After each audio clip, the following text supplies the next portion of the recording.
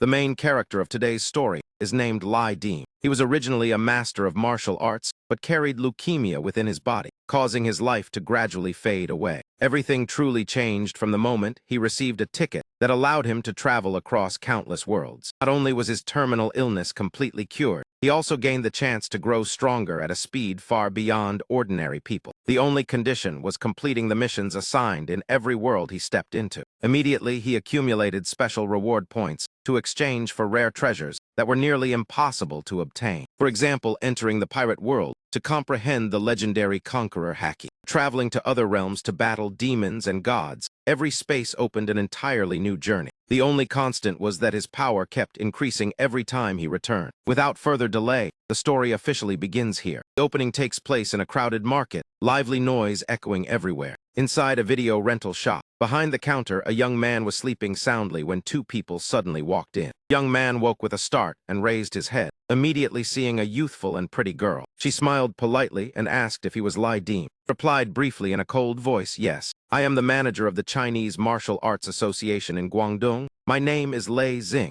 Lei Hengsheng is my grandfather. By seniority, I should call you senior brother." Lai Deem quickly stood up and invited the guest to sit. "This place is a bit cramped. Please do not mind it." Lei Xing shook her head, saying it was fine. Lai Deem turned to get a thermos, and while making tea asked about the old man's health. Lei Xing's gaze darkened as she replied that he had passed away 2 years ago. Hearing that, Lai Deem fell silent for a moment. The tea overflowed onto the table as he poured too much, yet he did not notice. "I came this time hoping senior brother could return to Guangdong with me and take the position of advisor for the Martial Arts Association." Lai Deem gave a faint smile and asked, "You must know my reputation in the circle, scandalous and troublesome. What makes you believe I can help?" Lei Xing calmly replied, "It may be scandalous, but people will certainly fear you. It is just a pity that I came a little too late." Miss Lei is knowledgeable. "Recently I was diagnosed with acute leukemia. You surely understand how dangerous this disease is. I am afraid I cannot help. Even if it puts senior brother in a difficult position, the association was my grandfather's lifelong effort. I cannot allow it to become a tool manipulated by others." Lai Deem answered bluntly, "I hate abuse of power the most, and I cannot see how you differ from those politicians. Besides, my body has no strength left to help anyone. If you want to stay for a meal, I have dumplings. Otherwise, please leave. Before leaving, please light a stick of incense for the old man for me. My grandfather once praised you highly. He said a martial artist must keep 3 parts ferocity in his heart. For all these years, only you have cultivated just enough." She handed him a business card and added that whether senior brother agreed or not, she hoped the 3 parts ferocity in his heart had not disappeared. After speaking, she left with the driver, leaving Lai Deem alone with 2 cups of cold tea. Suddenly, he burst into loud laughter. 3 parts ferocity, truly the words of a senior. Business ends here today. He had no mood to continue selling. Just as he was about to close the shop, someone suddenly blocked the door with a hand. That man had a terrifying, twisted face, looking no different from a walking corpse. Lai Deem immediately recognized him. It was the driver who had accompanied Lei Xing earlier. Before he could react, the opponent suddenly delivered a bare kick. The heavy kick sent him flying away, pain spreading through his body, fell to the ground, and before he could get up, danger had already arrived. The opponent gave him no chance to stand and rushed forward with relentless attacks. Lai Deem grabbed his leg and twisted the knee joint with a decisive motion. Immediately after that, he dragged the opponent down and applied force to control the entire body. Both arms were twisted behind his back, the bones breaking with cracking sounds. After breaking the limbs, Lai Deem stood up straight, shook his wrist, and muttered about where the phone had flown off to. The zombie still refused to give up, seizing the moment when he turned around to launch a sneak attack. With 30 years of martial arts foundation, his reflexes were as fast as a camera shutter. He spun and kicked, making the opponent's head twist violently. Only then did the zombie finally die completely. Suddenly, Lai Deem's whole body trembled violently, and his head spun. He staggered and nearly fell. Could it be the leukemia returning? Impossible. Was he really about to die? Doctor's warning suddenly resurfaced in his memory that treating this illness would be extremely difficult. At that moment, a fragment of unfamiliar memory suddenly invaded his mind, leaving him confused. A series of images he had never seen before clearly appeared in his head. Among them, Lai Deem saw a creature with 3 pairs of wings, its entire body tightly bound by purple chains. The creature suddenly opened its eyes, its gaze piercing straight toward him. Lai Dim jolted awake with a pounding heart. Right behind him appeared a strange man clapping loudly. He laughed strangely with an Indian accent, praising the continuous offensive that seized the initiative. Yet unfortunately it was countered by a dangerous white horse reversal. People always say the Lai family of Hajian is famous for both spear and sword. Your grappling techniques are indeed formidable. Lai Dim narrowed his eyes with caution, coldly staring at the man who had just appeared. And where did the girl who came in earlier go? The fat man immediately pointed toward the opposite side. Only then did he realize with shock that the zombie had completely disappeared. I have nothing to do with the man and woman earlier. The only similarity is that all three of us are interested in you. Rest assured, I merely borrowed a thought from that bald man to greet you. Two of them have absolutely no idea what just happened. I almost forgot to introduce myself. What was my name again? Well, just call me Wang Yang, or if you prefer, you can use another name. The fat man handed over a business card, smiling eerily and slowly said Mo. Lai Dim did not care much and casually asked if he wanted dumplings. The fat man burst into laughter, saying this young man was truly interesting. I can save your life, but not in the simple bone marrow donation way you think. I can give you something far better. If you want to know what I will have you do, then try it, and you will see. Once you step onto this path, there is no turning back. Lai Dim replied coldly that it sounded more hopeful than waiting for death. Go ahead and speak. The fat man laughed louder and said, in that case, follow me. As soon as he finished speaking, a pitch-black abyss appeared behind him like violently surging waves. Lai Dim's entire body was instantly dragged into it. Welcome to the world of Yan Fu. In that instant, Lai Dim felt himself falling freely, darkness swallowing his body as countless bizarre scenes appeared before his eyes. Chains stretched across the black sky. A bronze palace weighing millions of pounds stood towering. Red and golden seabirds circled, while black clouds surged, creating dense purple-blue lightning. At the same time, countless, enormous, mysterious shadows appeared within the palace. Streams of blazing red blood burned across Lai Dim's entire body. Within the blinding red light, he clearly saw pitch-black figures bearing 18 wings of various sizes, along with 9 savage, grotesque skull heads. Blood-covered skull suddenly crashed toward him, causing his consciousness to shake violently. Lai Dim could not speak a word. He could only roar in his heart. Gritting his teeth, he asked, "Who are you?" When Lai Dim opened his eyes, what struck his sight was a row of glaring white lights. Around him were deafening cheers and the thick stench of tobacco that made his head ache sharply. He rubbed his face, then sat up, his gaze sweeping around to observe. At this moment, Lai Dim was sitting against the wall. In front of him was a boxing ring of about 5 square meters. To the left was a packed stand where hundreds of people were shouting themselves hoarse in support. Lai Dim muttered, "Is this an underground boxing ring? And where did that fat man go?" Right then, a low, hoarse voice sounded clearly beside his ear.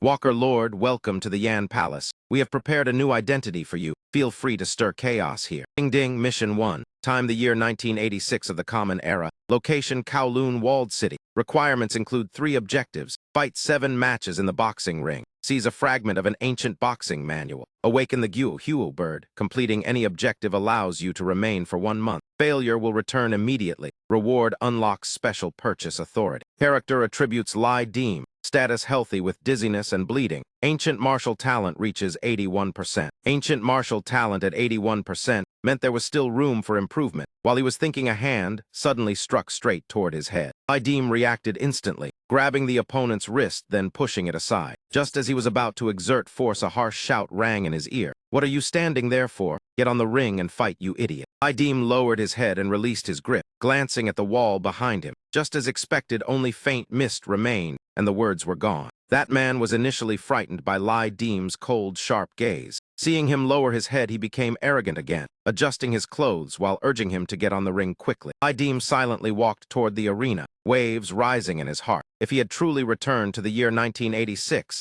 then there was no reason his illness could not be cured. On the ring, the host held a microphone and shouted in an exaggerated voice to stir up the atmosphere. He introduced the fighter who received the most bets tonight, the man believed capable of defeating 6 martial artists in succession. Just as Lai Dim was about to step up, the host hurried over and pulled him back. "It's not your turn yet. Stand aside. Who do you think you are?" Turning aside, Lai Dim saw several others also waiting for a chance to step onto the ring. Suddenly, the stands erupted with shouts, "Cha Sai, Cha Sai." On the ring stood a young man with bulging muscles and an extremely confident expression. As if sensing Lai Dim's gaze, Cha Sai tilted his head. His eyes focused straight down below the ring. Two looked at each other for a moment. Finally, Cha Sai pointed and chose Lai Dim to come up for a one-on-one fight. Lai Dim observed his opponent, sensing a faint layer of red aura radiating around him. The moment he stepped onto the ring, Lai Dim quickly analyzed the situation. Cha Sai came from southern Thailand, a disciple of an old Thai boxing master, known as the Buddha Milk Boxing King. 20 years of Muay Thai training helped him defeat countless opponents. Without sufficient strength, he could not dominate the Kowloon boxing ring. It is only the opening match. Find a weak opponent to test the waters first. The later matches will be worth watching. Immediately, Cha Sai rushed forward and threw a basic strike. Lai Dim shifted aside to dodge, the movement smooth and precise. He brushed aside the opponent's arm and drove a hook straight into the jaw. Cha Sai reacted quickly, narrowly avoiding the dangerous strike. However, the sudden shock made him lose balance at once. Lai Dim did not miss the opportunity and moved to punish him. A heavy knee strike forced the opponent to collapse to his knees on the ring. In the stands, everyone could see something unusual. A man wearing a gold chain with a fierce tattoo across his chest muttered to himself, crossing the pass with deadly skill, grasping the monster leader. Cha Sai's face darkened as he stood up, lightly warming up his right leg before raising his fists toward Lai Dim. When it was his turn, Lai Dim stepped forward half a beat and threw a straight punch directly at Cha Sai's cheekbone. Cha Sai raised his arm to block, then attempted a knee counterattack, but all his intentions were seen through by Lai Dim as if reading a book. He immediately lunged forward with a powerful body slam, shattering the opponent's knee attack in an instant. The dry crack of breaking bone echoed, making listeners shudder. Cha Sai completely lost balance and rolled across the floor, crying out miserably as he rolled. Lai Dim glanced at the host and gestured for the result to be announced. The host stared at Cha Sai writhing on the ground, his expression full of disbelief. He swallowed hard, then stammered the announcement. The winner of this boxing match is Lai Dim. Those who had bet heavily on Cha Sai immediately erupted in curses. Is this useless bastard blind? Damn it, we lost everything. How are we supposed to live this month? Maybe I should just sell my YouTube channel and be done with it. On the ring, Lai Dim calmly raised his hand high. Is there not another round? Cha Sai has already lost, so who is my next opponent? Suddenly, an eagle-like man sitting in the stands burst into hearty laughter. Ha ha, this Longcheng boxing ring needs betting stakes to be interesting. Someone just bet on Cha Sai to win, so the fight happened. If no one bets on the winner, then you can only step down from the ring. That useless fellow clearly was not qualified to warm you up. Well then, do you dare fight one match with my man? Whether you win or lose, these 50,000 will still belong to you. With the living standards of the 80s, 50,000 was clearly an enormous sum of money. But Lai Dim would only stay here for 1 month. Earning too much money would not help since he could not take it away. At that moment, an information panel appeared. Exchange item, 50,000 yuan. Category exchangeable goods, quality good. Note can be exchanged for 5 Dim Fu points, but requires confirmation of shared ownership. Seeing it could be exchanged for Dim Fu points, Lai Dim immediately agreed, all right. Kuka laughed loudly and nodded. You may choose any fighter here. I will arrange it immediately. But letting your own man step onto the ring directly would break the rules a little. That fat man immediately grew angry, spending 50,000 just to watch a bunch of trash fight. Do you think I have that much free time? Stop talking nonsense. I will only let my man come up for 1 match. The money will still be paid in full. Is there any rule forbidding outsiders from entering the ring? While I am still in a good mood, keep your mouth shut. That man was kicked aside, then ran over and whispered to Lai Dim. The man in the white suit has great power. Fight well and take down a few more people, then you will have 50,000 to take away. Understand? Lai Dim glanced at him and replied briefly, understood. He looked rather relaxed even though his body was suffering from high fever, bleeding, and infection. All of it was a complication of leukemia that had severely weakened his physical condition. Yet Lai Dim felt every strike he delivered was incredibly exhilarating.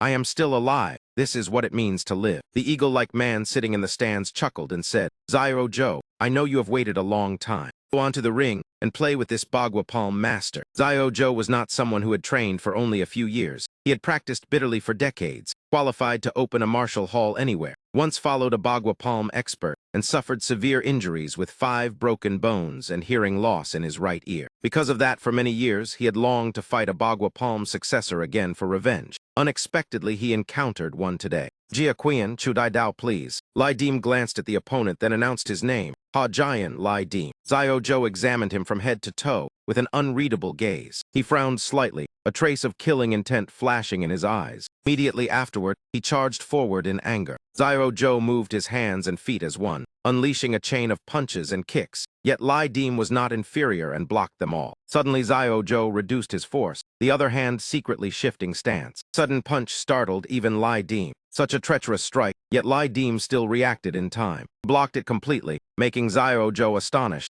This fist technique is truly interesting. Only now did Lai Dim confirm this is a real expert. He had underestimated Kowloon walled city. In the ring, Xiao Zhou stared coldly at Lai Dim, then slowly spoke. You are very arrogant. I did not expect a man from Lao Thin Mon to be a master of Du Jiaquian. It seems I must become serious now. As soon as the words ended, Lai Dim accelerated and rushed forward. The two were about to erupt into a fierce clash. At that moment, a clear voice sounded, "Stop." The moment the words were spoken, they drew every gaze above and below the ring. Outside the hall, more than 30 people vaguely appeared. Leading them was a red-haired youth who looked like a Korean idol named Hong Kui. Sam Ku leaned back in his chair and sneered, "Hong Kui, you startled me. Your old ghost and go made a fool of us, so now we come to watch boxing and still get driven away. Is your business always this tyrannical?" Hong Kui walked over and sat beside Hoa Sam Ku, lighting a cigarette and speaking vaguely. The grudges between Mr. Ngo and Lian Thang have nothing to do with people like us who live by our fists. We are Thai too. But do you think our boxing ring is a chicken coop? Come when you want and leave when you want. Would that not break the rules of Long Than? I will speak plainly. My Xiao Zhou has long wanted to find a Bagua Palm expert to fight. I also do not want to break the rules. I only hope my man and the fighter under your command can have a fair match. If you cannot even agree to such a small matter, then you are not giving me face. Rules are rules. Other matters I will not interfere. But letting your man enter the ring today is disrupting Long Than. Sam Ku was so angry he laughed. Fine then, no need to say more. Kuji, Xiao Zhou jumped down from the ring, called out to Hoa Sam Ku, then turned and spoke to Hong Kui. You mean as long as I follow the rules and enter the ring, I can fight him? And you must start from the first ring. If the committee members approve the result and someone places a bet, then naturally there will be no problem. Xiao Zhou walked to Hoa Sam Ku and lowered his voice, Kuji. Hoa Sam Ku glanced at him. What boss does not care for his little brother? Fine then, do as you wish. Hoa Sam Ku stood up from his seat, led his subordinates away. Before leaving, Xiao Zhou clasped his hands toward Lai Dim. Master Lai, there are not many people using traditional martial arts in the Long Than ring. Today I am not in the mood. When I establish myself here, we will fight properly. Lai Dim nodded, then spoke. Let me ask, Master Zhou, the 50,000 yuan that your Kuji mentioned, does it still count? Xiao Zhou froze for a moment. After a while, he nodded with a complicated expression. It still counts. At this moment, Lai Dim was already sitting in the stands. Before his eyes appeared a notification panel. You received 5 Dim Fu points and unlocked the right to purchase beyond the event limit. Stunning Soul Strike, a boxing type skill, common quality, allows collection of personal information and perceiving weaknesses to a certain extent. Each use consumes 1 Dim Fu point or purchase permanently for 10 points. Enhanced Blood Cell Generation, consumable item of good quality, originating from the Osaka Central Research Institute. Strongly effective for injuries caused by blood diseases and increases blood vitality. Not a complete cure, but helps stabilize the condition. The next item immediately drew Lai Dim's attention. Complete Blood Cell Generation Supplement. Rare item, extremely powerful therapeutic effect for blood diseases and blood cells. After use, one can live like a normal person and comprehend skills. Price 300 Dim Fu points. Please note the purchase right beyond the limit only opens once during the event. After 3 event cycles, it will expire. Note for newcomers, I am very friendly. This was exactly what that fat man had promised. The solution to cure his illness. Lai Dim had no more time to wait. He had to gather enough Dim Fu points here. To put it plainly, he had to earn money. And Long Than was the most suitable place. His manager was not bad either, Hong Kui. Calling what Hong Kui once said, Long Than is a chaotic land without control. Every year countless wanted criminals flee here. Some become enforcers for various forces. Most of the rest step onto the Long Than boxing ring like him. But in Long Than, without permission from the committee members, no one dares to act recklessly. A single sentence from them is enough to silence every gang. Fighting in Long Than means working for Tai Tu, an executive member of the committee. Every boxing ring is backed by him. Hong Kui had heard about Lai Dim. Today he acted fiercely, knocking down Cha Sai the moment they met. Follow me in boxing from now on. Money and women will not be lacking. But if you dare touch decent girls, I will cuff you immediately. Hong Kui Ji, I heard I can fight in the 4th ring. Then how much can be earned in higher rings? 4th ring is a small arena. Win and you get 5,000 yuan. Lose and you still get 1,000. The first 5 rings open whenever someone places a bet. The 6th ring does not open daily, only a few times a week. Win and you get 30,000. Lose and you get 5,000. If there are wealthy clients, the reward increases. Weapon fights or iron cage matches are are both possible, but people die easily. Lai Dim reached out and touched his trouser pocket. Inside, only a little loose money remained. To gather 300 Dim Fu points within 1 month, he would need 3 million. Maybe robbing a bank would be faster.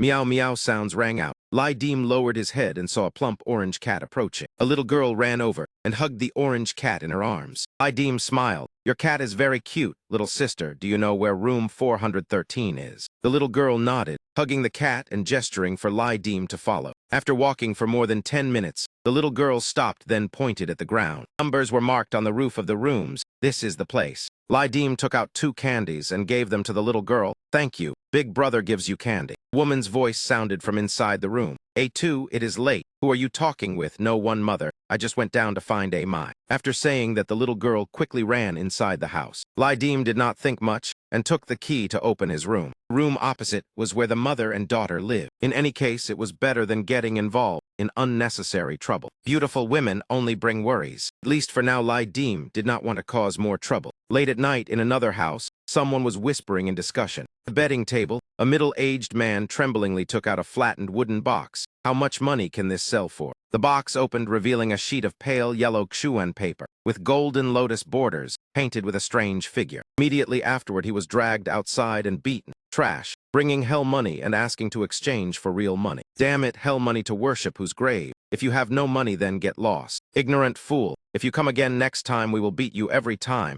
This is the real antique. At that moment, a shadow appeared behind the middle-aged man, raising a stone. The blow smashed straight onto his head, causing him to collapse face down. The shadow took the sheet of paper from the box, then revealed a radiant smile. The middle-aged man with blood all over his head trembled and groaned. Save me, save me. That shadow had no intention of sparing his life. He raised the stone again and finished him on the spot. The scene quickly shifted to Lai Dim. A chopping strike came down straight, precisely smashing into the opponent's face and knocking him unconscious at once. The audience noisily discussed. This kid is truly a monster, winning 5 matches in a single night. Clearly not just at the level of the 4th ring, yet they still let him keep fighting. Hong Kui-ji, did you come to see me for something? Hong Kui smiled bitterly. If you keep fighting like this, even a fool will not dare step onto the ring. Do you want to bankrupt me? Come with me. The final match tonight will be at the big arena. Lai Dim immediately became interested. The big arena, where is it? Can it earn a lot of money? Hong Kui flicked the cigarette butt to the ground. Fuck Engia Building. Fuck Engia Building stands on Long Tan Street, a massive and famous structure. The way Hong Kui told Lai Dim,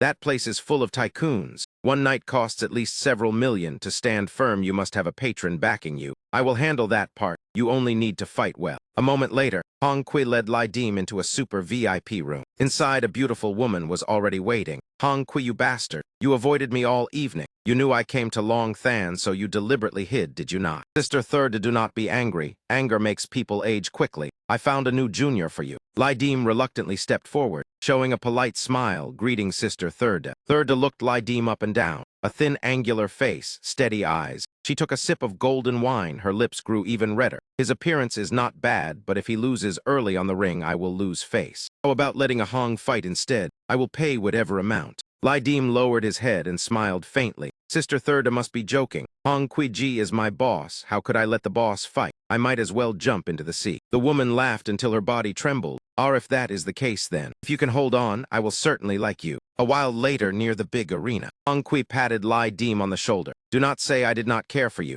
Thirdu is a major patron of Long Than. Her former husband was once a taping gentleman worth hundreds of billions. If you cling to her, your future will be wide open. As long as you win this match, you will stand firm on the 6th ring. I have not accepted a newcomer for a long time. Do not make me lose face. Prestige is certain. Losing face will not happen. As long as you do not make me sell my body, then any kind of fight is fine. 3 million is only a small matter compared with wealth of hundreds of billions. At that moment, the woman raised her glass high, her fair wrist revealed, her gaze fixed toward the ring where Lai Dim stood. Lai Dim stepped onto the ring, rotating his wrists to warm up his body. The opponent wore a martial uniform, named Than Ho Nam. He was a wanted serial killer from Toyo, proficient with guns and knives, also skilled in Okinawan karate combining hardness and softness. Tonight he had already won 3 matches. All 3 opponents died or were crippled on the ring. The white towel dropped to the ground, signaling the start. Lai Dim almost rushed forward first. His right hand flashed like lightning in a horizontal chop. Than Ho Nam reacted quickly, shaking his head to dodge. He immediately seized Lai Dim's arm,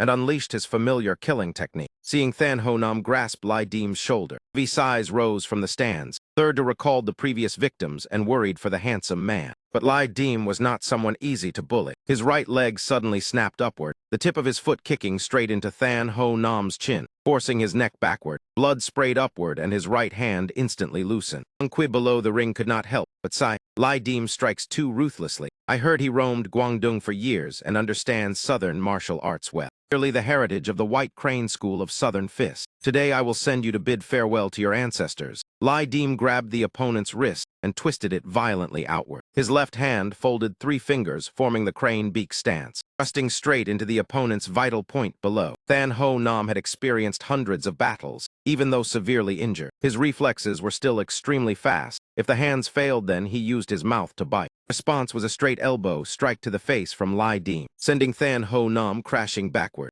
giving the opponent no chance to counterattack. Lai Dim unleashed a rain like chain of blows, hundreds of strikes crashing onto Than Ho Nam's body. Than Ho Nam curled up on the floor, and Than Ho Nam lay completely motionless. The audience erupted at once. Now this is exciting. I bet 1 million on this kid. He is mine, handsome guy. Give another weapon match. Thirda watched Lai Dim's performance and became extremely excited. Thirda's face flushed red. Her breathing quickened, then she finally sighed in satisfaction. She rested her chin on her hand, her dreamy gaze fixed on the screen showing Lai Dim, the corner of her lips curling with charm, truly wonderful. Lai Dim entered the restroom to wash his face, also thinking about the future, for now no expert had appeared to make him worry. Looking at himself in the mirror, 3 million yuan, the fragment of the ancient boxing manual, perhaps even more than that. Lai Dim bent down and splashed water onto his face. Water dripped down, he raised his head, his eyes filled with determination. He must obtain it all. After washing his face, Lai Dim returned to the fighter's lounge, a narrow and dim room. Lai Dim narrowed his eyes, observing the people inside.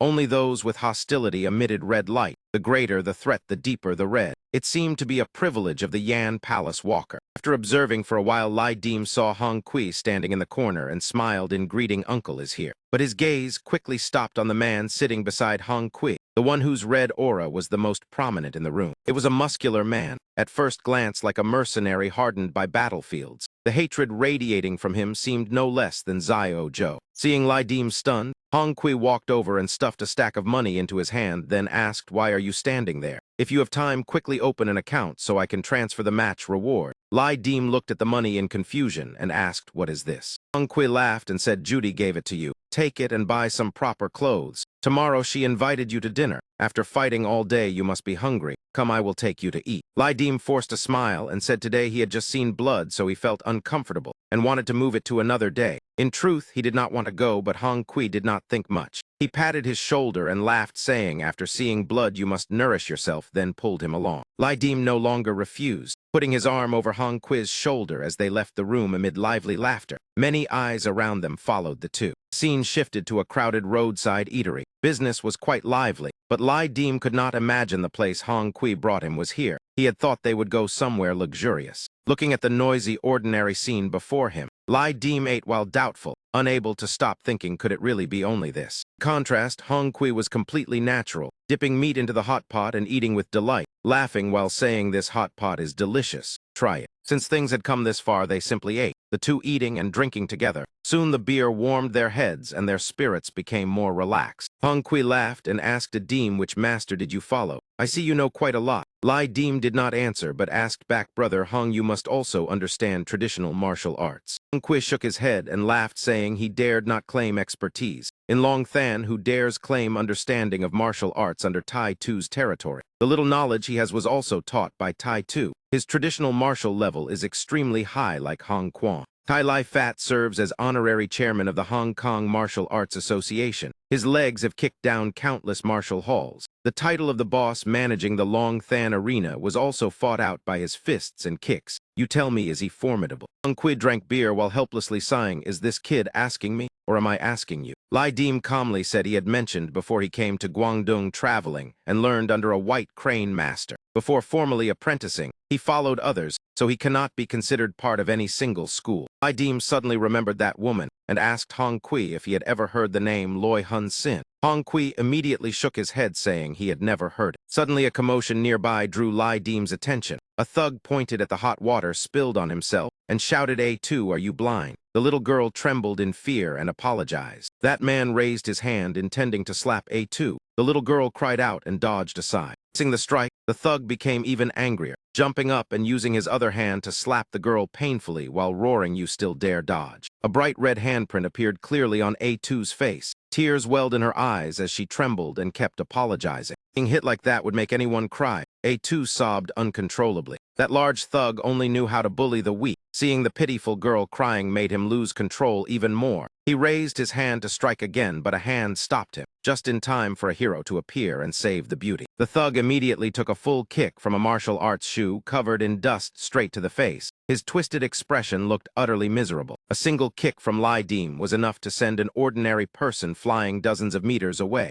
The tables and chairs behind were knocked over in chaos. Lai Deem stood in front of A2 and said with a faint smile it was only hot water spilled by accident. "I already apologized to the little girl." That man with a mouth full of blood still shouted to call his brothers. A group of thugs immediately surrounded Lai Deem and A2, planning to bully with numbers, but they chose the wrong target. Truly unlucky to the end. The man kicked away earlier struggled to his feet, blood streaming from his nose. He cursed furiously. "Being a hero feels good, does it? You even dare hit people from Hoa Thu and Zuan." As he spoke, he stepped forward and snatched a knife from his subordinate's hand, sneering, "If you like playing hero, then see it through." He pointed the blade at Lai Deem and said bitterly, "Stab me once in the neck, and it will be over. Otherwise, I will kill you." Truly foolish to challenge the wrong person. Lai Deem flicked his hand, sending the knife spinning several times into the air. The knife fell straight into Lai Deem's hand, and he immediately drove it downward with force. Of course, the blade did not pierce the thug's neck and only meant to intimidate, but the man who dared challenge yet feared death was terrified out of his wits. Trembling as he knelt on the ground, the place already wet with hot water was now soaked with something else, a grown man who even wet his pants. At that moment, Hong Kui, who was eating nearby, suddenly spoke coldly. "Are gangsters this afraid? Do you want to chop someone?" Those men recognized the speaker and their faces turned pale. The leader stammered, "Brother Hong Kui, you are here too." Hong Kui calmly chewed his meat and said, "New men from Hoa Thu and Zuan. I have never seen you before. I often eat here. The girl works hard here, so why cause trouble? Apologize to her, pay for the tables and chairs, then get lost." As soon as Hong Kui finished speaking, that man dared not refuse. He hurriedly clasped his hands and bowed to A2, apologizing repeatedly, admitting his rude behavior and hoping she would forgive him. After Hong Kui spoke, he urged them to disappear quickly. The thugs hurriedly ran away. After everyone left, Hong Kui walked over and rubbed A2's head, laughing. "I did not expect you like this type. No wonder when I introduced Judy you showed no reaction." Lai Deem forced a smile, explaining, "She is my neighbor. You gave me the house key yourself, did you forget?" Hong Kui laughed, saying he was only joking. Then he took out a phone and handed it to Lai Deem, saying, "Take it. Tomorrow you do not need to go to the ring. Go buy proper things yourself. Wait for my call and I will take you to meet Judy. If you try disappearing, I will throw you into the sea." Lai Deem said in surprise, "Brother Hong, you treat me too well, giving me a house and a phone. But let me say first, I do not play that kind of game." Hong Kui burst into hearty laughter after hearing that. The cigarette he had just lit almost fell from his mouth.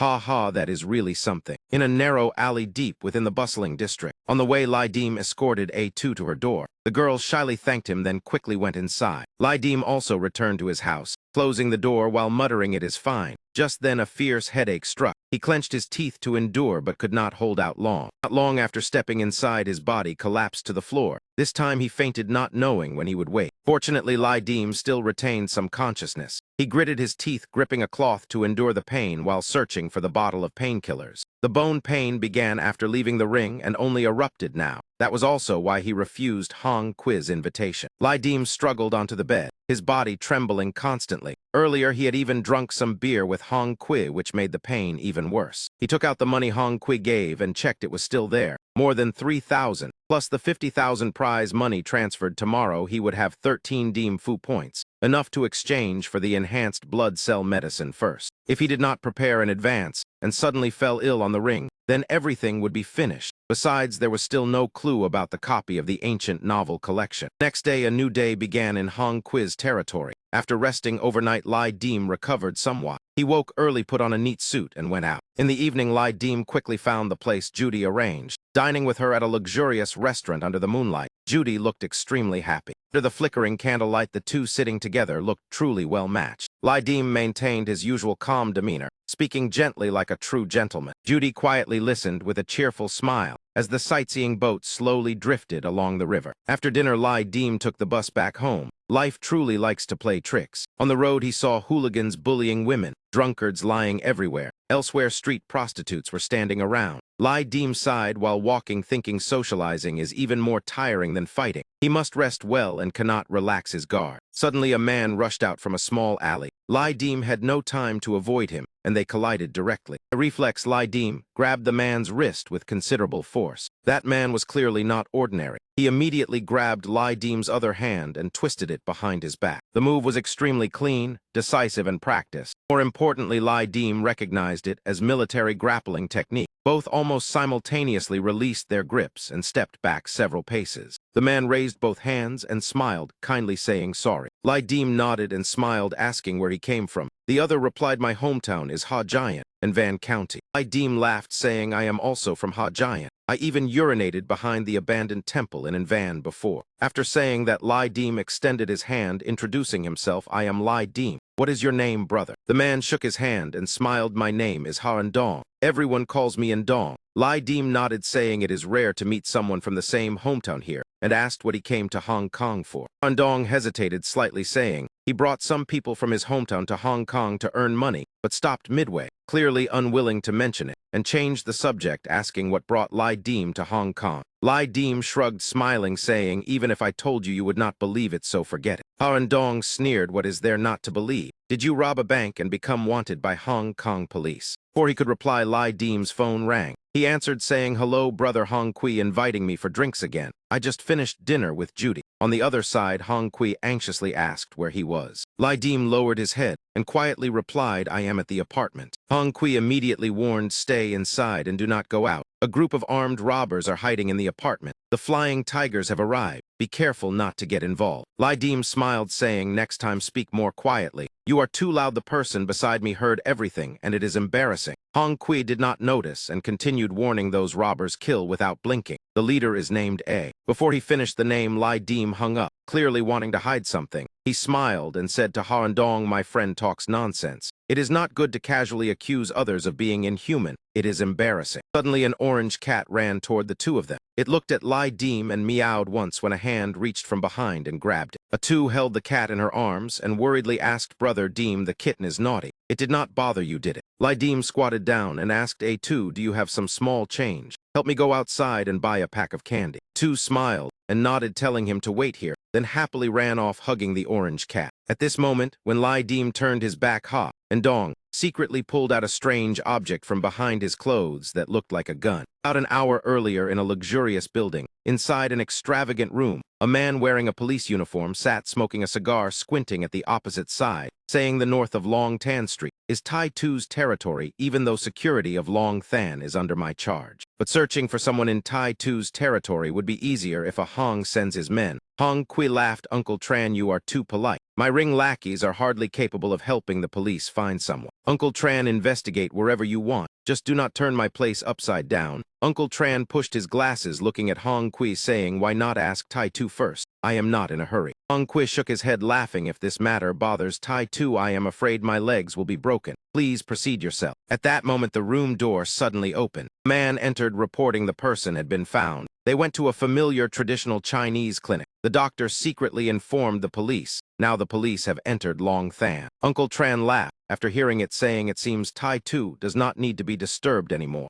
Hong Kui turned, asking where the clinic was. The man immediately answered, "Number 22 to Miu Street," which was exactly where Lai Deem was encountering them. At that moment, he was about to turn toward Ha Ndong and say, "Humanity is judged by actions, not words." The action was pointing a gun at someone's head. Ha Ndong was clearly the inhuman person Lai Deem referred to. Ha Ndong coldly ordered him to turn around. Facing the gun barrel pressed so close, Lai Deem felt a bit tense. If the trigger slipped, it would be over. He carefully said, "Killing me now will have no meaning." That moment, the system appeared, asking whether to check the target information, consuming 1 Deem Fu point. Lai Deem immediately agreed. His vision became like wearing sensors with red glowing eyes. The system asked to select Stunning Soul Strike. When information or weaknesses are obtained, it will notify and deduct points. Target locked Ha Ndong can be opened at any time. After a quick scan, the system reported, "Unfortunately, no weakness was found yet. Maintaining the Stunning Soul Strike state longer will increase probability. Currently, only weapon, status, danger level, and name were obtained."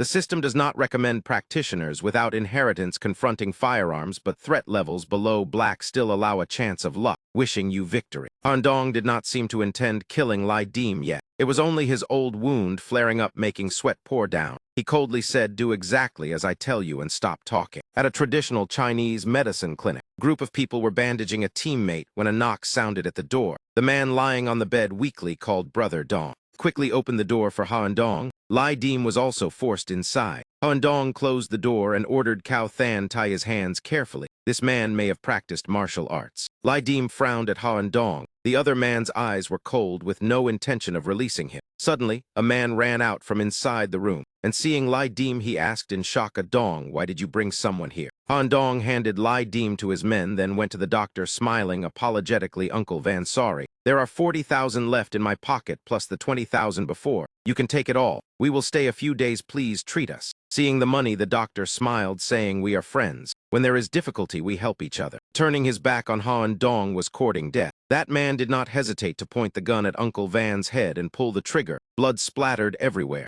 He died instantly without even leaving last words. Han Dong frowned as he looked at the fallen corpse and coldly said the police had been called. They would arrive soon, withdraw immediately. Uncle Van's body lay on the floor in a pool of blood. Lai Dim thought to himself that Han Dong was indeed extremely dangerous, decisive, and ruthless. If they did not leave now, even growing wings would not help them escape. Being blocked by the police inside Long Than would be even more dangerous because the place was cramped, crowded, and the terrain complicated. Yet leaving was not easy either. During the order to retreat, Cao Than pointed at the injured teammate and asked, "What about Tiu Kim?" Han Dong stepped forward and gripped Tiu Kim's hand tightly. That man asked if Tiu Kim trusted Brother Dong. Tiu Kim forced himself to sit up and weakly replied that he trusted him. Han Dong said in a deep voice that he should stay here. In Hong Kong, pirates were not executed. The police would take him to the hospital, wait for him. As long as Han Dong was still breathing, he would definitely break him out of prison. The words made Tiu Kim panic. Another teammate stepped forward to object, saying Brother Dong had promised he would not abandon Tiu Kim. Han Dong roared angrily that they had also promised to obey orders outside. The man became more agitated and shouted so they would abandon their brother. "We handed our lives to you,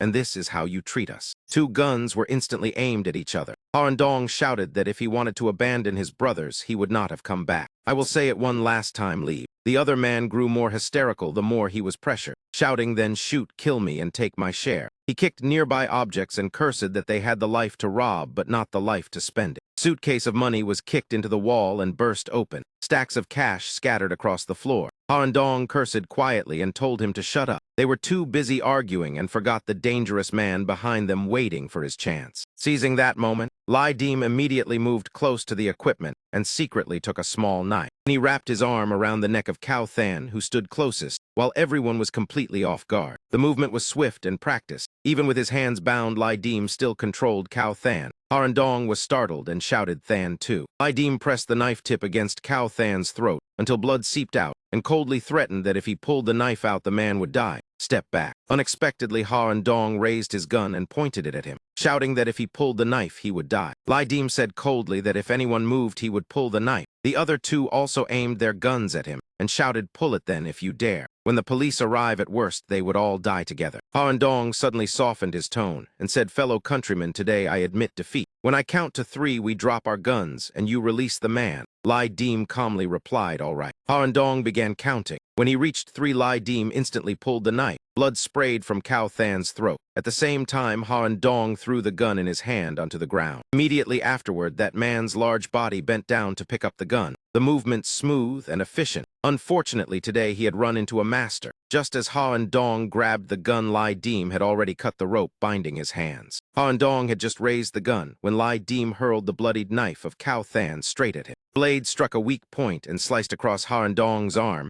making him unable to hold the gun. Losing in close combat and dropping the weapon meant there was no path left to live. Lai Dim leapt forward and drove his knee like a splitting hammer straight into Han Dong's chin. Kwang reflexively aimed his gun at Lai Dim, but just after dealing with Han Dong, Lai Dim had already dashed forward at a speed that left him no time to react. At least that Kwang managed to fire one shot, but the distance was too close, and his movement chaotic, so the bullet missed. Lai Dim escaped death by a hair. Lai Dim closed in and threw a heavy hook into that Kwang's head. That Kwang could not withstand the blow at all. One punch and he collapsed. At that moment, Harandong, who was thought unconscious, struggled up, his eyes locked on the fallen gun nearby. Idim quickly grabbed a knife nearby. Tiu Kim, who lay on the hospital bed, forced himself forward and clung tightly to his leg, crying and shouting for brother Dong to run. Lai Dim struck without hesitation. The knife in his hand stabbed straight into Tiu Kim's temple. Another life ended in an instant. Tiu Kim's body collapsed to the floor, while Harandong rolled spectacularly toward the gun. Just as he grasped the weapon, Lai Dim rushed at him. Gun barrel had just been raised, aimed straight at Lai Dim. But at that moment, Lai Dim seemed like a descending demon god. With only a knife and astonishing speed, he finished Harandong before that man could pull the trigger. A lightning-fast and suffocating battle. Silence fell over the space. Bodies lay scattered. In Lai Dim's mind, only the system voice echoed, announcing that the startling flash state lasted 9 minutes 43 seconds. No weakness of the target was obtained. 5 Dim Fu points were consumed. The target died and the lock state was lifted. System continued, announcing that he obtained 2 fragments of the ancient novel anthology replica,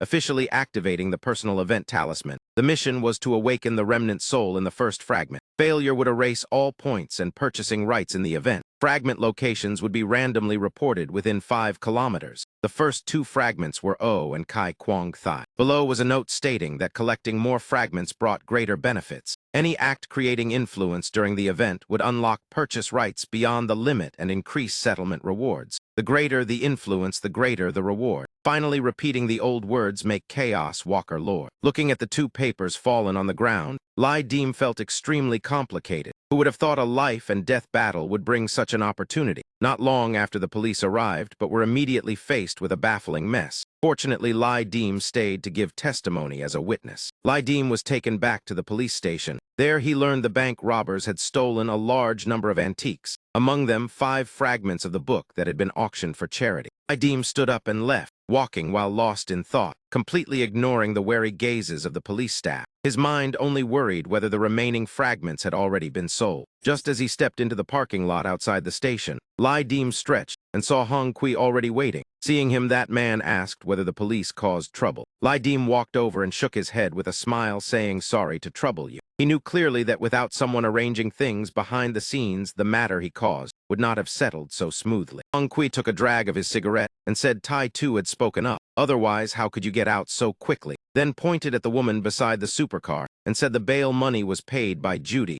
Remember to thank her later. Today, Judy wore a simple pale yellow dress that accentuated her figure. An elegant temperament radiated from her bones. The wind lifted her hair, slightly making her even more captivating. Hearing he had to accompany Judy, Lai Dim forced a smile and said, causing such a big incident, and then going out to eat like this was not good. Hong Kui threw an arm around him and lectured that a beautiful billionaire rich woman even paying for you, and you look like you are heading to execution. In the end, Lai Dim reluctantly followed Judy to buy clothes. When night fell, the two entered a luxurious restaurant. Soft piano music drifted through the air. Judy rested her chin on her hand and looked at Lai Dim seductively, saying it had been a long time since she personally bought a suit for someone. He looked very handsome, while Lai Dim felt heartache because the suit cost enough to buy S-cell enhancement medicine. In contrast, Judy did not care about the money at all. Truly a rich woman, as Hong Kui described. She only stared attentively at the man before her, making Lai Dim awkwardly remark that he could not understand why someone would invite a murderer who had just killed 4 people to dinner, and even buy him such an expensive suit. Lai Dim took out a cigarette and lit it, then asked Judy what she really understood about the person I am. Judy smiled and asked, the first time Hong Kui introduced me, who did you think I was in your heart? Probably a rich woman of Long Than. Lai Dim lit his cigarette and replied that at the time he thought she was a billionaire rich woman, then took a deep drag and exhaled white smoke. He gave a charming smile and said if driven to a corner, he would look for a chance to kidnap her, earn enough money to live the rest of his life. Judy froze for a moment, then burst into laughter. Although the answer was a little heartbreaking, she liked honest people. Under the table, the tip of Judy's high heel moved slightly. She smiled and asked, if you really kidnapped me, would you only want money? Lai Dim shook his head and said he did not know. He would think about it when the time came. Judy brushed her hair slowly and said some people feared blood and violence, but others were fascinated by those things. Judy lightly touched the wine glass. Her finger brushed her lips as she smiled and said she was the type who liked fists, sweat, blood, and even killing. Lai Dim said there were many other Judys at the boxing ring. She answered frankly that they were ugly. If you have money, you must have standards. Choose handsome men, not ugly ones. Judy beckoned Lai Dim closer, The two leaned toward each other. She said that on the first day she watched him box, she was extremely excited. Just recalling it made Judy's face flush red with excitement. Her elegant temperament mixed with dangerous charm. Judy leaned close and breathed warm air into Lai Deem's ear, making him blush and swallow. Lai Deem quickly turned his face away to avoid her, but the flustered look could not be hidden. This woman had already thrown his heartbeat into chaos. Judy watched his awkward appearance with amusement. Seeing him adjust his bow tie brought her considerable delight. Leaving the luxurious place, Lai Deem returned to his familiar residence, the old chaotic scenery where fights and street prostitutes were still everywhere. Suddenly, Lai Deem's body grew hot, as if sensing something. The location of the next fragment had appeared. After the ancient novel anthology was updated, the system reminded him to investigate carefully. Before Lai Deem appeared a detailed map of Long Than, along with time and location information in Hong Kong, 1986. The map displayed his position and the target, the distance only 100 meters. Lai Deem realized he was moving away from the target and immediately turned around. He accelerated and dashed forward. Speed grew faster and faster. It was unclear how many narrow alleys he had crossed. Lai Deem stopped in a deep alley within Long Than just as the report ended. He had arrived at the marked point. Today's gain was not small since he learned there were at least 2 more fragments inside the walled city. 2 men guarding the door saw Lai Deem and tried to drive him away. At that moment, someone came out from inside. This was the base of Hoa Sam Ku. The man who appeared was Chow Dai Dao. Lai Deem looked at Chow Dai Dao and greeted him with a smile. Master Chow. Hoa Sam Ku invited him inside to sit and drink water, looking at Lai Deem with a smile and asking what wind had blown him here. Lai Deem casually made up a story saying he was chasing a wallet thief. Hoa Sam Ku laughed and said, "Now you are the famous Deem Vuong brother. Who would dare touch you?" Lai Deem modestly replied that 9th brother exaggerated. In Ku Long Than, who would dare claim to be Deem Vuong? Hoa Sam Ku sipped his drink and said in a few days the two of you would meet in the ring. Xiao Chow had already won 4 matches in a row. Chow Dai Dao nodded with a smile, his demeanor extremely confident. He opened his eyes and looked at Lai Deem with a smile, saying soon. Lai Deem turned to ask Hoa Sam Ku about large pawn shops in the walled city, saying he carried a family heirloom treasure he wanted to sell. Hoa Sam Ku patiently introduced a shop across the street with fair prices, but said if he wanted a higher price, he should go outside the walled city. The two talked. Chow Dai Dao sweated heavily and thought to himself, was this man really that short of money? No wonder recently there were rumors that the rich woman Judy was seeing someone. While Chow Dai Dao was still lost in thought, Lai Deem had already stood up to say farewell, making him startle back to his senses. That man looked at Lai Deem and said, "Master Lai, see you on the arena." Lai Deem turned and waved in reply, walking away while saying, "See you on the arena." Hong Cheng remained bright with lights. Everyone continued their own livelihood. After leaving Hua Sam Ju, Lai Deem returned home, changed back into everyday clothes, and sat silently looking at the papers before him. 9-headed bird, oh, Chi Guangxi. The creature drawn on the paper was clearly extraordinary at a glance. He placed another note on the table, including the fat man who called himself Face on the other side. All were bizarre gods and demons from Hua Zia mythology that had only existed in legends. His gaze stopped on the paper depicting Chi Guangxi. Then he flipped it over and read the note on the back. In any case, that fat man had indeed brought him to Kowloon Walled City. Stunning flash was truly miraculous beyond expectation. That hoarse voice called him a private mansion walker. So what exactly was this private mansion? The map of Long Cheng and the mission target had once appeared before his eyes. Lai Deem had chased it several times, but whenever he approached, the target moved farther away. When he relaxed, it quietly returned. Concluded that the person holding the fragment knew of his existence, meaning there was more than one Yan Fu walker. Since the opponent was so cautious, he would surely be difficult to deal with. It would be better to first check the purchasing rights and item exchange. The first thing Lai Deem chose to exchange was the S-grade blood cell enhancement medicine.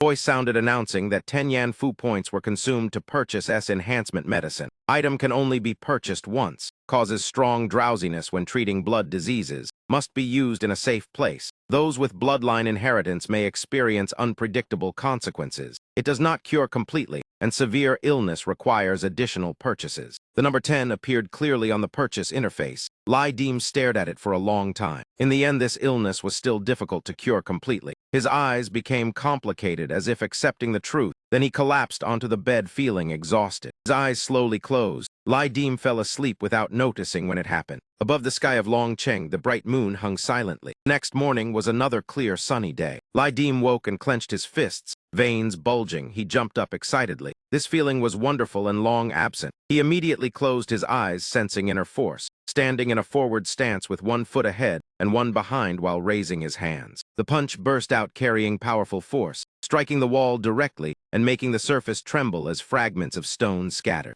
Idim happily looked at his arm. His strength had recovered considerably. Coming here had truly not been in vain. Just then the phone rang. Looking at the time on the screen, he was slightly stunned. He had unexpectedly slept an entire day and night. The caller was Judy. Idim quickly answered. In a luxurious room with guards outside. Inside, Hong Kui held a set of documents in his hand. He asked in surprise about Su Tian Ci to the person sitting beside him. Tai Sui actually went to meet him personally. What was his background? The person speaking with Hong Kui was Liao Zhaizong, the #1 boxer manager of Kowloon Walled City. He replied that Su Tian Ci had only just stepped onto the stage and had not lost a single match. Hong Kui placed the file on the table saying Uncle Liao also said he had just arrived. Not losing was normal. Moreover, even if he remained undefeated, Tai Sui had no reason to meet him privately. Idim had won 10 matches, and Tai Sui still did not bother paying attention. Liao Zhaizong frowned and said the reason was not his record, but his grandfather Su Shangtian. Hong Kui, of course, knew this name. Su Shangtian was the direct disciple of IP Man, one of the 4 heavenly kings of Wing Chun, once setting a record of 32 consecutive victories that terrified the entire arena. During this, Hong Kui's attitude completely changed. That kid was indeed not simple. At a boxing club, on the arena 2 fighters were battling, while cheers thundered throughout the stands. One of them was Zhou Weitao. The opponent wielded twin blades, while Zhou Weitao specialized in fists and kicks and wore spiked gloves. Rushed forward launching relentless attacks, while the surrounding audience shouted wildly. Today, Idim was also present watching this match. Just as the momentum favored Master Zhou, a hand was placed on Idim's shoulder asking if he minded sharing the seat. The female voice surprised him slightly. Idim turned his head to look at the speaker. It was a beautiful girl with a full figure and delicate features. Idim said nothing and only smiled politely.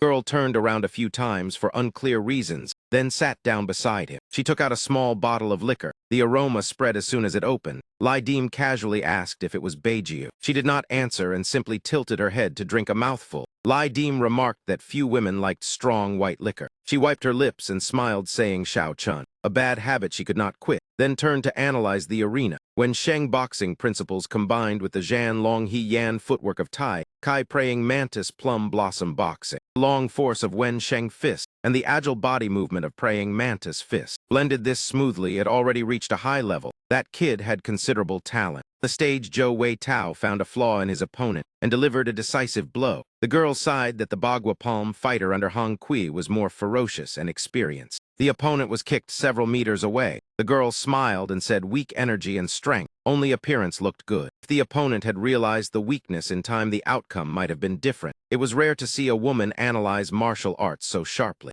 Idim smiled and asked if she liked watching martial arts fights. She even understood traditional martial arts deeply. She looked at him and asked if he was trying to strike up a conversation. Idim smiled awkwardly, saying it was just casual talk. Seeing him slightly embarrassed, she laughed and said, "Do not be nervous. I am happy when a handsome man talks to me. When I was young, I apprenticed in Bagua Palm and am considered a Yin lineage successor." She even winked mischievously. Idim asked about the Bagua Palm fighter on the stage. It sounded like she did not rate him highly. She rested her chin on her hand, saying if he did not fight today, even if you pointed him out, I would not recognize him. I only remember the techniques were not orthodox, probably learned from another branch. I heard he has a serious illness. Betting on him should be done carefully. Idim then asked her identity. The girl laughed openly, saying, "My surname is Yu. My name Yu Shu. In this circle they call me Tai Sui." Idim felt as if struck by lightning. Tai Sui mentioned by Hong Kui had actually appeared before him. It was unbelievable. Seeing his expression, Yu Shu confirmed she was indeed the Tai Sui he thought of.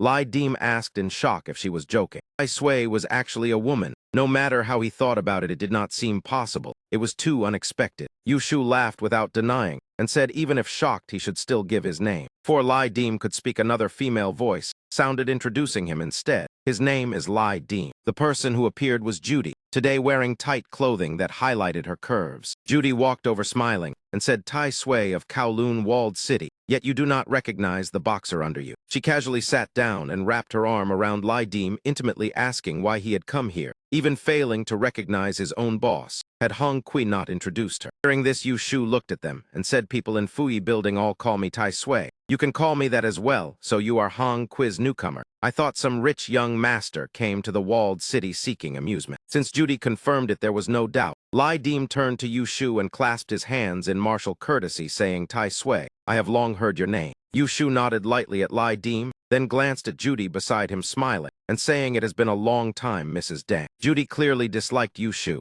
hearing that she gave a sidelong glance while playing with her hair and said sarcastically, Long time no see, Tai Sui, still as beautiful as before. I truly must learn how you preserve your beauty. Yushu was not to be outdone, and smiled, faintly replying, Mrs. Deng is right. If you have any good cosmetics, remember to recommend them to me. Judy puffed her cheeks and pouted at Yushu, clearly disliking her. She grabbed Lai Dim's arm and said firmly, I still have business with a Dim. We will leave first. The two of them left. Yushu's gaze immediately changed. Outside, Judy was still angry. The way she stomped her foot on the floor made it clear the two women had deep grudges. Judy forgot to maintain her gentle demeanor in front of Lai Dim and angrily cursed, That woman deliberately calling me that. Then she threw her purse onto the ground. Lai Dim stood beside her, trying not to laugh. Judy saw it and angrily asked why he was still laughing at her. Lai Dim quickly took a bottle and poured Judy a drink, saying, Sister Judy, we have not known each other long, but this is the first time I have seen you so angry. Judy still looked annoyed and held the glass, asking how it felt meeting his real boss for the first time. Was she beautiful? Lai Dim smiled and said, My boss is naturally beautiful, but still not as beautiful as Sister Judy. Judy drank the glass dry.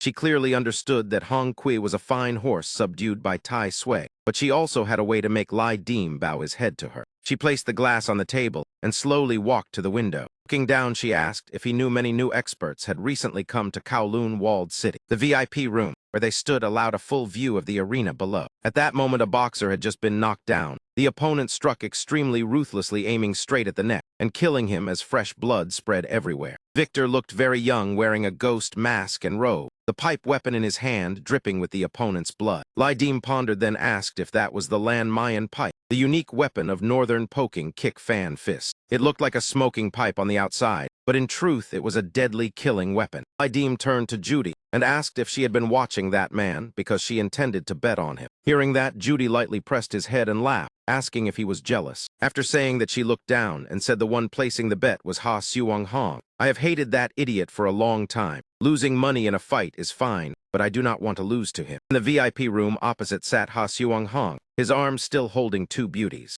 Judy further explained that this rookie was named Vo Nha, recently very famous. She turned and asked Lai Dim to tell the truth. If he fought that man, what chance of victory he had? Lai Dim understood and smiled, replying that he had made Sister Judy unhappy. Guarantee 120% that I can have him carried off the ring. Judy slapped his chest and said, I am serious. He still has another match later. I have recordings of his previous fights. Take a look. After saying that, she walked toward the recorder. Before she could take out the tape, an arm pressed down on her from behind. Lai Dim placed his hand over Judy's hand, standing close behind her, and softly laughed, saying, Sister Judy, when I say 120%, it is 120%. Judy silently watched the TV, then turned and lightly kissed the corner of his lips, making Lai Dim briefly stunned. Addicted yet shy, still pretending to be cold, Judy flicked her hair and turned away, saying, If you want to seduce me, you are still too inexperienced. That moment, a familiar voice sounded, reporting the location of the copy of the classical novel collection. Lai Dim was startled. Another mission had appeared. He immediately walked quickly toward the outer door. Outside on the arena, that man had already removed his mask. Cheers roared around him. It seemed the opponent had also received the mission. Cold eyes looking toward the room where Lai Dim stood. Lai Dim stepped forward. With a glance, he already knew who it was. He slowly said hello, enough for the other to read his lips. Right after that, both simultaneously activated stunning flash. In their minds, the same voice sounded. You have discovered someone of the same profession. In another VIP room, Ha Seung Hong was extremely excited, chatting with a man. He laughed and said, Uncle Lei, it seems the boxer I chose is more skilled. Tonight will cost you some money. Uncle Lei pulled out a handkerchief to wipe his sweat, forcing a smile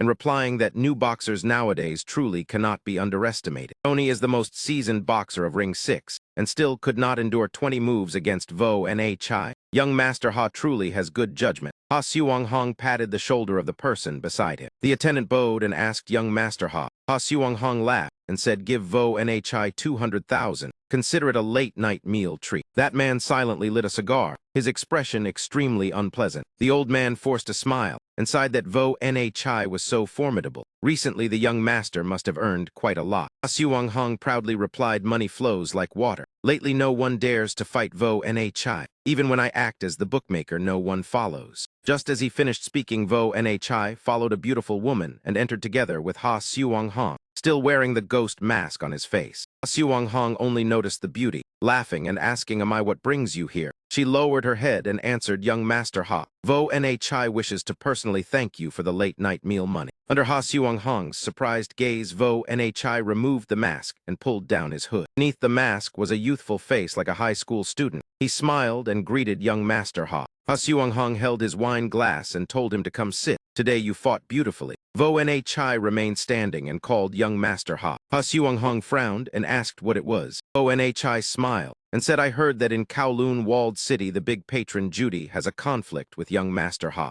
Ha Suang Hong narrowed his eyes, his bloodshot pupils staring at Vo Nha. The rooftop of a tall building in Kowloon walled city, Lai Deem stood looking down. He was checking information about Vo Nha, whose real name was Truong Min Vien. The information obtained only showed the skill's stunning flash, ancient martial arts, and the sign of another companion. Lai Deem reviewed the requirements of the Yan Fu event. First, fight up to Ring 7. Second, obtain any fragment. Third, awaken the 9-headed bird. Currently, only the first requirement was nearly complete. As long as he won 2 more matches, he would reach Ring 7. The event required awakening the remnant soul of the 9-headed bird, but it did not require completion alone. The companion had clearly explained that in principle he could join forces with Vo Nha to complete the mission. But the event description stated that the more fragments obtained, the higher the reward, and at most, there were only 5 fragments. If some get more and others get less, that is fine. But how could the reward be shared with someone else? Just then, the rooftop door that had long been tightly shut suddenly burst open. The person who should come had appeared. Truong Vien Min stood behind the door, his gaze locked firmly on Lai Deem without moving. Lai Deem did not even turn his head, coldly saying he did not like verbal battles. Today was an exception. Anyone who comes here has their own purpose. If I do not ask about your past, then you should not probe into mine. The 2 fragments in your hand, give them to me. I will go search for the remnant soul of the 9-headed bird, and you take the chance to accumulate points. When the time to depart arrives, we go together. What do you think? Truong Vien Min looked down at his toes, tapping lightly on the ground while resting his hands on his hips, and said, I just met Ha Suang Hong. That man wants to fight you. He has resentment toward the woman who bet on you, so he immediately agreed. As for me, I am straightforward. I do not like random cooperation. It is hard to trust anyone. Lai Deem glanced at Truong Vien Min. In this Yan Fu event, once you lose, all progress is lost. You are immediately sent back and no longer have the right to interfere in anything. Truong Vien Min said it is all or nothing. Only then did Lai Deem turn around, leaning on the railing, exhaling a thin stream of smoke. Truong Vien Min asked sternly whether he agreed or not. Lai Deem blew out smoke and slowly said, in a place as chaotic as Kowloon walled city, a battle of wits between the 2 of us would be extremely complicated. You know you are young and inexperienced, so instead of scheming against an old hand like me, it is better to settle it with a clean fight in the ring. The cigarette casually fell onto the ground.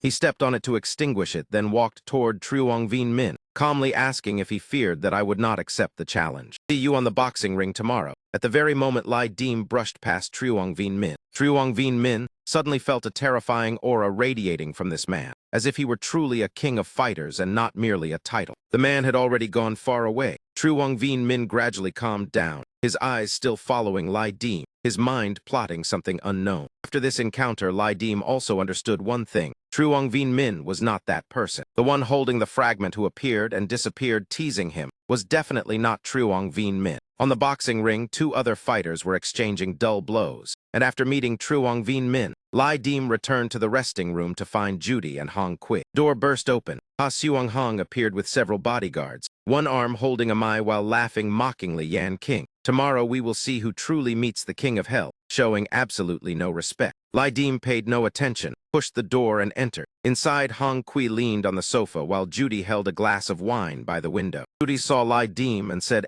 Deem, if you need any weapon, just say it. I will have Hong Kui prepare it. Lai Deem pondered silently. It seemed the backing of Truong Vien Min was that person. Then weapons must still be used. His trick mask together with Bagua Palm was full of strange weapons. After thinking it through, Lai Deem walked to Hong Kui, raised his hand to measure, then said, prepare something longer than 1 meter for me, preferably around 1 meter 3. Hong Kui nodded and replied, understood, no problem. Small eatery in Kowloon walled city. Lai Deem and Hong Kui were sitting together having a meal. Hong Kui looked at Lai Deem seriously and asked Deem, "Last time you told me to get a health check. Have you gone yet?" Lai Deem took the cigarette and smiled, saying, "Do not worry too much. I know my own health." Hong Kui asked again if he had met Tai Tu. Lai Deem nodded and admitted it. Hong Kui lit a cigarette himself, took a deep drag, then said, "When watching you fight, Tai Tu said your energy was weak and your force restless. You might be carrying a serious illness. If you have something you hide from me, I will not force you. But you have not been in the walled city long. I do not want you collapsing early.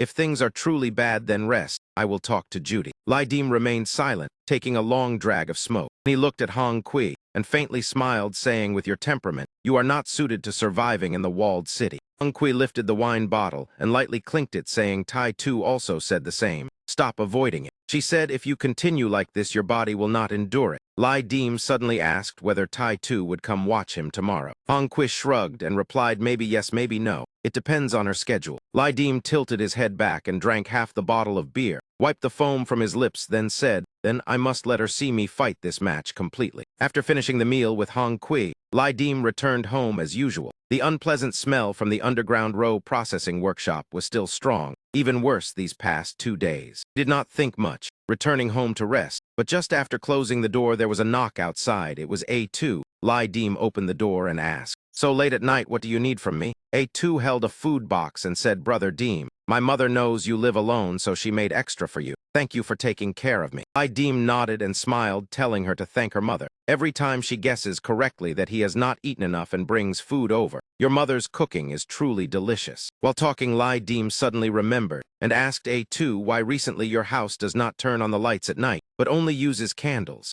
A2 awkwardly replied, "The electric wire has been broken for a long time." Lai Deem immediately suggested that he could go over to take a look and visit her mother as well. Then he picked up the food box and walked toward A2's house. A2 was startled and hurriedly waved her hands with a smile, saying it was not necessary, thanking Brother Deem for his kindness. Lai Deem looked at the girl again, still feeling slightly uneasy inside, but seeing her insist, he did not force the matter. After delivering the food, she quickly returned home. After stepping inside the house, Lai Deem opened the food box A2 had brought. Inside were several neatly arranged slices of char siu with an appealing color. Beneath them was a layer of hot rice. He picked up a piece and tasted it, suddenly feeling that life in the walled city was not so bad after all, even better than he had imagined. After delivering the food, A2 returned home. From inside came a weak voice asking if A2 had come back. A2's complexion suddenly darkened, as if something invisible had swallowed her. On the 24th day of the 6th month of the Bing Yin year, an auspicious burial day, suitable for setting up altars and prayers. On the arena, another day passed with a new match. This bout was praised by most martial arts enthusiasts. Lai Deem stood on the stage holding a sharp longsword, each swing faintly pulling along flickers of purple light. He was warming up his body. With a single glance, it was clear that the sword was extraordinary, as if a dragon moved faintly within the blade. He gripped the hand sword. On its body were engraved 8 words, "Energy births myriad forms, coiling dragon twisting turns." The sword in his hand emitted an indescribable pressure.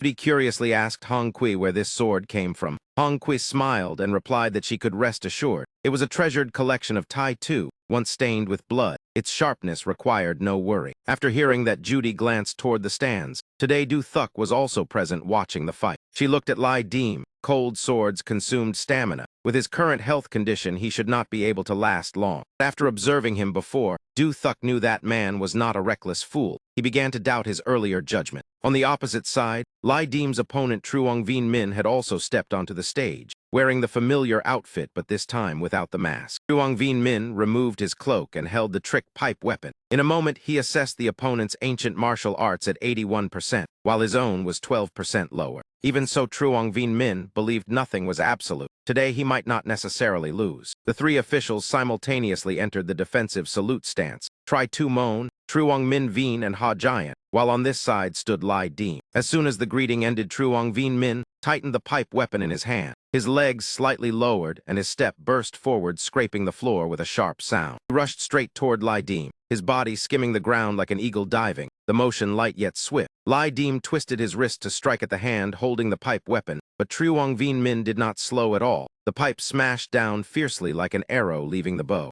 Not dodging meant Truong Vien Min's wrist, holding the pipe weapon, took the strike directly. Lai Dim's other hand immediately thrust the sword, the hand sword blade slicing through the air toward the opponent's wrist. In combat, damaging the limbs was a fatal weakness. Truong Vien Min remained calm, swiftly twisting the pipe weapon, and from within sprang a small blade that swept across Lai Dim's cheek, leaving a deep, sharp cut. Blood stained his face, but Lai Dim reacted instantly. His left hand pressed down in counterattack, stabbing straight at Truong Vien Min's wrist and knocking the weapon from his grasp. Taking the opportunity, the cold sword swung again. A purple gleam flashed in Truong Vien Min's eyes as the sword tip shot toward his throat. Lai Dim cut an arc through the air while Truong Vien Min reflexively dodged aside, hastily retreating and narrowly escaping danger. At this moment, Lai Dim held the hand sword in one hand and the pipe weapon in the other, coldly looking at his opponent and saying, "Now that you have lost your weapon, how will you fight?" The match had barely begun, yet already reached terrifying speed. Lai Dim exhaled heavily, his sharp gaze locked onto Truong Vien Min. Truong Vien Min now looked rather strained. Blood from the wound on his leg dripped onto the floor. Although he had avoided the lethal strike, his complexion grew paler, his breathing disordered. A long cut on his arm bled continuously, showing the injury was far from light. In the observation room, Mai and Ha Seung-hong watched the match.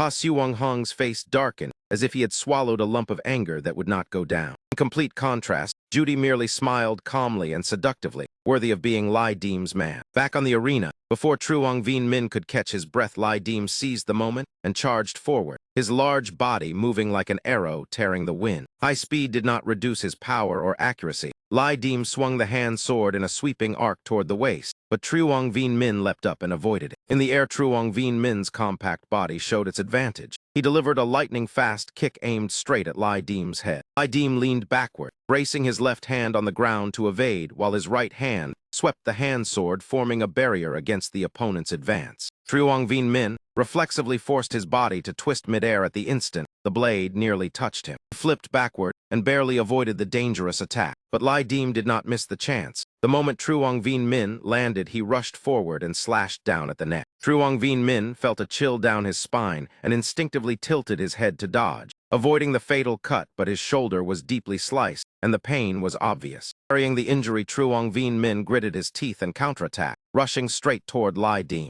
Lai Dim held the advantage, his mind taut as a drawn bowstring, observing carefully before roaring and smashing the hand sword into the ground, making the arena burst. Using the sword tip to spin and slash around Truong Vien Min's waist, but he had predicted it, leaping up and stepping on the blade, forcing it deep into the floor as dust surged up. At this moment, Truong Vien Min showed he was not inferior at all, at least worthy of being called a top expert. Suddenly, Truong Vien Min's eyes changed. His aura flared like fire. Within his pupils faintly appeared the shadow of a strange beast. It was his unique inheritance. Truong Vien Min pressed the pipe weapon against the hand sword on the ground, his body upright as he launched a kick straight toward Lai Dim's neck, with terrifying force far beyond his build. Lai Dim could not dodge in time and took the kick fully, his head buzzing as if struck by a heavy blow. At that moment, the familiar voice sounded, asking if he was facing the power of the enlightened beast. Lai Dim tilted his head and spat blood, while that voice said there was information available, and viewing it required paying 1 Yan Fu point, asking if he wanted to see it. Lai Dim's eyes widened. His answer was naturally yes. The scenery before him suddenly slowed. From Truong Vien Min spinning to kick to the hand sword leaving his hand, everything seemed stretched. Lai Dim stepped back lightly while Truong Vien Min shifted into a guarding stance. The next kick clearly aimed straight at his face. Stunning Flash quickly analyzed. That move was called Furious Spirit, an enlightened beast inheritance of rare quality obtained only after the Yan Fu event, impossible to purchase. Each strike carried soul-burning power and could attach to weapons. At range, it held only 3/10 the power of close combat. Lai Dim frowned, his eyes locked onto the newly revealed power. The information seemed to last long, but in truth occurred in an instant. The sword in Lai Dim's hand fell with a clang as his body was driven back, his arm numb, while Truong Vien Min landed opposite in full vigor. Not giving Lai Dim any rest, Truong Vien Min continued attacking from the air, his legs locking the neck while his waist twisted violently,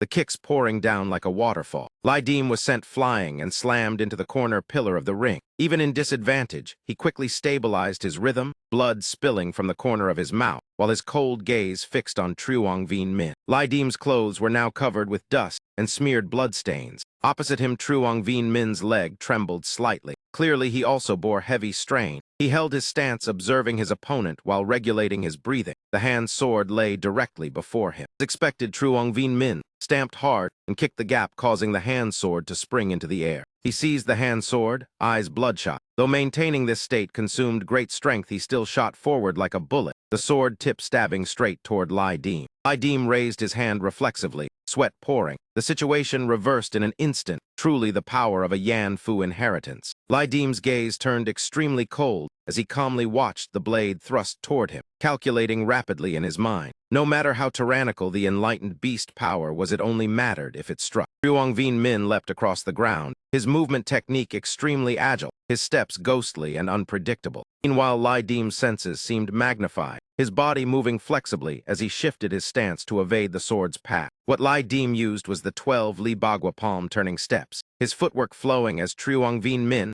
had not even swung the sword many times before Lai Dim closed in. The sword clearly did not suit him. Only now did Truong Vien Min realize the danger, his heart pounding violently and his breath choking. The situation had turned extremely bad. Lai Dim delivered a heavy punch straight into Truong Vien Min's chest, the force so strong it seemed his ribs might break. Truong Vien Min hurriedly retreated backward to escape. Lai Dim did not let him go, immediately launching a kick that slammed into Truong Vien Min's ankle. Without giving the opponent time to recover, he immediately assumed a stance, raising his arm high and aiming straight at Truong Vien Min, who was losing balance and falling, preparing to launch the next strike. Once again, Lai Dim delivered a heavy blow to Truong Vien Min's chest. The moment he touched the ground, the rebounding force flung him back up, and the floor beneath cracked apart. Truong Vien Min spat out a large mouthful of blood, his face pale, but Lai Dim had no intention of stopping. One hand pressed firmly on his shoulder, while the other slid along the arm holding the hand sword and swiftly seized the weapon. Immediately after, he did not hesitate and thrust the hand sword fiercely into the body of the youth before him. The sword tip aimed straight at the throat, and fresh blood splattered everywhere. Lai Dim gripped the hand sword tightly, his expression cold as ice. In the stands, the crowd unconsciously held their breath, and the atmosphere fell into silence. Inside the private room, Judy watched with an unusual look, her cheeks flushed and breathing rapid. Only after a moment did someone break that silence. Cheers suddenly erupted. Everyone shouted curses together, saying the kid was too weak. Where was that momentum from earlier? Keep fighting. The king of hell truly is terrifying. On the arena,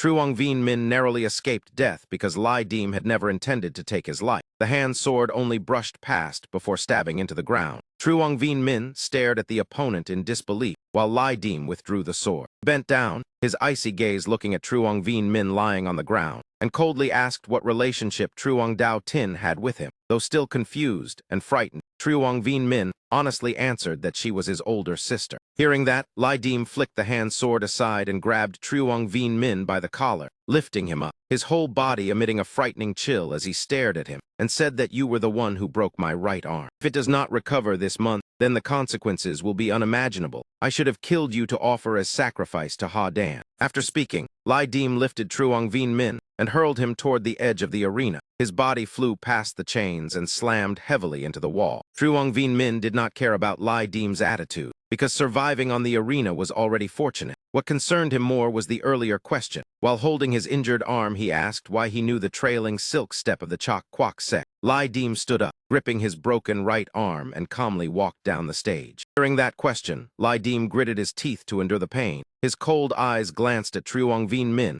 and he replied, "Go back and ask your sister." Truong Vien Min stared after him in shock, his heart full of doubt. This person truly was far too strange. In the lounge, Hong Kui sat on the sofa and let out a sigh of relief upon seeing the result. Watching this match really made one's heart pound. But before he could relax for long, Judy beside him suddenly called out in a strange tone that made Hong Kui's skin crawl as he turned to look. At this moment, Judy's face was flushed. Sweat soaked her as if she had just exercised violently, her breathing broken and her whole body restless, her eyes misty. She slowly told Hong Kui to go outside and remember to close the door. It seemed watching Lai Dim fight had made Judy increasingly obsessed. In the bathroom, Lai Dim stood bare-chested, sweat covering his body. He trembled as he reached out to turn on the faucet, letting the flowing water wash away both sweat and a bit of blood. Lai Dim clenched his teeth and lightly touched the wound where Truong Vien Min had kicked him. The pain made his facial muscles and body tense and twitch violently. He breathed heavily and frowned at his reflection in the mirror, his dark red eyes colder than ever. The image in the mirror looked extremely miserable. The sink was dotted with blood stains, and on the floor lay a pile of blood-soaked bandages, enough to show how brutal today's battle had been. Chow Dai Dao leaned against the wall behind him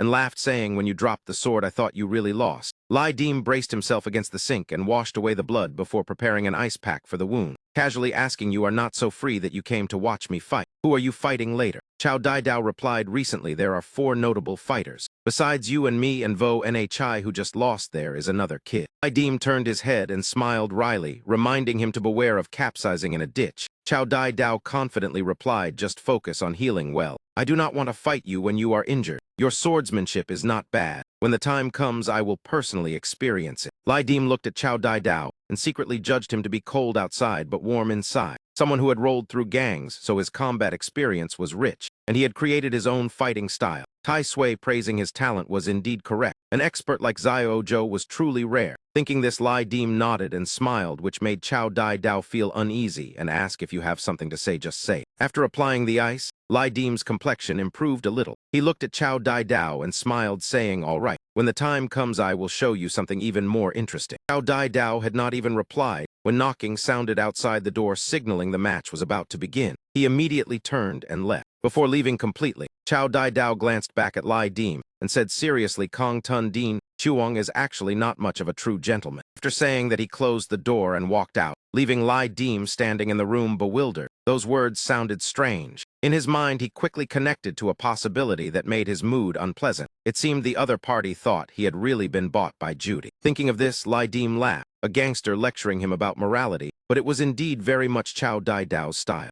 Outside the arena, the crowd gathered discussing the next match. A young man asked his friends who would win. That guy wearing tiger threads last time struck sharply, and his movement was so fast it did not seem human. Bald man shook his head, saying he heard that student was not easy to deal with. Beneath the stage, Chow Dai Dao warmed up his limbs, while Hoa Sam Ku proudly boasted to his friends, this is Xiao Zhou, my #1 right hand. He has never lost on the arena. The referee approached Chow Dai Dao and smiled, reminding him that the opponent this time was very dangerous. In 10 matches, he had either killed or crippled people, advising him not to hold back. Chow Dai Dao nodded and replied, I have never held back. I simply do not need to chase someone to the end. This time, Chow Dai Dao's weapon was a sharp blade. Tu Thin Tu stepped onto the arena and laughed, saying, once you come up here, life or death does not matter. The one who said that was actually a very delicate-looking youth, innocent in appearance yet vulgar in speech with exaggerated expressions. Chow Dai Dao did not reply and only clasped his hands in greeting according to etiquette. Do family fist, Chow Dai Dao. Tu Thin Tu also clasped his hands in return. Wing Chun, Tu Thin Tu. The arena atmosphere boiled and shouts thundered. Chow Dai Dao held the blade and launched the attack first, while Tu Thin Tu only smiled at his opponent. After finishing treating his wounds, Lai Dim did not return to watch the fight but went to the medical room where TMV lay. As soon as he pushed the door open, he half-joked, saying, you lost so much blood, yet you are still quite lively. The female nurse caring for TMV, whose whole body was wrapped in casts, raised her head and looked at Lai Dim entering the room. Lai Dim ignored the gazes of the 2 nurses, bent down to examine TMV's wound, and remarked, it is so deep the bone is almost visible. Does it hurt? The nurse placed her hand on the cast and forgot to withdraw it because his gaze startled her. TMV held a thermometer in his mouth and looked at Lai Dim with a complicated gaze, his whole body unable to move, while this person suddenly came here joking and laughing, making him not know what to say. After a while, the nurse removed the thermometer. Lai Dim said he had something private to discuss with him and asked the nurse to step out for a moment. She nodded in agreement. Reaching the door, the nurse still looked back worriedly. Lai Dim also looked back and nodded with a faint smile. The door closed, and only 2 people remained in the room. Only then did Lai Dim reveal his cold expression and stretched out his hand toward TMV, saying the fragment. TMV complained irritably, saying, you are really heartless. Losing is losing, but inside my body my left arm is broken,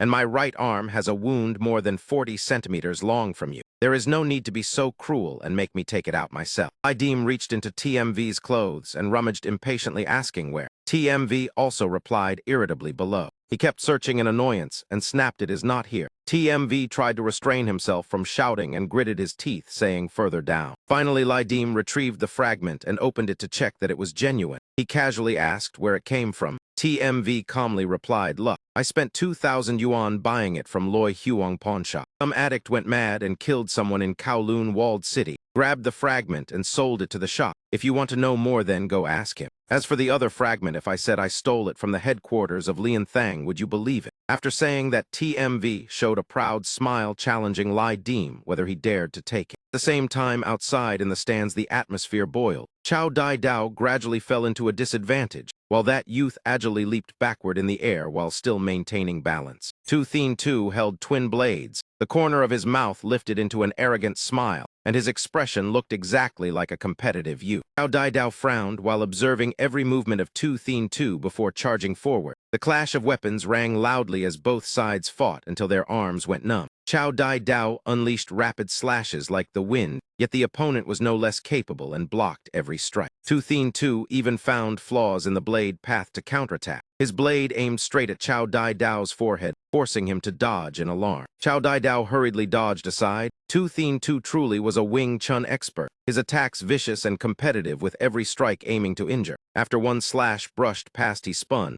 and used the momentum to chop again. Fortunately, Chow Dai Dao managed to block in time. The longer the fight went on, the clearer Chow Dai Dao's disadvantage became, while Tu Thien Tu remained calm and cold, as if he had come to kill rather than compete. The sounds of weapons rang endlessly as both charged at each other without distraction. Around them, everyone held their breath watching. This scene was truly terrifying. 21 consecutive strikes. This was no joke. Chow Dai Dao chopped down, but Tu Thien Tu blocked it. Clearly, he was no ordinary opponent and forced Tu Thien Tu to respond with full effort. The two continued fighting at extreme speed. Tu Thien Tu moved flexibly while Chow Dai Dao poured all his strength into each slash, both powerful and skillful. Suddenly, Tu Thien Tu fought while retreating. Chow Dai Dao immediately pursued. On the surface, it seemed he had the advantage, or at least they were evenly matched. Chow Dai Dao was slashed near the corner of his mouth. If he had been slightly slower, it would have been fatal. In contrast, Tu Thien Tu only received a horizontal cut across the abdomen and still retained the ability to fight. Tu Thien Tu retreated to the edge of the arena, his clothes torn open and blood dripping onto the floor. Chow Dai Dao did not miss the opportunity and immediately rushed to attack while Tu Thien Tu calmly waited. In his mind, a countermeasure flashed. His body almost acted by instinct and will. His dark purple pupils flared with cold light and killing intent. Deep blood like red suddenly appeared before his eyes. At that very moment, the hand gripping Chow Dai Dao's blade was severed, and fresh blood gushed violently. This was Tu Thien Tu's true nature, a man who cared nothing for martial virtue. Even though Chow Dai Dao had already lost his weapon, he still charged forward without hesitation, and his killing intent was unmistakable. Twin blades cut through the air and swept across Chow Dai Dao's abdomen, as if returning the previous strike. Blood splattered everywhere. On Tu Thien Tu's blades, there seemed to linger a cold, bloody aura, as if they had been stained by countless lives. Chow Dai Dao almost could not believe what he was seeing, his heart beating wildly and his mind blank. How could this be possible? Tu Thien Tu, after that cruel act, merely curved his lips into a smile, a cold and unpredictable smile. Back in the medical room, the conversation between Lai Deem and TMV continued. Without hesitation, Lai Deem put the fragment away. Only then did TMV force a smile and asked, "Do you not already have 2 fragments as well? Where did they come from?" Lai Deem replied indifferently it was nothing special. There were 5 fragments in total that had been taken from a bank vault by a group of robbers. I killed them all. TMV felt as if struck by lightning. His worldview shattered. How could a criminal holding a fruit knife dare rob a bank and confront exiles skilled with firearms? Yet the king of hell had done it alone. Were not newly initiated walkers supposed to be like ordinary people? This was truly too abnormal. Lai Deem was about to leave when he suddenly remembered something and turned back to ask, "This is not your first time participating in a Yan Fu event, right?" TMV nodded and replied, "This is the second time." Lai Deem frowned and asked, "Was it the fat man named Mo who brought you in?" TMV froze, then shook his head, saying, "No. The one who brought me in was a very beautiful girl I will never forget in my life." While recalling, TMV's youthful face flushed red, which showed how beautiful that girl must have been. After hearing this, Lai Deem fell silent in thought. He looked up again and asked TMV, "After completing your personal Yan Fu event, what did you receive when you were brought here?" Because everything happened too quickly earlier to ask clearly. TMV was very enthusiastic and immediately answered honestly, "The first time you complete a Yan Fu event, you will definitely receive an inheritance, like my enlightened beast. If you have never possessed it, then you cannot understand that feeling of power, far beyond ordinary humans." Lai Deem grew slightly impatient, took out medicine and lit a cigarette before saying, "Get to the point. Why talk in circles? If that thing were truly useful, then the one lying there would be me." TMV was angry but could not refute, and the more he thought, the more annoyed he became. TMV gritted his teeth and said angrily, "If I had not picked up that hand sword, it would not be certain who would win." Lai Deem replied calmly, "Just lie still on the bed. Why anger yourself? Enough nonsense, now return to the main matter." Lai Dim continued asking what happened after that. TMV honestly replied, after completing a Yan Fu event, all actions will be settled, and the higher the evaluation, the greater the Yan Fu points and purchasing authority. Lai Dim immediately became interested and asked what purchasing authority was.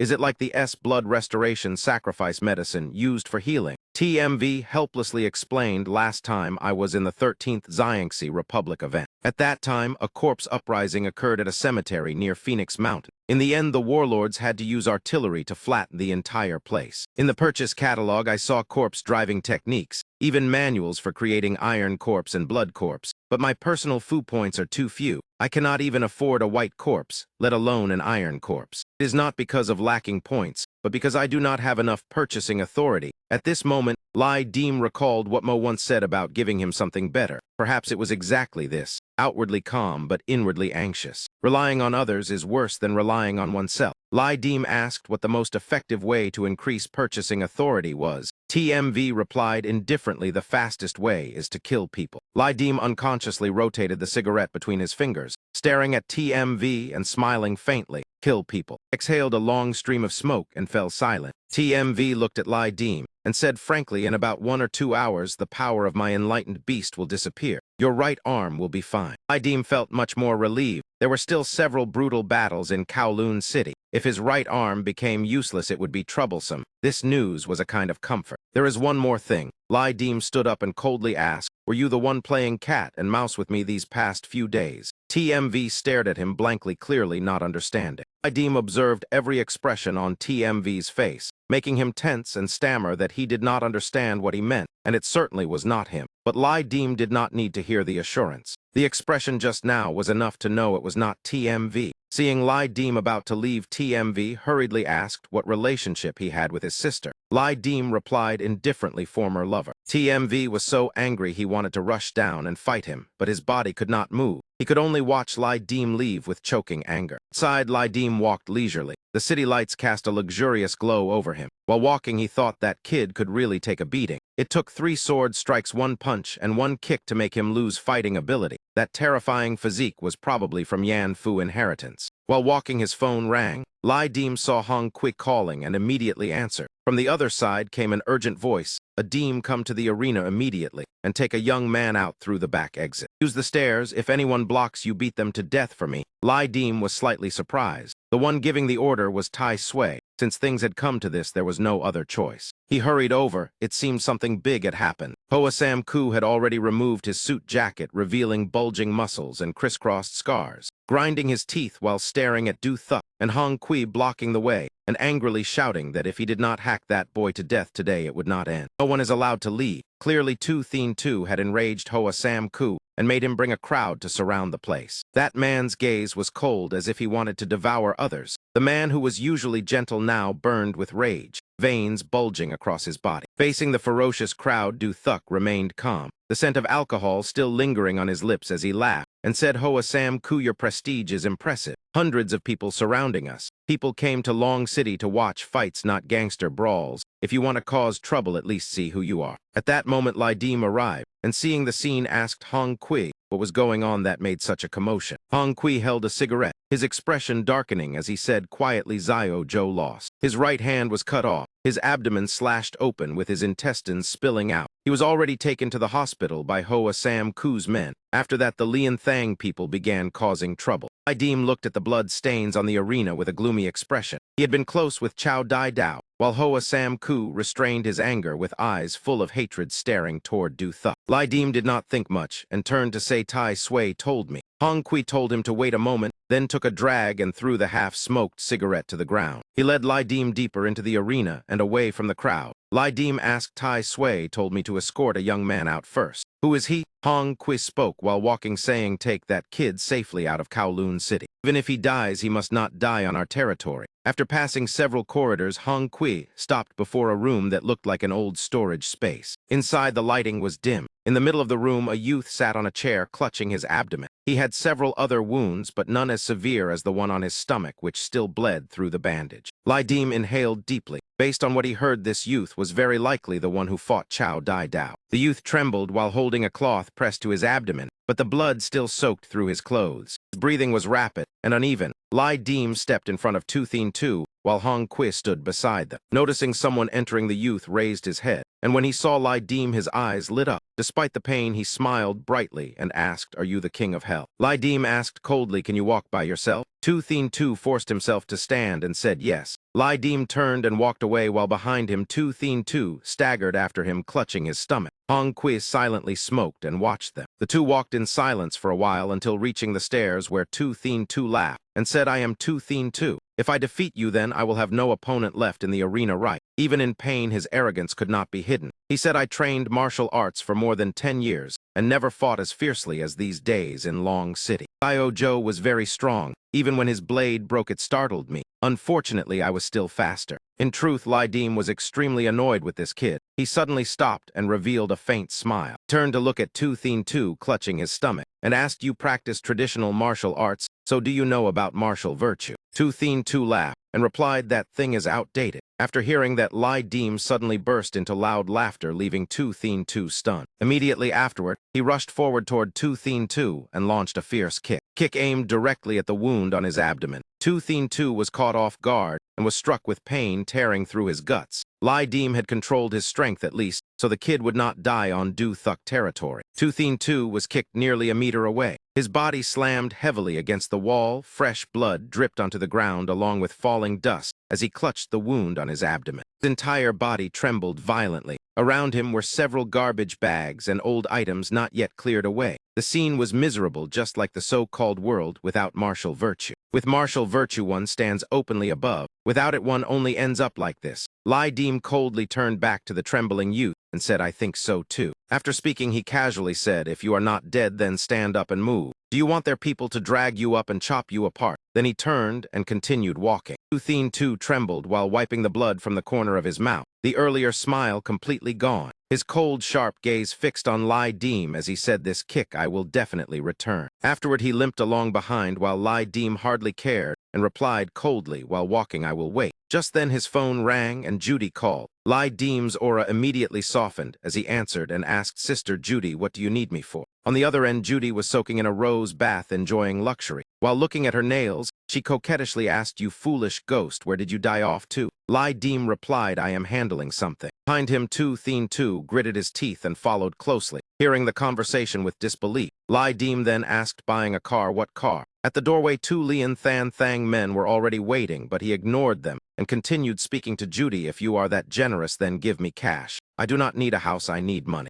Lai Dim casually walked past the two men, lowering his voice and laughing, saying, "I would not dare. How could I have that courage?" The two guards snorted in contempt, while Tu Thien Tu clutched his abdomen and continued forward, his body stiff with tension. Sure enough, the two thugs suddenly stood up and looked at Tu Thien Tu, saying, "Brother, wait a moment." Tu Thien Tu's body stiffened and his heart pounded. Lai Dim, who was on the phone ahead, suddenly rushed back behind Tu Thien Tu. Although he disliked the kid, the task still had to be done. Lai Dim leaped into the air, grabbing the head of the man who was smoking, and slammed his knee into the man's chin, sending him falling backward. The crew-cut man beside him was startled and reached for the blade behind his back. But just as he pulled it out, Lai Dim had already attacked. He spun and delivered a kick straight to the crew-cut man's face. Teeth and lips mixed with blood as the man slammed into the wall and the blade slipped from his hand. On the other end, Judy curiously asked what that noise was. Lai Dim calmly replied, Just a little commotion, I am handling something." While speaking, he bent down to pick up the blade from the ground. Hearing the noise, the other companions of the two men rushed forward with weapons in hand. Lai Dim glanced at them and cursed inwardly, "These bastards have sharp ears," completely forgetting he was still on the phone with Judy. As he rushed down the stairs, he said, "That is not it, Sister Judy, I was not talking about you." After finishing, he threw the phone toward Tu Thien Tu, who staggered but still caught it. Below, Lai Dim jumped straight down from above. The Lian Than Thang men had not yet reacted when he grabbed the railing for momentum and kicked straight into the face of the nearest man. After knocking one man down, Lai Dim did not even glance back at the remaining two. Calmly walked toward the next target, his expression completely unchanged. His body sprang upward. Lai Dim spun midair and slammed his heel straight into a thug's chest, sending the man flying back into the wall. For the last one, Lai Dim seized the blade and rushed forward, the speed so fast that the lackeys could not react at all. Just a few seconds, Lai Dim defeated 3 armed men with his bare hands. The difference in strength was obvious. Tu Thien Tu clutched his stomach and limped down while Judy's anxious voice still echoed from the phone in his hand.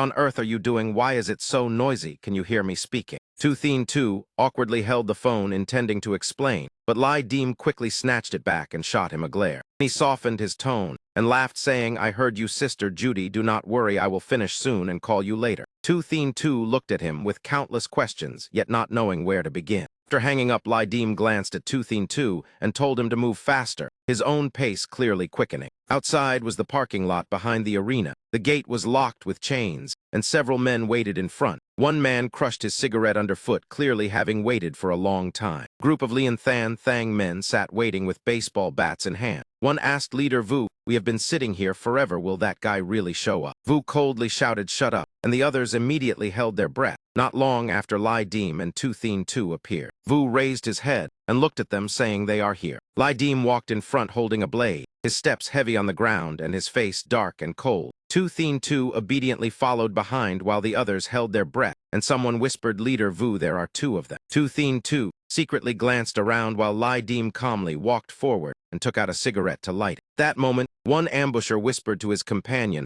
Atai, did I not tell you to get a gun for protection? Hurry and take it out. Atai replied awkwardly, leader Vu, finding a gun takes time. You rushed me so much I did not manage it. Atai had thought that even if the opponent knew martial arts, he was already seriously injured. He personally saw Joe slash that kid's abdomen open, so there was no need for a gun. They had more than 10 people and even brought hunting machetes. There was no reason they could not handle it. That was according to common sense. Not to mention Tai Sui had sent an expert like Lai Deem to protect Toothin 2. Vu broke into cold sweat while staring at the two. Lai Deem walked ahead holding the blade and smoking while advancing. His demeanor relaxed, yet like the king of hell coming to claim lives. This was the first time Vu had seen him in person. Just what kind of person was the king of hell? Cold sweat unconsciously covered Vu's forehead. Lai Deem took a long drag of his cigarette and slowly exhaled smoke, his cold eyes staring forward. He appeared full of openings, yet in truth there was not a single gap. Vu ground his teeth and asked Atai if he could not find a gun. Atai shook his head and said no. Vu closed his eyes tightly, his body trembling under tremendous pressure while the lackeys beside him still did not understand what was happening. After a moment of inner struggle, Vu finally ordered everyone to retreat. Lai Deem easily completed the task Du Thuk assigned, escorting Toothin 2 safely to the main road. Before leaving, he even told him to call a taxi himself and be careful later. The people of Hoa Lian Thang would not let him go. Toothin 2 tilted his head and sighed in relief, remarking that before going on the arena he had signed a life and death agreement, yet he was still hunted without rules. Lai Deem replied without turning back that not everything in this life follows reason. Hoa Lian Thang only needs grudges, not principles. Inside, he still smiled faintly. After walking a distance, Toothin 2 suddenly shouted, 15 days. Within 15 days, my wounds will definitely heal. Lai Deem seemed not to hear. He continued walking calmly without turning back as the brilliant streetlights shone over him. 3 days later, at a certain headquarters, Hong Kui stood under the building, waving toward the person carrying a pile of items, and shouted loudly at Deem, over here. Lai Deem walked over wearing a white shirt, black vest, a watch on his wrist, and neatly styled hair. Hong Kui looked and laughed, praising the new clothes looked good. Just came back from a date with Judy. Lai Deem forced a smile and asked Hong Kui to take the items inside. Entering the building, Lai Deem asked, Tai Sui was looking for me. Has the Hoa Lian Thang matter been settled? Hong Kui waved his hand and laughed, saying how could Tai Sui fail to handle it? After causing trouble for 3 days, that group obediently slipped away. When Lai Deem arrived, Du Thuk was working out in her private room. Exercise equipment scattered everywhere. She sat on the arm machine, drenched in sweat with defined muscles that were striking. Like Hong Kui, who awkwardly turned his face away, Lai Deem calmly walked forward and asked Tai Sui was looking for me. Du Thuk stopped and said, aside from Toothin 2, no one on the Long City Arena is stronger than you. That boy surnamed 2 only plays for fun. In the future, you will certainly be the arena master of ring number 6. Du Thuk wiped her sweat, then smiled, and said a future pillar naturally deserves more attention from me. Lai Deem smiled and clasped his fists, replying, Tai Sui praises too highly. I am not qualified to be an arena master. Blades are merciless. Once I earn enough money to marry a wife, I will return to my hometown to retire. Hong Kui immediately interrupted, saying, stay here. Fight for a few years, then work leisurely at Fu Engia. The commissions would be better. Du Thuk drank a mouthful of water, then looked at Lai Deem and asked, do you not want to follow me? Lai Deem smiled and said, how could that be? The words were half true, half false. Wanting to follow is different from actually following. After all, he does not belong to this world. Du Thuk did not ask further and only nodded while looking at him with meaning in her eyes. She put down the water bottle and said, if you are busy, then go ahead. I will train a little more. Outside the door, Lai Dim took back the bag of items, while Hong Kui walked beside him, sighing in relief. Lai Dim suddenly turned and smiled, asking Brother Hong Kui, do you know which hospital Xiao Zhou is staying at? Hong Kui nodded with a smile, saying, you really are something. I guessed this would happen. The hospital where Chow Dai Dao was being treated, Hoa Sam Kiu also often came to take care of his own right arm. That man sat beside the hospital bed, complaining irritably to Chow Dai Dao. Xiao Zhou, seeing you defeated by that kid made me so angry I caused trouble at Fu Engia. Not because I intended to start trouble earlier. Suddenly sensing someone arriving, Hoa Sam Ku fell silent. When he saw Lai Dim walk in, he snapped, you still dare to come here? Lai Dim sighed and replied, Brother Ku, whoever owes the debt bears it. Xiao Zhou was injured because of Tu Thin Tu. That night something happened in the walled city. I played pachinko outside all night. No matter what, this matter cannot be blamed on me. Hoa Sam Ku angrily leaned close to Lai Dim's face and shouted, you are Tai Sui's man. Lai Dim calmly said, Tai Sui is Tai Sui and I am me. At most, I am just a fighter earning money on the arena. Trading lives for money. Lai Dim's voice softened slightly as he looked at Hoa Sam Ku and asked, Brother Ku, if it is not troublesome, could you let the two of us martial artists talk privately for a moment? Chow Dai Dao glanced at Hoa Sam Ku, signaling that the two of them should talk alone. Hoa Sam Ku naturally did not refuse. He was still clear-headed enough to understand. It was only that the anger remained, so he carried his frustration outside. Lai Dim pulled a chair and sat beside the bed, asking Chow Dai Dao how the injury was and whether it would leave any after-effects. Chow Dai Dao looked out the window and said calmly, the emergency treatment was timely, so the hand was reattached. When the weather changes, it will ache. After lying and recovering for half a year, it will be fine. Not too serious. Lai Dim felt conflicted inside. The words sounded light, but for a martial artist, it was extremely painful. He peeled the apple he brought and silently thought. A severed arm meant Xiao Zhou would struggle to use strength in the future. His skill would lose more than half and he was practically crippled. He cut the apple into small pieces, placed them on a plate, and handed it to Chow Dai Dao, then said, withdraw. Once this matter ends, debts and grudges will be settled. Chow Dai Dao held a piece of apple and asked, did you come just to say that? Lai Dim nodded and looked directly at Chow Dai Dao, replying, yes, only for this matter. Chow Dai Dao shook his head and smiled, saying, now that I am like this, whether I withdraw or not makes little difference. Lai Dim remained silent, skewering a piece of apple with a toothpick. He cut it for the patient, yet ended up eating it himself. Chow Dai Dao laughed and said, worry about yourself. Lai Dim paused for a moment, then put the apple piece in his mouth and chewed slowly. After talking for a while, Lai Dim stood up and turned toward the door, saying, I will go now. You stay and rest well. Suddenly, Chow Dai Dao called, Master Lai. Lai Dim stopped. Chow Dai Dao said, thank you. Lai Dim smiled and turned back, nodding lightly. Outside, Hoa Sam Ku still leaned against the wall by the door. Lai Dim did not mind and simply greeted him. Both were wanderers far from home. Crossing rivers is difficult. Who understands the sorrow of those far from home? Lai Dim sighed and took out a cigarette, taking a drag while gazing into the distance.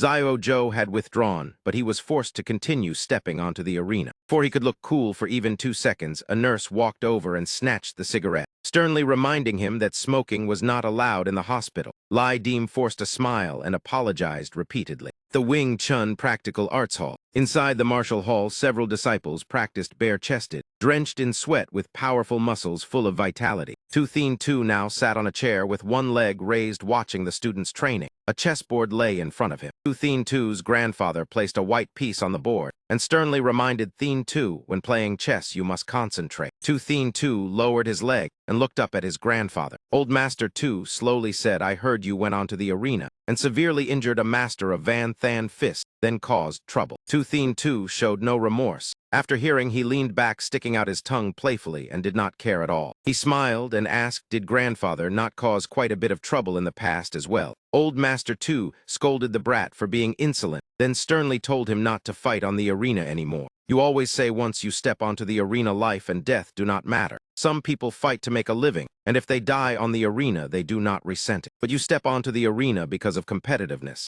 Dying like that is not worth it. Tu Thin Tu placed a piece down and frowned, saying, I trained martial arts for more than 10 years, yet never understood why I must train. Why must we always defend? Why are Chinese martial arts always in the position of being provoked? Why must we wait for others to come to our door before striking back? Why must we wait until being labeled the sick men of East Asia before desperately shouting that Chinese martial arts must not be insulted. Why can I not actively spread my martial arts? I am stronger than you, so why can I not compete or challenge others? Challenge until all Hong Kong knows my name, until hearing Wing Chun makes them afraid, until they no longer dare act recklessly. Old Master 2 placed a chess piece down and sighed while frowning. This kid truly refuses discipline, and in youth does not know the vastness of heaven and earth. Toothin 2 placed his piece down and smiled calmly, saying, "Grandfather, I am only 19. How could I be as old as you?" He pointed at the chessboard and said, "Grandfather, I have won." Old Master 2 closed his eyes, wanting to say more, but held back. In the end, he only said, "If you lose, do not come looking for me." Toothin 2 stood up, waving with a smile, saying, "Once you step onto the arena, life and death do not matter." June 28th of the year, Bindan at a wonton noodle shop. The customers were not many, yet the servers were still busy. Judy sat opposite Lai Deem, and seeing him slurp noodles noisily, she angrily told him to take back what he had just said and treat it as if nothing happened. "Every night I spend millions betting on you and buy underwear worth 1,000, yet you invite me to an $80 bowl of noodles and then ask to break up." Lai Deem placed the completely empty bowl down and calmly took a napkin to wipe his mouth. Judy stared at the man before her, unable to understand why he acted this way. She thought he would explain, but instead he ordered another bowl, making her nearly fall from anger. Unable to endure it anymore, she slammed the table and stood up, glaring at Lai Deem. Customers in the shop curiously looked over.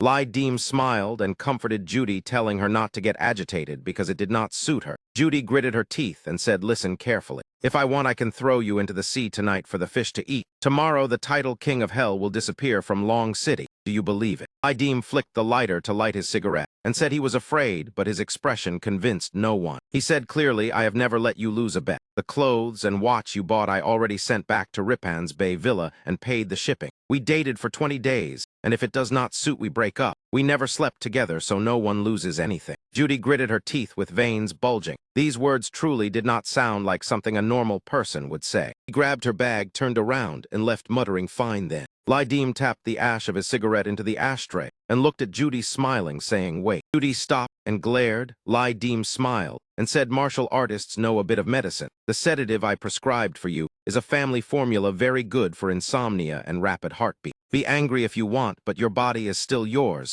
Remember to take care of it." The more she heard, the angrier she became. After breaking up, why care anymore? Judy stormed away angrily, shouting that she would flush it down the toilet when she got home. After she left, Lai Deem pressed the half-cigarette into the ashtray. Originally, he had planned to kidnap Judy to avoid trouble. Pulled the new bowl of noodles in front of him, feeling trouble. After breaking up with the rich woman, where would he find money? He still lacked 2 million. Each match paid 50,000, so he would need 5 or 6 matches a day. Just thinking about it gave him a headache. Lai Deem remembered eating with Hong Kui 2 days earlier when that man complained that he should stop living on Miu Street and move to Fu Engia building, where air conditioning, wine, and women were available whenever he wanted. At that time, Lai Deem only smiled, saying he was used to his place. Now, after finishing the noodles, Lai Deem returned home and could only sigh while thinking about breaking up with Judy. Time was running out as he rubbed his hands while walking. The sun was warm outside, but the alley suddenly felt cold. Suddenly, an orange cat ran over, rubbing around Lai Deem's legs and meowing several times. Lai Deem bent down and picked up the orange cat. He recognized it, looked toward A2's house, and saw the door was not locked. Perhaps the cat had run out from inside. We opened the door and stepped inside, calling A2. Ami ran outside again. He called once more, but still saw no one. The cat walked inside while the old house remained dark and empty. Lai Deem stepped into the house. The light was dim, yet flies still buzzed everywhere. The living conditions were clearly abnormal. He glanced toward the window while Ami also raised its head, watching the swarming insects. Lai Deem could not understand why the stench, like a fish factory, filled a 2 house while the doors were not tightly closed. The light from outside the door shone in. Ami sat on the old floral carpet, calmly licking its soft orange fur. Lai Deem walked over and shut the window tightly. The moment it closed, a faint sound came from behind him. In an instant, he sensed a wave of deathly aura pressing close, and the temperature dropped to freezing cold. A woman stood behind him with a wrinkled, moldy face, sunken eye sockets, and skin pale like a corpse. The woman whispered in a voice like it came from the underworld, asking who he was looking for. Her breath carried a foul, fishy stench. At that moment, A2 returned from outside. Girl hurriedly pushed the door open and ran inside. a vague uneasiness suddenly rising in her heart. Unexpectedly, when she entered, she saw Lai Deem standing on a chair replacing a light bulb while Ami stood on his shoulder. A2 was briefly startled, and Lai Deem smiled while fixing the light, explaining that Ami had run outside, so he brought it back and conveniently replaced the bulb. When the light turned on, A2 mother called from the kitchen telling Zio Deem to stay for dinner. Lai Deem smiled and replied, "Yes, thank you for the trouble." Stepping down from the chair, Ami jumped into A2 arms, and he smiled, saying, "A2, I will give you 100 yuan to buy some meat." Seeing Lai Deem speak kindly with her mother, A2 relaxed. Hugging Ami, she smiled, saying there was still meat in the house. The cat licked her cheek, making her laugh from the ticklish feeling.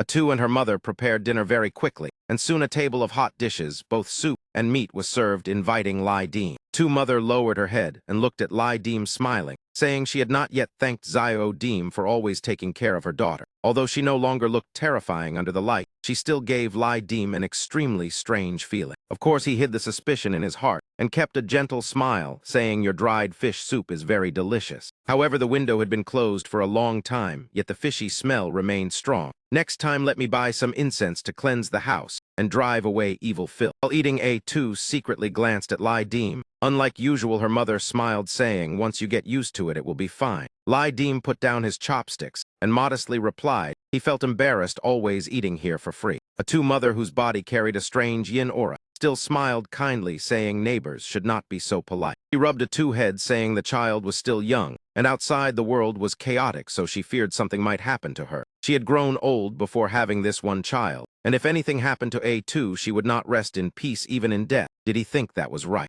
Lai Deem nodded with unchanged expression, replying he understood, and that it was already late. "Thank you for the hospitality." He bid farewell to the mother and daughter, and left first while A2 walked him to the door. The girl smiled and wished him good night. That innocent expression once made Lai Deem never suspect anything, but now, recalling the strange behavior earlier, he finally understood. Everything remained hidden in his heart, and at this moment Lai Deem still smiled and waved goodbye to A2 as usual. The door of A2 house closed, and Lai Deem returned to his own room. The moment he entered, he called Hong Kui, asking if the building still had empty rooms because he wanted to move there. Hong Kui immediately understood. Lai Deem said nothing more and hung up. The silence afterward made the air feel heavy. Muttered something about demons and ghosts as cold aura spread over his body, and his red pupils glimmered in the darkness. Though irritated and restless, he had already made his decision. In apartment 411, next door, the foul smell remained thick, and flies swarmed everywhere, as if signaling that something unclean was there. Now he still had work to do. Lai Deem took out the 2 map fragments obtained from Truong Min Veen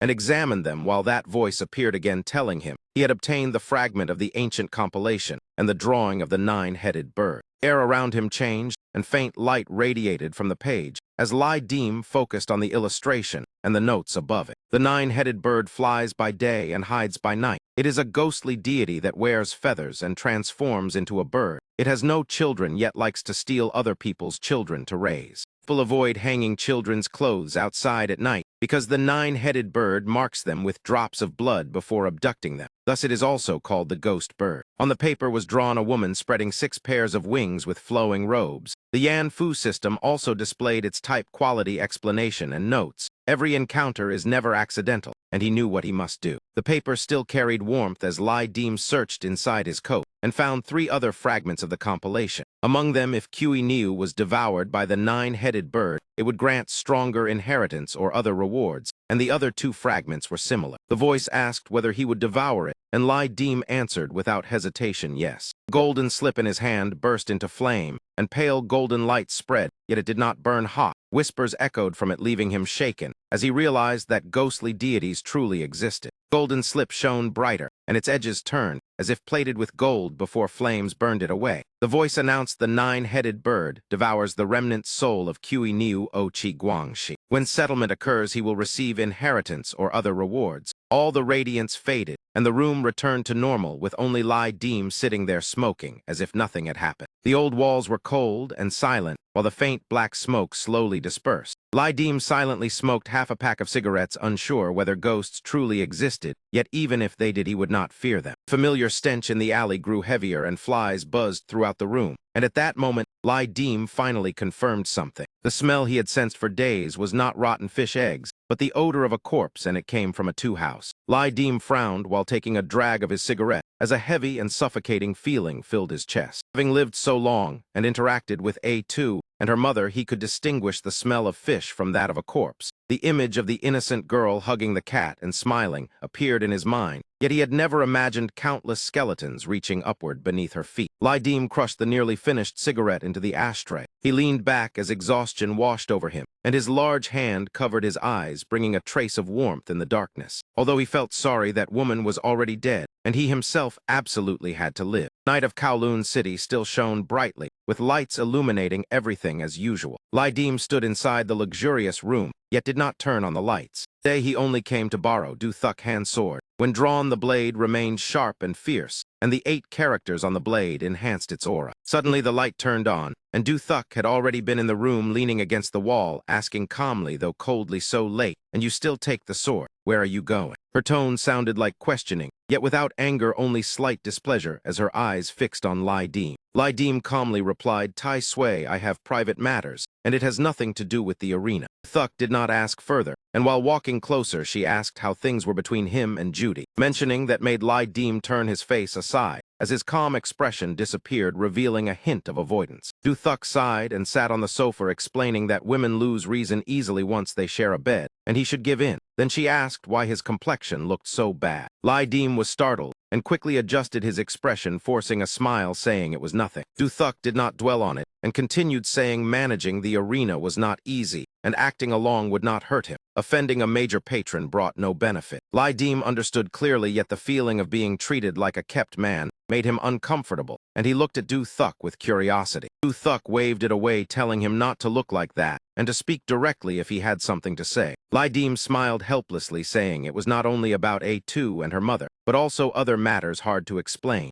Then he suggested exchanging moves with Tai Sui, since everyone said the strongest person in Long City was her, not Hong Kui. Hearing that, Du Thuk smiled, and her gaze changed, as sparring with an expert was always interesting, and there was no reason to refuse. In a short moment, the two had already prepared their protective gear. Lydim held the hand sword and announced himself Hejian Lydim, while opposite him Du Thuk drew her blade, saying Bagua Du Thuk. This time Lydim took the initiative and lunged straight toward Du Thuk, opening the attack. Gripped the hand sword tightly, yet his movements were strangely light and agile as his body glided forward, and he swung several Z-shaped slashes through the air, directly clashing with the great blade of the Prime Minister. The president did not yield either, as she lowered her center of gravity, pressing her heel to the ground for momentum, then twisted her waist, and the blade in her hand chopped straight toward Lydim. Sharp sound of metal colliding echoed loudly throughout the vast room, whose depth seemed endless. The luxurious villa district of astonishing value. Judy sat on the sofa in the living room, wearing a white nightgown, muttering angrily that she absolutely would not let him go. Suddenly, Judy's bodyguard entered holding up a phone and said quietly, "Miss, there is a call for you." Although irritated, Judy answered, and her demeanor instantly changed, revealing the poise of a seasoned, wealthy lady, saying, "Hello, this is me. Good evening, Mr. Sarkley. Calling so late must mean something urgent," and the voice on the other side quickly explained the situation. Judy slightly raised her eyebrow, then decisively hung up. She poured herself another glass of red wine and drank it empty, while the bodyguard curiously asked Miss Han what happened. Judy frowned and replied that among the recovered antiques, several pages from an ancient book collected by Master Truong Dan Kwok were missing, and now someone had placed a very high price to find that book. She added that she had once coincidentally seen that person carrying it, and the person she referred to was Lydim, which meant this matter would truly be troublesome. Bodyguard noticed something else, and knowing she meant Lydim, smiled, asking, "Miss, has he changed, or have you changed?" Judy suddenly blushed in embarrassment, as the question was too sudden, and made her recall that man's image, and the thrilling sensation spread through her body, leaving her momentarily dazed. On June 30th of the year, Bin Dan, suitable for burial and sealing coffins after warming up with Du Thuk, Lydim carried her hand sword back to the old house, standing at the entrance of the alley looking into the deep, pitch-black lane. Step by heavy step, he moved toward a two-house, and when he stopped before the door, the horrific stench was already overwhelming. Lydim raised his hand, touching the door, as an indescribable feeling rose in his heart, and the 9-headed bird fragment in his body grew warm, making him frown, wondering if that desire was becoming stronger. He pushed the door open, and the old wood creaked loudly, while Lydim frowned, focusing all his senses on vigilance, realizing the door was unlocked as he stepped inside holding the sword. Shadow stretched long across the cold floor while the house remained pitch dark, except for faint light seeping from a room deep inside. Deem's pupils suddenly contracted, and his body instinctively stepped back several paces. On the mottled walls were strange stains like human blood, splattered into large patches that seemed to have appeared recently, and the gloomy atmosphere sent chills down the spine. Deem swept his gaze across the room and suddenly noticed a two-mother sitting motionless on a chair beside the table. The faint light from the window cast over her making the scene even more horrifying. He immediately turned sharply to look at her. A two-mother sat with her arms hanging loosely, her face blurred in the dim light, while the stretched shadow on the floor created an eerie and unpredictable feeling. Deem's eyes were sharp like an eagle as he slowly stepped closer, his hand gripping the hand sword while still smiling and asking Auntie, "It is already late, why have you not rested yet?" She still lowered her head motionless without replying. Deem called again and received no response. He had no choice but to endure the stench and bend down closer to see her face clearly. That face was horrifying enough to make his heart tight. The flesh was dark and rotten in patches, as if decomposing. The eye sockets were hollow and lifeless while flies buzzed endlessly. Deem held his breath, instinctively thinking that if this thing was not destroyed soon, the consequences would be extremely dangerous not only for him, but also for that child. Suddenly, a two-mother opened her bloodshot eyes wide and raised her head. The corner of her mouth curled into a strange smile as her gaze locked onto Deem. She sprang up and lunged forward, her fingers curled like claws grabbing toward him, and Deem was startled and quickly retreated backward. He raised the hand sword high in his hand. Deem drew the sword and swept it fiercely through the air. The silver blade flashed and seemed to ring with a strange tone as it cut across a two-mother arm and black blood burst out. The severed arm flew away, and the strange blood dripped while the blade was stained with that evil blood. Deem twisted his wrist and pressed the sword tip against her throat, intending to finish her. That thin body still reacted in time as a two-mother bent backward and leapt away from the strike. The sword tip only brushed past her neck, leaving a streak of black blood on the blade. He landed on the ground with one hand braced on the floor, making a horrifying sound of flesh scraping while sliding backward. Her waist twisted unnaturally as both legs kicked against the door and black blood from the severed arm soaked the floor. The air grew colder and more bizarre as Deem held the blood-stained sword, looking at a two-mother whose form no longer resembled a human. Her body twisted against nature, eyes red like blood, while her nails scraped the floor with a piercing screech. Chill ran down Deem's spine as he gritted his teeth and stared at the opponent, never doubting his decision to destroy this thing. A two-mother lunged fiercely again, her feet sweeping the floor with terrifying sounds, while Deem narrowed his eyes, lowering his stance, and holding the sword calmly, waiting for a chance to counterattack against the unknown, ghostly creature. She leapt forward with claws extended and mouth open, releasing a foul stench, while her clothes and the wound at the severed arm continued to bleed endlessly. At that moment,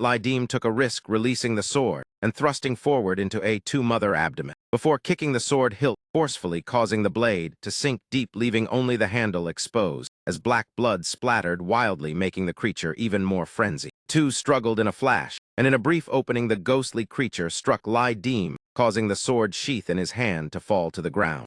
Deem was also slashed near the eye as fresh blood flowed down, blurring his vision. He clenched his teeth and forced his eyes open, while his right eye was almost dyed red with blood. The ghostly creature suddenly disappeared, leaving only a pool of blood and scattered objects before him, and Deem guessed it might be hiding, preparing to strike from behind. He twisted his waist, planting his feet, while his left fist struck powerfully behind him, but the blow hit nothing but air. Fortunately, he was not ambushed, and Deem sighed in relief before scanning the silent room, cautiously calling out, "Are you at home?" At that moment, a sinewy hand suddenly appeared as a two-mother somehow produced a sharp knife, stabbing through his body, and fresh blood sprayed, staining his coat. Behind Deem, the thin figure of a two-mother moved like a phantom, with her shadow flickering in and out. He felt the cold blade pierce through his waist. Deem instinctively reached back to grab the attacker, but this time his hand grasped only empty air. The ghostly creature had vanished again as Deem looked around cautiously without seeing her, while blood streamed from his waist, making him grit his teeth as sweat poured down, and his hand tightened around the knife handle. He quickly pulled the knife out, and blood poured onto the floor, Yet Lai Dim did not cry out as he endured the pain, and laughed, saying, "Auntie, you are even fiercer than me." Even now he could still laugh while killing intent seemed to rise in his eyes, as he muttered that if he died like this, he would become even more vicious than her. As he spoke, Lai Dim scanned the room vigilantly while muttering tiredly that once they went to the underworld, they would surely meet again, as his injured eyes gradually became heavy. He narrowed his eyes, allowing darkness to fill his vision as the room fell silent, as if the ghost had left, yet Lai Dim knew it was still hiding somewhere waiting for a chance, while sweat and the taste of blood filled his mouth. Suddenly the familiar stench rushed into his nose, and when Lai Dim opened his eyes, he saw the ferocious face of the ghostly creature close before him. He widened his eyes, facing the blood-red gaze of A2 Mother, as the foul stench wrapped around him, forcing him to hold his breath. In a decisive moment, Lai Dim bit his tongue fiercely and spat the tongue blood directly onto A2 Mother face. She failed to dodge and was struck by the blood, causing her to stagger backward, covering her face and screaming, while the hand sword still embedded in her body trembled as Lai Dim witnessed that tongue blood indeed worked against the ghost. Not wasting the chance, he immediately grabbed the sharp knife and stabbed toward A2 Mother head, but she widened her eyes and quickly leaned away through the gap of her fingers. She retreated several steps in succession, her body scraping harshly across the floor. Lai Dim gave the opponent no chance to recover and instantly lunged forward in pursuit. The sharp knife in his hand aimed straight for A2 Mother head. That moment, a piercing scream suddenly rang out. Lai Dim shivered slightly, pulling the knife close to his hand and turning sharply in midair. A kick followed as the tip of his foot struck directly into the center of A2 Mother chest. Her thin body was thrown away, smashing into the wooden cabinet against the wall, and at that moment, A2 burst through the door from outside, trembling and calling for her mother while holding what seemed to be a gun. A2's face was pale with fear, and her body trembled violently while tears streamed down, yet she forced herself to raise the gun toward Lai Dim with a choking, childish voice, begging him not to hurt her mother. Lai Dim froze, staring at the girl in shock, wondering where she got the gun. By instinct, he activated his observation ability, and although A2 held a gun, the displayed danger level remained white. Understanding the situation, Lai Dim walked straight toward A2, asking sternly where she got the gun, as A2 panicked, stepping back, trembling, saying, "Do not come closer, or she would shoot," but he ignored her and continued forward. At that moment, A2 Mother suddenly roared and lunged forward, attacking Lai Dim from behind. He did not hesitate, lifting his leg and kicking fiercely straight into the withered body of that woman. A2 Mother was kicked away, falling behind the wall, and Lai Dim glanced over, realizing that this corpse ghost had weakened greatly, likely from prolonged exhaustion. A2 cried uncontrollably while closing her eyes, tightly pulling the trigger toward Lai Dim with all her strength. But she soon realized that no matter how many times she pulled, the gun did not fire. She opened her eyes wide, staring blankly at the gun in her hands, as every pull proved useless. Lai Dim walked forward coldly, easily snatching the gun from A2's hands before silently examining it. His finger moved slightly. Immediately afterward, Lai Dim pulled the trigger and fired straight into the ceiling as the gunshot exploded loudly. A2 collapsed to the ground in fright, trembling, as she looked at Lai Dim, who still stood like a steel wall, while he calmly said the safety was not off. At that moment, A2 Mother staggered to her feet, moving step by step toward Lai Dim, her hoarse voice begging him to spare her daughter. Lai Dim stood in front of A2, raising his hand to stop her, both to protect her, and saying, "Go into the room first, I need to talk with your mother." A2 looked at her mother in confusion, her eyes red from crying, with tears falling endlessly, clearly unwilling to leave, while A2 Mother rarely revealed gentleness, even a trace of sadness, as she smiled, telling her child to go into the room first. Before A2 could react, Lai Dim had already stepped forward, grabbing her hand and pushing her into the room. Behind the door, A2 panicked, pounding on it, crying desperately, begging Dim not to kill her mother. Yet despite the desperate cries, Lai Dim firmly shut the door. He locked the door, then kicked the lock violently until it bent and could not open, while A2 pounded the door, crying and calling for her mother in despair.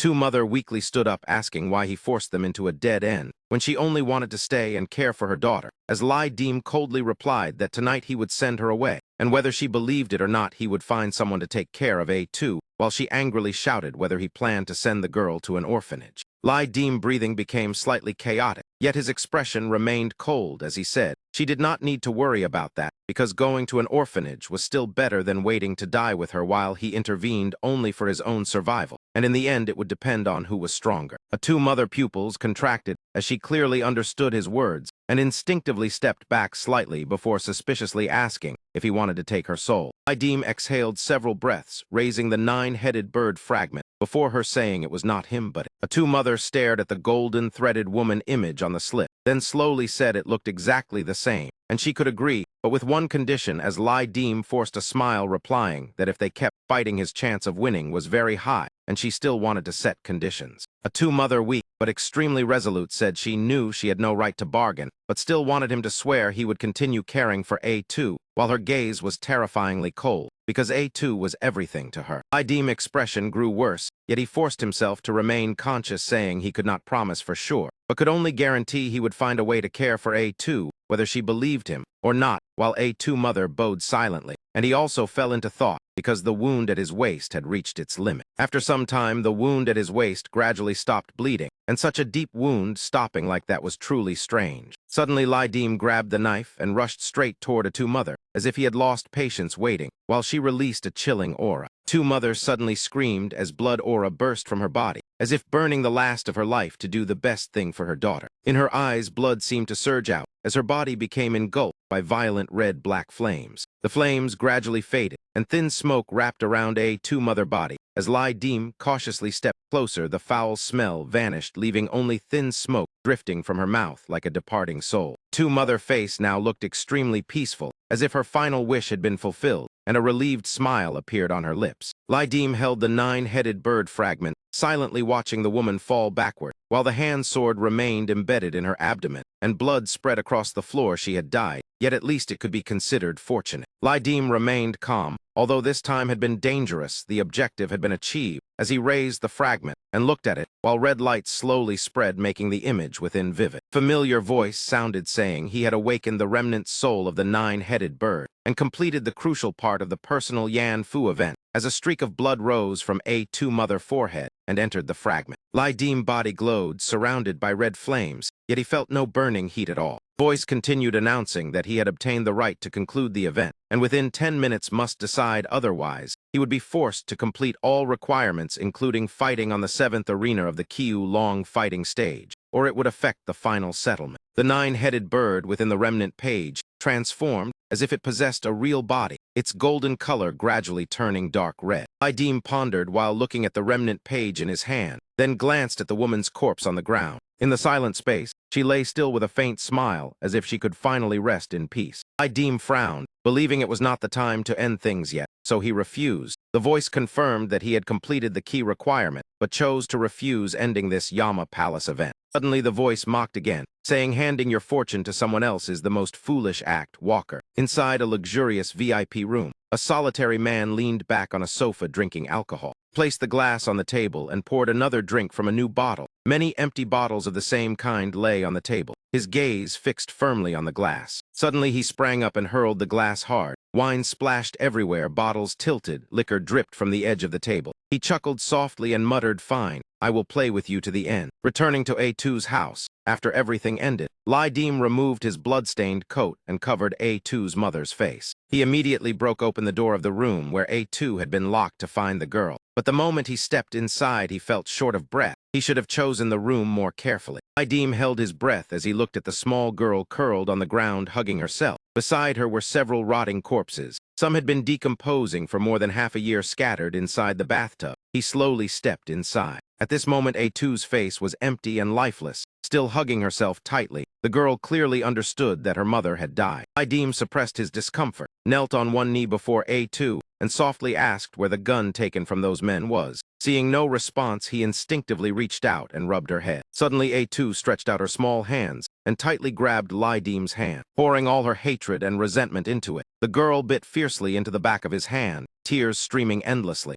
Lai Dim looked at A2 sadly. This reaction was understandable since he had killed her mother. Yet the hatred in her expression hurt him even more. He could not allow her to grow up with nothing but hatred and the smell of blood. Lai Dim sighed, used his other hand to gently rub the girl's head, and softly told her to follow him. Time passed quietly. Lai Dim brought A2 back to Fu Engia building because he intended to take care of her. Leaving her in that death-filled house was not a good choice. A2 was arranged in a room prepared by Hong Kui, After bathing, Lai Dim leaned against the wall and said, "Stay here for a few days. I will find a way to send you out of the fortress city." The girl hoarsely refused, saying, "No need for your concern. I do not want to see you again." Contrary to A2's furious expression, Lai Dim laughed instead, showing his teeth as he replied, "All right then, keep going." Then he closed the door and left, leaving the angry girl behind. Lai Dim leaned his back against the doorframe and looked deep into the room, his mood tangled and indescribable. He slowly let out a long breath, clearly knowing he could not remain here much longer. He took out his phone and opened the contacts to find Judy's number. But no matter how he thought, he did not know how to begin.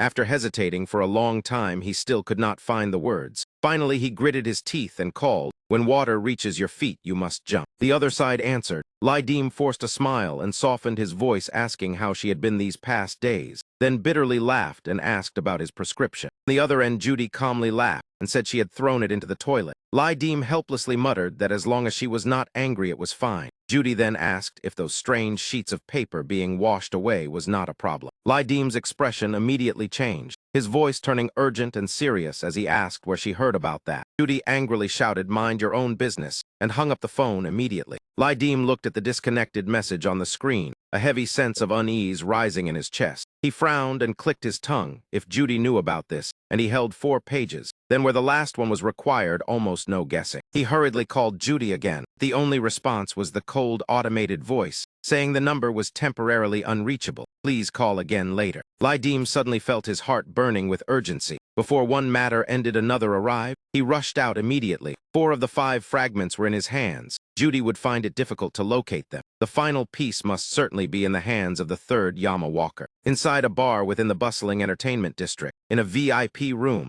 a thug from Wo Linxing sat drinking with Judy. This time she only brought her bodyguard. That man was not in any hurry, leisurely holding a fork to eat the cake brought by the waiter. He ate with great focus. Behind him stood 2 other bodyguards silently guarding. Besides that, Judy also brought 2 female bodyguards, their eyes locked on every movement of the man on the chair. The man faced them calmly, his eyes behind pale blue glasses curved into a cunning smile, while Judy sat on the sofa with a cold and arrogant demeanor, exactly like a wealthy noblewoman. In that man's eyes, everything instantly changed. The identity of a personal talisman walker made the danger from Judy's bodyguards seem insignificant. This moment, Lai Dim was rushing to locate Judy and that man. If the 4 fragments were already in his hands, then the final piece must certainly belong to the still-hidden Yama practitioner. That man's name was a Vu, belonging to Wo Linxing, more precisely the most prominent figure recently. Judy's 3 bodyguards stared at him with vigilance. Judy raised her brow and mocked, saying, "Is Wo Linxing so poor they cannot feed you? Your manner of eating is truly uncivilized." Vu paid no attention. He skewered a piece of cake and put it in his mouth, biting the fork as well while saying, "How can cafeteria food compare to cake?" As if deliberately provoking, he placed the fork down and licked the cream on his fingertip, his eyes challenging Judy directly. Judy did not want to waste time.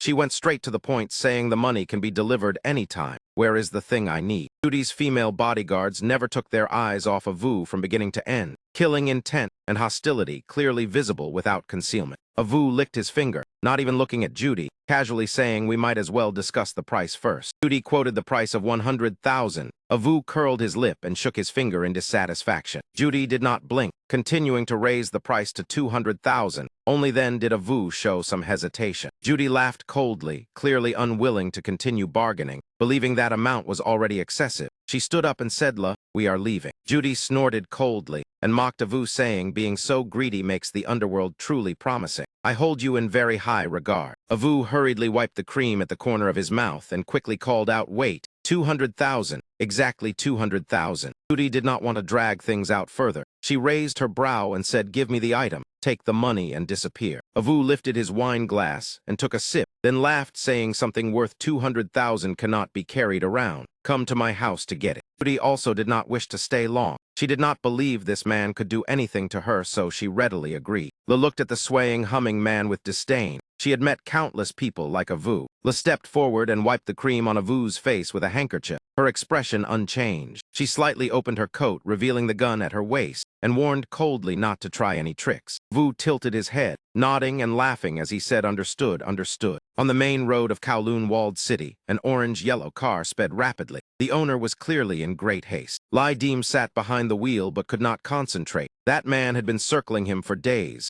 operating within an area full of gangs. The underworld identity was merely camouflage. When he fought in the arena with Chuang Minveen, 3 fragments simultaneously appeared in Fu Engia building and changed owners. That man could easily deduce his identity as a Yama walker. Lai Dim once thought the opponent would come sooner or later, yet the man vanished like sinking into the sea. Now Judy had gone to meet him herself, making Lai Dim impatient as he lit a cigarette. Perhaps that man deliberately used Judy to lure him. He pressed the accelerator to increase speed. The 1-month limit was nearly over. An opponent patient to this extent was truly difficult to deal with. High speed and skilled driving, Lai Dim quickly arrived before the gate of Judy's villa. The large gate stood silent and unmoving. As soon as he stepped out of the car, the phone rang. Lai Dim answered and coldly asked, "Who are you looking for?" The other side remained silent, deliberately prolonging it, making him more irritated, then suddenly laughed unpleasantly. Lai Dim coldly asked, "What do you want?" There was no need to guess that it was Avu. Avu sat on the windowsill holding a cigarette stained with blood, slowly saying, 20 minutes. Wu Sheng apartment on Bat Land Street. Today I cleaned the place and am waiting for you. Then he hung up. Lai Dim immediately got into the car and sped away. This district had always been the paradise of entertainment in Kowloon walled city. From casinos to hotels to nightclubs, the atmosphere lively like a city that never sleeps. Lai Dim asked directions from several people, passed through many alleys, saw groups of thugs gathering while making phone calls, some skinny like addicts. His heart grew increasingly anxious for Judy. Lai Dim's eyes gradually turned cold, killing intent spreading. In his hand was a cloth-wrapped blade. When he neared the location, the system voice sounded announcing the position of the ancient novel compilation fragment had been determined, requesting acceptance. Lai Dim raised his head to look at the old building on the left, smiled faintly and stepped inside. Inside a room, Avu was lighting a new cigarette, the flame illuminating his pale face. Bullet marks stained the wall. On the floor lay the corpses of Judy's bodyguards. That man took a deep drag and exhaled, muttering that the personal talisman event set in 1980s Hong Kong might be limited, but truly an ideal place to earn points. In another corner, Judy was tightly bound, her body trembling constantly. Completely different from her usual noble demeanor, she tried to remain calm, saying money can be negotiated. This place is crowded. Kidnapping makes it hard to collect payment. I will cooperate and leave if you send the bodyguard to the hospital. Vu turned to look at Judy and tossed aside the empty cigarette pack. Aside from the blood on his hand, he showed no injuries. Judy worriedly looked at Latide beside her,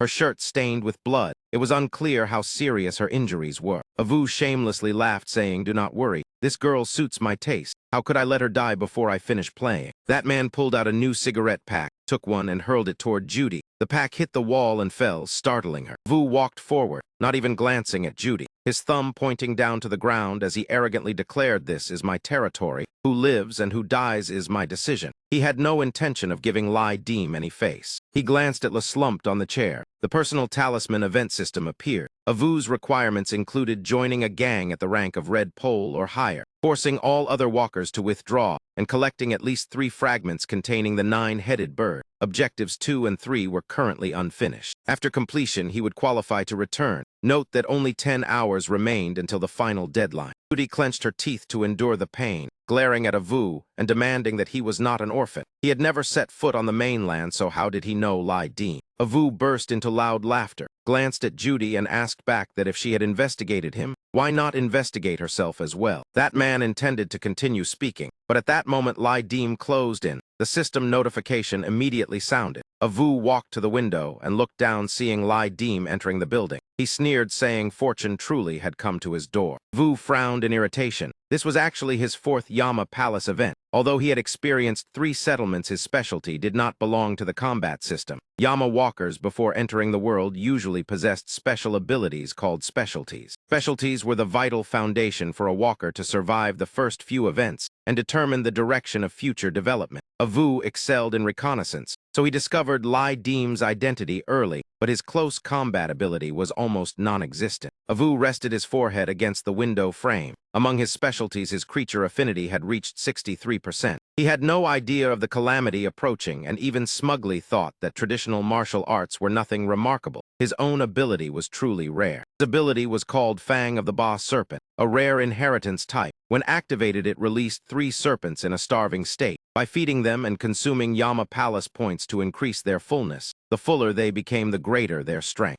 However, once the three serpents were released, they could only move within a radius of 200 meters. Exceeding it would cause severe backlash. Therefore, Avu deliberately lured everyone into his own territory. Idim now certainly had to face a life-and-death battle. He moved along the corridor while raising his vigilance step by step. With an opponent calculating, so carefully bringing the hand sword was clearly difficult to use effectively. Judy also had bodyguards carrying guns. If that man could counter firearms, he would not have waited until now to act. There would be no need to take Judy hostage either. Lai Dim calmly connected every possibility. If the opponent was truly overwhelmingly strong or deeply scheming, the event would have ended long ago, unless that man had another objective. Lai Dim threw the nearly finished cigarette to the ground. The tactic of placing every variable on his reaction after hearing about Judy was clearly too risky. But what made him suspicious was that if he did not care then, that man would have wasted all his effort. A thought flashed through Lai Dim's mind, then vanished. Perhaps he could set this place on fire and force the opponent out. Even if innocent people were implicated, they were nothing more than strangers to him. Even Judy had only known him for a little more than 20 days.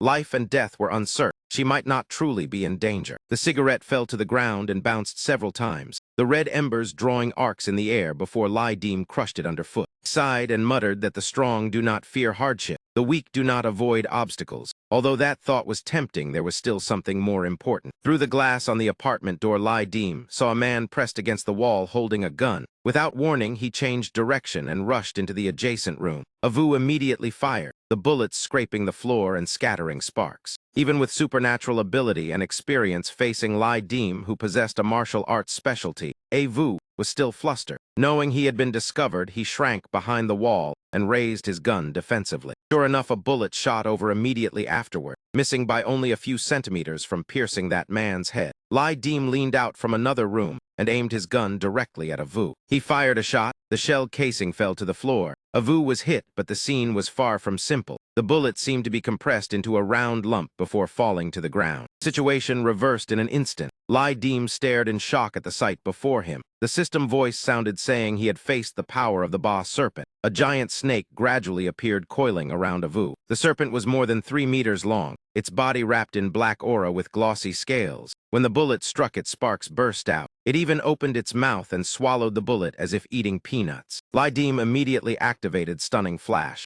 Avu's information appeared, real name Lik Jiang Vu, using the inheritance Enlightened Beast, creature affinity specialty erupting, gluttonous state, skills included Stunning Flash and Yellow Turban Curse. In Lai Dim's mind, it felt as if a current of electricity flashed through. System voice sounded announcing that he had discovered the predator. Both sides possessed an irreconcilable event conflict that could only end in withdrawal or death. The victor would gain the corresponding benefits and rewards, along with the ability to seize inheritance. Lai Dim decisively tucked the pistol into his belt and gripped the blade tightly. Since the gun was useless, the only option left was close combat. He burst forward like an arrow. Vu was extremely confident in the boss serpents he had nurtured for a full month. Seeing Lai Dim charge forward, he sneered that he was seeking death. The serpent head shot out like lightning straight for Lai Dim's throat. If he were struck so easily, then years of martial training would have been wasted. While running, Lai Dim suddenly relaxed his body, lowered his center of gravity, and twisted his waist to evade the attack completely. Avu did not expect Lai Dim to dodge so easily. Panicking, he pulled out his gun and aimed. At the same moment, Lai Dim swung the blade and hurled it directly at Lik Jiang Vu. The gunshot rang sharply. Because of his panic, the bullet only grazed Lai Dim's shoulder, tearing his clothes, while Lik Jiang Vu's shoulder had already been struck by the blade. Lik Jiang Vu clutched his wound tightly, the pain forcing groans from his mouth. He was not a martial artist, so his physique was weaker than Lai Dim. It was only natural that he could not endure pain like his opponent. That man ground his teeth until they creaked. His eyes bulged as if about to split apart. His trembling hand touched the injured shoulder while countless curses echoed in his mind. Lai Dim absolutely would not miss the opportunity, nor did he dare relax for even half a beat. Killing this man already required immense luck, yet that monster was truly troublesome. Suddenly, the giant snake swung its body and smashed into the wall before lunging forward. Lai Dim had almost forgotten its existence. He frowned and glanced over with irritation. The three-headed snake suddenly charged straight forward at astonishing speed, almost leaving Lai Dim no chance to dodge. Suspended in midair, he could only tilt his body, leaning backward yet still unable to avoid injury. A heavy crash echoed. Lai Dim slammed his back into the wall. Blood sprayed from his waist. The pain made him frown while his cold gaze turned toward Lik Jiang Vu, his heart growing more anxious. Lai Dim no longer allowed himself to hesitate. The longer Lik Jiangvu stalled, the more ferocious the three-headed snake became. He swept his leg upward and kicked fiercely at the man's head. From the beginning of the battle, Lik Jiangvu had already suffered 2 heavy blows to the shoulder and head. Lik Jiangvu's body was kicked several meters away and slammed into the wall, his mind spinning while fragments of plaster rained down from above. The moment he landed, Lai Dim swiftly drew his pistol. Without hesitation, he emptied every bullet toward Lik Jiangvu. The three-headed snake reacted extremely fast. In an instant, it rushed forward and coiled tightly around Lik Jiangvu to shield him. Forced to confront the three-headed snake, Lai Dim was pushed away from Lik Jiangvu. The ground was littered with debris after the battle. The opponent was heavily injured, so he was not too threatening. Seeing the snake charge, he immediately raised the gun and fired straight into its mouth. The bullet caused no damage at all. The enormous snake head rammed straight toward Lai Dim. He hurriedly raised his arm to block. The powerful impact forced him backward, and the wound at his waist throbbed violently. The three-headed snake increased its strength and slammed Lai Dim straight into a room behind him. The door could not withstand the force and shattered into pieces. On the other side, Lik Jiangvu was wrapped within the coils of the three-headed snake's tail, clutching his wound while squinting through the thick dust stirred by the battle. That man ground his teeth and glared toward the room where Lai Dim had been pushed, roaring that you are dead for sure. His glasses had fallen off and his body felt exhausted. Fighting someone of a completely different level was clearly nothing like ordinary combat. On the upper floor, Judy pressed herself close to the floor, swallowed nervously, and whispered to Le that there was movement below. Behind Judy, Le's face was pale with dried blood around her mouth. She bit hard at Judy's bindings with all her strength. The rope finally snapped, but the force of her bite made her teeth ache and her head throb. Le looked miserable with messy hair. She hurriedly urged forget it, jump out the window and escape. Judy gritted her teeth and said Lai Dim must have arrived. Judy helped Le cut the rope on her hands with a knife. Because of the earlier bite, blood had already flowed. Le spat out a mouthful of blood mixed with saliva and hoarsely said whoever came was useless. That snake could not be killed. I've lived 28 years and only seen that kind of snake in novels. The world is truly insane for such exaggerated creatures to exist. It coils around Lik Jiangvu and blades and bullets cannot harm it. Truly cursed. Judy had been joking earlier when that bastard and the terrifying snake suddenly appeared. That event terrified Judy, who had grown up surrounded by luxury. Yet once she calmed down, she realized the opponent seemed wary of Lai Dim. Le did not think further and shouted for Judy to jump out the window and call the police. Seeing Judy pick up the gun, Le thought she intended to fight and angrily scolded her not to be foolish. At this moment, Judy was calm enough to understand the situation. She did not do anything stupid to hinder Lai Dim and only quietly removed all the bullets from the gun. Le was now seriously injured and unable to move. Judy threw the empty gun to the ground and said the bullets were useless against the snake, but could still injure her. Hearing this, Le's eyes filled with emotion. After removing all the bullets, Judy walked to the window,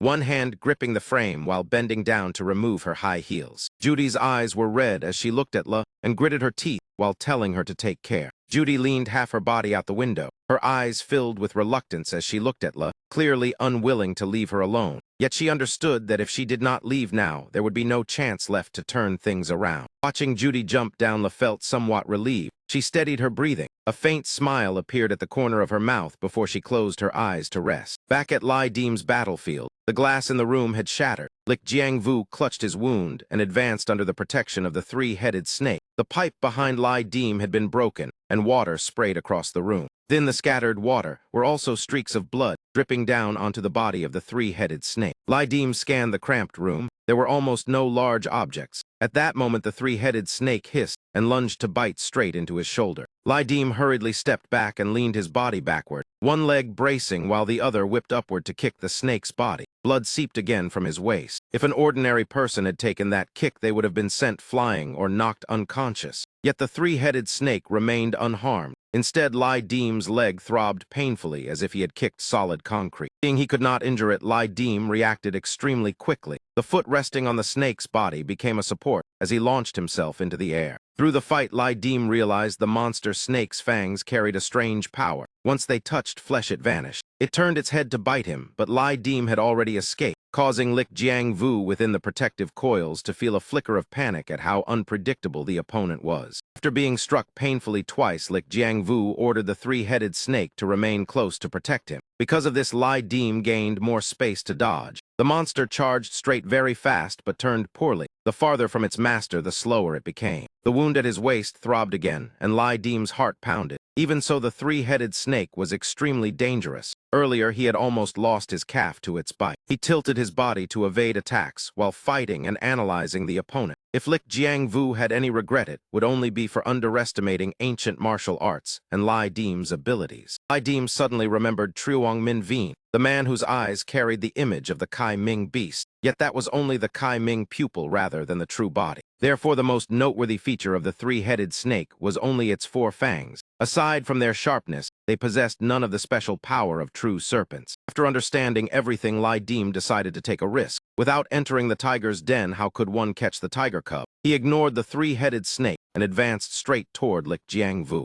He concentrated all his focus on every movement of the three-headed snake, his footwork agile as he dodged left and right, while sweat scattered everywhere. Lai Dim leapt upward, borrowing force from the snake's body to shoot into the air. Lik Jiangvu felt shock in his heart. Seeing Lai Dim already closing in, yet he still would not allow the three-headed snake to leave his side for defense. Lai Dim silently recited. His vigilance and will surged to the extreme while his gaze locked onto Lik Jiangvu, who was being shielded. He twisted his waist without borrowing momentum. His foot stretched tight like a drawn bow while his body shot forward like a blade. Lik Jiangvu only saw a flicker of movement before the sound of wind whistled beside his ears. That man jerked his head back in alarm, panic rising as he saw the three-headed snake open its mouth and lunge to bite Lai Dim's arm, the moment Lai Dim had been waiting for. Finally, the flaw appeared. Lai Dim did not retreat even half a step. His arm rotated direction as his hand curled into a palm before striking upward. Before his eyes, the snake head lunged forward and clamped down on Lai Dim's arm. Four fangs pierced deeply into flesh, searing pain erupted as fresh blood sprayed. The sharp teeth sank firmly without letting go. Lai Dim grabbed the snake head with his other hand, using the force to launch himself upward while his waist spun lightly. Jiangvu stared wide-eyed at him with a racing heart. Sure enough, right after that, Lai Dim twisted his waist while still gripping the snake head. Borrowing that momentum, he swung his leg and kicked fiercely straight into Lik Jiangvu's head. Jiangvu was kicked into dizziness. Darkness filled his vision while a hot metallic smell surged from his nose and mouth. His body was sent flying, spinning several times in the air before smashing into the wall and knocking loose chunks of plaster. In this situation, the three-headed snake could not protect him at all. Seeing its master in danger, the three-headed snake released Lai Dim and rushed forward. He lost balance and nearly fell while bending over as the wound at his waist throbbed sharply. Suddenly, a dazzling golden light burst from Lik Jiangvu's side. Lai Dim watched in surprise. Perhaps this was the final trump card, the third skill he had once seen through Jing Hong Yipayan. Lik Jiangvu's body leaned backward and floated into the air within the sea of light. Within the blank white eyes appeared the shadow of an old man behind him. Jing Hong Yipayan was activated. It was the yellow turban vow triggered when suffering severe injury, allowing him to preserve his life and gradually recover about 30% of his wounds. Lik Jiangvu coughed as saliva sprayed out before he slowly regained consciousness, clutching his arm while collapsing to his knees and vomiting several mouthfuls of black blood. That man staggered toward the wide-open door to escape, but Lai Dim absolutely would not allow that to happen. He roared for him to stop. Lik Jiangvu did not dare linger and stumbled away in panic. His steps crooked as he groaned while running. Lai Dim panted heavily and gritted his teeth while looking down at his blood-soaked hand. His ring finger and little finger had vanished completely. The wound contracted in spasms as fresh blood sprayed everywhere. Deep within the palm, the mark of enormous teeth remained clearly imprinted. Lai Dim gritted his teeth, tore a long strip of cloth from his clothes, and used his teeth to carefully wrap it tightly around the wound. After that, he quickly took out the blood cell enhancement medicine and swallowed it, snorting coldly before staggering outward. Suddenly, he threw his head back and laughed loudly. The bold laughter echoed through the entire lodging house, sounding both insane and arrogant. Laughing loudly, he stepped out the door, looking no different from a madman on the road to killing. That laughter terrified Lik Jiangvu until his face changed color. His expression twisted with fear and pain from the blow. He fled desperately, realizing this man was absolutely not someone he could provoke. Now he had tasted the consequences.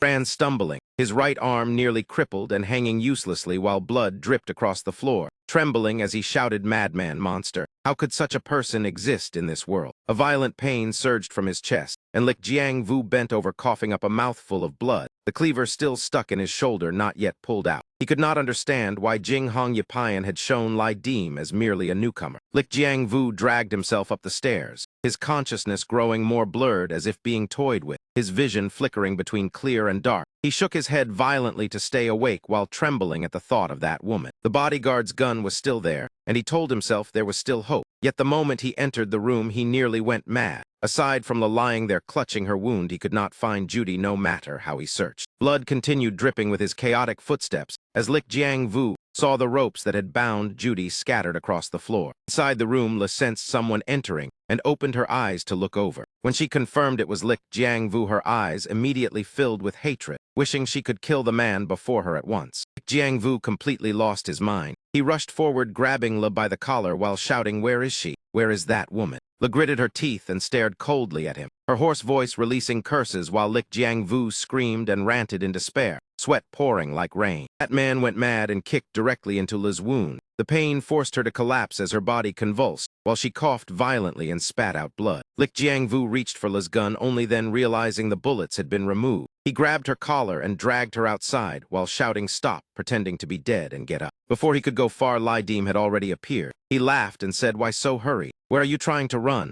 Lik Jiang-vu's face turned deathly pale while he cursed his own terrible luck. Li Dim stepped forward, one hand resting against the wooden door as his figure slowly appeared from behind it, his tone indifferent as he asked, "If you are not going to play with me a little longer." He raised the gun and aimed straight at Lik Jiang-vu. That man tremblingly pointed back with the empty gun, stammering to ask if he was not afraid of the three-headed snake. This was not the first time he had stepped through the gate of death. A name flashed through Lik Jiang-vu's mind. That man gritted his teeth and asked if he was an escaped wanderer. Li Dim only smiled and asked if the M1923 in his left hand felt unsteady. Lik Jiang-vu snapped angrily for him to try it. Li Dim suddenly acted generous, looking at him with a smile and saying, "Release the girl. Be fair for once. Everyone throw away the guns. How about it?" Lik Jiang-vu's temple twitched violently. The aura around his body changed as the shadow of a giant serpent slowly gathered behind him. He hesitated and did not advance. If he still had the complete three-headed snake, Li Dim absolutely could not win. At that moment, Li endured the pain and shouted loudly, "Shoot! His gun has no bullets." This move caught Lik Jiang-vu completely off guard. The moment he heard Le speak, Li Dim reacted instantly and threw the gun straight toward him. Three-headed snake startled and stretched its head to catch the gun. Lik Jiang-vu roared furiously that he had deceived him, so he had also run out of bullets. No need for more words. Li Dim seized the moment while the three-headed snake was still dealing with the gun and unleashed a thunderous punch toward Lik Jiang-vu. Punch carried terrifying force. In Lik Jiang-vu's eyes, there was only a blazing red blur and spinning stars as his body was blasted several meters away. Blood poured from Lik Jiang-vu's 7 orifices. This time death was certain. In the end, it was only because he was not the protagonist. Voice echoed in his mind, "Voluntarily detonate the three-headed snake. The inherited ability will be frozen in the event. Specialization power reduced by 10% in exchange for a fatal strike." The once complete three-headed snake suddenly shattered into fragments. From the mouth of the three-headed snake, a streak of black energy sharp as a blade shot out. Lik Jiang-vu and the three-headed snake lunged toward Li Dim with everything they had. The situation became extremely perilous. At that moment, the voice sounded again in Li Dim's mind as a reminder. "You have grasped the enemy's weakness. The next strike, including every form of damage, will gain 100% speed and double damage." Li Dim reached out and pulled the blade embedded in Lik Jiang-vu's shoulder. That man stared at him in shock, seemingly not expecting his opponent could still counterattack at this moment. Perhaps if he killed Lik Jiang-vu, the three-headed snake would not have time to self-detonate. Thinking this, Li Dim tightened his grip on the hilt and drove the blade deeper with another slash down to the bone. Jiang-vu screamed miserably as blood gushed like a spring, staining the ground red, while the three-headed snake beside him continued gathering energy. Li Dim's heart pounded wildly. He gritted his teeth and pressed the hilt down harder before dragging the blade to carve another long gash across the opponent's body. The three-headed snake fired a beam of black light toward Li Dim. At the same moment, he pulled the blade free and spun to rip open Lik Jiang-vu's chest. Blood sprayed everywhere, and that man could not possibly survive. The black light shot straight toward Li Dim's head, but dissipated just in time. Had it been even a moment slower, he would have died. The blade slipped from his hand as Lik Jiang-vu's blood dripped from its edge onto the floor. Before the three-headed snake could self-detonate, it slowly dissolved into the air. Lik Jiang-vu's body collapsed to the ground with a long gash across his chest. Le lay on the floor trembling as she crawled toward Li Dim. Witnessing the battle with her own eyes left her unable to believe it was real. He turned back and asked what she was doing. Le struggled forward, leaving a trail of blood, and grabbed his pant leg while calling softly. Li Dim turned to look at Le with an indifferent gaze, wanting to speak yet stopping himself before saying he would take her to the hospital. "Where is Judy?" Le could not speak and rested for a moment to recover. Lai Dim stood and supported her uninjured arm. The room now contained only blood and corpses. At that moment, the shrill sound of police sirens echoed outside the window. They always appeared after everything was already over. Judy stepped out from the police car and spoke seriously with the officers. Then she looked up at the room where Le had been imprisoned, her heart filled with worry and unease for Lai Dim as well. Lai Dim carried Le to the window and lowered his head to look down. Judy saw he was safe and sound, his handsome face completely unharmed. Judy smiled in relief and leaned against the police car while nodding to Lai Dim. Let out a long breath and only now truly relaxed. What happened today was something she never wanted to experience again in her life. The police quickly entered the building to handle the scene. Judy leaned against the car, deeply shaken, yet forcing herself to hold back her emotions. Lai Dim carefully supported Le as he left the scene. In the room, only Lik Jiang Vu's corpse remained. When the two left, the voice slowly sounded again. Have killed the predator, receive full purchasing rights and 30% of the settlement reward. Because there is no inheritance, you cannot seize the three-headed snake. Beside the great river near Kowloon walled city, a large boat drifted slowly, looking more like a traditional restaurant than a cruise ship. On the boat, Lai Dim leisurely slurped noodles and placed the empty bowl onto the table. Exhaled comfortably and patted his stomach. Judy sat opposite Lai Dim with both hands on her lap, smiling as she asked if he had eaten enough. Once finished, they could talk. Lai Dim raised one finger and laughed, saying he felt he could still eat another bowl. This was not difficult for Judy as she snapped her fingers and called the waiter to bring 10 more bowls of wonton noodles. Hearing this, Lai Dim laughed and asked how he could possibly eat that much. Judy did not mind at all. Her attitude was completely different from the time he had treated her to noodles before. Time was plentiful because she had rented the entire boat. The thought made Lai Dim secretly envious, and soon he finished eating. Only then did Judy become serious and frankly ask why he had cut off his own hand. Lai Dim still kept a joking expression and laughed, asking why she did not ask the magical conch shell. The attitude forced Judy to suppress her anger before asking directly if it had anything to do with Tai Sui. Hearing that, Lai Dim spat out the mouthful of beer he had been drinking, awkwardly wiping his lips while asking who. Judy snapped irritably not to play dumb. Just then the waiter brought 10 bowls of noodles and the atmosphere temporarily calmed. Lai Dim sighed and said a sharp sword needs a proper sheath to rest in rather than something sharper than itself. Judy became even more confused and pressed him further. He only lifted the bowl and slurped noodles enthusiastically while praising the taste and saying he wanted to ask the chef how to cook it so he could make it himself after leaving Hong Kong. After eating, Lai Dim set the bowl down with a satisfied expression, as if flowers were drifting around him. Judy suspiciously asked where he planned to go. He did not answer and instead lit a cigarette, which made her angrily repeat the question. Lai Dim slowly exhaled smoke, his expression turning serious as he said the important thing was not where he would go, but that he would certainly leave. Speaking of parting, he even wondered if something was wrong with him. A beautiful and wealthy woman like her would be forgotten once the job was done. Who could ever find him afterward? Lai Dim murmured as if speaking to himself, looking solemnly at the person before him. At some point he had told himself this girl was very good and should not be hurt. In truth, at first he thought she only wanted a fleeting amusement. This could not really be blamed, since for someone in Judy's position, such things were not rare.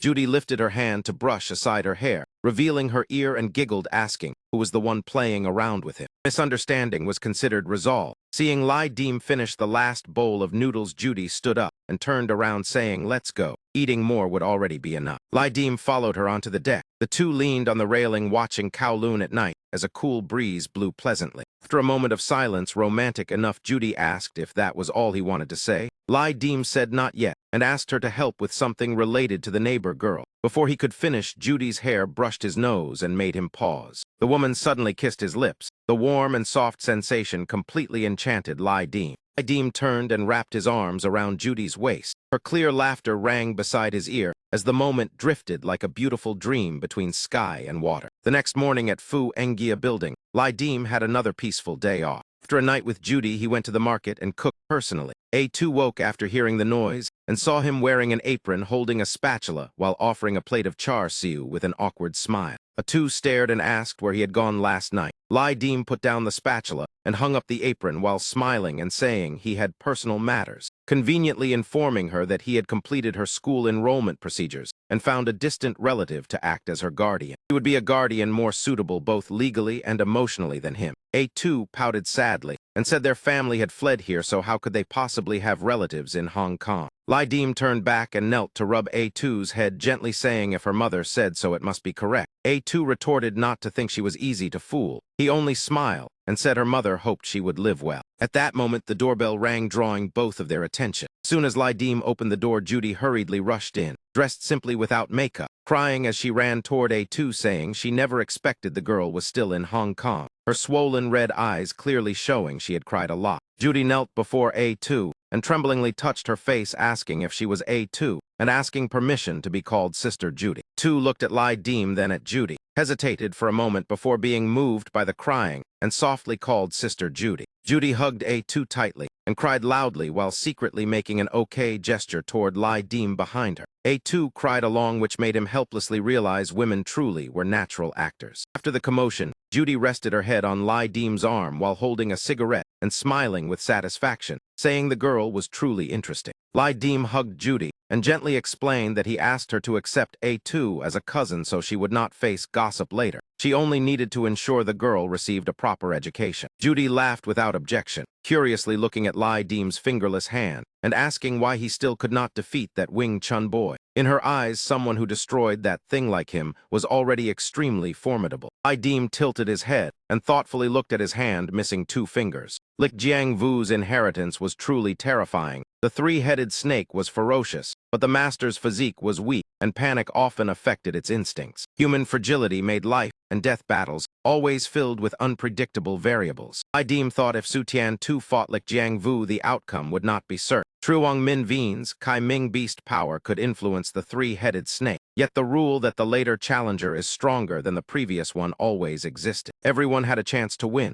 The key lay in mindset, decisiveness, and a bit of luck. The Yan Fu event ending made Lai Dim hope that one day he would gain his own inheritance, because inheritance was a rare treasure, and obtaining it became harder the further one progressed. Thinking about Lik Jiangvu was enough. Lai Dim turned to ask Judy if she wanted him to win. She answered immediately, of course, so he took the cigarette from her hand. Taking a deep drag, Lai Dim smiled with certainty and said in that case he would definitely win. On the 6th day of the 7th month of the Bing Dan year, Lai Dim sat in Fu Engia building, reviewing recordings of Su Tian Tu's fights. The tape showed Su Tian Tu fighting Zhou Wei Dao with twin blades, a pack of cigarettes resting on the table. Hong Gui leaned against the table watching. When things were almost finished, he asked about Su Tian Tu's chances of winning with the 8/sabers. Lai Dim remained silent, Du Thuk as well. Hong Gui asked again if he would still use a sword. Lai Dim shook his head, saying his right hand was injured. The hand sword consumed too much strength, so he wanted to switch. Hong Gui smoked and asked what he would change to. Speaking of traditional martial arts, Lai Dim was quite confident, explaining that the Bagua school possessed a superior weapon called Zai Wu Mandarin Duck Yue. Mandarin Duck Yue was a rare weapon passed down by the Bagua Grandmaster.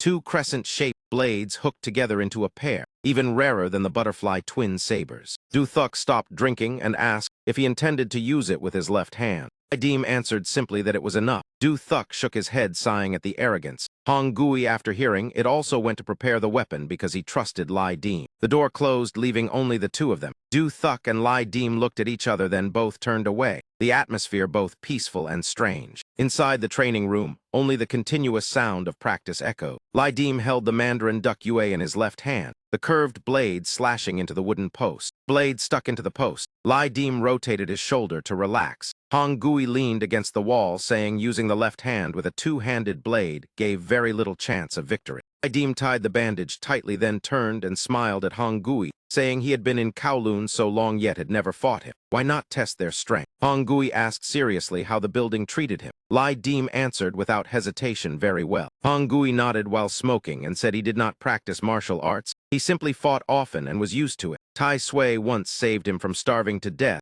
so he was willing to repay with his life. Hong Gui asked if someone received such kindness, how others should treat it. His voice growing colder, Lai Dim said he could speak plainly. Hong Gui asked if he planned to disappear without a word. Lai Dim calmly smiled and said finish tomorrow's fight first, then consider it. Hong Gui cursed irritably, saying with Judy protecting him, he did not dare act. Lai Dim smiled helplessly, remembering Hong Gui had taken care of him a lot, so he decided to cooperate as repayment. Thinking this, he laughed freely and said if even Tai Sui did not touch him, then Hong Gui should consider it himself. Hong Gui stared at him in shock and suspicion, then gradually understood. finally showing a helpless smile. Seeing that expression, Lai Dim felt slightly awkward. Hong Gui suddenly stepped forward and flicked the cigarette butt toward him. As if the matter was settled, Lai Dim swung his hand, punching the cigarette butt away, though he himself was not sure what he was thinking. Immediately, Hong Gui rushed forward. Left foot slanted ahead as a pivot, right hand throwing a hook straight at Lai Dim's face. The second strike followed with a fierce knee, smashing heavily into his stomach. Taking advantage of Lai Dim bending over, Hong Gui smashed another blow onto his back. In truth, these strikes could have been avoided, but he deliberately accepted them. The first blow had already been voluntary. He even accepted the second knee, but another strike to the back would be too much. Lai Dim could not endure further and pushed Hong Gui away, warning coldly to stop before he counterattacked. Hong Gui showed no fear, knowing he was weaker, but exchanging a few blows would not kill anyone. That man beckoned with a smile, asking if even that was not allowed. Lai Dim, seeing this, charged forward without courtesy. Almost at the same moment, Hong Gui stomped the ground and rushed to meet him. Fist against fist, grievances and frustrations between brothers were indeed easiest solved with punches. That moment, the training room door burst open. Du Thuk, hearing the strange noise, entered and shouted to stop. Lai Dim and Hong Gui, who were about to rush again, turned in surprise. "You two brats are truly crazy." Lai Dim laughed loudly with a bruise on his face from the first punch. Hong Gui looked just as miserable, with bruises and blood at the corner of his mouth. Du Thuk angrily shouted, "What are you laughing at?" Du Thuk stepped forward, standing between them, sternly telling Hong Gui that whatever it was could wait until a Dim finished this match. After speaking, she turned to Lai Dim. He tilted his head, grinning. Du Thuk did not lecture further and only left the words smooth sailing before leaving. Her words carried two meanings. On the 7th day of the 7th month of the Bing Yin year,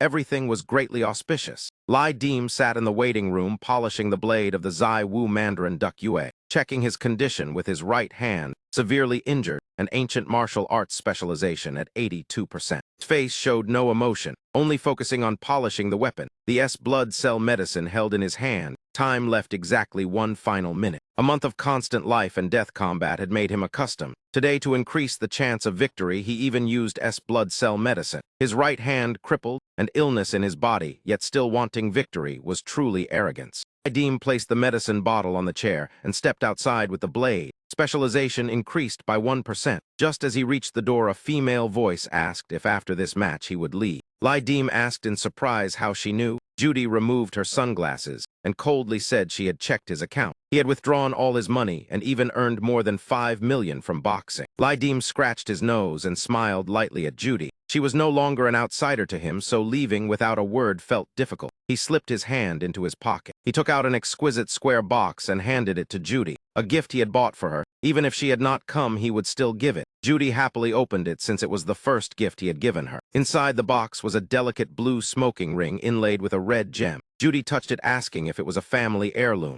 Lai Dim laughed awkwardly, saying he bought it yesterday at one chai. Used to prevent stains on the fingers and very suitable for a star like her. Judy lowered her head, her eyes dim as she looked at the gift box held against her chest, and softly asked when he would return. Lai Dim stayed silent for a moment because he truly was unsure he could return. Yet he still smiled, saying if there was a chance he would definitely come back, then turned and left. In such a short time, Judy had completely fallen for him. Suddenly, she ran after him. She hugged him tightly from behind, wanting to feel the warmth of this man one last time. Judy softly said she left a gift in his room, and he should remember to take it. Perhaps not wanting him to see her expression, she did not step in front of him. Lai Dim nodded without turning back, continuing toward the arena, while Judy slowly walked down the corridor, taking out a folder from her bag. The folder had been intended to be discarded by now. Inside were photos of Lai Dim when he was younger. In the arena, the match had not yet begun, yet the audience already filled the stands, shouting Yan Wang. Du Thuk and Hong Gui sat among the crowd, one drinking as usual, the other sighing helplessly. Lai Dim slowly stepped out from inside amid thunderous cheers. The moment he appeared, the shouting became even more intense. Yan Wang in their eyes was undefeated, and no one bothered calling Su Tian-tu's name. Su Tian-tu held twin sabers. Lai Dim stepped onto the stage, and seeing the Zai Wu Mandarin Duck Yue in his hand, Su Tian-tu slightly curled his lips. High in the distance stands an old man sat leaning on a cane. Du Thuk recognized him at once. Indeed, it was Elder Su, his gaze toward Lai Dim carrying a strange, contemplative look. Su Tian-tu still held a contemptuous expression, saying the stranger the weapon, the faster the death. Understood, Lai Dim did not respond, his mind still lingering on the image of that woman. Su Tian-tu called angrily. Lai Dim coldly interrupted, announcing the name Hejian Lai Dim. Su Tian-tu smiled with murderous eyes, bared his teeth with arrogance completely opposite to Lai Dim's, calm, before declaring Wing Chun Su Tian-tu. After announcing his name, Su Tian-tu charged forward first, twin sabers in hand. Lai Dim stood firm in stance, unmoving. Su Tian-tu accelerated and leapt, stabbing the butterfly saber toward his chest. Lai Dim calmly leaned back, gathering momentum, then swung his left arm upward. The Zai Wu Mandarin Duck Yue collided with the butterfly saber. Sparks burst as the sound of weapons rang across the arena. An instant, Lai Dim, using one hand, held equal ground, the Mandarin Duck Yue sliding along the blade of the butterfly saber. Su Tian-tu inwardly cursed at the strange weapon. He used the other saber to block the attack. One blade against two truly depended on the wielder's skill. Su Tian-tu gritted his teeth in shock at Lai Dim's strength. With just a flick of the wrist, the curved blade could sever his hand. The contempt vanished instantly. Lai Dim tightened his broken thumb, borrowing the opponent's force to press downward. The Mandarin Duck Yue shifted position, pressing the butterfly saber, while the outer blade moved slightly with deadly danger. Lai Dim handled it skillfully, the thumb avoiding the inner blade, while the outer blade brushed across the back of Su Tian-tu's hand. Su Tian-tu's expression did not change, raising his right hand to slash at Lai Dim's neck while lunging forward, the blade sweeping across, forcing him to lean back to avoid it. Su Tian-tu continued using twin sabers in a chain, stabbing toward Lai Dim's neck. He raised the Mandarin Duck Yue to block. Lai Dim's wrist rotated lightly, the blade twisting free from the butterfly saber, leaving Su Tian-tu shocked. The weapon spun once in the air, perfectly slicing Su Tian-tu's hand, fresh blood spraying out. Su Tian-tu coldly swung the butterfly saber toward Lai Dim's neck. He stepped back half a step, raising the blade to block the strike. In truth, this was a feint, allowing Su Tian-tu to withdraw. He glanced at the bleeding wound on the back of his hand without much concern. It even increased his excitement. Lai Dim remained calm, saying he had never seen authentic 8-slash sabers before. Today broadened his horizons, introducing the weapon he used as the Zai Wu Mandarin Duck Yue, rare in the South. He added that the move just now was called Sun Moon Twin Radiance. Su Tian-tu mocked, saying unfortunately his Mandarin Duck Yue only had one hand. Lai Dim smiled, replying if he had both hands, the thing bleeding would be Su Tian-tu's neck. Su Tian-tu laughed in disbelief and bent forward, rushing again,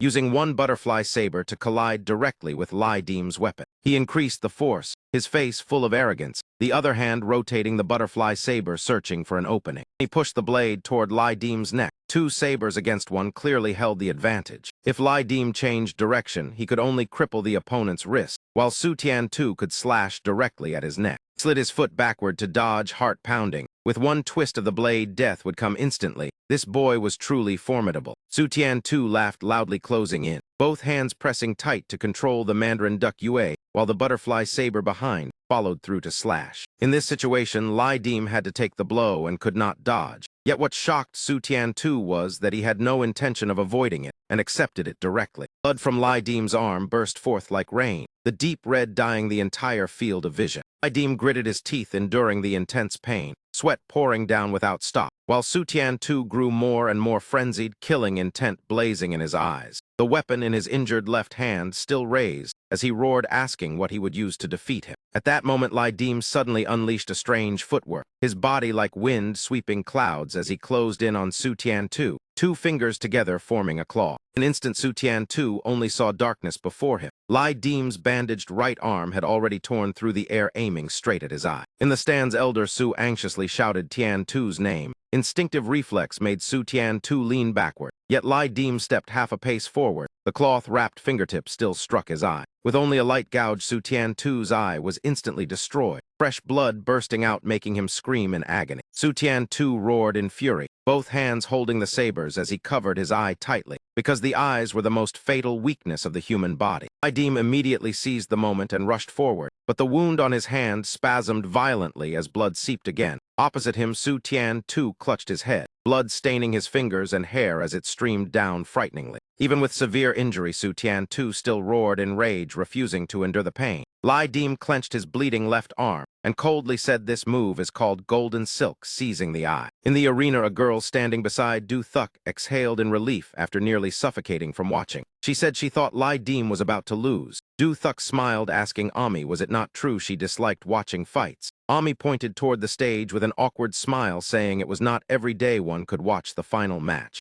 Besides, she had heard Lai Deem mentioned for days. Ungui stared wide-eyed, focusing on the fight, ignoring every sound around him. Du Thuk sipped wine, smiling that Ami had too much free time lately and needed more work. Ami pouted, saying she was being bullied, then curiously asked if Lai Deem would lose. Du Thuk only smiled and drank, which made Ami even more curious, yet afraid to ask further. Half of Su Tian-tu's face was now crimson with blood, the left eye horribly damaged, nearly blackened, the right eye barely open, filled with veins and spinning lights. He bit his lip to avoid fainting and growled, staring at Lai Deem, saying both of them were miserable. Choosing the lesser misery was truly cruel. Lai Deem said nothing more and did not advise the opponent to withdraw. He only stood still and shouted, "Come here." The 19-year-old youth, feeling such pain for the first time, screamed and rushed forward, as if exhausting all strength. The butterfly saber cut through the air. Lai Deem held his stance steady, using the Mandarin Duck Yue in his left hand to block. The twin sabers became flashes, aiming at his heart, then slashing down toward his right wrist. Lai Deem bent and twisted left and right along each blade path to evade. Su Tian-tu fought more and more madly. The blades struck the Mandarin Duck Yue with relentless speed. Lai Deem forced to use only his left hand as the wound that had just stopped bleeding tore open again, spraying blood.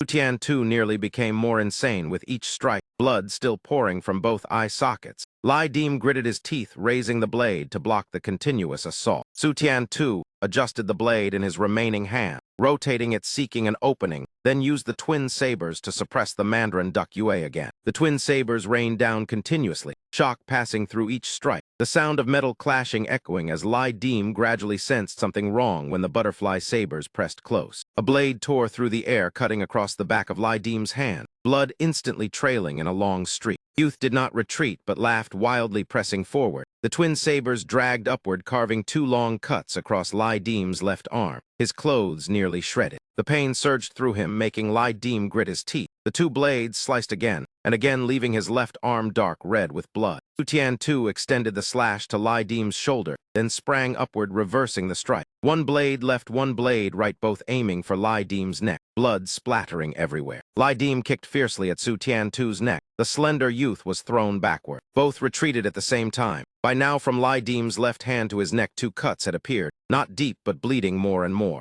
Just a little more and Lai Deem's throat would have been severed. He coldly looked at his wounds, appearing like a demonic Yan Wang. Lai Deem laughed on the stage. Su Tian-tu also laughed loudly, yet half his face covered with blood and flesh around the eye socket made him appear extremely eerie. 8 sabers, twin dragons emerging from the sea. Lai Deem inhaled deeply, maintaining calm, his expression darkening as battle intent burned while looking at Su Tian-tu. For the first time in the arena, he revealed a ferocious smile. The Wing Chun saber technique truly was sinister. In both their minds, there was nothing left. At this point, they only shouted a single word: charge, and rushed at each other. Blades collided continuously with harsh friction sounds. Mandarin Duck Yue against butterfly twin sabers. Sharp weapons shifting with every step as Lai Deem defended and countered while being forced to the edge of the stage. Su Tian-tu, with injured eyes, became even more bloodthirsty, the twin sabers swinging with terrifying speed. In one moment, Lai Deem twisted his wrist, letting the Mandarin Duck Yue slide across Su Tian-tu's waist. Yet the opponent's twin sabers pressed even closer to his heart, extremely dangerous. Two exchanged many rounds, sweat running down their noses. Lai Deem gradually fell into disadvantage, his wrist rotating the blade, no longer as agile as before. One used the Yue with one hand, the other half blind. They were nearly equal, yet Su Tian-tu adapted to the difficult weapon faster than expected. Lai Deem could not help secretly admiring the formidable 19-year-old. Once again exerting full strength, the blades screeched. Lai Deem barely forced the opponent's weapon aside, creating an opening, then suddenly released the blade, switching to a claw stance. This time the target was no longer the eye, but the throat. Against someone dangerous, mercy could not be shown. Su Tian-tu's eyes widened, reacting instantly and leaping back. In a blink, he had retreated far away, creating great distance from Lai Deem. Su Tian-tu pointed at his own eye, laughing madly, saying he would not make the same mistake twice. Lai Deem never expected the opponent to repeat the mistake. He merely created opportunity for himself, calmly looking at Su Tian-tu before letting the Zai Wu Mandarin Duck Yue fall. The weapon bounced on the ground several times, shocking Su Tian-tu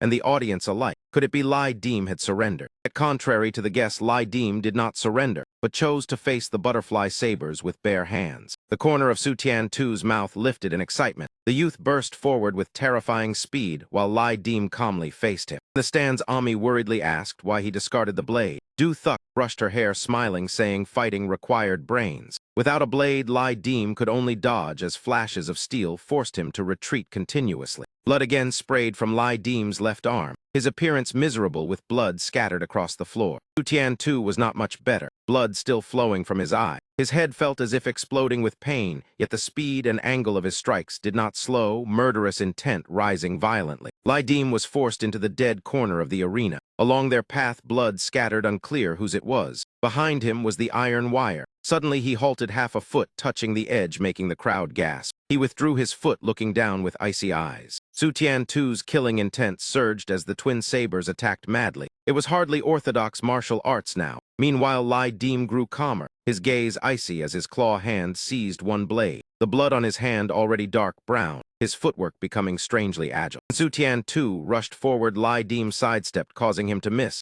and retract the blade to guard. Du Thuk in the stands clearly saw Lai Dim had entered Su Tian too's blind spot. The butterfly saber withdrew, slashing at Lai Dim's right hand, then suddenly changed direction, cutting toward his leg. Though the target changed, the intent was clear to cripple the leg. Lai Dim reached out, grabbing Su Tian too's saber wrist. In that instant, Su Tian too realized this man was willing to take a thigh cut just to break his arm. Instinct made Su Tian too jerk backward, pulling his hand away from Lai Dim. Thought flashed. Su Tian too stomped the ground, retreating, pretending to abandon the leg strike, his body leaning back, then suddenly lifting his leg. Lai Dim was already at the edge of the arena and had just dodged the blade, leaving his balance unstable. Su Tian too's kick slammed into his abdomen, sending him flying off the stage. Indeed, Su Tian too remembered the kick Lai Dim once gave him, this time repaying it fully and sending Lai Dim flying. The audience erupted in shock, including Hong Gui and Du Thuk. Only Elder Su watched silently with a flash of golden light in his eyes. While Su Tian too, at the moment his foot struck, felt a fierce unease rising. Something was wrong, he had been tricked. This step was not being kicked away. The instant Su Tian too struck, Lai Dim also pushed off the ground. His legs clamped tightly around Su Tian too's neck in midair. In the air, Lai Dim twisted his waist, fiercely dragging Su Tian too out of the arena. His body arched and spun, knees locking Su Tian too's head as the opponent twisted helplessly midair, and the twin sabers spun along. That moment, Lai Dim, bruised and bleeding, still dominated the opponent with overwhelming force. The entire audience held their breath. Su Tian too's eyes turned crimson as the remaining butterfly saber stabbed upward. Lai Dim used his right hand to block it, and blood soaked the bandage red. The instant the blade pierced in, Su Tian too suddenly felt intense regret, wondering what he was doing. In the stands, those closest excitedly leaned over the railing, looking down. Su Tian too hit the ground first, Lai Dim gripping the butterfly saber as blood dripped from the wound, staining the blade. He pressed down on Su Tian too and coldly said, "You are truly dull as a person. You understand nothing of rules." He pulled his hand from the blade and fresh blood immediately burst out violently. Su Tian too clenched his teeth, eyes narrowing as blood from the socket flowed down, filled with resentment, while his gaze gradually lost focus. Finally, he closed his eyes, unwillingly admitting, "I lost," completely defeated by strength. Lai Dim stood up, not even looking at Su Tian too, coldly saying if he went to the hospital now he could still keep one eye. He was young and blindness would ruin him. The medical team rushed in the moment the match ended, carrying stretchers with remarkable speed, proving their professionalism. It was thanks to them that Zhou Wei Dao had been saved earlier. Lai Dim paid no more attention to Su Tian too. Expressionless and covered in blood, he raised his hand into the air. The stands erupted to their feet as shouts of Yan Wang thundered endlessly. In the arena, Du Thuk calmly sipped wine, while Hong Gui beside her stared intently at the pair of butterfly sabers lying in a corner. Earlier, when Su Tian too was thrown into the air by Lai Dim, resisting meant a broken neck, while not resisting meant falling from the arena. The outcome was death or defeat, yet in midair, out of rage, he still struggled. Hong Gui let out a long breath, saying even after losing he still struck, causing severe injury. Honestly, even death would be deserved. The roaring cheers calling Lai Dim's name, Elder Su remained seated, leaning on his cane, looking down, then suddenly calling his disciple beside him. The man immediately stood awaiting orders. Elder Su, still watching Lai Dim, said calmly, "Take Tian Tu to the hospital. From today, the entire Shangshan Wing Chun National Arts Hall is forbidden to step into Kowloon City." Understood. The disciple bowed, replying, "This disciple understands, Grandmaster." Elder Su remained silent, his sharp gaze following Lai Dim leaving below.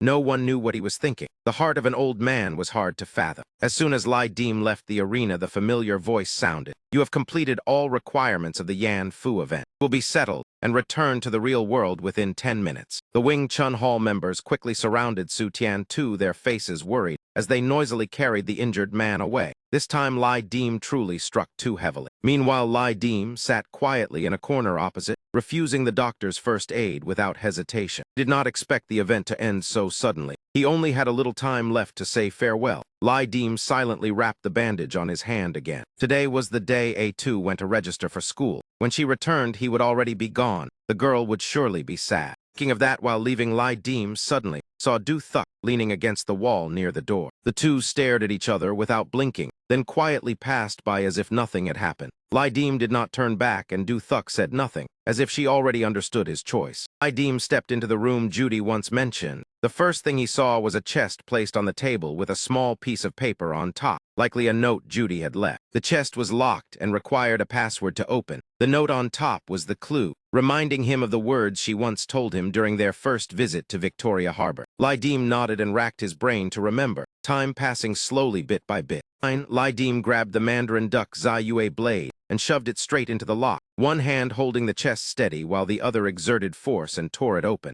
The lock was violently destroyed. If he were not pressed for time, he would not have needed to use such a method. The lid opened, and inside were countless bars of pure gold stacked densely. Each bar could be exchanged for 100 Yan Fu points without limit. Beside them lay another sheet of paper. Lai Dim picked up the paper and looked at it. This thing was extremely familiar to him. It was the fragment of that collected novel manuscript. The voice sounded again. You have discovered the Yan Fu token. It can be used to open a Yan Fu event, or when starting any event to enhance the initial identity. The corner of Lai Dim's eye glanced aside. On the table there was still a steaming bowl of wonton noodles. In his mind, he suddenly recalled that meal, together with Judy at the most luxurious restaurant in Kowloon, when she boldly ordered 10 extra bowls of wonton noodles for him. Lai Dim chuckled softly and reached toward that bowl of noodles, but before he could touch it, his entire body and the extended hand dissolved into the air. Lai Dim's existence shattered like broken glass, slowly cracking before disappearing. You have completed this Yan Fu personal event. The total completed is 1. Completion Evaluation Upper Fortune. The evaluation system consists of 6 ranks: Great Fortune, Upper Fortune, Lower Fortune, Supreme, Average, and Lowest. Before Lai Dim's eyes, a brilliant light pierced through cracks like those on a mirror. He remained in the posture of being pulled away from the Yan Fu world, his body wrapped by a thin protective aura. Lai Dim squinted, trying to look ahead, yet could see nothing clearly. In his mind appeared the time in Kowloon Walled City, each person and event, everything he had encountered and experienced. Gradually, Lai Dim drifted away from them, and those complete images shattered into fragments. Around the chains, fragments of Lai Dim's memories of the Yan Fu world passed and vanished, as if the entire world was collapsing. Names were called one after another. Atu's mother and the name Wu Kia also appeared here one after another. Everything shattered into countless fragments, becoming points of light. Lai Dim reached toward the brilliant light ahead, like the end of the world, leaving Kowloon Walled City behind. The settlement process officially begins. The Walker State meets special condition. This restoration consumes no points. A rain descended carrying healing power. The bandage on Lai Dim's hand slipped off, and the hand that had lost 2 fingers returned completely whole. Lai Dim's current position seemed to be the gathering place of Yan Fu walkers. Before him stood a gate sealed with chains. Countless huge chains hung from the ceiling, and beside them a normal door stood slightly open. Naturally, Lai Dim would step through that ordinary door to return to the old world. Settlement report as follows. Upper Fortune. Yan Fu points obtained 500. Base points 200 plus 150%. Purchasing authority reached 195%, including 76 personal actions, 30 event completions, 30 from 3 fragments outside 9-headed bird, and 59 from killing the predator. Additionally obtained 1 Yan Fu relic fragment, which can be contributed to increase purchasing authority. Lai Dim looked at the paper in his hand, and without hesitation chose to contribute it. The paper instantly ignited, and fierce flames enveloped his body. Have chosen to contribute the Yan Fu relic. Purchasing authority increases 10%. The current limit reaches 200%. Additionally, compensation of 500 Yan Fu points. You exchange 20 gold bars for 2,000 points. Total points now 3,204. Lai Dim stepped slightly backward as the flames suddenly burned the front of his clothes. Yet the settlement continued. Special reward for completing this Yan Fu personal event. Since this is the first completion by the walker, the inheritance is automatically granted, and this inheritance cannot be traded. Suddenly, Lai Dim's chest burned fiercely as the inheritance Gu Hu Tio ignited, emerging from the flames before he could react. He dropped to one knee as embers scattered around him. The burned area on his chest revealed a clear tattoo of a 9-winged bird. Inheritance named Spirit of the 9-headed bird. Hookstar. Current awakening level 9%. The owner gains permanent states Hookstar and Bloodstain. Bloodstain damage can slay demons and gods, eliminate monsters, and erode Dragon Tiger Chi. After activation, the Hookstar power temporarily disappears with duration, depending on inflicted damage. Lydim took several deep breaths, clearly sensing his body changing. Then he sprang up, jumping into the air, and performed a set of punches, the movements flowing like water and drifting clouds. The power seemed not much different from before, but Lydim was not too disappointed. He raised his head and said he wanted to check his purchasing authority. Voice responded, listing the purchasing authority and noting transactions could only occur in this room. Once leaving, no purchases would be possible. Numerous items appeared, forming a cylindrical light screen around Lydim. He glanced casually, but one item made him extremely surprised. The hand sword had actually appeared here. In 1986, Kowloon, inside the training room of Fu Engia building, Hong Gui seemed furious with the fighters below and roared louder, "Are you all deaf?" Recently, the walled city truly lacked talent severely. Even the riffraff were pushed onto the ring. All of you try harder. Losing one fighter does not mean Fu Engia has run out, understand? At that moment, a subordinate rushed in anxiously. He approached Hong Gui panting and whispered a few words. Hearing them, Hong Gui's face turned pale, as if struck by lightning, as he asked again what happened to Tai Sui. In Lydim's vision, countless light images appeared, mostly various cold weapons. Lydim stepped before the screen, his gaze sweeping across the diverse weapons, before stopping at a nameless hand sword, a sharp weapon used for killing, priced only 10 Yan Fu points with no special attributes, and only carried personally. Lydim almost without hesitation purchased it, since 10 points for this was truly worth it. Lydim extended his hand as light gathered in his palm, merging strand by strand, gradually forming the shape of a sword. The hand sword slowly materialized, its blade still cold and sharp, with faint smoke swirling. A satisfied smile appearing on Lydim's lips. He gripped the hilt and thrust forward with a flick of the wrist. The blade emitted a fierce hum.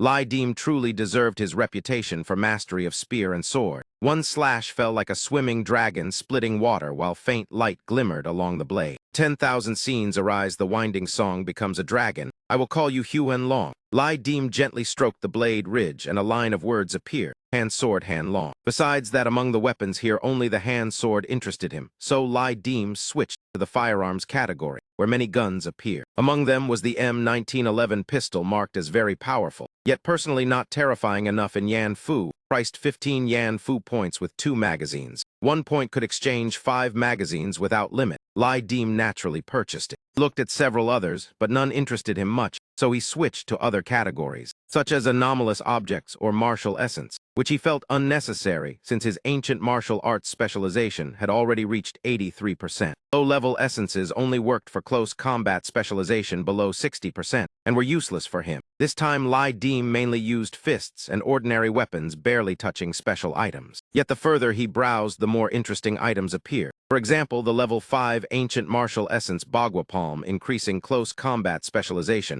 by 10%, but not exceeding 70, 80, or 90%, priced 200 Yan Fu points. Lydim immediately bought it, and then noticed the level 2 firearm essence, which increased shooting accuracy, so he chose it without hesitation. Once the transaction completed, the essence transformed into golden light, merging into Lydim from all directions. Firearm specialization unlocked at 38%, while martial specialization reached 89% plus 4. The change did not feel very obvious. Lydim suddenly remembered that boy stuck at 69%, while he himself was stuck at 89, truly difficult to surpass. He raised the pistol, aiming at the old door locked by chains, firing 3 shots. Though the distance was far, the actions were smooth and accurate. The bullets touched the door and dissolved like smoke, leaving no trace. Yet that was expected, and Lydim did not mind, only feeling he handled the gun far more skillfully. Normally, it would require long practice to gain this feeling. Satisfied, he tucked the gun into his belt and continued browsing. Suddenly, one item startled him, causing both hands to tighten unconsciously. Before him was a Hongmen tattoo-type anomalous object. At the same time, in Kowloon walled city, the sky was covered by gray clouds and rain poured endlessly. Du Thuk held an umbrella, walking silently in the rain, water splashing beneath her feet. She stopped before Ami, asking coldly where that person was. Ami trembled, pointing toward the house ahead.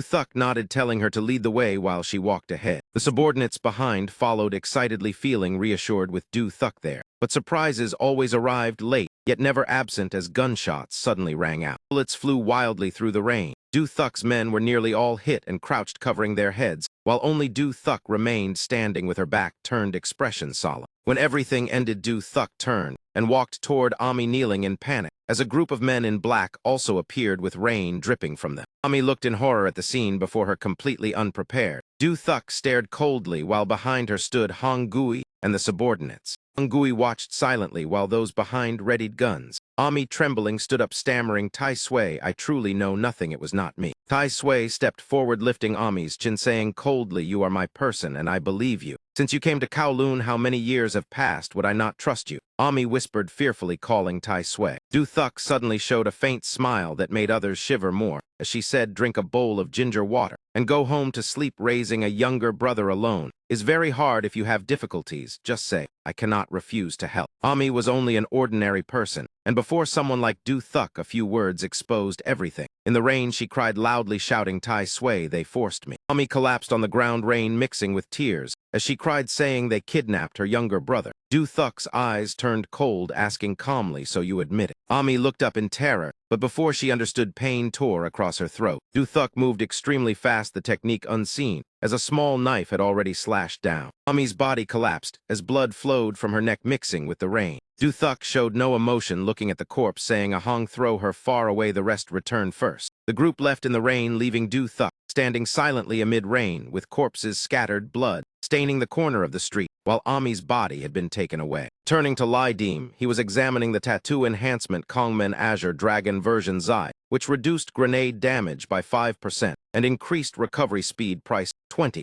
Yan Fu points. The next was Twin Dragons, Stirring the River, reducing grenade damage by 10%, increasing recovery by 10%, and Intimidating Ordinary Spirits, priced 50 Yan Fu points. Idim examined several other tattoos. Most had strong effects, but only these two made him hesitate. Finally, his gaze stopped on a tattoo of a strange, ferocious beast. This one reduces grenade damage by 30%, increases recovery by 20%, comes with the Fierce State and 100 Ghosts Evasion. Price 1,100 personal talisman points. Requires purchasing authority of 180% or higher. Lai Dim pondered. Previously, he had only spent more than 200 points, while this item reached 1,100. But in the end, he still decided to buy it. This was the most expensive tattoo. But Lai Dim was not worried about lacking points. White sparks of fire rose around his body as his body gradually accepted the power. He smiled faintly. It turned out this strange beast was called Chaos. At this moment, Lai Dim remembered the skill that once helped Lik Rang Vu escape death. He immediately searched for related talismans. After browsing several items,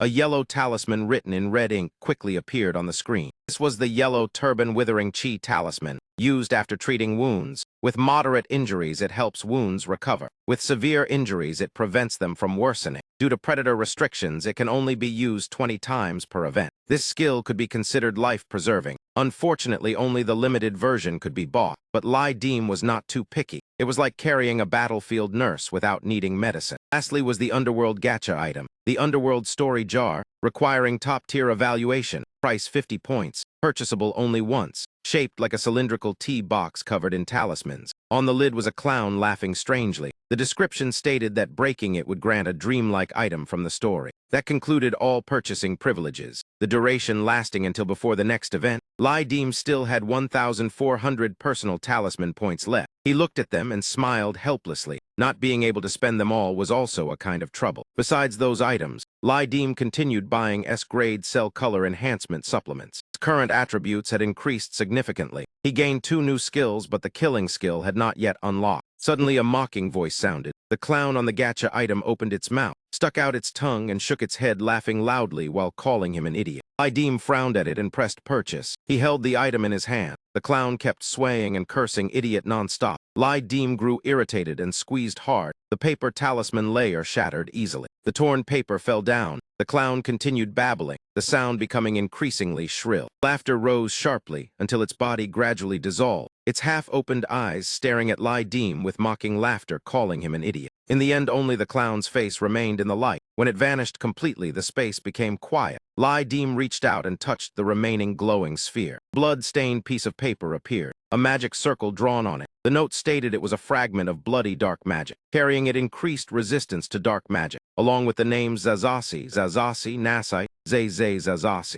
Lydim lightly shook the tiny piece of paper in his hand. He understood well that the underworld had never been normal. He simply had not fully grown used to accepting it. He clearly showed disgust toward the thing and did not know what it truly was. But since he had obtained it, he stored it away. Perhaps it would be useful later. After finishing the purchases, Lydim began paying attention to other things, slowly wading through water toward the wooden door beside the door filled with the scent of danger. He reached out and pushed the door open. Inside was pitch black, the hand sword gripped tightly in his hand as he carefully stepped inside. Behind the door was a completely different space that seemed to even contain stairs. This door was like the magical door in Doraemon's stories. One step led to another place. Outside it looked ordinary, but inside was a staircase submerged in endless deep darkness. The space silent as Lydim gradually disappeared behind the door. He slowly stepped down each stair, the rhythm of his footsteps echoing steadily. The stairs seemed to glow by themselves, emitting a soft, pale blue light. Lydim kept walking like this, unsure how much time had passed. He only knew the staircase was frighteningly long. Raised his head, a faint glow appeared ahead. Finally, Lydim reached the top. The light from the door ahead was dazzling to the point it could not be looked at directly. He raised his hand to cover his tightly closed eyes while approaching. Unexpectedly, Lydim opened his eyes. Before him was a strangely familiar scene. He was lying on an old sofa, the hand sword beside him. Several opened CD cases scattered on the floor. The table, the teacup still emitted steam. The tabletop slightly damp from spilled tea. Beside it lay a black business card. Lydim rubbed his forehead, then burst into laughter, the laughter becoming more relaxed and more exhilarated. This was the intense feeling of still being alive. Time quietly passed. Another day slowly came to an end. A new day began. At Huangjiang Airport, the loudspeaker echoed, announcing a flight from 20 to 30 preparing to land at 20 hours 20 minutes, then repeated in English for international passengers. Soon after the plane landed, the destination was the Kowloon walled city ruins where Lydim was heading. He raised his hand, signaling. Quickly calling a taxi, sitting in the car, he asked the driver to go to the Long Than ruins, his mood somewhat complicated. The driver immediately set off. Car passed through many streets in the city, gradually approaching the destination. The scenery on both sides was quite beautiful, but Lydim had no mood to admire it. The taxi stopped before the ruins. Lydim slowly stepped out of the car. Kowloon walled city appeared before his eyes like a foreign world from decades later. Yet this place reminded him of Hong Kui, Du Thuk, Judy, and even Atu. He silently looked ahead, unsure how he should face them if he met them again. Lydim calmly walked into the ruins, blue sky and white clouds above. Before him was Long Than Park located right inside. First glance, the place was crowded with visitors, children playing everywhere, the atmosphere bright and peaceful. Lydim found an old man to ask, but could not get the answer he wanted. He pleaded, saying he knew the fortress was dismantled after being returned to the mainland, and everything was forgotten, yet the old man could not remember more. The old man looked into the distance, saying he lived here for more than 10 years, and only remembered the committee and the security team. The names Lydim mentioned sounded like something from movies. The old man sighed, saying it was only a normal slum with nothing special. Lydim listened in silence. Though his lips still smiled, his eyes were full of sadness. After a long time, he asked if the old man knew Kung Nhu Tan. The old man nodded and smiled, saying of course he knew, then pointed to a large building nearby, asking if it was built by her. Lydim looked at the building with joy, his heart feeling relieved. That was correct. The building belonged to Judy's company. Kung Nhu Tan was her adoptive mother. He hurriedly asked about her daughter. The old man patiently answered from beginning to end, though in his eyes Lydim seemed quite strange. In the end, he said Kung Nhu Tan had no children her entire life. Lydim could no longer clearly remember how he felt when hearing that answer. In Kowloon walled city park, he sat in a small waterside pavilion. The sunset reflected on the shimmering water, but he had no mood to admire the view, sitting silently for a long time. The sound of a beer can opening rang out. Lydim tilted his head back and drank. Several drops of beer flowed from the corner of his mouth. He did not bother wiping it, only quietly looking down, his eyes faintly reddening. Suddenly, Lydim stood up and crushed the beer can in his hand. Beer splashed across his sleeves, but he ignored it, throwing the can forcefully toward the trash bin, as if venting all his anger and helplessness. The beer can bounced back because no one had opened the lid completely, rolling on the ground before stopping at the feet of a fat man. A man standing behind Lydim. Clasped his hands and smiled, asking why he was so hot-tempered. That man was Mac, the one who brought him into the underworld world. Mac walked forward smiling and asked if he had just recovered from illness. Lydeem turned to look at Mac, his eyes cold and unpleasant without concealment. He asked if everything had been arranged by him. Mac smiled, pointed to his own head, then toward Lydeem, saying humans could not transcend time, and the grandfather paradox was not false. Some leaves were identical, while some only looked similar. If everything was a dream, then how had Lydeem recovered from illness? Perhaps Lydeem was still living in a dream. That man revealed a strange smile. Lydeem asked in a deep voice about parallel worlds. Mac shook his index finger, saying correct, but not enough. They were parallel, yet the deviation between worlds was greater than Lydeem imagined. Humans want to explore the universe, yet do not understand the ground beneath their feet, unable to see reality and countless futures clearly. A great scientist who recently passed away once proposed the theory of parallel space. He believed he lived in another space full of vitality, where he loved sports and running. Lydeem coldly interrupted, saying he did not understand what Mac meant. Mac still smiled, saying Chinese people say a gentleman does not discuss ghosts and gods. Suppose the witches of the Middle Ages truly possessed power and were not destroyed. A mad prince declared them innocent and created a magical revolution. The current world Lydeem lived in would be completely different. That was a possibility. Lydeem nodded, saying it seemed he understood. This story was indeed very interesting. Mac smiled and continued. Suppose from this moment spiritual energy revived. Cultivation techniques became real, sects emerged, and the rules of the world changed. Parallel worlds would no longer remain separated. Lydeem said coldly that if he had not witnessed it himself, he would think Mac was deceiving him. Mac did not mind, because anyone who had not experienced it would be like that. Moreover, the background of the underworld was extremely complexly connected with the world Lydeem knew. Yet it was completely different. The full name of the underworld was Nam Deem Fuda, the legendary Kingian divine tree. Every fruit on the tree represented a completely new world, and people like them were merely wandering bees gathering nectar, the walkers of the underworld. Suddenly, Mac's expression became unpleasant, as if he had just received bad news. That man stood up, shoved his hands into his pockets, and dragged his fat body closer to Lydeem, saying he had urgent matters, and if Lydeem wanted to ask something, he should ask quickly, because they might not meet again later. Lydeem did not beat around the bush, directly asking about enhancement methods such as inheritance, essence transfer, and skills, hoping for a clear explanation. Mac nodded and spoke about inheritance first. In the underworld alone, there were 10 types called heaven, earth, human, god, ghost, nude, scale, feather, fur, and realm. They had higher and lower ranks, but no distinction of noble or base. For example, Chu Chuok belonged to feather, yet carried ghost attributes, standing in a special position. Lydeem remembered the inheritance he possessed and asked about Jiu Tu Tio. Max smiled confidently, saying that right now even Chu Chuok could not defeat him. So Lydeem did not need to worry about rank differences between inheritances. When the awakening level increased, the physique and lifespan of a walker would improve. The 10 types of inheritance focused on different aspects. Explaining everything would be too long. Mac had no time, so he stepped forward and placed his hand on Lydeem's forehead. Lydeem felt dizzy, as a large amount of information poured directly into his mind. Battles with Chuang Min Veen and Kai Min Thur were used as examples. Normally, Kai Min Thur belonged to the first system with superior recovery and damage resistance. Baza belongs to the scale system. Its own growth is slow, yet it possesses extremely strong suppression against creatures of the same type. In Lydeem's mind, blurred images of the battle with Lik Jiang Vu suddenly surfaced, as if something had deliberately interfered with them. Max scratched his head in confusion. Strange, I clearly recorded the scene of you fighting Lik Rang Vu. Forget it. This kind of situation is not rare. Lydeem heard this and remained silent, not bothering to interrupt. Mac continued explaining, your Jiu Tu Nio belongs to the feather system, so its speed growth is extremely obvious. The realm system develops in balance, while the nude system leans toward chi artifacts. Of course, that is only the general rule. In the underworld, freaks are not lacking. So if you later encounter a feather system inheritance with terrifying durability, do not be surprised. Lydeem then asked what heaven, earth, human, god, ghost emphasize. Max smiled and said he would talk about it later. If you possess both feather and fur, then both speed and strength will rise sharply, while gathering all realm systems might turn you into Batman. The more inheritances there are, the greater the investment cost. Lydeem pondered and asked how to raise the awakening level. Mac answered by seizing underworld tokens that carry inheritance power. That is the sweet fruit for ladybugs. But even with many inheritances, in the end, it still represents only one type. When I first entered the personal talisman, my inheritance was Hua Tu,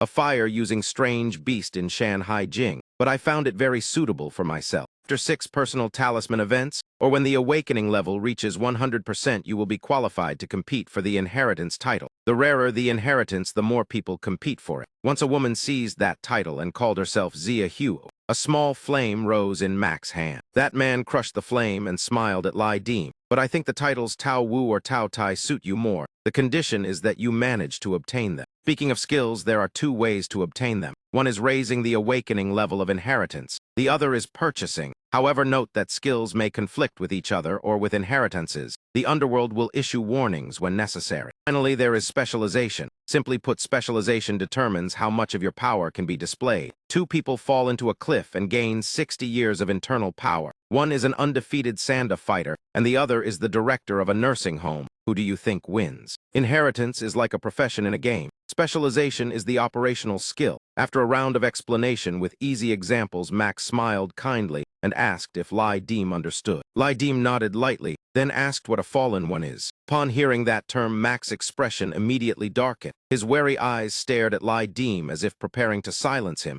In his mind, he was probably wondering where Lai Deem heard it. After a moment of thought, Max slowly said, "Let me tell you the rules. First, all grudges between walkers must be resolved within personal talisman events and must never interfere with each other's real life. Second, you must not reveal any information about the underworld. Third, limit the use of inheritances and items not belonging to this world. In self-defense situations, someone will handle the aftermath, but you will still be investigated. Fourth, every 2 months, a personal talisman event opens once. Find a secluded place to enter and do not scare children. If you want to return to the room, just find somewhere empty and meditate." Lai Deem asked quietly, so for the rest of his life he must struggle between life and death 6 times every year. Max smiled and replied that no matter how negative he was, the underworld would not take anyone's life. But if you want to break the chains of fate, you must risk your life more than others. I have trained many recruits, but achieving top fortune on the first attempt is extremely rare. Recently, I have been quite lucky and hope the luck continues. After finishing the explanation, Mac returned to the earlier question. The fallen ones are pests, saying only that he walked away in the rain with his fat body. The sound of splashing water echoed. "I hope we meet again." Left alone, Lai Deem fell into deep thought. The meeting with Mac revealed many things, and his old worldview completely collapsed. He did not know when the rain had started. He stood in the pavilion looking at the distant rain curtain. Suddenly, a bolt of lightning tore across the sky. Kowloon walled city seemed to once have had such a heavy rain as well. That time after Du Thuk dealt with those people, Shuk Ha also left. She held a black umbrella with a cold expression. Suddenly Du Thuk spoke. "Still not showing yourself? Planning to wait for me to kill myself?" As soon as the words ended, a group in black cloaks walked out from behind several buildings. Du Thuk raised her brow.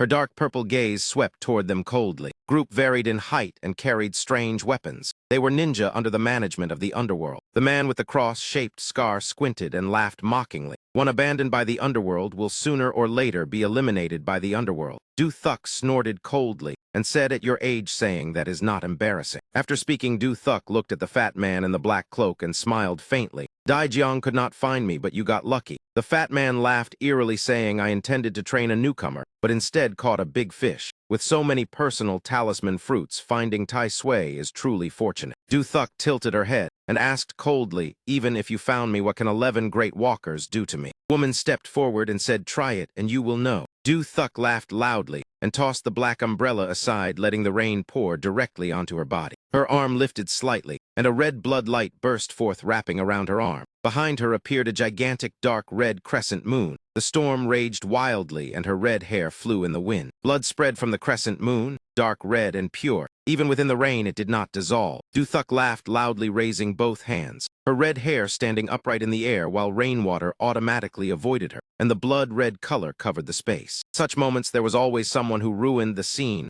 and Hong Kui appeared at exactly that moment. Hearing the familiar voice, Du Thuk turned her head and clicked her tongue. Her cold gaze looked at Hong Kui and asked, "Did I not tell you to throw it far away?" On the opposite side, the ninja group saw Du Thuk distracted and rushed forward together. Each displayed their own supernatural abilities, and none were weaker than the others. This was truly a battle at the level of immortals, and this time Hong Kui might not survive intact. Night fell and the rain stopped while the bright moon hung high. In an old house in Thuong Chau, the sound of martial practice occasionally echoed. That was Lai Deem's house. He was practicing swordsmanship. Grenades, guns, magazines, and a phone were placed on the table. Suddenly, the phone vibrated. Lai Deem lowered the Huan long sword and answered the call while breathing heavily. Sweat ran along his firm muscles, and the person on the other end asked immediately. Hearing such a strong voice, it seems you are still alive, and your illness has improved. Lai Dim smiled and replied, I am still alive, and it is not your turn to mourn yet. He also asked about Truong Dao Tin, whom he had not seen for a long time. The other person was surprised, but still answered, saying she had long ago gone to Shandong to marry. The other side teased, asking if his illness was really cured by traditional medicine, and told him not to lie.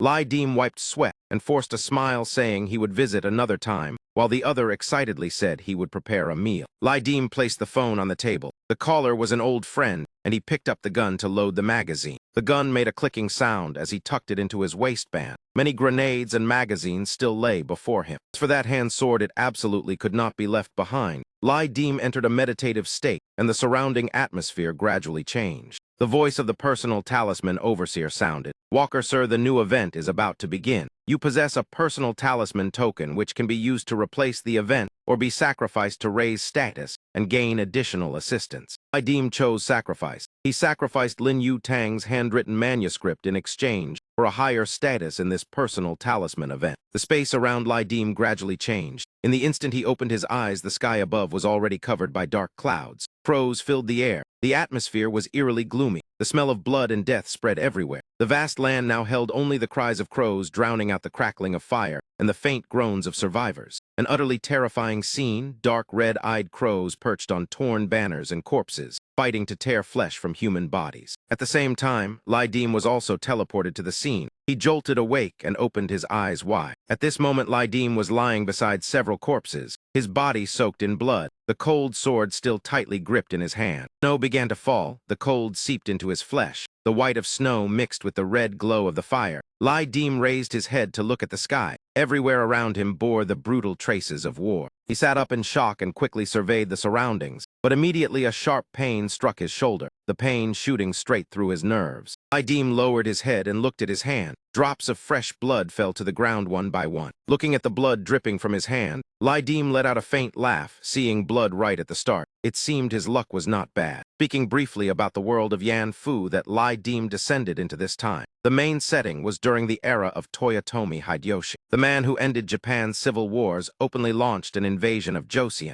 The armies of feudal lords, tempered through a century of warring states, marched together. Within only 1 month, 3 major capitals and 8 counties of Joseon fell one after another. The king of Joseon was forced to flee to Engia Chao, while urgently requesting the Ming dynasty to send troops for aid. Emperor Van Lik appointed Lai Nhu Tung as commander and Tong Ung Zuong as strategic commissioner, leading 40,000 Ming troops through the freezing cold toward Bin En Huang. Before this, the court had also sent to Thua Huan with more than 3,000 soldiers to Joseon to eliminate the Wa pirates, meaning Japan, at a time when gunpowder weapons were gradually developing. Though firearms had begun to appear, cold weapons still dominated the battlefield. Lai Dim received the information of this event and found it quite interesting because cold weapons were his specialty. The reason Lai Dim appeared in this battlefield, filled with corpses, was due to false intelligence from Joseon that caused the Ming army to suffer a disastrous defeat. The Imjin War was an era full of upheaval. The current time was the years 1592 to 1593, corpses piled like mountains, every body covered with wounds. Some corpses were still being pecked by crows. The smell of blood mixed with rot rose in a horrifying stench. Lai Dim stood up and greedily inhaled the air that was far from clean, perhaps because he had just experienced the feeling of near death, so his breathing was still uneven. A faint voice sounded beside his ear. Lai Dim turned and saw a severely wounded Wa soldier. He did not hesitate and drew the Hone long sword to strike cleanly. Blood flowed from the corpse, as if guided by a mysterious force, writing clear information on the ground. Time 1592 to 1593. Location Bin En Huang, latitude north 40, longitude east 127. The mission of this Yan Fu event. The first condition was to survive until the first peace negotiations between Ming, Japan, and Joseon. The second condition was to find a Yan Fu token with skewing power. Kill at least 3 types of warring states beasts of Japan. Slay at least 1 warring state's lord and eliminate Kanishi Yukinaga, commander of Toyotomi Hideyoshi's First Legion. Completing any condition would officially activate the event, accompanied by a reminder, "You owe me a life, now you must repay it." Dim recalled that the only time he endured an attack of immortal energy without dying was when facing Tam Jia, thinking about cutting down an enemy general amid thousands of troops. He felt it was no different from a video game, though he had once been undefeated in Ku Long Than Tribe, bearing the title King of Hell and defeating countless opponents. Dim clearly understood that an arena could not compare with a real battlefield of life and death. This mission far surpassed previous challenges. Chaotic times produce heroes. Only when stepping onto the battlefield can one know who is truly strong. Since he had arrived here, Dim decided to fight with all his strength. He greatly looked forward to encountering the outstanding heroes of this era. Just thinking about it already made him anticipate. His current identity was a general banner under Tethua Huan of the Great Ming, commanding 3 small banners with more than 2,000 soldiers. In this Yan Fu event, Dim received a special mastery of horseback riding 70%. After the event, it would be forgotten, but he could spend 700 Yan Fu points to retain it permanently. His identity had also risen. His current rank was General Banner. Dim switched to using firearms, holding an iron suitcase in his hand. Mo's gift required 12 hours to update, so it could not be used for now. This type of weapon forced him to carry it at all times. It could not be buried or handed to others. All remaining shell casings and components would automatically disappear when discarded or when they were more than 200 meters away from him. Dim loaded the gun and hid it on his body. Guns and grenades were only suitable when the enemy was off guard. He could not rely on them too much because after all they were only short-range killing weapons. If one wanted to forge iron, one had to be hard enough himself. On the battlefield, the flock of crows showed no fear even when seeing living people. They gathered densely in the sky, their beaks still holding human flesh. Flash of terror suddenly appeared in the crow's eyes as if it had seen some dreadful monster. At this moment, Dim still did not know that danger was approaching. He was still thinking about finding survivors, because after such a disastrous defeat, he could not be the only one left. Suddenly, the surrounding sounds seemed to fall silent. A heavy rustling sound echoed close to his ear. Dim immediately became alert and looked toward the source of the sound while activating Stunning Flash. On the pile of corpses appeared a beast with a completely rotting body. A thick stench spread out. Every time it chewed bones, a cracking sound echoed. Several arrows pierced through its body and pale ribs. The creature was called Miu Hu, a demonic beast capable of controlling corpses. Immune to corrupted murderous aura, its teeth and claws carried poison, threat level pale red. It also discovered Dim and slowly turned its head. The white skull with deep black eye sockets emitted a savage red glow. Dim immediately raised his gun and locked onto the target. He pulled the trigger. 3 bullets shot straight into its eye socket, foreleg, and rotting body. The bullets buried deep into the rotten flesh, but the monster seemed to feel no pain. Even when its head was hit, it did not roar. In the blink of an eye, the bullet lodged in its pale skull was forced out and clanged onto the sword. Immediately after, it leaped forward, dropping the arm it had been chewing to launch an attack on Dim. Its vicious appearance was even more horrifying up close. Dim immediately put away the gun. The Hone long sword was gripped tightly in his hand. His gaze locked onto the monster, observing every movement to prepare for a response. The monster roared and charged forward. Dim met it head-on. When the blades clashed, a terrifying weight pressed down. Dim gritted his teeth and held on. This thing was truly bizarre. If he had not seen it with his own eyes, he would hardly believe it. Sharp blade shifted like a boat cutting through waves. Dim dropped to one knee, his body sliding low beneath the monster's belly. The long sword carving upward from its abdomen to its throat, fresh blood spraying out. The monster screamed in pain, blood flowing endlessly. Its foul mouth rushed toward Dim again, as if intending to die together. Dim's face was icy cold. He pressed one hand on the ground and sprang up, his foot kicking violently into the monster's abdomen exactly at the penetrating wound. Its massive body was kicked away and fell among the pile of corpses, fresh blood dyeing the ground red. Yet it still managed to rise, its limbs crawling across the ground, breathing heavily while trembling as it stared at Dim. Dim twisted his neck, tightened his grip on the Hone long sword, and stepped forward. This monster clearly could not be underestimated. This is our world, not theirs. Dim suddenly remembered the words Mo once said. The monster gasped heavily, its 4 legs digging deep into the mud, its cold eyes filled with vigilance. Suddenly it gathered strength in its hind legs and leaped into the air, agilely running across the corpses. Clearly it understood it could not win, so it hurriedly fled. Along its path, corpses were thrown aside and fell again. Even the dead could not rest. War was truly tragic. Of course, Dim had no intention of letting it escape. He leaped forward in pursuit, stepping over the bodies thrown toward him. Hearing the sound, the monster turned back in panic, its red eyes locking onto him.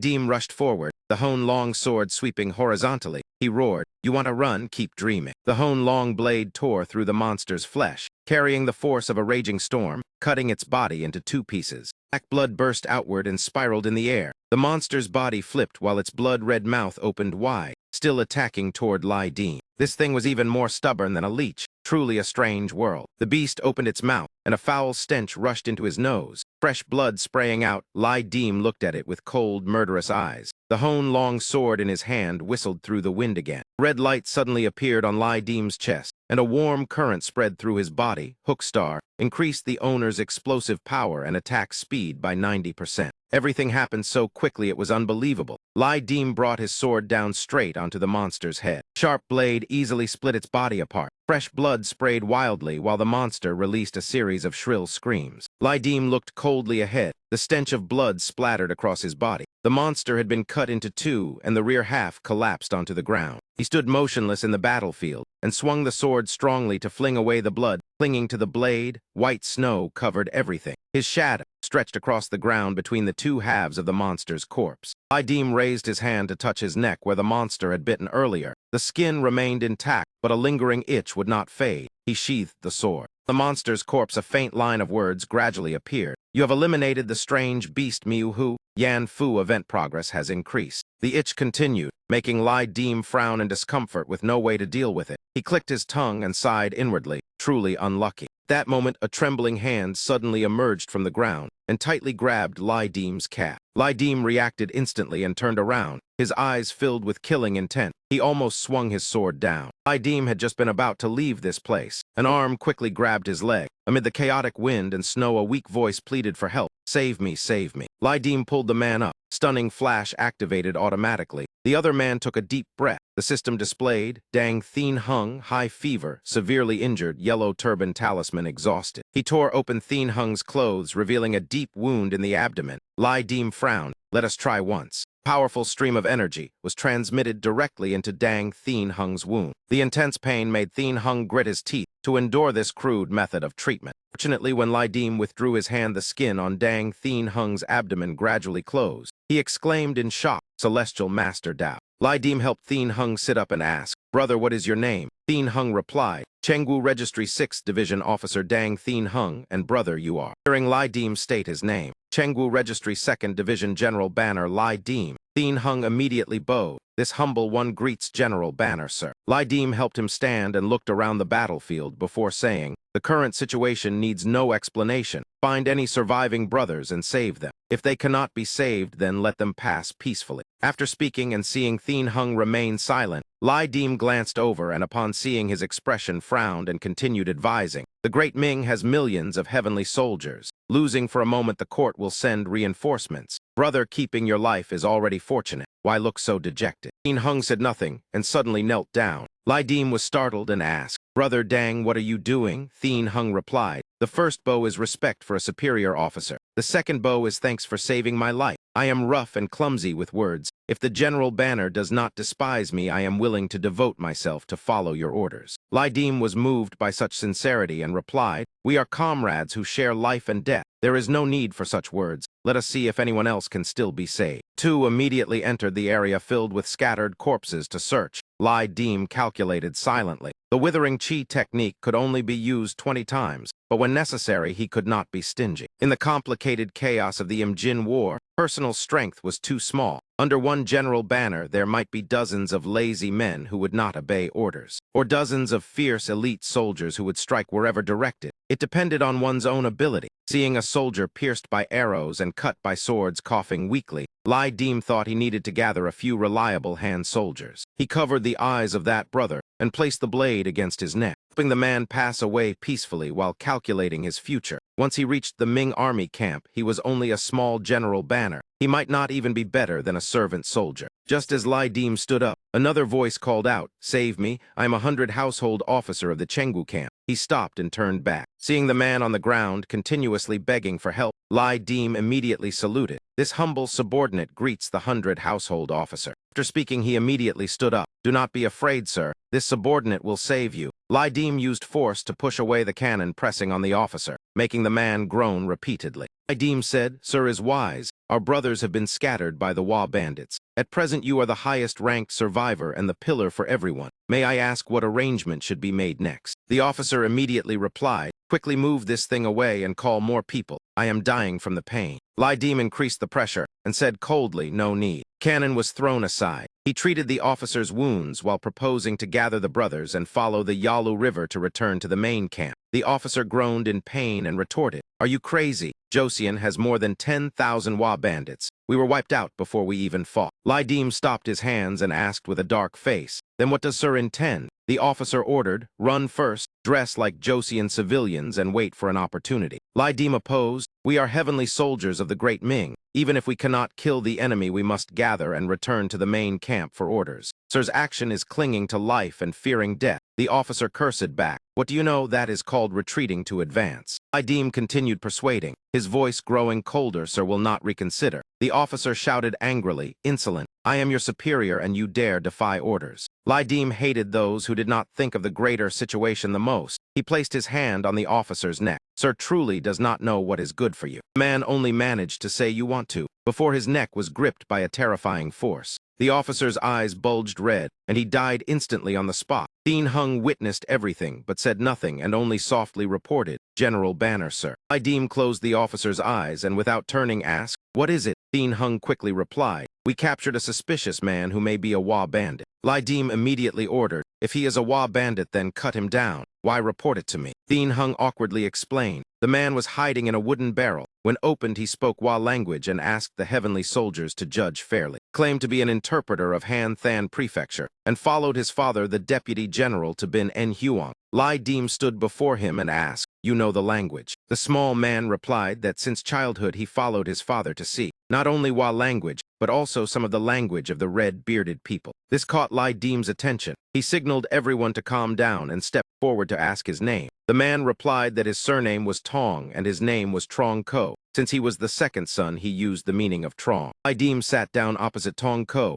and patted his shoulder in praise. "A good name, Interpreter Tong. We only seek a path to live. We want to move south to the main camp and must rely on you along the way." Tong Trong Ko smiled and nodded, agreed. In his heart, he secretly calculated that these people were too reckless. The Wa bandits nearly controlled all of Josian, yet they still wanted to return to the main camp. It was no different from treating Kanishi Yukinaga as a dead man. Idim was also wary of Tong Ko. This man was not simple, outwardly respectful, yet turning hostile and killing as easily as slaughtering chickens. Therefore he told Dean Hung that they were unfamiliar with the terrain and needed him to guide the way. If he dared to run, then kill him immediately. The words deliberately spoken so Tong Ko could hear made him smile while cold sweat appeared. After walking a few steps, Idim suddenly stopped and turned back with a sigh. These people were all wounded and no longer capable of fighting. If they met Wa bandits, it would only be a pointless death. If their wounds healed, their combat power would be considerable. Looking at the dust and smoke filling the sky, Idim tiredly realized that this war had only just begun. Night fell and Idim's group arrived at a temporary house by the roadside. Tong Ko was assigned to knock on the door. The door opened slightly, revealing half of an old wary face. Tong Ko happily saluted. "Old sir, we are Ming soldiers fighting the Wa bandits." Before he finished speaking, the old man turned away and tried to close the door while waving them off. "Go somewhere else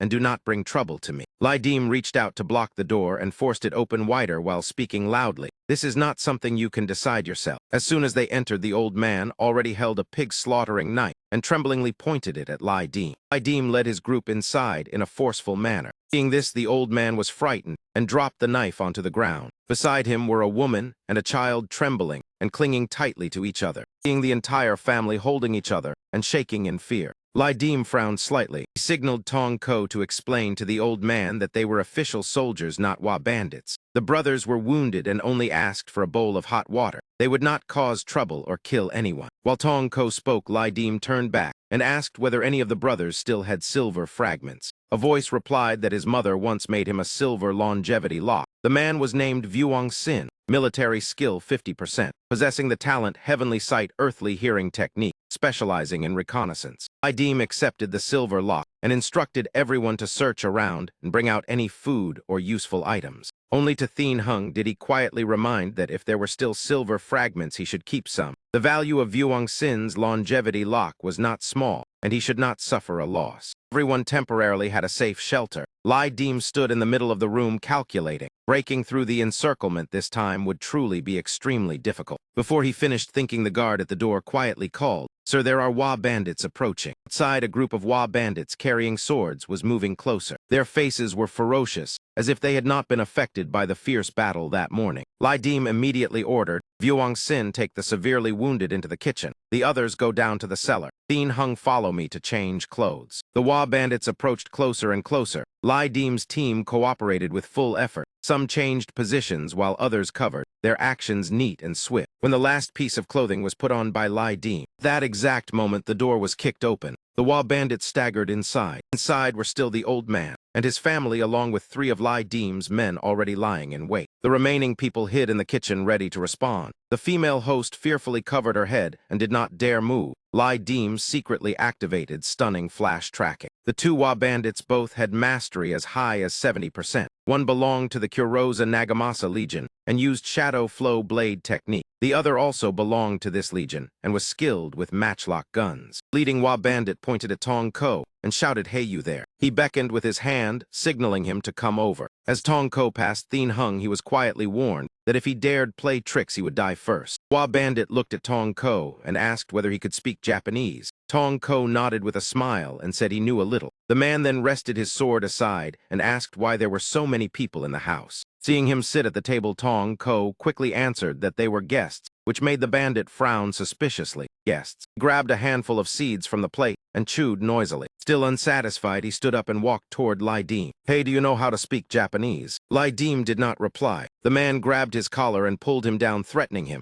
"Are you stupid?" Seeing Lai Dim's eyes still calm, he released his hand and cursed him as a fool. A sound in the corner of the room caught his attention. It was the old man's little daughter. The girl looked in fear at the Wa bandit approaching her. He licked his lips and revealed a lewd smile. Tong Ko sensed danger and stepped forward to block him, while hurriedly saying he knew a place with food. But the man had already drawn his blade and pointed it at him while shouting to get lost. The blade tip pointed directly at Tong Ko. His filthy gaze remained locked on the little girl in the corner of the house. Dang Thien Hung angrily prepared to act, but Lai Dim placed a hand on his shoulder to stop him. "That girl is not your family. If trouble starts, who can guarantee everyone survives?" Child fearfully retreated deeper against the wall. The 2 Wa bandits slowly approached. The old man saw this and crawled forward to block the way. As expected, he was immediately kicked aside. One held the girl's hands, while the other grabbed her clothes. The sound of cloth tearing mixed with a shrill cry filled the cramped space. The air became suffocating. The old man clutched his head and wailed in despair with his eyes shut. Those 2 vile men still intended to continue their filthy act. While they laughed hideously, and even Tong Ko dared not look. Suddenly, the old woman rushed out from inside holding a knife. Tong Ko clenched his teeth and cursed,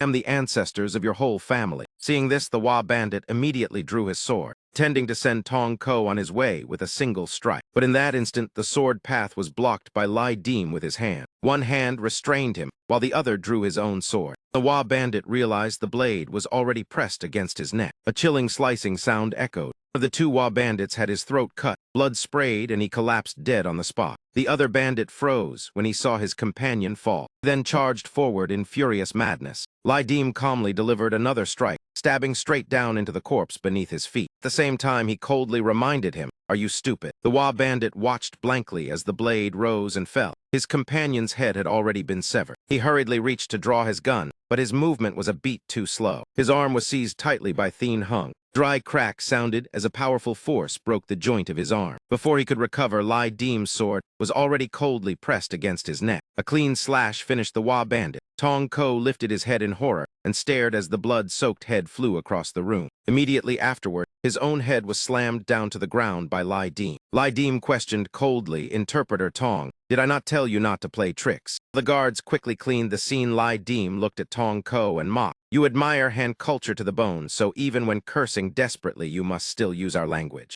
Tong Ko revealed a ferocious expression completely different from before and shouted back, "What heavenly soldiers! Every year your court takes tribute, yet in return 3,000 of your soldiers die miserably. You watch our wives and daughters violated and dare not speak. and you still call yourselves heavenly soldiers. He continued shouting, "Are the people of the great Ming human, while the people of Joseon are not human?" The more he heard, the colder and deeper Lai Dim's eyes became. He lifted his foot and kicked straight into the man's abdomen. The kick sent Tong Ko rolling into the corner of the house. Lai Dim shouted loudly, "Whether the lives of Ming soldiers are worth more than the lives of Joseon people is not for someone like you to judge. But I ask you, are the lives of Ming officers and soldiers not human lives?" He pointed at the old man and continued pressing the question. "We risk our lives to defend Joseon land. He fears death and would not let us into the house, and I do not blame him. But why did he dare hold a knife against Ming soldiers while when Wa bandits broke into his house and insulted his daughter, he could only kneel and beg?" Fury burst out as Lai Dim cursed and delivered another blow. "I ask you why he did not dare hold a knife against the Wa bandits. If one wants others to value him and wants his life to be regarded as a human life, then he must show its value himself." Guard returned to report, "General Banner, sir. The two corpses have been thrown into the ice cellar with no trace left. Outside, a deep pit had been dug through the ice." Lai Dim nodded. "This place cannot be stayed in long." He picked up the northeast rifle with a range of 200 meters requiring military skill above 50% or firearms skill above 65%. Lai Dim lifted the gun and handed it to Vuong Sin. Vuong Sin froze as he received it. Lai Dim explained that he was the youngest and should carry it for self-defense. There was also a rather good Wa bandit blade left. Lai Dim asked Thien Hung if he was used to it, and he replied that Ming blades felt more natural. At that moment, an old man's voice sounded saying he could use it. Said he once trained with General Thich against Wa bandits in the camp. His name was Diachat, military skill 63%, kills 92 out of 100. Lai Dim silently judged that in an era of cold weapons where matchlocks fired slowly chaotic battles still relied on blades, which meant most of the achievements were created by this veteran. Lai Dim tossed the blade to him, and then remembered when he rescued him, and asked whether his severe wounds were all right. Diachat gripped the blade tightly, and answered coldly that he was fine. When he drew the blade, the steel gleamed brightly, truly a fine weapon. A guard added another report, "General Banner, sir. The Ronin earlier had a rather high status." Diachat nodded, and said that ordinary infantry did not carry daggers but short swords. Such finely crafted blades were only used by high-status Wa bandits, and were called kibun. Vuong Sin laughed, and said Uncle Dia truly understood the Wa bandits.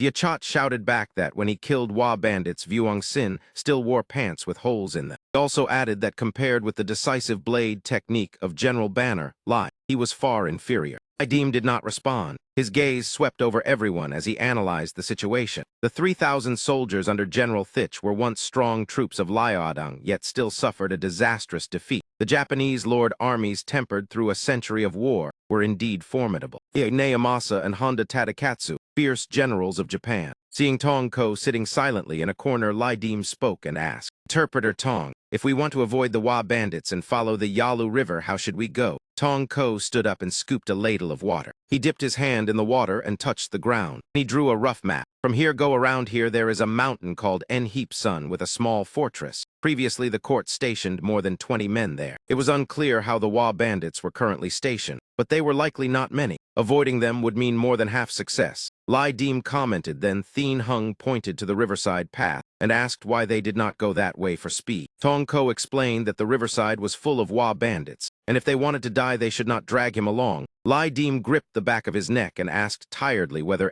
Sun was not very high, and if they could cross through the mountain. Tong Ko nodded, saying it was dangerous and easy to be discovered. Lai Dim answered decisively that long nights bring many troubles. Going around Sun would waste time, and the open land here made it easy to be discovered. If they encountered Wa cavalry, they would not even have time to run. Crossing Sun would be faster and avoid cavalry, and there would still be a chance to counterattack. At that moment, old Zhang's wife carried out a tray of porridge and spoke Wa language to Tong Ko with an uneasy expression. Lai Dim asked what she had said. Tong Ko replied that she said Sun had ghosts, and asked whether he believed children's stories. Thien Hung laughed while holding a bowl of porridge, and said he was over 30 and had never seen a ghost. Male ghosts were nothing, but female ghosts would be interesting. Diachat also took porridge, and said rumors of ghosts might be false, but when a nation nears ruin, monsters appear. With so many dead here, there might truly be something. Lai Dim smiled, and replied that if there were ghosts, it would be even better. After a night of exhaustion, dawn gradually arrived, and the ice on the river melted, revealing uneven ground. The corpses, one with a head and one without, were were discovered by the Wa bandits. The red-clothed leader asked that Simba had said he would chase them, and then disappeared and later died. "What should I say to Mr. Kuroja?"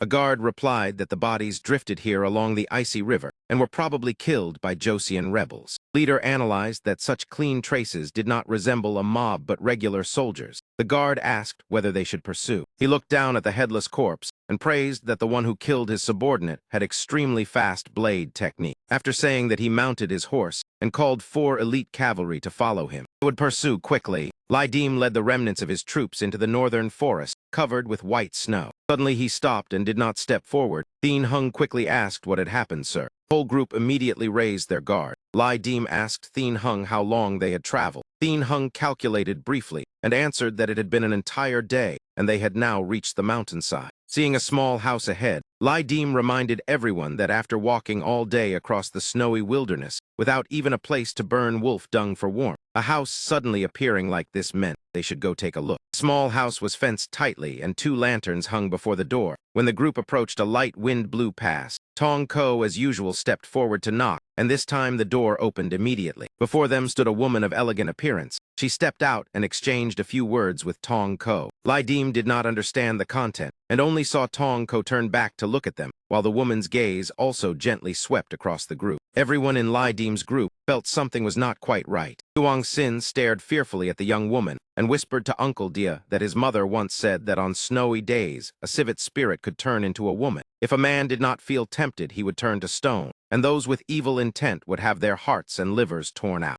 Uncle Dia snorted, lightly showing disbelief. Tong Ko turned back and reported that she said she lived alone and agreed to let the group stay for one night. Looking at the woman's figure walking into the house, even Tong Ko felt something strange. Lydim replied that even a blind man could see it. Even so, he temporarily led everyone inside to rest for the night. The woman lit the fire in the center of the house and cooked a large pot of soup. Lydim let the men sit around it while a faintly eerie atmosphere lingered in the air. Lydim spoke first in a gentle tone, saying that such a large pot of soup could not be finished by one lady alone, but she only smiled and ladled a bowl. She gently lifted the bowl and walked toward Lydim. The movement instantly made all the subordinates vigilant. The woman wore a fitted cheongsam tied at the waist and half knelt, half sat, while kindly offering the bowl to Lydim. She said nothing and only smiled while lowering her head, inviting the guest to accept the soup. Lydim answered with a roguish smile, then suddenly wrapped his arm around the woman's waist. The bowl of soup was knocked away at once. Lydim used a lewd tone while lifting her chin and teasing that a young lady living alone in deep mountains must be lonely. They had come from the distant Ming and could help relieve it. Before he finished speaking, a loud slap echoed through the house and startled everyone. A red handprint appeared clearly on Lydim's cheek. The woman hugged herself and ran outside. The door slammed shut behind her. Lydim stood up and told everyone to take turns on guard and leave at dawn. If things went well, they would cross Enheep Sun before tomorrow nightfall. Inside the room, the men ladled soup and joked with each other, saying a little would warm them. Seeing this, Thien Hung took a round cake from his clothes and broke it in half, handing one piece to Vuong Sin. He told Vuong Sin to eat it first, and then shared the cake with Tong Ko, while reminding that they did not know what the soup was made of, so it was safer to be cautious. Watching the brothers share pieces of cake, Lydim calmly thought they truly trusted him. This place was different from the arena, and martial skill alone was not enough. To survive among encirclement, one also needed a sharp mind. Diachat stood up, proposing to go outside to fetch clean ice and boil water. Several people hurriedly stopped him, telling him to rest, and that they would go instead. Diachat scolded the youths for underestimating him, and argued for a few moments,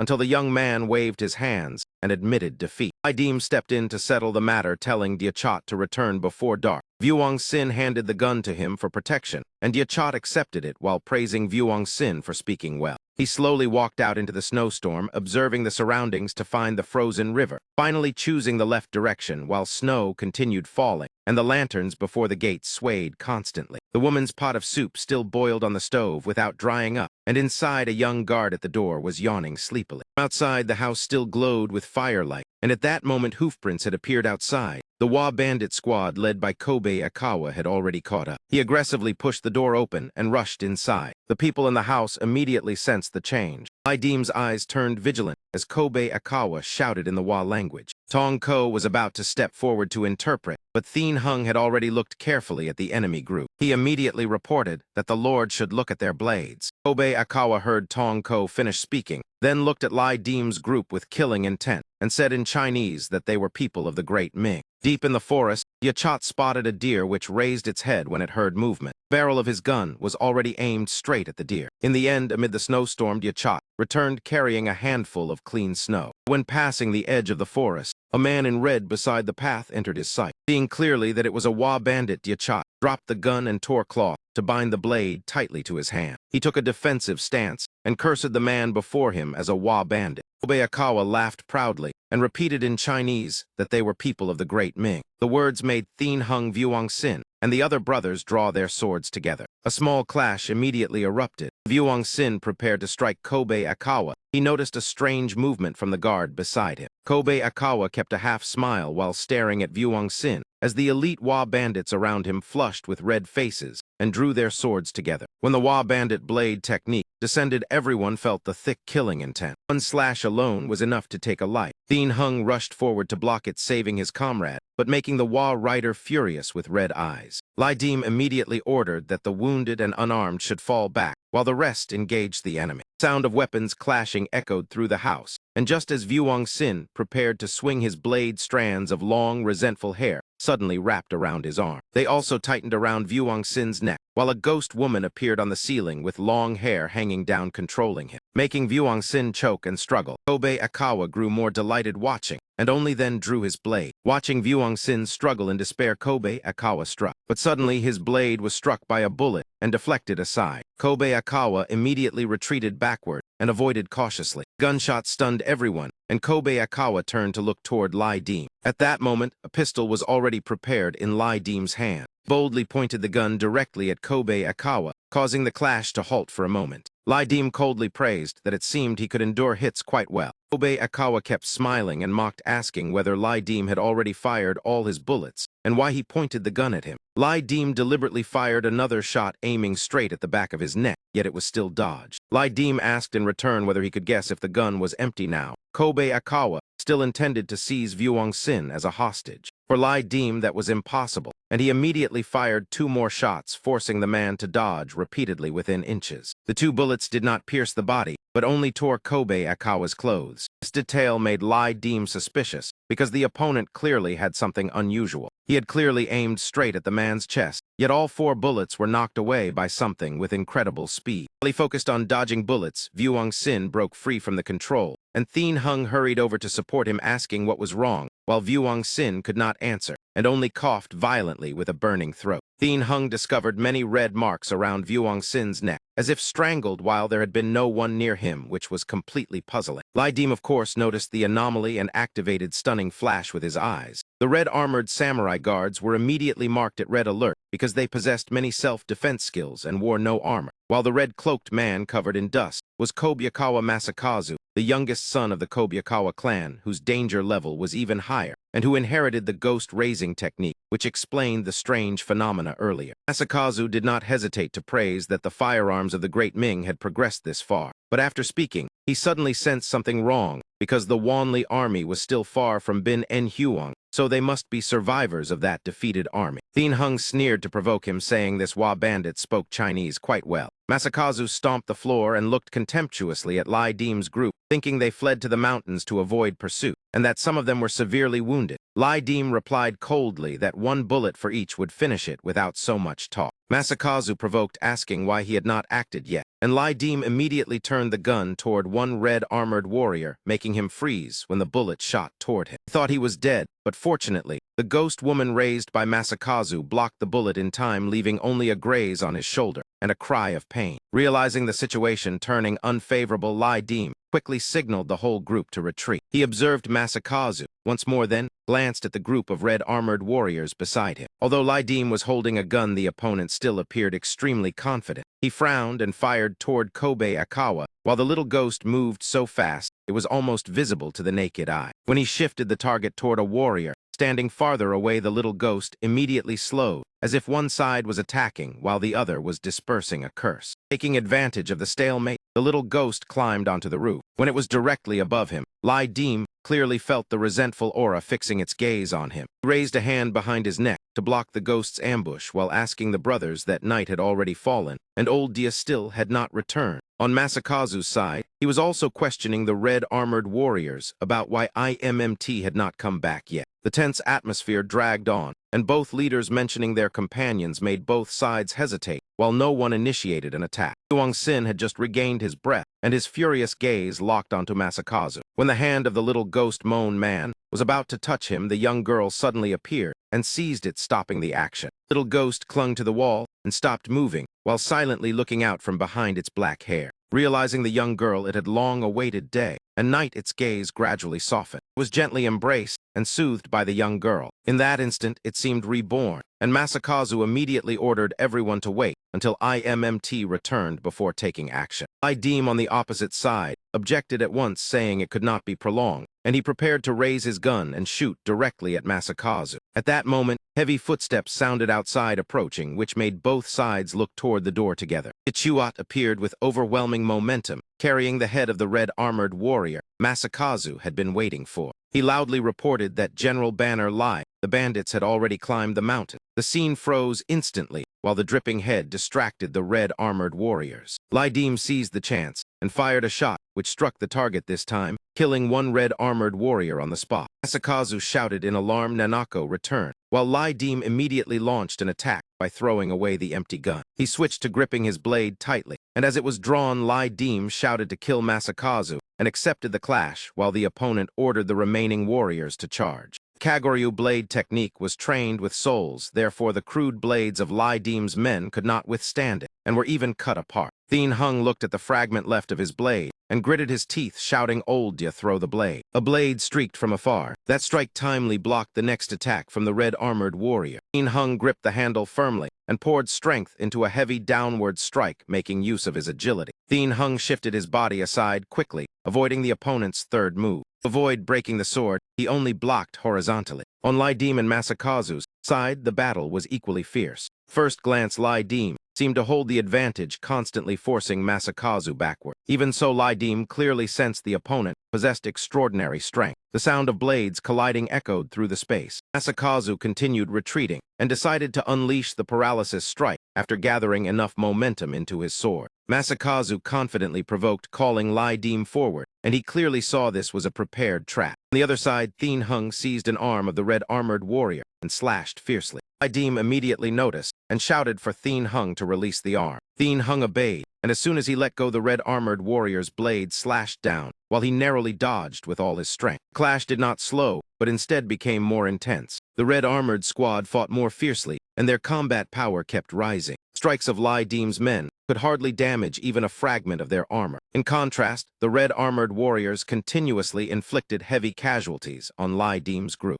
1-against-2 situation appeared on the battlefield, and taking advantage of the moment, the remaining red-armored warrior swung his blade directly toward their side. The brother was instantly struck, and blood flowed endlessly from the wound, completely losing combat strength, while Thien Hung rushed in time to block the second strike. But immediately afterward, he became the target of the assault. He could not face two sharp blades at the same time. Thien Hung was forced to drop the weapon in his hand. A slash brushed across the back of his hand, making him realize the opponent was preparing another fatal strike. Thien Hung quickly retreated, rolling across the ground to escape. Temporarily safe, Thien Hung gasped, realizing the pain came too quickly, while the red-armored warriors were truly the soul of this formation. When they saw their companion's severed head, the resentful spiritual aura around them surged even higher. Blood continued flowing from Thien Hung's hand, and he quickly noticed the locked gaze of the two red-armored warriors. He immediately stepped in front of Old Dia, telling him to retreat behind. Thien Hung seized the sword from Old Dia's hand, while the old man had exhausted his strength and released it. Seeing the youth charge forward like rising waves, Lai Dim smiled, feeling at ease leaving this front to Thien Hung,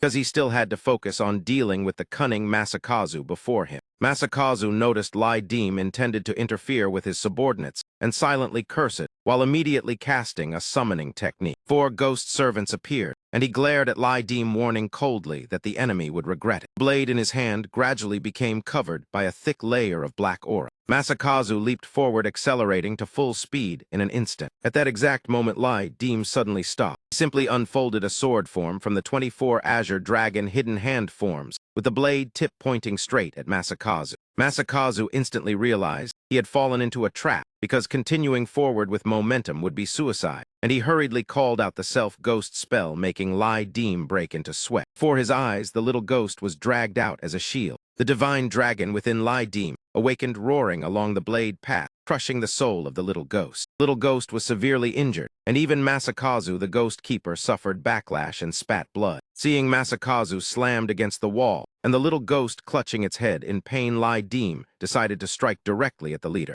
Masakazu realized the situation was out of control and took out a pitch-black rice ball, stuffing it into his mouth and swallowing it. When Lai Deem struck, he had already concealed himself and dodged aside. Unexpectedly, Lai Deem predicted the stopping point and immediately placed the blade at Masakazu's neck, ordering the red-armored warriors to stop. Masakazu's face flushed red, and he glared at Lai Deem, replying that fate protected him, and 100 ghosts could not invade while claiming he had caught a big fish. That trick made Lai Deem so furious he cursed aloud. Just as he swung the blade to strike down, a strange chain suddenly appeared on Masakazu's neck. Ferocious 100 ghosts seemed to emerge from the deep forest. Its blood-red mouth, full of fangs, opened, biting straight toward Lai Deem. Lai Deem immediately bent down, narrowly avoiding the attack of the 100 ghosts, focused carefully, and slashed repeatedly at Masakazu's upper body, but could not break the protective armor. The little ghost below had already recovered its demonic aura and screamed in resistance, unwilling to continue being forced to use the ghost-raising technique. Lai Deem was filled with questions in his mind, while Masakazu had already withdrawn the 100 ghosts and revealed a delighted smile. The young girl beside them sighed softly, saying he would not live long, and indeed Masakazu was suddenly controlled by Tama. Hearing his comrades shout for the general to strike, Lai Deem used his own blood to perform blood slash. His cold gaze locked onto the target, and he slashed straight toward Masakazu. A strike swift as lightning directly severed Masakazu's head, while blood gushed violently. Masakazu's head flew off, rolling toward the group of Zichbai. System announced that the target had died. Blood execution activated, bonus damage 0. The information hook status temporarily disappeared for 1 hour. The Zichbai warriors panicked, shouting the name of Lord K.B. Akawa. Fury drove them even more mad. One soldier in the squad had his arm severed. Looking at the blood-soaked arm, he had no other choice, deciding to stake his life and perish together with the Zichbai. The Zichbai struck another fatal blow, but he used all his strength to shove him backward. Pouring out all his strength made the Zichbai unable to keep his footing. In the end, what awaited him was Tian Heng's blade. The Zichbai gripped the blade tip tightly with one hand. Even when pierced, he refused to let go, making Tian Heng curse angrily and tell him to release it. The remaining Zichbai immediately struck another slash into the back of that comrade who had chosen certain death. The other one turned around, preparing to cut down Tian Heng. Pain restrained him. Tian Heng could only watch helplessly as their blade technique descended. Lai Deem's sword light rushed in instantly, blocking the Zichbai warriors' attack at the last moment. Lai Deem withdrew his sword, his cold face warning that if they took another step forward, death would arrive sooner than expected. Another sword strike followed, successfully forcing back the 2 Zichbai. Lai Deem quickly analyzed. The remaining souls were only 3,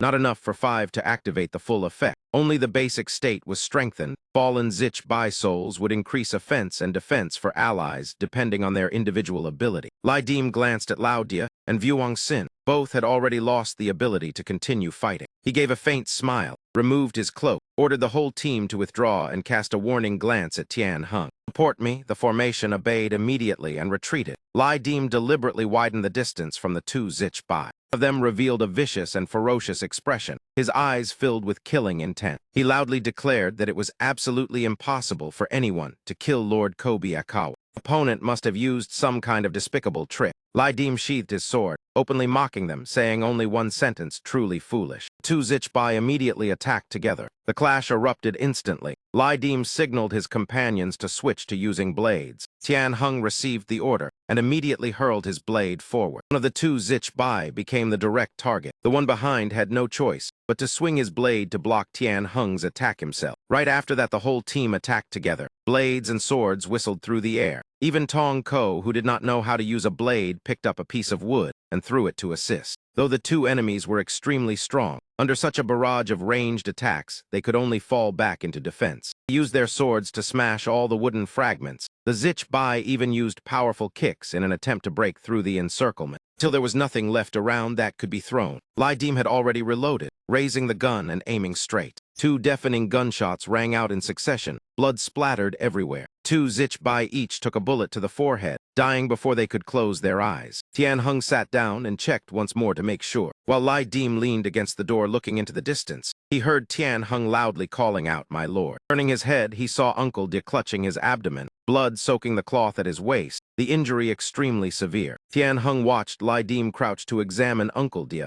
anxiously asking about the situation. Lai Dim observed the severely damaged abdomen, frowning without answering yet. Realizing he still had Mok's gift, Lai Dim determined that Uncle De could still be saved. He opened the pouch to check. The red vial was divine sin blood. When applied to cold weapons, it could partially break the empowerment of National Dragon Tiger Fortune, or the protection of ghost and god lords, ineffective against Ming officials of the 3rd rank or above. The purple vial was Qiang Qi blood for warhorses to drink to temporarily increase speed and endurance. They would not fear gunfire or cannon, but drinking too much would cause death, unlimited quantity. The final pill was grass life pellet, used when on the verge of death. Within 5 breaths, all injuries would recover, but 3 days later, severe weakness would follow, and the user would lose the ability to act. At most, only 2 pills could be used. Seeing Uncle De's condition, it was clear the grass life pellet had to be used. Lai Dim accepted the item while supporting De Trot's head and feeding him the medicine. He explained to Tianheng that when he was young, he once met a Taoist, trading 3 cakes for swordsmanship. A pill and a Tao technique. Uncle De's body beginning to recover was thanks to that. But for the next 3 days, he would be very weak and had not awakened yet. Tong Ko hurried inside to report that something serious had happened. He looked toward the door saying that girl had disappeared. Lai Dim had long guessed that the woman in this house was not a bad person. He stood up reassuring the brothers not to think too much, letting everyone rest one night. The bodies of their brothers would be buried tomorrow morning. After a rain of blood, everyone seized the rare piece to rest, the flickering fire warming their exhausted bodies. Lai Dim fell into a nightmare where he witnessed demons devouring humans alive.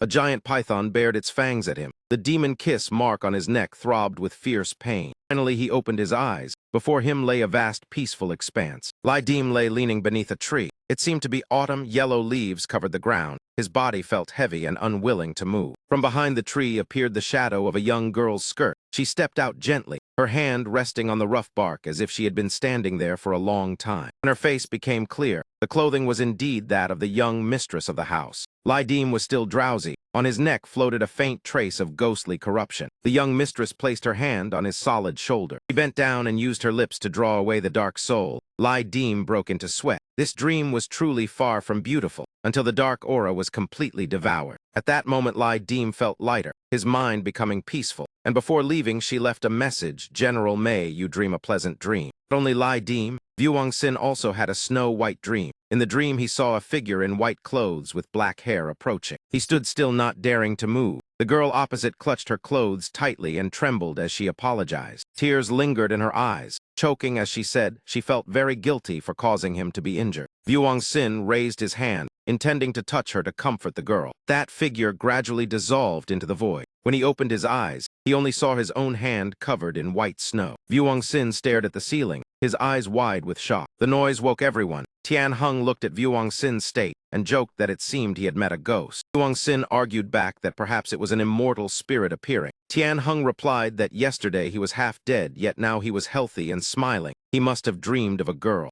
Lai Dim rubbed his neck and shoulders, hearing Vuong Sin protest that there was no such thing. He stood up and asked Tianheng how long he had slept. Tianheng answered that the 4th watch had just passed. Then he added that, "My lord, NHI letter 1 EBFP Sun Mountain truly has ghosts." Lai Dim recalled the young mistress and the bowl of hot soup. She must have sincerely cooked it for them. He called Vuong Sin's name. "Scoop a bowl for me to taste." Things in the dream, Lai Dim decided to keep them to himself. The burial rites for the Waku team were handled by Tong Ko. While checking the leader's corpse, he discovered something unusual. Tong Ko immediately shouted loudly, "My lord, my lord." Lai Dim was about to drink the bowl of soup when he paused, turning his head to look over. Tong Ko continued reporting, "My lord, do you know who this man is?" Lai Dim casually replied, "If Zichbai served as guards, then his status was certainly not ordinary." Tong Ko raised a jade pendant engraved with the number 6, reporting that he was the son of Ko Bei Akawa Takakashi. Lai Dim raised his brow and replied that he was the commander of the 6th Legion of the Shu Army under the Tuyu Legion, once one of the NHI Chu Gu. Then this merit was indeed not small. Tong Ko nodded, confirming that at least he would be promoted 1 rank. Realizing Lai Dim wanted to steer the conversation elsewhere, he smiled and continued that they had already traveled more than half the road. Tong Thong Ditch had also contributed greatly. When discussing merits and rewards, they certainly would not forget his share. For the graves of the unfortunate soldiers who had fallen in battle, Tian Hung supported Uncle Dia Trot, softly calling Lao Dia.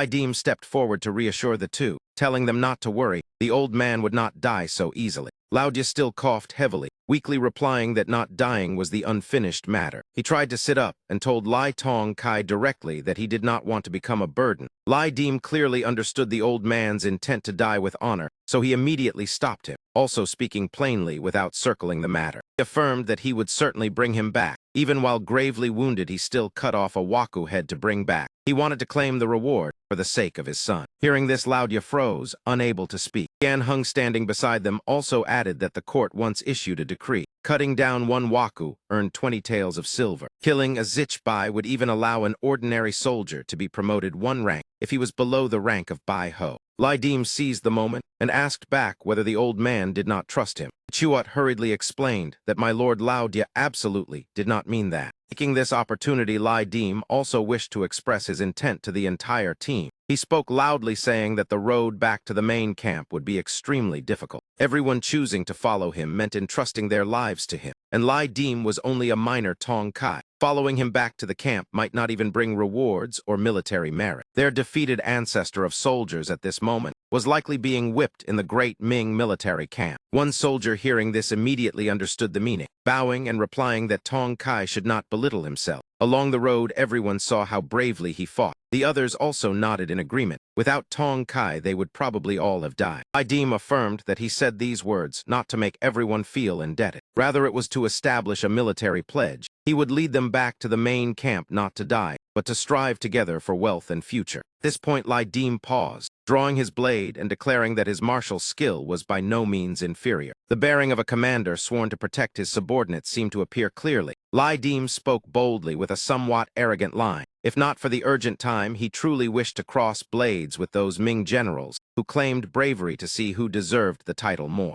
Personally poured another bowl of soup, using his own words to send off the brothers who had fallen. Today, the great defeat would certainly not be ignored by the court. When the Grand Army marched to Joseon, it would be their chance to rise. Military merit and silver rewards would be shared by everyone. His own share would be given to the two brothers who died today. Lai Dim said first that as long as they trusted him, following him through this Waku chaos, he would guarantee each of them a worthy position. Everyone's faces showed excitement. Lao Dia was the first to speak, saying that if Tong Kai did not dislike this old man, then he was also willing to follow. If anything was needed, just command him directly. Tian Hung continued that the words Lao Dia said earlier today would not be mentioned again. Even if Tong Kai said nothing, the brothers would still follow him. Looking at the team now with fewer than 2 hands worth of people left, yet in their eyes was firm determination. Lai Dim pressed his lips tightly without speaking. Finally, he shouted loudly, "Depart." Squad entered the barren forest again, snowflakes still falling silently. After walking some distance, Buong Sin suddenly stopped and asked whether anyone heard a woman singing, appearing and disappearing. Lai Dim immediately asked Tong Thong Ditch what that song spoke about. Tong Ko pointed toward the rocky peak ahead, saying that in Pyongyang there circulated the legend of Enheep Sun Nu. She was the 36th wife of Hang Hung, son of the Heavenly Emperor. After one campaign, Hang Hung never returned, leaving only Enheep Sun Nu deep in the mountains waiting hopelessly. Lai Dim touched the rough mark on his neck and smiled faintly, then silently continued walking. The daughter-in-law of the Heavenly Emperor of Joseon land had already guessed that the girl in the dream, the young woman in the abandoned house, was the one singing the farewell song. Enheep Sun Nu held the hand of a small ghost child, hand in hand. She smiled and wished them a safe journey. Spirit faded away. Black crows covered the sky, their beaks still smeared with human flesh and entrails. The squad entered a desolate land, corpses of soldiers piled like mounds of earth. Tian Hung walked in front, waving his hand to drive away the crows. Yet no matter what, they still lingered and refused to leave. Tian Hung helplessly reported that the crows had eaten too much human flesh,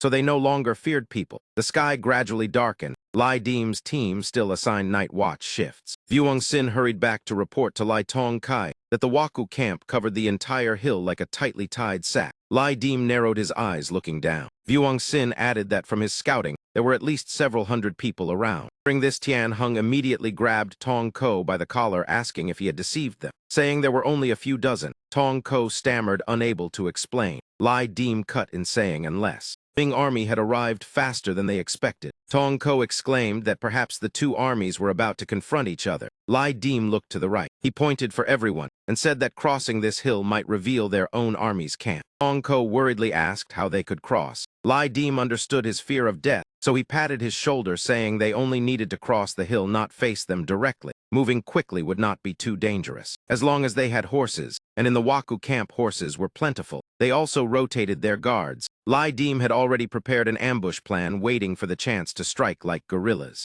Claudia worriedly asked whether they would truly do it. Lai Dim picked up a grenade and repeated the instruction. Kill men, seize horses, take armor. Remember these well because his life rested in their hands. Each person received one grenade. All answered in unison yes. Several Waku went together to relieve themselves, yawning and complaining of boredom, thinking there was no way they would be attacked from behind, even planning to skip patrol to gamble. Before the words ended, Lai Dim had already rushed forward like lightning, completely catching the Waku off guard. Companion, who was relieving himself, cried out in shock, then was immediately subdued, unable to make another sound. The other two urged him to hurry. Before they could shout enemy attack, Lai Dim's sword had already pierced straight through their hearts. The two Waku instantly raised their guard. Lai Dim in front of them had already rushed straight toward the one on the left. Clean horizontal slash swept across. Another Waku head fell. The remaining one trembled in panic, shouting loudly, enemy attack, enemy attack. Waku guarding outside on horseback also clearly heard that terrified shout. They immediately sprang up, running toward the latrine while shouting alarms. But when they arrived, only 3 corpses lay sprawled on the ground. Lai Dim silently crouched beside them,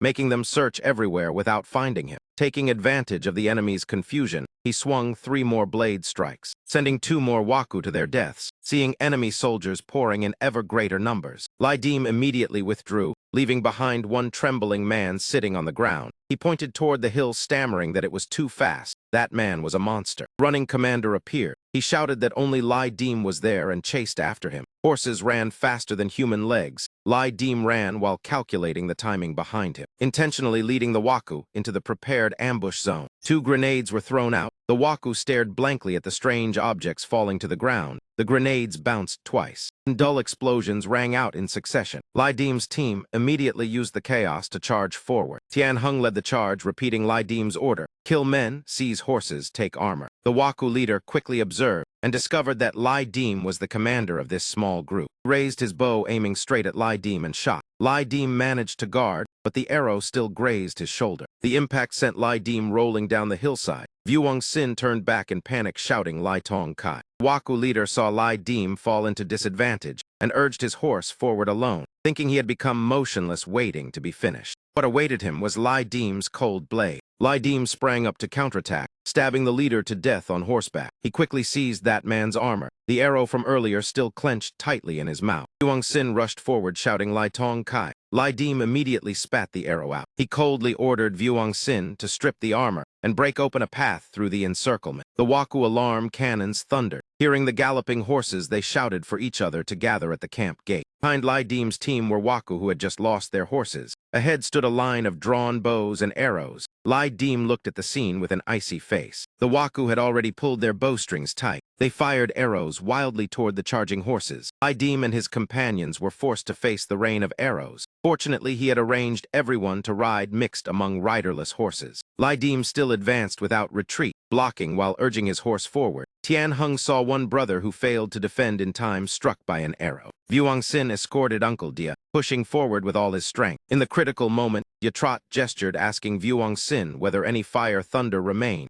Vuong Sin nodded blankly, asking what for. Chuat told him to give the fire thunder and 2 arrows. Vuong Sin obeyed, though he still did not understand. Uncle Dia tied the grenade between the 2 arrows, then signaled Vuong Sin to take the bow. Shoot with all your strength, shoot now. The arrow followed the pull of Vuong Sin and pierced through the enemy's rain of arrows. Flying straight down into the Waku formation ahead, many still had not realized what was falling. Then the earth-shaking explosion erupted. The Waku stared in horror as the limbs of their comrades were blown apart in every direction. In the middle of the enemy formation, the explosion carved a circle of blood. Lai Dim seized the moment to open a breakthrough path, leading the entire team. He personally charged forward, slashing, Anyone who blocked the way lost his head. Fresh blood splattered everywhere. Lai Dim fell into difficulty. If he did not grip tightly, the blade would slip from his hand because of blood. He secretly regretted not learning from Lao Dia to tie the blade to his wrist earlier. This was the brutal age of cold weapons. Military combat skills were far different from common fighters. One moment of carelessness, and the enemy blade could take a life. The man he just killed was clearly the leader of this band. Lai Dim opened astonishing insight, realizing the man before him was Murasugan, the banner general, blue threat level. Once dismounted, he was not even equal to a Zichbai soldier. That made it easy to handle. The bandits, hearing the clash, all turned in shock, seeing the two commanders fighting on horseback. Lai Dim urged his horse, charging straight forward. With the speed of the black horse, the blade sliced across the banner bearer's neck. Blood sprayed. He fell from the horse. The blade stabbed into the ground as he died on the spot. The Waku, losing their leader, were like snakes without heads, staring in fear. Lai Dim sheathed his sword, turning his horse to seize that man's blade.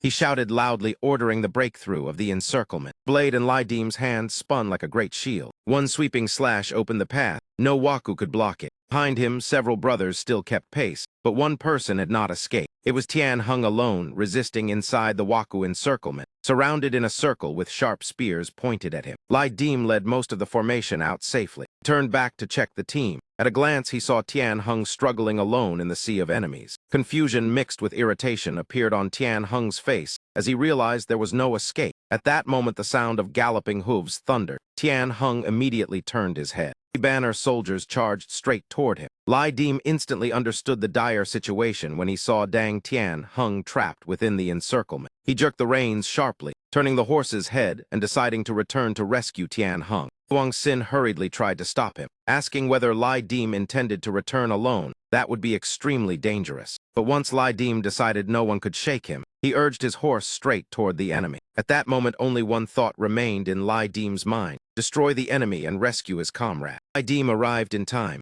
wearing Waku armor. The first slash immediately killed one banner soldier. Right after that, he turned and knocked down the banner soldier beside him. A sudden attack forced the enemy to divide their forces to deal with Lai Dim. The weapon in Lai Dim's hand spun like a whirlwind, leaving the enemy unable to react. Seizing the momentum, he advanced, cutting down another banner general just as enemy reinforcements arrived. Lai Dim ignored the ordinary soldiers. His eyes locked onto the commander. One decisive slash struck, piercing straight through the enemy's neck. With the kill secured, Lai Dim did not stop, but urged his horse onward. Seeing their commander killed, the Waku soldiers panicked and shrank together, like snakes without heads. The bloodline of the Hejian Lai clan within Lai Dim boiled. Spear and sword mastery combined. Spear techniques and sword forms flowing like water and drifting clouds. Tian Hung's side, the enemy were bolder, bows already drawn, all aimed at him within the encirclement. Seeing the rain of arrows coming, Tian Hung immediately leapt from his horse. He clung to the saddle peg, hanging beneath the horse's belly, using the horse as a shield. Thus he narrowly avoided the dense volley of arrows. Rolling once on the ground and standing up, Tian Hung looked at the warhorse, blood already flowing everywhere. Grinding his teeth and forcing himself upright, Tian Hung gripped his sword tightly,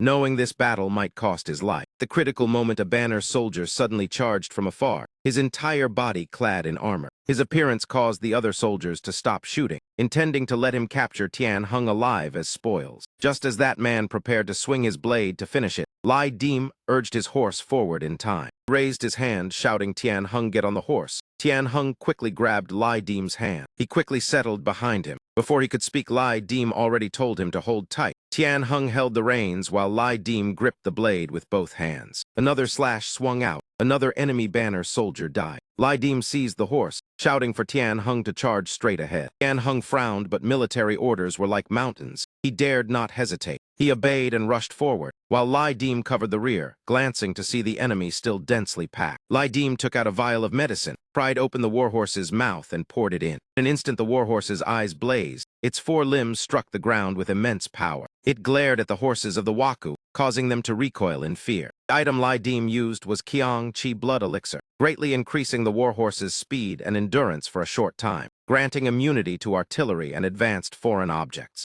Lai Dim could not help but sigh. The effect was indeed astonishing. One man and one horse enhanced. Lai Dim charged into the enemy formation like a raging storm. In an instant, one encirclement was shattered. Several layers still remained. Lai Dim quickly observed the surroundings. Suddenly, someone attacked from outside. One sweeping blade cleared the soldiers blocking the path. When he looked clearly, Lai Dim recognized that it was a general from his own side. Hakangan rode his horse straight into the battlefield. The rare heroic bearing of the Shanxi general appearing within the enemy ranks made Lai Dim feel reassured. He even spoke praise for the fine weapon. Those words inadvertently drew Tham Hakangan's attention. Tham Hakangan looked over, seeing Lai Dim wearing Waku armor, and mistook him for an enemy general. Lai Dim panicked when he saw his own general charging to strike. Before he could explain, he had to block with his spear. The two clashed in an instant. The Waku soldiers saw the two generals fighting and simply watched. Lai Dim coldly launched a counterattack. Tham Hakangan immediately used his steel spear to block. The two finally looked carefully at each other. Tham Hakangan suddenly sensed something unusual. Lai Dim breathed out and quickly said, "Our own man." The general before him laughed in admiration. "The spear technique is excellent." The two laughed loudly and clasped hands in salute. Tham Hakangan could not hide his admiration, praising Lai Dim as rarely brave. Lai Dim took the chance to report his rank as Chenggu Guard Tong Kai, leading troops back to the main camp awaiting orders. The Waku finally realized fear when they discovered they had been surrounded by Shanxi troops, cannon barrels already aimed. Despair appeared clearly on their faces. Death had already drawn near. Shanxi soldiers received word of reinforcements and quickly rushed in to assist. Watching the trembling Waku beneath the hooves of horses, Tham Hakangan laughed and asked Lai Dim whether tonight satisfied him. Lai Dim coldly replied that he still had not killed enough. Hearing that, Tham Hakangan ordered that before the 10th day of the first month they must fight to Pyongyang, kill all the Waku bandits, and then slaughter pigs together to celebrate. The command signal, the thunder of hooves and the roar of charging troops erupted, announcing a bloody battle that would decide victory. Waku corpses piled into mountains. Lai Dim urged his horse through pools of blood. From the high hilltop, looking down at the enemy flag burning in the night, Lai Dim relaxed his expression in satisfaction, following the main army toward the Shanxi camp. Yet among the Waku bandits who had fallen into weakness, an unexpected change suddenly occurred. The ground suddenly trembled. A strange movement appeared as a ghost spirit slowly emerged. Its eyes were blood red, its foul breath carrying the stench of rotting death spreading around. Tham Hakangan raised his spear and shouted loudly, ordering the Shanxi soldiers to draw bows and advance, ready to aim at the ghost creature and fire as the shout thundered. Arrows flew like rain, but the ghost spirit struck by arrows did not waver. Instead, it shrieked and rushed forward to counterattack, grabbed the heads of two warhorses, using the force to leap straight toward the troops. Tham Hakangan immediately ordered it destroyed. Another rain of arrows poured down. The ghost spirit now had no path to evade. The moment it rushed forward, countless arrows pinned into its body. One eye was pierced through by an arrow. Its whole body trembled before it crashed heavily to the ground, seeing the ghost creature lying motionless with no sign of resistance. Tham Hakangan remained calm, leading soldiers forward to investigate carefully. Shanxi soldiers holding spears walked while discussing. Some asked what ghost this was that could recover after being pierced. Others claimed it was born from deathly energy. Some even said it was a Waku leader who turned into this after beheading. The debate continued endlessly. When Tham Hakangan approached, the ghost spirit, though bleeding from the eye, suddenly discovered him. It roared and threw a fierce punch straight toward Tham Hakangan. Tham Hakangan immediately took a defensive stance.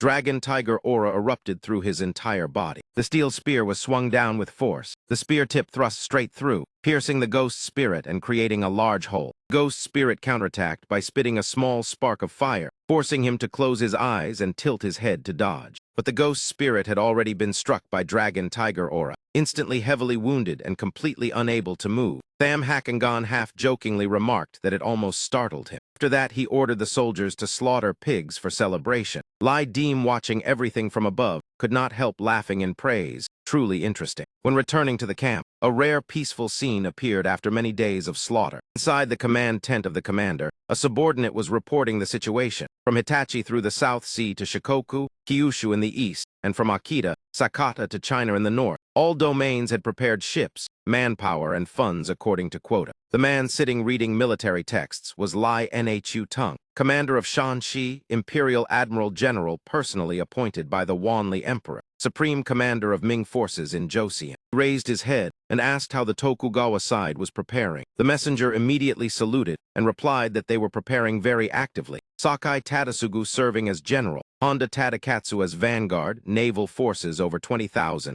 10 large ships. Lai Nhu Tung frowned in confusion. Intelligence for many years had said Tokugawa was satisfied. So why, when Toyotomi Hideyoshi sent troops to invade Joseon, Tokugawa responded so enthusiastically? National preceptor beside him sipped tea and replied calmly that the affairs of the world were unpredictable. Who could know the heart of Tokugawa Ieyasu? The Waku bandits were merely small fry. It was said that in Japan, even 7 or 8 farmers dared call themselves lords. Why should General Lai trouble himself over such trivial creatures? Lai Nhu Tung closed his eyes and sighed. He looked toward the man leisurely drinking tea and replied that the words of Dich Cao Kong were indeed reasonable. Lai Nhu Tung recalled this Joseon campaign. Toyotomi had nearly exhausted the entire nation, 9 legions united, at least 100,000 troops, along with battle-hardened Japanese soldiers, called Waku bandits, but in truth they were a formidable enemy not to be underestimated. While they were discussing, the tent door was pushed open, and Tham Hakangan rushed in shouting that it was truly satisfying. Realizing someone was present in the tent, he immediately corrected his posture. He saluted and reported that, "Admiral, sir, the Waku on the hill had been completely annihilated."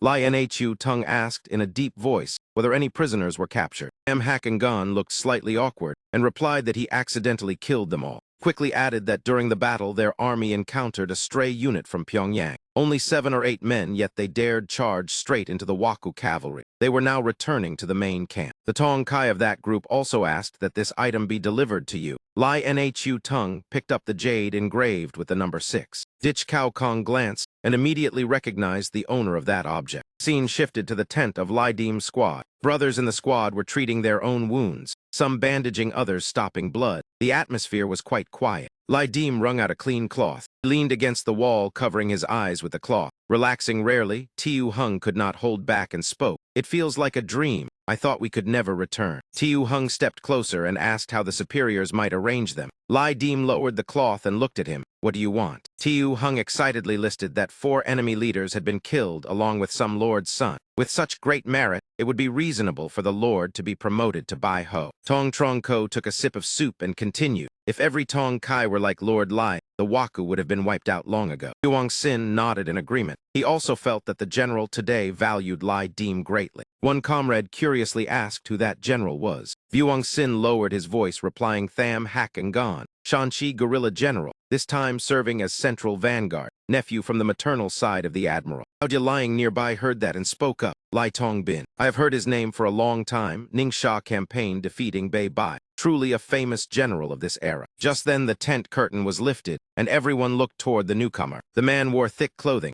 and asked coldly, "Which one of you is Tong Trong Ko?" Lai Dim remained silent, his eyes carefully observing the newcomer. Beside him stood another man whose left arm was covered with tattoos, looking rather unpleasant. That man strode forward, asking what Lai Dim was looking at. Lai Dim answered directly that he saw someone who had not yet been beat. The sentence ignited like a spark. The atmosphere between the two immediately grew tense. The appearance of the strange youth also made Lao Dia and Tian Hung raise their guard. Before Lai Dim still stood the man who had just entered. His teeth clenched as he stared without looking away. He patted his neck and glared, asking Lai Dim what he was still staring at. Lai Dim kept the same reply. "I see that you have not been beaten yet." The words left that man stunned with anger. To ease the tension, Tong Ko raised his hand and said, "I am Tong Trong Ko." Only then did that man snort coldly. He conveyed that the admiral wished to see him. Tong Ko immediately nodded happily again and again. As he stood up to leave, he still glanced back at Lai Dim with eyes full of worry. He quickly followed that man and politely said, "Please trouble the general to lead the way." The other replied coldly, "Do not call me general. I am only a gate guard." When the two of them left the tent one after another, the clenched teeth of a certain youth briefly appeared. Raising his head to look, the youth murmured in confusion, "Is it this tent?" While everyone was still wondering why the Korean interpreter had appeared instead of a superior officer, the youth pushed the door open and stepped in, timidly asking, "Excuse me, is this Lai?" Before he finished speaking, a shout burst out inside the tent, startling him. "There is no Lai here." The sudden appearance of the youth made the entire tent fall silent. Tian Hung asked where he had come from. The youth trembled, stammering, I then called out, "Master." When Tian Hung moved closer, the youth burst into tears, calling, "Master." Lai Dim only let out a soft sigh. He stood up and extended a hand toward the youth at the entrance, then asked little mage, "What is the matter?" The youth rubbed his eyes and asked again, "Are you Lai Dim, Lai Tong Kai?" Lai Dim smiled and nodded in acknowledgement. "That is correct." The little mage immediately wiped away his tears. The boy dusted his robe and stood straight in salute, saying, "Senior brother has heard of Lai Tong Kai's bravery, leading troops to break through the encirclement amid chaos and return to the main camp. Therefore he specially sent me to receive you all." Lai Dim curiously asked, who the little mage's senior brother might be. The little mage answered carefully that it was the celestial master Dao Gao Gong Dich Vu.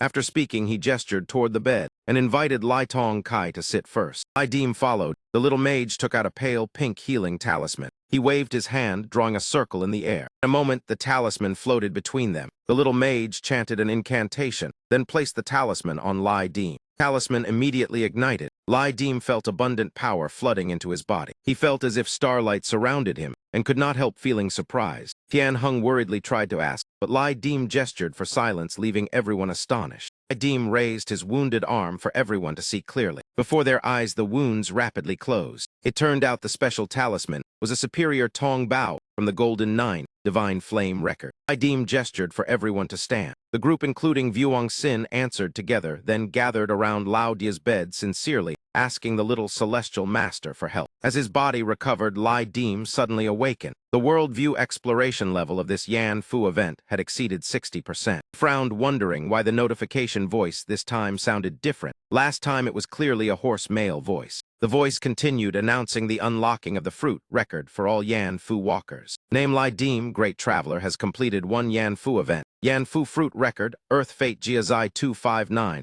Scale Fate Dingyu 24. Looking at the Yan Fu fruit floating before him, then glancing at everyone focused on healing Lao Dia, Lai Dim pressed the entry Jia Zai 259. The system reported that the worldview understanding level of the previous event reached only 42%, insufficient to view the record. Below was the lock authority signature number, Mok Vusu Thip Hoa. Not seeing his own name, Lai Dim sighed, then switched to the entry Dingyu 24. A scroll immediately appeared. Lai Dim read and sighed that he had indeed encountered ghosts. The Ming Dynasty firearm technology here surpassed the Netherlands by at least 50 years, completely different from the records of the old world. Signed, Anonymous. Another record mocked internal energy and true chi as deception, but cold weapons were extremely powerful and could yield advanced close combat essence. It also mentioned Apricot Blossom Village in Shanxi and a skeleton creature with a fish head and human body, proving this was not a world without magic. Still signed, Anonymous. At the end of the scroll was a dialogue stating that Dragon Tiger Chi could break through awakening inheritance. As long as one was officially invested by the court, it could be obtained. If lacking suppression, it would lead to chaos of gods and demons. This fruit was becoming increasingly dangerous. Signed, Mountain Ghost. Lai Dim sighed inwardly that some information was useful, but not very helpful, even thinking that without these predecessors, life might actually be easier.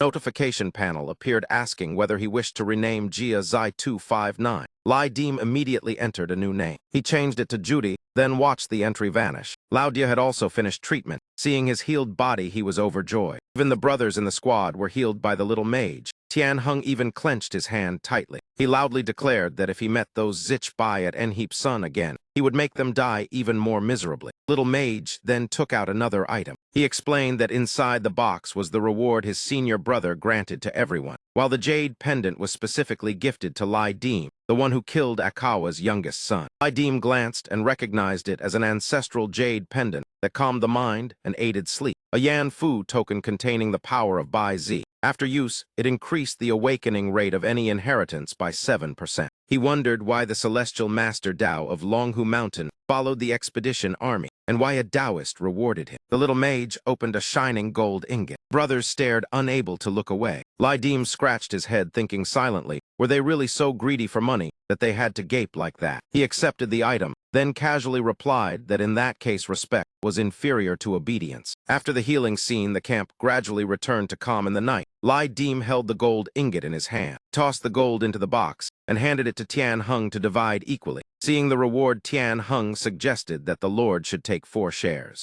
Lai Dim turned and said that at Enheep Sun he had promised his share to the brothers who died, then stepped out of the tent, telling everyone he would go outside for a walk. Tian Hung, Vuong Sin, and Lao Dia looked at the pile of gold before them, feeling shocked inside. Lai Dim entered an undisturbed state and immediately received the notice that your 9-headed Tio spirit inheritance has fused with Bai Zi power. The awakening level has reached 16%. The star-seeking state greatly increases attack speed and leap strength up to 160%. When Lai Dim opened his eyes, the 9-headed Tio spirit inheritance broke through another 10%. Blood Needle activated the special attribute Extinguish Crowd with an effective range of 10 meters. On the ground, a line of ants crawled in succession. A foot suddenly stopped before Lydim, making him raise his head. Before him stood the guard from earlier. Lydim maintained a cold gaze, observing him, when suddenly behind him came the hearty laughter of Tham Hakangon. Tham Hakangon placed a hand on his shoulder and happily said, "Brother, we meet again." Lydim immediately straightened and saluted. Tham Hakangon laughed, saying, "The items you seized from the Waku I have already reported fully to the Admiral for you. We Ming people do not beat around the bush. This time I have been appointed as Du Tai, commanding 1,300 cavalry of the right vanguard. When you return to the main camp, there is no need to go back to your former general." Tham Hakangon asked whether he wished to follow him.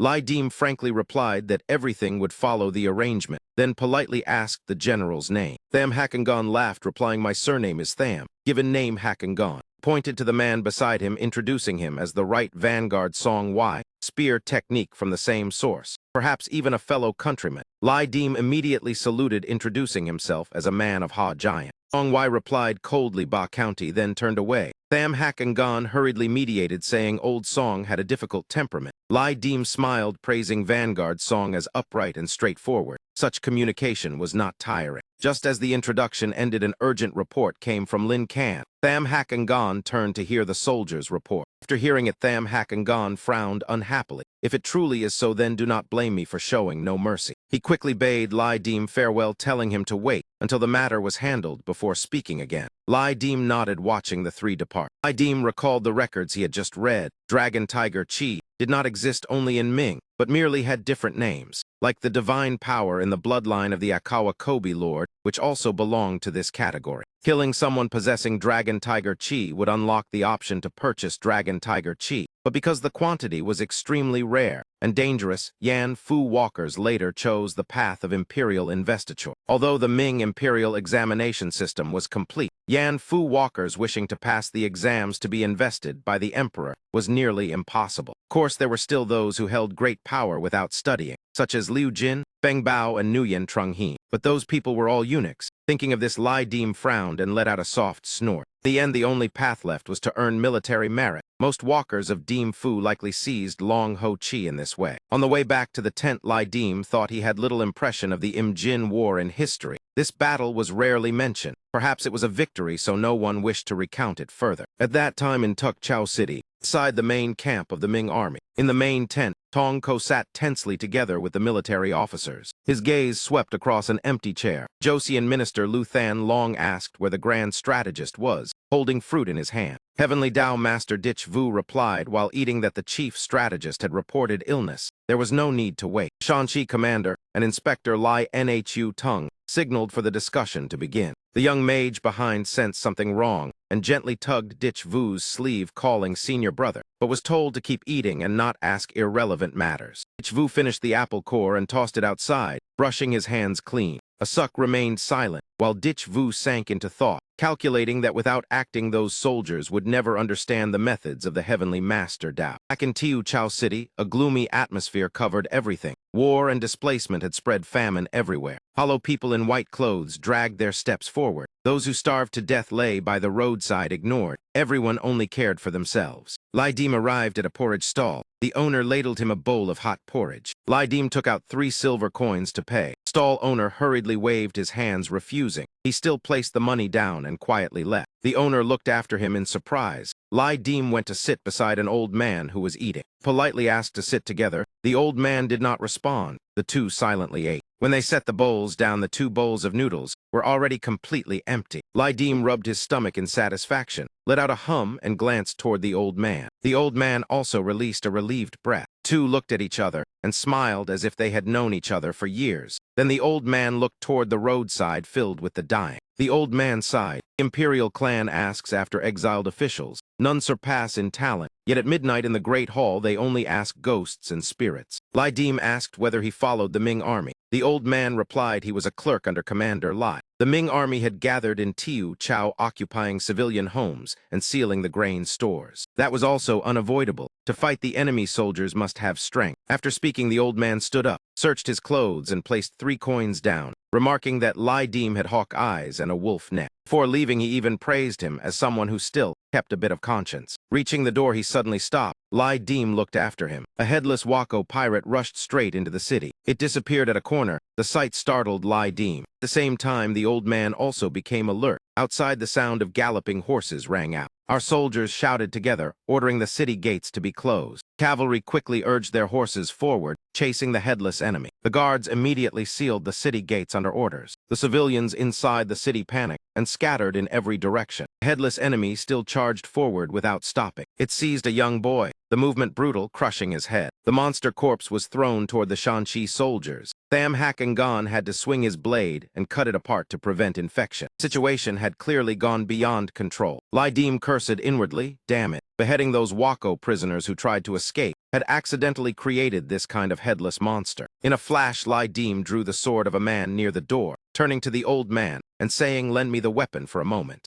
The old man's eyes widened. "What are you planning to do?" he asked the young man with a frown. Lai Deem did not answer. His gaze locked onto the headless monster before him. He immediately activated Stunning Flash. Information appeared. This entity was a Yem Thai, a corpse monster formed by the secret techniques of Shinto. Strength like a tiger, speed like an ape. A red target class dangerous aberrant beast within the Deem Fu event. With the basic data obtained, Lai Deem quickly judged that the Yem Thai was not restrained by the Chaos Tattoo. In this Deem Fu event, it was the most troublesome opponent. Thought had just flashed when the Yem Thai extended its claws and slashed straight at him. Lai Deem raised the sword to block. The Yem Thai simultaneously spewed black blood from the tumor on its head. It continued charging forward. Lai Deem swung the sword 3 times in succession. The Yem Thai's right arm was immediately cut into 3 pieces. Seeing this, Tham Hakangan shouted loudly, telling Lai Deem to retreat quickly. Lai Deem reacted extremely fast, immediately stepping back 3 paces. He lowered his head to look at the sword in his hand. The blade had already been corroded by nearly half and was still emitting white smoke. Turned out the blood of the Yem Thai possessed extremely strong corrosive properties. Lai Deem flicked the sword aside, deciding he must use close combat inheritance quickly. The goal was to break the opponent's limbs. The Yem Thai stopped spewing blood, then moved again. Lai Deem released the sword, lowering his center of gravity, preparing to continue the fight. Seeing him face the enemy empty-handed, Lao Truong could not help feeling shocked. But Lai Deem immediately proved his ability, blocking a strike directly at the neck of the Yem Thai. He delivered a kick aimed at the opponent's leg, yet the Yem Thai leapt aside with extreme speed. The missed strike caused Lai Deem to lose balance. His clothes were grabbed tightly. The Yem Thai jerked hard, tearing his collar. The two brushed past dangerous positions. Lai Deem immediately counterattacked, knocked the Yem Thai rolling backward. The Yem Thai with only one arm struggled to stand. Lai Deem seized the opportunity and grabbed the remaining arm. The movement was like breaking firewood, yet the bones of the Yem Thai's arm were astonishingly hard. Lai Deem poured all his strength into both hands. Finally, a dry cracking sound rang out.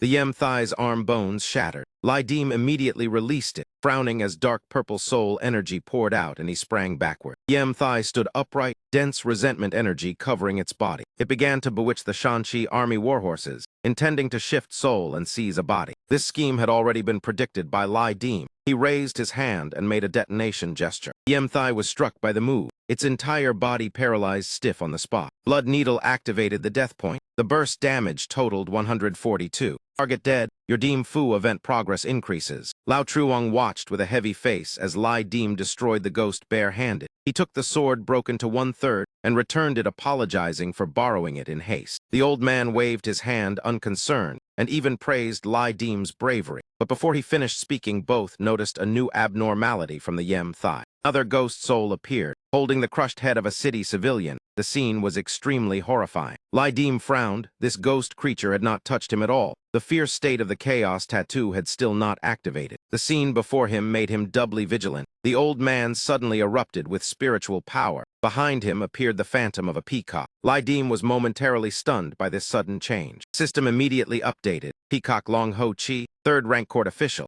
Vice Minister of War. The old man before him was Tong Ung Zuong. Fire was quickly lit. The Yem Thai corpse was burned. The thick stench forced the soldiers to cover their noses. Tong Ung Zuong held the broken sword. Tham Hakangan immediately saluted and addressed him as Lord. He asked in a deep voice what this situation was. Tham Hakangan replied that it was the subordinates' negligence. Tong Ung Zuong sternly ordered that from today all camps must scatter lime morning and night. If similar matters occur, burn the corpse immediately. Then he turned to Lai Deem and asked, "Little brother, what is your name?" Lai Dim Tao, his appearance radiating the bearing of a martial general, currently serves as a banner captain under General Thua Huan. He only returned to camp yesterday. In his heart, he quietly calculated his path of promotion. If he wanted to be granted a title, he first had to pass the 9th rank patrol inspector examination. Only then could he hope to rise to battalion commander. Ambition surged high, but the battlefield never lacked chances for merit. The only fear was having no support in court. Tham Hak and Gon quickly reported to the Lord that Commander-in-Chief General was currently discussing matters in the main camp, and asked what the Lord planned to do. Tong Ung Zuong glanced at him, adjusted his hat, and replied to Tham Hak and Gon that General Lai Nhu Tung was a famous commander of the era. He did not need his command in battle. The court gave him the title of Imperial Commissioner, but also sent Taoist supervisors to monitor the army. The two sides restraining each other made him uncomfortable, so he simply did not show himself. The other side surely understood the implication. A group of Taoists approached, led by Taoist Master Dich Vu. He retorted that Lord Tong's words sounded like the bitter complaints of a neglected wife, truly narrow-minded. Tong Ung Zuong already disliked this Taoist master. He waved his hand and scolded back. Master Dich, why are you not in the main camp, but running to the city gate to suffer together with this old man? Heavenly Taoist Dich Vu bowed, and reported that if he had not come today, then tomorrow a major plague would surely erupt within Tiu Chao City. Dich Vu's warning immediately caught Tong Ung Zuong's attention. His gaze shifted to the corpse of the cursed cadaver, still emitting thick smoke. Yu A immediately brought the civilian tools and handed them to the Taoist master. The talisman in Dich Vu's hand released a drifting strand of white smoke. Lai Dim broke into sweat when he recognized that abnormal flame. The talismanic power quickly spread outward. From the corpse of the cursed cadaver, tiny sparks also gradually dissolved. A streak of light like a river shot straight into the sky. Flame controlled by Taoist Master Dich Vu immediately returned to its task, sweeping away the remnants of the cursed corpse. Fireworks seemed to burst across the sky. Lai Dim clearly distinguished the purple fire that saved lives and the white fire that took lives. He could not help but marvel at the terrifying power. Not to mention there were still 7 other kinds of fire he had never seen. Tham Hak and Gon curiously asked whether the Wa people truly possessed such troublesome things. Dich Vu asserted that it was merely a minor technique. He had heard that within the Wa lands the White God Path had many followers. This corpse must have belonged to that sect while alive. Yet there were many things he could not say openly. Over the past 100 years, the fortune of nations had declined, allowing monstrous forces to run rampant. This time the Wa people were committing everything to a decisive war. Could it be that Toyotomi Hideyoshi had deployed all his strength? The great Ming must win, and must not lose as the sacred emperor had commanded. Tong Ung Zuong sternly reminded everyone that encountering so many sinister things on the battlefield required heightened vigilance. Dich Vu, however, believed it was nothing to worry about. Great Ming was the heavenly empire protected by tiger aura. Ghosts and spirits could hardly invade, and foreign evils must retreat. Though this year much had been consumed, heavenly authority still remained. Strange arts could only show limited effect. Injosian monsters had attacked soldiers many times, yet each time they were completely exterminated. Seeing that Dich Vu refused to yield, Tong Ung Zuong merely closed his eyes and listened, saying that the Imperial Commissioner need not worry. Such things on the battlefield were insignificant. Tong Ung Zuong replied that talk of declining tiger aura over the past century had been exaggerated by occultists. Lies repeated long enough became truth. How could affairs of the state rely on them? Throughout history, nations fell only because of foreign enemies and internal chaos. False embellishment, starving people, lax rewards and punishments, and petty men abusing power. Deep Vu knew he was being scolded, but since he had already spoken, he pressed on. Calming the soldiers was the priority. He retorted that when Tong Imperial Commissioner guarded Shandong, he entered a deserted village where a man-eating tiger roamed. When Lord Tong arrived, the tiger fled and never returned. The story spread everywhere. If one did not believe in tiger aura, then how could that be explained? Tong Ung Zuong frankly answered that a man who raised his head without shame to heaven and lowered it without shame to earth possessed righteous energy within. Why should he fear a ferocious beast? Deep Vu had nothing left to say. He could only respond that he would not argue with this thick-skinned old man any longer. Everyone knew the two of them opposed each other. Lai Dim, standing nearby, realized he was only a banner captain and not qualified to interfere. Speaking too much could cause trouble. Lai Nhu Tung only used Korean interpreters and paid him no attention. That was not sad. Yet the celestial master Taoists rewarded him with jade money. That enthusiasm said a great deal. To ease the tense atmosphere, Tham Hak and Gon stepped forward again, and asked that Master Ditch surely had not left the council without reason. He wondered how far the discussions in the main camp had progressed. Ditch Vu had not yet answered when Tong Ungzuong pressed further. The sacred emperor was determined to destroy the Wa. The army would not stay long. Had Lai Nhu Tung set the date to march on Pyongyang yet? The Taoist master replied irritably that it was already decided. A deep and majestic horn sounded from the main camp. Sound spread even into the city. It was the signal for the entire army to assemble. Deep Vu casually informed everyone that today the troops were being organized. Tonight Pyongyang would be surrounded. Bronze horns blared rapidly. Soldiers tightened their grips on spears and assembled. Only Tong Ko hurried against the flow of people. He rushed to the detached squad tent and loudly called for Banner Captain Lai. Lai Dim raised his head and asked if it was interpreter Tong. Why was he not in the Korean general's tent but running here? Then he turned and asked Thin Hung if he had seen his boots. Thin Hung was busy putting on armor and could not answer. Everyone heard Tong Ko urgently report that tomorrow the army would attack Pyongyang. Before evening, the commander would promote Lai Dim to 9th rank patrol inspector before the 3 armies. He could also choose one of 2 elite units to follow, either the 5,000 Chi family soldiers of Commander Qi Zhen and Go Dai Trung, or the 1,500 elite cavalry of guerrilla General Truong type from Xu and Fu. Lai Dim asked in surprise how he knew this. Tong Ko said that this morning during the council Ryu, Xiang Ryang, and the Ming commander discussed sending troops, and he was present. Lai Dim became even more puzzled about why he was telling him. Tong Ko angrily said he had risked his life to deliver the news. Lai Dim bluntly asked what he wanted, telling him to return to the Joseon government office since a great battle was coming, and he had no time, just say it directly. Tong Ko was forced into stammering. Finally, he shouted that because they had shared life and death, he dared to risk informing him. It seemed he had wasted his effort. When Tong Ko nearly burst into tears and turned away, Lai Dim and the others suddenly realized their mistake and quickly grabbed his arm to stop him. Lai Dim solemnly bowed and apologized that he had spoken clumsily and rudely. He hoped his brother would not blame him. He would remember today's favor. He added that if help was needed in the future, he only needed to speak. Tong Ko understood Lai Dim's temperament but was still annoyed. He snorted and left. Watching his departing figure, Lai Dim fell into thought. 9th rank patrol inspector, Commander Qi Zhen,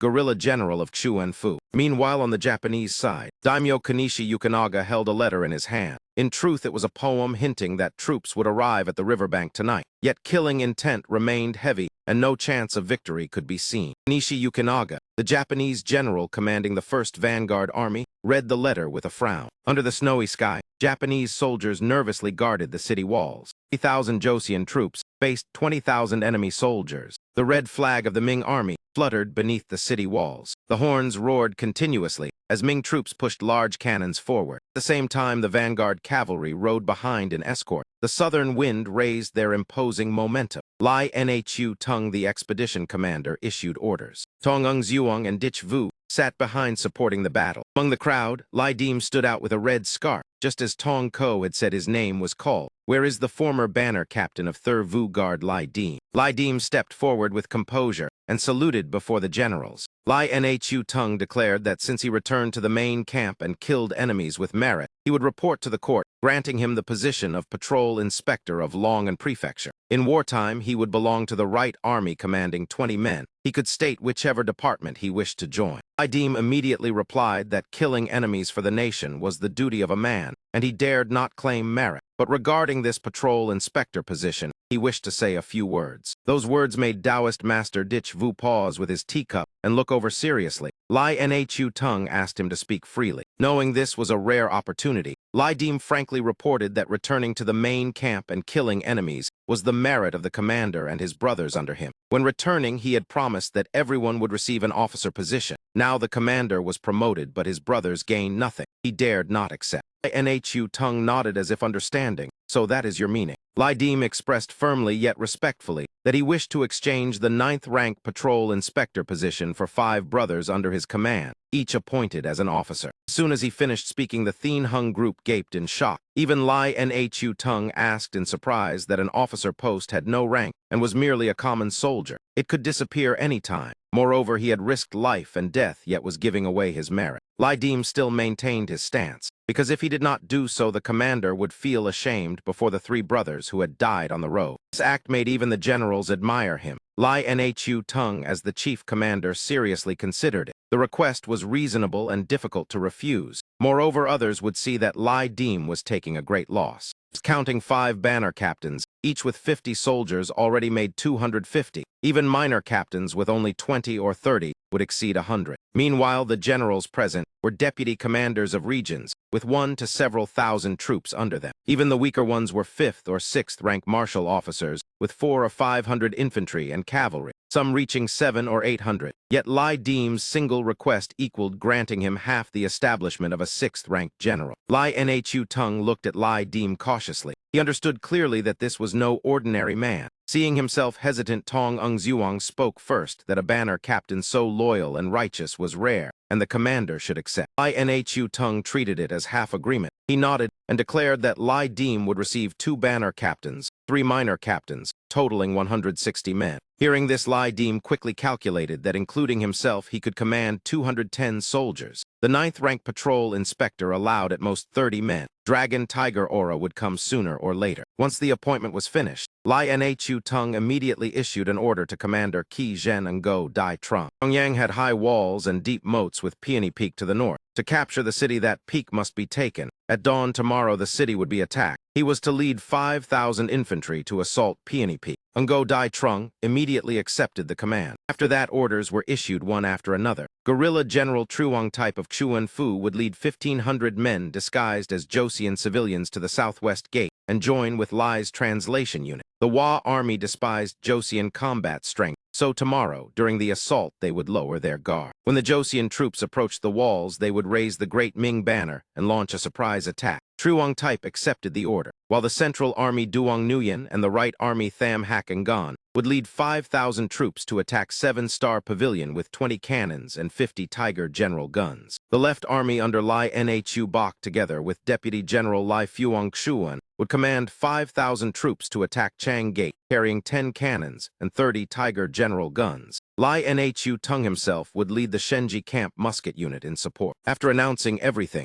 Lai Nhu Tung turned and delivered a secret order to Hak Ngan. Predict that tonight Kanishi Yukinaga will raid the main camp. You take 800 fire archers of the Right Army into ambush, and make sure he comes but never returns. Tham Hak Ngan loudly replied that this subordinate obeys the command. Immediately afterward, Lai Nhu Tung instructed Lai Dim that tonight he would follow Hak Ngan in the operation. Lai Dim firmly accepted the order. This subordinate obeys the command. Night fell along the border of the two nations, sparse snow drifting down, the Ming banners fluttering in the cold wind. Beneath the valley, the Hua troops hid silently. Just as Lai Nhu Tung predicted, they would launch a night raid. The leading formation consisted of Kanishi Yukinaga, trusted warriors. Fujiwara Iasunto personally commanded them. By habit, he shot 3 arrows toward the camp barricade to probe the defenses. The first arrow struck without reaction. The second was the same. Everything remained silent. When the third arrow aimed at the Ming gate, misfortune began. A distinctive 3-grooved Ming arrow immediately shot back. It directly shattered Fujiwara Iasunto's arrow. He clenched his teeth when he heard the thunder of galloping hooves. Fujiwara's gaze caught the flag-bearer on the enemy's right flank. The man's half-smile made Fujiwara Iasunto feel a chill down his spine. He knew the plan had failed. The rushing footsteps of the Shanxi troops grew closer and closer. Before the two sides even clashed, the Hua scouts hurriedly reported an enemy ambush. The initiative vanished instantly. Fujiwara Iasunto growled in fury. Tham Hak Ngan bravely blocked the Hua troops. He raised his spear and coldly issued a single command: annihilate. Both sides fired the first volley simultaneously. Hua soldiers rushing forward fell in rows as bullets struck them. Seeing several still charging, Tham Hak Ngan immediately adjusted the formation. The front line retreated to reload while the rear line stepped forward to replace them. Enemy was shot down the moment they moved. Only then did Fujiwara realize the opponent had no intention of close combat. Charging forward would mean heavy losses. Inside the city, only 3,000 Plum Blossom troops remained waiting for support. Thinking this, he decided to order a retreat to preserve half his strength. Our scouts reported to Tham Hak Ngan that the enemy was retreating. He calmly replied to follow the plan.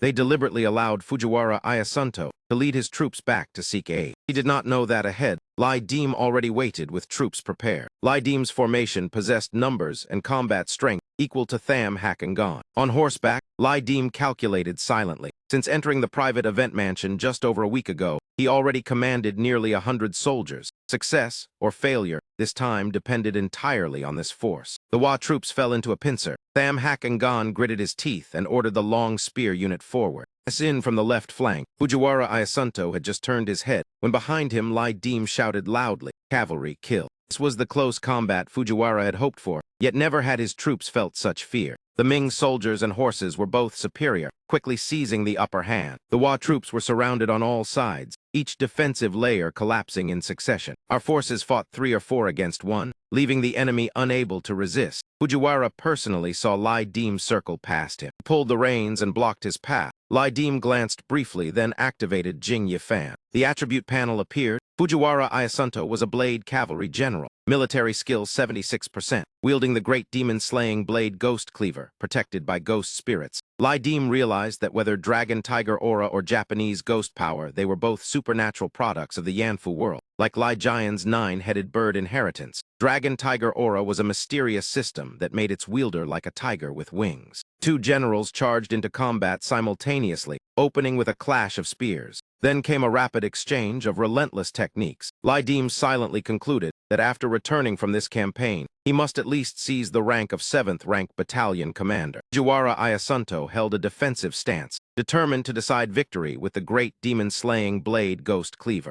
To unleash this move, Fujiwara Ayasunto suddenly leaped from his horse. His body descended from above like a bolt of lightning. Lai Dim frowned slightly, because he had long prepared to observe what other secrets Dragon Tiger Aura concealed. Therefore, he simply urged his horse forward and raised his blade to meet the attack head-on. In the end, under his steady blade strike, Fujiwara Ayasunto's great demon-slaying blade Ghost Cleaver completely failed. He was thrown back by the counterattack, his chest pierced with a huge hole, blood dripping beneath the rain of blades. Lai Dim watched Fujiwara Ayasunto collapse beside the broken sword. The loud neighing of horses signaled that the battle had officially ended. After gathering the troops, Lai Dim did not return to the main camp, but went directly to the camp of heavenly Taoist Dich Vu. After hearing the proposal, Dich Vu directly asked whether Banner Captain Lai had come here at midnight only for this matter. Lai Dim nodded in confirmation. The Taoist shook his head helplessly, saying this matter was too large and should be taken to Commander Lai or Commissioner Tong. He had no authority to decide. Moreover, Tham Hakangan valued him, and Thua Huan was an old ally of the Lai family.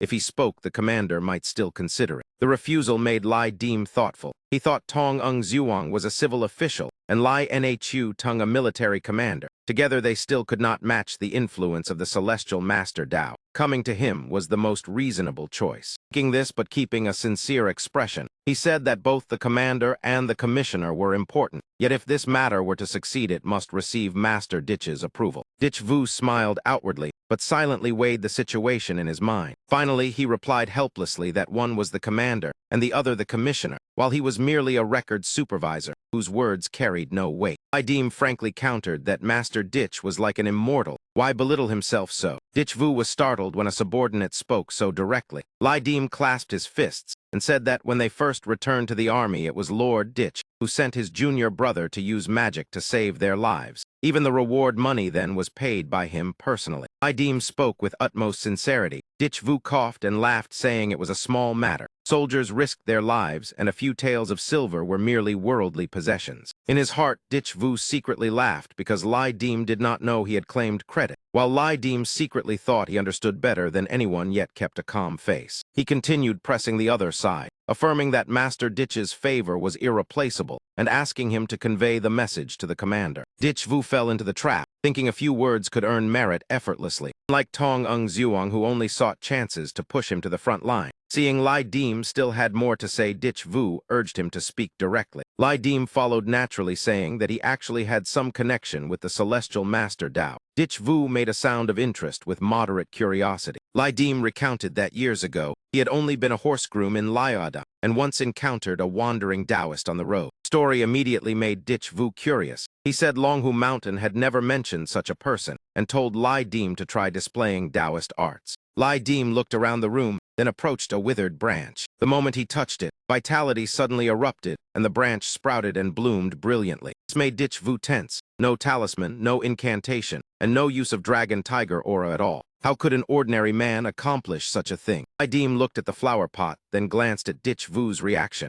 Yellow Turban Talisman Spell and Longhu Mountain, Heavenly Tao likely shared the same origin. Seeing Thien Hung's reaction made him even more certain. This time Lai Dim guessed correctly. Dich Vu slapped his thigh and confirmed this was indeed Longhu Mountain Taoist art. That wandering Taoist must have been Hu A, his martial uncle Hu Xiude. He immediately told Lai Dim to call him senior brother, warmly pulled him by the shoulder recognizing an acquaintance, and invited him to sit, saying there was no need to return tonight, and senior brother would host a feast. Lai Dim held Dich Vu's hand and asked whether his master truly came from Longhu Mountain. The heavenly Taoist smiled and replied that was correct. It was indeed Longhu Mountain Taoist art. The banquet was quickly prepared. Dich Vu generously told his junior brother not to worry and that he would speak on his behalf to Commander Lai. He remarked that Lai Dim's Taoist art still had several shortcomings, making Lai Dim curiously ask what he meant. Dich Vu analyzed that words alone were unclear. It would be better for both sides to exchange verified Taoist techniques to find the mistakes. The system immediately notified that Dich Vu wanted to exchange the skill Yellow Turban Talisman Spell. After the exchange, Lai Dim would lose this skill and receive a skill belonging exclusively to Longhu Mountain. The exchange list included the inner circles Zhenwu,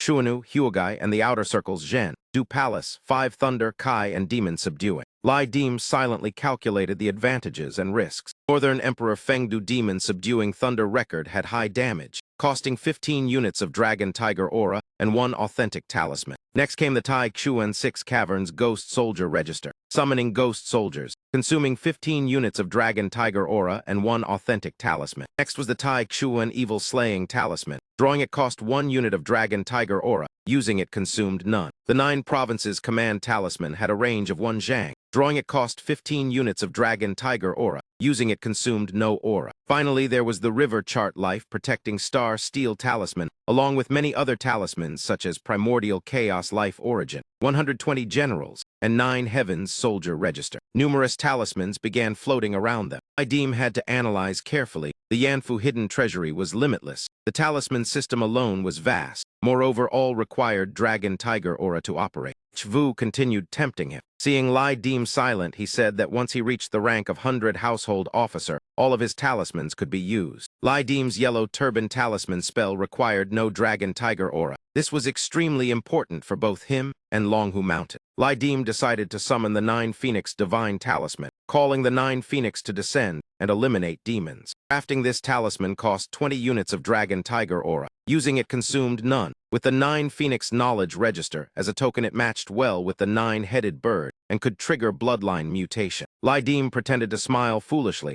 and asked senior brother Dich what mysteries this Phoenix Divine Talisman possessed. Joking remark caused both of them to pause briefly. Afterwards, each held his own thoughts, still smiling as they exchanged talismans. At the same time, in the main camp, Lai Nhu Tung was diligently writing a letter advising Kanishi to withdraw and not force matters to the point of no return. Then he personally sealed the letter. Finally, he handed the letter to a scout to deliver. Seeing Dich Vu and Lai Dim enter, Lai Nhu Tung judged that Lai Dim was brave and knew when to advance and retreat. Even rarer was his humility. If further supported, he could at least rise to the rank of 5th rank guerrilla general, rather than remain forever a vanguard officer. Lai Nhu Tung asked whether Master Dich still had something to say. Dich Vu replied that he had thought of a method to destroy both demons and Wa pirates, surprising Lai Nhu Tung. Lai Nhu Tung asked whether Master Dich was willing to enter the city to eliminate demons, because even with Dragon Tiger Aura martial generals, still felt uneasy facing demons and ghosts. Moreover, Lai Nhu Tung could not allow these high-ranking generals to suffer losses. Yet if casualties were avoided entirely, the progress of exterminating demons would become far too slow, especially after the plan of 7 drums at the Tidong River was determined. Focusing fully on eliminating the Wa pirates, the Ming army's main force against demons had become even more relaxed. After hearing this, Dich Vu waved his hand, saying it was not so. When a nation declined, corpses filled the land and demonic karma constantly emerged. Joseon now faced precisely such a situation. Although demons often retreated before a great army, due to Joseon's exhausted fortune, ghosts and evil spirits multiplied even more. Their numbers had become terrifying. Lai Dim remembered that in the Yanfu event, it once mentioned strange beasts and demons from Japan's Warring States era. So what would happen to those demons not belonging to that era? Hearing Dich Vu refuse again, Lai Nhu Tung asked in confusion what the Taoist master had come here for. Dich Vu replied that besides bloodthirsty evil ghosts, Joseon also had sinister shrines around Shinji Tai, along with wild gods privately worshipped, demons passed down through folk customs. When the foundation was gone, the manifestations would vanish. If Joseon perished, those clay idols would not remain intact. Great Ming had been suzerain for nearly 200 years. Those demons had long received offerings from the people. Now none could hope for leisure. Finally, Dich Vu pointed toward Lai Dim and ordered preparations for Banner Captain Lai to gather the native wild gods and demons of Joseon, using the alliance between Ming and Joseon as justification to mobilize them against demons. Once the matter was settled, Lai Dim returned to see Tai Sui and reported, whether success or failure. With this reason, he could help her assume the identity of a local wild god. If others asked, Lai Dim casually suggested calling her She Mountain Lady. Tai Sui sealed the wine jar and praised the idea as good, then seriously discussed matters. Commander Kanishi had been shaken by Lai Nhu Tung's letter. Lai Dim's time was limited. Moreover, even if Ming soldiers mixed among Joseon wild gods, killing Kanishi would not be easy. Tsukichi and Tokusen's elite subordinate Saiseya would arrive for support. Many famous generals of the warring states were present. The situation could change at any moment. Shinji Tai had fallen, but Kanishi still retained more than 40% of his army. Even so, he still had more than 8,000 troops. If he chose to flee wholeheartedly, then a minor officer commanding just over 200 men like Lai Dim would struggle merely to protect himself. Tai Sui's chain of analysis seemed very reasonable to Lai Dim. He asked whether she had a better plan. Tai Sui replied frankly that she could help him kill Kanishi. At the same time, she would help him raise the awakening level of the nine-headed bird above 60% during this private mansion event. As payment for his help, he needed to consider it. Lai Dim frowned and said that she currently only possessed 10 capital-level strength. Tai Sui did not avoid the issue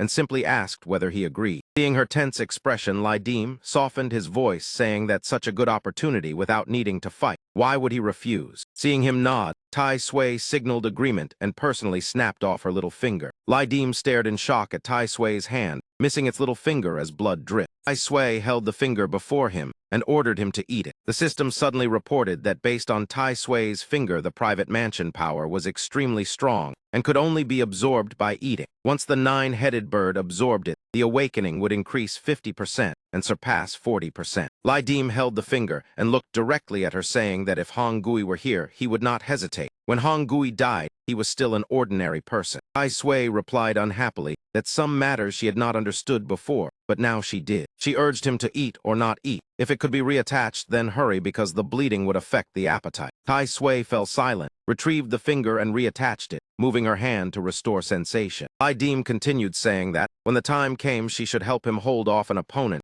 she believed he could not defeat, considering it repayment for the favor. A guard hurriedly reported that the horses were ready. Lai Dim and Tai Sui stepped outside. Seeing the person on horseback, Lai Dim greeted him, asking whether little mage Yu could endure it. Afai's small body trembled, but he still replied that there was no problem. He was very obedient. Lai Dim rode a Ming horse. Tai Sui also had her own mount. He told Afai that along the way he would rely on the little mage. Afai smiled and said, "Just call him Afai." The three horses gradually left the camp. Tai Sui asked where to find local wild gods in the vast Shinji Tai region. Lai Dim looked at the sun slowly setting. The first destination was She Mountain ahead. Vuong Sin raised his hand, signaling confirmation. Lai Dim told the whole team that he once encountered danger here with Tiu Tao, then sighed helplessly and called the two old men. Looking at the desolate land, wandering through the mountains for 2 hours, they saw no wild beasts, and certainly no She Mountain Lady. Only then did Afai take out a talisman. Lai Dim recognized that this was mountain subduing spell of the capital Duke. Afai waved the talisman to cast it. The talisman struck a patch of air. Afai discovered traces of demonic evil. As he pulled out another talisman, it was snatched by a little ghost. Afai cried out. Tai Sui observed and said this one was not simple. He should just watch. The little ghost teased him and angered Afai. The boy pulled out an entire pouch of talismans, battling the little ghost directly in the air. Painful cries echoed through the sky. Seeing the familiar scene, Vuong Sin shouted to alert everyone. Fai pointed at the little ghost, asking how he dared steal his talisman. At that moment, She Mountain Lady appeared and resolved the conflict, calming the mage. Lai Dim also saw her appear. Her gentle voice sounded, explaining that the child only protected her and caused conflict by mistake. She hoped the mage would forgive it. Fai was still angry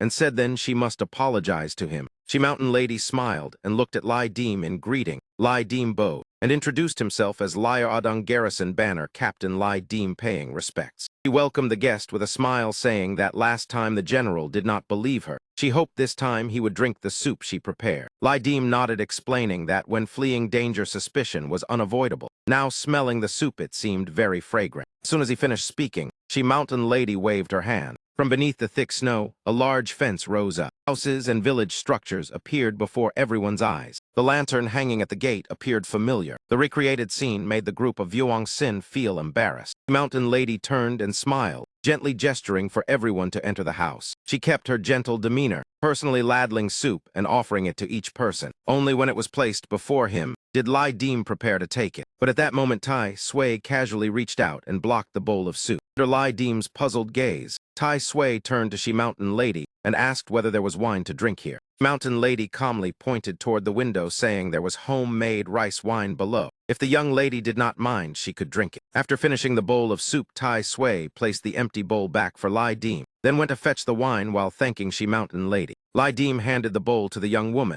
and slowly said that day Akabi chased them all the way to She Mountain. During the fierce battle, the bandit leader made a mistake. Thinking back, it was likely that She Mountain Lady secretly intervened to help. He had not yet thanked her for saving his life. She Mountain Lady brushed aside her hair and shyly replied that the general carried an ancient fierce aura. Ghosts with less than 100 years of cultivation dared not approach. Even without her help, the enemy could hardly harm him, let alone speak of saving his life. After speaking, her eyes sharpened, the gentle expression vanished. She sternly asked that the Ming army coming to Joseon was originally an act of righteousness. This time the general surely did not come only to exchange polite words. Lai Deem felt tense when his thoughts were exposed. Since he was asked to speak directly, he no longer circled the matter. If so, he would go straight to the point. Joseon now stood at a moment of life and death. If delayed, the disaster of national destruction would come. At this point he paused, and Thien Hung quickly handed a letter to Lai Deem. Lai Deem bowed, respectfully presenting the emperor's letter, hoping the immortal spirits would lend their aid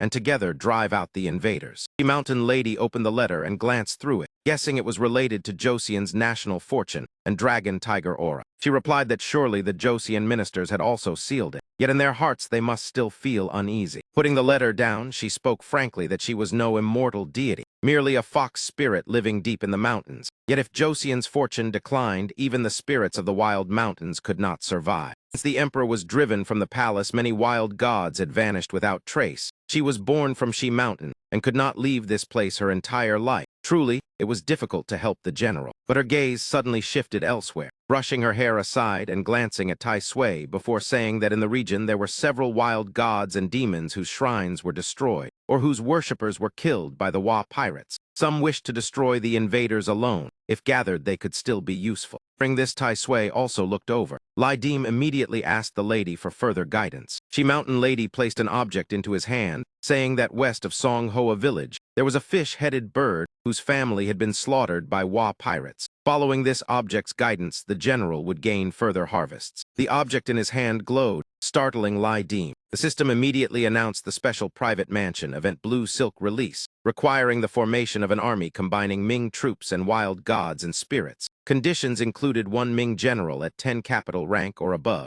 and a combined wild god evaluation reaching 3 wandering 10 capital ranks. Completion would unlock further authority and special rewards. The Mountain Lady watched Lai Deem receive the Blue Silk release. The small demon beside her whispered something in her ear. She Mountain Lady briefly showed disapproval, her expression slightly saddened. Lai Deem found the figure familiar and asked whether that little girl was the ghost once kept by the bandit leader. She Mountain Lady hurriedly explained that Nanako was a pitiful child. Seeing Lai Deem suspicious, Nanako hid behind She Mountain Lady's skirt. She continued, saying she had a request. Nanako wished to follow the general. Lai Deem smiled and replied that it would be acceptable. The Mountain Lady stroked Nanako's head and slowly said that this journey of the general meant that the next time he returned to She Mountain was uncertain. She had cultivated for hundreds of years with few companions. Now that she had someone close, they must soon part. Her sorrow was difficult to express. At this moment, Lai Deem could only silently look at her. With both agreeing, Nanako released She Mountain Lady's hand. The little girl ran straight toward Vuong Sin, startling him, until Nanako suddenly stopped. Before everyone, she smiled brightly, then vanished into Vuong Sin's sword. Vuong Sin stared blankly at his sword being occupied by the little ghost. His eyes widened, unable to understand what had just happened. Turning his head, he saw Lao Dia and Thien hung laughing loudly behind him, making it even harder to explain. After everything was settled, Lai Dim led the team away, while She Mountain Lady stood at the door seeing them off. The blue silk in his hand, indeed, pointed clearly in a direction. The army's figures gradually disappeared behind the mountain ridge. Mountain Lady turned and returned into the house. When her hand touched the door, she suddenly heard movement behind her and turned, asking if there was something else. Tai Sui held the wine jar with folded arms in silence until She Mountain Lady called out again. Tai Sui then smiled faintly. It was unclear what the two women had exchanged. Tai Sui still seemed lost in a dream until Lai Dim spoke to urge her. She opened her eyes in confusion. Lai Dim said they had rested half a watch and must continue. Looking at Tai Sui, Lai Dim felt more trouble. She claimed to possess only 10 capital strength, yet he did not believe it. Tai Sui staggered to her feet, increasing his suspicion. Because during the past 2 days, aside from loving sleep, wine, and food, she showed no abnormal signs. She climbed onto the horse, murmuring strange words about spirit flesh yanfu that left everyone unsure whether to laugh or cry. The group continued deeper into the mountains. Arriving at a ruined temple where a giant ghost tree ruled, Lai Dim activated Jing Hong Yapayan. The system confirmed that before them was the fish-headed altar leader, lightly wounded, formed by the incense faith of the people, possessing Vajra power and high concealment ability. As Lai Dim stepped onto the temple steps, fish-headed altar leader shouted in a deep voice asking who he was. Lai Dim presented the letter and introduced himself as a heavenly soldier of Ming sent by the king of Joseon to recruit them into military service to destroy the Wa pirates, along with the official seal. The fish-headed altar leader ordered the letter brought over and took it from Lai Dim's hand. Using his thick fingers, he read carefully, then asked if he was banner captain Lai Dim. His courage was not small, but the rank of banner captain was too low. If he wanted obedience, he must at least be 1,000 household officer. The words made the whole team thoughtful. Clearly a taunt, Lai Dim laughed loudly, replying that if he wished to see a greater official, that was fine. As long as he could knock him down, there would naturally be a chance to meet a great official. The fish-headed altar leader coldly warned Lai Dim that if he accidentally killed him, the Ming court would pursue responsibility. Lai Dim replied provocatively that such matters were not decided by him. If he wished, he could come. The fish-headed altar leader stepped down from the altar and stamped his heel heavily upon the ground. His eyes flashed with a green killing aura sweeping across. He swung his massive hand directly toward Lai Dim. Lai Dim immediately dodged, escaping the heavy punch of the altar leader. His body burst forth as fast as lightning, leaping more than 2 meters high. Quickly moved into the blind spot of the altar leader. His sword struck, the blade stabbing fiercely into the opponent's shoulder. The next strike slashed straight down at the heel. The blow made him lose balance and fall backward. Forced to the point of helplessness, he had to surrender and shout for him to stop. Lai Dim smiled and asked how it was now. Fish-headed altar leader panted, saying people claimed great officials of the court might not know how to fight, and those who could fight might not be great officials. Now he believed it. Lai Dim considered that he had subdued one opponent. He turned and mounted his horse, asking whether he respected the court. The other replied that they were born and raised outside, yet none dared claim they did not care about imperial recognition. Seeing the leader approach, Lao Dia could not hide his surprise, saying he did not expect everything to go so smoothly. Lai Dim closed his eyes, replying that the opponent deliberately lost to test him. These so-called ghost spirit shrine gods were extremely cunning. Tai Sui looked at the man who had just mounted the horse beside them and asked who was next. Lai Dim replied Chengzin Daitai, Dong Hoa Forest, 9 Scholar Sudu, with the fish-headed altar leader leading the group. Lai Dim's team urged their horses forward closely behind. A dark crimson land appeared before their eyes. Skulls piled into heaps, human corpses hanging from dead trees, a foul stench spreading everywhere. Vuong Xin turned and told the elder brothers that this time a fierce battle would likely be unavoidable, asking what he thought. Poisoned arrow shot forward, striking the altar fish head along with a message. Wooden block, this place does not welcome you. Take your people and get out. The altar fish head introduced Su Du as an envoy of the Ming court, but Su Du's vague figure shouted that she did not care where he was an envoy from. If he stepped half a step closer, she would pin him to the tree. The burst of killing aura caused the skulls to fly toward Lai Dim's group. A five pulled out a talisman and quickly stabilized the chaotic aura. The skulls immediately hovered in the air. Phi was so tense he barely dared to breathe. Fearing that one mistake would cause disaster, a ghostly claw gripped a tree branch tightly. Sudu's voice sounded, "This boy looks quite handsome." Her body was seductive, and 2 huge crow wings grew from her sides. Seeing this, a Phi clenched his teeth and steadied his mind. The altar fish head spoke, urging Su-do to consider the present situation. Su-do replied bluntly that she understood very clearly. She had no interest in Ming court recognition. Since being worshipped by the Mahan tribe, she did not even know where their red sacred tree stood. Even if the Wa pirates occupied Joseon, she would still live peacefully. And Ming was so vast, she did not care about its life or death. Hearing this, Tai Sui merely sighed. Such a good attitude, what a pity. The person beside her had already dismounted. Lai Dim held his sword and stepped forward. Su-do warned him that as a mortal he should not advance another step. Yet Lai Dim silently continued forward without replying. Only when Su-do declared she would sever his head did Lai Dim raise his eyes to stare at her. Suddenly a drop of blood fell and touched Su-do's cheek. She looked up in shock, seeing Lai Dim's divine presence magnified before her eyes. Her face turned pale with fear. The nine-headed bird majesty burst forth with radiant light. The contrast of the two forms made Su-do seem like a grain of sand in a desert. Finally, she collapsed to the ground in panic as Lai Dim slowly approached. Carefully observed Su-do's trembling and shrinking posture. An overwhelming aura radiated from Lai Dim, causing Su-do to suddenly realize his identity with joy. You are. The image of a crow dancing around him left Tai Sui completely speechless. She loudly called for the next one. The Ming banner continued advancing. There is no need to circle around, Lai Dim suggested. The three Go-Yang-bu brothers are nearby. Those three little ghosts are timid and likely hiding. There is no need for negotiation, let me handle them. Kim Enham Oa only acts for profit. Tempting them with benefits will certainly work. Lai Dim tactfully reminded Su-do that she had spoken too much along the road already. She should say no more. She blushed and replied yes. Seeing Su-do's obedient attitude, the altar fish head could not help bursting into laughter, causing Su-do to glare at him with fiery eyes. Lai Dim rarely had time to calmly consider the next step. The altar fish head and nine-scholar Su-do were both wild gods sustained by folk incense and totem beasts worshipped by Joseon ancestors. Their strength could not be underestimated, and this was only the beginning. Once the path of subduing wild gods ended, the combined force of Ming troops and Joseon wild gods would become incredibly powerful. Even he could hardly predict it. In shifts to inside Pyongyang City, the pot-bellied demon had been stabbed to death on the spot. The old man in the house trembled while looking outside.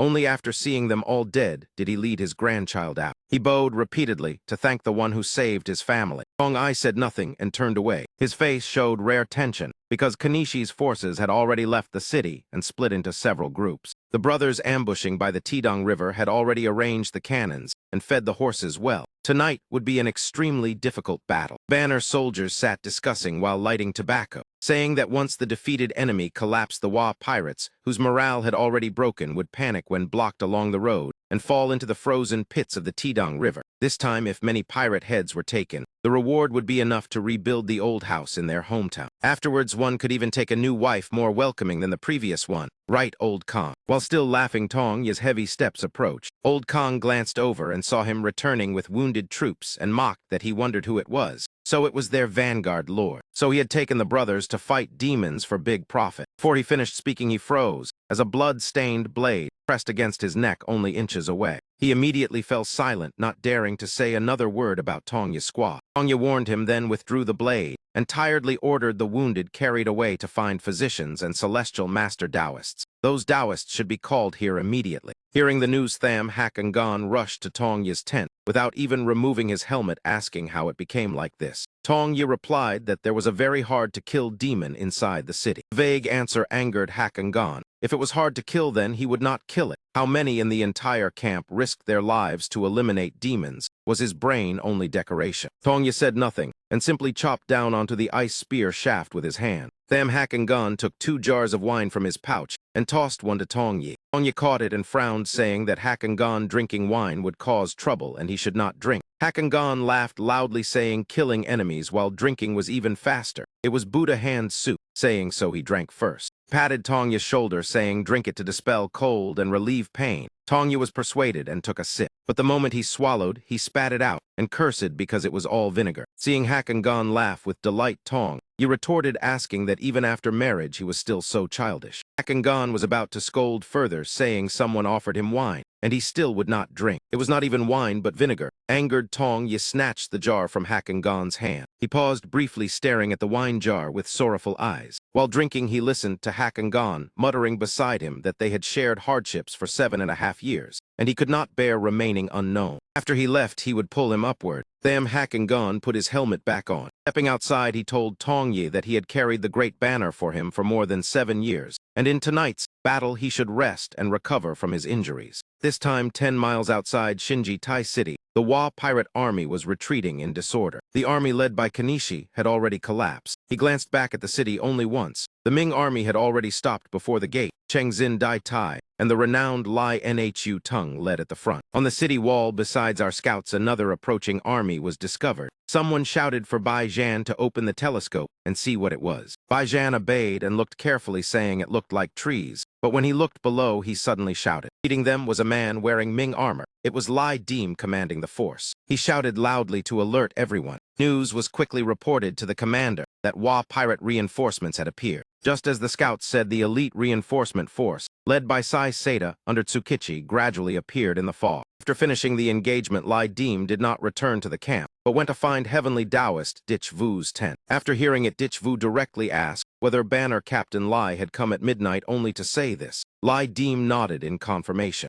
Taoist shook his head, saying the matter was too large, and he should seek Commander Lai or Commissioner Tong. He could not decide it. Moreover, Tham Hakangon was the commander's grandson who valued him greatly, and his superior to Thua Huan was an old ally of Lai Than Luong. He belonged to the main branch of the Lai family, so the commander might still consider it. The refusal made Lai Dim think that Tong Ung Zuong was a civil official, and Lai Nhu Tung a battle-hardened general, yet combined they still could not match the influence of the celestial master Tao. Of course he came to him. Thinking this, yet remaining sincere, Lai Dim requested that, although the commander and commissioner were important, this matter could only succeed with Master Dich's approval. Dich Vu smiled outwardly while weighing matters in his mind. Finally, he said helplessly that one was the commander eliminating the Wa, and one the commissioner eliminating the Wa, while he was merely a record keeper in the army with no voice. Lai Dim loudly asked how Master Dich, like an immortal, could belittle himself like that. Startled by the subordinate's shout, Dich Vu froze, as Lai Dim clasped his hands, saying that when they withdrew it was Lord Dich who ordered his junior brother to cast spells to save their lives, and even the silver rewards were paid from his own pocket. He explained the favor that could hardly be repaid. Dich Vu coughed lightly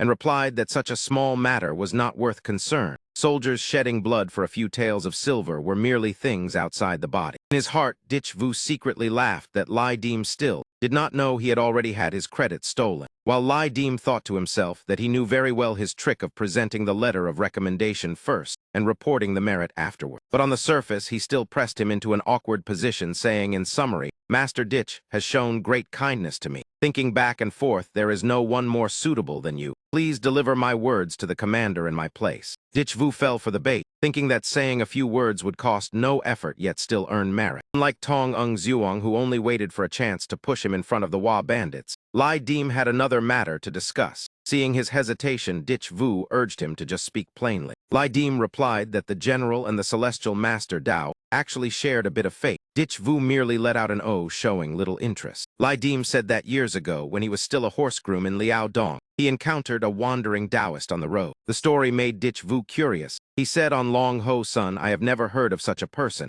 Try displaying the spell you mentioned. Lai Dim glanced around the room, then walked to a withered branch. As soon as he touched it, the branch burst with vigorous life, sprouting and blooming. Sight made Dich Vu tense because there was no talisman, no chant, and no mobilization of dragon tiger chi. Was this Lai Dim truly still a mortal to be able to do such a thing? Lai Dim stared intently at the flower pot while glancing at Dich Vu's reaction. Whether the yellow turban axe talisman spell and the Long Ho Sun heavenly Tao were of the same sect was uncertain, but judging from Deng Tianxing's reaction, there was indeed some shared origin. This round Lai Dim calculated correctly. Dich Vu slapped his thigh and said that was right. This was indeed the inherited spell of Long Ho Sun. The wandering Taoist he met was his martial uncle Hu Xiu De. In that case, you must call me senior brother. Dich Vu shook his shoulders, acknowledging kinship, then warmly pulled Lai Dim to sit. Good junior brother, sit down. Tonight you need not return. Your senior brother will host a banquet. Lai Dim casually grasped Dich Vu's wrist and asked, so my benefactor truly came from Long Ho Sun. Heavenly Tao Master smiled and replied, yes, it is indeed Long Ho Sun spellcraft. A table of wine and dishes was served. Dich Vu quickly said, junior brother, rest assured, whatever you wish to do, just do it. Regarding Commander Lai, I will speak for you. He added that in the eyes of his senior brother, his spellcraft still had some shortcomings. Lai Deem asked in surprise what that meant. Heavenly Tao Master calmly explained that words were difficult. Better that the two of them present their spell seals and compete once to find the flaws.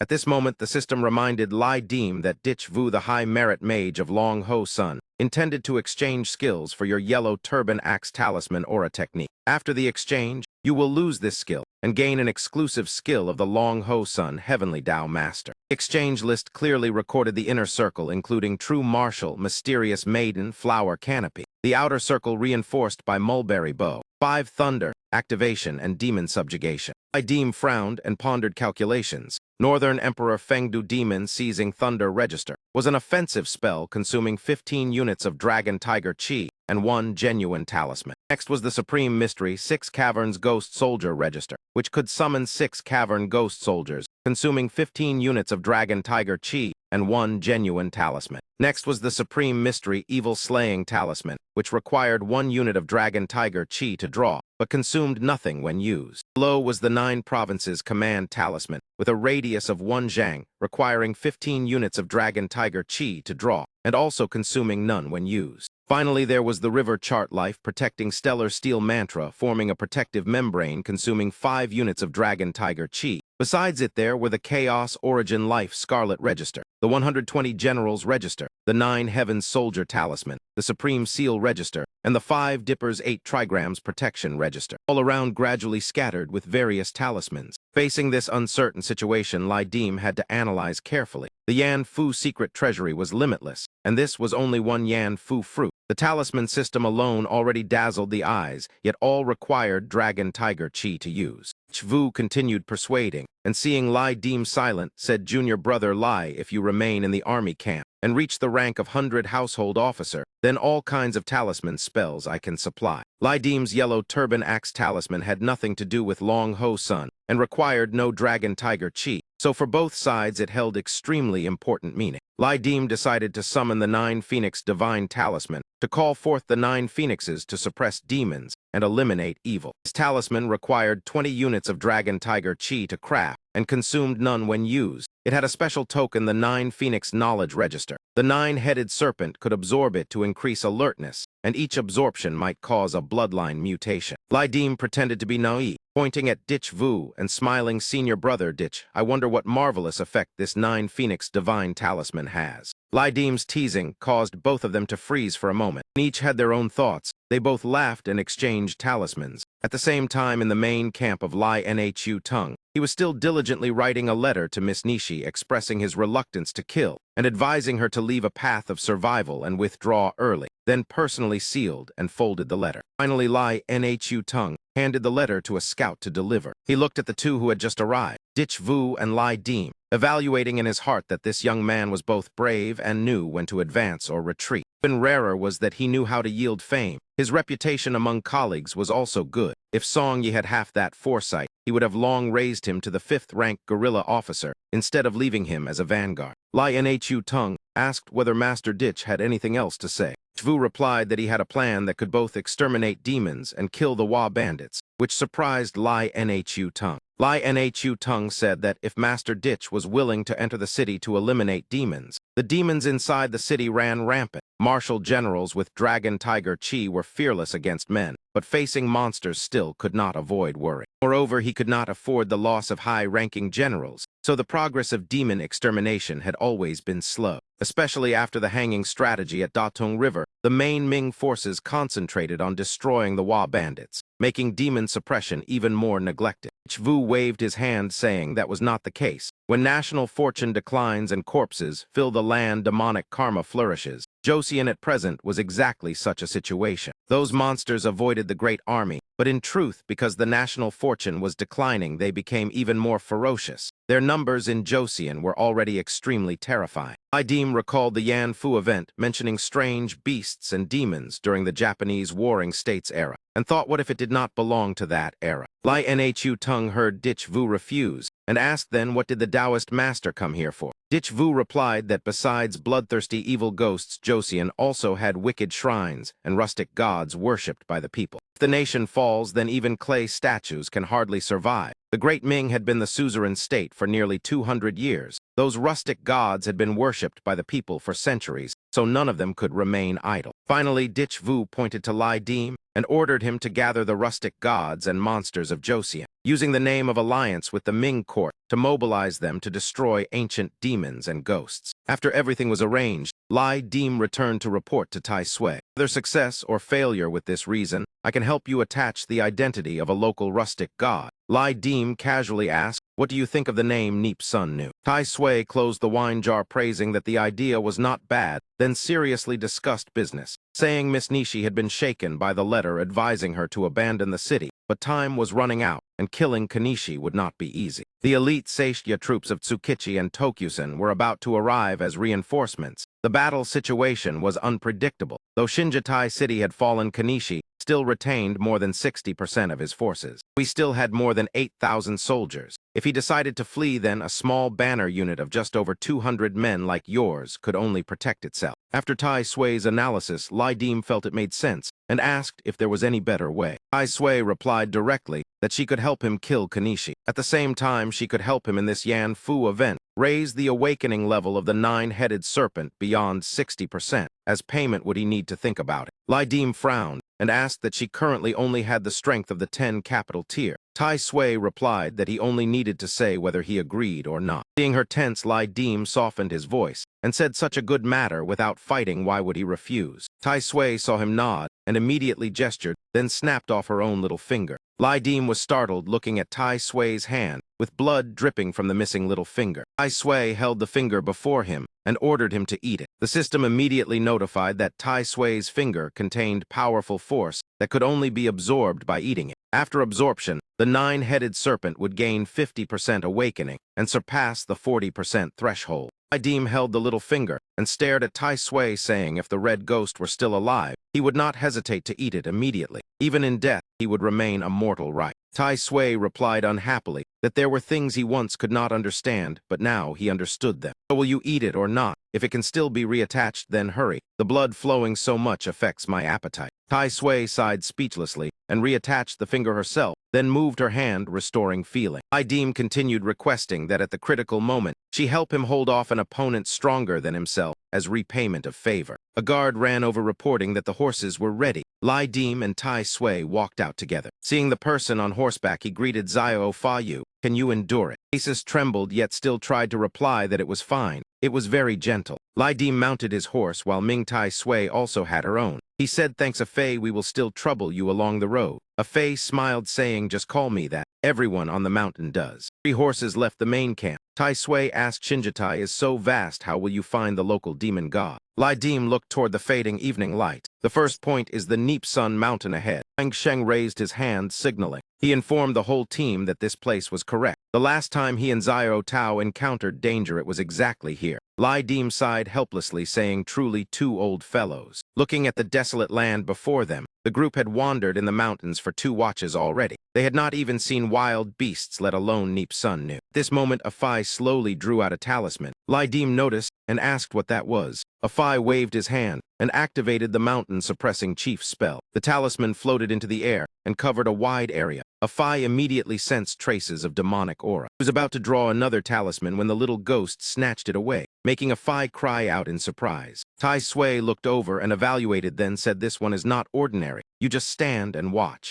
Little ghost provoked him and made Afai angry. The boy immediately pulled out an entire pouch of talismans. The 2 sides began wrestling and fighting in midair. In the air, a faint groan suddenly sounded. "You, it hurts, it hurts." Wang Sheng saw the familiar scene and called out to alert everyone. Fai pointed straight at the little ghost and demanded harshly, "Why did you steal my talisman?" At that moment, the young woman of Neep Sun appeared to intervene, gently advising the mage to calm his anger. Lai Dim had already noticed her appearance. Still with a gentle voice, she explained, "The little demon I raise only wanted to protect me, and in a moment of rashness clashed with the young mage. I hope you will forgive it." Afai had not fully calmed down and replied, "Then she must apologize to me first." Neep Sun Nu smiled and looked at Lai Dim, greeting him. "General, we meet again." Lai Dim immediately saluted and introduced himself as Ming State Liaodong Suppression Banner Commander Lai Dim, paying respects to Lady Neep Sun Nu. She replied cheerfully, "Guests are always welcome. Last time the general did not believe me. This time you will surely drink the bowl of soup I cooked.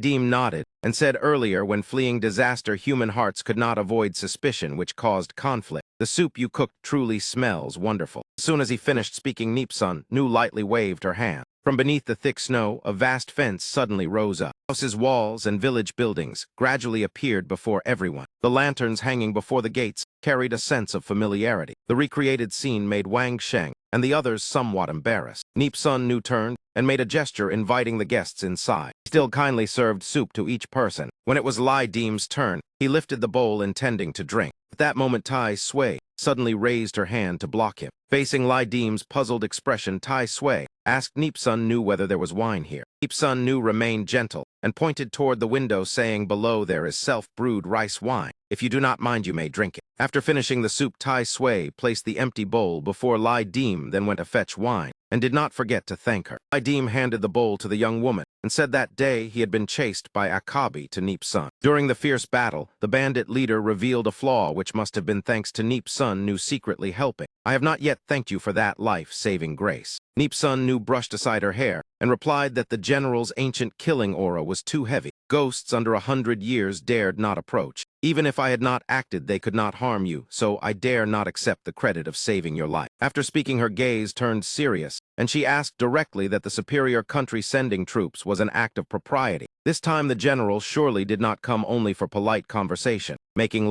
Dim slightly tense. Since she asked directly, Dim did not circle around and spoke plainly. The nation now stands at a moment of life and death. If the skin is gone, the hair cannot remain. Saying this, he paused for Tian Hung to present the letter.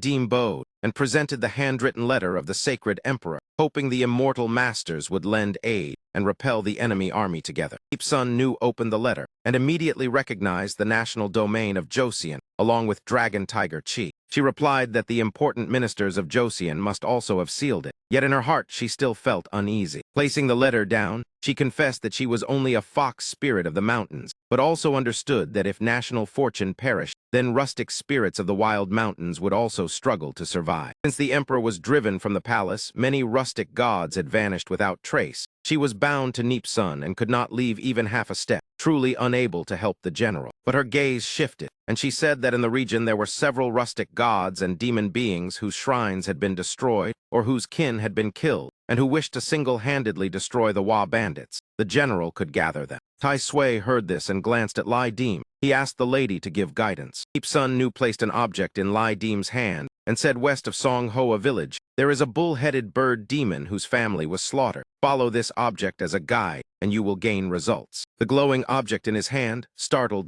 Dim. The system immediately notified that he had triggered the private event Blue Silk Manor, with the requirement to establish a joint army of Ming forces and rustic gods meeting certain conditions, along with special rewards. Nipsun Nu watched Dim accept the blue silk, while the little demon beside her whispered something. Nipsun Nu seemed somewhat unwilling, and her expression briefly turned sorrowful. Dim found it familiar and asked whether that girl was the ghost captured and raised by the bandit leader. Nipsun Nu hurriedly explained that Nanako was also a pitiful one. Seeing Dim suspicious, Nanako hid behind Nipsun Nu's skirt. She continued saying she hoped the general would allow Nanako to follow along. Dim smiled and replied that would be good. Nipsun Nu stroked the little ghost's head and sighed, saying this time when the general leaves the day of return may be uncertain. She had lived for several hundred years and rarely had companions. Now she must send off another. That sorrow was difficult to put into words.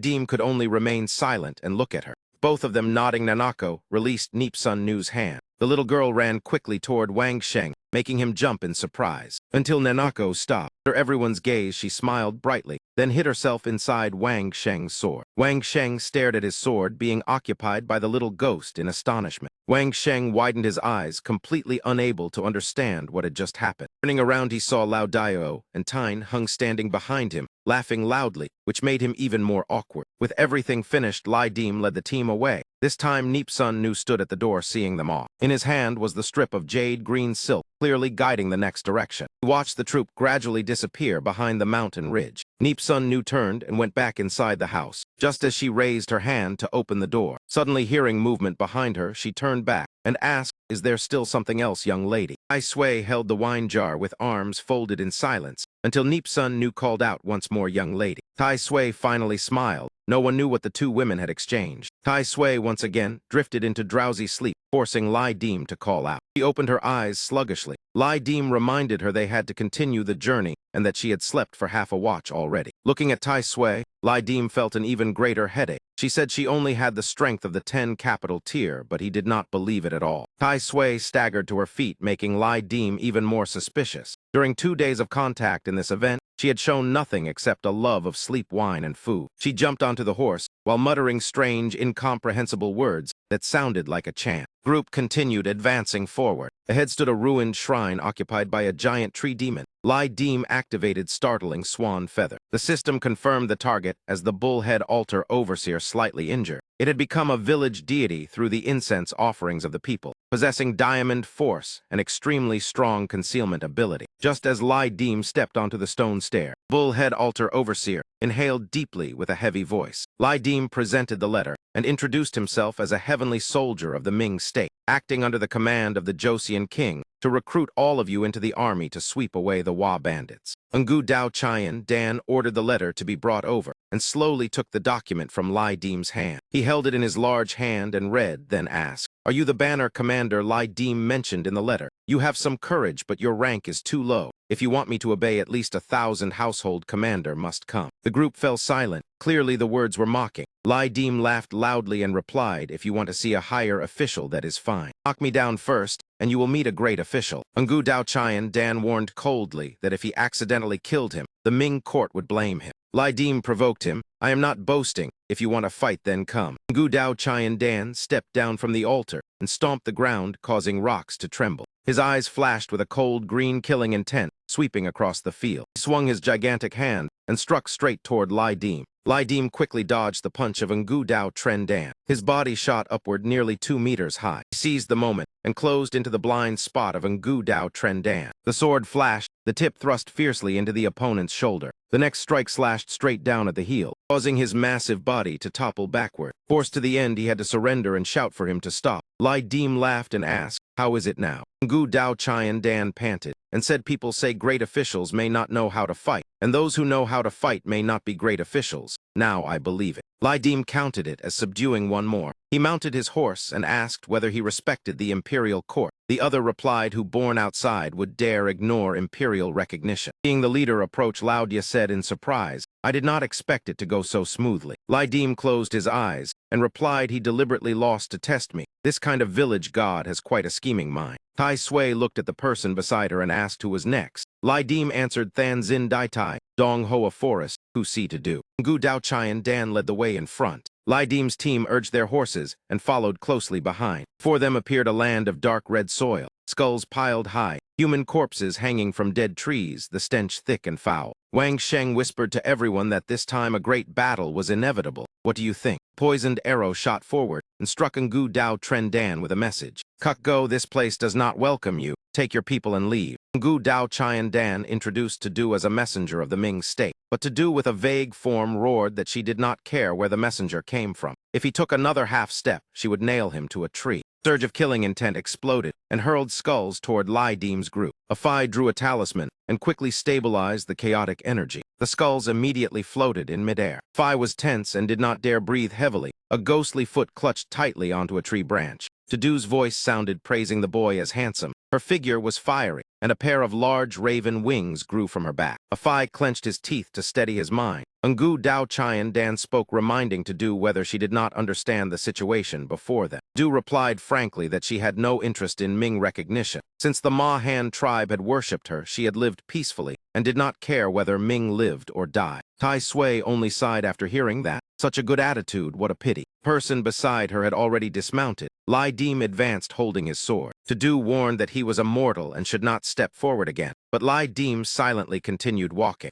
Only when Tadu declared she would sever his head from his body did Lai Dim lift his eyes and stare straight at her. Suddenly a drop of blood fell and lightly touched Tadu's cheek. Her gaze froze as Lai Dim's divine presence expanded right before her. Terror made her face turn pale. The 9-headed serpent's majesty blazed brilliantly. Compared with it, Tadu seemed as tiny as a grain of sand in the desert. Finally, she collapsed to the ground in panic, while Lai Dim had already approached. Carefully observed Tadu's trembling and curled posture. As Lai Dim's overwhelming aura spread outward, Tadu felt both joy and fear. suddenly realizing his identity. You are. The image of the crow dancing around him left Tai Sui speechless for a moment. He loudly called for the next one, while the great Ming banner continued advancing. To-do circled around Lai Dim and chattered, continuously proposing that the three brothers Go, Yang, Bu nearby were cowardly and afraid of trouble and would not easily appear. The Lord need not show himself and she could handle it. Kim Enham Oa only acted when benefits were clear. Using profit as bait would certainly subdue him. Lai Dim tactfully reminded to-do that she had talked all the way already and should stop. She blushed and softly replied, all right. Like Nhu Dao Chin, Dan seeing to-do obedient, he burst into loud laughter without restraint. That made to-do cast a fiery glare toward him. Barely having a moment of leisure, Lai Dim calculated the next step. Nhu Dao Chin Dan and Kusi to-do. One side a village god nourished by the people's incense, the other a totemic beast worshipped by Joseon ancestors.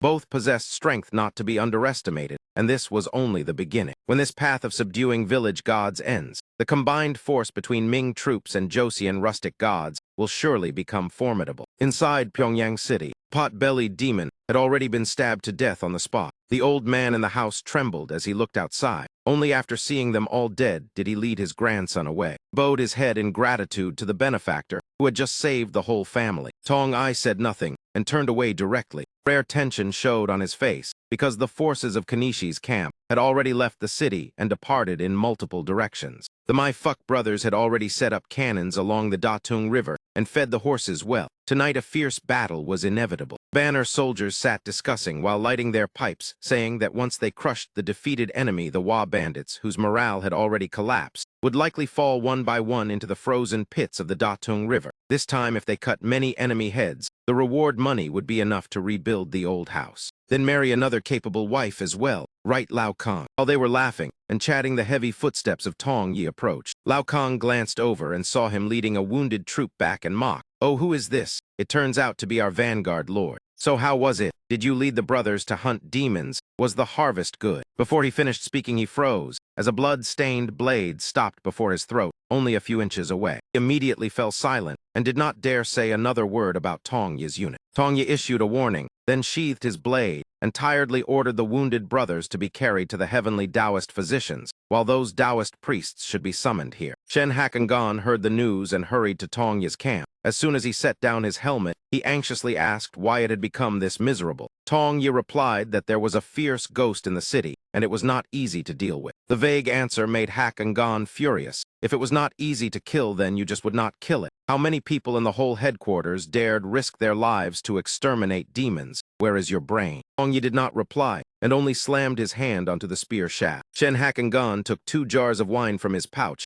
and tossed one to Tong Yi. Tong Yi caught it and said unhappily that drinking wine could ruin matters and should be thrown away. Shen Hakangan laughed loudly, saying drinking while killing enemies makes it faster. This is Imperial Buddha hand soup wine. Then he took a sip himself. Then he patted Tong Yi's shoulder, saying if you want to dispel cold and relieve pain, then drink it. Tong Yi was persuaded and took a sip. Immediately afterward, he spat it out and cursed, saying this is vinegar. Seeing Hakangan laughing delightedly, Tong Yi demanded, you already have a wife, yet you are still so childish. Hakangan was about to scold further, saying someone gives you wine and you refuse to drink it. In the end, there was not even vinegar left to drink. Hearing that, Tong Yi snatched the wine jar, paused for a moment, and looked at the jar with sorrowful eyes. Then he drank while listening to Hakangan ramble beside him that the two had served together for 7.5 years. With his temperament, he would find it hard to achieve fame. After I leave, I will pull you up. Tham Hakangan lifted his helmet. Walking outside, he told Tong Yi that he had carried the great banner for him for more than 7 years. Tonight he should rest and recover from his wounds with peace of mind.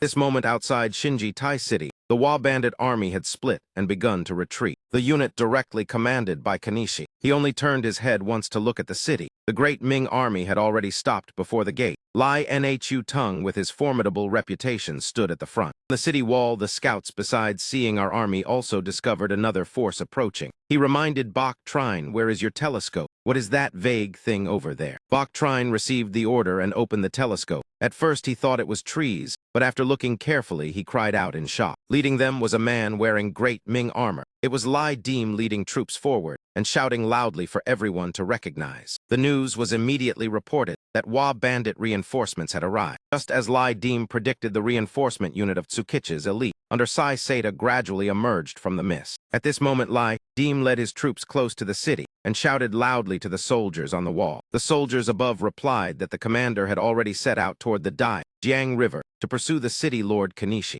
Lai Dim turned and instructed Lao Dia to lead everyone to camp outside the city and wait for news. Then Lai Dim advanced alone and told the soldiers to open the gate and lead him to see the commander. Hearing that request, the soldier began sweating heavily and stammered that he had no authority to decide. But before he finished speaking, a voice behind asked what was happening. A brown-haired official had arrived, and the soldier quickly bowed and reported. After hearing the explanation clearly, that man replied to Lai Dim that he could be allowed to enter the city first. He immediately ordered someone to report to the strategic commissioner and invited him to come inspect the records. Soon after, the order to lower ropes from the city wall was given. Finally, Lai Dim had the chance to speak directly with the strategic commissioner. The commissioner asked where he had personally seen the Wa bandit reinforcements. At that moment, Lai Dim suddenly reached into his robe and took out a small bird. The bird flapped its wings and flew up and spoke in a human voice, calling itself a humble spirit. It bowed to the heavenly envoy lord, making the soldier beside them sweat in shock and cry out. Only the commissioner remained calm and repeated the question whether he truly saw the Wa bandit reinforcements. The bird nodded repeatedly, showing firm confirmation. Suddenly, it seemed to notice something unusual. Behind the commissioner appeared a gigantic golden Dharma image, radiating powerful authority. The bird immediately flew back and landed on Lai Dim's shoulder, thinking that staying beside this general felt more comfortable. After perching steadily on Lai Dim, it raised its wing and continued, saying that it truly had seen the Wa bandit army. The banners were dense and chaotic. Horses and soldiers were countless, and they carried many firearms and weapons. Hearing that, the commissioner frowned slightly and thought that asking further was useless. One who had never seen battle would see 10,000 or 100,000 only as a dark mass, let alone a bird. At this moment, Lai Dim added that he had asked carefully. Among the Wa bandit reinforcements, there were at least 7 or 8 banners of Mori Kakoden and Tokusen. Though not a great army, they were all elite. When discovered, they were about 200 li from Shinjitai City,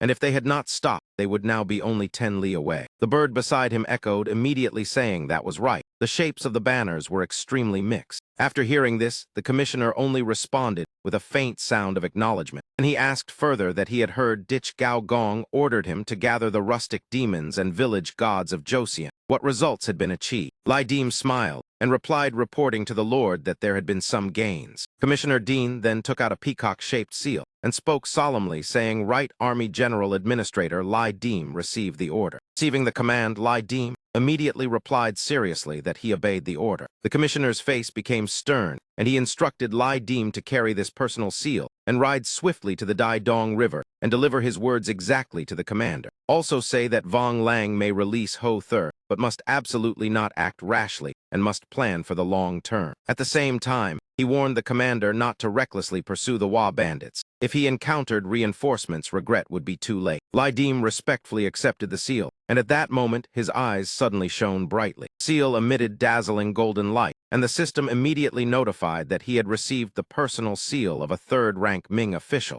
granting Dragon Tiger Chi. But because he was not the rightful owner, he only received the basic effect. All external damage received would be reduced by 15%. Attacks would carry Dragon Tiger Chi with burning and terror effects, and he would also be affected by the mutual restraint of national fortune. After receiving the notification, the commissioner urged Lai Dim to depart quickly. He immediately left and rode to rejoin the troops outside the city. Lai Dim instructed everyone that Kusi to do should fly ahead quickly to the Dai Dong River and did not need to join the battle. She only needed to find the banner with 3 black dragons which marked the commander's position. After confirming it, she should immediately return to report. The pink-haired bird beauty looked at Lai Dim and said, The Lord can just call me to do, or let me carry you there. Before she finished speaking, Lai Dim interrupted and urged the army to depart. The bird woman flew away gloomily after being rejected and let out a soft sound. After regaining her composure, her eyes became determined. She immediately sped away at extreme speed, while Lai Dim turned and shouted to the army that all should follow him forward. The chance to earn merit had arrived. After this battle, the commander would personally present a letter to the Joseon king to cast golden statues and build temples for them. Hearing that, the divine toad spoke, saying that if the celestial dynasty general promised, then they naturally believed. Lai Dim did not hesitate, and while urging his horse forward said that if they believed, then charge ahead, and do not merely stand and watch without effort. The group immediately set off. The red-haired girl riding beside him said that he did not seem like a fool. Lai Dim asked in surprise why she said that. Red-haired girl analyzed that the mission to subdue the village gods was extremely difficult, but the reward was extremely rich. If he reported the Wa bandit reinforcements now, then Lai Nhu Tung would return to camp and spare Kanishi, making it even harder to kill him. At present, Kanishi at the Dai Dong River was like fish on a chopping board. This was the best opportunity. If they concealed the information and created division, forcing Lai Nhu Tung and Kanishi to fight desperately, he could reap the benefits. Hearing that suggestion, Lai Dim remained silent without answering, while the girl glanced at him, thinking that delaying time could easily cause them to miss the chance, and even allow Lai Nhu Tung to be surrounded, leading to complete defeat. Perhaps he did not care about those things, and did not care about the grudges between Lai Nhu Tung and the Great Ming, because this world had nothing to do with him. He was not a madman without reason. He acted decisively and knew when to advance and when to retreat. In this regard, the red-haired girl was far inferior to him, and he clearly understood what choice he should make. After some consideration, Lai Dim only answered with 2 words, "Not worth it." Hearing that the red-haired girl mocked him as soft-hearted like a woman, but in Lai Dim's heart, he thought that the rise or fall of the Great Ming in this world had nothing to do with him. He only wished to resolve matters in his own way. Seeing through the situation and distinguishing advantages and disadvantages was ability. Choosing to use fists or mind was a matter of character. In this world, whether more people die from believing themselves clever or from reckless impulse is difficult to say. After all, man plans one thing while heaven plans 10. Lai Dim's army still advanced toward the river with rising momentum. Within only a few days at the Dai Dong River Gu, Takiwai had died in battle atop Mount Maodong. The elite squad equipped with FT guns also suffered heavy losses. From a force of 17,000, they were now less than 8,000. Teacher advised Kanishi to think more openly.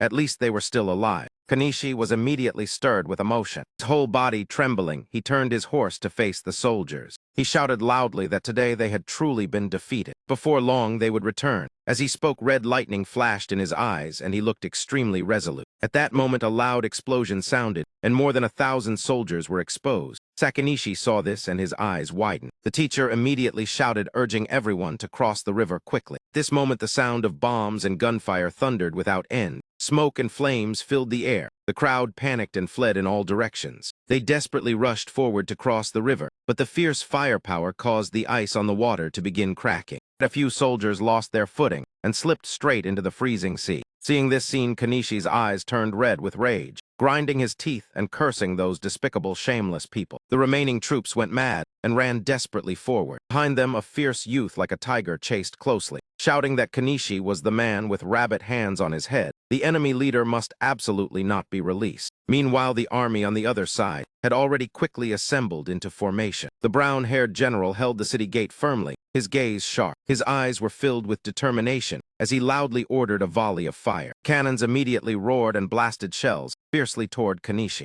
Kanishi's subordinates also roared and urged their soldiers to fire back ahead. Yet how could small firearms compare with cannons? The Wa bandit army gradually fell into despair, trembling inwardly, thinking that perhaps their lifetime dream of glory was about to vanish like smoke. Suddenly, a sword descended from nowhere and struck a Wa bandit on the head. The one who acted was the old master. The old master glared with towering, killing intent and scolded that firing small guns against Ming cannons was foolish. He ordered the entire army to throw away their guns and take up swords and charge across the river with their lives. Hearing this, the commander immediately shouted for all troops to discard their guns and break through the encirclement. At this moment, the old master could not hold back and spewed out a stream of black chi. Black chi spread in all directions, covering almost the entire surface of the lake. The broken ice on the water gradually rejoined. The momentum of the battlefield instantly surged violently. Seeing the change, the general of the Ming army immediately shouted for soldiers to bring him a bow and arrows. Then he directly fired a divine arrow. The arrow shot straight toward the old master's head, and the Ming soldiers cheered, thinking it had struck the target. At that instant, the Ming general suddenly sensed something wrong.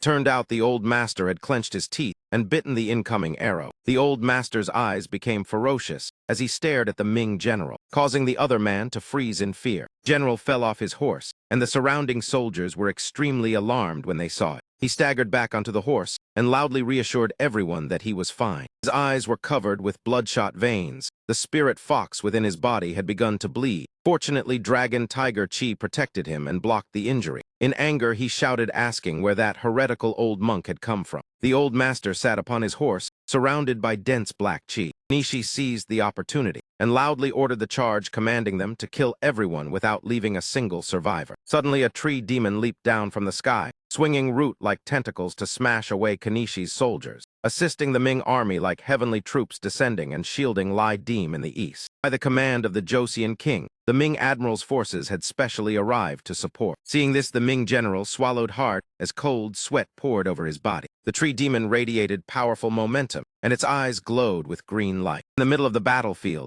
a gigantic rolling sphere suddenly appeared and swept away the soldiers. It turned out to be the giant hedgehog squad, under banner Commander Lai Dim of Lyoadang, charging forward to crush the enemy army. 3 hedgehogs gathered together and roared loudly the name Go Yang Bu. Command of the Joseon king, the Ming admiral had come to aid. Then terrifying whirlwinds swept across the battlefield, carrying enemies away. All of them were former subordinates under banner Commander Lai Dim of Lyoadang, coming by command of the Joseon king and the Ming admiral to support. Soon after, many other rustic beasts appeared and rapidly crushed Kanishi's army. Witnessing this, the admiral thought to himself that today's battle would surely end in great victory. The key remained whether they could kill the city lord Kanishi and how many enemies they could eliminate. At that moment, Lai Dim arrived and knelt, presenting the commissioner's seal aura, reporting that Vong Lang could be released, but the leader must absolutely not be spared. After hearing this, the admiral thought to himself the salt had already been cooked. How could he allow it to escape? On Joseon land, the Ming army has only 800 soldiers left, yet still fears no danger while hunting the enemy. That man claims he understands the Waku well, but truth and falsehood are hard to distinguish. This is the first point. Moreover, even if Waku reinforcements are truly approaching, then our attack on Kanishi Castle was already yesterday. The reinforcements would hardly know. The closer they get to Shijitai, the more cautiously they probe, and absolutely dare not act recklessly. This is the second point. Fengshan Legion, together with the Imperial Soul Heavenly Soldiers, totals more than 100,000. By evening, all withdrew to defend the Joseon royal capital and made it their main camp. The Battle of Ngok-Thurlai already cut off 2 Waku supply routes. Provisions are scarce and must travel 3 long stages. Even if reinforcements arrive, they will only be 8,000 or 10,000, while we have 40,000 troops. That is the third point. I delivered the military order for Guerrilla General Tham Hak Ngan to lead 4,000 capital troops to pursue Kanishi. Even if he cannot capture him, he must hold him back. The main army will cross the river in pursuit. After crossing, they will cooperate with the Joseon forces arranged by Ngo Dai Trung and spread out like a net to monitor the situation. Eliminating the remaining Waku soldiers, they will merge with the provincial army. If Waku reinforcements are discovered, the news must be reported immediately. After saying this, he turned to help Lai Dim up and asked how his army was currently arranged. Lai Dim stood up and replied that they were currently stationed before the Didong River. Please do not delay any longer and cross the Didong River to eliminate the Waku. Lai Dim immediately accepted the order. Then he urged his horse forward like the wind. Lai Dim looked at the Waku, killing intent filled his eyes, as he silently thought of Kanishi, the commander. This side, the admiral's forces also rushed forward, while advancing and shouting to kill. The roar to strike down the old monk thundered fiercely. His vicious dark eyes swept over the admiral's silver-armored troops, and he revealed a strange smile. The scene shifted. On the river's surface, a girl in a red dress appeared facing 3 men on horseback. Tokugawa Ieyasu said, "Please do not forget the promise of Lord Kanpaku. The Kyushu road already belongs to us." The girl only slightly bowed to show respect. She signaled the boat to depart. The man wearing the horned hat stood watching her leave. The man beside him urged that they must quickly reinforce Shinji Tai and abandon the entire old Kyushu island. This was the decision of Lord Tu. Tentoku asked in shock that if Kyushu Island is abandoned, will any of the people still live? That place has long already fallen. Kagoro said, "Our nation is already finished, and you still do not understand." Hearing this, Kagoro unwillingly clenched the reins in anger. Toku continued, saying, "Our goal is not only to reinforce Shinji Tai, but to defeat the Ming army." On this side, Lai Dim was charging through battle without pause. The loud shouts of Kanishi's soldiers rang out, attempting to block their advance. The guns were continuously aimed directly at Lai Dim's spirit beasts. Bullets struck the tree man and sparks burst out like heated metal. This caused him brief doubt before he swung his arm and knocked away tens of thousands of soldiers, Miserable screams filled the sky. The tree man even reminded them to be careful not to damage the flag. On the other side, the toad flicked its tongue wrapping around a soldier and pulling him into its mouth to swallow him whole. Here the tiger and the bear worked together, crushing the tyrant soldiers under Kanishi, the castle lord. Just as the shout to prepare rang out, Lai Dim and his army sensed something unusual. Pink-haired bird only snorted coldly. Then she shot into the dark sky and summoned a tornado that swept away Kanishi's soldiers. Bullets from the Kalai's troops poured toward Lai Dim. Only clanging sounds were heard as they fought desperately. Suddenly, a general appeared blocking the front line. Loudly declared himself Ryusei, who came to assist Yasumomo. If Lai Dim had courage, he should dismount and fight a duel. But just as he finished speaking, a rain of arrows pierced directly into his body, causing him to collapse instantly. Thur Huen shouted loudly, "Do not be greedy for battle. These people are all fish on the chopping board." Charge straight through and slaughter Kanishi, the castle lord. Suddenly, a loud noise sounded from behind, causing him to turn his head in shock. He asked the soldier whose army this was. The soldier replied, "My lord, it seems to be the men of Thua Vivo, led by Lai Dim." Hearing it was Lai Dim, he rejoiced and said, "Truly, there is still such a figure under my command, worthy indeed of the southern soldiers I lead." Meanwhile, Kanishi's troops were still fleeing in panic. Black Thuong Tri immediately commanded the soldiers to block the flank of the formation, cutting off their retreat. The soldiers shouted clearly and madly pursued behind Kanishi's army. He secretly thought, could it be that Endo's people had arrived? That moment, Tham Hakangon galloped over. He swung the blade of his saber in a strike, and blood sprayed toward Kanishi's soldiers. His eyes revealed deep hatred. Then, together with his troops, he fiercely pursued the remnants of Kanishi's army. At this moment, Kanishi, the monk, turned pale and said anxiously, "Our horses cannot escape. If this continues, we will all die here." Suddenly, Kanishi removed his helmet and said, "We split and run. Whoever survives, survives." Hearing this, the monk clasped his hands and said, "Commander Kanishi, take care." The two decided to split and flee in different directions. Seeing this, Tham Hakangon immediately led his troops in close pursuit. He panicked slightly, thinking that if Tong Yi were here, the credit would surely be split in half. So he ordered Vuong Luong to lead half the troops to the right in pursuit, while he led the rest to the left. Vuong Luong immediately obeyed and urged the troops to chase. Suddenly, a loud call rang out, "Lord Lai Dim, where is Commander Kanishi?" Lord Lack turned back and replied, "He has already fled far away. Tham Du Ti is leading troops in pursuit. Our unit will first eliminate the Waku before us." His gaze hardened as he looked directly at the Waku. Red blazing eyes stood within the encirclement with firm resolve. Lai Dim lowered his voice and shouted loudly, "His only empty reputation. No need for nonsense. Follow me and charge." On this side, the tree demon, together with the super beast army, continued a relentless massacre. The soldiers under Kanishi, the castle lord, trembled when witnessing the scene. Their blades and swords struck again and again, yet caused no harm. What kind of terrifying monsters were these? The sky above, thousands of sparrows, with eerie crimson eyes, dove down like a storm. With just one sweep, the soldiers' bodies were eaten clean with no flesh remaining, only white skeletons left behind. It turned out they were the man-eating sparrow army. Wherever they went, they swept everything clean. Soldiers could only scream in terror and turn to flee. Suddenly, a sword shot over here and stabbed straight into the werewolf's body. The severely wounded werewolf immediately reverted to human form. The short man in armor was the culprit. He wildly swung his sword in all directions, shouting, "You all die, quickly get away from me." His true form was actually a venomous scorpion. At this moment, a call came from Lai Dim toward the sparrow girl walking beside him. "Big sister." Suddenly, a hedgehog spirit rolled over while crying and shouting, "Big sister." Stopped with a wronged expression and tears streaming down, saying, "That short-armored man cut me badly. I cannot defeat him." Seeing this, Lai Dim immediately ordered to lead people forward. "Spread out and scatter the enemy and avoid the heavy armor. Leave the rest to me." Receiving the order to do, happily obeyed at once. On the other side, the Waku still slaughtered wildly with increasing ferocity. Sight made Lai Dim burn with even greater anger. He immediately spurred his horse straight toward the enemy.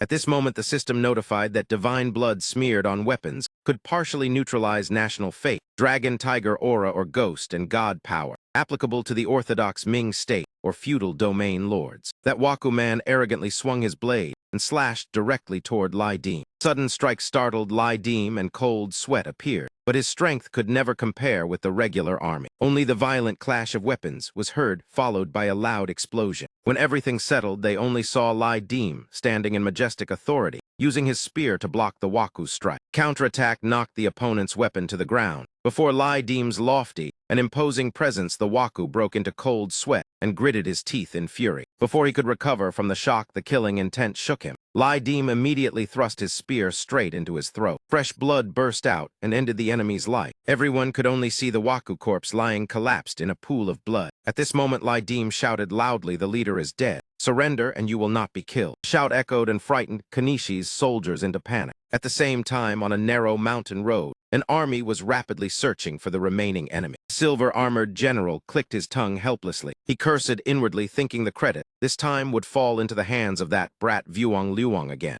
Ahead of him stood the old monk preparing to fight. On this side, Lai Dim was opening the system interface. The system displayed Lai Dim's progress, Great March 0, Hell Court Event 1 completed, Hell Court 2 in progress. Clues include obtaining the Hell Court token 0 of 1, killing Commander Kanishi 0 of 1, eliminating 3 types of Warring States beasts 2 of 3, defeating 1 famous Warring States general already exceeding requirements, and opening the combined Ming Army and Ghost Entity event with the condition not yet completed Ming 10 commanders. At that moment, the system issued a warning asking the traveler to pay attention. This settlement will reward soldiers if 2 Ming armies are commanded. After hearing this, Lai Dim thought silently that the Ming army state might not be outstanding, but it was extremely practical, very effective against the Waku. While Tudu or Kuzai were great local gods capable of fighting 100 alone, yet they were restrained by national fate and ghost god power. Maintaining the Ming army state against the Joseon gods almost had no obvious weakness. It was also effective for exterminating demons and ghosts. The soldiers' firearms caused higher damage and reduced casualty rates.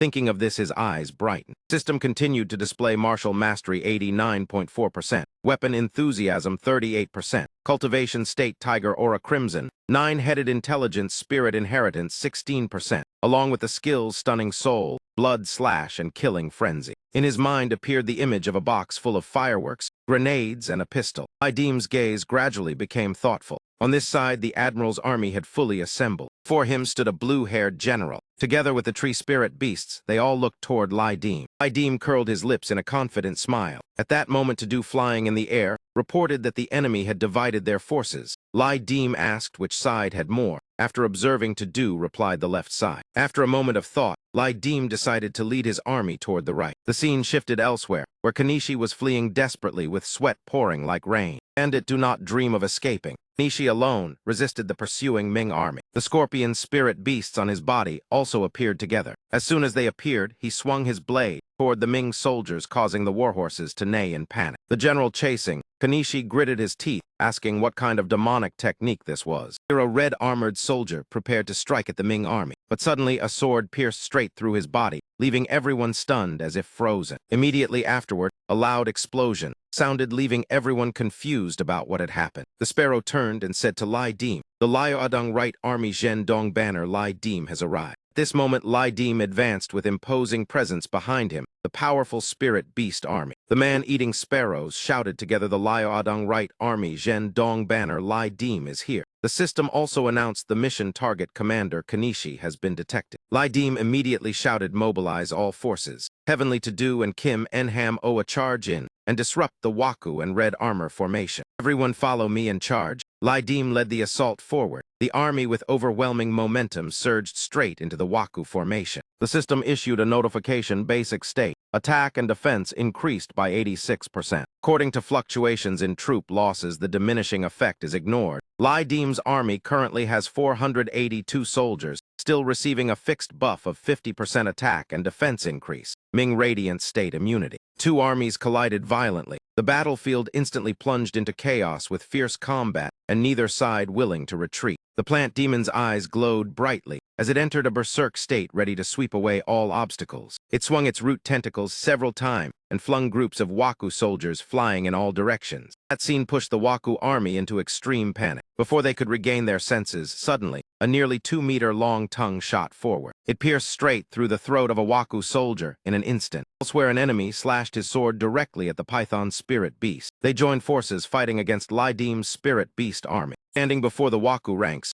was a majestic 9-tailed tiger. It attacked wildly, opening a path for Lai Dim to charge forward. Lai Dim's eyes at this moment were extremely resolute. When he saw from afar General Kanishi tightly surrounded in battle, realizing the opportunity had arrived, Lai Dim immediately cut a path of blood to approach Commander Kanishi. He gripped the long spear tightly in his hand, preparing to deliver the finishing strike to Kanishi. Seeing this, Kanishi's eyes flashed with panic, as he cursed inwardly that this time he was truly finished. At the moment of life and death, someone suddenly rode forward to block the strike for Commander Kanishi. It was revealed to be Katoko, the great general under Kanishi. The two immediately clashed like an action scene. Lai Dim swung his spear downward, but Katoko quickly blocked with his own spear. Lai Dim's strike was so powerful that Katoko could not endure it, and was forced back repeatedly. After clearly sensing the difference in strength, Katoko broke into cold sweat and gritted his teeth, admitting he was not the opponent. Lai Dim gave him no chance and thrust his spear again, while Katoko in that moment only thought that today he might not survive. Just as the strike was about to fall, someone suddenly rushed out to block it for him, causing Lai Dim's eyes to widen in shock. The person who appeared was another of Kanishi's great generals named Katoya. Four gazes collided with sparks flying, as killing intent erupted violently. A brutal, fierce battle immediately erupted. Behind Katoko, a vague shadow suddenly appeared. A small hand suddenly stretched out, attempting to touch him, but it was immediately pierced by the venomous scorpion. That person clutched the hand and screamed miserably. Only then did Katoko realize something was wrong, and he quickly turned back. At that moment, a young general shouted loudly, calling the girl's name, and quickly threw something straight toward Katoko. In that moment of distraction, a Waku soldier appeared behind Lai Dim, secretly approaching, intending to take his life. His plan had not yet succeeded before it was stopped. The young soldier drew his bow, determined to fight that enemy to the death. After defeating the opponent, he was suddenly attacked by another soldier from behind, swinging a sword, intending to finish him. At the critical moment, a long black hair suddenly appeared, rushing forward. One clean slash severed all 10 fingers of the Waku. The one who struck was that little girl. Lai Dim immediately fired a shot, hitting the leg of the remaining Waku soldier. Taking advantage of the moment, Lin Kao also rushed forward, quickly swallowed the dying soldier whole. The young soldier raised his head and looked at the ghostly girl behind him with astonished eyes. Returning to the battlefield, Lai Dim and Kanishi's army were still fighting fiercely without pause. Lai Dim held the gun in one hand and thought that bullet was meant for Kanishi, but had to be used on those two first. Twin brothers still attacked Lai Dim madly, but with overwhelming strength, Lai Dim easily blocked Katoyo's strike. Immediately afterward, he suddenly threw an object past Katoyo's face. Lai Dim's eyes turned bloodshot as killing intent surged. He spun the hem of his robe in his hand, forming an attacking stance, then unleashed slashes with enormous destructive force, aimed directly at the two opponents, causing them to scream in unbearable agony. Their arms trembled, and their bodies staggered, unable to stand steady. Even so, they still gritted their teeth, trying to withstand Lai Dim's relentless assault. While fighting, Lai Dim carefully observed the fighting style and tactics of both men. He saw Katoko, intending to rush forward to rescue him. Hearing the shouts supporting Katoyo, Lai Dim only gave a cold laugh in reply. A sudden scheme unfolded as Katoko's horse opened its mouth and bit tightly into Katoyo's horse's neck. The situation stunned all three men in shock. Katoyo immediately pulled his horse aside to dodge. Though he avoided in time, Katoko's horse still tore away a piece of flesh from the other horse's neck. Lai Dim saw the rare opportunity, and his eyes immediately turned cold and decisive. He spun and launched a continuous strike, the spear tip thrust straight into Katoyo's throat. Blood sprayed everywhere, splashing, even onto the face of the twin brother Katoko. The sight drove Katoko completely mad. His face twisted and his red eyes screamed in despair. His appearance now looked no different from a scorpion beast crawling behind a human body. Yet Lai Dim seemed not to care about that grotesque transformation. His momentum surged to the heavens as he charged forward for the final life and death duel. But Katoko's strength was completely incomparable to Lai Dim. With one precise slash, his neck was severed, and he died instantly. Lai Dim stepped forward in majestic authority, past Katoko's collapsing corpse. After finishing the opponent, he did not stop, and continued urging his horse toward Commander Kanishi. As he rushed forward, Lai Dim shouted, "Kanishi, give up your life." Seeing him like seeing the king of hell, Kanishi panicked and ordered the red-armored troops to charge and shield him. Not daring to disobey, the red-armored army roared and rushed forward to fight Lai Dim desperately. At that moment, thunder and lightning suddenly erupted in the sky. Lightning tore across the pitch-black sky. Everyone raised their heads in terror. Immediately afterward, heavy rain poured down, and the sky darkened. Continuous thunder threw Kanishi's army into complete confusion. Torrential rain kept falling without end. The ice on the river surface shattered, and groups of soldiers fell into the freezing sea. The water, a hand suddenly reached up, gripping a floating block of ice. Struggling to climb up, it turned out to be the old monk. Panted heavily as he climbed onto the ice while countless soldiers' corpses slowly sank below. The old man paid no attention and immediately grabbed a fish from the sea and bit off a huge chunk. He devoured it to regain strength, his face showing exhaustion mixed with anger as he continued chewing the entire fish. Ground his teeth and looked down only to see Tham Hakangon biting tightly onto his leg. Tham Hakangon's body was soaked in blood, and his vision fading, yet he still clung with his final breath, fighting to the last second. In contrast, the old monk laughed madly with satisfaction,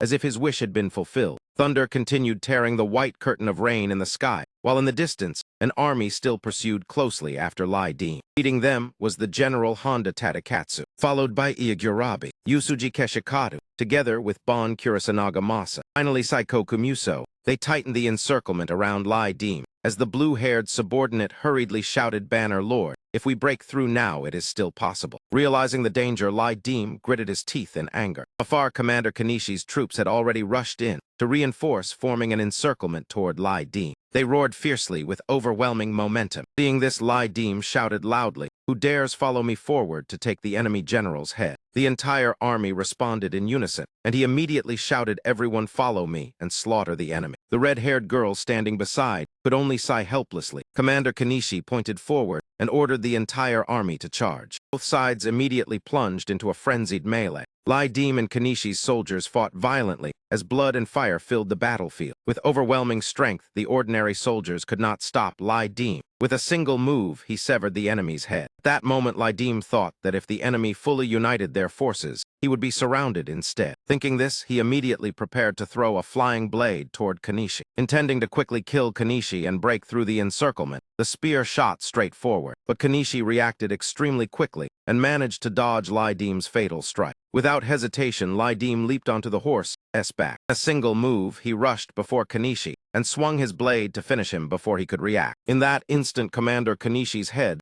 separated from his neck. The head slammed onto the ground, while Lai Dim landed safely. Kanishi's head rolled across the ground under Lai Dim's kick. The head was quickly picked up by the red-haired girl. She immediately turned her horse back. Her hand tightened around the spear, preparing for what came next. Lai Dim raised the severed head of Commander Kanishi high and shouted for all soldiers to hear, "The enemy general is dead. His head is here." Kanishi's subordinates witnessed it and froze in shock. Their faces turned pale without a trace of blood. Lai Dim added another sentence, "Brothers, return to our formation." Lai Dim's entire army cheered in excitement. In contrast, Kanishi's red-armored troops stood stunned like a headless serpent. Lai Dim and the red-haired girl rode their horses past the General Kudo Janagamasa. Seeing this, he refused to let them escape and immediately spurred his horse forward, screaming as he chased. While pursuing, he shouted loudly, "You bastard, do not dream of escaping from here," as he raised his spear, intending to seize the head in the red-haired girl's hand. Lai Dim had already blocked him in time, allowing the red-haired girl to go ahead while he stayed behind to deal with the one blocking the path. Two immediately clashed in a fierce battle with terrifying force. Only the sound of weapons colliding and dust swirling everywhere could be heard. In the blinding rain,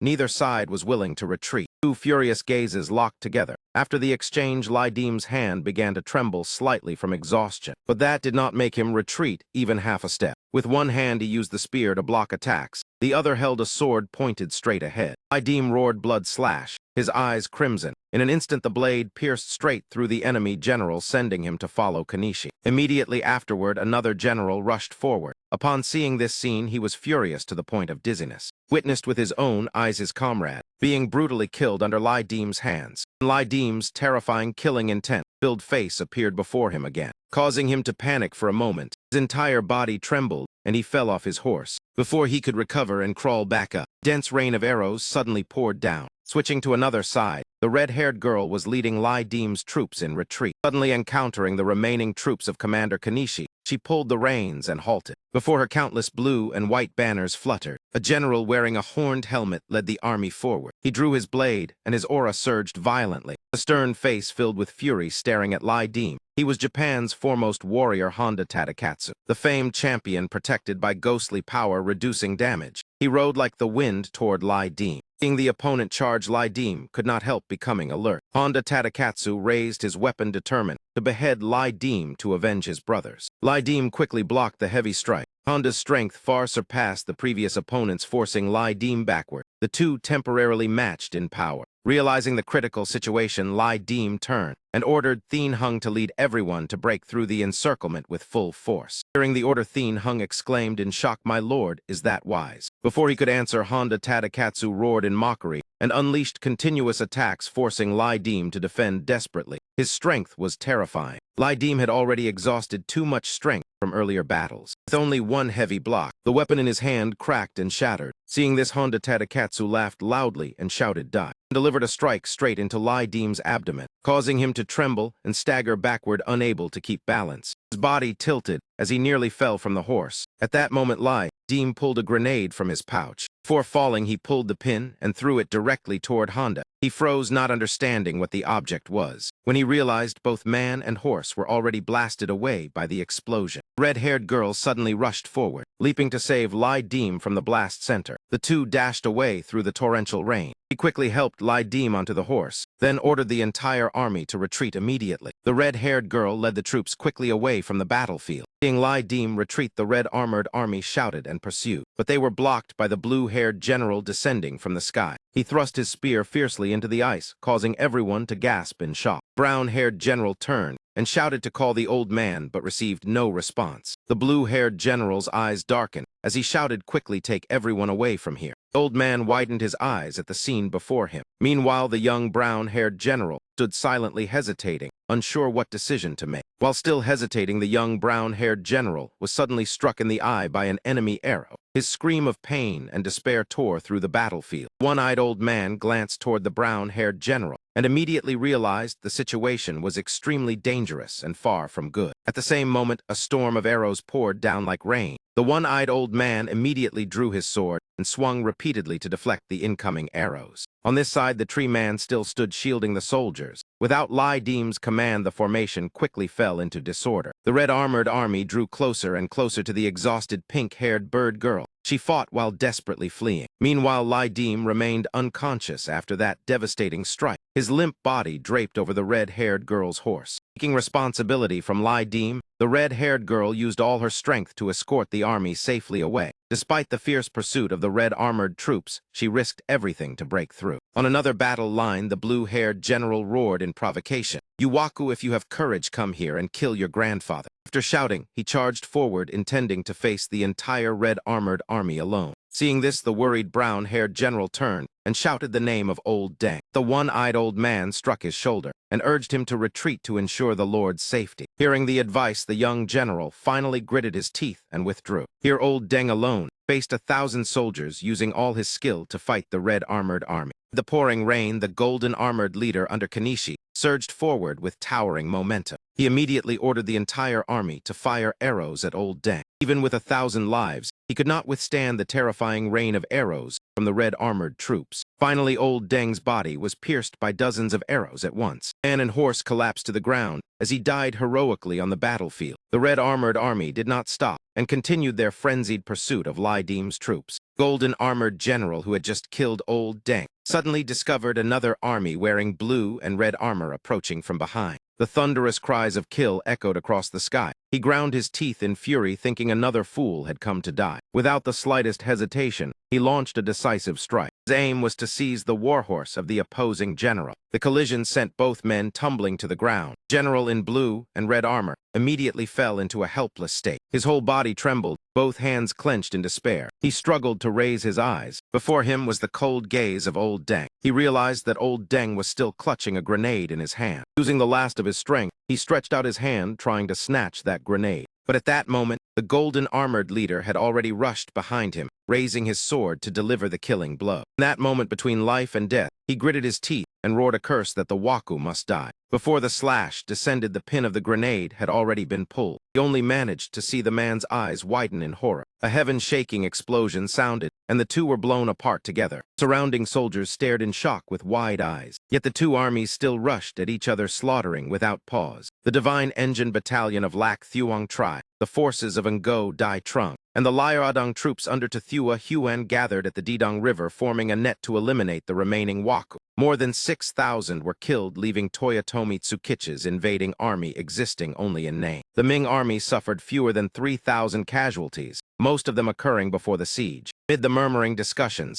some believed that even without further pursuit the victory was already enough. In this battle, Kanishi could be considered to have gained some prestige for his side. On the right army, the Waku reinforcements had encountered Lai Dim. When asked for news, the soldiers reported that scouts had been sent, but no reply had yet been received. Another general asked whether old General Ngo had any clues. Ngo Dai Trung shook his head firmly, saying there was absolutely no news. Lai Nhu Tung said with a heavy expression that the Korean sky was pouring rain and the roads were slippery. Firearms were soaked and pursuit was unwise. If Kanishi managed to escape, then it was simply his fate. Lai Nhu Bok added that Hakangan had led 4,000 cavalry chasing Kanishi, but had not yet returned any report. Even Banner Lord Lai and the local troops had vanished without trace. Lai Nhu Tung suddenly asked again whether all 7 scout teams had sent no news. The soldier confirmed it was so. His eyes gradually became thoughtful. He decisively said, if the heavy rain prevents pursuit, then withdraw the army to Shinjatai at once. As he finished speaking, he slammed the table. On this side, the rain continued pouring without end. In the raging rain, the soldiers suddenly witnessed a scene that left them utterly stunned. A loud noise outside startled everyone's attention. Seeing this, Tathua Huan immediately led people outside. He shouted loudly, asking who goes there. Before he could finish speaking, his eyes widened, as if he had seen a ghost. Lightning tore the sky as the storm raged, revealing the red-haired girl leading the spirit beast troops back. On her shoulder was Lai Dim, still unconscious. His entire body was covered with wounds. The one-eyed old man grabbed a soldier and shouted furiously to hurry and save Banner Lord Dai En Han. Lai Dim's troops had suffered heavy casualties. The brown-haired leader had lost an eye to an arrow. The girl Tadu was covered in wounds, blood staining her entire body. They all lay slumped on the backs of the toad spirit beasts, exhausted after the brutal, prolonged battle. At that moment, Lai Nhu Tung stepped outside. Lian Hong asked in panic what exactly had happened. Just then, a soldier on horseback galloped back from afar. He hurriedly reported to the admiral that a large enemy army had appeared on our left, bearing the banners of Yukatatsu and Hayakawa Takakashi, numbering no fewer than 8,000. Behind them, Fukushima Masanori and Morita Rumoto were approaching with another 6,000 troops. Hearing this, Ngo Dai Trung roared angrily, asking where those bastards had come from. Soldier, trembling, reported that General Tham Hakangan had fought Kanishi's remaining forces and had unfortunately fallen in battle. The bad news struck like thunder, leaving everyone stunned. Lai Nhu Bok could not believe it. His face filled with killing intent,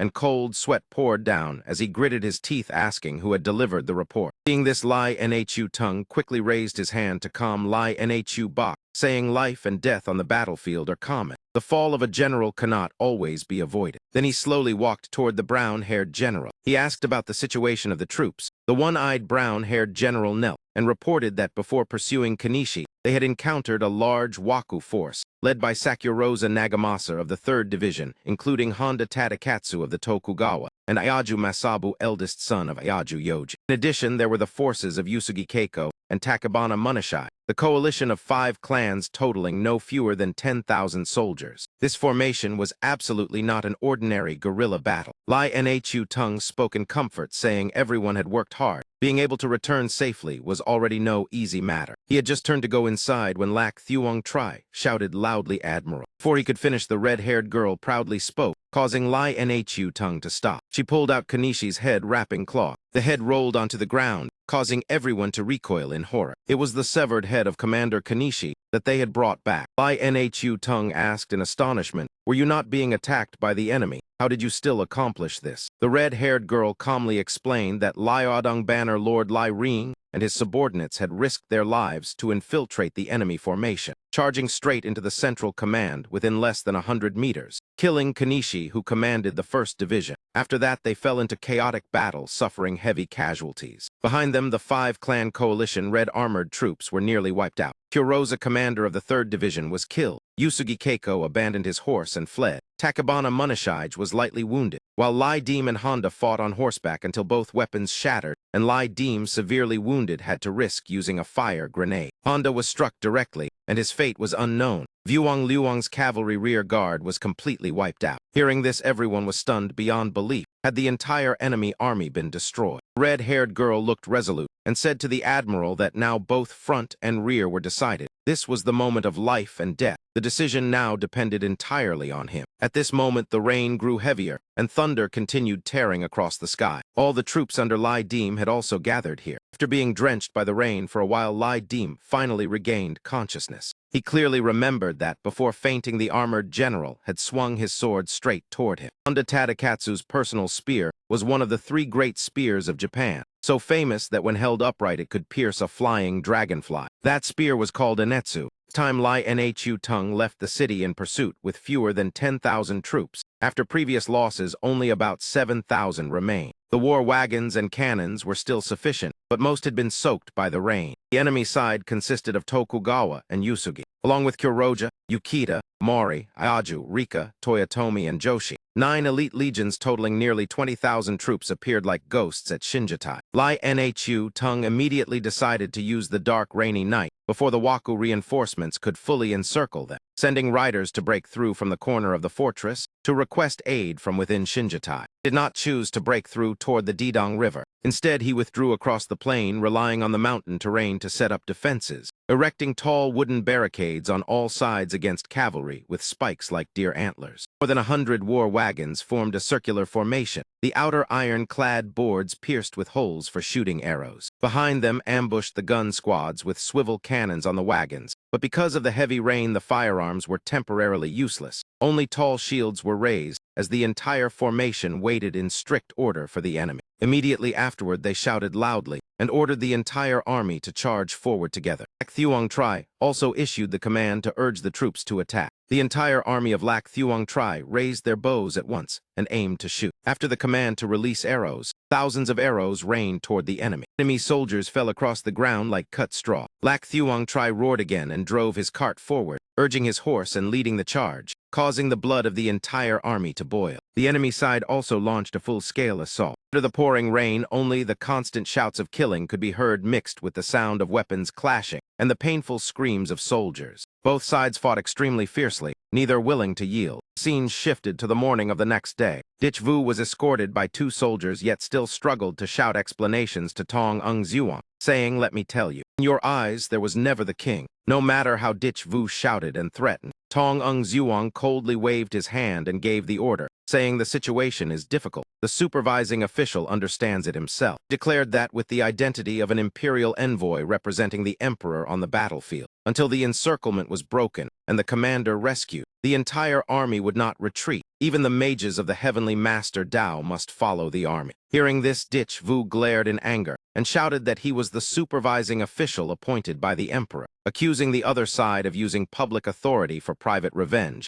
and demanding to ring the bell of grievance to report to the emperor. Before he could finish speaking, he was dragged away. Before leaving, he turned back and cursed. Tong Ung Zuong still respectfully saluted and said, "If the heavenly master Dao has divine arts to protect and reduce casualties, then on behalf of 30,000 soldiers he offers thanks," making Dich Vu shout curses even more endlessly. Tong Ung Zuong pondered that after this battle, if he could still return alive, entrusting his future and life to the heavenly master Dao would not be impossible. After thinking this, he let out a long, deep sigh. His gaze gradually became stern as he glanced behind. He looked at Duong Nuyen and slowly said, "I have heard that your Lai Tumo is arrogant and stubborn. At first I did not believe it. Now it seems it is indeed so. I already sent someone to remind your commander that breaking through in a desperate situation would bring disaster, telling him to think carefully. Yet your commander treated it like wind passing the ears." Was the result. Both the commander and the generals, along with 8,000 soldiers, were surrounded by 20,000 Waku pirates. Duong Nuyen at this moment did not dare to argue a single word. He only stood silently enduring while cold sweat streamed down. After a while, he finally spoke in a gentler tone, hoping to calm Tong Ung Zuong's anger, asking the Lord to calm down. Perhaps the military order encountered trouble during the march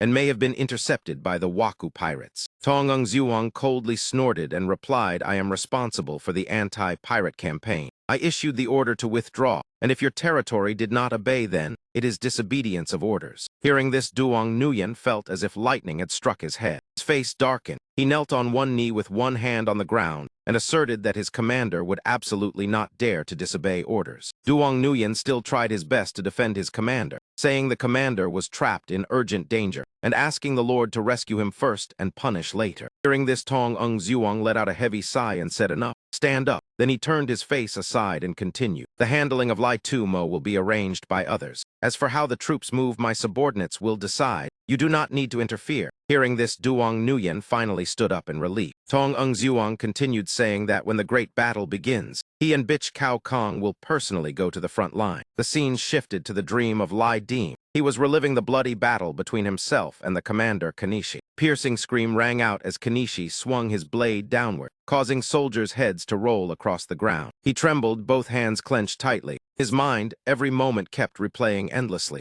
The bloody scene just now appeared vividly before his eyes. The image of the girl Taro and her teammates, lying motionless scattered across the ground. Green-haired general pierced through the body by countless arrows. Mixed among them was the figure of another officer. Kanishi, with a fierce gaze, he held a spear and charged straight forward. Those images made the fury inside Lai Deem explode. His hands clenched tightly as his mouth roared. "Kill all of you, I must kill every one of you." The cry filled with overwhelming hatred. Immediately afterward, he jolted awake and discovered he was lying inside the camp. On the other side, the red-haired bird girl clearly showed an annoyed expression. He shouted at Kim Enham, asking what he meant. "Dare say one more word and see." The toad spirit replied that his meaning was very clear. "If Chief Lai dies, it cannot be in vain. A woman who does not care for the country, I will not argue with you." While everyone argued noisily, the toad spirit turned and asked Cheem Dan, "What do you think?" Seeing this, Cheem Dan spoke up, saying that talking about these matters now was still too early. Hearing this, the red-haired bird girl smirked and closed one eye, asking, "So your meaning is to wait until the assistant chief dies before deciding?" Those words made the toad spirit even angrier as he cursed the crazy woman. "Do you bite everyone and never let go?" If it were me speaking, then the bird girl immediately became furious and shouted, "What nonsense are you talking about?" Before she could finish, the red-haired girl interrupted and told everyone to be quiet. The noise was giving her a headache. Those words frightened the group of beasts. None dared to oppose, and they instantly fell silent. The toad spirit sweated and scratched his forehead, explaining that he was only thinking of a way for everyone. Just then, the sound of footsteps came from outside. Idim lifted the tent curtain and stepped out, asking what plan they were discussing. Seeing that he had awakened, the bird girl immediately showed joy. Lydim stepped outside, his sword-like brows raised as killing intent rose while he looked across the group of beasts. Seeing that he had finally awakened, everyone happily called Chief Banner Lord, "You have finally awakened." In contrast to that excitement, the red-haired girl remained expressionless with a cold face. Without waiting for his body to fully recover, he immediately spoke. He quickly asked what the current situation was. Bird Girl hurriedly reported that they were already surrounded. Joshi had launched several attacks, but each time the Admiral repelled them. Hearing this, Lydim asked in confusion, "Have I been unconscious for almost a day?" The bird girl nodded in confirmation. Hearing that answer, Lydim's face darkened as he thought. He said, "This situation cannot continue. The Waku pirates have limited patience. We are all brothers who face life and death together. There is nothing that cannot be said directly. Therefore, right now, we are like ants tied to the same thread. Once we lose, none of us will escape. Even if we truly go to the battlefield, the blades of the Waku pirates will cut off my head first. Anyone who schemes behind my back spreading slander will be punished by military law." Hearing the threatening warning, the toad spirit hurriedly protested, "Chief Banner Lord, I am truly wrong." But Lydim interrupted, saying, "Kim Enham does not need to say more. During the battle, you and Cheem Dan both charged forward first. I saw it clearly. Just now it was not directed at you." Hearing this, everyone fell silent as Lydim slowly walked toward General Lack and the one-eyed old man. When Lydim approached, two men immediately stood up. They bowed together in salute.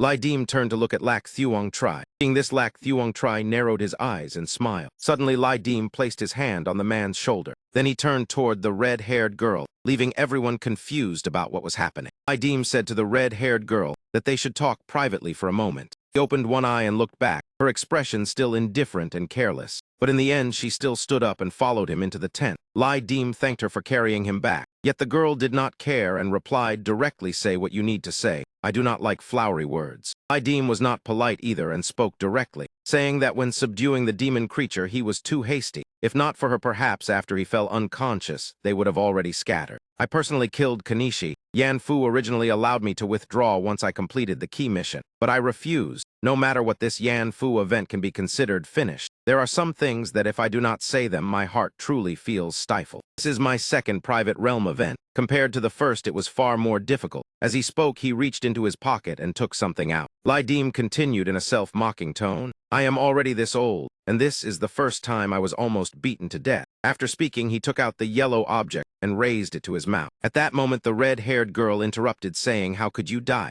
Just eat one root herb pill, grind the rest, and boil it into water for the subordinates to share." Hearing her say this, Lai Dim put the pill back into his pocket. But immediately afterward, he suddenly coughed violently. His face pale, he glanced at the red-haired girl and said quickly, "Tell me, even without discussing the private realm, this event makes me feel very strange, like accidentally buying the wrong product from Akamoto. Whatever I say now, just listen. If it is correct, then it is correct. If you do not know, then say you do not know." Hearing this, the red-haired girl felt full of doubt. She thought he would blame her for not acting or ask a more experienced player how to break the situation. But none of that happened, which surprised her. Lai Dim continued, saying that in the records of Yan Fu, judging from the description of tiger energy, this inheritance belonged to a walker with an awakening degree of around 40%, perhaps even higher. This also proves that a private realm truly should not appear on someone like me, who has only experienced one private realm event, entering 9-headed bird 8 Iron City with an awakening degree not even reaching 9%. Hearing this, the red-haired girl explained the reason was our origin, a scattered Iron Walker group. Someone like you normally does not qualify to access the nail rank list within 50 fruit realms. Corresponding authority is also absent. The system distribution is like comparing the status of a senior scholar. The purchasing rights were hesitant, so you ran around like a headless fly, yet you still found a way to harvest, which is considered quite clever. Hearing this, Lai Dim broke into a cold sweat. Exactly on the Ding-Yu 24th day, the red-haired girl casually sat on the table. She said, "I am a fallen one, not bound by many rules. Whatever you want to know, I can say directly. There is no need to guess." Jia Yi Bing Ding, together with the orthodox signs within the 50 fruit realms, are recognized as an extremely high upper limit. Actions are almost unrestricted. Moreover, the exploitation degree of each fruit realm is very high. Hearing the words exploitation degree, Lai Dim asked in confusion, "What is exploitation degree?" Girl explained that within the fruit realm lies dense dragon-tiger energy capable of suppressing all things. Demons, spirits, heresy, or Taoist techniques are almost ineffective before the surging national fortune, which is why early walkers thought it was merely an ordinary demonless fruit realm ranked at the bottom, until someone practicing evil tested it and discovered the power within, seizing large amounts of dragon-tiger energy. From then on, monsters ran rampant, and the danger level of the fruit realm continuously increased. Of course, the amount of dragon-tiger energy does not entirely determine strength. For example, Tong Ung Zhuang holds more than 300 grams of dragon-tiger energy, immune to countless evils, his body and lifespan extended. Yet in theory, even a kitchen knife could still take his life. Conversely, when demons run rampant, dragon-tiger energy can also be used by ordinary people, such as the Heavenly Tao sect or officials soon to be appointed by the court, using it to draw talismans. These people are the truly troublesome ones. After hearing the explanation, Lai Dim felt puzzled. Walkers are not compared to beneficial ladybugs. According to what you said, it does not seem like that at all. The red-haired girl continued, saying that not viewing it from the perspective of the fruit realm, walkers are actually developing the world. The talisman arts of the Heavenly Master Tao, the Chief Controller, 5 Thunders, Demon Subjugation all develop on the foundation of dragon-tiger energy, and the strange beings like Niu Tu, Chim Dan, Jiu Si Sudu. If demons do not unite to protect themselves, in such harsh environments, powerful generals of extremely high level will emerge. Spaces of existence dominated by demons cause nations to constantly launch wars. Power of war, weapons, and military formations continuously increase. All of this is the cruel development of Yan Fu, treating all things as weeds. Yet to Yan Fu it is a good thing. Hearing this, Lai Dim asked whether she understood all the fruit realms. The red-haired girl proudly replied that this wisdom fruit understands them very clearly. Hearing this, Lai Dim's eyes lit up, and he asked whether it was coincidence. He said not exactly. The one who decides which fruit realm and event a walker enters is a high-ranking walker named Hu Tu. I used a small trick so your next private realm event will still enter here, while also grasping the loophole of the compensation mechanism. Hearing this, Lai Dim became even more puzzled. Shen Tai Sui choosing this place must have deep intentions, but that was not what concerned him most. Red-haired girl continued, saying that even a great nation like Ming suffers headaches over the loss of dragon-tiger energy. Joseon is filled with demons and ghosts everywhere. So what do you think the homeland will become? After speaking, she laughed with deep sarcasm. With a dangerous face, she answered that it is exactly what you are thinking. These words made Lai Dim break into cold sweat. Once the land of the rising sun, Now it has become demon soil where even grass cannot grow. So this battle with the Waku is a matter of life and death survival. The unmatched of the eastern nation Honda Tadakatsu, the unmatched of the western nation Takabana Munashide. One possesses Iron Cauldron, one owns the famous blade Snow Curse. Relying on their weapons, these two barely qualify to rank within the 10 commanders of the Fruit Realm if encountered again. More precisely, Deputy 10 commanders, equivalent to a 9-headed bird awakening degree of 39%. Facing the first threshold of awakening, the red-haired girl kept talking endlessly. Hearing this, Lai Deem asked whether anyone in the Warring States alliance was stronger than them. The question made both of them fall silent for a long time. Finally, the red-haired girl spoke a name. Lai Deem immediately suggested, "Let me help you kill him." Then neither side owes the other anything. The red-haired girl happily agreed, saying the private realm event was so difficult you almost died because of me. This will repay the favor completely. Lai Deem laughed and replied, "Do I still have to cling to your thigh and beg you to lead me to sweep the heroic Warring States?" Girl extended her little finger and said, "All right." She said, "In the future, you should think more according to me." Hearing this, Lai Deem leaned back in surprise and asked, "Hongui, and you both belong to you. You are not planning that with me, right?" Red-haired girl slowed down. After thinking for a moment, she said, "Then let it be like that." After speaking, Lai Deem turned and left. The girl remained sitting there. Before he went far, she asked why he did not withdraw. He replied that he had killed Kanishi and Kurosa. Yan Fu's evaluation would certainly be extremely auspicious. If he stayed, it would either be life or death, fighting for great fortune or seeing Honda's Ching Ting Shi. Then he touched his stomach and said, "Having it is fine. Not having it also does not matter. Half my life I have not had many friends, only a few brothers and sisters who live and die together. Those things are hard to express in words. But here there are more than 200 people who entrusted their lives to me, willing to charge for me, from the bottom of their hearts calling me Chief Banner Lord." He recalled the scene of soldiers risking their lives for him, fighting to their final breath against Kanishi's red-armored troops. Lai Deem's eyes turned red as he said, "Favors or evaluations I do not need. Now I only want to kill all those bastards to avenge my brothers." At this moment inside the Ming army camp, the atmosphere was extremely tense. A soldier entered and reported to the admiral that Chief Banner Lai requested an audience. Hearing that Lai Deem had come, the admiral immediately stood up and ordered him to enter at once. After receiving permission, Lai Deem quickly stepped into the tent from outside. The moment he saw him, the admiral could not hide his surprise. From Lai Deem's body burst streams of blazing golden light like skeletal flames. One of his eyes even emitted killing intent, condensed into the shape of a faint skull. Seeing this, the admiral asked, "What exactly happened that you had to come see me personally?" Lai Deem immediately bowed and reported that he had a request he wished to present to the admiral. His gaze gradually hardened, and his brows rose with determination. The scene shifted to the battlefield, where soldiers' corpses lay scattered across the ground. A fire-headed monk was chewing fiercely on a dried fish. He tore the fish flesh with force, chewing with a rustling sound. Beside him was a warrior under Kanishi, none other than Honda Tadakatsu.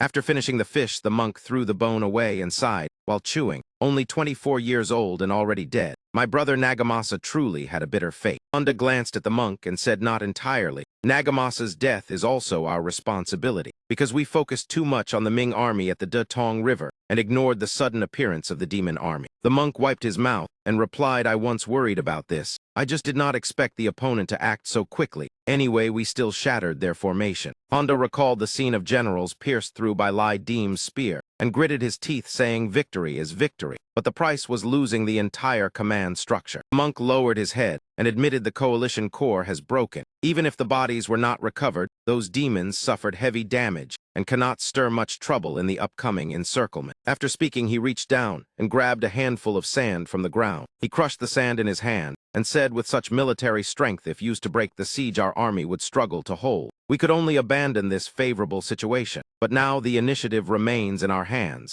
As he spoke, he let the sand scatter, treating the Ming nation as prey while preparing to annihilate the reinforcements. The scene shifted. The Ming army had now gathered a formidable force, preparing to encircle and capture the enemy. General asked whether the honored master from Long Hu Mountain, Heavenly Master Dao, truly predicted heavy rain within 3 days. The dark blue-robed diviner asserted that with clouds like this tomorrow, the grain can be dried without turning. Must such a thing even be asked of him? Hearing this, the old general grew doubtful and proposed that if so, they should launch a surprise attack from the rear of the allied army tonight. Heavy cavalry would open the path. The bow cavalry and main cavalry would follow to charge and kill through the night, not seeking to kill many enemies, but hoping the admiral could see the inside and outside forces join to break the Waku army. But but the current situation urgently requires elite heavy cavalry for rescue. The Waku army is not lacking famous generals. If I were them, I would certainly set up ambushes. This is a dangerous plan, yet it must be fought. Who dares to charge first? At that moment, everyone saw a general carrying a sword walking forward from behind, his appearance like the great sage, equal to heaven. He opened his mouth and requested to take command of the vanguard camp to go into battle. Hearing this, the presiding general remained silent. Finally, he answered that the courage of Song Vanguard is beyond doubt, but the vanguard camp is already surrounded. Only a few dozen cavalry remain and cannot bear such a heavy task. Hearing this, Song Vanguard's face darkened, planted his spear on the ground, and slowly walked toward that general. Song Vanguard called out to the comrades present. Brother Song has long held many grudges with all of you, all because of my arrogant stubbornness and self-importance. These words left the surrounding officers and soldiers stunned. Song immediately bent forward and bowed. He asked everyone not to blame a rash junior. Here he bows his head to apologize to all of you. Hearing this, the presiding general did not know how to respond. Song continued saying, the grudges between us are clear to everyone. Today I earnestly request 2,000 cavalry from you brothers.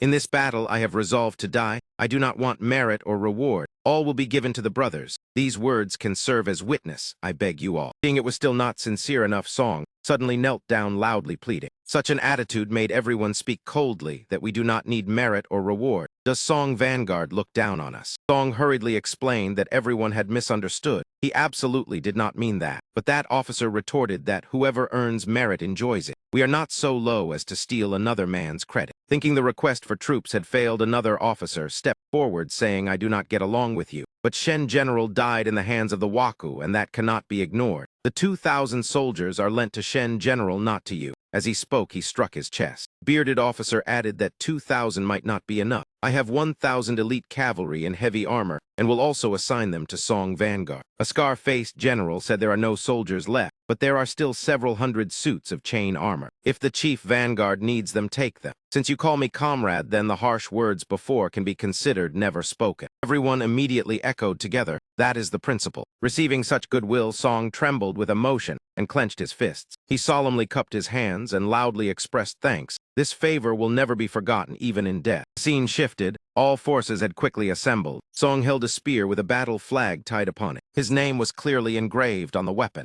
Song tightened his grip on the spear. His imposing figure stood among the army, pointed the spear forward, and ordered the entire army to charge and sweep the Waku forces. Upon receiving the command, the soldiers immediately spurred their horses and rushed forward. Song roared in furious rage. His eyes locked onto the monk and the soldiers ahead. During the movement, the monk immediately turned his head to look. He saw Song's army surging forward. His face instantly turned pale with fear. Cold sweat burst out uncontrollably as his hands tightened. The scene shifted to the ground where corpses of soldiers lay everywhere, while crows gathered pecking at the flesh. The sight was desolate and heartbreaking. All of this occurred in the eastern area of the battlefield. After the fighting, the Ming army had suffered extremely heavy losses. Only scattered groups of soldiers remained resting, their bodies exhausted after the prolonged battle. They were boiling water to treat the wounds of the remaining injured soldiers. Lac Thuong Tri's deputy, and Than Quoc, was washing a cloth with hot water. He then handed the cloth to Lac Thuong Tri, who took it and asked how many times it had been soaked. And Than Quoc replied 5 times, and suggested letting General Ngo Dai Trung replace him. Lac Thuong Tri wiped his face and shook his head, saying he was already over 50 and could hardly bear such strength anymore. He asked where the men under Chief Banner Lai had gone, and Than Quoc replied he did not know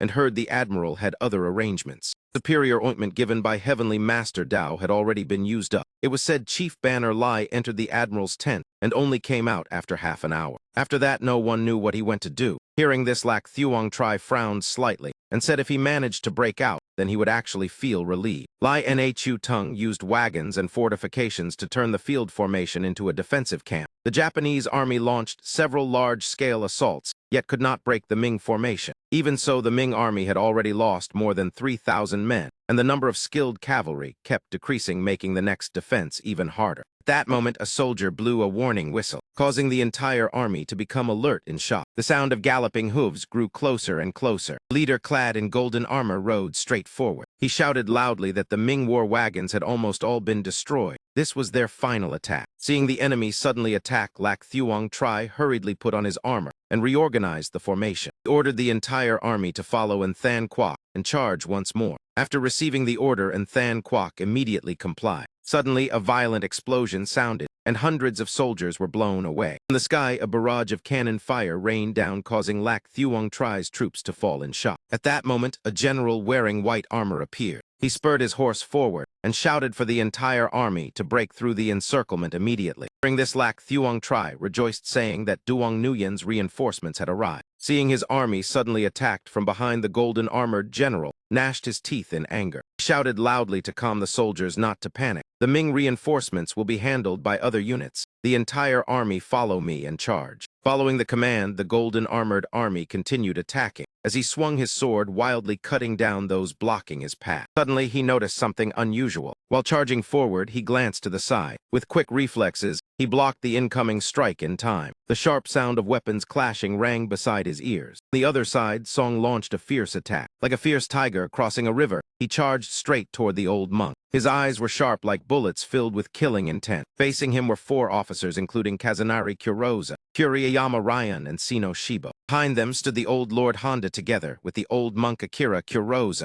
guarding the rear. Seeing Song charge forward, one man spoke, saying, "That man looks very familiar." Has the old Lord Honda, who was struck by lightning, already set out? Old Lord Honda nodded and replied, "That is correct." When the Ming admiral believes reinforcements are arriving and crawls out of the iron armor, he will not even know what ghost or god he is facing. Hearing this, the old monk closed his eyes tightly and said, "Is that so? What a pity indeed." At this moment, Song had already rushed forward and cut down 8 red-armored soldiers in succession. His hateful gaze locked onto those 2. That sight made the old monk shudder at once. Cold sweat covered his entire body. He hurriedly said to old Lord Honda that this man could likely only be matched by you. The words had barely finished before Honda turned in surprise and asked why. "Do you know the man leading the Ming army?" The more the monk spoke, the more he trembled, cold sweat streaming down. He suddenly remembered that he had once personally witnessed Song fighting thousands of ghost soldiers alone. The corpses piled into heaps, while the monk only dared to watch from behind a door. Witnessing that scene had frightened him until sweat poured from him like rain. Now he saw that same bearing of Song again. It made him feel deep apprehension as he continued speaking. As for old Lord Honda, he originally thought that after such severe injuries, even if the man did not die under demons, he would not be able to return to the battlefield. At first, when he did not see this man's figure at the Datong River, he had secretly rejoiced. Earlier, the 2 guardian generals of Kurosa had died, yet still failed to stop this man. While he was still speaking, Song's spear had already shot forward. The spear tip pierced straight through the throat of one of the 4 leading generals. Song roared and exerted force to fling the opponent away. Seeing Song's frenzied appearance, the remaining men charged forward together, trying to stop him. But before his godlike strength, those soldiers had no chance at all. They realized they could not halt that advancing force. Following Song's shout, those men immediately fired a rain of arrows. Yet it was completely useless. With only a few simple strikes, he cut every bow and arrow in half. And Song cast a quick glance behind him,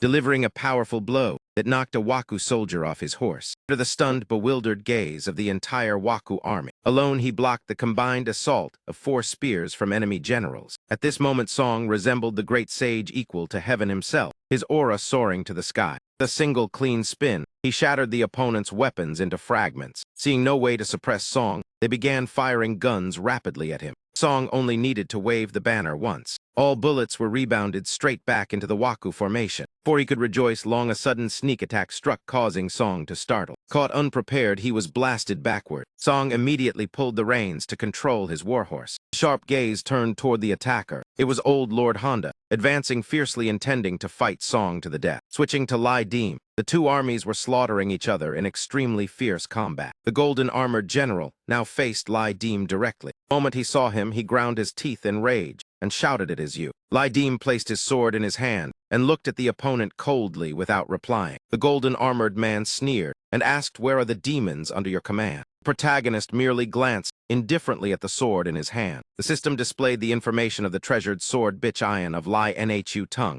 Rare quality weapon. Sharpness 40, while ordinary weapons are below 10. Possessing green surge 3%. Damage converts into true injury. Once used as bait to lure enemies. Without sufficient intelligence, it cannot be wielded. This sword belonged to a Ming general who before death gave it to Lai Than Luang, yet the identity of its former owner has never been mentioned. Seeing the power radiating from the blade, Lai Deem's gaze became even sharper. The golden-armored general immediately grew wary and glanced at him with caution. Lai Deem ignored the provocation and spurred his horse straight toward the golden-armored man, intending to strike first. The two charged into fierce combat, neither yielding half a step. Lai Dim thought that Bitch Iron is lighter than Huan Long, still unfamiliar to wield, but its damage combined with blood slash truly gives a tiger wings. The golden-armored general remembered how Lai Dim had once been pierced through the chest by Honda and gravely wounded. That night, it was clearly a fatal injury, yet thanks to the heavenly master Tao of Ming, he recovered quickly. As for that strange demon-hunting team, their losses were irreparable. With only him alone,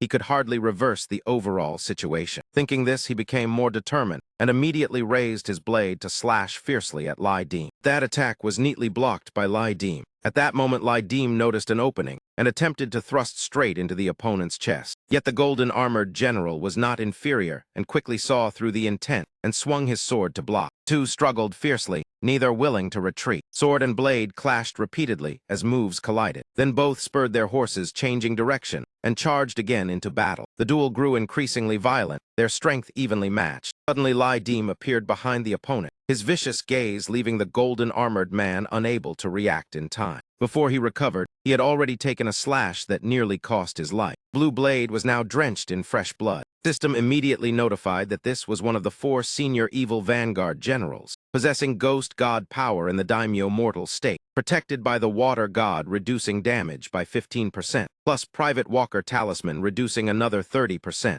mastering 89 points of rare martial arts of Eastern Japan. Active and passive skill when severely wounded will consume all ghost god power to erase the daimyo mortal state. Secondary weapon will perform judgment at each clash. When imbalance occurs, it will automatically activate. Strength depends on sharpness. Ching Ting Iron has similar attributes. Note Takabana Munasage was originally from the Takahashi family, later inheriting the clan through his father-in-law Takabana Radasapno. His exceptional talent allowed his swordsmanship to rival famous warlords of the warring states despite his youth. Called the Unmatched of the Western nation by Toyotomi Hideyoshi, threat level purple-crimson near the extreme, increasing 10 commanders' speed. At this moment, the golden-armored general trembled as he clutched his wound. Seeing blood pouring through his fingers filled him with extreme fury. The two were still locked in struggle. A Waku soldier secretly raised a gun aiming at Lai Dim, who had just locked onto his target. But immediately, a Ming soldier rushed forward to block him. Both sides plunged again into chaotic combat as cries of killing echoed everywhere. Here the golden-armored general still struggled to withstand Lai Dim's relentless assaults. But that previous slash had weakened him. In panic, he thought, could this madman want to die together with me? Then he stared straight at Lai Dim. Seeing Lai Dim's face cold and unmoved, the golden-armored man realized in terror that the opponent knew he did not dare to risk his life. Thinking this, he decided to retreat and turned to flee. Seeing this, Lai Dim suddenly recalled something. A moment when the admiral personally handed this sword to him. The system evaluated precise martial skill reaching 89%, plus 4%, becoming 93%, breaking the limit. Unfortunately, this breakthrough did not awaken the walker talent, and further effort is required. Comprehensive power evaluation reached 10 commanders level, but due to external force from Bitch Iron, it does not qualify for 10 walker assessment. Lai Dim thought that the awakening level of 9-headed bird had still not reached 39%, although only average by promotion standards relying on martial accuracy, and Bitch Iron reaching 93%, still barely allowed him to confront Takabana Munasage at 10 commanders level. Confidence surged within him. He charged straight toward the golden-armored general. He raised his sword and slashed down. Yet the moment the blade was about to strike, the golden-armored man swiftly leaned back to evade. This unexpected change left Lai Dim momentarily astonished. Golden-armored general immediately swung his sword to counterattack. Yet he calculated one step, while Lai Dim had already prepared the second with a refined twist of his blade. The sword followed that motion and thrust straight through the body of the golden-armored general. After delivering the lethal thrust, Lai Dim swiftly shifted stance and tightened his grip. At the same time, he pressed the hilt firmly, forcing the blade deeper into the opponent's chest. Even so, the golden-armored man gathered the remainder of his strength and slashed back, forcing Lai Dim to evade, leaving the treasured sword embedded in the man's chest. At the very moment Lai Dim lost focus for a brief instant, the golden-armored man stepped forward, seized the sword hilt, and violently pulled it out of his own body. Fresh blood immediately sprayed outward. From the wound surged a strange crimson aura, causing the golden-armored man to roar in pain as his face twisted. He turned to stare at Lai Dim, thinking that this Ming man had clearly grown far stronger than before, truly worthy of being one of the 4 strongest generals under Kanishi. Even after suffering 2 fatal strikes from Lai Dim, he still forced himself to keep fighting. Two plunged once more into fierce combat, neither willing to retreat. Lai Dim's eyes burned red. He gritted his teeth and swung his sword in a powerful slash, but the opponent immediately blocked it. Lai Dim shifted position with agility and unleashed a series of relentless strikes. The overwhelming pressure forced the golden-haired general to retreat step after step. Cold sweat soon soaked his entire body. Realizing he could not win, he turned and sought to escape. Seeing the opponent flee, Lai Dim paused for a few seconds, thinking the enemy intends to run again. Immediately afterward, he gave chase and shouted for the man to stop. Sword tightly gripped, Lai Dim locked onto the fleeing figure in the distance. Suddenly, an ominous premonition rose in his heart. It turned out the golden-armored general was deliberately luring Lai Dim into a trap. With crimson eyes, he drew his sword and unleashed the minor Lido combined slash. Lai Dim raised his brow and responded with blood slash. The opponent exhausted his final strength, blood bursting from his mouth as he screamed in agony. Immediately afterward, he swung his sword. Lai Dim could only raise his arm to block in sudden surprise. With just a single swing of the blade, severed the neck of Lai Dim's warhorse, causing it to collapse to the ground.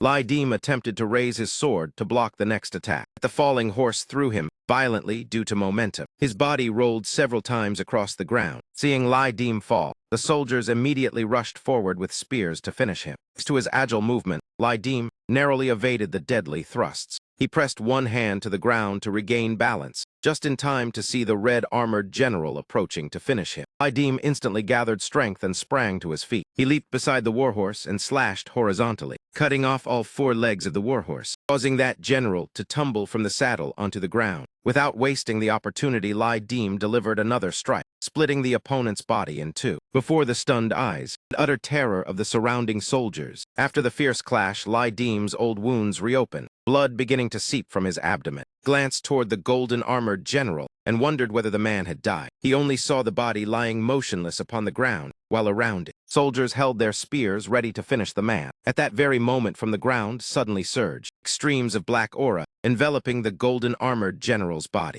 rendering the soldiers' weapons unable to pierce through. Golden-armored general slowly opened his eyes. He struggled and forced himself to stand. With only a few moves, he blasted the surrounding soldiers away as they screamed in agony. After stabilizing himself, he returned his sword to his hand. With renewed vitality, he unleashed the ultimate technique Nirvana to restore himself. Lai Dim stood firm, staring toward the golden-armored general, while soldiers of both sides ignored them and continued slaughtering each other in chaos. One hand clutching his abdomen and the other gripping his sword, Lai Dim did not expect the opponent to stand calmly after suffering so many strikes. Even so, Lai Dim refused to retreat, his hand tightening firmly around his weapon. In his heart, he coldly thought that if Nirvana revives him, then he will simply kill him once more. There is nothing to fear. The golden-armored general showed a triumphant expression and pointed behind Lai Dim. Startled, he turned his head and saw a force charging forward to reinforce. It was the elite special army of the Western nation. The golden-armored general spread his arms and laughed arrogantly, saying that war cannot be decided by the strength of a single man. On this side, the Shenji battalion of the capital under Lac Thuong Tri rapidly assembled. The divine archers took position ready to fire. Lai Dim thought that both the battle formation troops and the Shenji battalion were elite forces of Lai Nhu Tung, and normally would not fear the Western nation.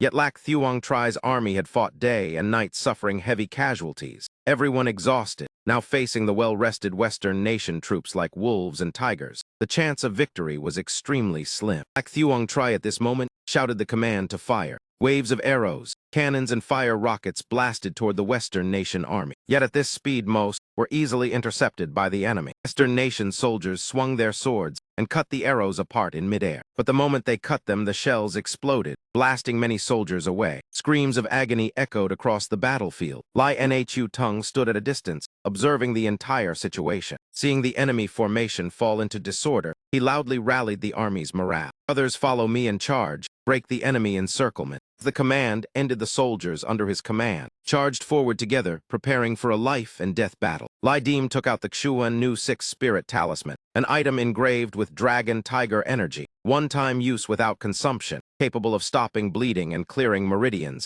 extremely effective for external wounds. Without hesitation, he pressed the talisman onto his chest. Wound instantly healed. Lai Dim returned to peak condition, gripping his sword tightly with both hands to fight once more, and swear to send that golden-armored general to meet his ancestors. The golden-armored general also drew his sword, taking a stance ready to face any attack. Just as the two charged into combat, a blade suddenly cut between them. Both of them were stunned and staggered back, not yet understanding what had happened. One who appeared was a general of the Ming army. He rushed in just in time to intervene. Lai Dim intended to continue charging forward, but the other man raised a hand to stop him. It turned out to be Bok Bo of the famed left infantry under Tun Thur Lim. He told Lai Dim to hurry and protect the admiral. This Oa Kao would be dealt with by him. The Western Kingdom troops and the Oa Kao were closing in on the admiral. Their leading warrior was so fierce that few could stop him. Under the admiral, the strongest was Tong Kai holding the great banner. Lai Dim and he were fellow disciples, and certainly no weaker. Hurry and go reinforce them. During that, Lai Dim pondered briefly before deciding to turn back and run toward the admiral.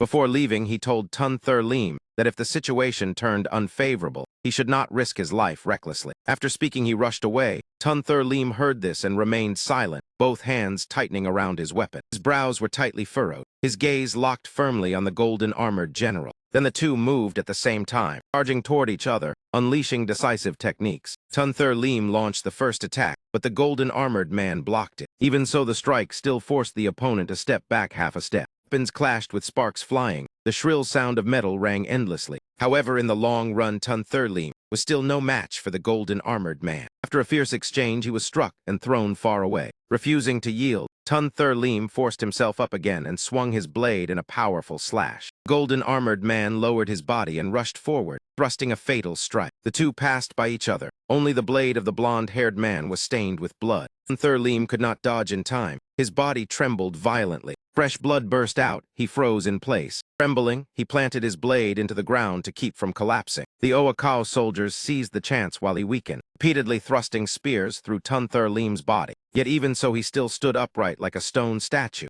making even the golden-armored man turn back in surprise. Soldiers kept stabbing without seeing any reaction. They stammered in fear, asking each other if he was already dead. In the end, Tun Thur Lim was seen covered with countless spears, sacrificing heroically, dying while standing like a mountain that refused to fall. Elsewhere, after a long battle, Lai Nin was gravely wounded by an Oa Kao general. Blood filled his mouth as he coughed it out. His legs staggered. He looked down at the large hole blasted through his body, his face gradually turning ashen. Unable to utter a word, Lai Nin collapsed onto the ground. Head, an Oa Kao general, stood there proudly after sweeping away the soldiers around him. He held twin spears in his hands and shot forward. Cannon shells exploded one after another around him, yet he seemed completely unharmed, continuing to charge through the storm of explosions. Suddenly, he hurled his spear forward with force, then continued urging his horse onward without stopping. Cannon shells still rained toward him relentlessly. Seeing the shells flying straight toward him, his eyes instantly burned red with savage light. He raised his bare hand and directly caught the shell. At the same time, he twisted his body, causing it to change direction and fly straight into the soldiers behind, causing all the soldiers to be utterly terrified. Every one of them stared with wide eyes and open mouths, unable to believe the sight before them. At this moment in Osaka Castle, he secretly thought that even his real name had already become vague. During that summer campaign, he had willingly sacrificed his body to deal with the demons on Kyushu Island. The target at that time was the true name of Tokugawa Ieyasu. He only remembered those things along with the title Dai Quan Vien Din and Gaiet's son, Tryon Tam Daikusi Sanda Yukamuta. The thousands of soldiers here, he truly was a living nightmare. As soon as the Ming soldiers saw him, they surged forward, intending to fight desperately. Yet with only a few simple moves, their heads fell and bodies collapsed. His attacks relentless like a raging storm that nothing could stop. His face was always covered by a demon mask. He silently passed through thousands of soldiers. Cannon fire merely brushed past him without causing injury thanks to his extremely swift movement. His footsteps continued advancing like a raging storm. Because this body had been formed by the combined power of many divine officials, power of gods and demons, had already consumed more than 500 ki. Shifting to another place, the red-haired girl walked forward leisurely and lifted her Japanese sword. Bits of flesh still clung to the blade and dripped onto the ground. She stretched and yawned lazily with an indifferent expression. After finishing, she simply stood there waiting for the Oa Kao general to approach. Seeing the red-haired girl, he thought he did not wish to kill someone meaningless. Why not eliminate those demons earlier, waiting until the great name of divine and demonic power suppressed everything and drained the nation's fate, bringing world-destroying disaster? The thought had barely flashed before he charged madly toward her. No matter where she fled, it would be useless. Yet when he saw her leap up and glare at him angrily, the demon-masked Oakao general could not help but be startled. Immediately afterward, a loud explosion sounded. She threw a punch that blasted him away with force even stronger than a cannon shell. His body flew straight toward the red-armored soldiers. And while she landed lightly and safely, the Oakao soldiers were utterly horrified when they saw the god-created general with a body like iron and steel punched away by a slender girl for 7,749 meters. A long trail from the collision was clearly carved across the ground. The demon-masked general crashed straight into a boulder, his body badly torn, yet being knocked away so easily instead sparked his interest. His face gradually turned gray, anger beginning to surge. The red-haired girl did not stand still. She immediately rushed swiftly toward him. He stepped on the rock beside him to block his path, making the demon-masked general briefly panic. With a lofty demeanor, she glanced down and asked mockingly whether he felt satisfied yet. If not, she could let him recite another poem, since she heard they liked that very much. But faced with that provocation, he still kept his arrogant expression and did not bother responding. Seeing that insolent attitude, her face darkened with anger as she coldly asked if he would not recite, then it would end here. As soon as she finished speaking, she used the worn sword to slash straight at his face. The flag beside them was also cut cleanly in half. That moment, the sound of hurried footsteps rang out. While she was drinking water from a gourd, Lai Deem rushed over intending to strike. Recognizing the red-haired girl, he suddenly halted. He brushed past her like a stranger unwilling to acknowledge acquaintance, silently cursing that crazy woman in his mind. In the distance, the old monk saw the bead in his hand shatter and understood that the demon-faced general had been defeated by the red-haired girl. He roared in anger, asking who that woman was. Could she be an unknown local deity? While speaking, he clenched his fists tightly. Suddenly, he sensed something unusual. No, it was still possible to continue the fight. Shifting back to the battlefield, Ming reinforcements had arrived and plunged into fierce combat. The Oakao forces seemed to grow more numerous by the moment. The garrison soldiers panicked, secretly wondering how so many enemies had appeared. It turned out the Japanese pirates had not tightened the encirclement to eliminate Lai Nhu Tung, but gathered 5,000 elite warriors from various clans, led by Takabana Munasage, to attempt a decapitation strike, while the main force of nearly 200,000 stretched out to block Yang Nuyen's reinforcements. Yang Nuyen led his troops like an arrow into the enemy army, but soon realized the casualties far exceeded expectations. The desperate resistance of the Oakao convinced him even more that Lai Nhu Tung was being forced into a defensive corner. The Ming infantry and cavalry were like a wedge hammered inside the encirclement. Although the Oakao suffered disadvantages, the morale of the Ming army erupted violently. Even with swords and spears piercing their bodies, they still tried to knock away enemy weapons. Both sides suffered heavy losses. Yang Nuyen watched the scene with cold sweat pouring down his back. He turned to look at Tong Ung Suang and Dich Vu. Dich Vu also revealed fear, thinking the Oakao were far too ferocious. He must have old Song send more men to protect him. The thought had barely finished when something suddenly struck his face. When he grabbed it, he realized it was the severed arm of a soldier. The sight terrified him like seeing a ghost, cold sweat bursting out as he panicked, thinking he could not be such a coward. He immediately threw the severed arm onto the ground, grinding his teeth while cursing the misfortune clinging to him. Dich Vu frowned as he carefully observed the battlefield. In the distance, the figure of Lao Hong became visible. The monk stood calmly among his soldiers. Both sides secretly concluded that the opponent was the one casting sorcery. At that moment, a boy holding a stack of colorful talismans called out to his senior brother, saying everything was ready, while muttering long strings of titles and incantations. Seeing that determined gaze, Dich Vu helplessly replied softly and gripped the object in his hand. He thought that the Divine Path True Mantra indeed had its own rules. Disputes over interests relied on national fortune and dragon tiger energy to survive. If others did not act, he would also remain still. There was no need to break the rules. The boy beside the old monk widened his eyes, asking Lord Kurosa why he had not acted yet. But the monk only replied briefly to wait. As the inheritor of the Divine Path True Mantra, in his hands were several long accumulated techniques capable of turning the battlefield into Asura hell in an instant. Yet facing the stalemate between the two armies and the risk of exhausting divine and demonic power, while national strength was still recovering, this was not the moment to cast spells with full force. Thinking so, he only intended to use a small trick to create surprise, and curled his lips into a cold smile. That moment, Dich Vu suddenly sensed something strange, raising his head with a cry of surprise,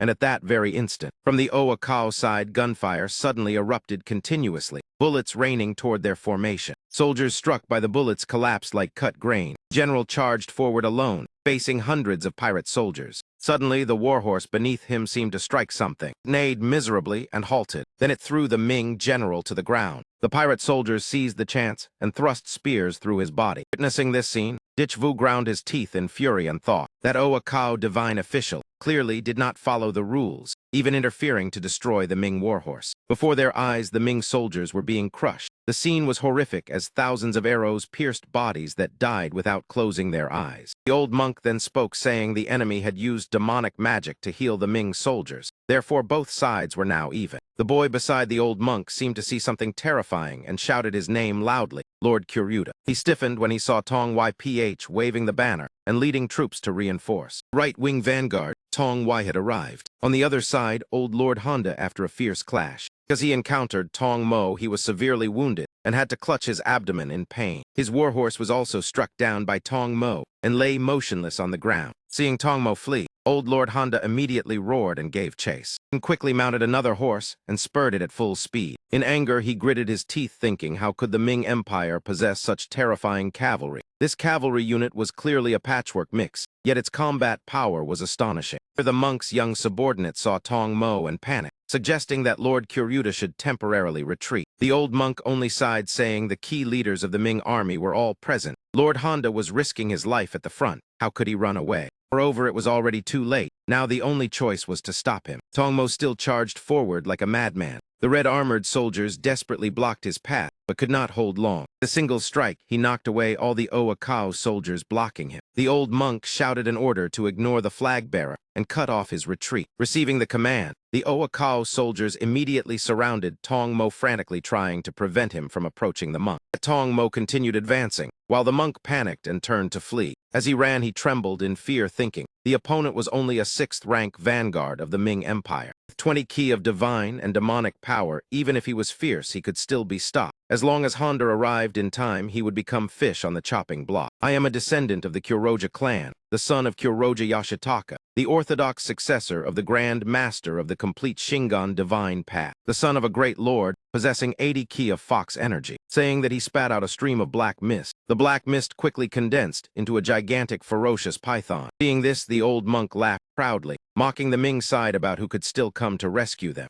As his words ended, the python opened its massive jaws and lunged straight toward Tong Mo. Yet with his current strength, he felt no fear at all. His hand tightened around the spear shaft. The battle formation mechanism showed that when the bearer of the Great Banner led more than 55% elite soldiers, it would activate the special Ming Vanguard, granting the Wind Fire Golden Flow status to up to 5,000 men. Charging cavalry accumulated attack power based on numbers and distance. When Wind Fire Golden Yao was interrupted, all bonuses vanished. The current multiplier was 30,956% multiplied by 309. The python immediately clamped down on Tong Mo's head. That sight made the old monk laugh with delight. Tong Mo, however, remained extraordinarily calm, showing no sign of panic. With a single strike, he shattered the entire body of the python. The blade slammed into the ground and shattered, making the old monk pale with terror. Tong Mo roared with a thunderous voice. Then he thrust his blade straight into the old monk's body, leaving him no time to react. Tong Mo grew more ferocious with every strike, his assault relentless. The Oakao soldiers witnessed that scene. Each of them felt a prickling discomfort spreading across their bodies. Tong Mo seized the momentum and thrust again, sending the monk flying off his horse. He grabbed Tong Mo's spear, blood pouring endlessly from his mouth as he screamed miserably. Suddenly, he reached out toward Tong Mo's face, causing Tong Mo to freeze in confusion. That arm quickly began to tremble and shrivel. Then it crumbled into ashes. His entire body also began to dissipate before the stunned eyes of everyone and the Oakao soldiers. Even Kanishi's subordinates had not expected the monk to be defeated by Tong Mo so cleanly in a single move. In truth, he vanished right before Tong Mo's eyes. He immediately rushed toward the Oakao army, leaving only an empty robe on the ground. After defeating the monk, Tong Mo showed no joy, his face dark as he gritted his teeth in anger. On this side, Yang Nuyen immediately issued orders to command the troops. Quickly charge forward, Tong Ung Zuong immediately stopped him and reminded him to be extremely careful. It turned out an Oakao soldier recklessly rushed forward, trying to gain an advantage against Yang Nuyen. His skill, how could he be harmed by such a weak man? The bear spirit within his body emerged fiercely. Yang Nuyen caught the enemy blade with his bare hand. Then he swung his arm and struck hard, knocking the soldier to the ground. Tong Ungzuang's army saw the Oakao troops like snakes without heads, slowly struggling up and resisting weakly. Tong Ungzuang's entire army wore proper armor and maintained strict formation. When the Oakao soldiers approached, they were pierced through by spears without mercy. A pirate soldier saw Tong Ungzuang and recklessly rushed forward trying to stab him. Before he could even touch a single hair, he was swept away by a violent gust, followed by a barrage of feathered darts. It pierced his body and killed him instantly. At that moment, Admiral Tong Ungzuang turned his head to see who had just saved him. From afar, he saw the shadow of a giant bird spreading its wings and flying closer. It was to do. She landed lightly before Lord Tong, respectfully reporting her identity as a subordinate and bowing to greet the heavenly envoy. Seeing this, Ditch Vu quickly reminded Old Song to look at the demon woman's hand. Hearing that Lord Tong noticed the object in Tadu's hand, it was the imperial decree of His Majesty. This moment her body was covered in radiant golden light. The dragon tiger energy strengthened in perfect state, proving she had been invested by the great Ming and could shed her demon status. On the other side of the battlefield, Tong Mo's army still fought madly. Quickly spurred his horse toward the pirate army, but suddenly his speed slowed drastically. Tong Mo thought even if another 1,000 men arrived, he'd still tear a chunk of flesh from that man's face. He threw away his own severed leg. Tong Mo's body was covered in wounds, several arrows still stuck in him. He thought this leg was already useless. His breath came out in painful clouds. Both man and horse were heavily wounded. Their fighting spirit still surged fiercely. They refused to retreat. On the other side, old Lord Honda finally arrived. Before him lay only the robe of the monk. Sight left him stunned like being struck by lightning. His shock quickly turned into overwhelming rage. In his heart he cursed that damned brat Kurosa. Meanwhile, behind Tong Mo stood ranks of soldiers in formation. Several arrows were still embedded in their bodies. Last, a few could no longer endure and fell from their horses on the spot. Suddenly, a thunderous roar echoed from afar. Tong Mo sensed danger and turned his head to see what was happening behind him.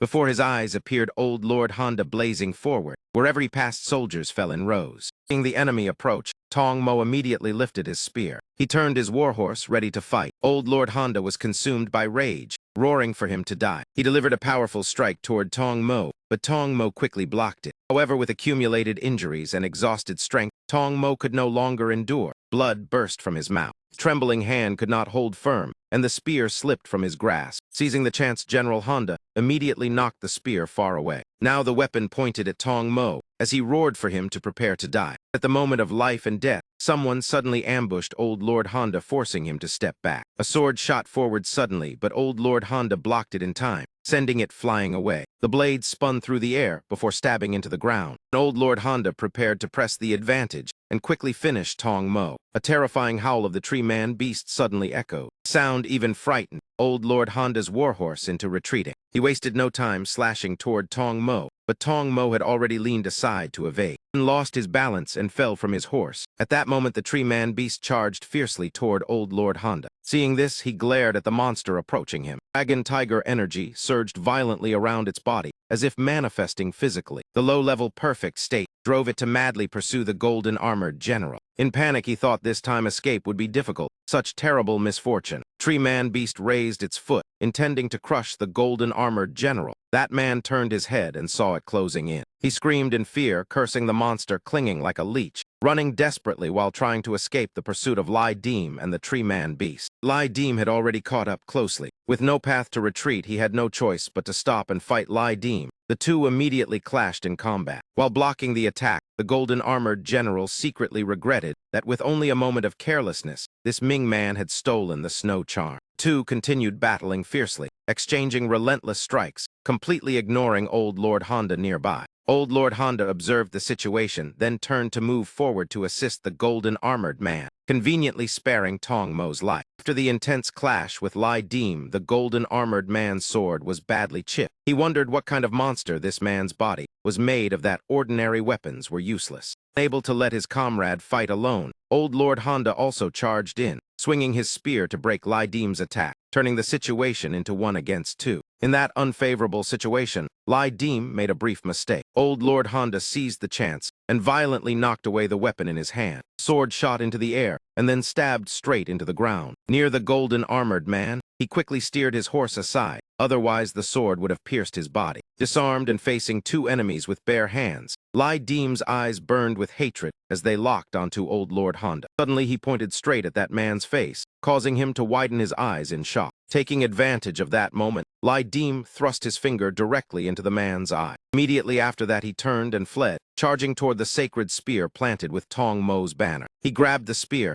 only then realizing it was the gold-cleaving guard spear, a weapon of refined grade. This weapon was made from rare material with 100% sharpness, carrying the ninefold violet attribute and Yazi power, capable of increasing inheritance efficiency by 20%. Lai Deem immediately raised the spear high like a signal flag. The two Oakao immediately turned and pursued. On this side, Tong Mo had already collapsed to his knees on the ground, his eyes filled with hatred as he stared at the two Oakao. The enemies also glared toward Lai Deem and Tong Mo. Lai Deem rode his horse to block in front of Tong Mo, saying, "This thing is quite good. Lend it to me for a while." Tong Mo replied, "This is the guard great spear. It suits you better in your hands. Just take it," he said while smiling at Lai Deem. That gaze revealed absolute trust. After receiving Tong Mo's permission, Lai Deem took out a bottle of medicine from his body. Then he poured all the liquid onto the blade. Dark red fluid seeped into the weapon, releasing a strange blood-colored aura. It was divine karma blood that could weaken divine and demonic power. Lai Deem immediately ordered Chim Dan to arrange the formation, while the Oakao continued firing arrows endlessly. Honda Tadakatsu, with the status of a great lord, was protected by divine and demonic power, reducing damage received by 20%,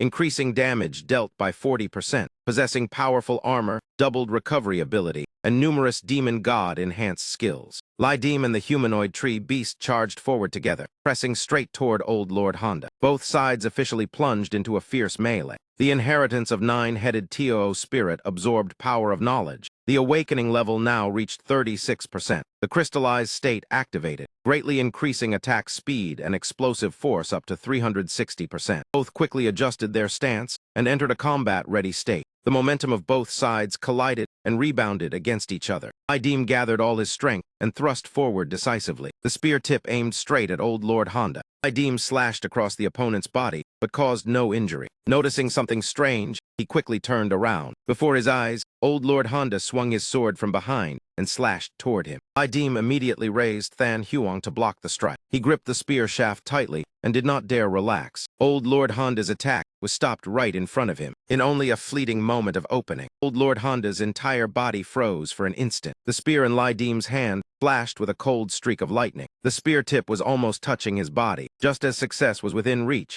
a sword suddenly blocked Lai Deem's attack. The one who appeared was the officer wearing golden armor. All three turned their heads at the same time, their gazes meeting in vigilance. The formation immediately turned into 2 against 1. Tense battle officially erupted. Lai Deem defended while calculating. Honda's special 8-link chain armor had no fatal point, making every vital spot difficult to reach. This armor not only increased life by 50%, but also covered the whole body. Without breaking the armor, there was almost no opening. Lai Deem fell into a difficult position, facing 2 powerful enemies at once. The great general shouted loudly and swung his sword in a fierce forward assault. A soldier in golden armor rushed in to assist, but he quickly dodged aside to avoid the attack. Lai Deem immediately changed direction and shifted his target to the Old Lord. Honda tried to ambush Lai Deem from behind, but this move was also blocked by his spear. 2 treasured weapons collided, and sparks burst out. Lai Deem roared loudly and commanded the warhorse. The horse obeyed and immediately reared up. The ground beneath the hooves cracked violently. Witnessing this scene, Old Lord Honda could not help feeling shocked. Lai Deem shouted and unleashed the 100 fragrance whirling dragon strike.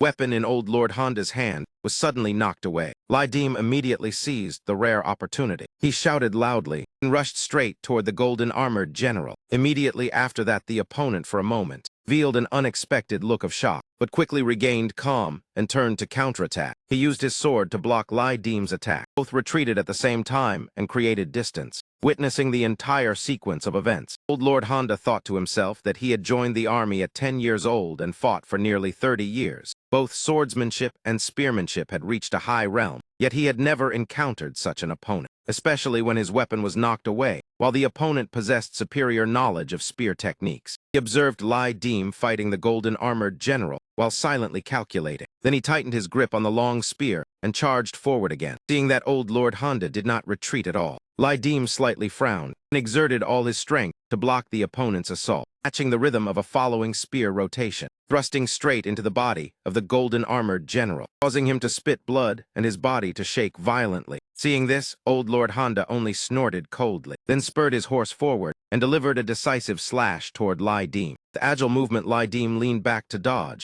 and barely escaped that fatal strike. Not allowing himself to fall into a disadvantage, he immediately separated and faced the opponent one-on-one. Two surged with momentum and confronted each other fiercely, neither willing to step back. The blonde-haired general, after receiving a heavy blow from Lai Dim, could only stand at a distance watching the duel between Lai Dim and old Lord Honda. After regaining his composure, he also gripped his sword and rushed forward, intending to support old Lord Honda. The golden-armored general rushed from behind and tried to slash Lai Dim with his sword, but he had already noticed the malicious intent. Lai Dim immediately turned and thrust a sword straight through his body. The attack came too suddenly for the golden-armored man to react. He fell backwards screaming as blood poured from his mouth. Lai Dim's gaze remained cold and unchanged, while old Lord Honda stared in shock. The golden-armored general struck by the fatal blow fell backward, his body pinned to the ground by Lai Dim's weapon. Far Song Wai dragged himself forward. Though he had only one leg left, he still struggled onward. Before going far, his strength was exhausted, and he collapsed to the ground. His whole body was drained, and he could only gasp heavily. Lai Dim turned to look at the corpse of the golden-armored general and clicked his tongue twice softly. At this moment, he was motionless, lying stiff on the ground. Song sighed as he sat on the ground trying to recover. Suddenly, an arrow shot toward him. At the moment between life and death, the humanoid tree beast appeared in time, knocking the arrow away, its heavy steps scattering dirt and stones as it saved Song from danger. Song Wai looked up in shock and saw the beast using its root like tentacles to bind the Wako soldiers and block the attack. With only a few simple strikes, it sent many soldiers flying. Even so, the Wako troops still frantically surrounded them, their overwhelming numbers pushing the situation to the brink of extreme danger. During the commotion, old Lord Honda turned back and saw the humanoid tree beast. He was horrified and gaped in shock, wondering where these Joseon divine beasts came from. At that moment, a force like a raging storm broke through the encirclement and charged straight in. They shouted wildly and charged forward with their lives on the line. It was the troops of Lai Nhu Tung. He was cutting down enemies while urging his horse forward, loudly ordering the entire army to charge and rescue them. Seeing that Lai Nhu Tung had arrived, old Lord Honda became even more alarmed as Ming reinforcements had come too quickly. Living up to expectations, the Ming reinforcements surged into the midst of the Wako. Huang Nuyen led the way to clear a path for Dich Vu and Tong Ung Zuang. Tong Ung Zuang shouted that Commander Lai was just ahead. The whole army must break the encirclement with all their strength or both sides would suffer heavy losses. Reinforcements attacked from two directions, relieving the Ming army that had been surrounded by tens of thousands of Wako. The situation gradually turned. Facing this situation, old Lord Honda was thrown into confusion. The golden-armored general was dead. Takabana was being pursued. The plan to behead the leader had completely failed. Seeing that confusion, Lai Dim smiled coldly with satisfaction and asked how he wanted to die now. Hearing this, old Lord Honda remained silent and gave no reply. After thinking for a moment, he suddenly shouted loudly and ordered everyone to stop. The order left the Wako soldiers stunned, not understanding what was happening. They still obeyed, and all retreated together. The battlefield suddenly fell silent, each side staring at the other with vigilance. Lai Dim could not understand the opponent's intention. He only saw a Wako soldier step forward to report to old Lord Honda, the two whispering a few words. After that, the soldier slowly approached Lai Dim. He said Honda held the family token of the Tokugawa clan and wished to represent the clan in proposing peace negotiations with the Ming. Old Lord Honda looked tense as he stared at Lai Dim, waiting for his reaction. He remembered what Lord Tokugawa had once told him. If the overall situation turned unfavorable, using the token to request peace was not forbidden, because Tokugawa could not bury the lives of the entire clan for Tsukichi's ambition. Thinking this made Honda feel bitter, since he still had to use this seal to save himself. Returning to reality, after hearing it, Lai Dim became suspicious and coldly asked if he was a Ming man. Hearing this, the soldier was startled and tremblingly answered yes. As soon as he heard the answer, Lai Dim's expression immediately darkened. Without hesitation, he swung his blade and cut off the head of the Ming envoy. The scene shocked and enraged old Lord Honda. He had not expected Lai Dim to dare kill the envoy. Negotiations collapsed. Old Lord Honda knew there was no retreat left and roared an order for a fight to the death. Following the signal, the two armies once again roared and rushed into slaughter. Seeing Honda acting recklessly, Dim also ordered the whole army to charge and meet the enemy. The two clashed again. Old Lord Honda continuously unleashed killing techniques. But with his rich experience, Dim still avoided every dangerous strike. Dim gritted his teeth as anger surged. He thought to himself that the suppression of the 8 chain made it difficult to act. If he acted recklessly, then a single opening would allow the opponent to pierce his throat. The two moved in arcs while probing each other. They both charged forward into a direct clash. The two spears collided violently again, neither willing to yield. Dim swung his spear, intending to bring down the opponent's warhorse. Spear tip pressed close to the neck of the neighing horse. Old Lord Honda immediately noticed that scheme. He roared that his horse would not survive either. Both swung their spears, aiming directly at the other's warhorse with the intent to kill. Thinking that the goal had been achieved, the result turned out not as expected. Old Lord Honda's warhorse was struck by Dim. A chunk of flesh was torn away, and it collapsed dead on the spot. Meanwhile, Dim's horse dodged in time and suffered only a minor wound. Seeing this, Old Lord Honda could hardly believe his eyes, staring wide in shock that the opponent had avoided the fatal strike. Old Lord Honda's warhorse was badly struck and could not stand. Its body staggered, then collapsed, causing Honda to lose balance in panic and nearly fall face first to the ground. On Dim's side, he immediately noticed the rare opening. He did not hesitate and thrust the spear tip straight toward Old Lord Honda. However, the older the ginger, the spicier it is. Honda quickly activated the 8 chain. A blazing red circle appeared and blocked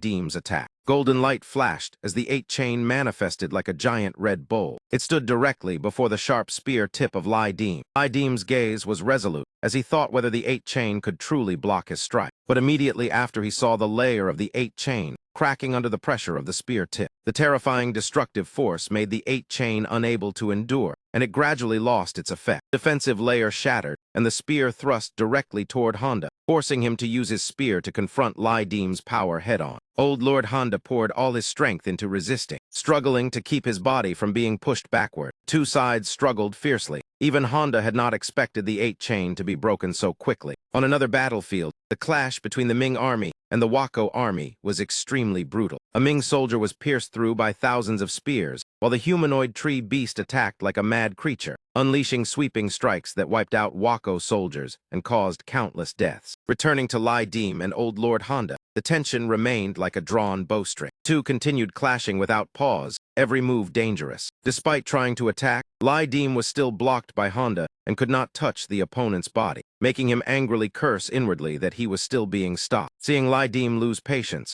Old Lord Honda laughed proudly and said it would not be so easy for him to succeed. After saying that, he suddenly leaped high into the air, then delivered a powerful crushing strike downward.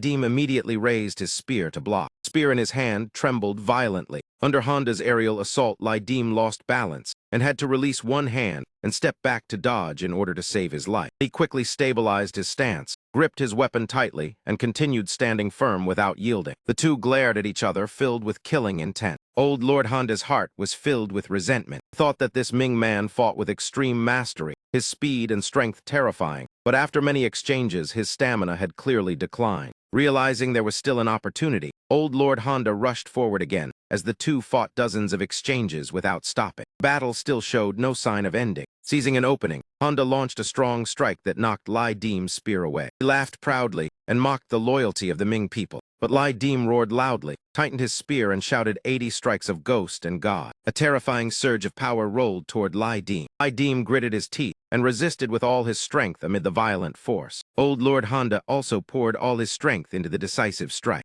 Everyone supports and follows the channel to meet again in future content. Honda's eyes turned bloodshot. All his power poured into every strike, witnessing the ferocious appearance and enormous aura of Old Lord Honda. The blazing red aura radiating from his body made Dim tremble. Suddenly, he saw a familiar figure appear. It was to do. She rushed forward and used her body to block the entire attack, taking the blow for Dim. The attacks shifted from blue to red, wildly crashing toward Dim. Thanks to the do blocking them, Dim seized the moment and drew his blade, thrusting straight toward Old Lord Honda. As he stabbed, he roared a single word, "Die." The blade pierced through Honda's body, and stabbed deep into the ground. When he regained his senses, Honda realized a huge hole had appeared in his body. Blood sprayed everywhere, he collapsed and died. Lydim glanced to the side. He saw Tadu covered in wounds, blood soaking her clothes red. She fell into Lydim's arms, and he hurriedly held her tightly. Tadu weakly called Lydim's name. Lydim painfully scolded that he had told her to protect Tong Ung-Zuang. During this, Tadu revealed a wronged and pitiful expression. Seeing that expression,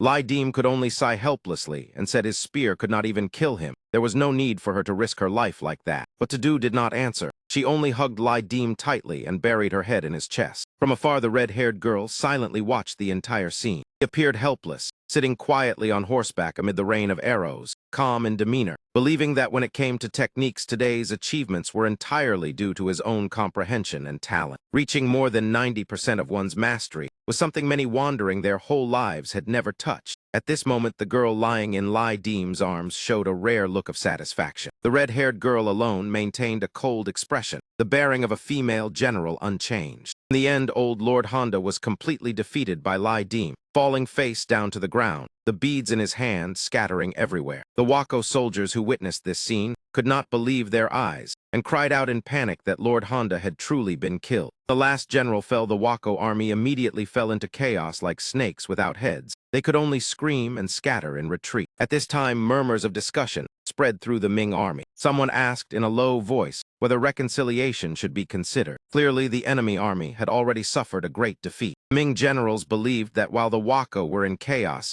they should pursue the victory. Even if the main force could not be annihilated, they must crush their will. At the very least, they must sweep the Wako from the borders of Joseon. After hearing this, Tong Ung-Zuang sighed, put down his brush, and replied that the Jurchen and other forces had already caused the Ming court great trouble. This was also the will of the court ministers. The greater situation must be prioritized. Hearing this, Lai Nhu Tung's face darkened as he listened silently and was reminded that granting imperial decrees to the two Joseon divine beasts had already stirred considerable controversy. After hearing all this, Lai Nhu Tung angrily walked out while cursing that the greater situation.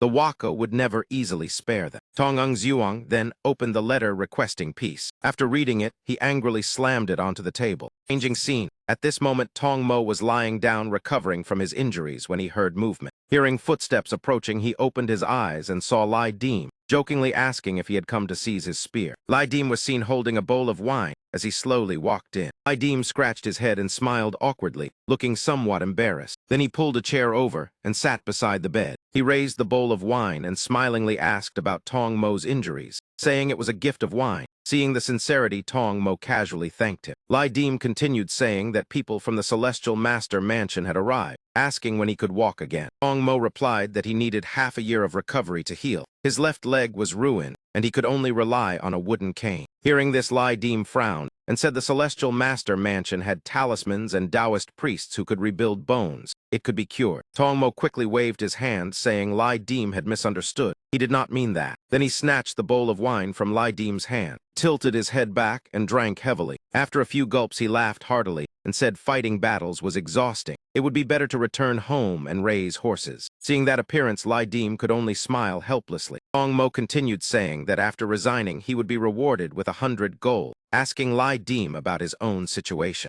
Lydim poured himself a bowl of wine and replied that he had been transferred to the Great Ming Guard office as a pacification officer, granted the rank of Medal Guard, and rewarded 500 gold. Helped Tong Mo stand up. Tong Mo hugged the wine jar tightly, saying he had killed enemies for 10 years and charged into every battle, yet his rank was still lower than Lydim's. But thinking about it again, it was worthy of the price he had paid. Even so, he was still not Lydim's opponent, asking if he believed it. Hearing this, Lydim raised his bowl and smiled, saying he did not believe it. They could fight if there was a chance. Tong Mo laughed loudly and agreed, saying sooner or later they would have a duel. As they spoke, the two clinked their bowls. Outside the camp, everything gradually grew quiet. The red-haired girl quietly sat listening to their conversation. After a while, the wine jar was also empty. Tong Mo looked outside and seemed to see someone's silhouette faintly. Lydim lightly patted his shoulder, then turned and walked out, understanding the meaning, so he only smiled without speaking. Reminding him go quickly, Lydim, slightly drunk, wiped his mouth, and seeing the red-haired girl, wondered why she had come here.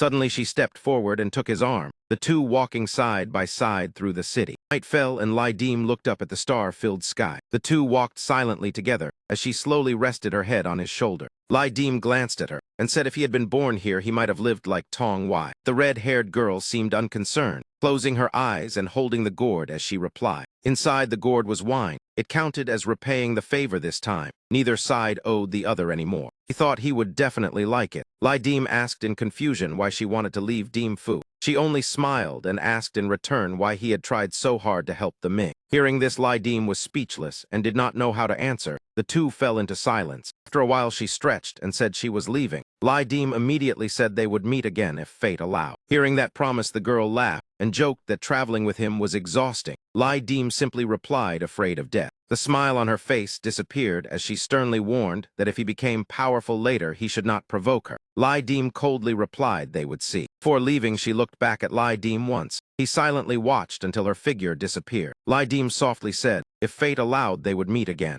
At that moment, a soldier hurried over to report that everyone was waiting for the Lord. Lai Dim saw Vuong Sin and quickly walked over. He threw an arm over his shoulder and laughed loudly, telling him to hurry because today they must drink a few cups to honor the man who had been promoted. Vuong Sin replied softly that it was a pity his master was already old. He only hoped to receive 500 taels of silver and had originally wanted to continue learning from him. Hearing this, Lai Dim remained silent and only reached out to pat Vuong Sin's shoulder. In the Ming camp, the celebration was lively. Ditch Vu had drunk so much that his speech had become slurred. Ditch Vu's junior sat leisurely in a corner, quietly watching everyone having fun. He saw Lai Dim enter the boy, immediately widened his eyes. In that youthful gaze, only the figure of Lai Dim remained. The scene shifted to Osaka City. The envoy of the Great Ming stepped forward to proclaim the decree, the solemn words echoing through the grand hall. The content mentioned the merit of suppressing rebellion, pacifying the seas and safeguarding the borders. From the grand ceremony of investiture praising achievements, granting favor and affirming status before the world. Toyotomi Hideyoshi was specially invested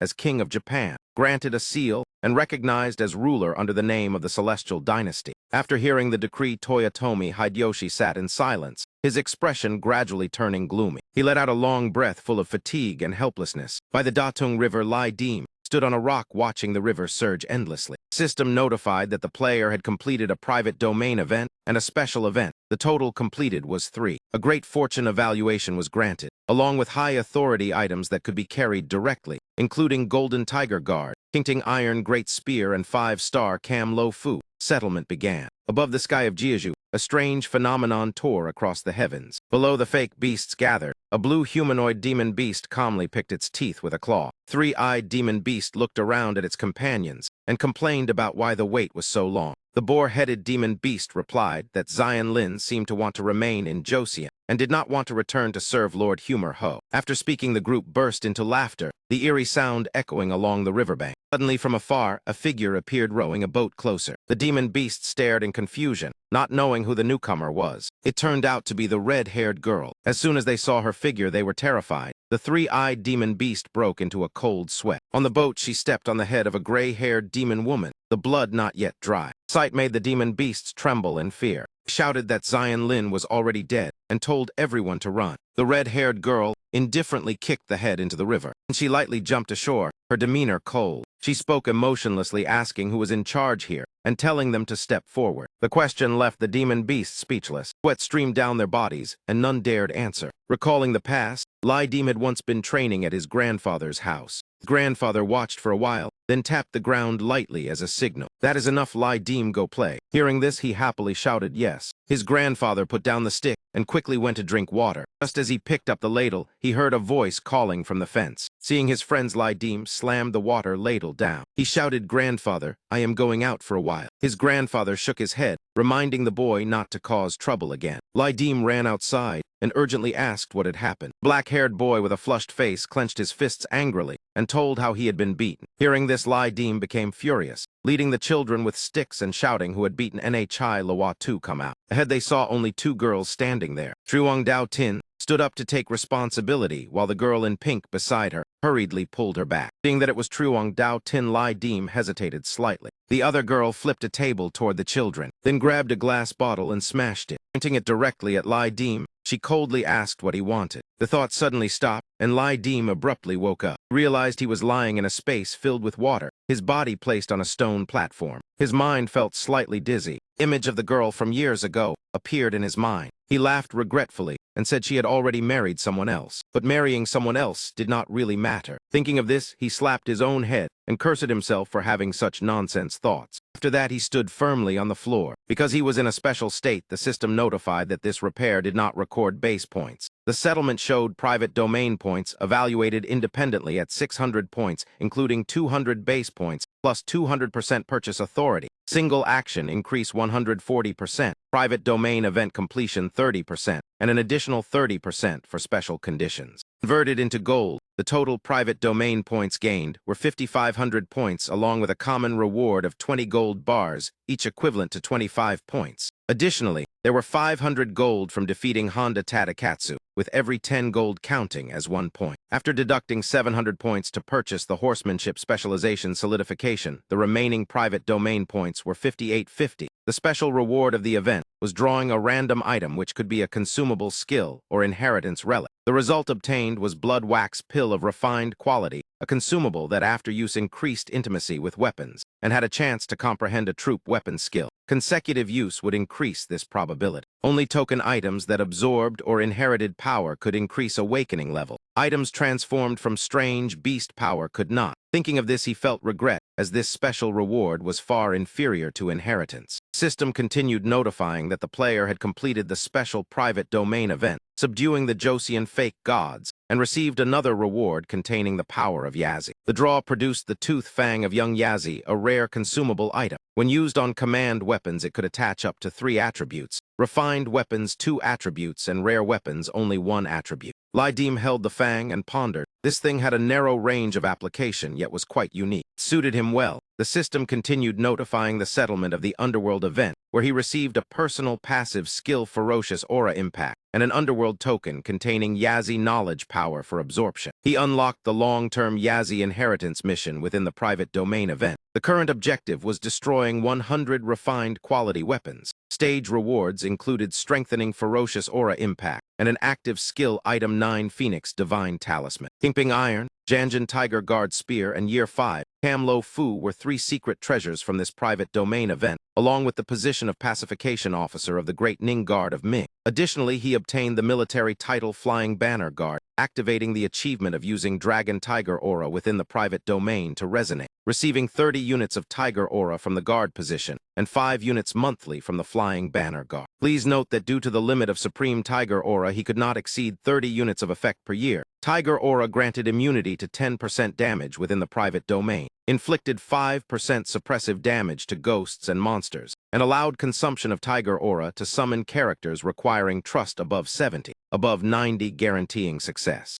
Tiger Aura had 3 modes including short-term enhancement of 1 skill, long-term enhancement of 1 skill, or assisting inheritance breakthrough at 39%, 69%, and 99%. After 3 peak breakthroughs, Tiger Aura could mediate a major breakthrough, though insufficient permissions would not display details. After hearing the entire notification, Lai Deem felt very satisfied and clenched his fist with a proud smile. Suddenly, he realized something and let out a small sound of surprise. Raising his head toward the platform, he saw a small white tiger sleeping soundly. He immediately tiptoed and did not dare step heavily, fearing that if it woke, then the 30 units of Tiger Aura would be wasted. He gently reached out and touched its soft body. The white tiger woke up and stretched a small paw to touch Lai Deem's hand. The appearance was both innocent and mischievous, making anyone who saw it feel it was adorable. Lai Deem's heart seemed to melt. He kept stroking the soft fur of the white tiger cub. The system suddenly displayed a notification, greeting the Walking Lord. Before checking the personal purchase authority, the system announced another important message. Because of 2 extremely high evaluations, the Judging Council decided to raise the private domain authority and requested a private dialogue. The player could choose to accept or refuse. The judge with the nickname Black Lion Iron, Lai Deem, immediately chose to accept without hesitation. He thought to himself that he had no flaw. From the beginning of the private domain event, it had been interrupted by Tai Sui, leaving no evidence. All records were shattered, and no one could confirm any conspiracy between the 2 sides. The water before him gradually formed the image of a human face. It was a girl, Lai Deem felt slightly puzzled because it was completely different from the description of flaming hair and black clothes, now appearing in the form of water. The water girl spoke, saying she had also read that novel. Words startled Lai Deem, because the thought that had just passed through his mind had been spoken aloud by her, as if she had read his thoughts. Could this be mind reading? Seeing Lai Deem tense, the girl reassured that she was only guessing. That novel had once been very popular with people of their age, while Lai Deem only listened in silence. But the emphasis on being the same age annoyed Lai Deem, making him feel as if he was being probed. Lai Deem asked directly about her purpose. She replied she was only curious because someone who had not reached level 10 disciple had received a great fortune evaluation. Only the top 50 walkers had the purchase authority of the 200% limit, which surprised her greatly. However, Lai Deem appeared indifferent, yawning lazily and replying vaguely with embarrassment. The girl's body gradually manifested at this moment, revealing an extremely seductive figure. She stepped onto the surface of the water and said that Lai Deem's actions in the private domain had caused many people to waste their efforts. Among them was herself, and she very much wanted to know the whereabouts of that woman. Lai Deem asked in surprise if she was referring to Tai Sui. She replied that if he did not want to say it, she could still help within the limits of her authority. Lai Deem appeared indifferent and said he also did not know. That woman had appeared, killed the assisting force, and disappeared without a trace. He also said she could check his walking records in the private domain if she did not believe him. Girl explained that because of Tai Sui, the event records were incomplete. Only fragmented records remained and could not reflect details. Hearing that, Lai Deem frowned angrily and directly asked if she suspected him of colluding with Tai Sui to profit. He replied that although he was not interesting, if there was evidence of collusion, he would face the fury of all private domain walkers. She leaned toward the possibility that Tai Sui had approached him on her own initiative, using killing as intimidation and revealing information beyond authority to force him to cooperate. That was why there had been the first contact, followed by coercion, to participate deeply in the private domain event. She believed that from the records it was easy to see that Lai Deem was someone with strong will and a taste for risk. Hearing this, Lai Deem helplessly rubbed his head and sighed that everyone had already imagined everything themselves. Perhaps he should simply sign a confession. He continued, saying that Tai Sui was someone with unstable emotions. This time she had suffered heavy losses, and the ferocious nature in her blood had been completely activated. However, she had not killed anyone, which showed she had feelings for him, and the probability of betrayal was not high. With Tai Sui's personality speaking directly in the manner of join me or refuse, had shown that she did not yet want to return to her former side. She said she only wanted to know the truth and would not make things difficult for him. If he spoke, everything would end here. Lai Deem pretended to be ignorant and said he had no idea what she was talking about. The girl angrily replied that if so, he should wait and see the outcome. As she prepared to leave, Lai Deem suddenly laughed and called her to stop. He thought he had changed his mind and asked if he was ready to speak now. Lai Deem immediately poured cold water on the idea, saying that Tai Sui was still a walker, even a great practitioner.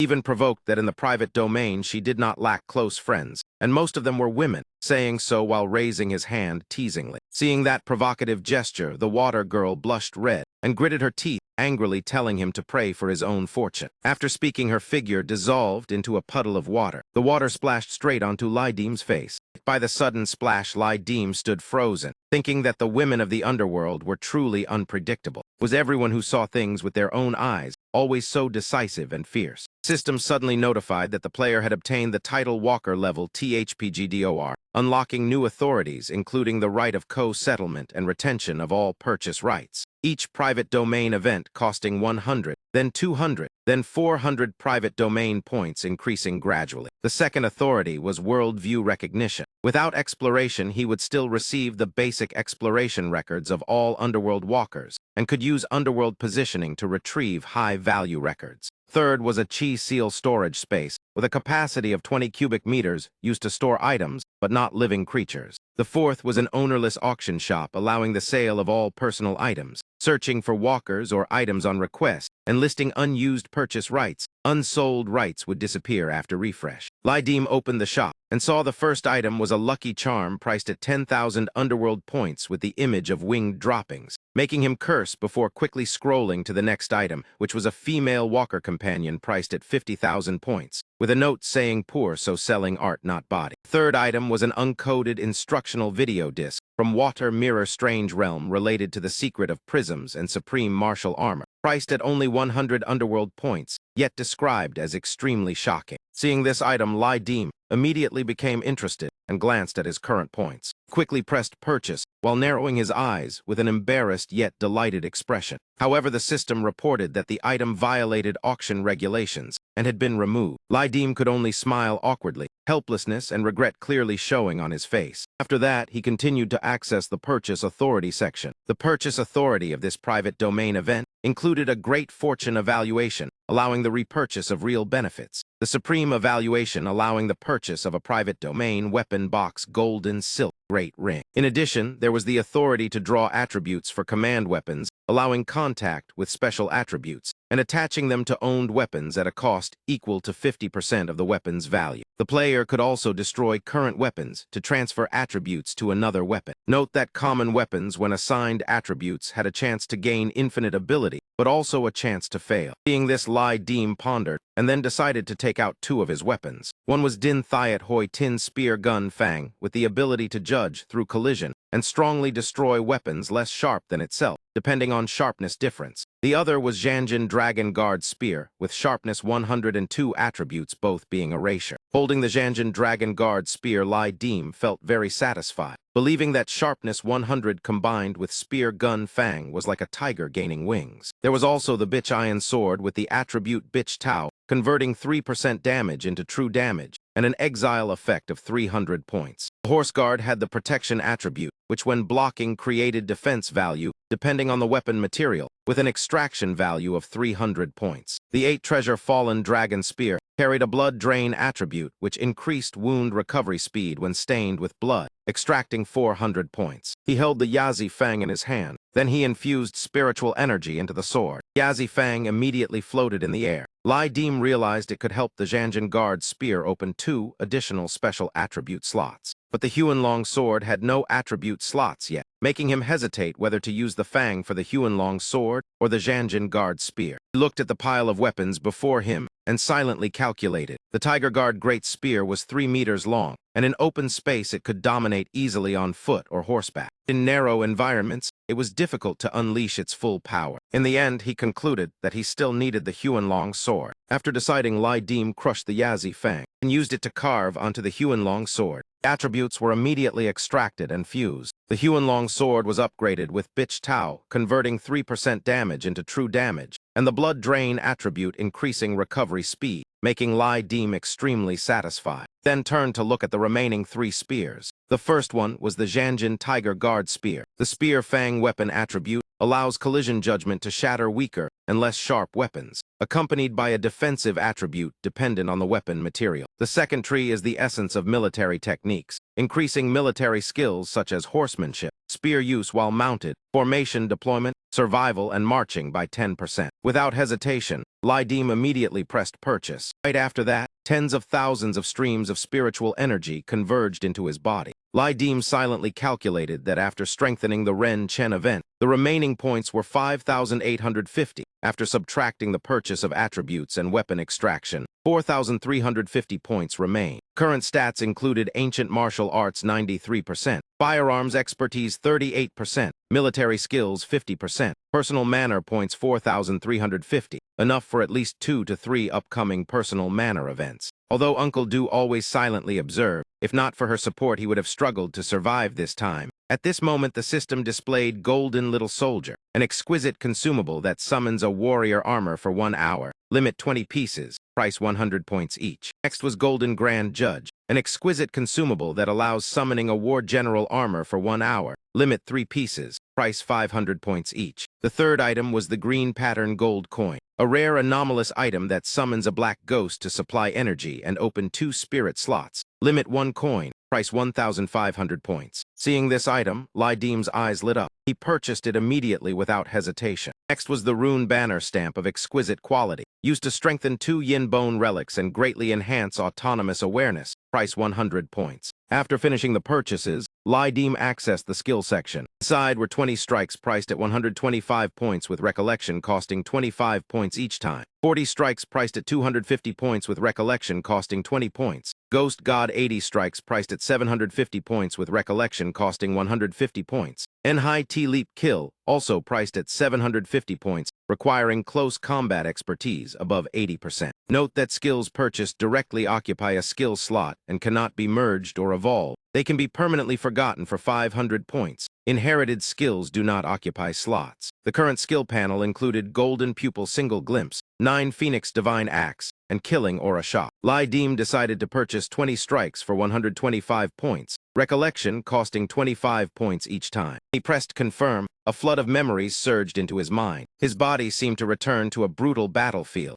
Deem was filled with strength, gripping the spear tightly in his hand. A sweeping strike forward carried astonishing force, causing the air to tremble. Then switched to using the green dragon blade. He unleashed thousands of consecutive slashes at vital points to test the new strength. After a period of high-intensity testing, Deem felt his stamina beginning to run out. He thought to himself that recollection was like pondering martial arts. Relying only on the current 4 skills allowed him to understand only the surface. He still needed a great deal of time and many personal manner events to accumulate experience. As for buying more skills, he would set it aside for now. If it was truly needed later, sacrificing a skill slot would not be too late. He fell into deep thought. His gaze stopped on the Yan Manor box. He reached out and crushed the box. Dazzling burst of light immediately erupted. A long coat of Smith exquisite quality appeared. Its pocket produces 1 sturdy carat every hour. At most, only 1 can be stored. Looking at the sturdy carat described as increasing firearms expertise by 8% over time,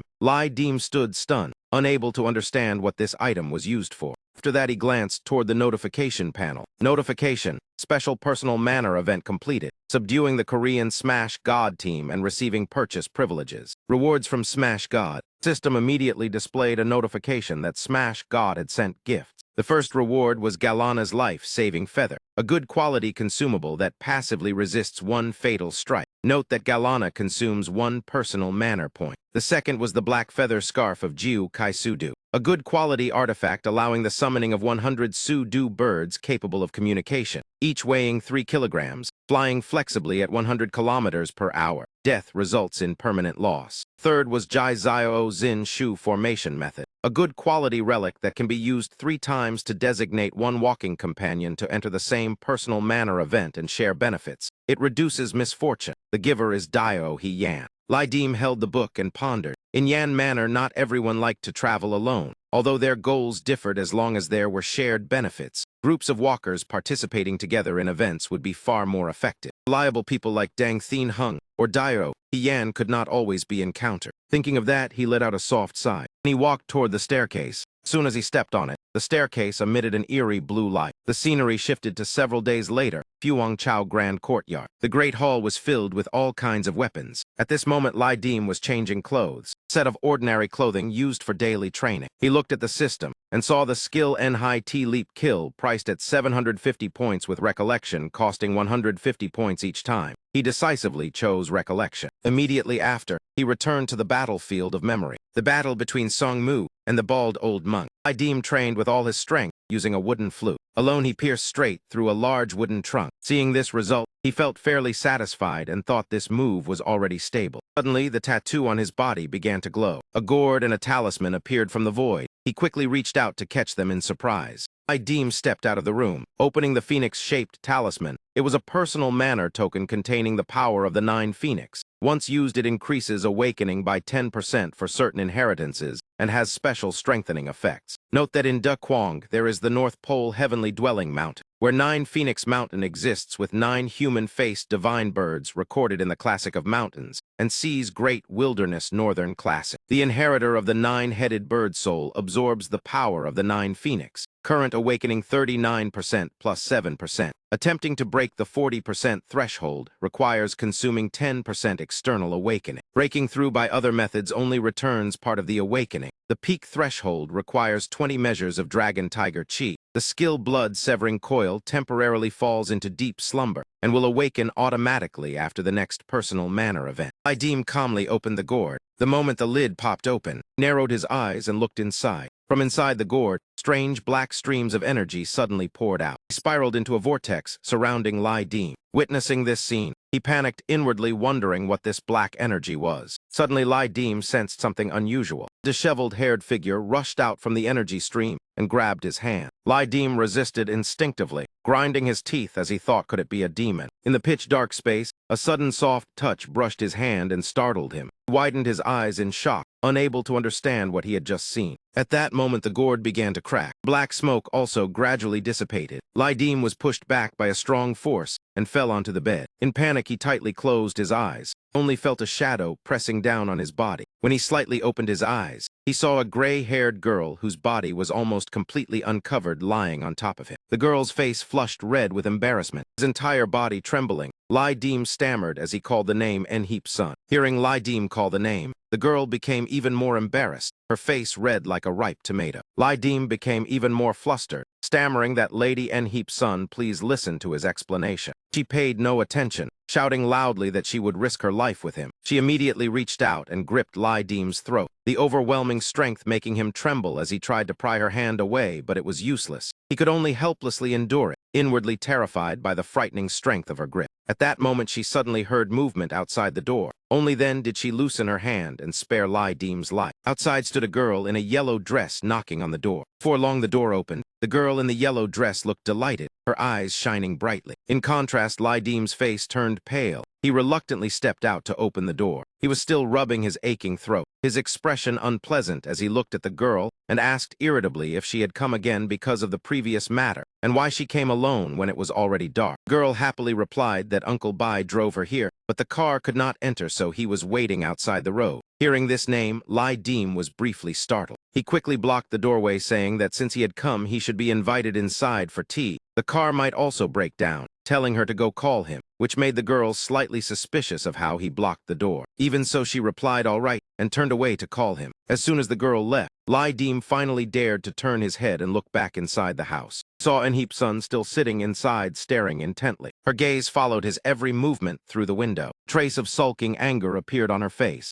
After a while, the girl in the yellow dress returned with a man, walking while calling senior brother Uncle Bai has arrived. Seeing Bai Thuk, Lai Dim greeted him with a smile, awkwardly saying there was nothing in the house to entertain guests, and it was already meal time, so he invited everyone to eat outside. Hearing this, the girl in the yellow dress looked a little suspicious, turning her head to glance at the door behind. She remained silent for a moment, her eyes still fixed on the door. Finally, she narrowed her eyes and replied, all right, senior brother. Lai Dim immediately ran inside and closed the door, loudly saying to wait while he changed clothes. Walking into the house, he saw clothes and belongings scattered messily everywhere. His gaze glanced to the side. He saw the gray-haired girl holding a knife, her face filled with fear and vigilance as she looked at him. Lai Dim helplessly rubbed his forehead, his face full of headache. He explained that he was not close to the girl outside. The current situation was also beyond his expectations. But Enheep-sun still had no intention of putting down the knife. Lai Dim thought to himself that he had once guessed the thing inside Uncle Do's gourd was some rare, dangerous object. He had prepared himself to face risks, but no one expected a naked girl on the bed to be inside. Thinking this, he reached out and took the coat from the table. He told the girl that he would go outside for a moment, telling her to calm down and they would talk later. After saying that, he stepped outside, carefully closing the door, leaving her alone in the house.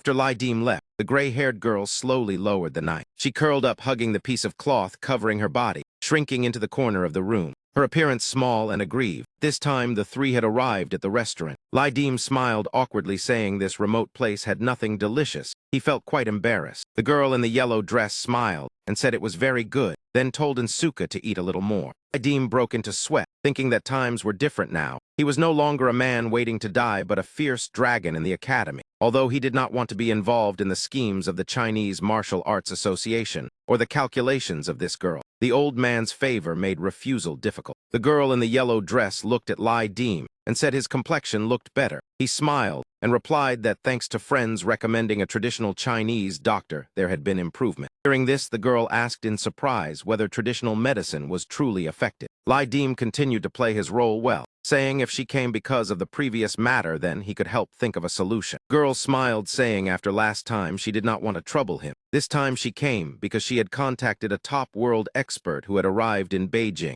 and wanted to invite senior brother to try. In addition, she had also found a martial arts master in the north and wanted senior brother to evaluate his skill. If he was willing to help, that would be even better. Hearing the proposal, Lai Dim closed his eyes and complained that the northern martial arts world was only so-so. He had heard about their levels already. Although he spoke a lot, the girl still confidently opened her bag. She took out a photo and handed it to Lai Dim. In it was a brown-haired young man wearing a red apron, his appearance thin and weak. Time passed quickly. After a full meal, the sky had already turned dark. Lai Dim returned along the empty road under dim lights. In his hand, he also carried a bag of food to bring back for Enheep-sun, a rare show of thoughtfulness. Arriving before the gate of the house, Lai Dim slowly stopped, standing silently for a long time without pushing the door open. His mind full of thoughts, finally he scratched his head and smiled, asking himself what he was being shy about. After thinking it through, he decisively opened the door and stepped inside. The house was strangely quiet. Everything had been tidied neatly and cleanly, completely different from when he left. Lai Dim looked around, slightly astonished. He thought to himself that he did not expect she had cleaned everything up. He walked deeper into the house to observe. He saw the gray-haired girl sitting on a chair, eating salted eggs while wearing his clothes. When she saw him, she acted coldly, turning her face away and continuing to eat. Lai Dim awkwardly handed over the food bag, scratching his head and smiling as he asked if she had not eaten dinner yet, but she only turned away in sulking silence. Seeing this, Lai Dim placed the bag on the table. Only then did she speak, saying the general was not her person either. Seeing that reaction, Lai Dim also became serious and smiled in response. Looking carefully, those words were indeed not wrong. His eyes gradually turned red. He used stunning single glimpse to look straight toward the girl. It was Lady Enheep-sun. Her spiritual power quietly dried up, making Lai Dim think inwardly that he had never truly understood the strength of Smash God, who had guarded this place for more than 100 years. Even during their first meeting in the abandoned house,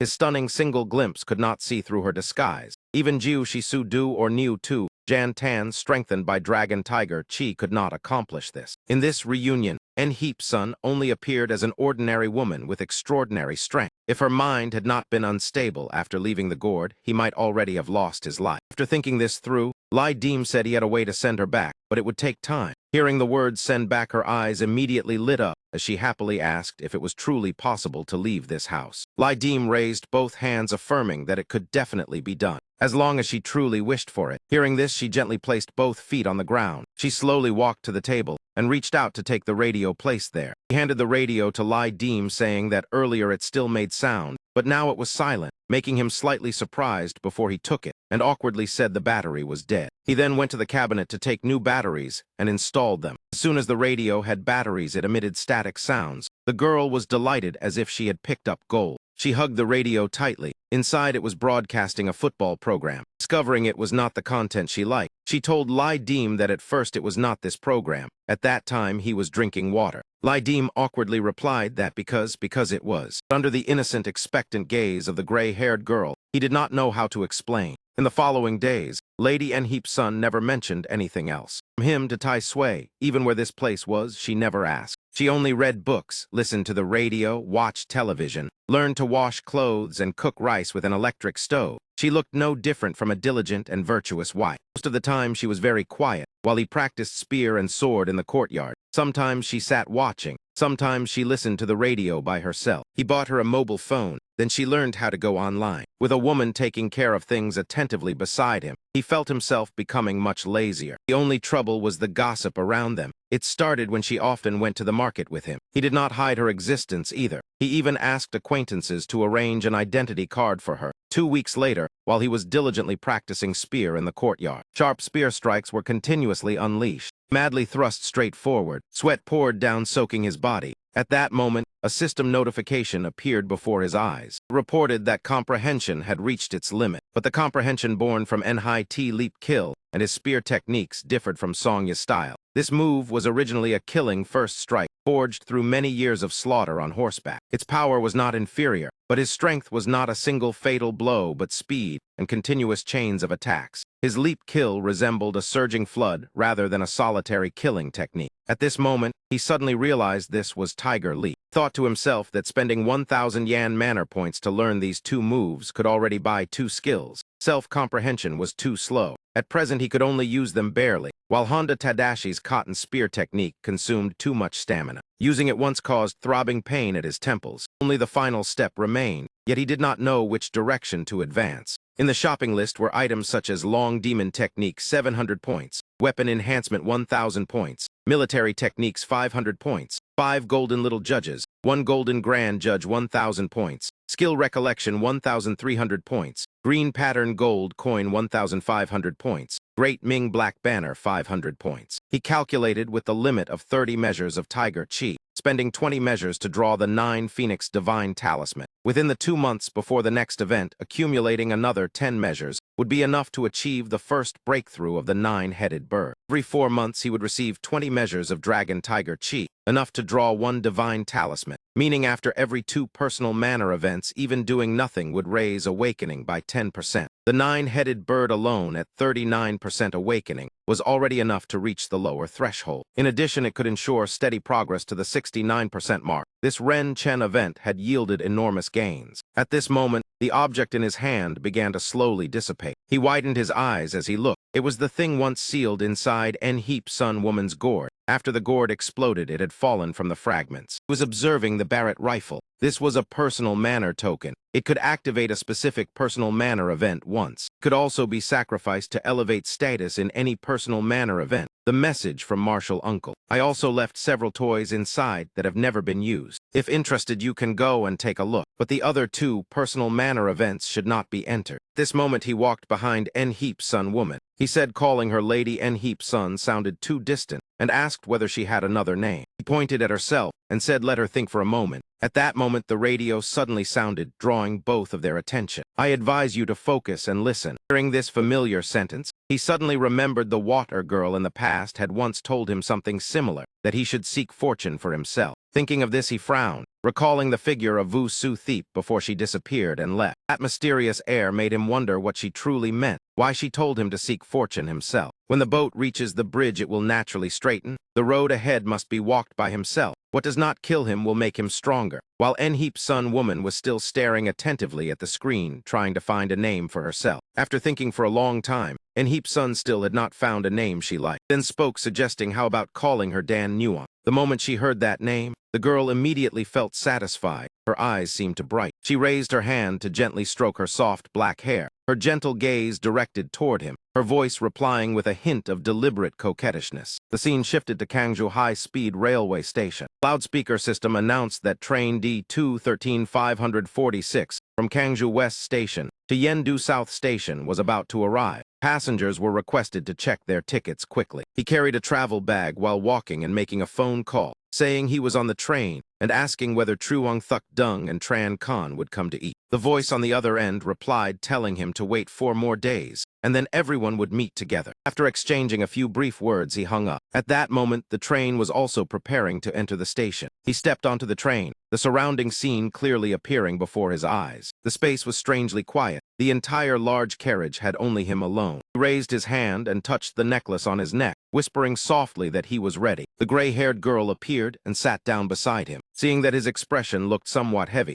she asked with concern. He only smiled and replied that she could simply call him Lai Deem. He even joked that did he really look that worried. Then suddenly he sighed, saying he would soon meet several old friends again. After confirming his safety, he said he needed to make another trip. The girl asked doubtfully whether it was to Ming country. He closed his eyes wearily and replied that it was not, but another place even more dangerous. Hearing that she asked excitedly whether she could go with him, his face darkened. He said it was not necessary. If she wished, she could remain in this world and did not need to follow him. He said she learned quickly, and her physique was almost like an ordinary person. She could completely continue living on her own, but those words made the girl sad. She silently looked at him, her gaze stopping on the string of coins before his chest. She reached out and touched him, asking doubtfully that this item had not existed before. Was it prepared because of her? He replied indifferently that it was not exactly like that. As if she understood his meaning, she covered her mouth and giggled. He teased that clearly he did not want her to go, yet he still spoke words to push her away, making his face flush red, not knowing how to respond. She continued teasing, saying there must already be a young lady in his heart. He did not deny it. He only wondered whether he could live to see her again if he kept fighting.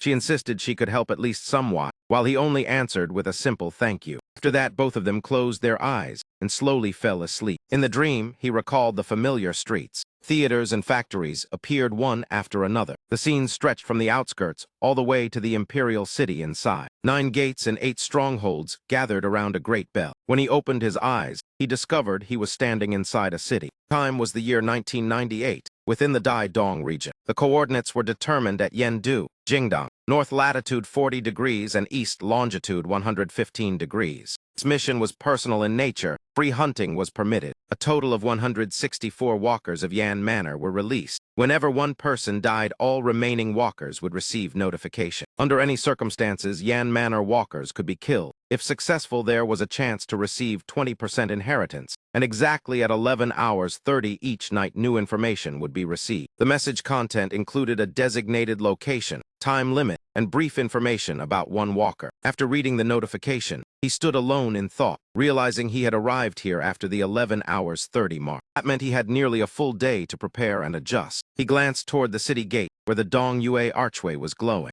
In the distance, the figure of a guard appeared. The patrolling guard walked past. The sound of the watch bell rang out, causing him to turn his head to look. Seeing him, the guard stopped walking. The guard asked why he had not gone home when it was already so late. He noticed the man seemed easy to talk to, so he took out a pack of cigarettes from his pocket and said he wanted to ask something. He offered a cigarette to the guard and asked whether there was any inn nearby that did not require identification. Seeing his sincerity, the guard happily took a cigarette. The guard pulled a lighter from the front pocket of his coat and prepared to light it. Due to carelessness, 2 coins fell to the ground. He quickly picked them up and politely handed them back to the guard. The guard smoked while looking at him. He stepped forward and showed a friendly smile. The guard nodded and said the young man should be thanked. He smiled and replied there was no need to be polite. At that moment, a time display appeared before his eyes, 23 hours 59 minutes. Clock hand just reached 0 hours. Suddenly shivered, the image of the guard instantly disappeared. He saw the reflection of himself in a mirror in front of him. Realizing something was wrong, he immediately retreated more than 70 meters, his expression alarmed with tightly furrowed brows. Before him was an old-style bicycle, its pale red body radiating a sense of threat. Thought flashed in his mind that the bicycle was dangerous to him. The mental resonance state of the target had been severely reduced, reaching 200%. Golden items on his body could not activate. All personal states were completely suppressed. A series of notifications made his face pale. He hurriedly glanced toward the Dong Yue archway in the dark night. All items with evil attributes or power were suppressed. Beings without flesh and blood could not cause harm. Leaving the archway range or falling into deep sleep would remove the effect. He stood still silently, his eyes resting on that bicycle. Then he turned and left, thinking inwardly that for ordinary people, staying within the Dong Yue archway range was the safe place. This time he had not come to play a survival game, but to face powerful personal manor walkers in a life and death struggle. The archway suppressed the 9-headed bird's spiritual branch by 50%. He absolutely could not remain here long. Thinking this, he spoke while lowering his head and running straight forward. After running across 2 streets, he saw no one at all. Finally, he stopped beneath a dim yellow street lamp. Looking into the distance, he saw the figure of a child kicking a ball playfully, laughing endlessly. Seeing this scene, he immediately felt something strange. Yet the other's appearance did not carry any obvious killing intent. He stared forward nervously, frowned, an ominous premonition rising in his heart. Could it be that he had encountered it immediately at the beginning, not even giving a moment to breathe? At that moment, the ball was kicked rolling toward him, touched his foot and stopped completely. His face turned pale. Fear suddenly surged within him. Realized in horror it was not a ball, but a human head. That child ghost revealed a bizarre smile and slowly approached, letting out eerie laughter. With a twisted face and wide eyes, it laughed and said older brother should teach it to kick the ball. This made his soul nearly leave his body. The scene abruptly shifted to a room where 2 people sat leaning against each other. System issued an urgent notification. A personal manor walker had died. Wu Shan, a personal manor walker, held a can of beer and laughed loudly, saying that was fast. A death had already occurred. He asked whether there was more beer. The person behind replied they would go get some more. Wu Shan had just said thanks and had not finished speaking when a huge bolt of lightning suddenly struck from the sky, illuminating the entire area. He laughed loudly, saying they would drink first, then continue fighting. As soon as he finished speaking, a sinister smile appeared on his lips. Scene shifted beside a well, where 2 figures stood facing each other. A large man was exerting all his strength, pulling something up from deep within the well. The girl with half-blue, half-white hair stood behind without moving. The man shouted that the Dragon King was about to cause a great flood and told her to run while he would hold it back. The girl slowly raised her hand. spear suddenly appeared. It was the personal manor walker Chiu Tam. She quietly turned and walked away. While walking, she murmured that fewer troubles were better than more troubles. Suddenly she sensed something strange, and her expression immediately changed. It was the man pulling the chain earlier. He repeated exactly the same words as before. The girl with half-blue, half-white hair thought, why she encountered him here as well. She turned her head to confirm, wondering then what about the man earlier. Seeing that man still standing there, his mouth urging her repeatedly to run quickly. At this moment, she seemed to understand something. A speculation flashed through her mind that left her puzzled. Could it be that no matter how she turned, she would always see this man? She kept turning around to verify. She pondered for a moment and then let out a sigh. It seemed she had no choice but to try once. She stepped forward and pushed the man aside, scolding that he was already old yet could not even pull a chain, telling him to go home. After saying that, she alone grabbed the 2 chains tightly and pulled the thing below up from the mouth of the well. From the bottom of the well, a dark crimson aura surged upward, crawling along the chains toward the well mouth. Seeing the situation turn bad, the girl was shocked with fear. She released her hands. The 2 chains dropped down while she stood frozen in place. In the sky, great bolts of lightning tore across the heavens. Heaven and earth were brightly illuminated. She saw what was emerging from the mouth of the well. She widened her eyes and stammered speechlessly. What was that thing? The scene returned to him. That strange ghost child was still laughing wildly. Seeing the situation, he immediately chose to act first. He stomped hard, crushing the head that had just rolled to his feet. His face turned cold and terrifying as he asked if it wanted to play football with him. At that moment, he suddenly realized something was wrong. His foot seemed to feel no pain. That disgusting bloody slime had glued his foot tightly to the ground. Around the child, a series of crimson skulls suddenly appeared. They shot toward him like a rain of bullets. Thanks to quick reflexes, he continuously dodged those attacks. Looking closer, he realized these were ghost human heads with a faint crimson threat level. When one head turned back, preparing to lunge again, he immediately removed his coat, tied it around his waist, swung it hard and wrapped the head tightly. He kept whipping the coat, flinging it straight toward a nearby tree trunk. The ghost heads were instantly dragged along, collided with each other in an instant. Then they exploded simultaneously, turning into fragments. Refusing to give up, the ghost child commanded another wave to rush forward. He shouted loudly, "Release." On the opposite side, that child still kept the same eerie smile, his eyes full of madness. A ghost head closed in on his face. In the critical moment, he raised his hand to his chest. Drawing out a sword, he gripped it tightly. He swung the sword madly and slashed directly at the ghost head before him. His gaze was icy cold, without the slightest hesitation. After receiving several heavy slashes, the remaining ghost heads exploded one after another. Under the stunned gaze of that ghost child, as the smoke slowly dispersed, it discovered there was nothing left protecting it. In panic, it darted its eyes around. Then suddenly, he from that direction rushed forward like lightning. One blade slashed cleanly and ruthlessly. Black fluid sprayed everywhere from its body. Indeed, killing it was unexpectedly easy. After dealing with the ghost child, he thought to himself, other personal manor walkers were the real challenge. These things were merely appetizers. After thinking this, he silently turned and left. After he had gone far away, suddenly the corpse of that little ghost slowly sat upright again. Even without arms or legs, it could still crawl. It hopped and emitted eerie laughter that made one's hair stand on end. The system immediately sent a notification. Without probing, it still recorded the basic data of all Yan Manor walkers. Points could be used to unlock advanced information. He had not completed the 3rd Yan Manor event. The current event was recorded. Note from Uncle Do Divine Armor 4984, currently executing mission. Even more terrifying,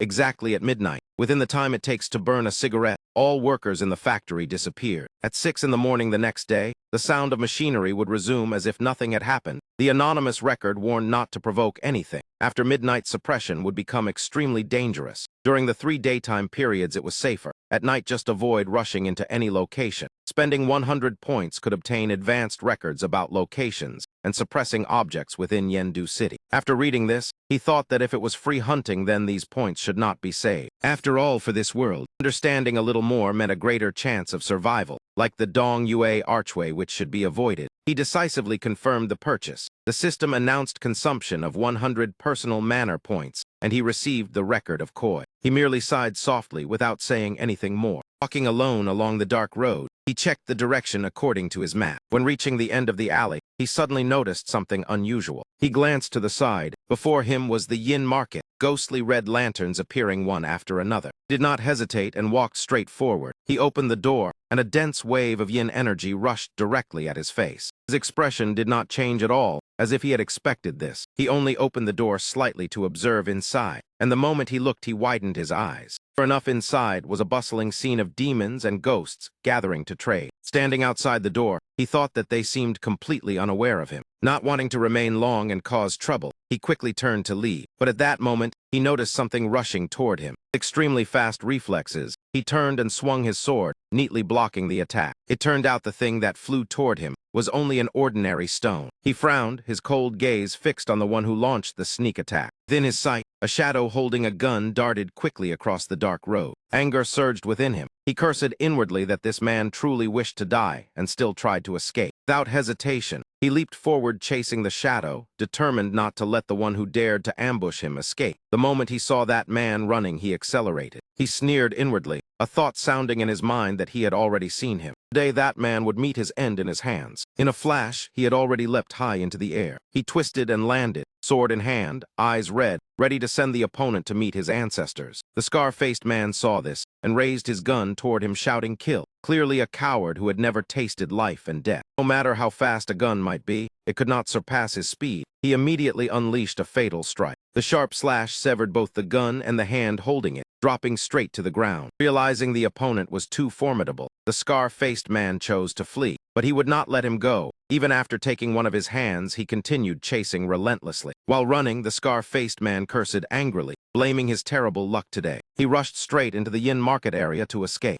Seeing him still pursuing, the man went mad and grabbed the lantern hanging before the door, shouting whether he would stop. In anger, he hurled the lantern directly toward him. He swung his sword horizontally, and the lantern was instantly split in two. This disturbance quickly attracted the resentful spirits hidden deep within the yin market. Seeing the situation grow complicated, he stopped moving. He swung his sword and delivered a critical strike toward that man. Scar-faced man was struck, his body melting away right before Lai Deem's eyes. He even wore a bizarre and smug grin. Then his figure turned into a puddle of water, leaving Lai Deem wondering if it had been some kind of liquid pressure illusion. But right after that, the scar-faced man slipped along the wall and fled. Seeing this, Lai Deem did not bother to care. He snorted softly and continued walking forward. At this moment, the ghosts in the yin market had already noticed him, countless eyes staring intently. Lai Deem shouted irritably, "What are you all looking at? Never seen a handsome man before," then turned his head to leave. As he walked, he thought this place was far too sinister. It would be safest to leave quickly. Yet the ghosts of the yin market still kept their eyes fixed on Lai Deem. He turned his head to look again. He discovered the gate of the yin market was not only near but pressing closer and closer. The sight startled Lai Deem. He cursed inwardly, wondering why it was suddenly approaching him. Behind him, thousands of cold eyes were locked onto Lai Deem's figure. Seeing this, he thought perhaps they wanted to force him to step inside. After hesitating for a moment, Lai Deem decided to sheath his sword. If that was the case, then who was afraid of whom?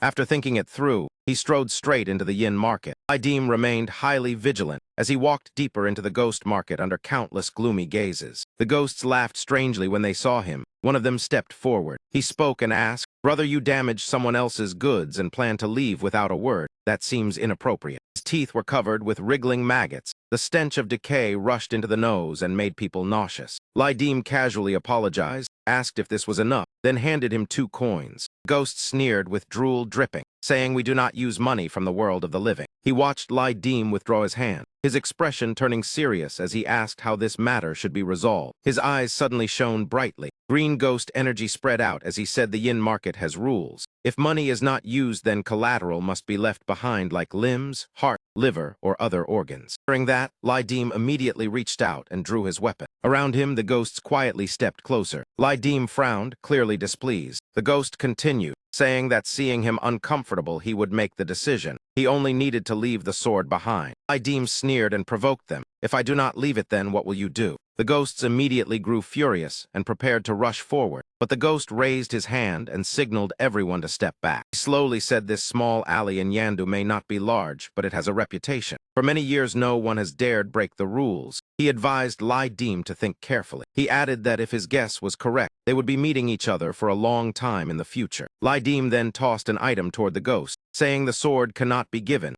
See how much this is worth." The ghost reached out and caught the item. Realizing it was the golden little judge token, his eyes flashed, and he blurted out that he truly was wealthy. The 2 sides reached an agreement. Lai Deem pointed toward the gate and said, "You take the goods, but let me say first I only pay my part." What happened earlier had nothing to do with me. Hearing that, the ghost raised his thumb in approval and laughed, saying there are plenty of good items here. Brother, you may take your time browsing. Lydim paid no attention. He turned and left. Behind him, he could still hear the ghost saying business here is honest and never deceitful. He casually tossed a pack of cigarettes toward Lydim. The pack was the image of a seductive young woman. These were gold-mixed cigarettes, a type of consumable of superior quality. Their exchange value equal to a piece of fresh human flesh. After smoking, they slightly increased strength with a small margin, the stacking mechanism similar to an inherited state. Seeing this, Lydim clasped his hands politely and expressed his thanks. Then he quickly left the place. He did not want to get entangled in any more trouble. After walking far away, Lydim glanced back. He discovered the gate behind him had already closed tightly.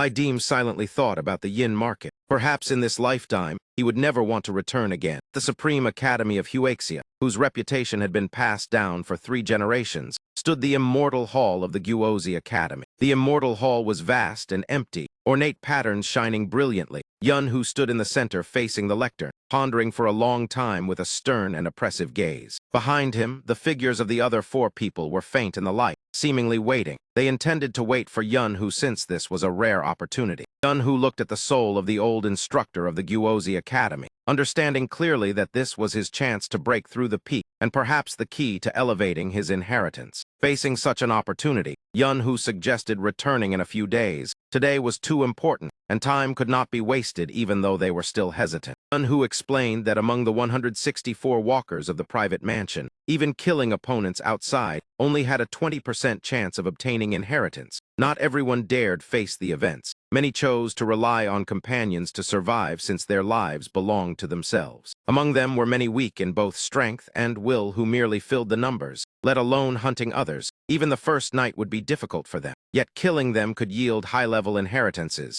even benefits far exceeding several events combined. Within 3 days, the weak would all die. Yun, who stepped outside and calmly said nothing was more important than clearing those people out, so it was time to depart. The beloved daughter in the group frowned and said if they had chosen to kill the weak, there was no need to bring them along. Let them handle it themselves. Yun, who showed concern and said he was not at ease. The beloved daughter's gaze darkened at those words, feeling that her trust had been belittled. Yun, who also fell silent, his thoughtful gaze stopping at a point in the void. In the end, he agreed, but carefully reminded them to pay attention to safety and prioritize dealing with those who lagged behind. On Lydim's side, he suddenly sneezed as if someone had mentioned him. Lydim wore a robe, his gaze calm, the hem fluttering in the cold wind with the bearing of a hidden recluse. The weather had grown colder. Wearing an extra robe was natural. Lydim quietly walked along the lonely, empty street. From a shop, a platinum-haired man stepped out while smoking, the smoke blending into the freezing air. His demeanor relaxed. As soon as that man stepped out, he encountered Lydim slowly approaching, the distance between them gradually closing. Father Xiao Dao looked indifferently at the figure in the mist. Feeling it looked familiar, Lydim also faced him calmly, standing still with his robe fluttering. Two calmly observed each other like strangers, neither placing weight on the other. With only a single glance exchanged, both attacked at the same time. Father Xiao Dao's short blade clashed with Lydim's legendary sword. A sharp sound rang out. Force burst violently as the two confronted each other without yielding. Every gaze and movement carried equal killing intent. Lydim forced his opponent back. Father Xiao Dao blew smoke into his face. Lydim spat food back in response, and both cursed foully. The dirty attacks caused both to separate voluntarily. Lydim seized the moment and thrust a sword toward Father Xiao Dao, catching him off guard. Lydim's speed was so fast the naked eye could hardly follow. Father Xiao Dao could not help remarking that it was truly fast. Sword spun once. Lydim shifted his attack and another strike rushed forward. Father Xiao Dao managed to defend, but was still forced into a disadvantage. Father Xiao Dao's blade was knocked away. The situation immediately turned unfavorable. A sword swept across Father Xiao Dao's flesh like the wind. At first, he did not even feel the pain. Lydim thought the strike had landed, but it only cut a substitute body. Father Xiao Dao growled irritably. Father Xiao Dao stomped his foot and unleashed the bursting grain technique, counterattacking while escaping danger with a smug look. Treating a distance away, he struggled to maintain balance when landing. Father Zio Dao unleashed a fierce aura. Lai Dim seized the moment to gather information, realizing this was a rather interesting Taudi inheritance, one of the 4 great ferocious beasts. Lai Dim laughed inwardly. Father Zio Dao began to worry. The opponent's swordsmanship was exquisitely refined beyond expectation. His blade lay behind him again. Losing his weapon at this moment clearly meant a disadvantage. Lai Dim seized the opportunity and kicked the blade far away. Lai Dim lifted his chin in provocation. Father Zio Dao was furious yet unwilling to accept it. Provoked into anger, Father Zio Dao charged straight forward and unleashed the exploding grain technique. He dodged the sword, then rushed in close, his agile movements hidden within shifting motion. Father Zio Dao's chain of attacks pressed close to Lai Dim. The situation seemed capable of reversing. Lai Dim rode the momentum to counterattack, charging forward and striking the opponent, using his forehead to smash into Father Zio Dao's face, something he had never expected. Lai Dim continued attacking, but Father Zio Dao's rice cake technique also dodged swiftly. Exploding grain technique reappeared, causing Lai Dim to miss his strike in midair. Father Zio Dao seized the chance to close in. Yet Lai Dim was already very familiar with this situation. He turned his body and caught up with the strike. Father Zio Dao was horrified that someone could match his speed. A sword tore across his back, leaving a fresh wound. Lai Dim breathed lightly, realizing Father Zio Dao now had 3 wounds, and his strength had decreased significantly. Using inheritance to compensate for speed was indeed clever. But that style of fighting had already been seen through by Lai Dim. He pursued without giving the opponent a chance to escape. Sword techniques fast as lightning pressed forward. Father Zio Dao had no choice but to turn and fight. Blocking the heavy blow consumed nearly 70% of Father Zio Dao's strength. Blade blocked the sword, but the sword tip still sliced into flesh. The two stood motionless in the wide avenue with only drifting dust and smoke remaining. The outcome was already clear. Father Zio Dao's gaze became distant. In the current situation, he was completely defeated. Suddenly, Father Zio Dao unleashed the flower blade technique. Lai Dim failed to dodge in time. His hand was sliced into thin layers, and the sharp pain forced a shout from him. With Lai Dim's current speed and movement, that counterattack was like a lethal blade aimed directly at Father Zio Dao. Father Zio Dao immediately used the exploding grain technique twice consecutively to break free from the pressure, then rushed toward the opponent at nearly uncontrollable speed. Lai Dim thought his strike was about to land, but Father Zio Dao sensed something abnormal. His eyes widened in shock before instantly using Tang Yuan's shield to cover his body. Everything was already too late. Inside the Tang Yuan shield, Father Zio Dao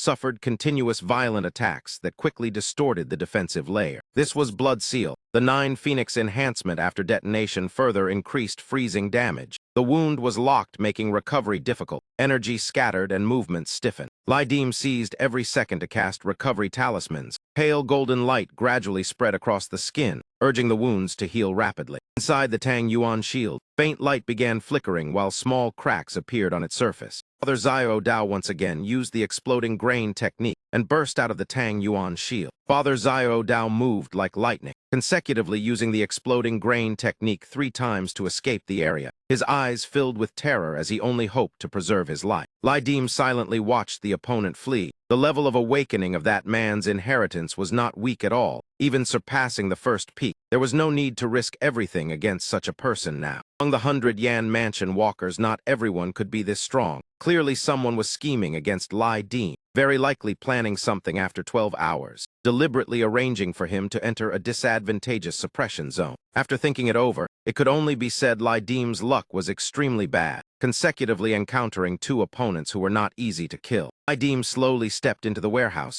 The air carried a strangely warm scent. The bicycle on the table floated and rotated eerily, making him realize in surprise that it was the bicycle from the ghost hardware shop. Observing the surroundings, Lai Dim believed Father Zio Dao's actions this time had been far too reckless. On the wall, the shelves were filled with tools and supplies. The chair also quietly shifted bit by bit toward Lai Dim. Lai Dim quickly struck it hard. The chair seemed to scream in pain and jumped from the shop. Lai Dim chewed another piece of dried carrot, his eyes scanning the space cautiously. Sitting on the small chair in the warehouse full of assassination supplies, Lai Dim calmly enjoyed his dinner. From the corner of the cabinet, a faint red light flickered as if something was watching Lai Dim, the red eyes observing the man calmly eating. Believing that neither Lai Dim nor Father Zio Dao earlier had discovered its existence. Pride lasted only briefly. From above, the small bird had already noticed those red eyes. Jiu Tu Dio silently watched that excessive arrogance, its cold gaze reflecting the light. The wounds were cleaned, and the bandages replaced quite professionally.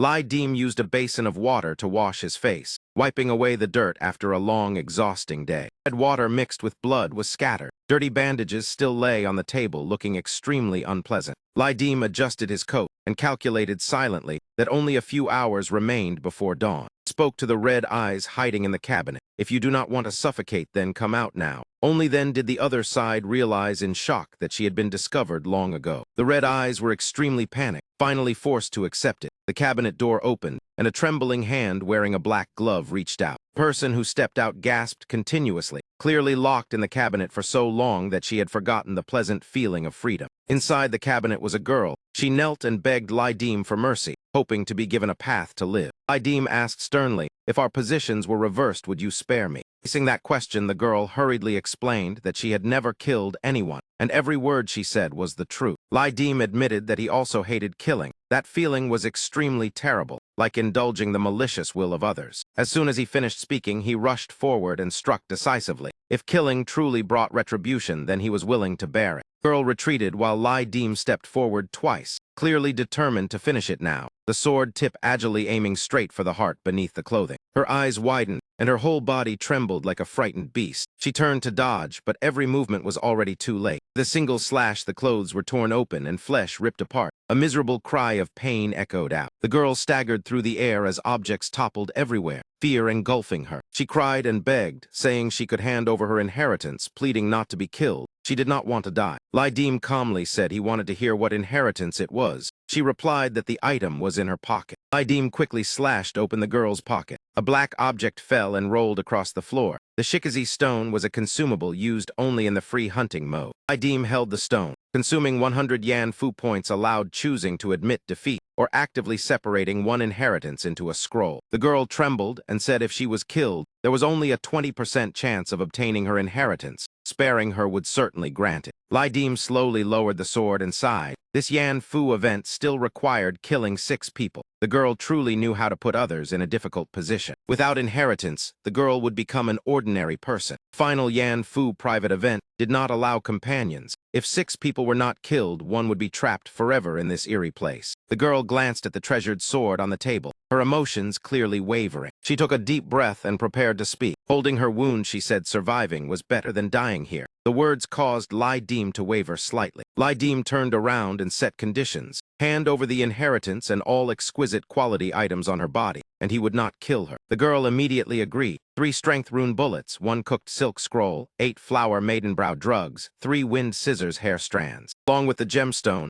everything was collected and handed to Lai Dim. Lai Dim crushed the gemstone and accepted the right to surrender on behalf of the girl. The girl's body vanished, and her inheritance gradually became subdued. The inheritance Chang'aming bird twin pupils appeared, awakening level 9%. The system reminded it could replace the current inheritance and would inherit the awakening level of Jiu 2 Dio. Lai Dim looked at the inheritance with surprise. Blood seal could not be used to compensate or increase awakening if treated as an ordinary Yan Fu token to devour. Lai Dim absorbed the inheritance and threw the inheritance fragment aside, letting it glow. Trace of pride flashed in Lai Dim's eyes, and a smile gradually appeared. Lai Dim walked toward the woman, his objective clear as if already calculated beforehand. The woman cried out in panic that Lai Dim had promised to spare her, yet she had not expected him to be someone who broke his word. In despair, the girl opened the toolbox and grabbed anything that might help her extend her life a little longer. In the end, she chose a screwdriver, reluctantly treating it as a weapon, trembling as she pointed it at Lai Dim and shouted that he was a man who broke promises. While Lai Dim thought there were still 4 hours before dawn, and in her current state, she would struggle to survive no matter who she encountered. Lai Dim continued walking closer, ignoring how the woman trembled before the terrifying pressure radiating from him. While the attention shrine at Quan Lai Garden was only a few hundred meters away, he grasped the woman's hand and said that place had a suppressing object that maintained order and he would voluntarily lead her there. The words greatly lowered her vigilance. Her eyes filled with surprise and confusion at this sudden action. Lai Dim sighed and said if she did not want it, then forget it. Then he turned to leave. Seeing this, the woman showed relief and burst into tears, making him soften and silently watch her cry weakly. In the end, both left the warehouse. Lai Dim escorted the woman toward the attention area in Quan Lai Garden. Along the entire path, Lai Dim stayed close without leaving, keeping his promise to ensure her safety. In the night, only the dim lights from old houses illuminated the way. Only then did the woman cautiously offer thanks. Her timid voice showed Lai Dim was the only person she could trust, even though he had taken her inheritance. When asked about her current condition, she only replied that being alive was already fortunate. In such circumstances, who would help anyone? When they reached the reform alley, the woman softly whispered that at first she had not thought that far. It was only because she needed money. At that point, she suddenly fell silent. In a single careless moment, the scene before him left Lai Dim frozen, his eyes wide as he could not believe what had just happened. Tears still lingered at the corners of the woman's eyes. Before she could finish speaking, she was struck by a fatal blow to the chest and died standing on the spot. Lai Dim reflexively caught the body that had just been attacked. The woman collapsed backward. In the air, there was only the sound of breaking before everything fell silent. The woman died instantly,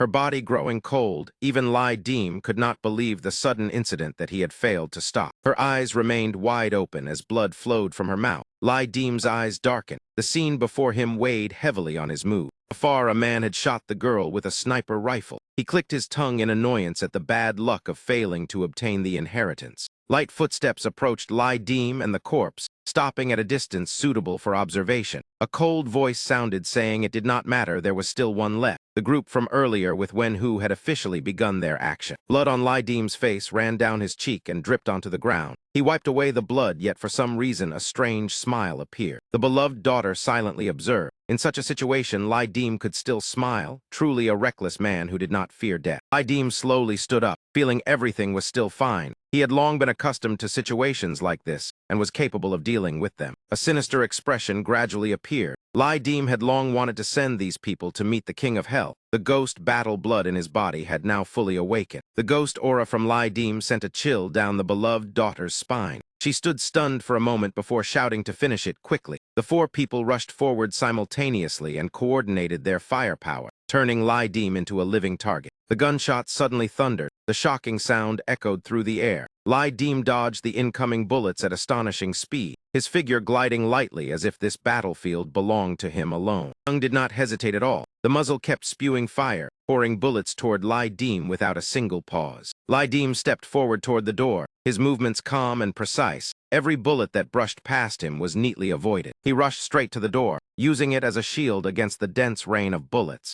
Lai Dim yanked 2 wooden planks from the shattered wall crack, treating them as swords, constantly knocking away the waves of bullets filling the air. The man wearing black glasses still refused to stop, shooting endlessly without hitting anything. His expression twisted as his steps began to grow hurried. He suddenly leapt upward onto a tall tree, taking the high ground to prepare an ambush from above. Bullets rained down onto the roof repeatedly, producing a piercing sound that echoed without end. The man with black glasses shouted loudly, cursing Lai Dim for being foolish while sneering that those makeshift defenses could never block his firepower. Inside the scope, thick smoke covered the view. Lai Dim's position became completely unclear. The pink-haired man frowned and had to admit this opponent was far more unpredictable than expected. The door was torn apart by bullets, staining a large area red, and no one could guess Lai Dim's condition behind it. AI Nu carefully observed the situation, the seriousness in her eyes showing she was silently calculating the next step. The tattooed man pressed close to the door, dagger and gun raised together. The moment Lai Dim showed himself, he would fire without hesitation, bloodlust clear on his face. Inside the doorway, Lai Dim hid behind a strange object as a shield, his entire body covered, making the situation difficult to predict. Behind that barrier, a sword tip suddenly thrust straight forward with tremendous force. The situation was too sudden. The tattooed man froze, his mind blank as he could only stare. A few seconds later, he finally reacted, hurriedly retreating, his hands guarding his weak points as he jumped away from the door. Using the wall as support, the tattooed man slid backward as dust and smoke swirled thickly. At that moment, a figure stepped out from the doorway, making his eyes widen in shock. AI Nu immediately sensed something was wrong. The swordsman who rushed out was far too ferocious, leaving both the pink-haired man and the man with black glasses stunned. The 6-pattern gold coin Kai Kui appeared, gripping 2 swords as he charged straight out, his bizarre smile pushing fear to its peak. Kai Kui released his grip. One sword left his hand, spinning lightly through the air. The man with black glasses widened his eyes, not expecting himself to be the first target. The blade brushed past the tree branch beside him, making cold sweat break out across his trembling body. Lai Dim suddenly appeared behind Kai Kui, rushing like lightning along a calculated trajectory. AI knew quickly called the man with black glasses and urged him to retreat as she had guessed Lai Dim's next move. Almost at the same moment, 3 precise bullets embedded into Lai Dim's chest. The long-range gun touched his flesh before cracking into 2 pieces. Sword slashed into the tree trunk. Blood splattered everywhere. At the same time, the man with black glasses was cleanly finished as Lai Dim stabbed straight into his brain without hesitation. The pink-haired man panicked, unable to believe Lai Dim's strength was so terrifying. Through the hazy scope, he could not distinguish the situation or the life and death of his teammate. The suffocating feeling made him curse in despair. Kai Kui chuckled madly, his blazing red eyes locked onto the people ahead, not caring whether they were alive or dead. He rushed straight at Sam Cho with frenzied attacks, forcing the opponent into a disadvantage. Sam Cho had no idea why Kai Kui was targeting him. On this side, Lai Dim had already finished the man with black glasses and silently watched the scene before him with satisfaction. His gaze was cold and merciless, only regretting he had not sent that man to death earlier. Then he immediately turned away without another glance. AI Nu began to realize the situation was out of control. She was the first to flee, shouting while running that they had encountered a tough opponent and must retreat immediately. The pink-haired man could not believe someone had died and kept questioning AI Nu. When he heard the confirmation, he froze briefly, only hearing her urging him to keep fighting or more people would die. Pink-haired man's heart suddenly tightened. Amid AI Nu's urgent calls to retreat, he faintly heard an ominous sound. Lai Dim had never thought about sparing anyone. One had already fallen, and 3 more remained ahead waiting to be killed. He accelerated,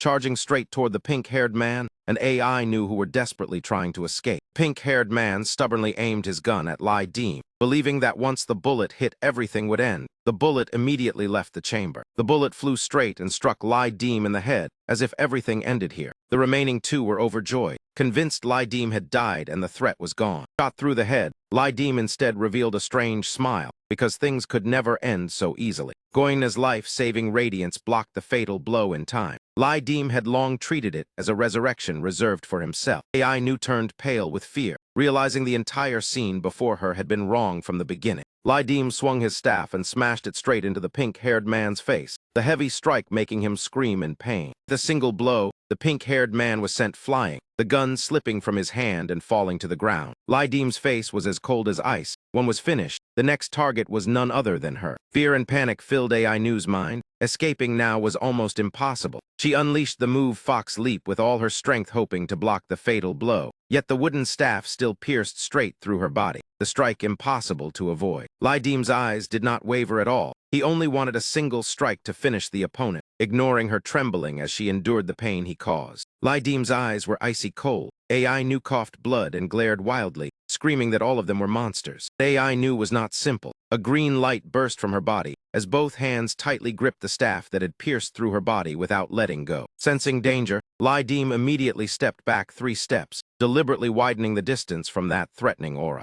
The system notification sounded. Lai Dim was struck by the inherited curse of Ying Yu. Many skills were sealed for 15 days, including Stunning Glimpse, 9 Phoenix Divine Talisman, and Killing Aura Shockwave.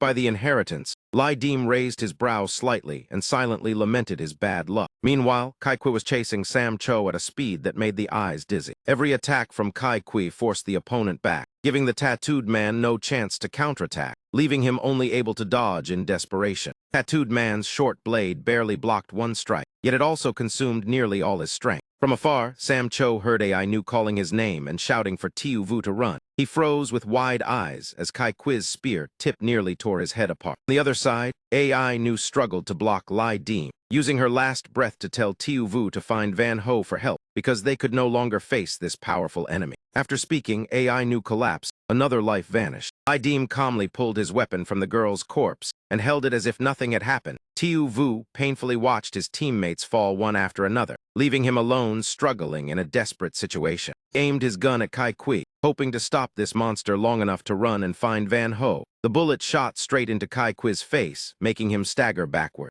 Taking advantage of Kai Kui's temporary disadvantage, Tiu Vu fled in panic, his frightened and timid nature obvious in every step. Lai Dim fell into silence. The blood needles were being chilled, and he lacked the hooking star state, leaving him unable to react in time to stop the man with black glasses from pulling the trigger. While calculating a countermeasure, blood had already flowed from the corner of Lai Dim's mouth. To gamble on a surprise, he had to consume the life-saving Radiance Charge. And at this moment, the wisest choice was extreme caution. Life-saving Radiance Charge was originally a crucial item. For other inheritances, such injuries meant little. But for Lai Dim, it seriously affected combat strength. Once the charge was exhausted, the enhanced hooking star would also need 4 hours to recover. From a rational perspective, when most of the skills on the panel risked being sealed, Lai Dim should not continue fighting. Yet for Lai Dim, once he declared he would kill, no one was allowed to escape. The murderous intent in his eyes said everything. The 9-headed bird soared through the sky. Tiu Vu fled in panic, sprinting with all his strength without realizing his desperate situation. Chased for a long distance, he ran while becoming confused by the dark shadows circling above.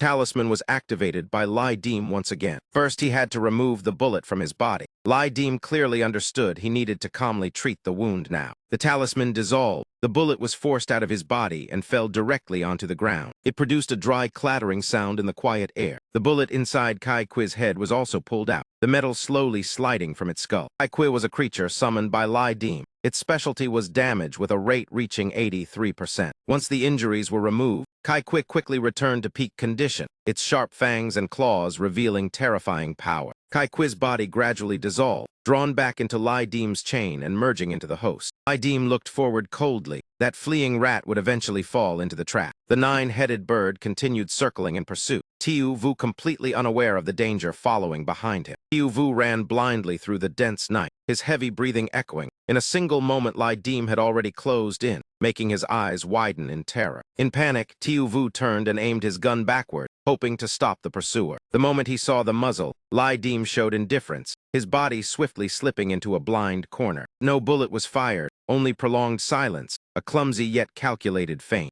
Lai Dim showed interest, a sinister smile appearing as he had already seen through the opponent's scheme. Tian Vo Gate on Pho Dong Street. Night still shrouded the old district of the academy in Yendu. Inside the building, the lights were turned on, the atmosphere peaceful to the point of boredom. Light from the lamps filled the entire interior space. The TV turned on, the black screen shifted into vivid images. A love song flowed from the speakers. A man holding the guitar began to sing. The lyrics spoke of people racing against themselves, the gentle melody spreading softly. The music mixed with hurried footsteps. Tiu Vu ran desperately, believing that if he just endured a little longer, tomorrow would be better. There was no stopping point ahead. The more Tiu Vu heard the music, the more chaotic his thoughts became. He could only curse his bad luck. He fired toward the flock of birds chasing him, shouting in despair. Music continued steadily. The birds were shot down one after another, their heavy bodies crashing onto the ground. For a future worth living for, Tiu Vu turned his head to look at the TV still playing music, as if clinging to a fragile mental victory. The man on the TV smiled and repeated that humans were always racing against themselves and must never stop striving. Tiu Vu felt driven mad by the sound. That melody made him unable to endure even a second more.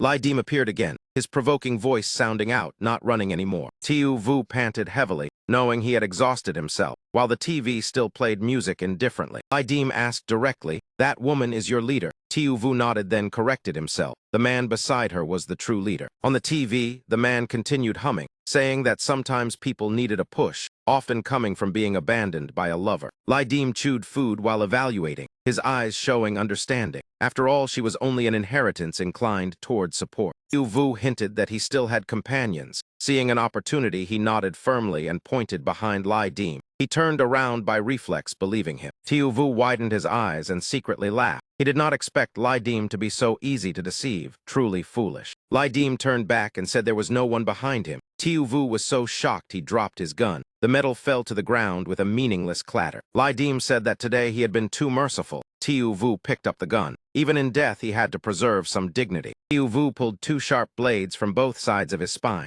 With enhanced ferocity attributes, bullet immunity and recovery, Tiu Vu believed guns could hardly kill Lai Dim. Yet when the clash began, he could not stop the spear thrusting forward. The result was Lai Dim injured while Tiu Vu lost his life. Lai Dim truly did not understand where Tiu Vu found the confidence to fight weapons against him. Tiu Vu opened his eyes wide. Even if Lai Dim had 70 or 80% close combat specialty, without supportive inheritance states, the two sides should still be equal. The man on the TV shouted that success meant surpassing oneself through countless hardships. Lai Dim casually threw a radish at Tiu Vu's face, making him flinch by reflex. Tiu Vu quickly dodged, because every movement from Lai Dim now carried killing intent. Radish flew and struck the face of the man on the TV. He showed annoyance as he was singing well when something was thrown. Lydim said the song was bad and gestured for another one. The man changed the song, singing about his daughter-son Nhai as a gift from heaven and wishing her a joyful, peaceful life. Lydim's indifference inadvertently gave Tiuvu a chance to counterattack. Tiuvu swung his blade to attack Lydim, completely unaware of his disadvantage. Lydim drew the sword from its sheath. He swiftly blocked Tiuvu's slash. The situation immediately turned into direct confrontation. Blades collided, causing injury. The two charged into battle in the same way that once occurred between Lydim and Cha Tiudao. Lydim sneered coldly. Tiuvu sensed the abnormality and could only fight desperately. Just one sword strike from Lydim, Tiuvu completely lost the ability to move, standing frozen in the cold wind. Lydim curled his lips into a smile. Thank you for helping me realize I am truly very strong. System notification sounded. Unfortunately, he did not receive another inheritance. Tiuvu collapsed on the ground while Lydim stood silently in the night wind. That man had lost his life. The bloody scene lay before the eyes. Perhaps only Lydim still maintained rare calm. Holding half of the broken gun in his hand, Lydim's mood became tangled and difficult to describe. Singing in the room still continued, telling about being the son of a gas shop owner before proving he could earn money independently. Need to stay home to help, carrying gas cylinders. Lydim silently walked deeper inside. Inside was a large disc room with every genre, completely opposite to the shabby exterior. Bright lights filled the space as Lydim entered carrying the large gun. Threw the gun onto the table. The metallic collision rang sharply. Lydim approached the TV and shook it violently as if wanting to smash it, adjusting the frequency to match the previous singing voice, then slapping it hard, making the screen tremble. Only then did he notice the man sitting on the sofa opposite. Every afternoon after minor transactions, people tied phone numbers onto each electric pole in the new street district. Lydim rested his arm on the chair and listened to the monologue playing, speaking about carrying gas cylinders through a foul-smelling night market. You look unfamiliar. I have never seen you, and there is even someone dead here. The man in the TV looked at Lydim with an unreadable expression. Lydim asked whether anyone had entered earlier. The man shook his head and said sometimes people did. He asked what happened to those people later. The man replied that he only remembered one who had lived in seclusion for 7 years without ever going outside, making Lydim curious about where that person was now. The man on the TV sneered coldly, his eyes drifting toward empty space. Said he went with another recluse. The atmosphere between him and Lydim immediately turned gloomy and heavy. Lydim suddenly realized he had been controlled without knowing when, his entire body covered by black aura. That voice gradually became strange. Stay and play with me. Lydim felt himself being dragged into a dark space. His eyes widened as he saw the man reaching toward him. Lydim instantly understood the reason those previous people disappeared. The man's hand pierced straight through the TV screen, shattering the glass layer. From the hand to the forearm to the arm, half of his body gradually crawled out of the TV. He leisurely approached Lydim with an arrogant posture, his twisted eyes and bizarre smile making the surrounding space eerie and incomprehensible. The man stood right before Lydim, the corner of his mouth curling with cunning. Lydim slowly spoke. If I stayed here 7 years, I would sing better than you. Even dragging a dog would not turn out like this. Facing that sarcasm, the man did not get angry and only laughed lightly. He laughed loudly and invited Lydim to be his companion while gripping his bandaged arm tightly. His hand tightened on the bandage, yet Lydim's body remained completely motionless like a stone statue, not reacting to the provocation. The man tried to drag Lydim into the TV while shouting for him to step inside. But Lydim stayed stiff on the chair, making him grind his teeth helplessly. In the end, he released his grip. Lydim's strength and firmness were clearly no joke. The man staggered backward and fell, shouting before crashing heavily onto the floor. Lydim laughed with contempt. Truly weak. Even with some strength you cannot drag me. Anger surged. The man's face twisted as he spat out a string of unpleasant words. He forced himself to stand and glanced around the room, trying to find something to deal with Lydim. Finally, he grabbed a utility knife and raised it proudly before Lydim. He swung the knife toward Lydim, who sat motionless, intending to force him to obey. The sharp blade pressed close to Lydim's head. Just a little more and it could split the brain apart. Lydim calmly provoked him. What are you looking at? Do it. It took 7 years for someone like me to come. Missing it would be a pity, making the hand holding the knife tremble nonstop. Gritted his teeth to reassure himself. Fear could not erase 7 years of resentment. He slapped his own face hard, causing the knife to shake. The utility knife fell to the ground. He grabbed a flower pot, intending to change his method of attack. He threw the flower pot aside while continuing to curse. the chaotic sounds revealing his helplessness. His furious yet helpless face was obvious, grinding his teeth unable to accept the situation. He kicked the CD shelf hard, causing it to shake violently. Broken discs clattered onto the floor. 7 years of musical devotion collapsed into a pile of worthless debris. Clawed at his hair and ears, cursing endlessly, completely lost. Dim sneered, becoming a ghost yet not even daring to stab a person. You truly are one of a kind, making the man think he was meddling in things that were none of his business. Dim continued provoking him. Since we share the same fate, tell me how you ended up in this place. The man still kept his arrogant look, unwilling to reveal even a single word. After a while, he finally spoke, saying he used to play in a band. One night he drank heavily with his brothers and wandered here around 11 at night. In the blink of an eye, everyone around him vanished. The others disappeared just like Dim. Dim laughed loudly and said no wonder that band of his never made any money. The man growled that it was because people like him did not understand. After years of playing music without fame, performances only paid enough for drinks. He had never repaid his parents in his whole life. Even seeing them had become difficult. Dim fell silent and offered to help him fulfill his wish. But the man did not believe him and said he should worry about himself first. Dim asked why he still dared to enter knowing this shop had problems. The man cursed him as insane.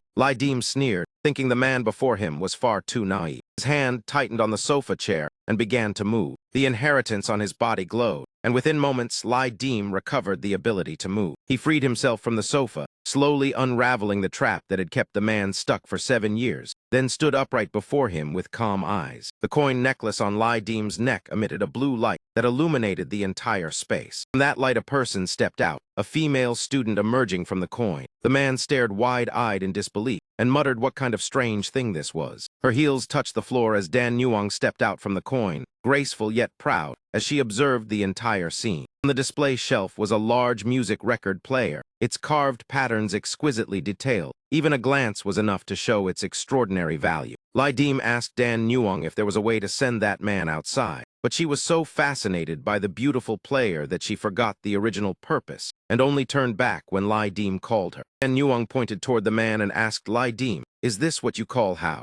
Dim had no idea what how meant. The technical terms Dan Nuong mentioned left him confused. Dan Nuong approached the man and explained that he had accidentally wandered into the underworld and could not return. This state was called how. He turned to look around the space and murmured that they needed to find a suitable object to contain him. Dan Nuong's eyes suddenly lit up with excitement, as if she had found a proper choice. She pointed at the record player and asked Dim what he thought. Dim immediately objected, saying that thing was too big and it would be better to choose something smaller. Dan Nuong then produced a small music player no larger than a palm, saying why not use this. Dan Nuong's lively gaze made the man feel terrified. He panicked and asked what she intended to do while stepping backward to stop her from approaching. The man had just said he needed time to prepare when the player was suddenly pressed close to his face. Dan Nuong lost her temper and did not bother arguing. She directly stuffed the man into the music player. The sight made even Dim beside her feel it was a bit excessive. Every scream from the man was answered with a punch from Dan Nuong. She coldly warned him not to think about resisting. Seeing this scene, Dim could only laugh awkwardly. The man was completely absorbed into the music player, and within moments everything returned to silence. Dan Nuong handed the player to Dim and explained that how were rare but extremely weak, then curiously asked why he intentionally kept that man.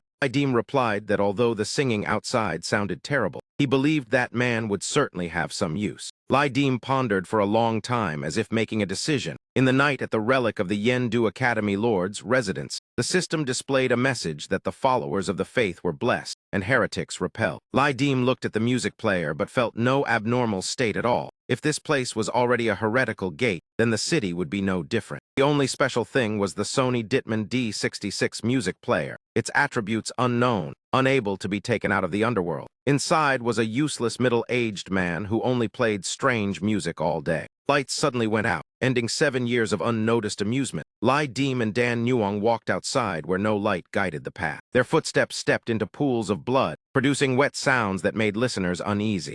Dim bent down and picked up a blood-stained object from the ground. It was a glass marble. He raised it under the faint moonlight. The colors were dim yet still harmonious. Holding the marble in his hand, Dim murmured as he recalled childhood training. The marble had once been one of his rare toys. His arm swung powerfully, and the glass marble shot far away. The marble flew so far it seemed to touch the moon. Even Dim and Dan Nuong were startled. That was not the moon, but a strange, glowing black sphere that was struck awake by the marble. The black sphere became furious and rushed toward Lai Dim and Dan Nuong with astonishing speed. Horrifying jaws opened wide, radiating danger. A stench accumulated for years rushed over. Lai Dim immediately summoned his treasured sword. With one slash, the sphere split in two, golden light cleaving the night into halves. Terrifying wind force startled Dan Nuong, who barely managed to keep herself from being blown away. Lai Dim told Dan Nuong to return inside for now, while he prepared himself for the next change. Dan Nuong obeyed immediately, her body gradually turning transparent. He slipped into the coin chain on Lai Dim's chest. The faint blue light flickered once then vanished. A violent wind of unknown origin surged forward, signaling that another existence had awakened.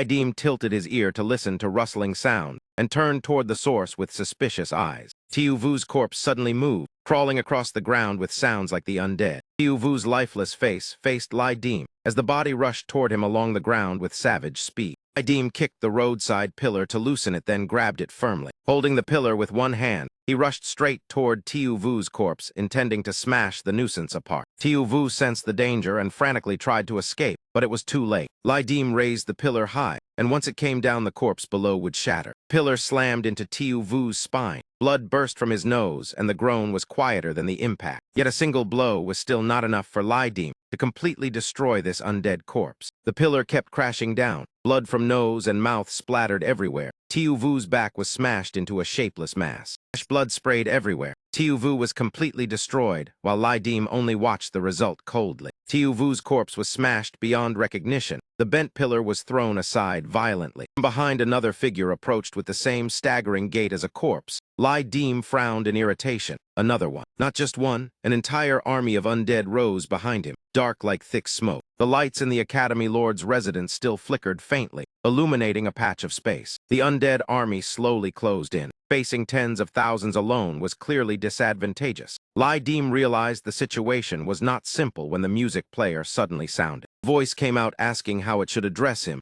The player continued operating. Lai Dim challenged the man and the player. "Sing a song for me. Do not let my whole night go to waste. Whichever song you think is good, just sing it." Lai Dim activated the music mode, and inside, a full instrumental concert immediately began. Music rang out. Lai Dim wanted to test whether the suppressive effect here was related to how. If so, he must bring it outside. While thinking, he swung his sword and charged into the undead. The man began to sing. Cooking beans burns the beanstalk. The beans cry in the pot. The undead became frenzied, crowding forward like a chaotic tide. Lai Dim scooped a handful of soil and rolled it, spat and shed 2 lines of tears. With each lyric sung, another undead fell beneath his sword. Lai Dim remained calm. Before him was nothing more than a swarm of paper people. Cam was summoned again. Kai Quick coordinated with Lai Dim's treasured sword and charged toward the incoming mass of paper people. The paper people stubbornly advanced with grotesque forms, unwilling to abandon their obsession. In the dark night, a blue-robed figure swung his sword and rushed into the sea of murderous corpses. That night, tens of thousands of paper people were cut into fragments. Flowing movements followed one after another. For Lai Dim, it was only a matter of time. The numbers were not worth concern. Lai Dim's cold eyes sliced apart waves of paper fragments, scattering them into the air. The fallen paper figures lay on the ground as nothing more than worthless effigies. The man and the music player kept singing. Disturb, disturb, join, join. Turn, turn, turn, turn into paste. Another sword from Lai Dim severed the neck of a paper figure before it could pose any threat. The paper people stubbornly pressed forward, even as their bodies were shredded into pieces.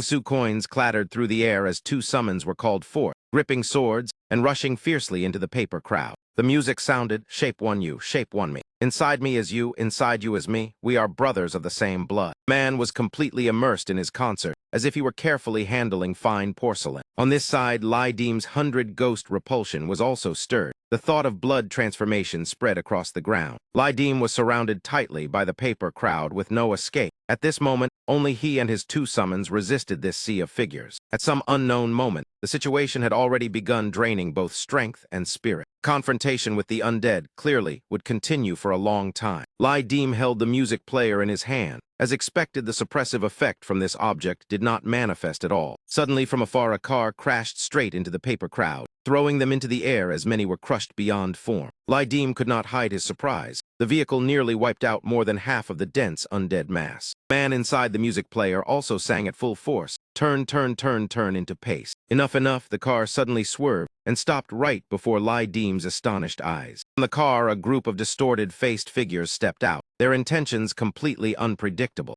The How Wanderer Ease state was activated, suppressing all creatures of flesh and blood, reducing speed by 50% and weakening escapability. Idim drew his gun and fired a barrage toward the paper crowd, letting them taste it first. Wherever a bullet struck a paper figure, it collapsed into mush like helpless shooting targets. Fierce gun barrage erupted, continuous volleys, quickly increasing the number of fallen paper figures. A paper figure holding a shovel slowly approached Idim. The suppressive effect of How Wanderer Ease was still uncertain. The man inside the player shouted in song, "Being comrades is still not bad in essence." The meaning was difficult to understand. After a brief lapse, Idim rushed straight at the undead and grabbed its arm with one hand. Piercing through the paper body, the undead lost all chance to resist. Its rotten intent clung like a hidden change. Idim fought more fiercely with every strike, cutting through all obstacles before him. They felt as fragile as scraps of paper. A shovel strike hit Idim at the waist while the singing continued. The suppressive effect clearly weakened. Idim remained stern, fortunately blocking the blow, but the arrogant grin of the paper figure stirred his anger. Help him educate him. The singing seemed to urge Idim's heart as he switched from sword to spear and shattered the head of the arrogant paper figure. The paper figure dropped to its knees as if surrendering. Idim did not hesitate and thrust the spear straight through its body. Care for him, we are friends, we are brothers.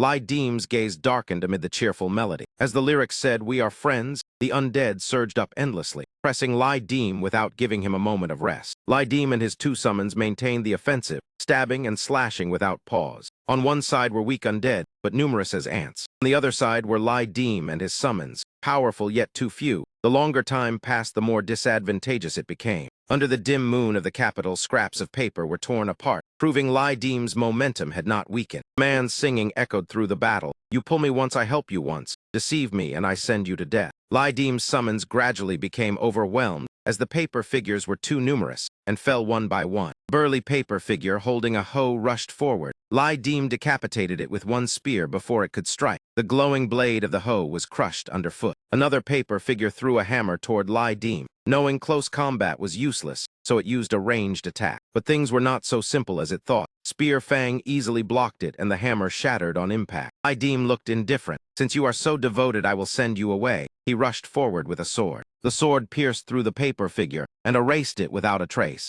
Idim and Spear Fang rampaged through the frenzied corpses. The radiant azure spear light revealed the essence of pure power. The paper figures disintegrated in confusion, knowing only that before one man, 10,000 troops could not endure. Idim spun the spear with towering momentum, his determined gaze locked onto a single point. One sweeping spear destroyed more than 10 paper figures, as any frenzied corpse rushing forward was torn into hundreds of pieces. Paper fragments flew everywhere while Idim walked proudly through victory, crushing the useless scraps beneath his feet. In the distance, a few paper figures remained. Idim showed no mercy and hurled his spear toward them, his battle spirit still undiminished. The frenzied corpses charged again while the man's singing echoed, brothers of the same blood. Idim swung his sword and severed one arm of a frenzied corpse. No matter how they resisted, paper could not defeat fire. The primal nature determined the outcome. Idim circled the frenzied corpse, leaving it confused and unable to understand what was happening. It could only defend hopelessly. The perfect spin in the dark night, Idim cut apart the paper legs of the frenzied corpse, causing it to lose balance and collapse. One hand pressed to the ground, Idim did not stop, continuing the spin and kicking the frenzied corpse forward to continue the battle. Grabbing the sword, he unleashed continuous sword techniques as the night fire stance ignited. The entire crowd rushed in to test him and fell one by one. The frenzied corpses were trampled beneath his feet while the singing echoed like encouragement. Idim stood proudly in the wind with cold arrogance. Remaining frenzied corpses watched their companions fall, while Idim silently observed every reaction. Looking at the severed arm of a companion, no one knew whether the frenzied corpses felt grief or treated it as ordinary. Idim accelerated and charged into the horde like blazing fire, while they rushed madly, forgetting life and death, their howls raging endlessly. Man stood upright once more, his determined eyes lifted toward the deep night sky. After a while, Idim's face showed drops that were unclear whether blood or sweat, each one falling onto the cold ground. On the road, only one figure sat amidst flying paper fragments. The strange yet captivating scene ended as Idim stood signaling the battle was over. The music player spoke jokingly as he walked through the mist and turned away as if with a satisfied smile. When the sun rose, Idim chewed a radish and casually praised the man's powerful singing. Hearing no reply, he glanced toward the music player. The music player had run out of battery. No wonder that powerful singing voice had vanished. Idim looked at the player, then up at the sky. realizing the night had passed neither peaceful nor truly fierce. Stood quietly in the bright space, his body illuminated yet feeling no energy, only emptiness and numbness remained. Suddenly from afar a cleaning ant approached and called out, "Hey, young comrade." Dim turned his head, wondering if he misheard as the street sweeper asked where he was going dressed like that to train. Streets gradually became lively again as people blended into familiar daily rhythms. The cheerful laughter of a couple on the street stirred the desire to love once more, while Dim silently watched the lively scene. Dim looked at the cleaning ant, scratched his head, and laughed it off, saying he was only joking and she should not mind. He stopped before a musical instrument shop, which in the morning remained quiet with few people. The door opened slightly, and the first customer revealed was Dim, while the clerk at the counter yawned lazily. Dim pointed at the old music player and asked the price, clearly intending to buy it. Clerk rested his chin in boredom and said directly that the item was not for sale because he had no authority to decide. From upstairs, a middle-aged woman slowly walked down. The clerk pointed toward her and said she was the owner and advised Dim to ask her directly. Dim told the owner that he really liked the music player and that she could name any price. He would buy it without bargaining. The owner seemed cautious and said she only sold music discs, advising the young man or whatever official he was not to linger here. Hearing the polite refusal, Dim pondered for a moment, yet maintained a restrained attitude. Facing Dim's insistence, the owner finally relented and said that if he truly wanted it, the price would be 8,000. Dim was satisfied with the number and said that as long as she kept her word, he would bring the full 8,000 in a few days. The owner sighed with relief, and after Dim left, she turned to the clerk and remarked that a big forest always had strange birds. After that, Dim returned to the school alone, a job paying 300 yuan a month with food and lodging included, a subsidy at the end of the month, only requiring him to guard the main gate at night and rest. Dim was quite surprised that finding work could be this easy. Middle-aged man asked Dim's age. Hearing he was 25, he told him to call him uncle to be more familiar. The uncle said that before there was also a friend named Lao Dong who had returned to the countryside. The bedding was already prepared and told Dim not to be picky and just sleep here tonight. Dim began working as the guard of the main gate. The uncle sighed that he was old and still had to rely on the younger generation. He was about to show him around when a woman approached and called him Old Chin. That beautiful woman was Miss Wang, her short hair held by a light blue headband, giving off a gentle feminine charm. Even in modest clothing, Miss Wang's figure could not hide her striking and captivating presence. Old Chin greedily stared for a few seconds before remembering Dim beside him and quickly returned to a calm expression. He looked at Dim with slight embarrassment, took a drag from his cigarette and laughed awkwardly. Dim also lit a cigarette and glanced after the graceful figure passing by, feeling just as carefree in spirit. Both raised their heads, watching the beauty disappear into the distance, truly in harmony like fish meeting water. Dim extinguished his cigarette and asked Old Chin whether Yendu had any nightclubs. Old Chin asked in confusion what a nightclub was. That afternoon, the sunset glow covered the school, creating a peaceful and slow scene. Dim sat in the room, counting the number of Yan Fu who had fallen in just one night. Under the condition of forced duels, 59 out of 164 had died. But the real massacre still awaited after 12 hours. With more than 100 Yan Fu remaining, the slaughter would end in at most 6 days. Although dangerous with heavy casualties, the benefits were several times greater than ordinary events, enough to push any Yan Fu toward the peak of the first awakening. With some luck, Dim could use 12 moments of Dragon Tiger Chi to strike toward nearly 69% of the 9-headed bird peak awakening. Looking at the music player in his hand, Dim began to scheme. The battery had died, making that voice fall silent and leaving a dull emptiness. Perhaps after leaving the nightclub, he would have to seek the other world to find suitable batteries. In the nightclub, rainbow lights spun and stirred the atmosphere, drawing everyone into the rhythm of the wild music. Dim sat beside a beautiful woman in a seductive pink dress with modern makeup, whose graceful movements constantly drew attention. From the woman, Dim heard that this morning someone had caused trouble at the nightclub. She advised him not to ask further because the man was extremely fierce and had beaten more than 10 thugs before the owner respectfully invited him inside. Dim said it was only curiosity and asked where the man was. The woman replied that he was in the back room and might manage this place later. He pointed toward the largest room where that man was staying.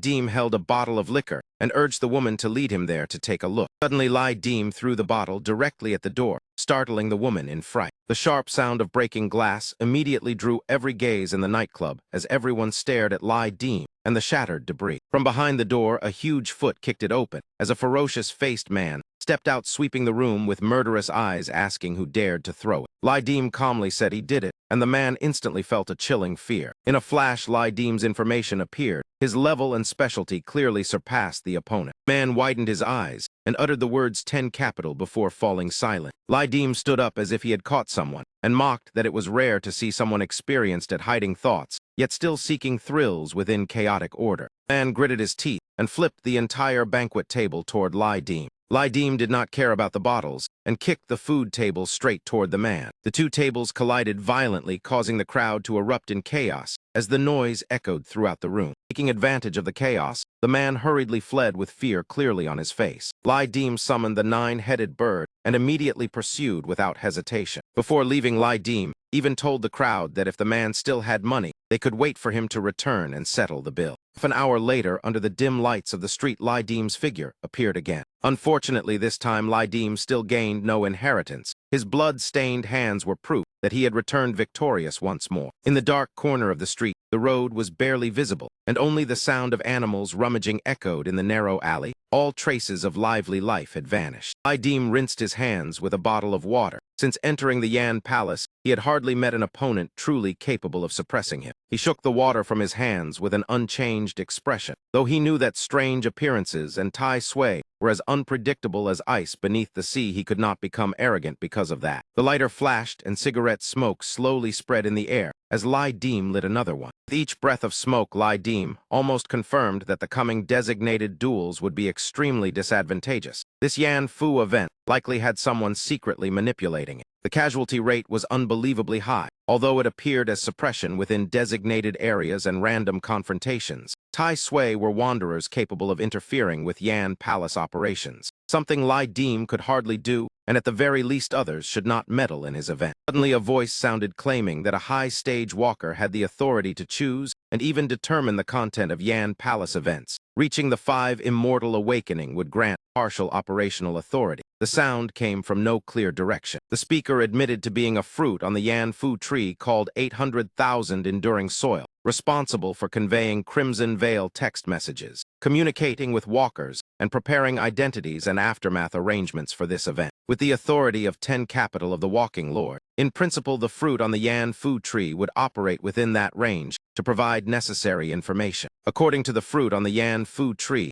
if Lai Dim did not change inheritance to the 5 immortal type, then before becoming a great walker, he would never access Yan Fu authority. Completing the first peak breakthrough of inheritance would open the second category of the personal palace. Lai Dim crushed the cigarette underfoot, as if affirming his determination. Lai Dim continued walking, as the echoing voice gradually disappeared. Yendu Yang Trio District Police Bureau. Inside the interrogation room, an officer slowly entered the room. On the chair sat a handcuffed man with several visible injuries. The officer hung his hat on the hook and said that someone grown like him should do proper work instead of stealing bicycles. The sign in the room clearly read "Confess honestly for leniency, resist for heavy punishment," while the smell of alcohol from the handcuffed man filled the room. The officer widened his eyes in shock as the handcuffs suddenly fell apart, leaving only 2 useless pieces of metal. He hurriedly tried to calm the situation and asked whether any unfamiliar criminal had committed serious crimes this morning. The man reached into his pocket and pulled out a full bottle of liquor, intending to open it and drink immediately. He muttered that someone without household registration had been killed, and the body discarded, and advised cooperating clearly with the police. Scene returned to the old school in the quiet night, where Old Chin scratched his back wondering why he could not find Lai Dim. Lai Dim held a cup of tea and scratched his head, saying he had been busy checking out from his old lodging, so he returned late. Old Chin looked at him suspiciously and asked whether his mood was not good. Lai Dim stayed silent as the chill from having just killed someone still lingered around him. Ordinary people would not notice, but this old man sensed it. Lai Dim's eyes darkened as he said he missed home, so his mood inevitably declined. Old Chin clasped his hands behind his back and said he would get used to it. Tonight Lai Dim should keep watch, and tomorrow morning he would replace him. Nothing serious. Old Chin rode his bicycle away, while Lai Dim stood inside waving goodbye. Taking a sip of hot tea, Lai Dim felt more relaxed when he was alone again. The clock gradually approached midnight as the ticking of the second hand echoed clearly in the silent space. Lai Dim lay stretched on the bed reading while humming softly. He was reading Water Margin, and the corners of his mouth kept smiling as if reaching the climax. Suddenly, a strange voice sounded ordering him to arrive before midnight at the gate of Nkwang Market Gate. His inheritance opponent was Bai Fan. Lai Dim immediately jumped up. The duel time had come faster than expected, and it was indeed interesting. The music player was still out of battery. Lai Dim tapped it a few times, then shook his head. Without replacing the battery, the man inside would probably die of boredom. At the gate of Nkwang Mon Market, the scene was hazy and gloomy, no different from hell. Lai Dim walked into the deep alley with an unhurried bearing, carrying a large sack of unknown contents in his hand. The darkened sky contrasted with the gloomy aura below. The to-do bird circled in the air for more than 20 minutes without seeing a single person. It was almost midnight, and nothing had been discovered. The system notified that Lai Dim's execution ground gate, judging gold item, could not judge or execute creatures of flesh and blood. Lai Dim slowly dragged the sack inside, his eyes vigilantly observing the surroundings.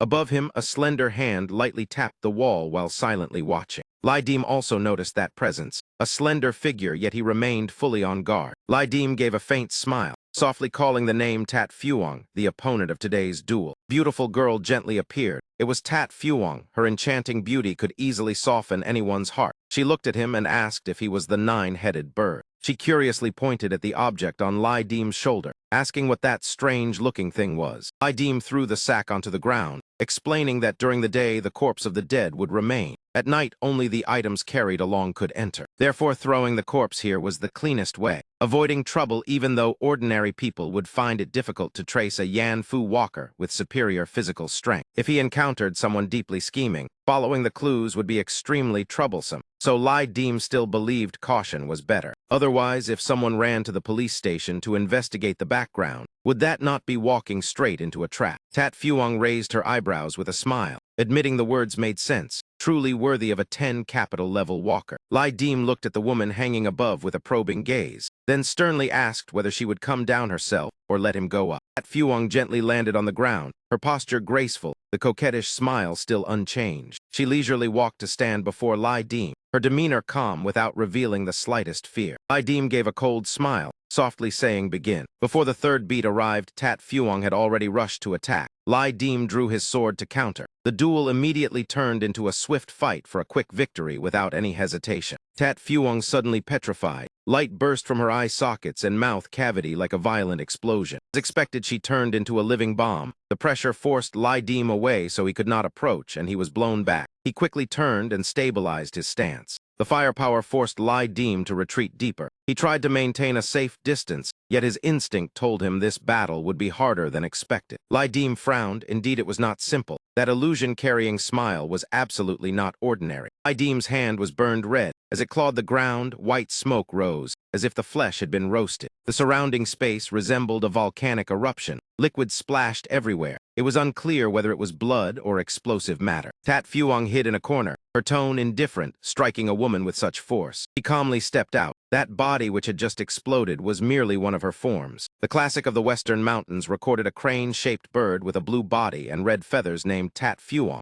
appearing when fierce fire emerged. In this scene, she cursed Lai Dim for being inhuman. She slowly removed the hairpin from her platinum hair bun. This action clearly was not random. Her silver hair spread out enchantingly for a moment, then burst into blazing red flames, like a phoenix spreading its wings in the sky. Lai Dim's eyes became serious. This type truly was rarely seen in the world. Not daring to be careless, Lai Dim immediately closed in. Whatever the form, he had to clash to understand it clearly. Tat Phuong's entire body ignited in flames, laughing madly, her palm gathering fire ready to strike. She used her bare hand to block Lai Dim's sword. The second clash occurred in an instant. The power of a 10 capital sword made Tat Phuong's face turn pale. Momentum tilted toward Lai Dim. He forced the opponent back. Tat Phuong immediately increased her force and repelled him away. Her hair turned into a fiery drill spiraling straight toward Lai Dim, making it difficult for him and his sword to defend for the moment. Lai Dim swiftly changed the direction of his sword, blocking the flaming hair attack. A harsh collision sound rang out. Lai Dim launched a kick. Tat Phuong sensed the intention but could not dodge in time. She could only raise her arms in a boxing-style defense. Tat Phuong was kicked, flying away. Clearly, if hands could not win, then using legs was still an effective move. She propped herself up with her hand in irritation, fighting while wearing a white shirt, black vest, and ponytail.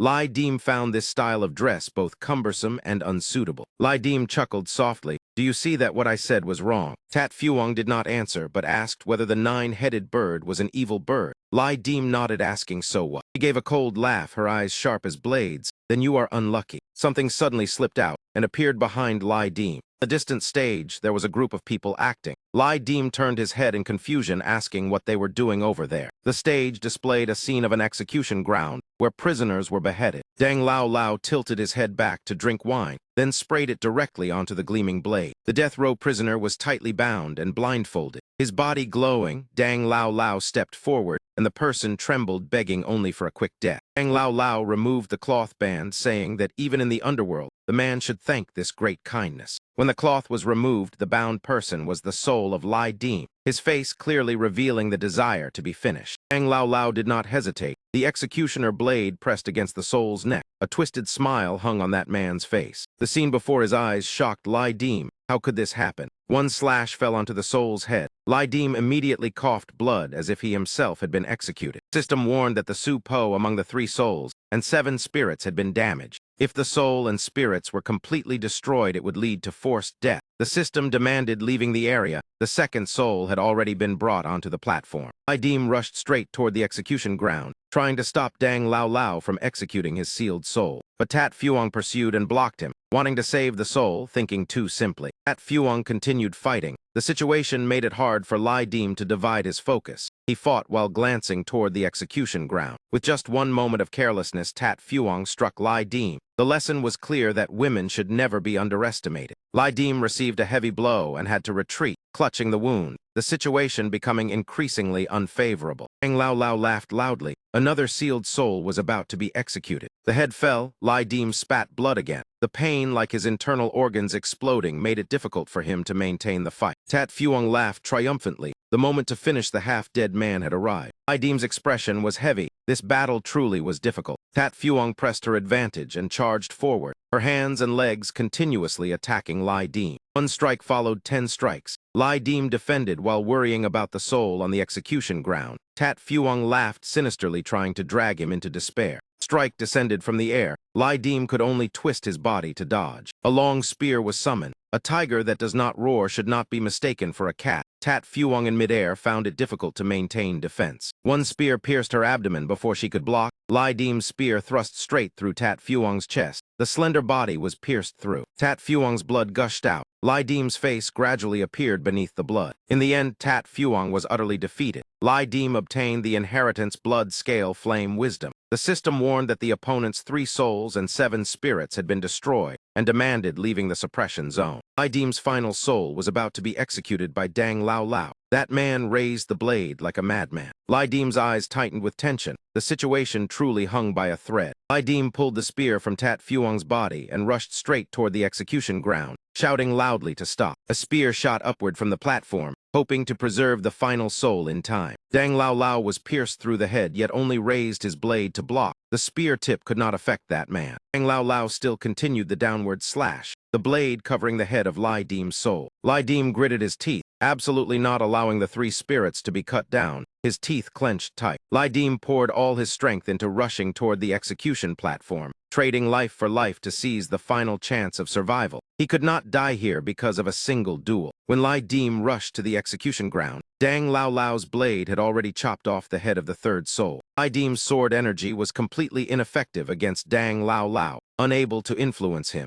That man had already completed the 3rd execution strike upon the condemned body. Another soul vanished. Lai Deem exerted all his strength to stop it, yet was completely powerless. Fresh blood surged to his throat. He endured while rapidly considering countermeasures. Dang Lao Lao lowered his blade again. Lai Deem's 1st spirit was executed. The situation tilted further toward disadvantage. If he could not break the void, then the only option left was to leave the suppression range. Lai Deem immediately searched for a path of escape. Lai Deem's figure dashed through dead-end alleys without pause, the urgency suffocating. Entering the old street district, only the sound of his lightness technique footsteps echoed in the silent space. Lai Deem's steps gradually grew heavy. His speed slowed, both strength and soul force continuously weakening. He leaned against the railing, then collapsed to sit down. The metallic clatter sounded desolate. After gasping for a long time, he finally escaped the suppression zone. Of the 7 spirits, 3 had been lost, leaving only 4. Talisman activated, releasing faint golden light burning through space. Though it could not remove the side effects, it eased Lai Deem slightly. Lai Deem glanced at the system notice about the negative effect caused by the severed 3 spirits. He had to wait until the Yan Fu event ended before spending points to remove it. Facing the unexpected result from the system,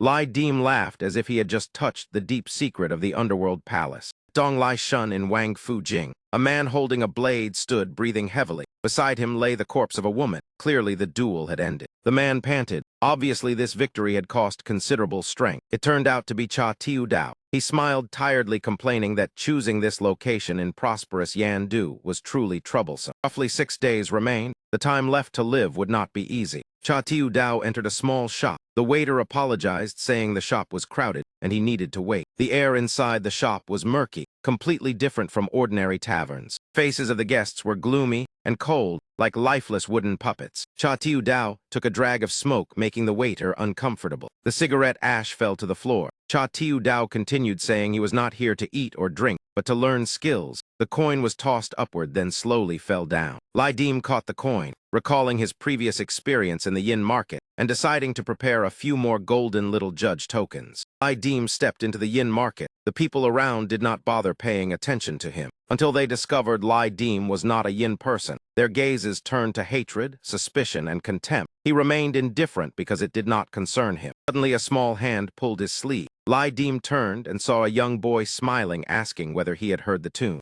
Lai Deem also smiled politely in response, thanking him but declining. The boy stood silently in sadness, while Lai Deem continued blending into the crowd. At the item counter, the old shopkeeper asked him what he was looking for. The stall manager displayed the goods, saying to call him Mon Than, the crafty look in his eyes obvious. Lai Deem observed the stall manager. 2 Gong Nam talismans could help restore injuries but left weakness and pain. The effect was almost illusory. Lai Deem took out a talisman and asked whether there was a similar type. Mon Than waved his hand and laughed, confirming there certainly was, making Lai Deem quite satisfied. Mon Than led Lai Deem to a man wearing a woven hat called Vuong-Kok. The customer had already been waiting. Lai Deem's expression darkened, seemingly sensing something unusual. Vuong-Kok looked at him, saying he did not like human meat. He only needed living people. Mon Than interrupted, telling Vuong-Kok to stop rambling and quickly bring out the goods. Vuong-Kok pulled out a bag of Nuyen Mu Great Juju pills, including madness marrow, fresh flesh, hemostasis, and continuation. He grinned with broken porcelain teeth at Lai Deem, saying using this suited him well. Both the left and right eyes would be fine. Lai Deem threw the exchange item to Vuong-Kok. It was an old Dong Du coin.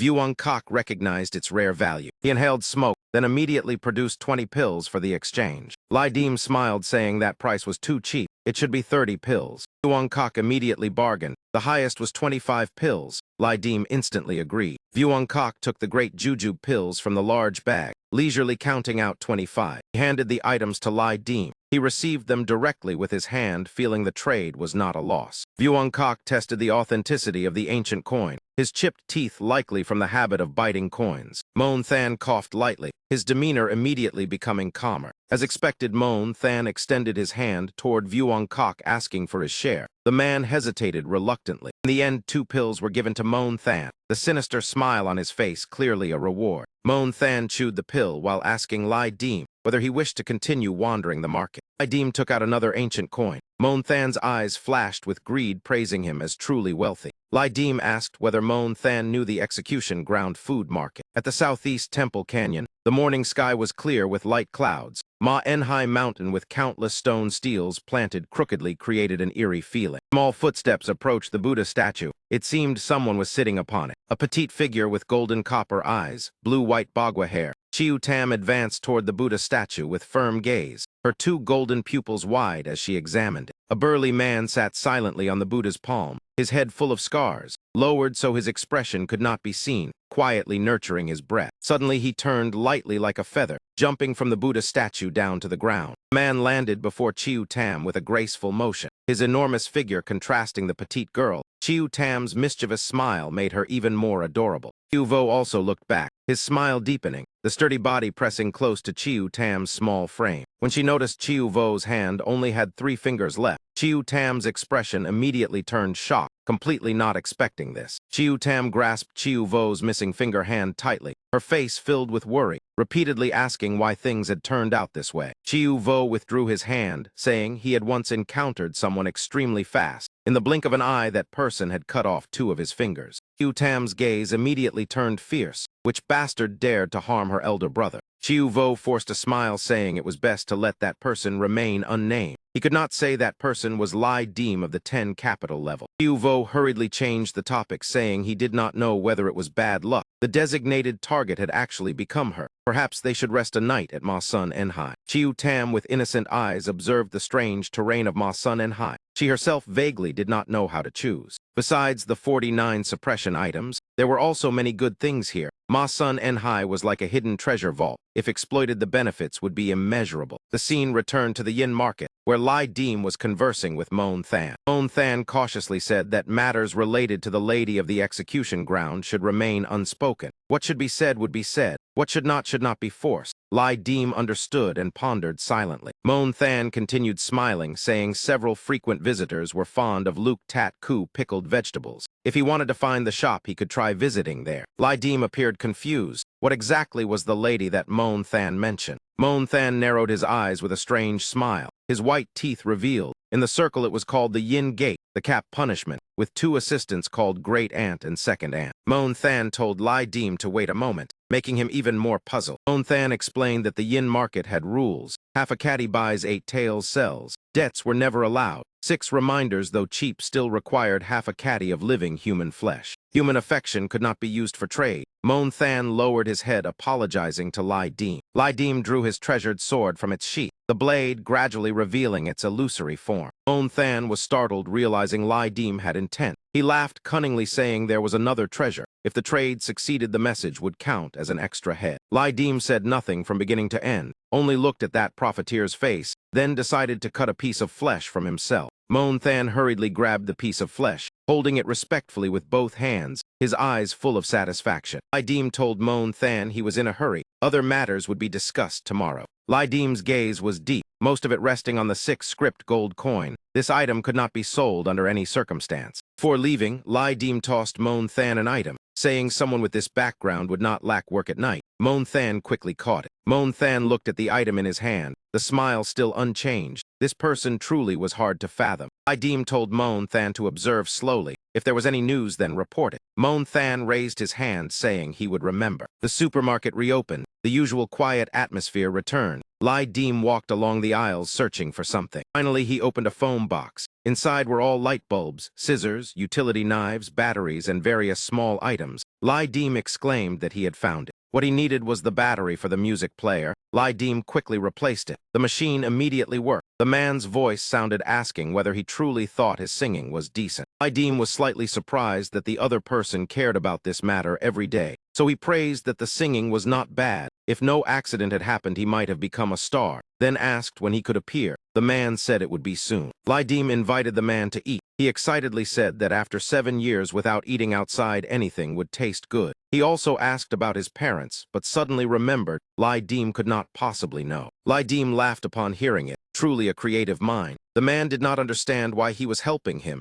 and what background Dan Nuong truly had. Clock struck 2 o'clock. The man remarked that Lai Deem was still very young. His accent was also hard to judge. The signboard appeared with refined wording. Standing before this place, Lai Deem guessed this was Luke Tat Ku. Lai Deem moved closer to Luke Tat Ku, preparing to step inside. Suddenly, the person inside spoke, apologizing, saying that today's reception had some inconvenience. Lai Deem asked the gatekeeper why he did not see the Luke Tat Ku token. The man only smiled without answering, making him feel as if he were speaking to a block of wood. Lai Deem still kept his smile, asking when business could begin. Only then did the gatekeeper frankly say that they could not trade with him. Without achieving his goal, Lai Deem's eyes turned cold as he looked at the other party, his dissatisfaction obvious. Footsteps sounded. Lai Deem turned his head and saw a maid in ancient clothing approaching, giving a graceful salute. He bowed to the gatekeeper. The man also bowed in return according to etiquette. The gatekeeper allowed the girl to enter. Lai Deem became annoyed by the different treatment and stepped forward. The gatekeeper raised his hand to block him, asking whether he still wished to continue, clearly refusing entry. The string of coins on Lai Deem's body glowed. Dan Nuong appeared from within. She instinctively blocked Lai Deem, gently placing her hand to calm him. Dan Nuong confidently said that if that person could enter, then she also wished to enter. The gatekeeper was speechless. silent for a long time, unsure how to answer. Dan Yuang leaned close to his ear and whispered a few words, the intention clearly not simple. The gatekeeper sighed, finally allowing Dan Yuang to enter. Lai Dim gave a faint smile. Dan Yuang truly was clever. Dan Yuang smiled and turned back, urging Lai Dim to come in quickly. Dan Yuang linked her arm with Lai Dim as they walked inside, looking no different from an ordinary couple. The maid from earlier finished buying her goods and stepped out. Lai Dim's gaze flashed with suspicion. Dan Yuang also noticed something unusual. The maid's pale face was flushed red at the corners of her eyes, as if she had just finished crying. As she passed by, the maid reached the door, then glanced back at Dan Yuang, while she remained calm, ignoring the gaze. The gatekeeper saw the maid leave and bowed, wishing her a safe journey. Lai Dim and Dan Yuang randomly chose a table and sat down. He curiously asked about the maid's identity. Dan Yuang only said it was hard to guess. Dan Yuang gently turned her hand and poured tea, each drop falling softly. She handed the first cup of tea to Lai Dim, saying she had a feeling they would meet that young lady again in the future. Dan Yuang's eyes gazed deeply at Lai Dim, both gentle and captivating. Even the gesture of raising the tea was elegant. The two silently looked at each other for a while.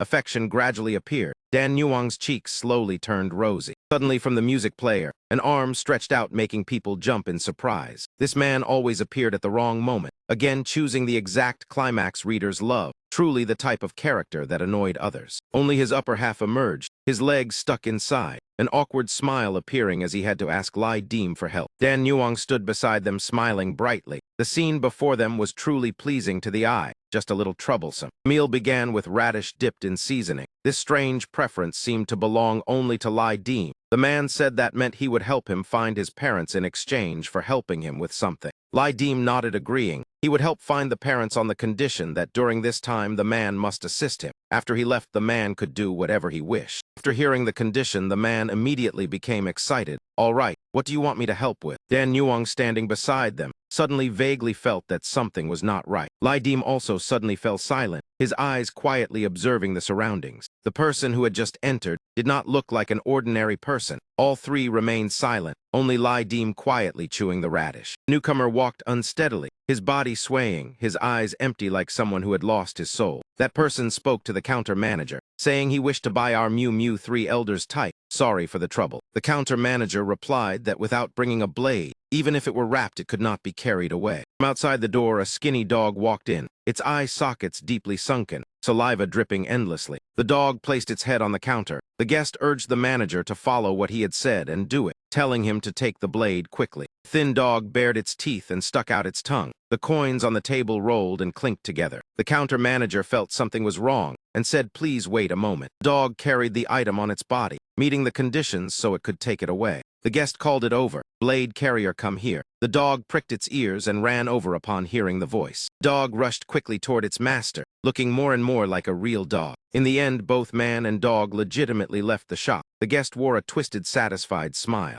Gatekeeper bowed his head to send the guest off, wishing him a safe journey. Lai Dim immediately put down his chopsticks, telling the other two he was done eating and leaving. In the misty haze, the earlier guest led the dog, the item just purchased hanging from its neck, wandering through the market. Hearing a sound, the dog raised its ears in vigilance, its fierce gaze staring ahead, growling violently, saliva pouring out like rain. It barked continuously toward a dark corner, yet that place remained silent without any response. The guest angrily shouted at it, "Blade carrier, come back immediately." However, the dog seemed no longer obedient, its eyes turning frenzy. In the dark corner, a small creature appeared, a white tiger formed from dragon tiger aura. At night in Yen, even strange people could not see it. Now the white tiger manifested. The dog knocked the hanging bag on its body down to the ground, rushed straight toward the white tiger, its thin body yet astonishing speed, its running posture strangely distorted. Before it could reach the white tiger, the dog was grabbed by its tail and pulled back by its master. He shouted angrily, but the dog still barked madly toward the dark corner. The man looked into the darkness, seeing nothing. His spine turned cold. A strange feeling rose as the dog kept barking at empty air. The cloth scarf fell to the ground. The man bent to pick it up, ignoring the crazed animal beside him. Suddenly, the dog lunged straight toward him, its eyes ferocious as if wanting to tear him apart. The man almost got bitten. Because of the shock, he fell flat on the ground, panic clearly on his face. In a moment of distraction, his eyes filled with fear, as the waist cloth had already disappeared. In the blink of an eye, a figure as fast as lightning seized the man's head. Lai Dim cut it off with a single slash. The ferocious dog still kept the intention to attack the stranger. Lai Dim did not hesitate, delivering a kick straight straight to its face, sending the dog flying several feet away. The dog crashed to the ground, a miserable cry of pain echoing out. The head was severed from the neck, yet not a single drop of blood flowed. The man's body remained standing motionless without collapsing. The head lying on the ground could still speak. The bizarre sight left him staring at Lai Dim in shock. Lai Dim held the belt in his hand, his cold gaze fixed straight on him without the slightest wavering. Lai Dim glanced at the dog, trembling in fear, saying that protecting the master to the end was still only a beast's loyalty. Without any mercy, Lai Dim thrust his blade straight into the skinny dog. A miserable cry rang out as blood splattered everywhere. The man ground his teeth in hatred, muttering, "It is you, it is you." Lai Dim did not bother paying attention, only focusing on the belt he had just seized. The belt had a strange shape and obscure origin. Killing pigs was the lowest trade. Killing people was the highest 9th rank. Wearing it turned a man into a sacrifice. Death turned him into a ghost. A ghost destroyed became blood. Lai Dim's sword pointed straight at the man, tension clearly appearing in his eyes. Lai Dim said that he made his living by taking heads. Lai Dim coldly told him to say it himself. How did this sword strike of his measure up? Lai Dim acted fairly. The Dai household had taken 3 lives and must repay them fully. The man ground his teeth but could do nothing. Lai Dim believed that surviving after having the head cut off was already a blessing. He would not strike again. A hand suddenly gripped Lai Dim's leg tightly, making him pause. The man's dismembered body could still move. The man's head went mad, lunging toward Lai Dim as if wanting to devour him alive. Lai Dim quickly dodged out of range, his movement light as he retreated, then swung his sword, chopping the head into many pieces. Since he refused the blessing, then he could go meet the king of hell. Lai Dim sighed that several days working as a soldier had been wasted effort. The man's head turned to dust in the air. Yunhu's eyes darkened, veins bulged on his forehead, his anger openly revealed. The girl's hat lay fallen on the ground. Yunhu understood clearly what had happened to her. On the ground, the hat lay over a pool of blood not yet dry. Yunhu could only silently look at the only thing she had left behind. Yunhu could not understand why she had been so stubborn.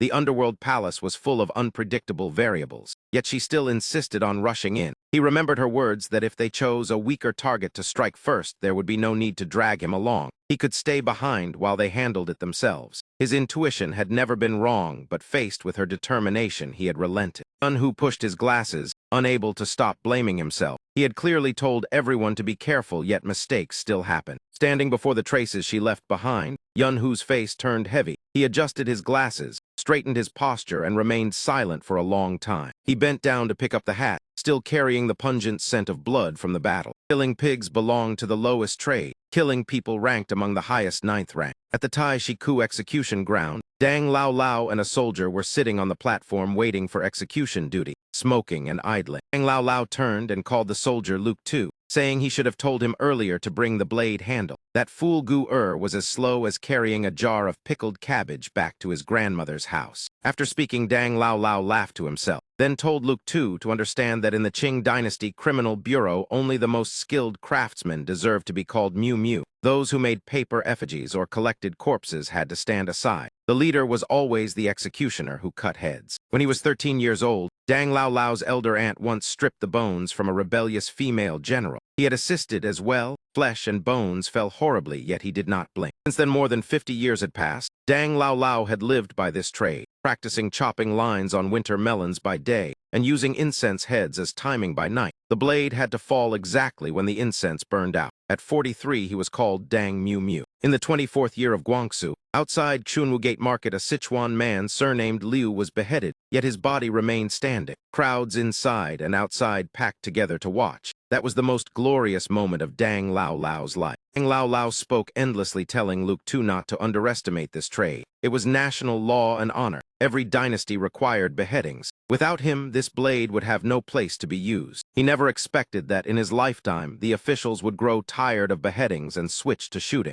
Yet the saying that this trade damaged one's virtue had always haunted him. Suddenly noticing someone approaching from afar, Dang Lao Lao immediately stopped speaking. Luke 2 pointed toward that person, his face full of worry, saying, "Miu Miu, it seems the assistant is broken." Dang Lao Lao shouted, "Stop talking nonsense. My eyes are not blind." Seeing the red belt on the opponent's body, Dang Lao Lao immediately understood. Damn it. From the 24th year of Guangxu until now, it had been exactly 100 years. The herbal pouch was knocked aside. Medicinal herbs scattered across the ground. Lai Dim revealed a proud smile. Dang Lao Lao sneered, thinking he was just a brat who somehow made it here. Wearing the red belt, Lai Dim advanced step by step toward Dang Lao Lao with arrogant bearing. Lai Dim's eyes remained arrogant as before, approaching the target without hesitation. Dang Lao Lao looked at him with disgust, thrusting the blade hard into the ground. Suddenly, a round object rolled before Lai Dim. It was the head of Lai Dim's soul, the face still frozen in terror, eyes wide and mouth open. Lai Dim had heard that executioners in the past would strike from the crowd before the prisoner could react, delivering a fatal blow. He casually kicked his own head aside and stepped forward. Lai Dim's eyes emitted cold killing intent. When a head falls, it can blink 3 times. A raised corner of the mouth is a smile toward the 9 springs. Today he would send 2 people ahead. Dang Lao Lao jumped up, saying nothing more as he swung his blade, rushing toward Lai Dim to execute him. One blade strike descended. Dang Lao Lao stared at the brat before him with unwavering eyes. Scene shifted to another shop. Inside the steamer were twisted shapes, blood scattered everywhere. The chef knelt on the ground with a miserable face, lamenting what sin he committed in a past life to meet such a fierce demon. The guest sitting at the table lowered his voice, asking the chef whether it could be done.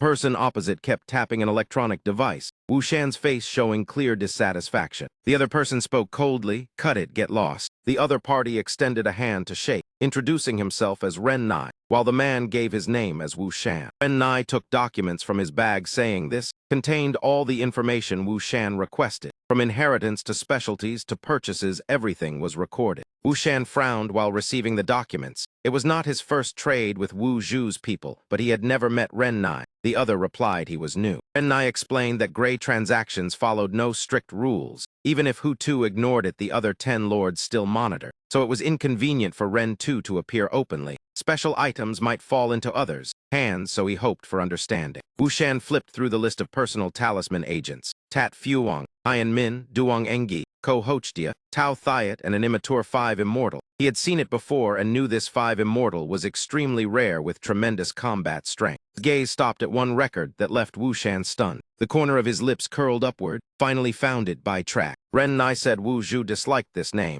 asking whether Wu Shan could conveniently kill him. Wu Shan looked at Bai Track's file, contemplation clearly appearing in his eyes. The inheritance of Ko Hochdia was too weak to interest him. He had no intention of flattering anyone. Ren Nai showed regret, asking whether there was a problem with the information. Wu Shan shook his head, saying no. Wu Shan's gaze turned serious. The inheritor of Bai Track was named Chiu Tam. On the other side, Lai Dim dodged a flying blade technique. Unexpectedly, the killing intent within the blade technique was so violent, truly a move that had cut down tens of thousands of heads. Dang Lao Lao did not stop, continuously pressing close, attacking Lai Dim, his eyes as if wanting to devour him. Dang Lao Lao's eyes bulged wide, humanity gone, only killing intent filling them. Lai Dim suddenly paused, his eyes widening as he noticed something unusual. Luke Tu pulled out his spirit, preparing to execute it immediately. Lai Dim had not expected such a method. It was truly unreasonable. Luke Tu did exactly as Dang Lao Lao once did, tilting his head back and drinking a mouthful of wine. Luke Tu's lifeless eyes sprayed the wine onto the mirror blade. Dang Lao Lao charged forward carrying thick ghostly aura, shouting wildly. Another blade strike slashed toward Lai Dim, yet he escaped danger by a hair's breadth. Lai Dim realized the blade technique had become chaotic, clearly meant to buy time for Luke Tu. This was the opportunity. Lai Dim's steps moved swiftly as he pressed forward, passing beside Dang Lao Lao.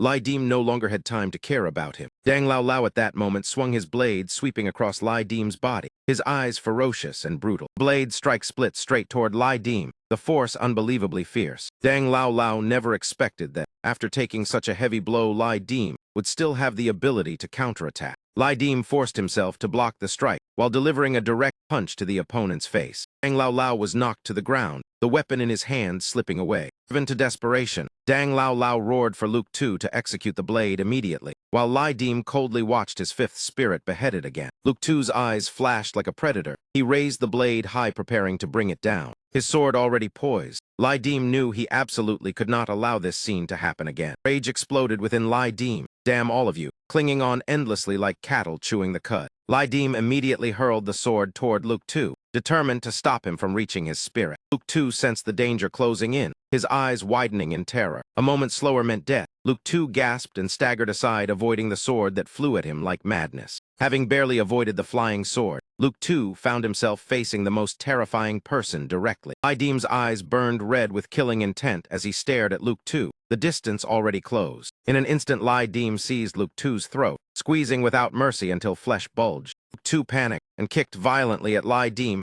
hoping to loosen the deadly grip. Lai Dim did not retreat half a step, slamming Luke Tu against a pillar with a chilling impact. Lai Dim's gaze was icy and murderous, clearly intending to send him to the yellow springs. Luke Tu's face turned pale under the choking grip. In despair, Luke Tu looked toward his ghost head blade. Only a little further and he could reach it. He stretched his hand desperately. His hand almost touched the blade before Lai Dim grabbed it and snapped it with a crack. Luke Tu screamed in pain like a broken chicken leg. Luke Tu used his remaining hand to strike back desperately, the resolve to fight to the death in his eyes. That hand struck an old wound on Lai Dim's body, the pain briefly changing his expression. Lai Dim immediately seized the arm and twisted it behind his back. Luke Tu's eyes rolled white from suffocation. Dang Lao Lao did not stand idle, rushing toward Lai Dim like a ghostly shadow. A blade from behind pierced through Lai Dim's body. Blood sprayed everywhere, staining the air red. Struck by the fatal ambush, Lai Dim could not help coughing up a mouthful of blood. In an instant, Lai Dim's hand snatched the execution blade Luke Tu had stuck into the ground. One slash swept through the air. The sky seemed to redden. Lai Dim's strike aimed straight at Dang Lao Lao with perfect precision.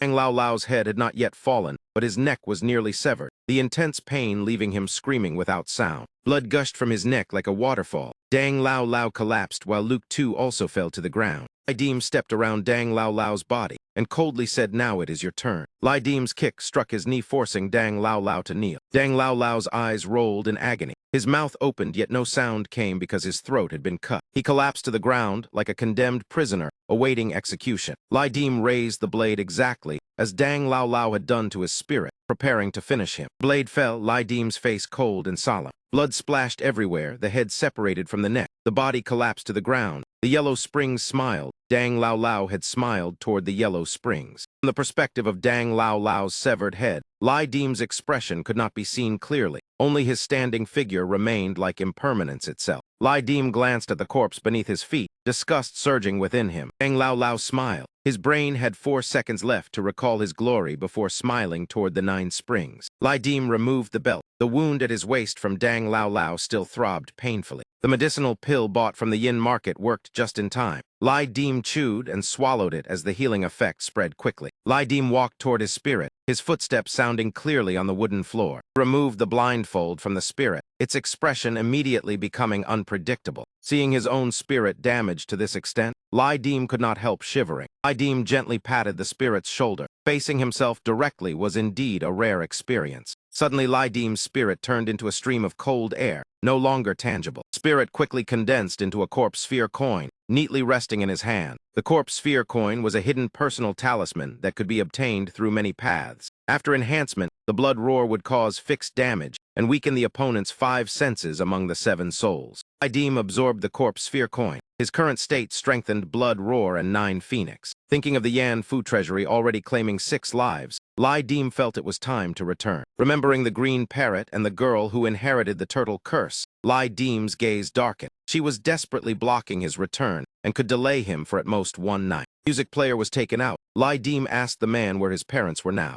At an abandoned factory, the sky was covered by smoke and dust, pollution everywhere. Workers inside the workshop shouted repeatedly, curses echoing without end. The man on the other side kept apologizing for the mistake, saying he had not noticed. Tun Dai Tri asked the man if he smoked. Bui Van Ho hurriedly apologized for his carelessness. The girl walked over calling Tun Dai Tri, reminding him it was almost time. She explained that Bui Van Ho had just arrived and was unfamiliar with the machines, so he appeared clumsy before Tun Dai Tri. Tun Dai Tri looked at Bui Van Ho, then pointed to the girl behind him, laughing that the boy had only been here 2 days, yet already knew how to spend money on the boss. Girl mocked Tun Dai Tri for being full and idle, telling him to find somewhere with drinking water to boast instead of talking nonsense here. Tun Dai Tri still refused to be silent, continuing to mock Bui Van Ho and saying he was only the supervisor supported by Zhang the gold patron. He added that he should not be forced to do trivial reports. The boy never stayed in the workshop and wandered everywhere. Miss Zhang trusted people wholeheartedly and hoped not to be disappointed. Tun Dai Tri mocked everyone endlessly. Zhang looked at Bui Van Ho and smiled innocently, telling him not to mind his words. Yun Hu smiled in response, but soon fell silent again. The scene shifted to the Tagu Bridge. A train thundered across above. Lai Dim said his parents did not live lavishly, but were not destitute either. His younger sister cared for them. His mother lay bedridden with a blood clot. His father, nearly 60, worked as a station guard, earning 82 yuan a month. He was only a friend helping a little and did not need thanks. The man named Luangdi said his family once lived near the artillery bureau, which had been a police station. Those people were hypocrites who trembled when facing the law. Luangdeep asked if Lai Dim had been mischievous when young. Lai Dim replied he had been rather disciplined. Luangdeep's eyes turned melancholy as he said he had been very naughty, causing trouble many times, and being beaten by his mother with a whisk, even climbing telegraph poles at midnight. His father worked in a liquor factory and was rarely home. Luangdeep often fought others, riding his bicycle forward holding scraps of metal or bricks and sticks. Later he formed a band and struggled 2 years before earning money. Because of that he often quarreled with his family. Luangdeep remembered clearly that after his first performance he used the money to buy his mother an expensive scarf. He knew it was not exactly filial piety, but stubborn pride proving he could live well. Tears fell to the floor. In truth, after buying that scarf, Luangdeep had not eaten a proper meal for 2 months, but fortunately he had not starved to death. He truly did not regret choosing music. Lai Dim looked toward Luangdeep. The reality of lived experiences laid bare before his eyes, the truth somewhat awkward to the point of embarrassment. Luangdeep stood up and told Lai Dim that he realized he was far from ordinary. Therefore, he had a proposal about a position. Before Lai Dim left, he left Lao Nhai a little money for daily living, and if the life of this half-man, half-ghost was needed, then Luangdeep was willing to offer it. Lai Dim remained silent without replying. Seeing Luangdeep like that stirred an indescribable feeling in his heart. Lai Dim slowly asked Luangdeep whether this brother of his wanted to keep living or not. The small eatery that had once been quiet suddenly filled with people passing by, the atmosphere becoming lively with all kinds of cheerful conversations. Dan Yuang sat opposite Lai Dim, her refined gaze hard to conceal, her radiant smile like shining jade, as if every light had gathered upon her. Dan Yuang's brilliance quickly attracted many gazes around her, most of them young men who rarely saw such beauty. Shop owner saw the crowd gathering at the door and shouted loudly, "You brats, what are you staring at crowding like that?" Lai Dim paid no attention to the noisy scolding, focusing only on the meal in front of him, while the young men scattered in all directions. Lai Dim looked toward Dan Yuang, his gaze passing over the music player before asking whether there was a way to let Luangdeep return to being human. Dan Yuang said the method for Luangdeep to regain a human body was similar to how she once freed Nanako, but now it could not achieve the same effect as before. Lai Dim believed the immediate matter was helping Dan Yuang recover her strength, yet he had no idea where he should begin. Dan Yuang said she needed many souls like that of the old executioner Dang Lao Lao, at least 4 or 5 more. Lai Dim nodded and promised he would gather them quickly. Dan Yuang appeared curious. She blinked softly while looking at Lai Dim, wanting to ask the question on her mind. Lai Dim thought Dan Yuang wondered why he did not leave Luangdeep a symbolic amount of money, but she denied it, saying that choice truly suited the kind of person he was. Dan Yuang once again looked at Lai Dim with gentle eyes and softly called him General, her voice like jade beads touching. Lai Dim was somewhat surprised, but also felt that was her advantage. In this regard, she was far more feminine than Du Thuk. The name Du Thuk clearly made Dan Yuang uncomfortable. Lai Dim immediately apologized for his impulsiveness. Dan Yuang showed her displeasure, directly grabbing food and chewing continuously to vent her anger. Hearing the praise about Dan Yuang being feminine, Lai Dim suddenly felt he might as well take those words back. Seeing Dan Yuang had finished her portion, Lai Dim pushed his plate of food toward her. Dan Yuang smiled politely and thanked him. Lai Dim told her not to be so polite. Perhaps only Dan Yuang could make him show such a gentle smile. At the old school, a familiar voice rang out. In the eyes of others, I am already an old man several decades aged, buried up to the neck yet still devoted to work to contribute to the 4 modernizations. And noticed something wrong with Lai Dim's attitude. On his first night shift, he had already sneaked out. If Boss Liu checked, then Tan would be implicated, making him angry enough to speak harshly. Lai Dim smiled flatteringly and said Tan had worked for many years while Boss Liu was just a newcomer who would not dare criticize him, at the same time promising he would be more careful next time. Tan was struck in his sore spot and could only drop his dignity to scold Lai Dim for talking nonsense. If he had such ability, he would not be guarding the gate here. Looking at Lai Dim's manner, Tan secretly judged him to be silver-tongued and careful with chores, yet rather careless when on duty. Society nowadays was complicated. Walls had ears and forests had eyes. The school also had many female students. Jealous people or thugs might target young men like Lai Dim. His future was still brighter than Tan's. Boiling water poured into the cup hissed. Tan called Lai Dim by the alias Dai Vim and asked that with only 2 days before the new year why he was not going home. Lai Dim shook his head, saying that if he went home, his mother would urge him to marry again. too troublesome, so he did not want to return. Tan urged him to find a female college student, whispering a few words into his ear that made Lai Deem's eyes immediately light up. Evening descended. Inside the security room, two men discussed how to court a female student, the sunset sinking behind the mountains as darkness slowly awakened. Dang Lao Lao's eyes were filled with terror. A blade technique slashed straight toward Lai Deem's neck, a scene both cruel and horrifying. Lai Deem jolted awake and cursed inwardly. The same dream again. He had repeated this nightmare many times. Lai Deem pushed himself upright and rubbed his temples to clear his mind. On the mission board, 3 types were clearly listed: village bandits, wandering remnants, and extermination targets. All had to be beheaded. Lai Deem stroked the mission board. He had felt uneasy since morning, and the moment he closed his eyes, he dreamed of Dang Lao Lao chopping off his head. Lai Deem turned and told Luang Deep that tonight he would need his help. First, sing a gentle tune, not too murderous and not too sentimental. Luang Deep immediately started the music beside his ear. The melody was somewhat slow, yet drifting and spreading softly, gentle and graceful without making people lose themselves. Lai Deem contentedly fell asleep, the sound like moonlight and rays of light driving away the nightmare. He slept deeply like a tipsy poet reciting verses beneath the boat rail, drifting carefree. Opening his eyes again, Lai Deem looked at the mission board before him with satisfaction. All attributes except the health of the 3 designated targets had returned to a stable state. Lai Deem sighed in relief as the negative effects were removed, not forgetting to praise Luang Deep's skill.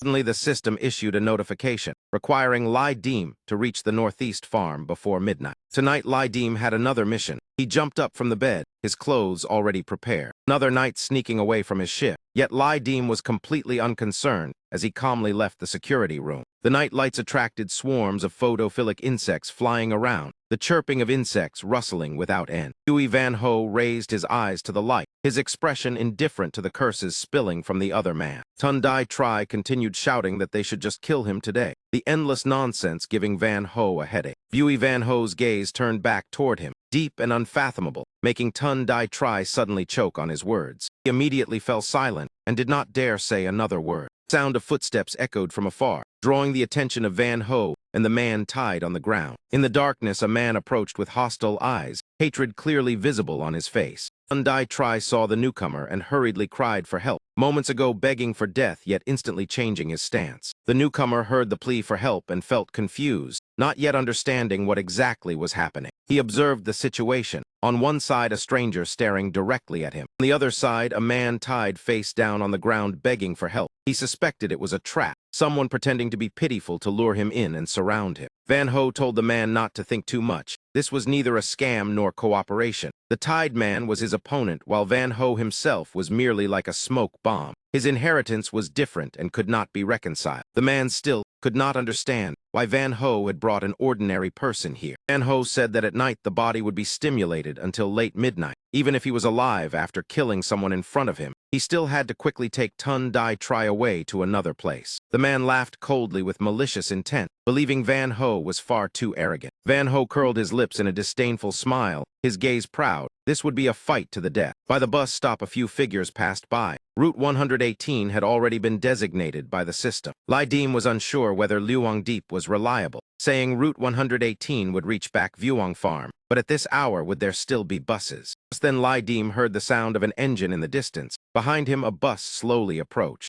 Lai Deem could not help being surprised that even this late at night buses were still running. Truly unreasonable. Lai Deem boarded the bus without fearing trouble. Even if something happened, he would not mind. Once inside, he immediately noticed 2 figures being intimate. Tan and Miss Vuong sat in the back row, his hand gently caressing her face. Lai Deem felt slightly uncomfortable. The scene before him truly made people uneasy. He rubbed his head and thought that old Tan truly had ability. Miss Vuong, with soft lips and sweet voice, leaned close to him while Tan whispered by her ear, telling her not to be afraid, because they had already reached this stage. While the two were still absorbed in affection, a distant figure suddenly entered Tan's sight. Impossible, that kid skipped his shift and yet appeared here. Tan was shocked and could not understand. Miss Vuong also glanced at the person who boarded the bus, immediately recognizing Lai Deem as the new employee at the normal school. She whispered her suspicion to Tan. Lai Deem deliberately cleared his throat, pretending not to know them, turning to complain to the driver that the bus seats were terrible and sitting long would ruin the body. Driver replied that such matters must be reported to the company. He was only a hired driver with no authority to decide.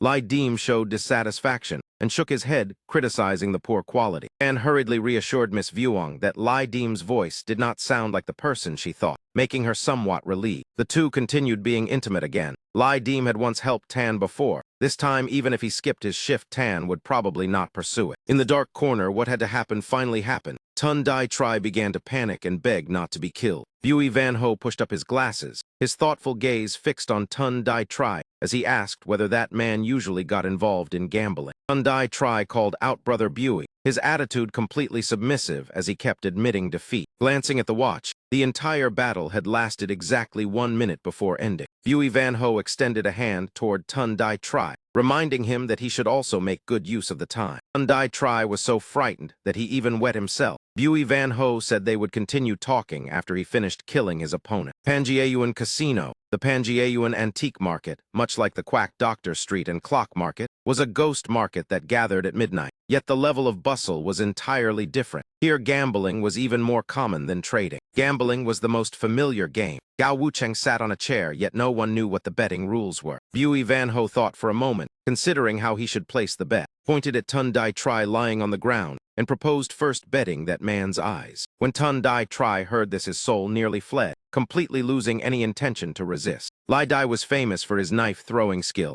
The knife in his hand was no different from a powerful pistol. The flexible throwing angles made it difficult for opponents to defend. Vo Sun kept talking endlessly about weapons and prey. On Lai Dai's side, he was extremely vigilant, his vision enhanced by Deem Fu's assistance. It seemed luck was also on his side. Wine jug was drained. Vo Sun casually threw it to the ground, and it shattered with a crisp sound. A bloodthirsty glint flashed in his eyes. Vo Sun let out a low roar, clearly stirred by Lai Dai's words. Kyanman Street was packed with people. Red lanterns hung high, the stream of passers-by bustling without pause. Qiu Tam sat tucked into a corner, softly humming an entranced song, her small figure leaning against a pillar giving a hazy impression. From above a drizzle fell, dampening the hem of Qiu Tam's clothes. A blood-soaked hand braced against the pillar near her. The rain like mist. Qiu Vo stepped forward, and their eyes met with silent understanding. Qiu Tam stood up and brushed off dust. Qiu Vo praised her for completing the task quickly. She replied that he was too slow, and then asked whether his situation was all right. Qiu Vo forced a smile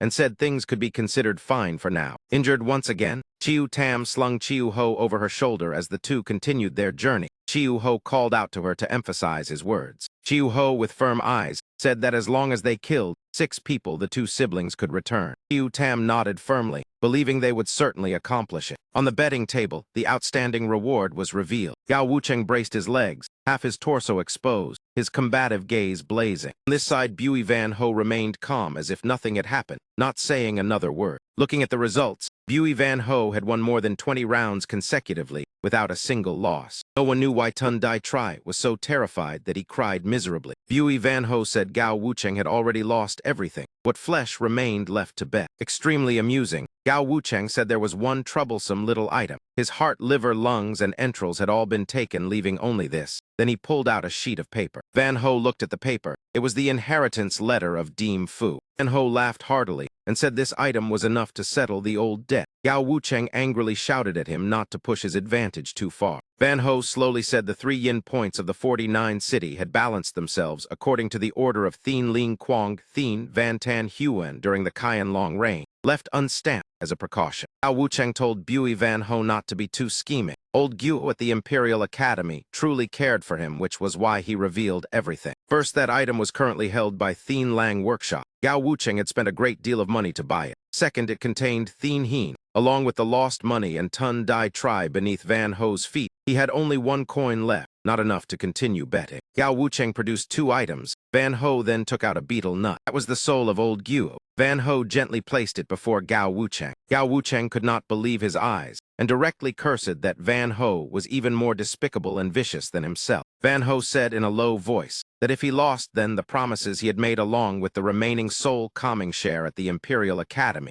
would within 3 days be repaid with more living people. If he won, then Tun Dai Tri and the remaining souls of the Imperial Academy would belong to Gao Wucheng's side. Gao Wucheng's gaze turned unfathomable. He did not know where Van Ho came from, but living people were not allowed to be dragged into this place. Van Ho was clearly breaking the rules. Those who did not follow rules rarely lived long. Van Ho gave a faint smile then he would not need to continue troubling that man. Treasure about to slip from his grasp made Gao Wucheng waver. Regardless of victory or defeat, he wanted everything Van Ho promised. Words might scatter like wind, but the underworld regulations were supreme. Both sides drafted a contract. If Van Ho agreed to use his own soul as collateral, then the bet would begin. Van Ho's gaze remained calm. Beside him, the Ming Pearl of Elder Guo softly emitted light. Rain outside fell heavily. A voice spoke briefly, "Begin." The bus quietly entered Dongbak Vuong. Lai Dim got off, and all around was hazy as if there was no way out. The bus gradually departed, leaving a lone figure in the dark night. The vast space with rows of pine trees stretching long, mountains faint within the clouds forming an illusory scene. Lai Dim stood in the middle of the wide avenue.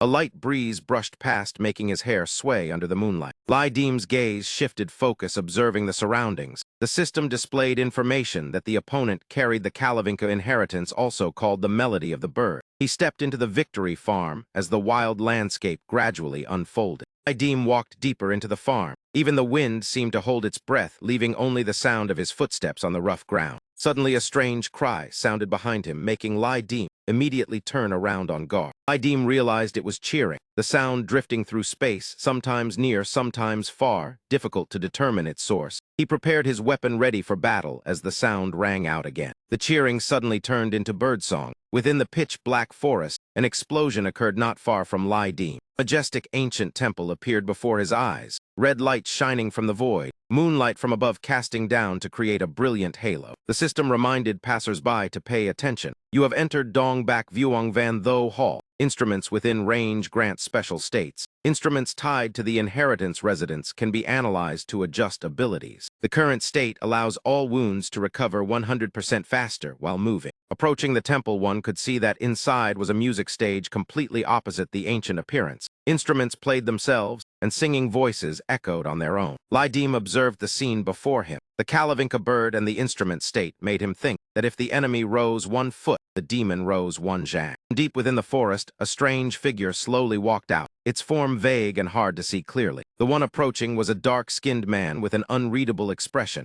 holding a knife and waving it casually like a relaxed killer searching for prey. The moment he saw the opponent, Lai Dim immediately drew his sword to attack. Realizing the enemy carried the mark of the 10 diagram space, the other man did not hesitate to counterattack as the battle state instantly opened. Two rushed at each other in an instant, colliding then passing by as fast as a whirlwind. Both were struck. The sword cut flesh while the knife cleaved bone. Clearly neither had any intention of testing or greeting before fighting. Lai Dim turned his body, preparing the next attack stance. Both belonged to the 10 diagram martial steps. The man lowered his body and closed in. A knife had to fight closer than a sword. He gave a sly smile, showing he had seen through Lai Dim's defensive intention. Thanks to the Kalavinka wine, Lai Dim's recovery speed increased by 50%, while the opponent reached 200%. Lai Dim immediately called Luong Deep out and activated the music player. Luong Deep began singing, a rich, sentimental melody spreading from the lyrics into the tone. Instruments quickly transformed, shifting into another form controlled by a different player. The current instrument state reduced walking support force by 100%. Due to the Kalavinka bird, Lai Dim reduced 200%, while the opponent only reduced 50%. Clashing sound of weapons rang sharply, the opponent's strength clearly enhanced by the Kalavinka bird. Lai Dim's speed declined, while the opponent became increasingly agile. One knife slash nearly severed his head the same way Dang Lao Lao once did.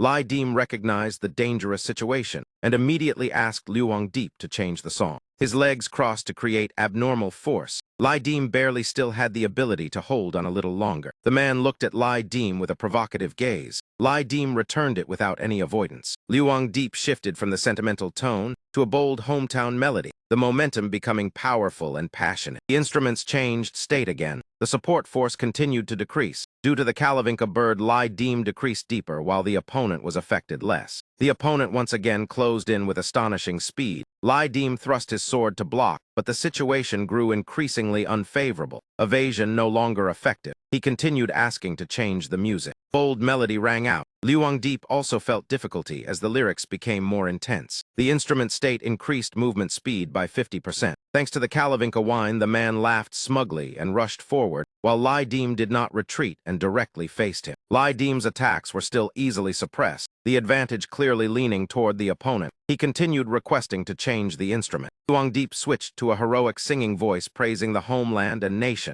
The instruments changed yet were still influenced by the Kalavinka bird. Lai Dim's vision began to lose its sense of direction. This time the situation was truly dangerous. Luangdeep's music also became disadvantageous. The pitch-black sky thunder roared, flashes of lightning tore through the night. The sound of weapons clashing rang out repeatedly without pause. The speed of the battle surged so high that the movements of the two could no longer be clearly seen. Sword turning, knife swinging, rapid bursts, shifting positions, both desperately unleashed deadly strikes. The battle erupted violently, fragments scattering everywhere as the two were thrown apart in opposite directions. Gaining balance, Lai Dim and the man stood some distance apart, both heavily exhausted. The night covered everything, limiting visibility. Lai Dim was covered in wounds, and even his face had been slashed open. The man advised Lai Dim not to waste his strength anymore, though he did not know where the strange items on him came from. Meeting him meant Lai Dim was simply unlucky. In fact, he was a professor at the Academy of Music, specializing in the study of popular music history. From country, rock, jazz, soul, hip-hop to symphony. As long as a genre was named, he understood it. Normally, to activate the Kalavinka wine, he had to wear headphones,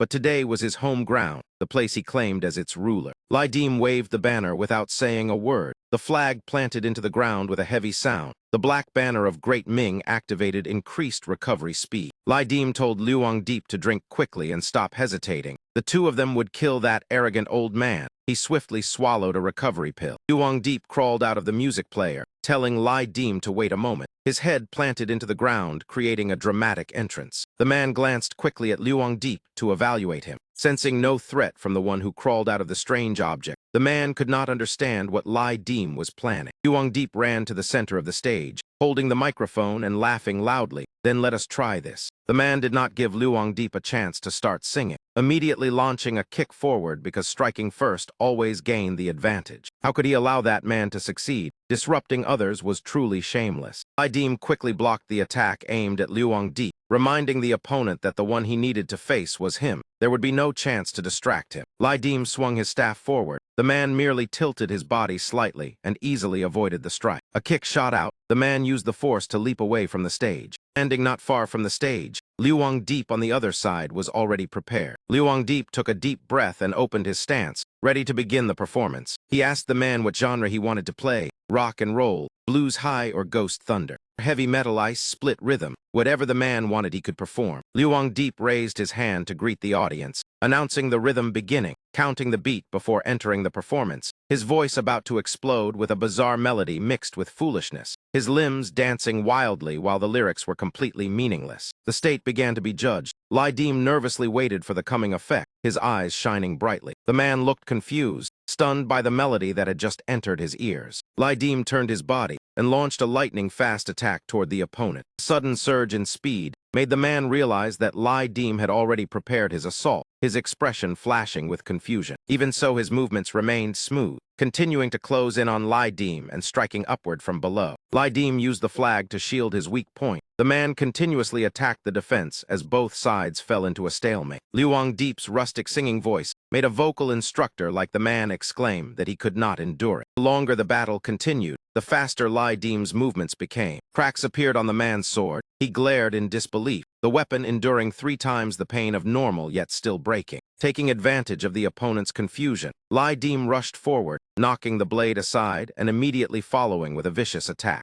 Before finishing the move, Lai Dim already felt the opponent's killing intent, rushing toward him like a wave of pressure. Lai Dim hurriedly used his staff to block the knife energy, but was still forced backward, the continuous blade energy leaving him only able to dodge repeatedly. A nearby tree branch was sliced apart by the blade energy, breaking into large fragments. The man pointed his knife toward Lai Dim, his eyes filled with confidence and arrogance. On the other side, Luangdeep's bizarre singing voice still echoed endlessly, accompanied by a dance so strange it was unbelievable. Those improvised lyrics trampled the vocal pride of the instructor, making him furious beyond endurance. Waves of blade energy surged forward. The man began paying more attention to Luangdeep because the musical destruction was too severe. Lai Dim stood in front blocking countless blade energies rushing forward. The two charged at each other like wild beasts, No one could distinguish the difference in strength anymore. Lai Dim thrust his spear toward the opponent. The man struggled to block it with the cracked blade. The situation reversed. The man gradually fell into disadvantage under Lai Dim's increasingly fierce chain of attacks. The man was completely pushed into weakness. Before his eyes, Lai Dim was like a bloodthirsty beast. Blood slash, 10 diagram, 9-headed bird. Lai Dim rushed forward with victory already apparent. 10,000 spear slashes fell continuously. Countless strikes hammering the body, leaving the opponent unable to respond. The man knelt on the filthy ground. Liu Wangdeep's song had truly affected both sides' states as heavy rain began to pour. Liu Wangdeep sang more passionately with each moment, the strange voice oddly captivating. The man looked up at the pitch-black sky, unable to believe he had been defeated on his own ground. Finally, he collapsed onto the ground, motionless before his opponent. Liu Wangdeep finished the song and stepped down from the stage in high spirits. Lai Dim raised his thumb toward Liu Wangdeep. Truly a brother, well done. System issued a warning. The content of the Dim Fu event had been modified. Lai Dim noticed the unfamiliar voice he had never heard before. This event does not allow early return.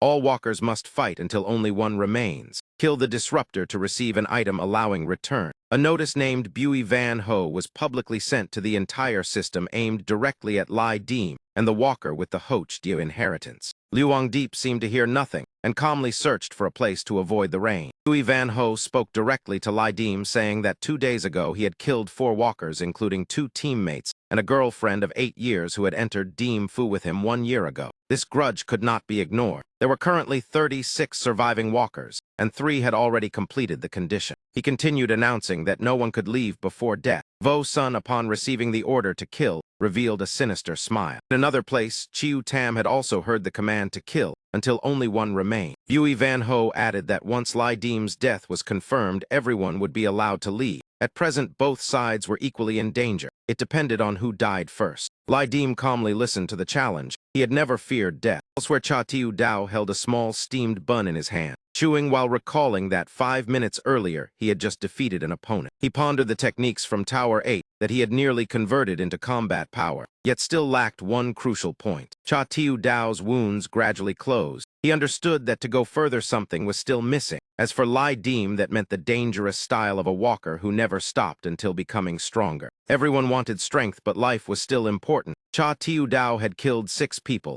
passed 2 designated duels, and possessed 3 inheritances. The rest were stubborn madmen. Whoever liked could continue playing. Cha Tiu Dao decided to return, unwilling to continue participating in this insane event. Yet just as he prepared to leave, the system warned that returning was impossible. They could only fight until death. His plan collapsed instantly. The more Cha Tiu Dao listened to the system announcement, the more violently his head ached. He realized he was only missing the final 2 steps to return. In the night at a telephone booth, Feng Dai confirmed the complicated situation. He could not return because he was not on the event release list. Feng Dai played a game while saying that as long as one walker completed the event and chose to return, he could follow back. But for now, it was impossible. This event had too many people using high-level items. No death meant no stopping, truly a disaster. The person on the other end advised Feng Dai to hide first and not let the Earth Ring notice. Other matters would be handled. Feng Dai ended the call after hearing it. Call ended just as Feng Dai lost the game. He silently stared at the screen. Then he waved his hand and cursed the unlucky telephone booth. Stepping out of the booth, he revealed a faint, sinister smile, muttering that the difficulty of the game was truly hellish. In the distance, the flock of to-do birds spread their wings and flew in orderly formation. Lai Dim sat beneath a tree, quietly analyzing that the inheritor of Yin Bird wine was by no means ordinary. But in exchange, 2 nights of brutal combat had brought 2 valuable inheritances. If used fully, he could break through the peak in an instant and raise his awakening level to 47%. In performing the breakthrough, there would also be additional rewards. The first 10% threshold almost had no obstacles,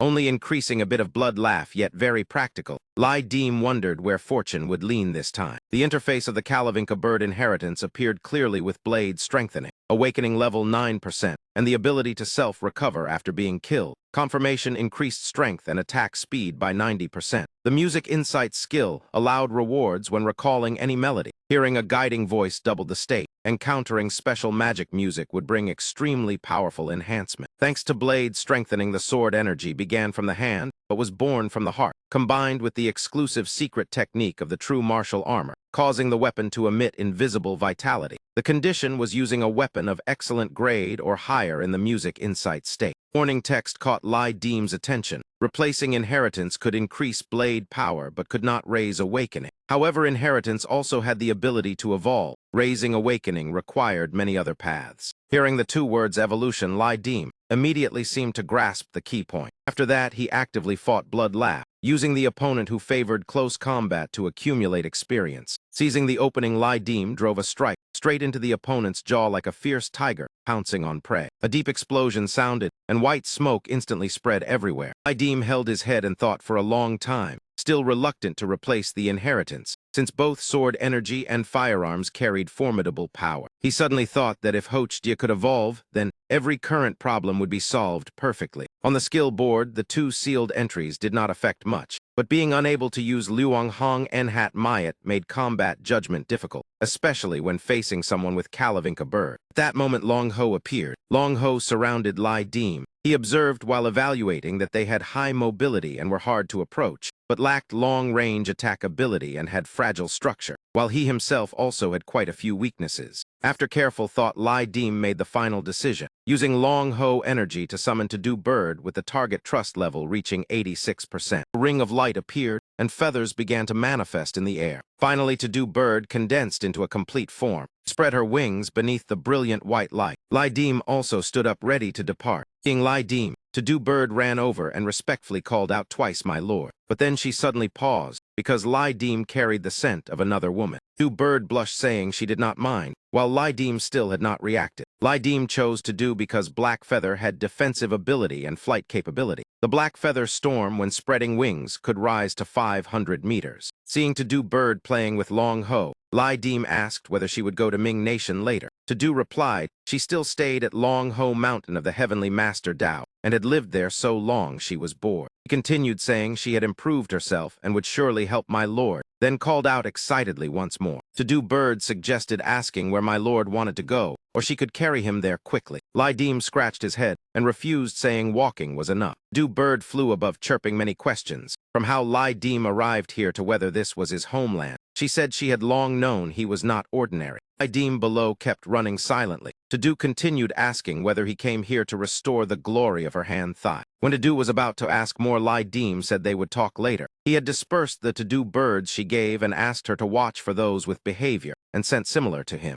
Receiving the order, To Do Bird immediately obeyed. She quickly sensed something. As soon as she finished speaking, the event occurred. Lai Deem told her to fly higher and not reveal herself while adapting flexibly. To Do soared into the sky, while Lai Deem continued running forward. And he suddenly stopped completely. Ahead, someone was driving a motorcycle straight toward Lai Deem. The rider showed a confident smile, wanting to test how strong the opponent was. Thinking this, he immediately formed a European-style spear in his hand. He thrust toward Lai Deem, while Lai Deem also summoned his weapon ready. What inheritance is this? Lai Deem thought silently as he entered a defensive stance. Two walkers collided, and their weapons struck together with a loud sound. A blast shocked the rider. He clearly felt Lai Deem's sword energy far stronger than expected. He immediately turned the bike to flee. Lai Deem even remarked that he wanted to run before the fight began. Only then did he realize the opponent's inheritance was explosive breath, capable of absorbing kinetic energy, then releasing it into another object, the limit increasing with awakening. That man secretly rejoiced, believing he had escaped death. Suddenly, a hand from behind rested on his shoulder. When he turned around, he discovered someone had already been standing behind him. He was thrown off the motorcycle and rolled several times on the ground. Finally, feathers from above pierced straight through his flesh. When To Do Bird and Lai Deem approached, the man was already dead on the spot. Two raised their heads and heard the earlier motorcycle engine sound. The one who had thrown the rider was sitting on the motorcycle looking at them. Lai Deem even thought he had come to deliver the bike. The vehicle rolled forward and stopped in an alley. The one sitting on it now was Lai Deem. He and To Do Bird set off again. Remembering something, Lai Deem searched his old pocket and took out a coin. Standing at the alley entrance, Lai Deem noticed a little girl beside him asking whether he wanted to hear her sing. But when the girl raised her head, her face was covered in blood, and both hands were also red.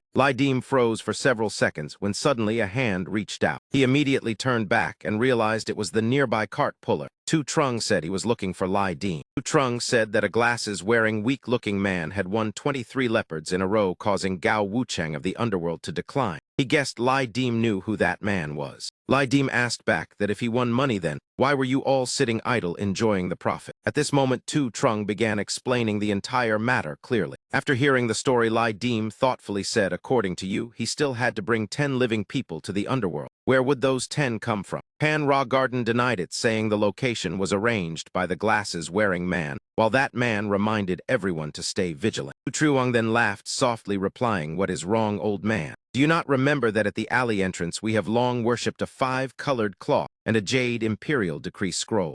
Dim realized Tu Trung knew about it and directly asked where that glasses-wearing Gao Wucheng was now. Tu Trung replied with a strange smile, saying, "Brother, I have a few words to remind you. Manhwa Garden and those gangs are completely different from us. They act ruthlessly and viciously. Now they are like sitting on burning coals. Every transaction has stopped." He could not extract more information and was pushed to the door. If he did not act, there was no way out. During that, Dim asked further, saying he had been busy 2 days ago and today wanted to investigate clearly, then told Tu Trung to lead the way. Tu Truong asked how much he planned to pay so he could estimate in his heart, saying that he stretched his hand before Dim. The coins then fell neatly into his palm. Tu Truong smiled and pointed the direction for them to move forward. Du Bird whispered that Tu Trung could not be trusted. She also believed those gangs were not very skilled. It would be better to smash their business so those treasures would fall into their hands. But Dim only shook his head, saying it was unnecessary. Du showed regret, then asked whether they should visit that Manhwa Garden place. Dim asked what for. She replied that Bui Van Ho owed them 10 lives. If they stirred Manhwa Garden into chaos, then he would not need to repay. After saying that he twisted the throttle, Dim said they should find a place to rest first. Before midnight tomorrow, there would certainly be a brutal battle. Elsewhere, Chiu Vo and Chiu Tam were observing Dim's group through a water mirror. Chiu Tam also frankly said she had never liked Bui Van Ho at all. Right before Chiu Tam, a candied gourd vendor slowly passed by. Chiu Vo added that he had fought Dim before and understood him somewhat. Moreover, finding him would not be too difficult. After that, Chiu Vo made a decision, saying let Dim remain there for now. There was no need for them to act. Others would naturally move first. For now, they should try to find Bui Van Ho. If they found him, they would follow her idea. If not, they would follow his. Chiu Tam nodded in agreement, but asked where to find Bui Van Ho. Chiu Vo replied that his target was Dim, so keeping Dim close was enough. Repairing the item would certainly be in Yendu City. Such an object required great effort to obtain. If he were Bui Van Ho, he would not risk the night in Yendu, even if his teammates died. There were too many anomalies, so it was better to seek additional support. In the end, reaching Bui Van Ho's level, ordinary suppressing items were useless. The inner 9 outer 7 4 imperial cities, 9 gates 8 classics, and 1 grand female belle of Yendu City.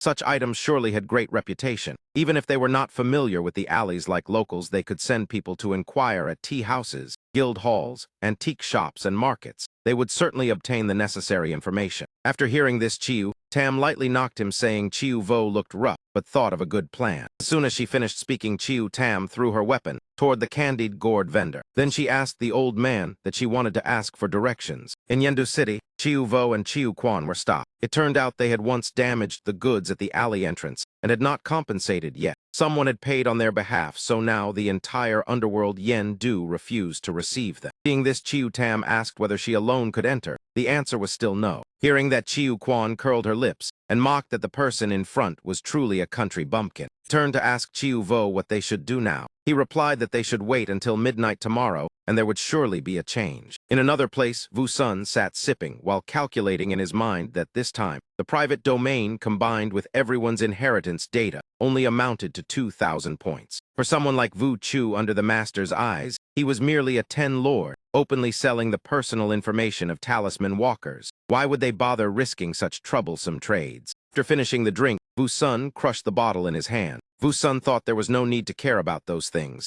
This matter had nothing to do with him. This time he must kill that man. Everything recently would be counted on Bui Van Ho. Both Van Ho and Lai Diem were evaluated as 10 capitals with an awakening level of 39% ancient valuation. Holding 7 parts certainty of victory was enough. Vu Sun thought this and stood up. In another place, Bui Van Ho carried a bag with him. Inside the bag was a cloth recording the worship of 5 colored cloth and 10 jade imperial decree scrolls. The content said it could modify Diem Fu once, delete up to 20 characters and add up to 8 characters. Spell grammar could not be changed, but it could locate all Diem Fu walkers, checking once every hour. After completion, it could be queried at any time, granting surrender authority, and it could not be placed within marked space. Bui Van Ho intended to gamble everything this time, either win all or lose everything. Elsewhere on the top of a building, countless feathers were flying. Lai Diem already stood waiting on the rooftop, as the feathers gradually curled into a vortex. From within, To-Do Bird appeared, and Lai Diem called her closer. He had finished checking the bracelet on his hand, and said it increased vitality and defense against attacks. The money spent was not wasted, though the effect was not entirely even. The bracelet was protective gear named Diatayat of rare quality, capable of increasing life vitality effect by 50% for walkers below 10 capital level. The lantern held by To-Do Bird was called Hoi Hu Truck. Humans could not use it. He looked at the lantern in To-Do Bird's hand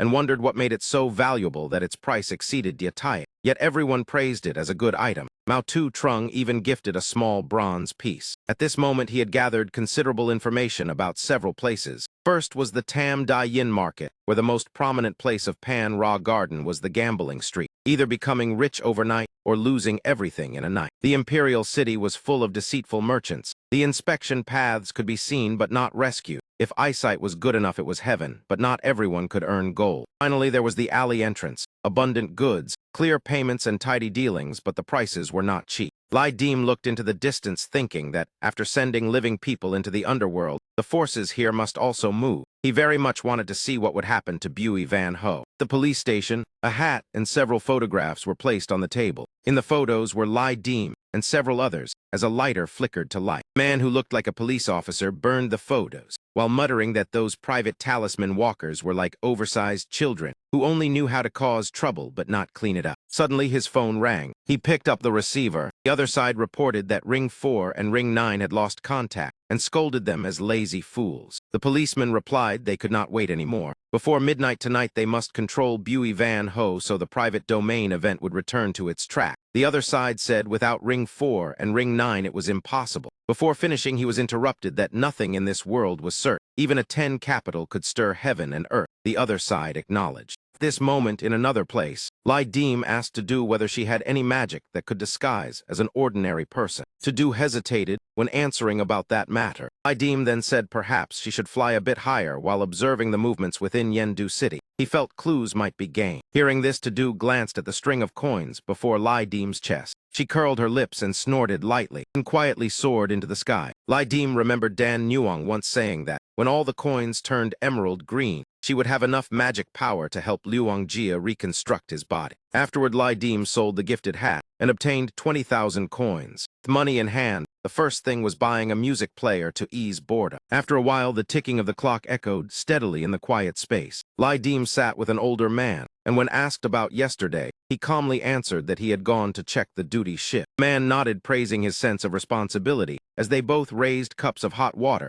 and took small sips. Around them, the flow of people continued bustling as usual. As for him, he quietly observed everything. When the sky gradually turned toward evening, Lai Diem had unknowingly fallen asleep. At that moment, a sudden fight broke out. The chaotic shouting outside startled Lai Diem awake. Seeing a crowd gathering, Lai Diem stepped outside to ask what exactly had happened. He reminded them that if they wanted to fight, they should go elsewhere and not cause trouble within the school grounds. The group laughed mockingly and cursed him as a fool. Anger flared as Lai Diem cursed directly at the man's face. Immediately afterward, he reached out and grabbed the opponent's shoulder. The man stepped back but was dragged and kicked away by Lai Diem. Seeing trouble, the whole group rushed forward to attack him together. By the time Lai Diem realized he was surrounded, everything was already too late. At the same time, in Xiangshan Park, Xiao Meng was talking with Bui Van Ho about Tun Dai. Today he did not go to work, and his family caused trouble in the factory, reporting he had disappeared since last night. Xiao Meng added that Tun Dai usually associated with bad people and had offended many while often causing trouble in the factory. It was possible he fled after causing disaster, yet his brother still went to the factory causing chaos while Bui Van Ho sat beside quietly listening. When Zyro Meng asked why Bui Van Ho had not come to the factory this morning, he answered there were some private matters at home not serious, and they would be resolved today. Then Bui Van Ho said it was getting late as Zyro Meng stood up thinking. He intended to leave and casually invited him to go together. Bui Van Ho awkwardly explained that he had no intention of leaving, which surprised Zyro Meng, who asked what he actually wanted to do. After hesitating for a long time and being asked again, Bui Van Ho finally spoke. He said recently, Zyro Meng had helped him a lot, so he wanted to invite her to watch a movie with no other intentions. Only when buying tickets, there were no early screenings left, so watching would mean returning very late. Just as Zyro Meng was about to nod in agreement, a strange object suddenly struck her neck. Zyro Meng immediately fainted, but fortunately Bui Van Ho caught her in time. It turned out she had been hit by a tranquilizer dart. The space became silent, with only the soft, rustling wind around. Finally, the shooter appeared, saying there were always arrogant people in the world. Though they said nothing, their subconscious believed themselves the center of the world, unlike mischievous children. They also believed their talent and emotions were not wrong, and even surpassed most ordinary people. Only then did everyone know the shooter was Enhan, though. He said their real problem was lack of responsibility, and warned Bui Van Ho that the walker had crossed the limit. Enhan, though, believed that if private talisman walkers were all like Bui Van Ho, it would be better for them to handle it directly. His gaze glanced toward Zyro Meng, who lay unconscious. Enhan, though, could not help sighing that Bui Van Ho's ruthless methods made others fearful. Bui Van Ho remained calm without blushing or heartbeat, while stroking Zyro Meng's face, saying one who is not petty is not a gentleman, and one who is not ruthless is not worthy of being a man. Hearing this, Enhan, though, corrected him, saying he would only correct him once, and he should understand himself. He said lacking restraint was not a true man, and pointed at Bui Van Ho. All these words were heard by To-Do Bird, who immediately returned to report. On the other side, Lai Deem had been beaten by the group until bleeding. When they saw him vanish, they panicked and searched everywhere. While they shouted Lai Deem's name for revenge, he had quietly climbed onto a nearby tree. Lai Deem's chest had now been struck by a special type of bullet. The system notified him that he had fallen into a paralyzed state due to the unusual wound, which reduced his recovery speed by 500%. Lai Deem thought to himself that after passing so many trials, he had stumbled once and fallen straight into the mud. At this moment, the little bird of To-Do Dia had flown back. It was just about to report the situation. When it saw Lai Deem's wound, he told it not to waste time and report first. To-Do Dia immediately said that something had happened at Huang Sun Park. There were gunshots and even explosions. During this, Lai Deem told her to keep watching and report immediately if there was any new information. To-Do Dia nodded and let the little bird fly away at once. After a while, the bullet inside Lai Deem's body also fell out. Holding the bullet in his hand, Lai Deem's expression darkened. He lowered his head and looked down at the base of the tree below. The system immediately informed him that he had discovered prey. The hunting mission was activated, and the prey was the man standing under the tree. A residential complex where many old bicycles were gathered. Someone stepped on the dry leaves with a rustling sound. A man wearing a red scarf walked slowly. Suddenly, a stone was thrown down in front of him, making him startle and stop abruptly. A samurai in red armor leaped down from above. The target was that man. He swiftly dodged to the side. The samurai's landing produced a small explosion. The man with the red scarf immediately drew his gun and fired repeatedly at the attacker. The samurai in red armor stood still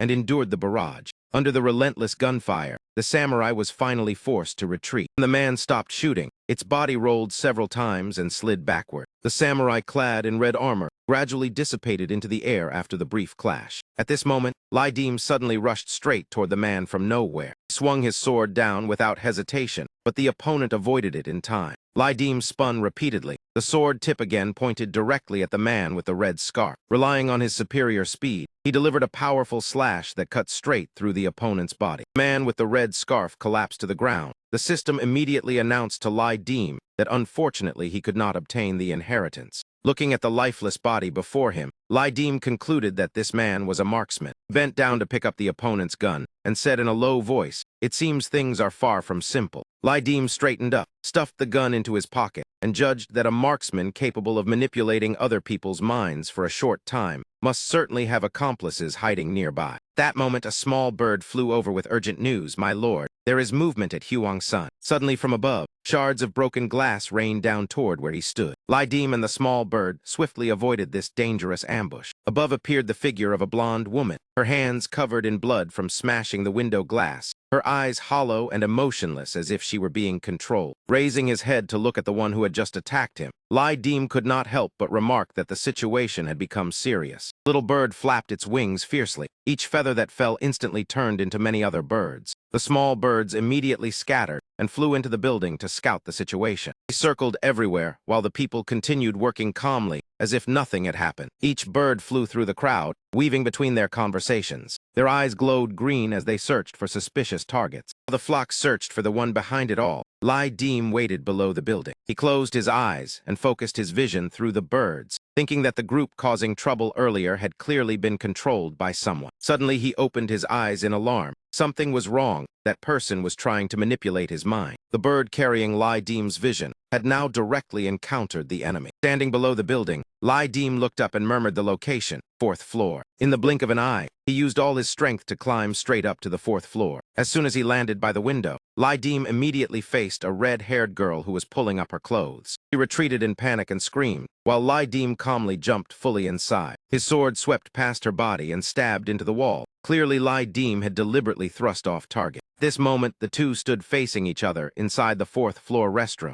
Lai Deem's scouting bird had already died earlier, its body shattered on the ground. Observing the wound, he narrowed his eyes and thought that with the vigilance and skill of Dia, it was impossible for an ordinary person to kill it so easily. The red-haired girl appeared awkward when facing him directly. Lai Deem maintained a calm expression and stepped closer to her. He pushed open the door of the adjacent restroom stall. Inside, there was another brown-haired girl. As soon as she saw Lai Deem, the brown-haired girl blushed with embarrassment. Immediately afterward, a piercing scream rang out, startling the entire ball court below. People inside the building heard the scream and gathered to see what had happened. Lai Deem decisively fired his gun straight toward the door. Bullets struck at an angle and nearly hit the red-haired girl's head. The others panicked and fled while shouting that there was a gun. The brown-haired girl who had been using the restroom had a gun pointed at her head by Lai Deem. He said coldly, "Girl, the game is over." At the same time, below in the yard, a man and a woman seemed to have argued, and then each went in a different direction. A curious young man was frightened and hurried to report to the bald uncle, pointing while shouting for him to come and see. Bald uncle pressed him about what had happened. The young man said in panic that the newly arrived security guard at the school named Lai was causing chaos. Hearing this, the uncle immediately ran toward the scene at full speed, while cursing that this was a disaster. Brown-haired girl asked in fear with tears in her eyes, "Sir, I do not know what I did wrong. What are you going to do?" The red-haired girl standing outside also trembled when she met Lai Deem's cold gaze. Tears welled up in her eyes, about to fall. Seeing the scene before him, Lai Deem remained silent. Suddenly a voice called from outside the door, "Comrade Zio Lee." Manager and several strong young men hiding outside the door spoke to persuade him. "Whatever the problem is, say it out. Work or family difficulties, everyone can help. What are you doing?" The gun in Lai Deem's hand trembled slightly as his fingers tightened. Lai Deem looked at the girl in front of him and said, "Girl, let us play a round. What do you think?" The brown-haired girl asked blankly what game. Replied calmly, "I play both of you." Before he finished speaking, the red-haired girl had already pulled the sword from the wall and rushed forward. She immediately covered the blade with blazing red spiritual power and slashed straight toward Lai Deem. Lai Deem frowned and finished his sentence while pulling the trigger. "All of you want to kill me." Gunshot rang out, making the people hiding outside the door jump in shock. Someone could not hold back and shouted loudly that a shot had been fired. The bald uncle had just arrived when he heard everyone shouting in alarm that a shot had been fired. Crowd outside became chaotic and screamed that someone had been killed, leaving the uncle frozen in terror. Lai Deem continuously fired at the red-haired girl, but she easily deflected with her sword and counterattack. Thanks to his superior speed, he avoided the deadly strikes. The two plunged into a lightning-fast confrontation filled with killing intent. Suddenly, the slender arm of the brown-haired girl slammed hard against the door with a loud bang. The timid aura from before vanished completely. The purple glow and blazing eyes showed she was not weak at all. Brown-haired girl let out a piercing scream, the sound like a shriek tearing through the wind. This attack was enough to force Lai Deem back. At that moment, the system announced that he had directly confronted the power of Mok Koi. Invisible force swept past his head, trying to invade his consciousness, forcing Lai Deem to grit his teeth and shake his head to resist. Realizing the disadvantageous situation, Lai Deem immediately leaped backward. Tightening his grip on the gun in his hand, he observed the situation and said coldly, "So you finally revealed yourself." Two girls with abnormal power had now completely entered a combat state. At the same time at Huang Sun Park, the scenery there had originally been peaceful and picturesque. Silver-haired young man walked leisurely along the path. In his mind, he faintly thought the smell of blood was growing stronger. Suddenly he halted when he saw corpses of cultivators scattered across the ground. That man was Vu-sun. He quickly passed by each of them and silently remarked that it truly was a chaotic mess. Vu-sun suddenly discovered a cultivator still alive. This person even carried a little girl on his back. He looked at the severely injured cultivator, struggling to endure with a complicated gaze. Vu-sun frowned and asked, "Are you just going to endure like this?" The cultivator's eyes briefly revealed deep sorrow upon hearing that question. He lowered his head and resignedly said the others were already dead. Vu-sun watched as the cultivator placed the little girl on the ground and said that no matter what, you always helped me. Tell me where he went. I will avenge you. But the cultivator shook his head and said that man had already run far away and could not be caught. After being refused, Vu-sun calmly sat on the nearby stone bench and explained that your inheritance is different from the wandering outsiders. The power of cultivators only partly depends on the fruit. That is why we can help you deal with the aftermath. With an interested look, Vu-sun continued saying that for you these 9 linked matters hold no status. The people in our hands are more than enough. It is just that he did not expect it. At that moment, the cultivator suddenly coughed up a mouthful of blood. Vu-sun saw it yet remained silent without saying another word. He glanced at the girl with closed eyes in front of him and murmured that he did not expect such a miserable defeat. That name, Bui Van Ho. Vu-sun gave a faint smile and asked, "Should I call a rescue vehicle for you?" As his body gradually collapsed, the cultivator had already fallen into unconsciousness, life or death unknown. In the end, his body collapsed onto the ground without moving, using the last bit of strength to tremble and raise his hand. His trembling fingertip pointed toward his chest, where something was hidden. Vu-sun immediately understood. Yet at that very moment, the cultivator also breathed his last. He stepped forward and touched the cultivator's corpse to search for the item he carried. Vu-sun took out a yellow scroll. It was a 5-colored brocade decree along with a jade imperial edict scroll. As soon as he picked it up, a stream of water suddenly wrapped tightly around his hand, making Vu-sun ask in surprise, "What is this?" Following the water, a person emerged intending to snatch the scroll and attack Vu-sun. That person was Chiu Vu, but he was quickly knocked back by Vu-sun. Just after escaping one danger, another arrived. A sharp blade slashed from behind, making Vu-sun think it was another sneak attack. That blade was immediately blocked by a red object. Red sphere created by Vu-sun easily knocked the girl and her weapon away. Vu-sun now had to face 2 enemies at once alone. The silver-haired girl looked at him and called out, "Hey, uncle." That girl was Chiu Tam. She said with interest to Chiu Vu, "Take the item out for us to use. After using it, we will return it, all right." Hearing that, Vu-sun laughed and asked, "What if I refuse to give it?" 2 immediately prepared to rush forward. Chiu Tam replied, "Then I will beat you until you hand it over." But Vu-sun raised his hand, signaling them to stop, and said, "Wait," causing the 2 to pause. He said seriously that the dead know nothing. Even if I take it away, it cannot be considered disrespectful. After speaking, Vu-sun used his power to burn the cold body of the cultivator. Under the gaze of the 2 Chiu, the corpse quickly ignited into fierce flames. Chiu Vu asked vigilantly, "What are you doing?" Destroying the corpse to erase traces. Chiu Tam was calmer and raised her hand to stop him. Before long, the corpse had burned into ashes.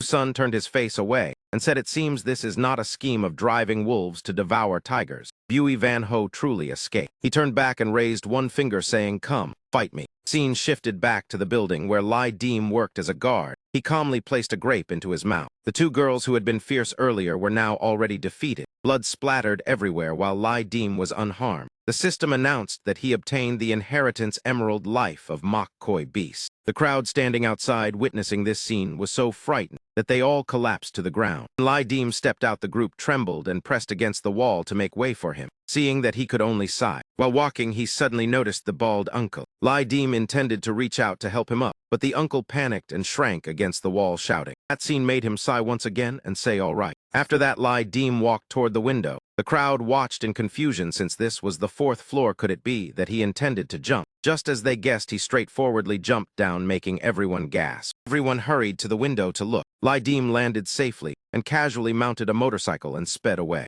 Scene shifted again to Huang Sun Park. At this moment, Chiu Vu was facing 2 power spheres of Vu-sun. 2 spheres carrying violent power, tacked together, forcing him to strain to resist. Chiu Tam also immediately joined the battle, controlling a sphere to collide directly in combat. He tried to slash the sphere with her spear tip, but the moment it touched, it exploded. Sparks from the explosion scattered and struck Chiu Tam, making her grimace in pain. She spun her spear in a circle skillfully, adjusting to deflect the incoming sparks. At that moment, another orange sphere shot straight toward her. Chiu Tam immediately wrapped around it and exchanged blows briefly. When both landed on the ground, Vu-sun sneered. and said, "With that level, you still cannot reach me." Chiu Tam frowned and thought this imperial edict only causes disturbance. It cannot be taken and cannot be destroyed either. She then raised her hand, signaling Chiu Vu to retreat behind her. Immediately after that, from the tip of her spear, crawled out a green snake-like creature. It paused, then slowly grew horns and smooth fur appeared. It turned out to be a transforming azure dragon. The azure dragon advanced toward Vu Sun, making him raise his brows and ask, "Trying to control me?" A green chain suddenly appeared, wrapping tightly around Vu Sun's arm. In an instant, his entire body was bound. That was the confinement of the azure dragon controlled by Chiu Tam. Vu Sun looked into its eyes and smiled, asking, "Really?" Behind Chiu Tam, another beautiful creature appeared. The system identified it as Bai Zi, a sacred beast carrying the affection of all beings, symbol of ancient purity, wandering spirits, a total of 1520 species, 7th rank Cloud Toe. Bai Zi closed its eyes, and its body began to transform. Vu Sun could not hide his astonishment. His eyes widened. Bai Zi merged into Chiu Tam's body.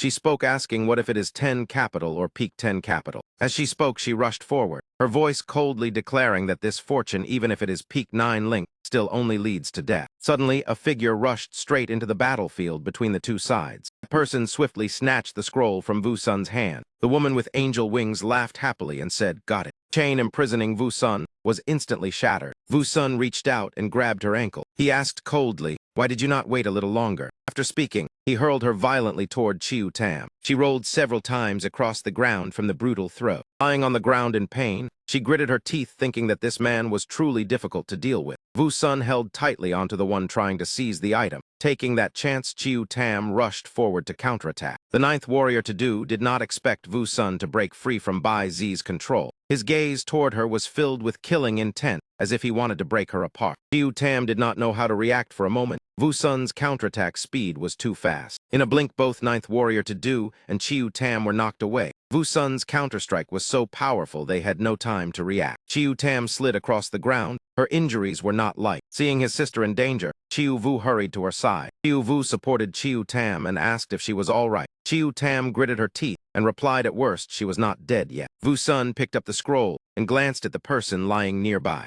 9th warrior to do was seriously injured. Vu Sun sneered. Hidden Dragon Tiger Aura Treasury, 10 capital P. 9th warrior to do lay motionless, only able to hear the madman Vu Sun insult him. The strength was not bad, but the mind was poor. Vu Sun looked at his broken wrist. Forcing himself out of the seal had truly been somewhat reluctant. In just a moment, Vu Sun's broken wrist restored itself. The arm returned to normal, healthy as if it had never been injured. Except for the 10 spirits of high status, the spirits of alien beasts never existed. Vu Sun stepped beside 9th warrior to do and continued. Among alien beasts, the leader ranks 2nd. Endless greed develops the stomach. Farsight develops the eyes, while Bai Zi understands ghosts and gods, dominating all creatures, developing the ability to read hearts. Chiu Vu stood before Chiu Tam, determined not to let that madman touch even a single hair of his sister. Vu Sun launched a suppressing strike that Chiu Vu could not react to. Before Chiu Tam's eyes appeared a bloody scene. Chiu Vu was defeated in a single move and fell to the ground. The ground trembled as Chiu Vu cried out in pain. Chiu Tam was completely shaken. The situation was extremely unfavorable for her. Vu Sun looked at Chiu Tam and said directly that he was very interested in her inheritance. Chiu Tam gritted her teeth, thinking that Chiu Vu's Xuan Ming and her Bai Zi were both peak inheritances. Yet they still could not defeat this madman's ordinary cat general inheritance. Chiu Vu proposed that they did not need the imperial decree. In exchange, they would hand over several rare relics, including his Xuan Ming inheritance. They only asked to leave. Vu Sun replied that he did not need the imperial decree. He only wanted the Bai Zi inheritance. Hand over Bai Zi, and the two of you could leave safely. Vu Sun reminded Chiu Tam to know what was good for her, and not stubbornly cling to it. Backtrack Kai-Tu was thrown down right at her feet. Chiu Tam hesitated, then nodded, her attitude submissive. Vu Sun's wine flask was already empty. He praised Chiu Tam for knowing what was good, truly a wise choice. Chiu Vu asked if Vu Sun liked drinking very much. Vu Sun did not understand, and asked what that had to do with anything while taking another sip. Chiu Vu said that Xuan Ming could control water, even manipulate blood. Vu Sun continued listening, then told him to continue. Chiu Tam did not want Chiu Vo to continue speaking, and immediately signaled Bao An to stop. Chiu Vo still said that he had experimented for a long time. Controlling water was quite easy, but controlling blood was extremely difficult. Even blood flowing from a wound was not something ordinary Xuan Ming could manipulate on a living body. Qiu Vo rubbed his forehead slightly and pondered that water had no life, so controlling it was simple. However, blood contained countless mixed things. As long as an equivalent price was paid, Qiu Vo stabbed straight into his own eye. Strangely, Vu Sun's eyes also began to bleed. To save Qiu Tam, Qiu Vo used the bloody water flowing from his eye as a counterattack against the enemy. One eye was gouged out, foul blood splattered across the cold ground. Qiu Vo spoke one last time, saying that Xu and Ming would be given to Vu Sun in exchange for letting them leave. Vu Sun could not endure any longer. His patience had reached its limit. He shouted at Qiu Vo to behave and stop trying to cling to his sister's inheritance. Seeing Qiu Vo about to be executed, Qiu Tam completely lost patience. At that moment, a figure sped across on a large motorcycle, forcing Vu Sun to hurriedly dodge aside. Lai Dim appeared openly, passing by the three figures as the wind roared behind his coat. Immediately accelerated, charging straight toward Vu Sun. The collision was brutal without mercy. Lai Dim did not slow down and rammed straight into Vu Sun. Vu Sun was struck by the motorcycle, his body pinned tightly against a tree trunk, unable to move. The speed continued increasing. Vu Sun's body seemed to burn, trapped between the tree and the wheel, scraping across flesh like a piece of meat pressed in a clamp. Vu Sun grabbed the wheel tightly, his eyes crazed as he roared. On this side, Lai Dim coldly continued accelerating. Vu Sun looked at him with bloodthirsty eyes, wanting to counterattack, but it was completely useless. Thunderous explosion erupted. The motorcycle was thrown away, and smoke and dust filled the air. The vehicle flew far away, and Lai Dim was also thrown from the seat, man and machine flying in different directions. Lai Dim immediately summoned his weapon. The battle clearly would not end easily. Vu Sun called out Cat General, unwilling to tolerate the troublemaker even for a moment longer. Vu Sun's recovery ability erupted. The wounds caused by the motorcycle quickly disappeared without a trace. Lai Dim rushed forward, first launching a fierce opening strike. Vu Sun stood still without moving as a layer of defense instantly appeared. Consecutive strikes only caused Lai Dim to be pushed back, unable to reach the person within the barrier. In the end, Lai Dim was forced back a considerable distance from Vu Sun. He suddenly realized the opponent's identity was the 10 Capital Mad Guard. Vu Sun licked his lips while looking at Lai Dim, smiling bloodthirstily and saying he guessed correctly. Facing the enemy, Vu Sun let blood drip down. Each drop of his blood could explode and cause damage. Lai Dim sensed that the damage did not stack. Moreover, the star sphere state could only last 1 hour. Vu Sun reminded Lai Dim that this was a double-edged blade. If used poorly, it would harm oneself. Was that not true? Lai Dim suddenly understood that attacking did not necessarily require touching the body, even if it could be blocked by other inherited skills.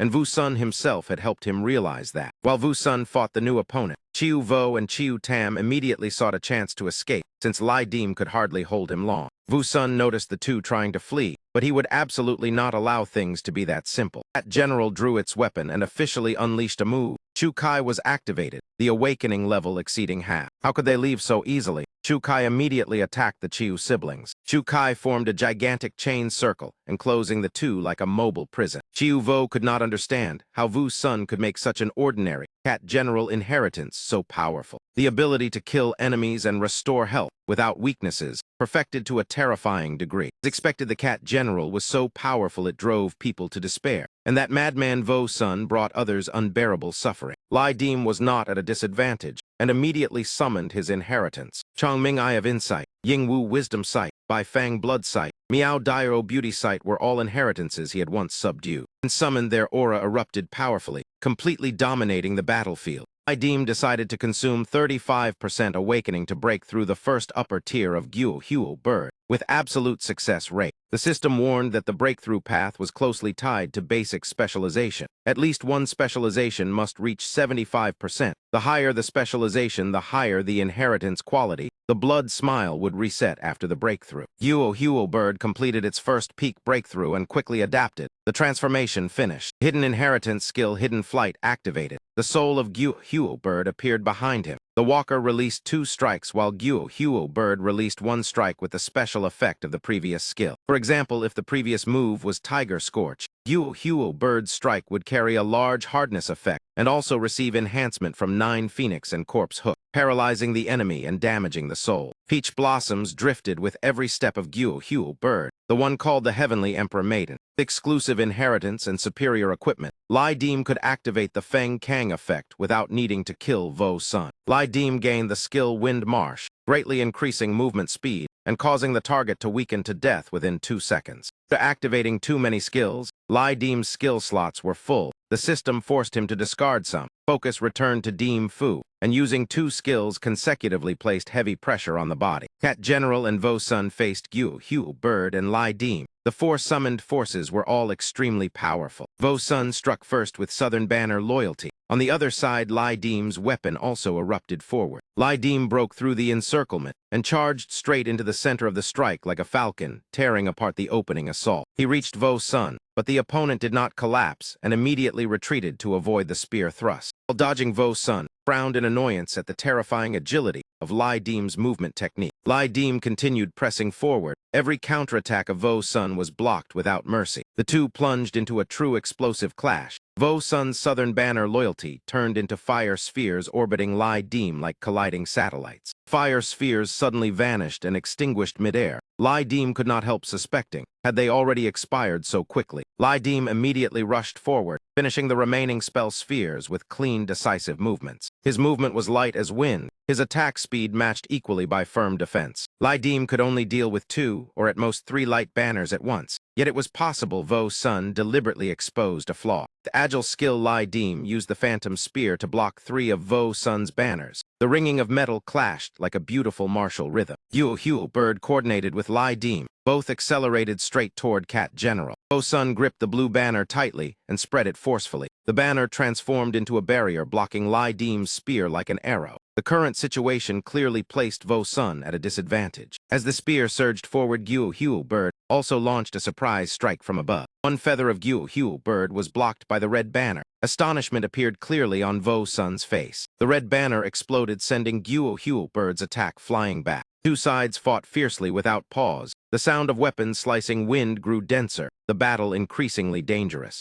Hu Bird confronted Cat General while Lai Deem clashed with Vo Sun. Banners and spear collided repeatedly, creating a stalemate. Hu Bird's wings were battered repeatedly, sending fragments of energy scattering. The strikes were so dense it was impossible to tell who attacked and who was the target. Within the 7 palaces, the number who nearly fully transformed their martial gate could be counted on one hand. Lai Deem's 93% ancient martial specialization, compared to Vo Sun's 89%, was not overwhelmingly superior. Looking at Lai Deem, Vo Sun judged he had surpassed the average 10 capital level, but making the first peak breakthrough here was truly bad luck. When their bodies touched for an instant, Lai Deem was immediately forced backward by the shock force. Lai Deem responded with a challenging gaze. In his eyes, Vo Sun was no longer qualified to be an opponent. Vo Sun was struck by Lai Deem's spear. The blood smile triggered, causing visible discomfort. 2 rushed at each other again like fearless moths to flame. The offensive became fiercer, fists and spears clashing relentlessly. Vo Sun's blue banner suddenly cracked and shattered, leaving him stunned in disbelief. Staring at Lai Deem, Vo Sun wondered what other weapon he still concealed. Lai Deem's tiger head spear appeared, its sharpness reaching the maximum level, clearly a top-tier spear weapon. Spear launched an attack immediately.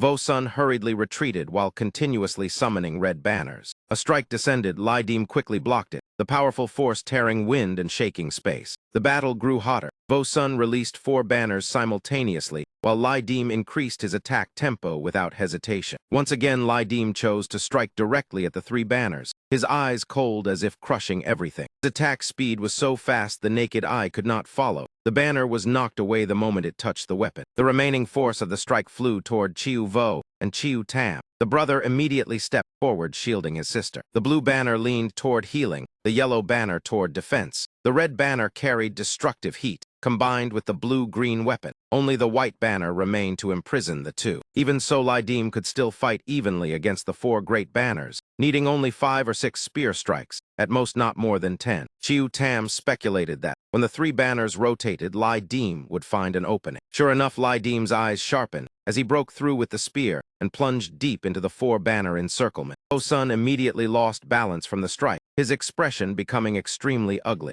Lai Deem's spear pierced through the gap, pressing close to Vo Sun. He had never expected the encirclement to contain a weakness. In this situation, Vo Sun understood clearly he could not dodge and could only face it directly. When the 2 charged at each other, their weapons collided violently. Hu Bird from above poured in support, making attacks overlap from all directions. Once again, Lai Deem's spear struck directly against Vo Sun's banner. The sharp metallic clash pierced the ears. Hidden Flight was unleashed, Vo Sun was knocked backward, unable to defend in time. Although he quickly stabilized his stance, the collision clearly weakened Vo Sun's momentum. Instead of wavering, Vo Sun felt excited, his bloodthirsty gaze deepening, truly capable. Lai Dim kept a cold gaze, one hand gripping the spear, aura rising as he stood firm in space. Copper coin chain on his body glowed. Dan Nuong appeared again, her figure beautiful like bright moonlight, yet her eyes sharp and provocative. Bui Van Ho smiled and waved at the newly appeared figure, then casually picked up the decree. Returning to earlier Lai Dim, and the spear-broken Fang unleashed the ultimate move Tiger Void, charging straight toward Vo Sun. Vo Sun used the red banner to block, his expression extremely ugly.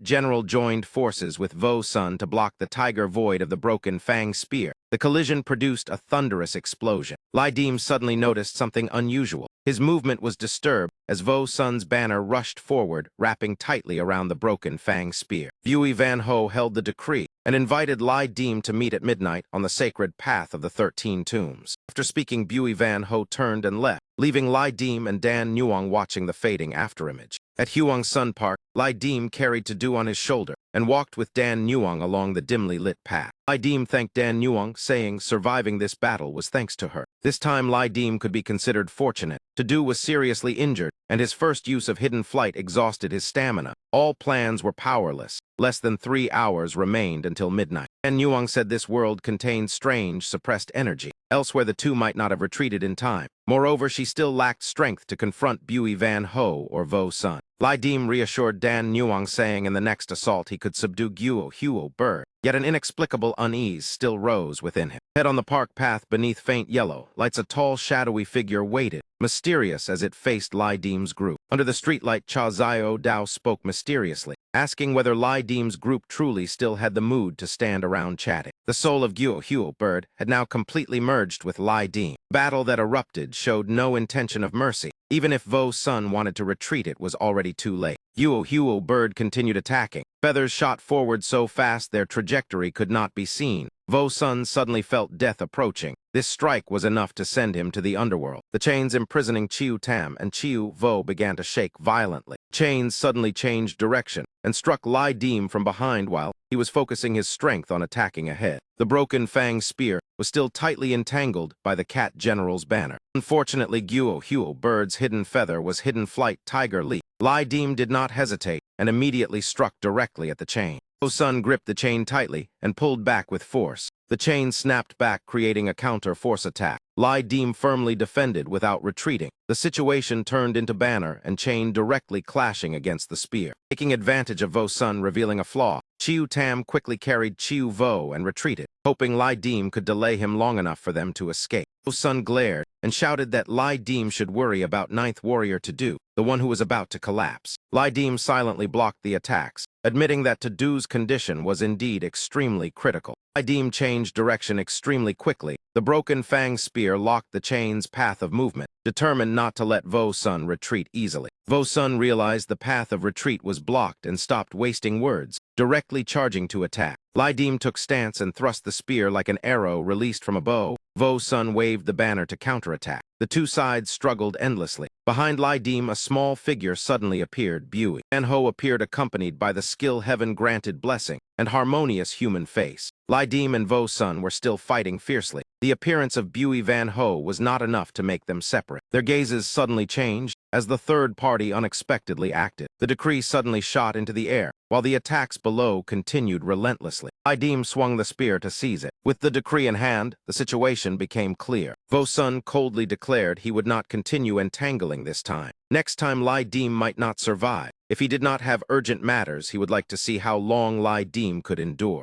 Realizing Vo Sun intended to flee, Lai Dim immediately made an unpredictable move. Bui Van Ho clearly showed dissatisfaction. He had intended to reap the fisherman's profit, but these two refused to cooperate. Bui Van Ho's first attack aimed directly at Vo Sun, who was retreating and completely unprepared. Vo Sun hurriedly blocked Bui Van Ho's attack. Caught off guard without protection, his eyes filled with shock. Bui Van Ho truly inflicted heavy injury on Vo Sun. A single strike shook his internal organs violently. Vo Sun angrily counterattacked and launched a direct strike at Bui Van Ho's face. Bui Van Ho could not dodge in time and was struck into dizziness. His glasses shattered, yet the remaining force of his attack still startled Vo Sun. Vo Sun looked at his body again, then kicked the madman once more, the anger within him exploding. Vo Sun believed Lai Dim and Bui Van Ho were joining forces to harm him. His mind went mad, wanting to drag everyone into a great gamble. Lai Dim had already reached Ninth Lotus to do. Bui Van Ho was knocked away, and Vo Sun quickly retreated. Vo Sun glanced back at the chaotic figures behind him, curiosity rising in his mind. Voice sounded unexpectedly, as Bui Van Ho wiped blood from his face while speaking. Hearing the familiar voice, Lai Dim immediately recognized it. It was that person. Bui Van Ho stepped forward with weapon ready, his gloomy gaze locking onto the opponent. Under the streetlight, the three faced a young man in red. That person was Cha Zio Dao.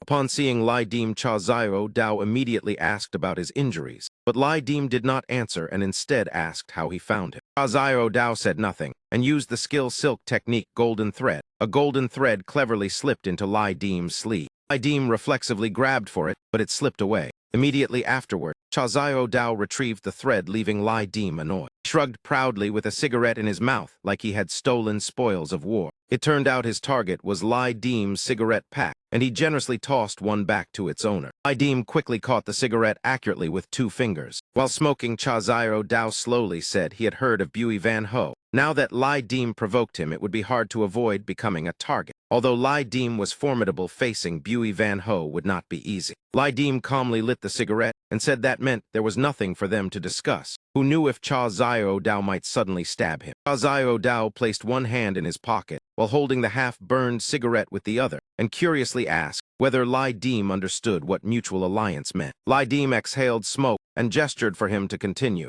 Cha Zio Dao shared that through many private mansion events, he realized walkers often encounter people with compatible spiritual essence. He believed that after cooperating smoothly a few times, people would consider forming a team. Each person placing 200 points at the auction house could designate a temporary companion walker for 3 events. Most low levels used this method. As he spoke, ash fell from the cigarette. Cha Zio Dao analyzed the weakness of this system, since private mansions only allow joint participation without binding relationships, so teams easily collapse. High-quality items to gain more points and quotas, unless the relationship was close, like lovers or brothers. Conflicts were inevitable. Therefore, mutual alliance was a more stable choice. Cha Zio Dao affirmed this mechanism allowed members absolute trust, sharing events and rewards while improving overall physique. Most importantly, mutual alliance handled events with an escape mechanism without faction division. Even if everyone else died, as long as the alliance remained, it counted as completion. The Golden Orchid slip confirmed this. Even damaged consumables could create a temporary alliance for 2 people in one event. Holding the Golden Orchid slip, Cha Zio Dao smiled arrogantly and asked how Lai Dim intended to resolve the urgent situation. Lai Dim accepted compromise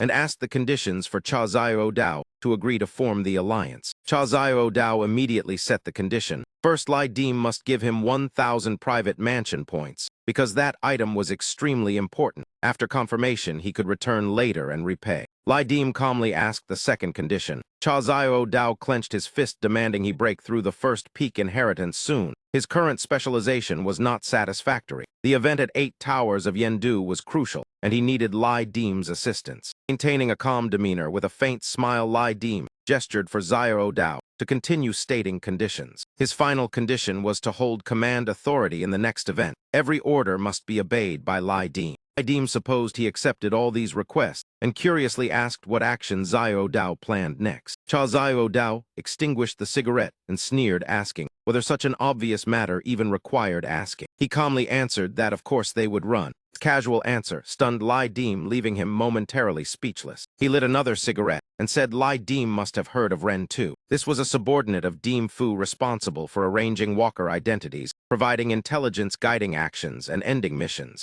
Zio Dao did not know what relic Bui Van Ho used to interfere with Dim Fu, but the essence of the event remained escape and survival, not meaningless sacrifice. His gaze was firm, believing Ren too would not ignore Bui Van Ho's actions. At most, by midnight or tomorrow, intervention would occur. Lai Dim only needed to wait for the event to be revised. Lai Dim slightly frowned, cautiously asking if Ren 2 were not a match for Bui Van Ho, how the situation would be handled. Xiao Dao shook his head, saying the probability was very low. Even without private mansion, inheritance is combat ability, and many years of management experience were enough to restrain walkers for several days. Holding the new cigarette between his fingers, Cha Xiao Dao advised Lai Dim not to worry too much about the worst scenario. He said several walkers in this event possessed considerable strength. His firm gaze mentioning Vo Sun, who was nearly 9 luminary level, arrogant by nature and certainly unwilling to be manipulated by Bui Van Ho, but would instead cause trouble himself. While Xiao Dao continued speaking with animated gestures, Lai Dim interrupted, saying, "If you have finished speaking, please step aside." Lai Dim carried Dan Nuang on his shoulder and advanced coldly toward the man in red.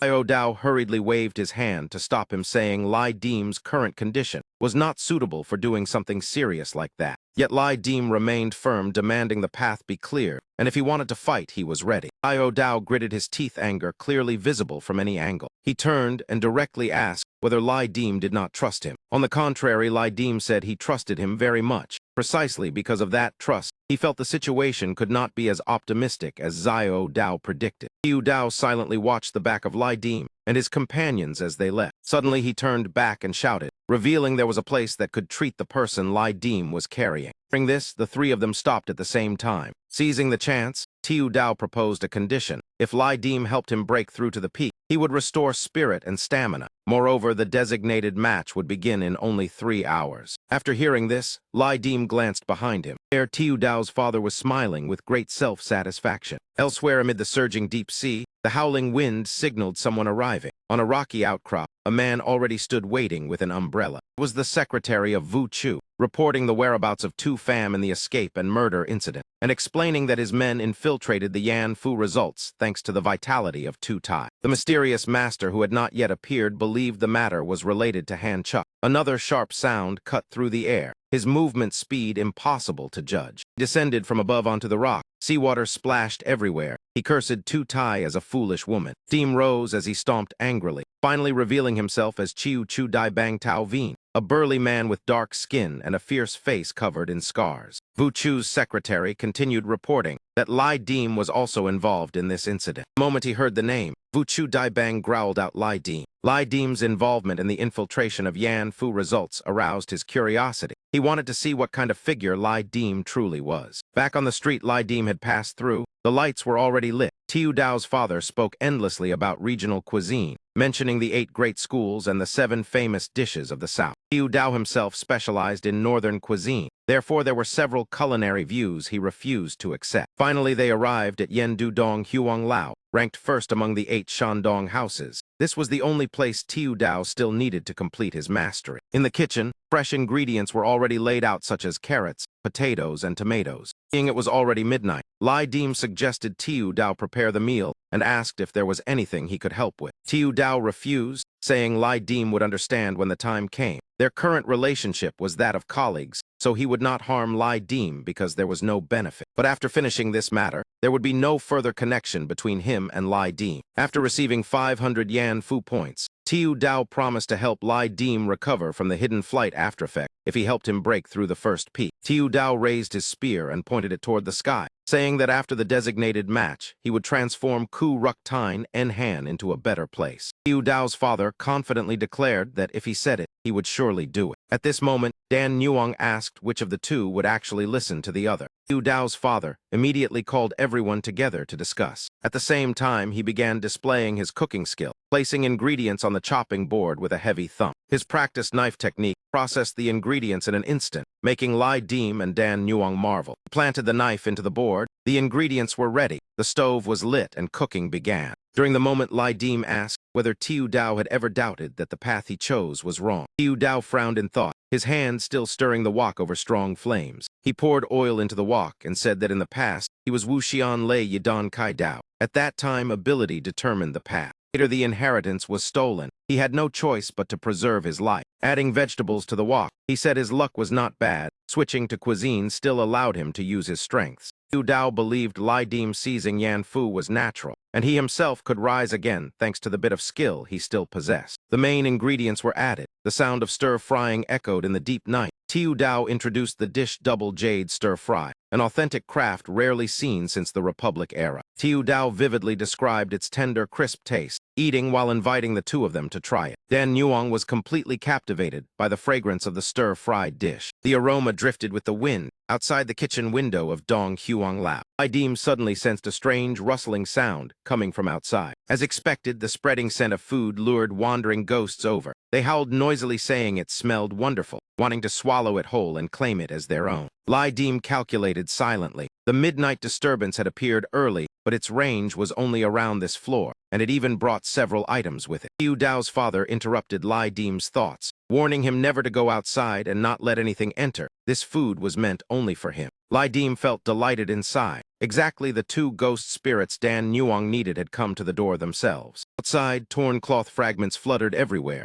Eerie howls echoed in the dark night. Contrary to Yu Dao's warning, Lai Dim still stepped outside. His gaze turned cold and resolute, locking tightly onto what was approaching. Before him stood a humanoid bull, one horn shattered. The bell hanging from its neck clattered unpleasantly. Wherever it walked, the darkness spread. The street quickly sank into a gloomy black shade. Inside, Yu Dao continued murmuring about cooking, comparing the culinary path to a treasure in fire. Before it could revive, it had already faded. A fleeting struggle followed by instant failure. The monster had already closed in before Lai Dim. The sudden strike knocked Lai Dim backward, but in a single instant he counterattacked fiercely, blasting the strange bull monster flying away. Lai Dim panted heavily after the monster's sudden assault. On the opposite side, it immediately sprang up, its posture unyielding with no intention of bowing in defeat. Suddenly that man staggered and collapsed, screaming miserably before falling face down onto the ground and breathing his last. Suddenly Lai Dim noticed the strange blue flame behind him, and in Din Nin's heart a vague premonition of impending disaster rose. At that moment, a young girl with hair covering half her face, a cold blue glow radiating from her chest, slowly walked toward Lai Dim. The narrow alley hung with lanterns, the wind whistled with an eerie sound, and a female figure holding a candle quietly approached from afar.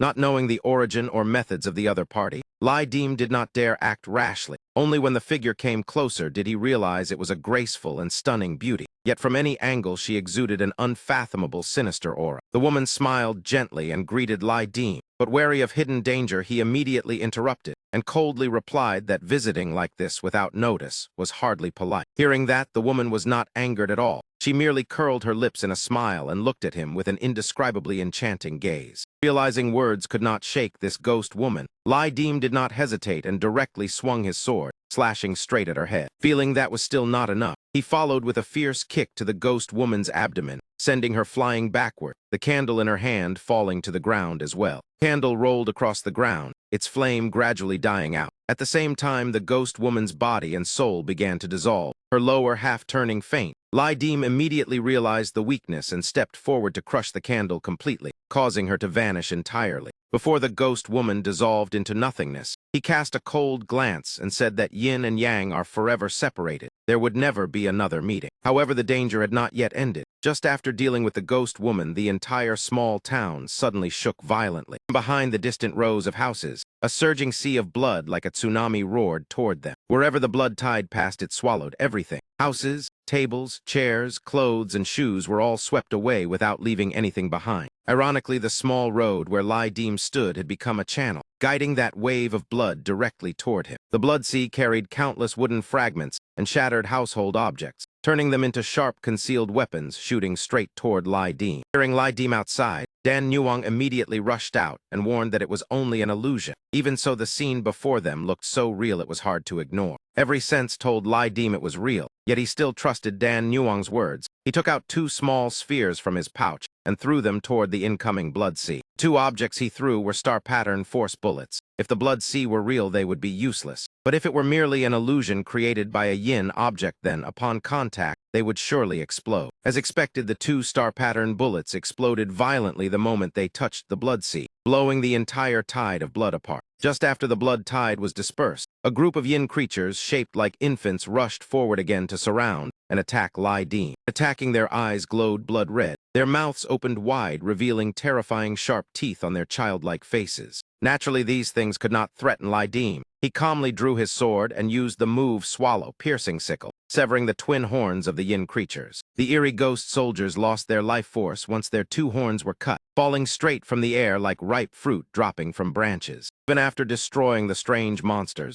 Lai Dim did not relax. The continuous waves of attack kept him tense, as he constantly scanned the surroundings to see whether any ghost soldiers remained hidden. After waiting a long time with no movement, the small road suddenly became eerily silent. Only then did Lai Dim sigh in relief, wipe the sweat from his forehead, and mutter that the calamity had finally passed. From the mouths of the ghost soldiers that had just died, strands of silvery white smoke began to rise. Those strands of smoke were their souls, also a favorite delicacy of Dan Nuang. She gently raised her hand and gathered all the floating souls into a sphere in her palm. After that, Dan Nuang slowly absorbed the sphere of yin souls into her body. During the entire process, Lai Dim stood beside her, observing and guarding. In the kitchen, Tiu Dao's father was still tirelessly cooking, his skilled movements making the ingredients dance in the wok. After a while, he called out that it was almost finished. Hearing that, Lai Dim sneered and replied that eating a meal from you was truly not easy. Soon as he finished speaking, the air suddenly trembled as if splashed with cold water. The fragrance from the kitchen drifting through the window attracted countless wandering souls. This phenomenon was called 100 ghosts fighting for food, an extremely rare spectacle. Sometimes hundreds of ghosts would tear at one another just for a single dish. Looking at the dense mass of wandering spirits flying in the air, Lai Dim felt that if this situation continued, then he would have absolutely no mood left to enjoy fine food. He immediately focused his spirit and gathered energy. Releasing all his power, dark red spiritual energy like blood burst outward, especially suppressing the wandering souls. This move was called 100 Ghosts Retreat. Taking advantage of the ghosts being forced back, Dan Nuang quickly absorbed all the remaining souls into her body. She raised her hand before her danchan and chanted to summon all souls to gather. At the same time, a chaotic voice from the Hongmen tattoo sounded in Lai Dim's mind, saying the energy had been depleted. The 100 Ghosts Retreat state consumed 2 activations, increasing recovery speed by 20% and resistance to scattered damage by 30%. It required absorbing chaotic aura or similar beast aura to recharge.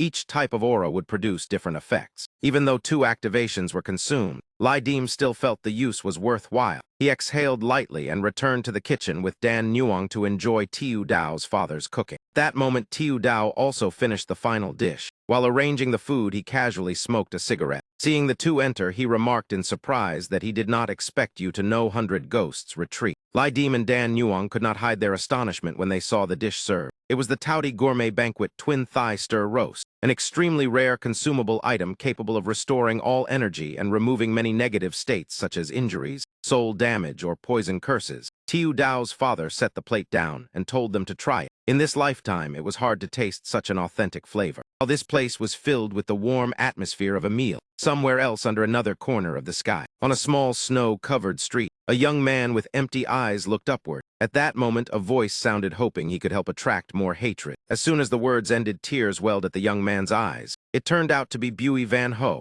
After the battle with Feng Dai, he suffered a miserable defeat, exhausted and leaning against a wall corner, while Feng Dai smugly said secretly helping him deal with Enhen Tu and Enhen Kiu had also consumed quite a lot. Feng Dai continued to mock that sooner or later everyone would discover he was an imposter, so whether Bui Van Ho acted or not made no difference. Hearing this ridicule, Bui Van Ho wanted to refute, but no longer even had the strength to open his mouth. He could only weakly wait for death. Seeing Bui Van Ho unable to respond, Feng Dai boredly threw the cup of water in his hand and turned to leave, laughing as he walked and saying strange words as if thanking him for stirring up the storm. Feng Dai slowly walked away, leaving Bui Van Ho lying motionless in the cold, deserted street, his lifeless eyes as if all vitality had faded. In contrast to that tragic scene, Lai Dim here was eating with immense satisfaction. Tasting such rare delicacies for the first time made him smile brightly like a child. Thanks to Tiu Dao's father's dish, Lai Dim's abnormal state had been completely removed. He vaguely felt the strength in his body gradually recovering. Rubbing his full stomach, Lai Dim laughed and praised Tiu Dao's father, saying it was truly delicious. However, Tiu Dao's father did not care much about the praise. He only focused on the next step of culinary technique. After this dish, the challenge would be cooking an entire banquet table. After finishing the meal, Lai Dim stood up and walked to the 9 toilet to do beside him, and told Tiu Dao's father that according to him, the only place capable of accommodating Tiu Ku's demon body was Miu Nuang Nuang. Today he still had to fight at Min Lang, so he would send the 2 of them to Miu Nuang Nuang first. After speaking, he gently picked up Tiu Ku. Lai Dim and Dan Nuang took Tiu Ku away first, leaving Tiu Dao's father behind, agreeing to meet at Miu Nuang after dealing with Bui Van Ho. Tiu Dao's father was never very interested in Lai Dim's plan, so he only snorted lightly. But suddenly noticing something unusual, he jumped up and questioned him. Why do you know the fight is today at Min Lang? He met Bui Van Ho. Though indifferent to Lai Dim's affairs, Tiu Dao's father paid special attention to any news related to Bui Van Ho. Of course, Lai Dim had already noticed this weakness. He merely turned back with a meaningful smile telling him to guess, then leisurely left. Tiu Ku's complexion grew worse and worse. Exhaustion and weakness were obvious. Her cheeks flushed red like burning coals and her breathing became hurried and heavy. In her hazy state, Tiu Ku vaguely felt someone carrying her. Though her eyes were blurred with weakness, she still recognized it was Lai Dim. Though they were not close, this man strangely brought her a sense of safety and warmth. Knowing clearly the person holding her was Lai Dim, Tiu Ku felt at ease and closed her eyes to rest, her hand unconsciously gripping his collar as if afraid of being left behind. In her restless sleep, Tiu Ku dreamed of her own past. At that time, she was still only a child, yet the wings behind her had already been stained with countless fresh blood. The dream shifted to the time she was injured and carried on Lai Dim's back. Pressed against that broad back, her heart trembled slightly, and her cheeks unconsciously flushed. Not long after, Tiu Ku sank into unconsciousness again. In her haze, she heard a worried voice saying feeding it whole like that would worsen the wound. Those easily misunderstood words startled her awake. Opening her eyes, she saw Lai Dim crushing food and carefully feeding it to her. Seeing Lai Dim before her, Tiu Ku calmly ate bit by bit. Afterward, from exhaustion, she fainted again. After an unknown time, she heard him say once the matter of Bui Van Ho was settled, they would meet again at Miu Nuang. At that moment, it was also when Tiu Dao's father was questioning Lai Dim about the whereabouts of Bui Van Ho. Fortunately, Lai Dim remained tight-lipped and revealed nothing. Helplessly, Tiu Dao's father could only decide to go with him to Miu Nuang. After walking a while, Dan Nuang leaned close to Lai Dim and said she had just spoken with Tiu Dao's father and mentioned the old establishments in Yen that only served revered beings. She added that the girl with twin hair buns they met earlier also belonged to that place. Those people carried a peaceful aura and likely were not dangerous. During that, Lai Dim turned and asked Tiu Dao's father how he intended to travel. Tiu Dao's father did not answer directly. He merely emphasized his legs, deliberately showing off his earlier performance, making Lai Dim, who disliked such boasting, offer a perfunctory compliment. But immediately afterward, Lai Dim climbed onto a large motorcycle, twisted the throttle, and sped away, leaving Tiu Dao's father in the dust. Before disappearing, he even tossed out a mocking remark. Seeing that scene, Tiu Dao's father could only stare in shock. Truly, trouble comes from the mouth. If he had boasted less, he might have ridden together with Lai Dim. After that, the scenes changed rapidly at a dizzying speed. Lai Dim carried Tiu Ku racing through many streets. Wherever the engine roared, the entire road erupted in commotion. Worried about Tiu Ku's condition, he did not dare delay even a second, pouring all his strength into rushing straight toward Miu Nuang. Paid absolutely no attention to the person struggling to chase behind. That person was none other than Tiu Dao's father. His legs were truly astonishing as each leap spanned hundreds of meters. Yet no matter how hard he tried, he could not catch Lai Dim's vehicle. And because he had boasted earlier, he could only grit his teeth and run with all his might. Not long after, Lai Dim had already brought Tiu Ku to the gate of Miu Nuang. He turned off the engine, got off the bike, then gently carried Tiu Ku in his arms and quietly walked inside. Inside the temple, thick incense smoke drifted through the air. 2 candles were already burning. Before the altar, 3 cushions were laid out as if waiting for 3 guests. Above hung a pair of calligraphy scrolls expressing reverence to the gods and prayers for peace. When Lai Dim stepped in, Dan Nuang also revealed her true form, respectfully clasping her hands in salute before the statue of Van Tiu Nuang. Meanwhile, Lai Dim merely said calmly that before midnight she would not appear. He observed the temple interior, seeing on the altar the statue of Van Tiu Nuang along with many statues of children clasping their hands devoutly. Beside them stood 2 statues of young girls with twin hair buns. And Nuang glanced once and found it familiar. Searching her memory, she realized it was the same girl they had met at Chuang Tai Quan. A living person already having a statue erected made her feel strange. Moreover, it was past 10, yet the temple that should have been closed still had its gate open with no one in sight. The road here had also been completely deserted, which made it even more eerie. Just as they were puzzled, a loud noise sounded outside the temple gate. It turned out to be Tiu Dao's father who had just caught up. After such a long, dusty chase, Tiu Dao's father was gasping for breath. Combined with years of smoking, he looked no different from a seriously ill middle-aged uncle. Lai Dim smiled, and stepped forward to pat his shoulder, telling him to breathe steadily. Later, there would be an even harder struggle. After teasing him for a few sentences, Lai Dim directly asked why he had known from the start that this place could heal to do. Tiu Dao's father spoke while panting, saying he had once chased a strange person here. It was a child carrying a severed head. The head had separated for unknown reasons. Yet after entering the temple for a few minutes and coming out, it had become intact again in an unbelievable way. That time he climbed the wall to peek inside. He saw the temple filled with white light and a woman around 25 or 26 standing within. She only glanced at him once and did nothing more. Lai Dim curiously asked why he had not risked going inside to look. Perhaps he might have encountered a legendary grade artifact. Tiu Dao's father gave a bitter smile, saying treasures are not so easily taken. Only if one keeps his life can he enjoy them. Then suggested they should burn incense before the temple and let Dan Nuong and Tiu Ku negotiate which would seem more trustworthy. Hearing that, Lai Dim turned to ask Dan Nuong's opinion. She gently nodded in agreement with Tiu Dao's father's proposal. Seeing they had reached an agreement, Lai Dim changed the topic and asked if he had met anyone on the road. Tiu Dao's father thought for a moment, then confirmed he had not seen a single person. The more he thought about it, the stranger it seemed. Lai Dim felt uneasy, so he told Dan Nuong to keep two to do birds. If anything happened, they should inform him.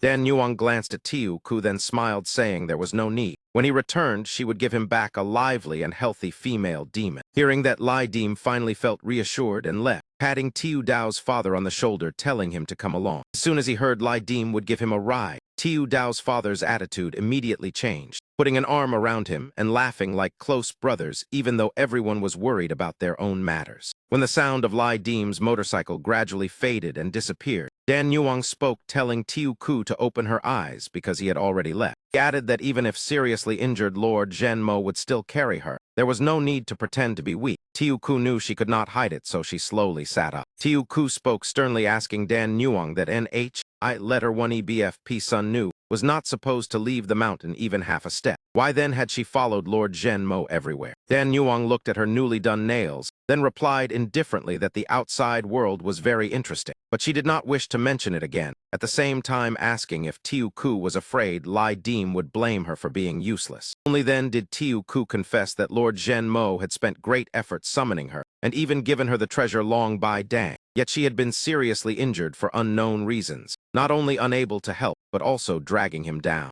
She feared being criticized, being sent back, and even more feared that Lai Dim would be disappointed and think she was useless. Dan Nuong looked at her with cold eyes and bluntly said Tiu Ku was thinking too much. She had no interest in childish jealousy and did not expect a few words from herself to awaken the other. She warned her not to test her patience, because after descending the mountain, her temperament had changed greatly. Facing those cold words filled with killing intent, Tiu Ku was not afraid at all. She merely regarded them as the nagging of village aunties. Suddenly outside the temple door, a strange wind rose along with a mysterious voice, asking whether there were still living people here. Dan Nuong immediately turned to observe. Scene shifted to Min Lang, where Lai Dim had already brought Tiu Dao's father and waited a long time for Bui Van Ho. He clearly remembered that Bui Van Ho had arranged to meet tonight at the 13 Ming tombs, yet now there was not even a trace of him. The other party's figure did not appear at all. Lai Dim and Tiu Dao's father waited until near midnight, but there was still no movement. Night was already deep, and the person had still not arrived.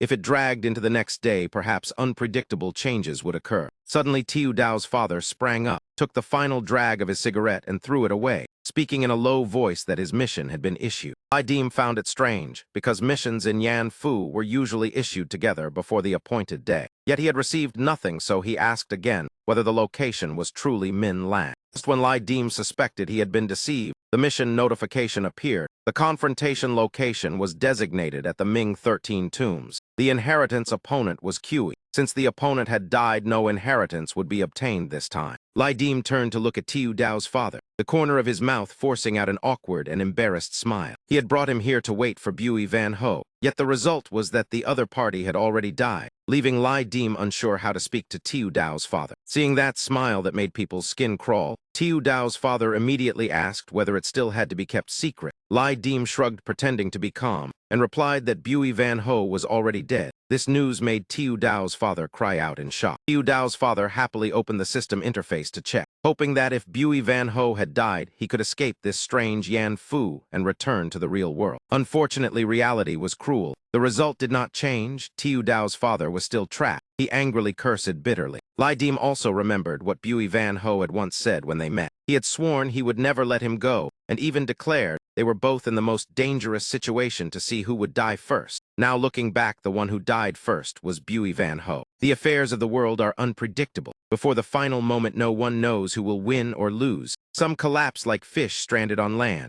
Others erupt like wild grass. Struggling to survive is nothing more than that. No longer mentioning Bui Van Ho, Lai Dim turned and said to Tiu Dao's father that once he had thought it through, everything afterward was simple. Go to the designated location. He would attack head-on while Lai Dim would strike from ambush. Elegant words, it was an ambush. In plain terms, it was a sneak attack. Tiu Dao's father did not expect that in just a few minutes Lai Dim had formed a plan so quick and practical it was frightening, making him even suspect Lai Dim had once been a combat instructor. Lai Dim wasted no time, climbing onto the motorcycle while saying he had once failed at changing professions and had to go into business, which made Tiu Dao's father feel doubtful, because that personality did not resemble a businessman. Seeing Tiu Dao's father still hesitating and not getting on the bike, Lai Dim became impatient and urged him to hurry. Tiu Dao's father told him to wait, then said his own matter he could handle himself. If Lai Dim was worried about those two girls, he should return to check the situation at Miu Nuang Nuang. Hearing that Bui Van Ho had died, Lai Dim indeed felt somewhat uneasy, worried that Tiu Ku and Dan Nuang might encounter trouble. Hearing that, Tiu Dao's father decisively left. Before parting, he did not forget to mock Lai Dim, saying Nuang Nuang was still waiting for him. Lai Dim, of course, refused to lose,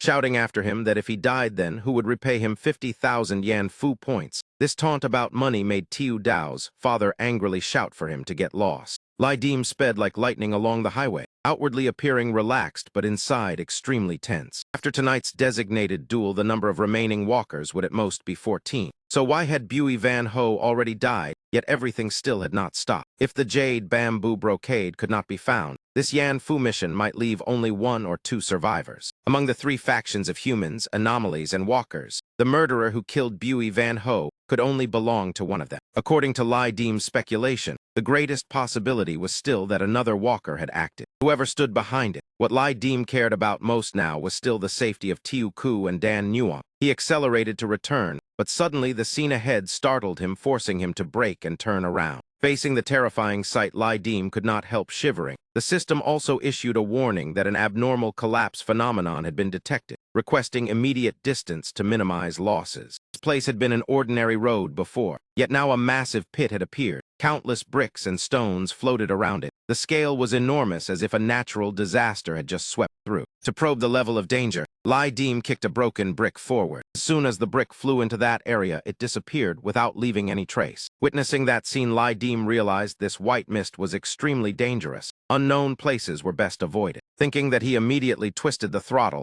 and turned to flee. Unexpectedly, after he left, the white mist continued to spread in pursuit. Behind him, wherever it passed, houses and structures collapsed one after another. After a while, Lai Dim had already reached Yendu, yet the white mist still clung behind, refusing to let go. Even though it was late at night, Lai Dim did not dare slow down. Behind him, someone in Yendu was dozing off inside a vehicle, unaware that disaster was approaching, only waking when Lai Dim's motorcycle rushed past, but it was already too late. White mist quickly engulfed the vehicle. The man trembled in pain, his eyes wide in confusion, not understanding what had happened. Before long, both the truck and the man inside were swallowed, disappearing without a trace. The disaster still did not stop. The white mist continued to expand. Street vendor casually rode a bicycle carrying steamed buns along the street, completely unaware that danger was closing in behind him. The fragrant bun cart and the vendor were quickly swallowed by the mist, their fate no different from before. Only this time, the mist seemed to leave behind a single wheel as the only trace. The scene shifted to Fanjiavine. A bald old man shouted loudly that if the man surnamed Bui did not bring 10 people back, then the debts could not be repaid.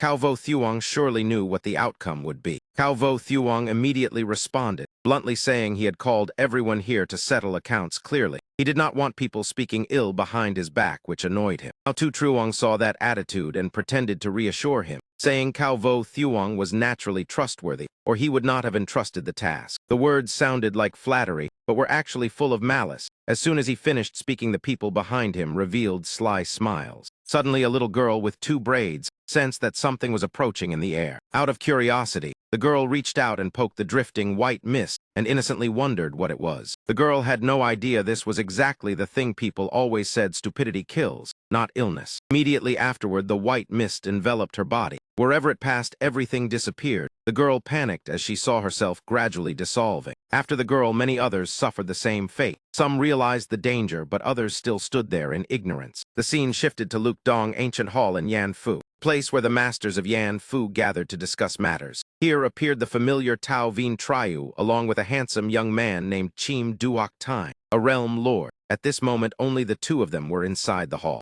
Chim Duok Tine asked where Tu Van Ko was, but received the answer that he had not called her here. After hearing that, Chim Duok Tine took a sip of tea and asked if everyone arrived how Tao Vien Triu planned to explain it. Tao Vien Triu scratched his head and replied he would say his wife was indisposed, making Chim Duok Tine laugh and mock him for still being as crude as before. After a few jokes to ease the tension, Tao Vien Triu immediately got to the point and asked Chim Duok Tine whether the power division had truly discovered the whereabouts of Tu Pham. Chim Duok Tine confirmed it was true. The degree of deviation of Tu Pham was extremely strong, at least reaching 80 or 90%. Tao Vien Triu asked which of the 8 sufferings it belonged to, and why after 2 quiet years it had suddenly erupted. Chim Duok Tine set down his teacup and seriously discussed that the situation was very complicated. He advised prolonging the Earth 2 assembly, conceal whatever could be concealed, because Ngu Tine Loi might force Tao Vien Triu to stand at the forefront against the 8 sufferings and the Lord of Tu Pham.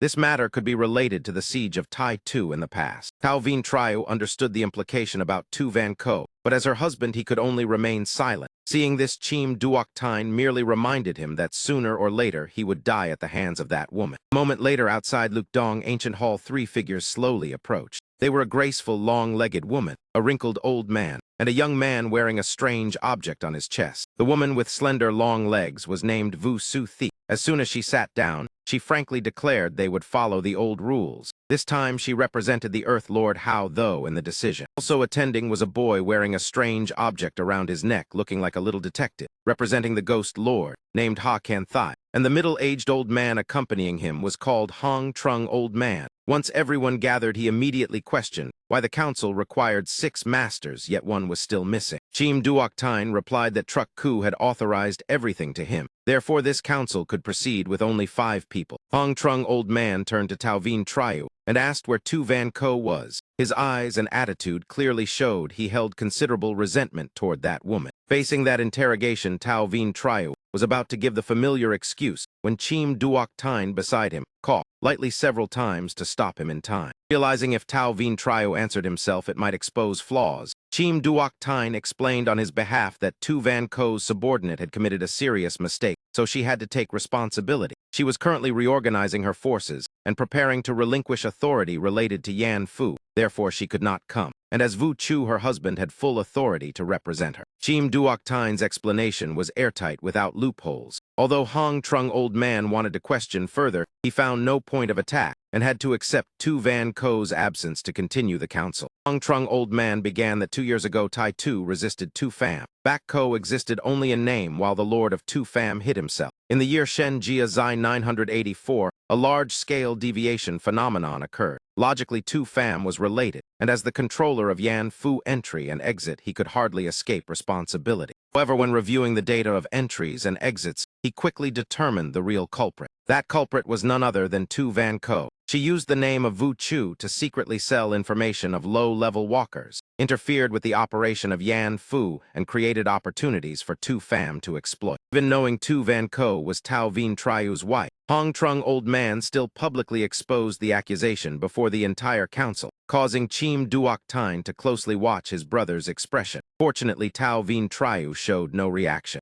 Hong Trung Old Man continued asserting he possessed many reports and pieces of evidence. If necessary, he was willing to confront Tu Van Ko or Vu Chu directly. As soon as the words ended, the entire council fell silent. Tense air filled Lukdong Ancient Hall. To break that suffocating atmosphere, Vu Su Thiep cleared her throat twice, then turned to ask Lord Vu Chu whether he knew about this matter. Seeing Tao Vien Triu stand stiffly without speaking, Chim Duok Tine discreetly kicked his leg to remind him. Only then did Tao Vien Triu come back to his senses, glancing at Chim Duok Tine and realizing it was time for him to speak. He spoke in a low voice, asking whether everyone had finished speaking. Regarding what Hong Trung old man mentioned, he had already discussed it with his wife. To be direct, most of what had just been presented was basically true. Alvin Triu continued taking responsibility, saying it was not that Tu Van Co relied on his power, but that he himself proposed the plan. The entire matter, he accepted the blame. The consequences caused by the deviation he would personally handle. Tu Pham, as well as the punishment of Yan Fu, would be borne by him alone.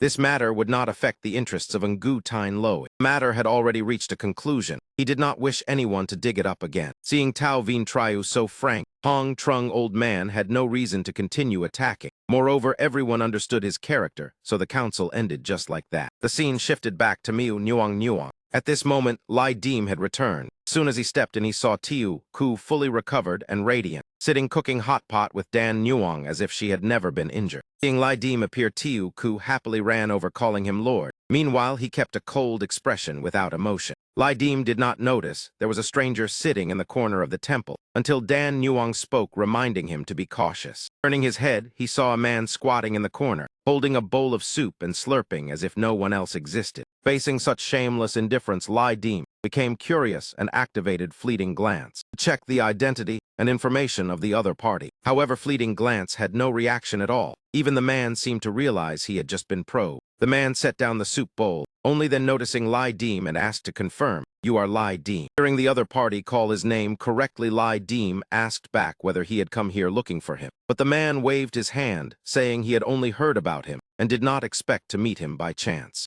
Although the words sounded harmless, Lai Deem still sensed suspicious flaws within them. While the man was busy eating soup, he gestured with his hand to Dan Nuang and Tiu Ku. He himself stepped forward, blocking them, and directly asked, "You are a deviated one." The man paused when hearing the question, surprised that a low-level walker like Lai Deem knew about deviated ones. Yet he also blamed his own carelessness, because Lai Deem had encountered Tai Tu before, so such knowledge was not strange. Even facing a deviated one, Lai Deem remained extremely calm. He even reached into his pocket and took out a carrot. He leisurely bit the carrot and continued chatting like two neighbors, asking how he should address the other. The man introduced himself as Feng Dai, the one who killed Bui Van Ho, from the organization Tu Pham. Besides the name Feng Dai, he was also called Bang Dai, the yellow river water god. While eating the carrot, Lai Deem secretly signaled Dan Nuang and Tiu Ku to retreat, while he continued dragging out the conversation, asking whether Tu Pham was an organization. Feng Dai lifted the soup bowl and answered that escaping Yan Fu was the true name of those who deviated. Speaking, he suddenly smiled meaningfully, with sharp eyes, asking whether Lai Deem was interested in joining them. Facing that invitation, Lai Deem did not immediately respond. Dan Nuang behind him also curiously waited to see how he would deal with it. Seeing his hesitation, Feng Dai continued tempting him, asking once again whether he wished to join Tu Pham. Lai Deem pretended to be naive and asked whether with his ability and qualities he had the qualifications. Feng Dai sneered, saying not to underestimate himself. Not everyone achieved more than 90% specialization at Thap Du. Hearing the other party mention his secret, Lai Deem's expression immediately darkened. In that reaction, Feng Dai slowly explained why Tu Pham knew so much information about him. Tai Tu was the most painful scar for Tu Pham. Therefore, everything related to her, including Lai Deem, was closely monitored. Before coming here, someone said there was no need to look for him, and it would be fine if he died. But since they met, Feng Dai wanted to ask whether he would agree to join Tu Pham. Lai Deem remained silent, the corner of his mouth slightly raised with faint disdain. Seeing that Feng Dai seriously reminded him to think carefully, they were not joking. Yan Fu has 10 lords, while Tu Pham has 8 sufferings, including birth, aging, illness, death, resentment meeting, love separation, and unattainable desire. 2 years ago, the suffering of death within the 8 sufferings was Tai Tu, who betrayed Tu Pham and forced her way into the 10 lords. Aside from aging, illness, and love separation, the remaining 4 sufferings all ended tragically. Those who escaped Tu Pham were severely injured. Now the 8 sufferings have 5 empty seats. Feng Dai's words were no different from using one of them to tempt Lai Deem. He continued emphasizing that whether 10 lords or 8 sufferings both symbolized strength and glory, staying in Yan Fu forever could not reach it, while Wu Chu was always suppressed, so there was no chance to compete. If Lai Deem joined Tu Pham, Feng Dai would grant him the new identity of birth suffering and recommend him to inherit the death suffering once belonging to Tai Tu. Lai Deem still did not give an answer to that recruitment. Instead, he prepared to ask Feng Dai several other questions. And Esther appeared quite relaxed and even urged him to ask directly. Seeing the other party so easygoing, Lai Deem stopped circling and directly asked whether Bui Van Ho had been killed by him. Feng Dai calmly replied with a single word admitting that he had personally killed Bui Van Ho. To him, it was nothing worth mentioning. He also said the key was currently in his possession. Although he had vaguely guessed it in his heart, Lai Deem still did not expect the truth to be so harsh, because that answer made the current situation even worse than when Bui Van Ho had still been alive.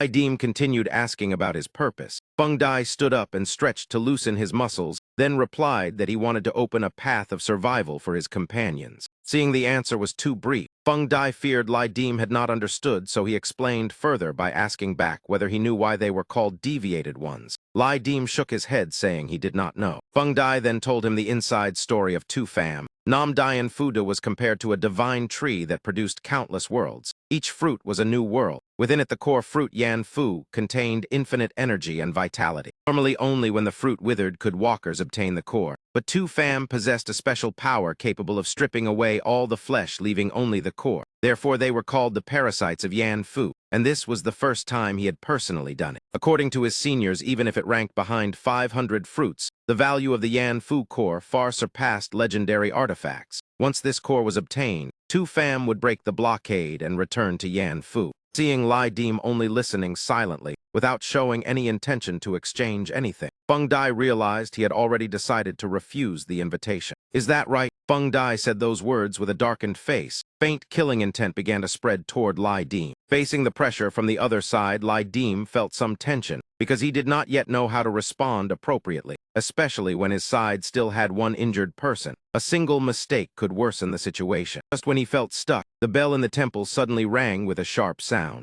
Looking toward the altar, the statue of the twin bun-haired woman in red clothes appeared different. Left arm of the statue of the lady had disappeared at some unknown moment. Not only that, immediately afterward, the statue of the child sitting in the lady's lap also began to move. The child's statue suddenly came to life and jumped straight down onto the ground right in front of Feng Dai. However, instead of attacking anyone, it jumped to another side and knocked over objects inside the temple, startling Feng Dai because of the strange behavior. The child turned to look at Lai Deem and Feng Dai, using its sharp teeth to bite off the candle flame and chew greedily. The glance it cast made one's spine chill. The atmosphere inside the temple immediately shook violently. Yin energy filled the entire space. The other child statues also came alive one after another, running wildly and smashing things everywhere. Some crawled along the ceiling like spiders and let out eerie laughter. While Lai Deem was still confused about how to deal with these ghost soldiers, the twin bun-haired woman in red clothes suddenly walked in from the doorway. He held a long object like a baton and slammed it hard against the nearby door, creating a sharp sound that startled the little monsters. They froze in fear. The little creatures turned and saw the red-clothed woman radiating killing intent. Each one turned pale with fright. In the blink of an eye, all of them fled from the temple, restoring silence to the place. At that moment, the gazes of Lai Deem and the others all focused on the woman in red. But she paid them no attention and only quietly walked to the altar, respectfully clasping her hands and bowing to the lady. After completing all the rituals, she turned back and smiled to greet Lai Deem and the others. "Are you here to offer incense or draw a fortune?" Lai Deem stepped forward and replied that he wished to ask the young lady to examine his companion's injury. Hearing that the red-clothed woman turned to look at Feng Dai, he reluctantly replied that he would draw a fortune then. After pointing out the location of the fortune box to everyone, the red-clothed woman walked to Tiu Ku to examine her injuries. She rolled up her sleeve and used her index finger to press on Tiu Ku's body. Pain instantly spread through her body, making her tremble continuously. After a while, the red-clothed woman returned and told Lai Deem that Tiu Ku's injury was very serious and she needed to be taken to the back hall for treatment. Hearing the suggestion, Lai Deem glanced at Dan Nuong for her opinion and saw her nod slightly in agreement. He felt reassured and clasped his hands to thank the red-clothed woman before entrusting Tiu Ku to her care. While carrying Tiu Ku away, the red-clothed woman reminded them that the fortune box was on the table and they could draw freely. The first to draw a fortune was Feng Dai. He slammed his hand onto the table, causing a single fortune stick to fly up, which he caught instantly, the motion extremely decisive. Unfortunately, his fortune was bad. The message predicted difficulties and setbacks. A great matter about to succeed would fail. Feng Dai glanced at the fortune and clicked his tongue, clearly displeased. Unwilling to accept it, he decided to draw again, this time grabbing the whole box and shaking it strongly. Fortune stick shot out and fell to the ground. Feng Dai bent down to pick it up and read it. His expression immediately turned extremely ugly. The fortune predicted continuous misfortune. No matter the effort, everything would fail. Drawing bad fortunes twice made his mood sink. He angrily threw the fortune box behind him. The box rolled to the feet of Lai Dim, as if it was now his turn. Lai Dim bent down to pick it up, and a fortune stick fell out by itself. Although he had not intended to divine, fate seemed already arranged. His fortune was extremely good, predicting leadership talent, wisdom, and the ease of achieving great things. Receiving such a good fortune unexpectedly made Lai Dim feel lighter. He handed the box to Dan Nuong, inviting her to try. Dan Nuong accepted it and knelt properly on the cushion, clasped her hands, and prayed before the lady statue, then drew a fortune. Her sincerity seemed to be rewarded. The fortune she drew also carried a positive meaning. Hidden jade in stone, meaning a talented person who does not show off, a profound destiny.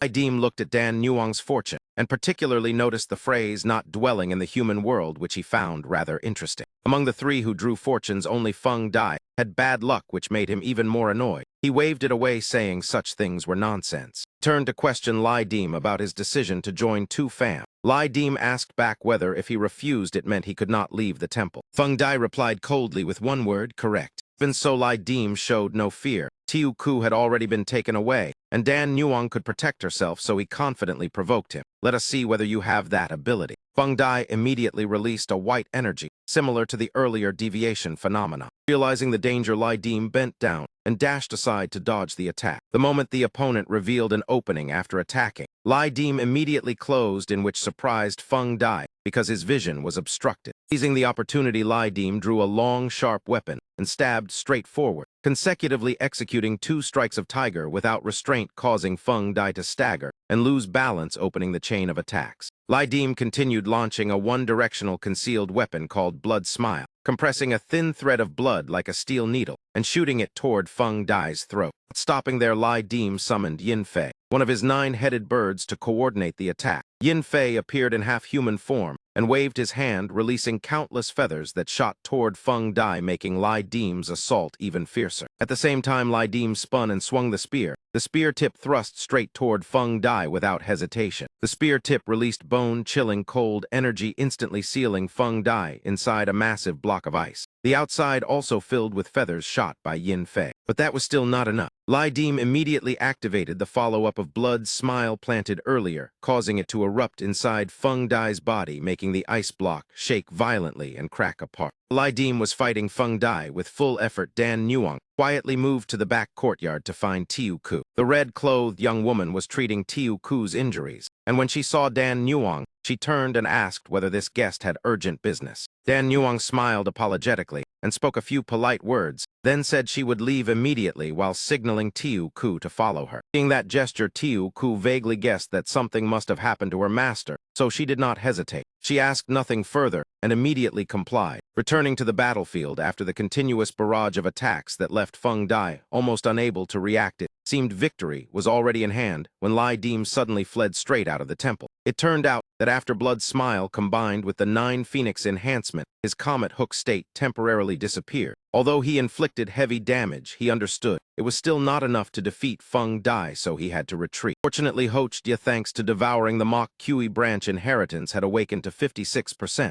thereby reactivating the Comet Hook state for Lai Dim. Even with Comet Hook restored, it was still not enough to duel Feng Dai head-on, but it greatly increased Lai Dim's speed, allowing him to dash out of the temple and into the street in just a few steps. Inside the temple, the frost created by Lai Dim gradually melted, leaving only drifting mist. Figure kneeling on the ground slowly stood up. Feng Dai, who had only endured blows, finally activated his own power. It was the power of Tu Fam granted by the Lord of Tu Fam. Although tyrannical because it was bestowed power, he wielded it extremely smoothly. However, this power had to be controlled through a handheld game console. Earlier, when he was knocked away, the game console fell to the ground and had not yet released killing intent. Once Feng Dai picked it up, his body became enveloped in golden radiance. As soon as he pressed several buttons, the white streak from before instantly appeared behind Lai Dim, its speed continuously increasing in pursuit. In the blink of an eye, the white streak caught up and shot straight toward Lai Dim's head. But thanks to his extreme instinct, he tilted his head aside in time, avoiding death by a hair. Even so, it grazed his neck, leaving blood seeping out with sharp pain. Lai Dim clenched his teeth to endure, then put a green apple into his mouth, hoping its powerful healing ability would mend the wound. At that moment, Tiu Ku, in the form of a small bird, flew to his side to ask about him. He also turned and asked about her condition. Hearing Tiu Ku say she had fully recovered, he felt more at ease. He warned her about the danger of the white streak and told her to stay far away. He would contact her later. Tiu Ku responded cautiously and immediately turned to fly away following her master's order. After she left, he felt the pain in his neck still lingering. Even after eating the green apple, the wound had not healed. Clearly, the remaining force of the white streak was obstructing the recovery. Unfortunately, there was no time to deal with it now. He could only run while calculating a countermeasure. The scene returned to the temple of Nuang. Not long after he left, the red-clothed young woman came back from the rear courtyard. Seeing the hall in ruins, she angrily shouted that her kindness had been ruined. In contrast to that, Fury Feng Dai only focused on the game console to control the white streak chasing him. He even spoke with contempt toward the red-clothed young woman without taking his eyes off the screen. As soon as he finished speaking, he pressed the button to recall the white streak, letting it circle once around him, then immediately launching it toward the red-clothed young woman.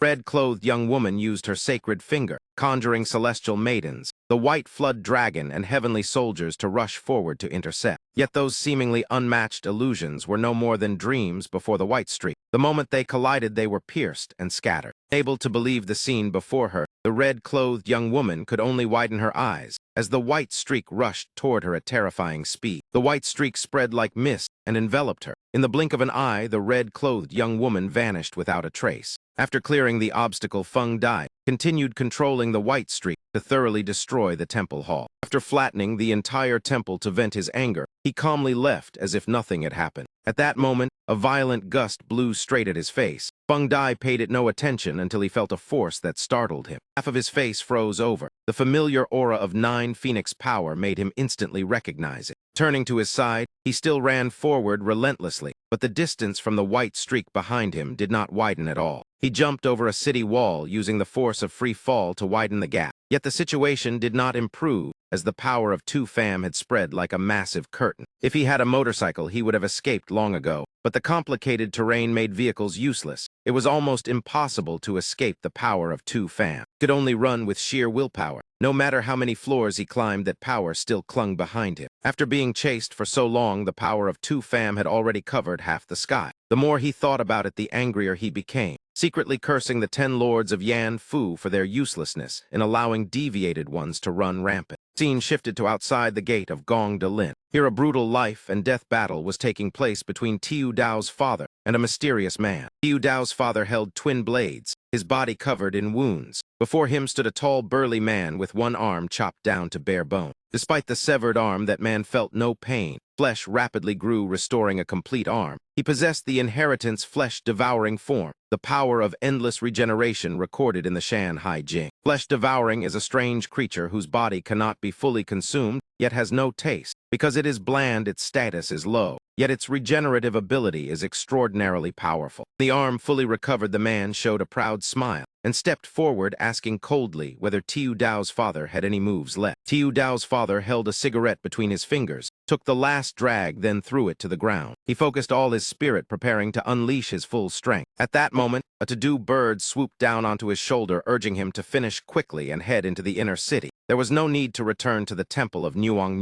Tiu Dao's father was briefly stunned by the talking bird, but recognizing the familiar feathers similar to Lai Deem and hearing mention of the temple, he immediately believed most of it. The instant he became distracted by the message, his opponent seized the chance to rush forward, a blood-stained fist striking straight at him. Yu Ku cried out in alarm and shot upward, while Tiu Dao's father immediately reversed his blade and slashed at the incoming fist. Thinking he would sever the opponent's arm, the blade instead only cut into the palm and became stuck between the bones. The opponent seemed to feel no pain at all. That man curved his lips in a friendly smile, then swung the arm with the stuck blade to punch directly at Tiu Dao's father's face. Tiu Dao's father was struck and nearly fell backward from dizziness. Fortunately, he maintained consciousness and steadied himself. The blade was knocked away. Naturally, the opponent did not miss the opportunity. He charged madly forward, spreading his arms like a beast preparing to tear apart its prey. In his dizzy state, Tiu Dao's father could not dodge in time and was tightly embraced by the opponent. Flesh-devouring opened its wide mouth and bit fiercely into Tiu Dao's father's neck, savage like a beast tearing into prey. Blood sprayed everywhere, but what splashed out was not Tiu Dao's father's blood,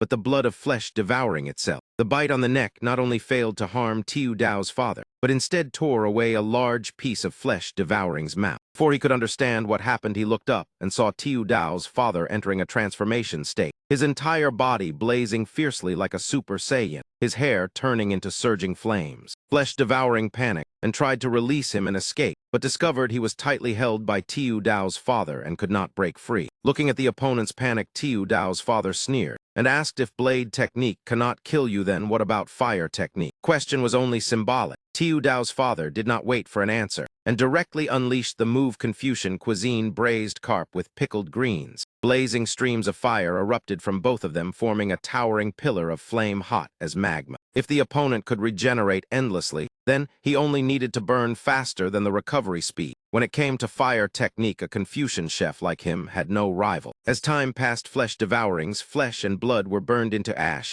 and carried by the wind across the roofs of Gong de Lin. From within the sea of flames, Tiu Dao's father calmly walked out, unharmed though his clothes had been burned away. The moment he stepped out of the fire sea, he hurriedly ran to find what he urgently needed. A pair of pants became the top priority. As he ran, he muttered that he should probably avoid using this move in the future. Leaving Tiu Dao's father aside, the scene shifted to Chiu Tam, the woman with blue-white twin-tied hair, who was witnessing the white streak devouring everything and could not believe her eyes. While Chiu Tam was still stunned, Chiu Vo beside her said in a deep voice that he had identified the route. They should follow the central axis of the inner city. Looking down from above, the entire inner city of Edo had been covered by the power of two fam. The two had no choice but to move straight to the center to escape disaster. Seeing such a terrifying scene, Chiu Tam could not help recalling the inheritance duel before, when her opponent had been caught by the power of two fam and died miserably. Chiu Vo urged his junior sister to hurry. Fortunately, Vo's son had not caught up yet, but they could not rely on luck forever. Mentioning Vo's son, Chiu Tam could not help admiring her senior brother's composure. Even after losing an eye, he pretended to be weak to deceive the enemy, then used Hien Min to transform into black water flowing echo to counterattack. In any case, they had won that battle. While running into the inner city of Yendu, notifications from Yan Fu constantly appeared about walkers dying,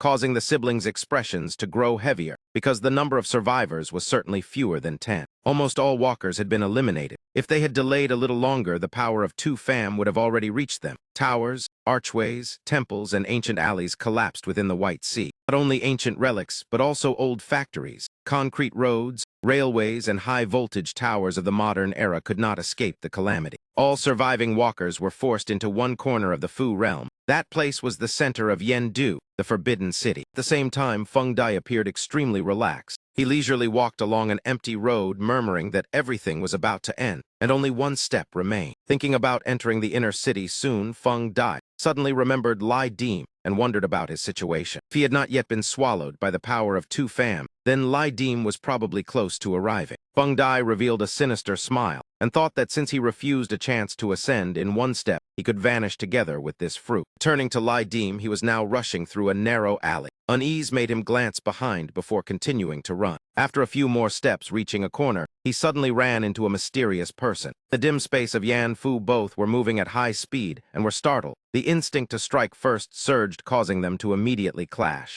Fists brushed past, elbows collided repeatedly. Both sides knocked away each other's punches again and again. Strikes overlapped continuously. The sound of impacts echoed through the narrow alley. His eyes flashed with crimson light. Catching an opening, he punched straight at the opponent's temple. The other staggered back dizzy. 4 streams of green, blue, red, and yellow radiance instantly appeared, circling his body. Seeing that sight, he felt a trace of caution rise in his heart. He withdrew his fist, spun, and kicked fiercely. Using the force to evade the red radiance, the kick forced the opponent to stagger back. Once out of the clash, both finally had time to observe each other. Recognized the man as Vo's son. The other also stared in shock and said, "It is you." Before Vo's son could ask anything, he turned and ran away. While running, he shouted that there was no time to fight. Run now. Vo's son realized they were both fleeing the power of two fam, so he immediately followed, loudly admitting defeat and asking about Bui Van Ho. He replied that the man was dead and the decree was gone. Vo's son widened his eyes in shock. He explained that everything was caused by deviated ones and urged him to run. Vo's son said in fear that this fallen one must be a high-level representative, his strength far beyond ordinary walkers. He must have used a special method to infiltrate. Thinking of this, cold sweat covered Vo's son as he recalled a name, murmuring, could it be Enham Nai? During that, Lai Dim asked if he had ever seen a fallen one before. Vo's son shook his head, saying he had not seen one, but in Dim Fu Tower he had heard many stories. Lai Dim asked again when Dim Fu reinforcements would arrive. Such a major matter could not be ignored. Vo Sun could only shake his head. He said that matters related to the 10 lords or the 8 sufferings were things he did not know any more about than Lai Dim. Their exchange yielded nothing. The two no longer had the energy to think much. They could only continue rushing toward the inner city. The scene shifted to the gate of the old imperial palace.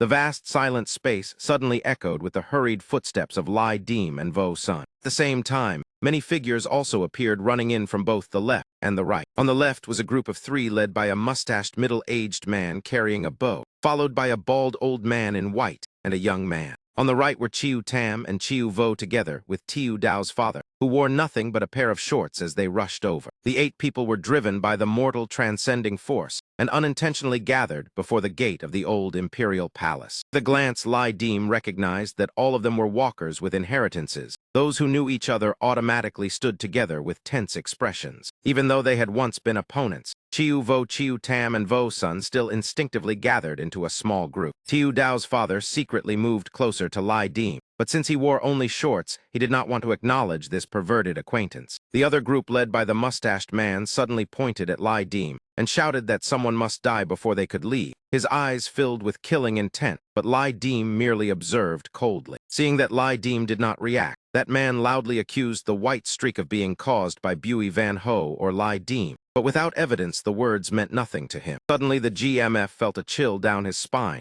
The instinctive vigilance of a walker made him turn his head. It turned out Tiu Ku had appeared behind him at some unknown moment. The black wing had transformed into a blade pressed against his throat. The mustached man turned his head. The wing blade slid past his eyes. Any sudden movement and Tiu Ku would pierce through instantly. Seeing the other side trembling, Lai Dim ordered Tiu Ku to stop, because infighting would only reduce their chances of survival. Yet Tiu Ku was still extremely dissatisfied after his master was insulted. Only then did Lai Dim speak clearly to everyone present that Bui Van Ho had died long ago. His words had no value anymore. The surviving walkers had all gathered here. Anyone could count and see. If they still wanted to live, then stop pretending to be fools and think of how to deal with the one behind this. At that moment, a dark figure slowly stepped out and spoke with mockery, asking Lai Dim in return who exactly the one behind this was. Shadow was none other than Feng Dai. Behind him, streams of white mortal transcending force continuously erased everything. He revealed a cold, eerie smile, saying those who once rejected him would not have a second chance. Lai Dim snorted coldly, then raised his hand, pointing directly at Feng Dai. The imperial edict was in his hand. Whoever had the ability could come take it. Hearing this, Feng Dai burst into laughter, laughing while saying he truly could not tell whether Lai Dim was foolish or clever,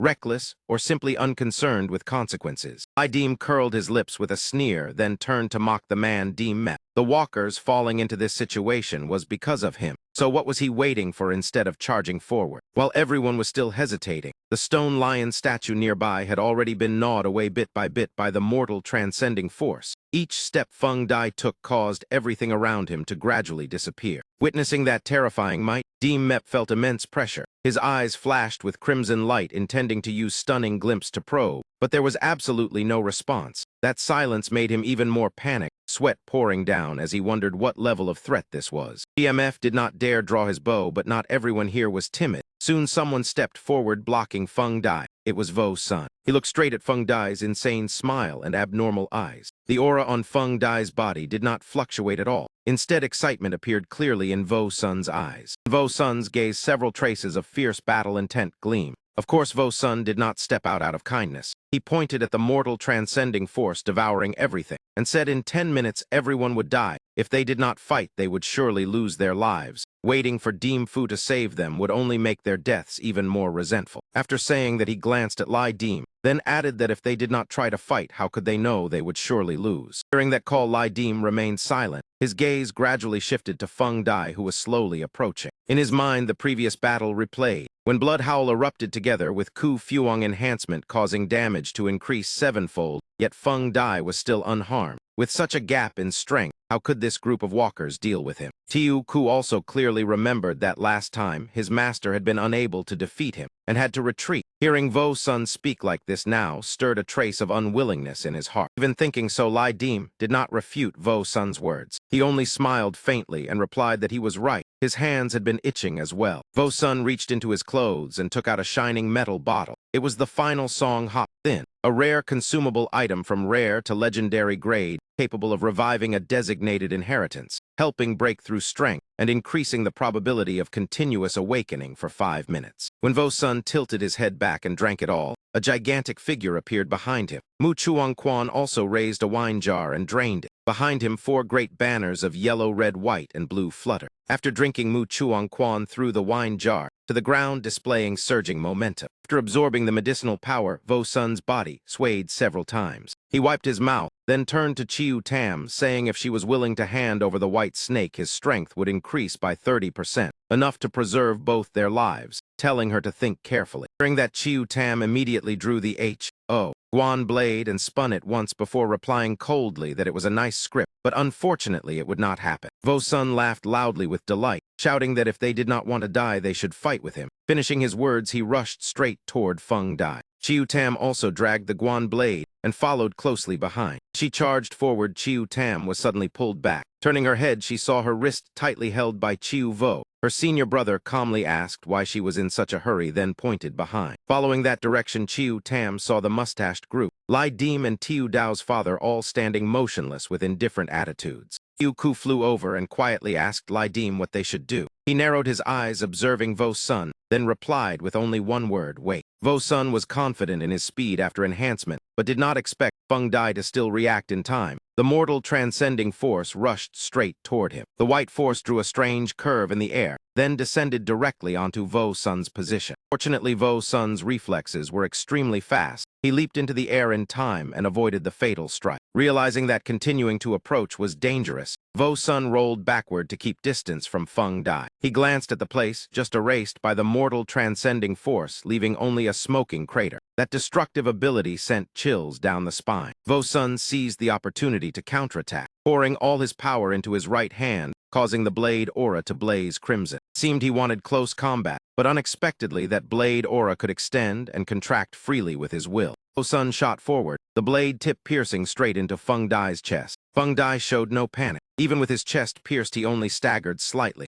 No blood flowed, and instead pale yellow river water power gathered at the wound. Because of that, Vo-sun realized the mortal transcending force was not Feng Dai's origin. The yellow river water god power was the true core, capable of neutralizing his water-type attacks. Vo-sun immediately unleashed more than a dozen multicolored rays, attacking from all 4 directions, an offensive that ordinary people could hardly handle. But Feng Dai completely ignored it and did not even bother to dodge. Beams of light pierced straight through his body. Feng Dai's body was riddled like a honeycomb, but every wound turned into yellow river water power and closed again. The damage was almost zero. At the same time, the mortal transcending force launched a surprise attack from behind Vo-sun with terrifying speed. He detected it in time, leaped into the sky to avoid it by a hair, then used the momentum to counterattack. Seeing that scene, Chiu Tam could not help admiring. Despite their different stances, she still blurted out a compliment that it was excellent. While Vo-sun was still pleased with himself, he immediately noticed something was wrong. Feng Dai had vanished. In his place, the yellow river water god power covered the entire ground beneath him. The roaring sound of water surged, causing unease in Vo-sun. A hand suddenly pierced through the waves and lightly rested on the back of his neck. The owner of that hand was Feng Dai. He tightened his grip around Vo-sun's neck, his cold face rising from the water as he whispered softly, "What a pity." After speaking, Feng Dai dragged Vo-sun's head and threw it straight toward the deadly white streak approaching. At the moment of life and death, 2 streams of stunning scarlet killing flame crossed and struck directly at Feng Dai, forcing him to dodge. Because of that, Vo-sun escaped the hand of death. Tiu Dao's father immediately stepped on the sea waves and rushed over,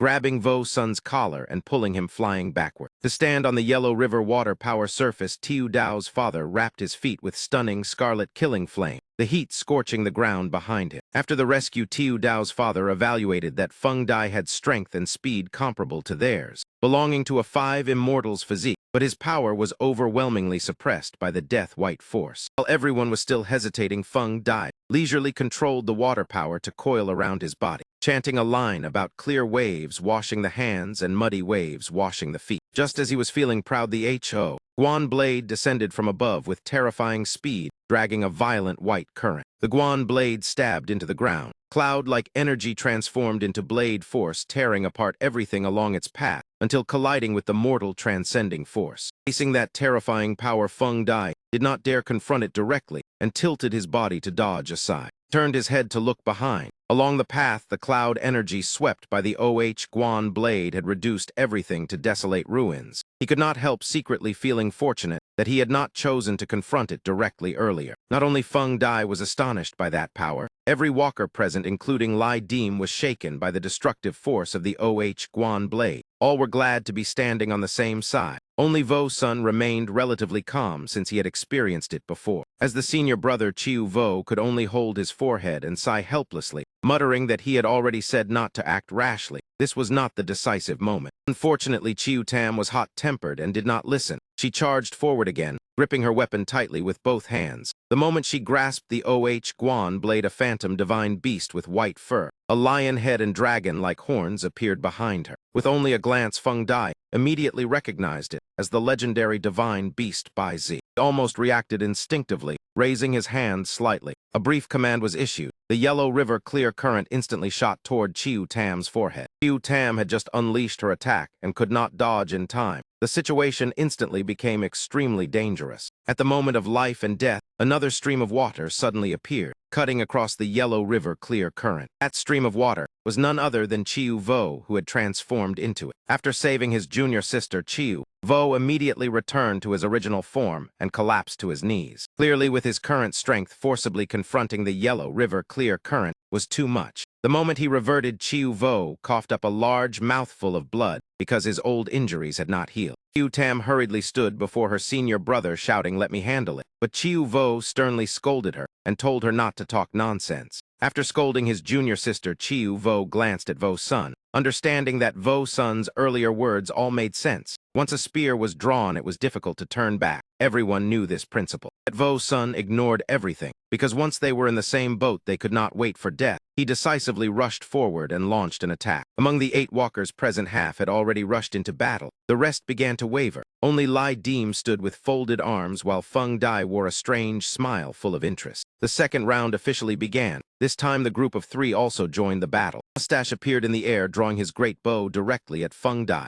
The bowstring rang, and the arrow shot out, transforming into a raging flame. Feng Dai waved his hand, giving the order. The yellow river clear current instantly shattered the arrow. Water overcame fire, and the flame vanished in an instant. After devouring the arrow, the yellow river clear current did not stop, but rushed straight toward its owner. The counterattack came at the exact moment the opponent was most vulnerable, leaving Mustache unable to react. The water spear pierced through Mustache's head. Blood splattered everywhere, a tragic end. As the headless body collapsed, the old man in white had already moved eerily behind Feng Dai, both hands forming a strange seal that struck directly toward his head. The hand seal even made Vo Sun's spirit tremble. Unfortunately, the gap was too great. Feng Dai did not even turn his head. He simply extended his right hand backward and thrust 2 fingers into the old man's eye sockets before grabbing his head. A pale yellow vortex of water erupted from the ground, swallowing both Feng Dai's arm and the body of the old man in white. After that, Feng Dai withdrew the yellow river clear current, revealing the scene again. Only a set of clothes and a pair of shoes floated in the air. The old man had vanished without a trace. The sight sent chills down everyone's spine. Feng Dai calmly said playing with their spirit was somewhat better. While speaking, he squeezed his shoulders and rolled his neck to relax. After speaking, he controlled the yellow river clear current to transform into a tsunami, flattening all surrounding structures simply because they were in the way. The walkers had no choice but to leap into the air to avoid it. Everyone landed on a sturdy section of the city wall where the yellow river clear current could not reach.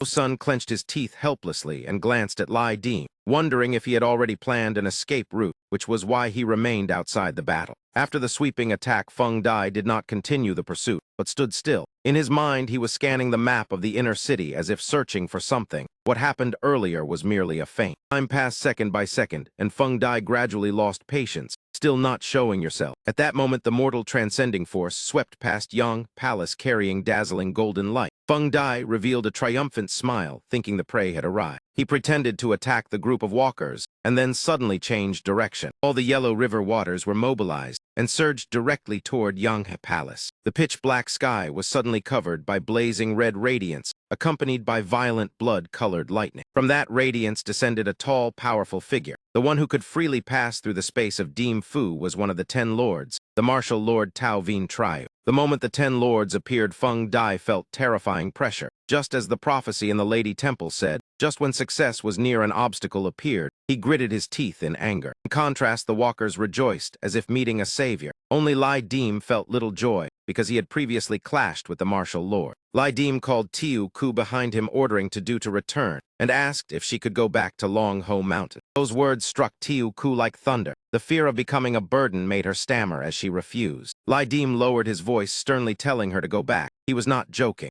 Unwilling, Tiu Ku understood that staying would only cause trouble. She could only accept the order. She wiped her tears and opened a teleportation gate to Long Ho Mountain. Before leaving, she told Lai Dim to be careful. Her reluctant gaze lingered before she finally stepped inside. Twisting space of the teleportation swallowed Tiu Ku, leaving only Lai Dim standing silently in place. Elsewhere, when Feng Jiao saw the martial lord appear, he also felt a strong sense of danger. He merged into the Yellow River waters, rolling the Huang Hua cycle into a vortex, and rushed at full speed toward Yanghe Palace. Sensing the movement, Lai Dim took out a strip of red cloth from the mark space. It was the belt of the night patrol of the investigation division. He tightened the belt, firmly believing it could help him avoid Feng Jiao's attack. Scene shifted to the cliff below Yanghe Palace, where the mortal transcending force had swept through. Yet only half of a transparent amber-colored core was revealed inside, which 9 strands of purple fire intertwined. That was the Dim Fu core fruit, the ultimate target capable of generating endless life force. At this moment, both the Yellow River waters and the martial lord were still far away.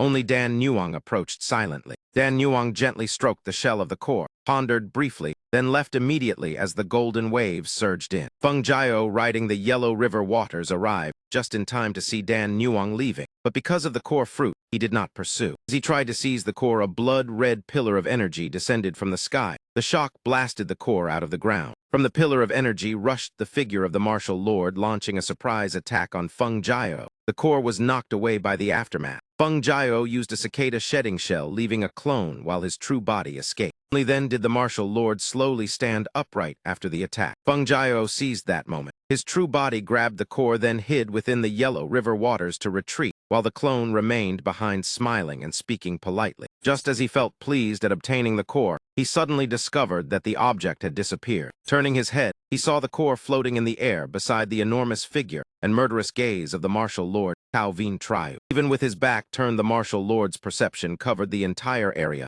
Feng Jiao's trick did not escape his eyes. He sneered, asking why he was leaving in such a hurry, and whether he would not stay a little longer. The scene shifted back to the surviving walkers, who were still surrounded on all sides by tsunamis formed from the Yellow River waters. Facing the imminent danger, Lai Dim immediately shouted loudly, signaling everyone to scatter in different directions. Following the command, Tiu Dao's father, Vo Sun, and the siblings Chiu Tam and Chiu Vo simultaneously used lightness skills, splitting apart to escape. When only Lai Dim remained standing in place, Dan Nuang also arrived just behind him. Seeing Dan Nuang, Lai Dim immediately asked about the result. It seemed her going to scout the Dim Fu core fruit had already been a plan agreed upon by the two beforehand. Unfortunately, Dan Nuang's answer was not very optimistic, as she only said briefly that the probability of success was about 50%. Hearing that, Lai Dim not only did not lose heart, but even smiled lightly, saying 50% was already very high. Dan Nuang advised him to preserve his strength, but he simply shook his head and refused. Lai Dim raised his head, looking at the Yellow River tsunami crashing down, and told Dan Nuang that since it had come to this, how could he let go?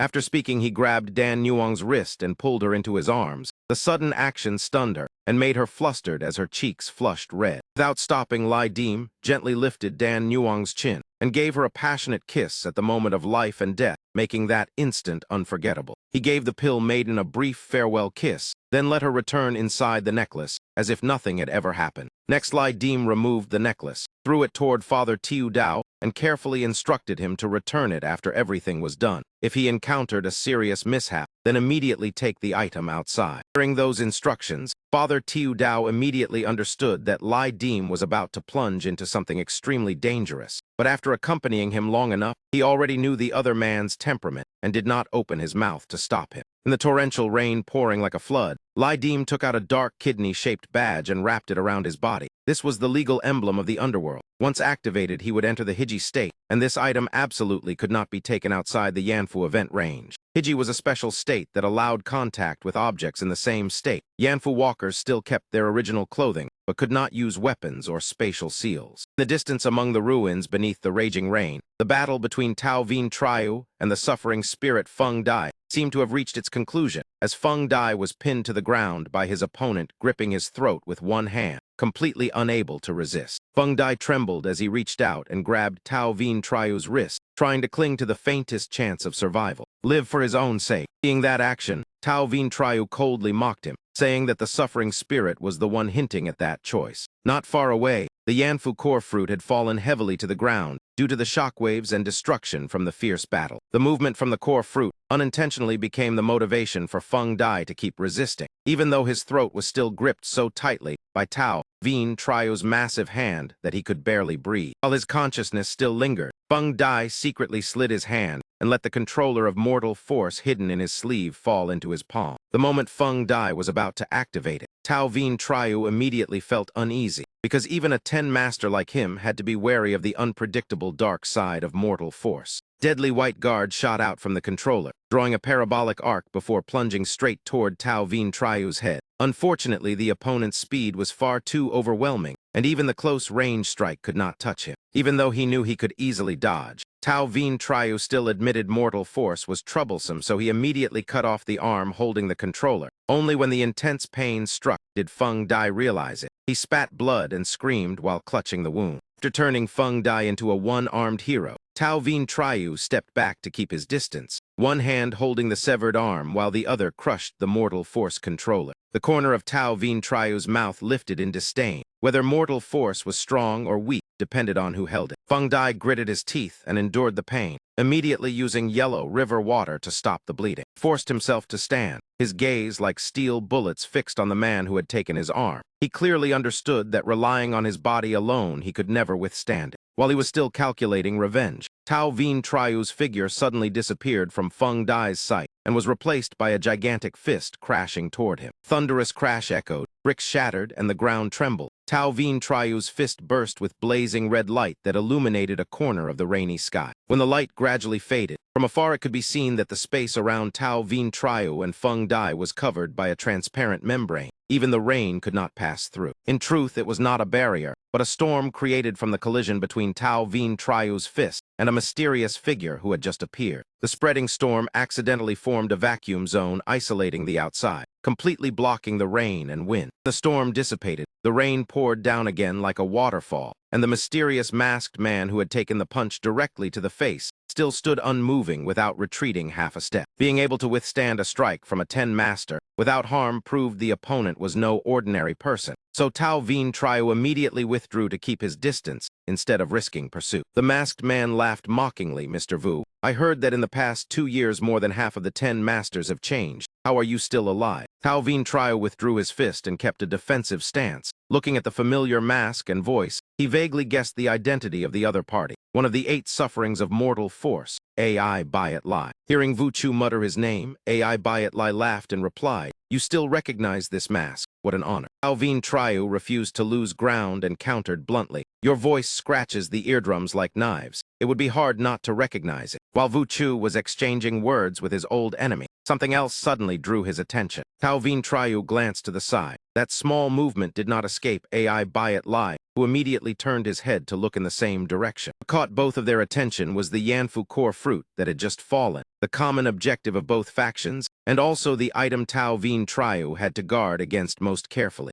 The moment Tao Vien Triu saw the core fruit clearly, his expression became heavy, because the words Mortal Force, Ninefold Purple Flame were engraved on it, completely beyond expectation. This time, Feng Dai clutched his right shoulder and sat up, giving AI Bayat Lai a bitter smile. If you had arrived a little later, you would only be collecting my corpse. AI Bayat Lai did not say much and simply replied, "Well done, Afeng." Seeing himself ignored, Tao Vien Triu questioned them. "Strange. 2 years ago I beat you until you were terrified of death. Who exactly gave you the confidence to think you could face me?" As soon as he finished speaking, 5 black holes of different sizes appeared in the sky. AI Bayat Lai calmly replied, "I do not need to defeat you. Delaying you is enough." One black hole, a hand stretched out as if greeting Tao Vien Triu. A voice rang out, "I am one of the 8 sufferings, seeking light yet unattainable. Aside from the suffering of death, no one wished to inherit it. The 7 sufferings have gathered." The battle situation immediately changed completely. If only AI Bayat Lai and Feng Dai were present, Tao Vien Triu could still suppress them. But when the 7 sufferings appeared, the tide reversed, forcing him to turn and decide the core fruit first. After only a few steps, AI Bayat Lai rushed forward to block his path and shouted that he could not leave. In the urgent situation, Tao Vien Triu did not hesitate and directly kicked his abdomen.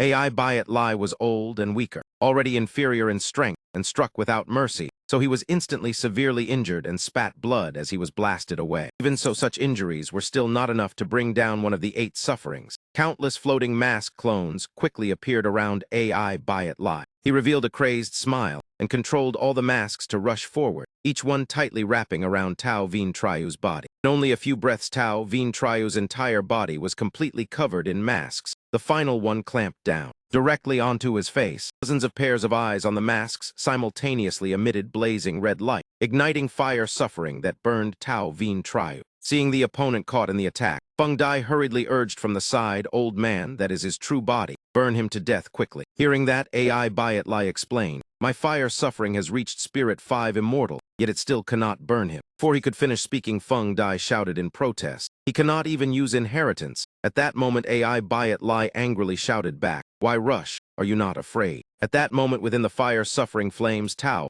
Vien Triu calmly raised his hand, removed the mask on his face, and crushed it into fragments. AI Bayat Lai's terrifying fire-suffering left not the slightest injury on Tao Vien Triu. At most, it only made him feel slightly warmer in the cold rain. Even though the opponent escaped the fire-suffering, AI Bayat Lai showed no panic, because his task had always only been to stall Tao Vien Triu. He calmly pointed toward the black holes in the sky. Tao Vien Triu glanced upward, and sensing the movement on the other side, thought silently, "He is about to arrive as well." On the other side of the black hole, a mysterious figure with an unclear appearance emerged, wearing a manic smile while cracking his fingers with a combative sound. Tao Vien Triu was forced to divide his attention to guard against those inside the black holes, making it impossible for him to unleash his full strength against AI Bayat Lai. Seizing the opportunity while the other 8 sufferings restrained him, AI Bayat Lai immediately rushed forward to attack Tao Vien Triu. Punching wind collided with Tao Vien Triu's steel-like body, producing a violent explosion that blew away rain and wind in the surrounding space. But that was ultimately his limit. Even though both hands locked Tao Vien Triu's wrists, he could not move him even half an inch. Realizing the opponent was weaker, Tao Vien Triu grew somewhat careless, not expecting AI Bayat Lai to exploit that moment and erupt with enormous strength, dragging him away from his original position. After successfully pulling Tao Vien Triu away from the Yanfu core fruit, AI Bayat Lai immediately signaled Feng Dai to begin his task. Feng Dai lightly snapped his fingers and immediately controlled the power of yellow river water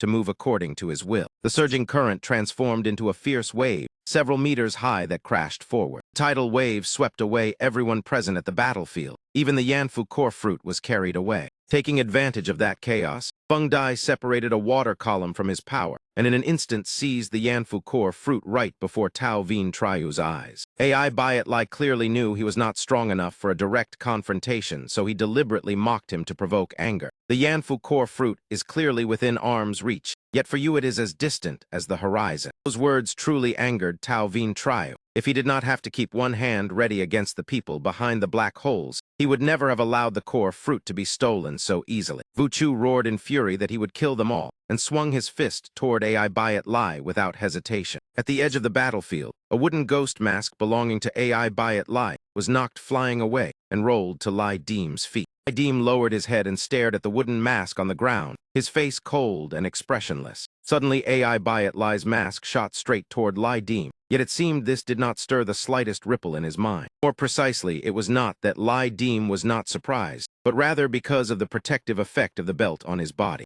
The wooden mask could not reach Lai Deem. It used the last bit of strength to leap forward before falling straight to the ground, though it caused no harm to Lai Deem. Because the mask was linked to its owner AI Bayat Lai, this movement immediately drew his attention. That brat dares to set his eyes on the core fruit. That moment of distraction made AI Bayat Lai pay the price when Tao Veen Triu's thunderous punch struck directly into his abdomen. AI Bayat Lai staggered and fell backward, fresh blood spraying like rain mixed with yellow river water. Very quickly, he regained clarity and launched a counterattack, consecutive punches colliding with Tao Veen Triu sounding like exploding firecrackers. Tao Veen Triu roared angrily that none of them would escape and flung his hand backward, scooping water before striking his palm forward. All the water droplets in his palm instantly turned into countless water bullets. Thinking the attack targeted AI Bayat Lai, unexpectedly the water bullets skimmed past the old man and shot directly into Feng Dai's battered body. The water bullets flew with terrifying speed, leaving Feng Dai no chance to dodge. He could only stand there and endure them like a target. Even though part of his body had turned to water, the shockwaves were still extremely heavy. In a corner of the rain-drenched battlefield, the Yanfu core fruit lay quietly there and became Lai Deem's target. Since being discovered by AI Bayat Lai, he had accelerated and rushed toward it. Not only that, Lai Deem even strode boldly past the three people with the highest cultivation here, as if walking through empty land, leaving all three stunned. Was this brat tired of living? At first they believed that even the aftershock of the battle would be enough to crush a ship-class fighter like Lai Deem. But when they looked carefully, they realized he carried a special item on his back. It was precisely that which allowed him to remain unharmed. Even though they had realized the reason Lai Deem survived was because of that item. Yet AI Bayat Lai did not care at all. He only sneered coldly, believing Lai Deem was seeking his own death. He turned and shouted loudly, "A Feng, where is the mortal force the master issued?" Feng Dai replied bitterly that Vu Chu had already destroyed it. Hearing that answer, AI Bayat Lai only managed a shocked exclamation, while Tao Veen Triu burst into proud laughter. With Tao Veen Triu holding the other two back, Lai Deem did not hesitate and rushed straight toward the Yanfu core fruit. Neither the yellow river water nor the lingering shockwaves of fists could block his steps. Seeing that scene, Feng Dai could not hide his worry and blurted out a loud cry, "Father." Meanwhile, Vu Chu was busy dealing with those beyond the black hole and could not approach Lai Deem. Feng Dai was the same, but that old man calmly said, "No need to rush. If he does not remove the belt, he cannot touch the core fruit. And if he removes it, he will certainly die under the shockwaves. That is why I am confident." Lai Deem stood before the core fruit for a moment, then turned his head toward Tao Veen Triu. The two exchanged glances as if silently reaching an agreement. The next moment, Lai Deem said nothing and raised his hand to remove the kidney-shaped badge from his body. The item left his body. Terrifying pressure immediately descended. Lai Deem felt as if he had fallen into a deep abyss, while the killing intent from the three Yanfu powerhouses pressed against his nerves like blades. Even under such horrific mental torment, Lai Deem still stood firm like a rock, leaving Feng Dai and AI Bayat Lai astonished, while Tao Veen Triu secretly admired him. "Kill him," a cold voice rang out from the other side of the black hole. It belonged to one of the 8 sufferings, seeking yet unattained. Unfortunately, even if they wished to act, AI Bayat Lai and Feng Dai could not move, while Tao Veen Triu still stood blocking them with overwhelming strength. Tao Veen Triu gritted his teeth and charged forward, one hand gripping AI Bayat Lai's throat while the other seized Feng Dai's neck, dragging both away from the Yanfu core fruit. Lai Deem's hand trembled as he drew out the tiger head great spear, its tip pointing straight at the amber-colored core shell. Inside the transparent shell, 8 strands of purple flames intertwined chaotically. 9 rare items now clearly revealed before his eyes. This was the damaged core heart. Inside it contained a total of 9 treasures. One had already been consumed due to AI Bayat Lai's descent, which exposed the remaining structure. Lai Deem dropped a drop of blood onto the shell, activating Blood Roar to increase damage, then gathered all his strength and swung the spear to perform Swallow River Scythe in an attempt to pierce the shell. But the shell of the core fruit barely moved in the face of that fierce attack. Lai Deem forced out more strength. The spear tip repeatedly collided with the shell, producing sharp echoes. Darkness filled his vision. The veins around his eyelids bulged as his current strength exceeded his bodily limits, yet the core fruit remained unmoved. Lai Deem raised the spear again. This time he also summoned Hidden Flight to increase the power. When the spear descended, Hidden Flight also erupted wildly like a blizzard. The shell was too hard, and the attacks rebounded. Lai Deem's spear-holding hand had begun to bleed, but he immediately froze the wound and tightened his grip on the spear. Stabilizing the weapon, Lai Deem coordinated with Hidden Flight, and continued attacking the Yanfu core fruit. Looking at the amber shell before him,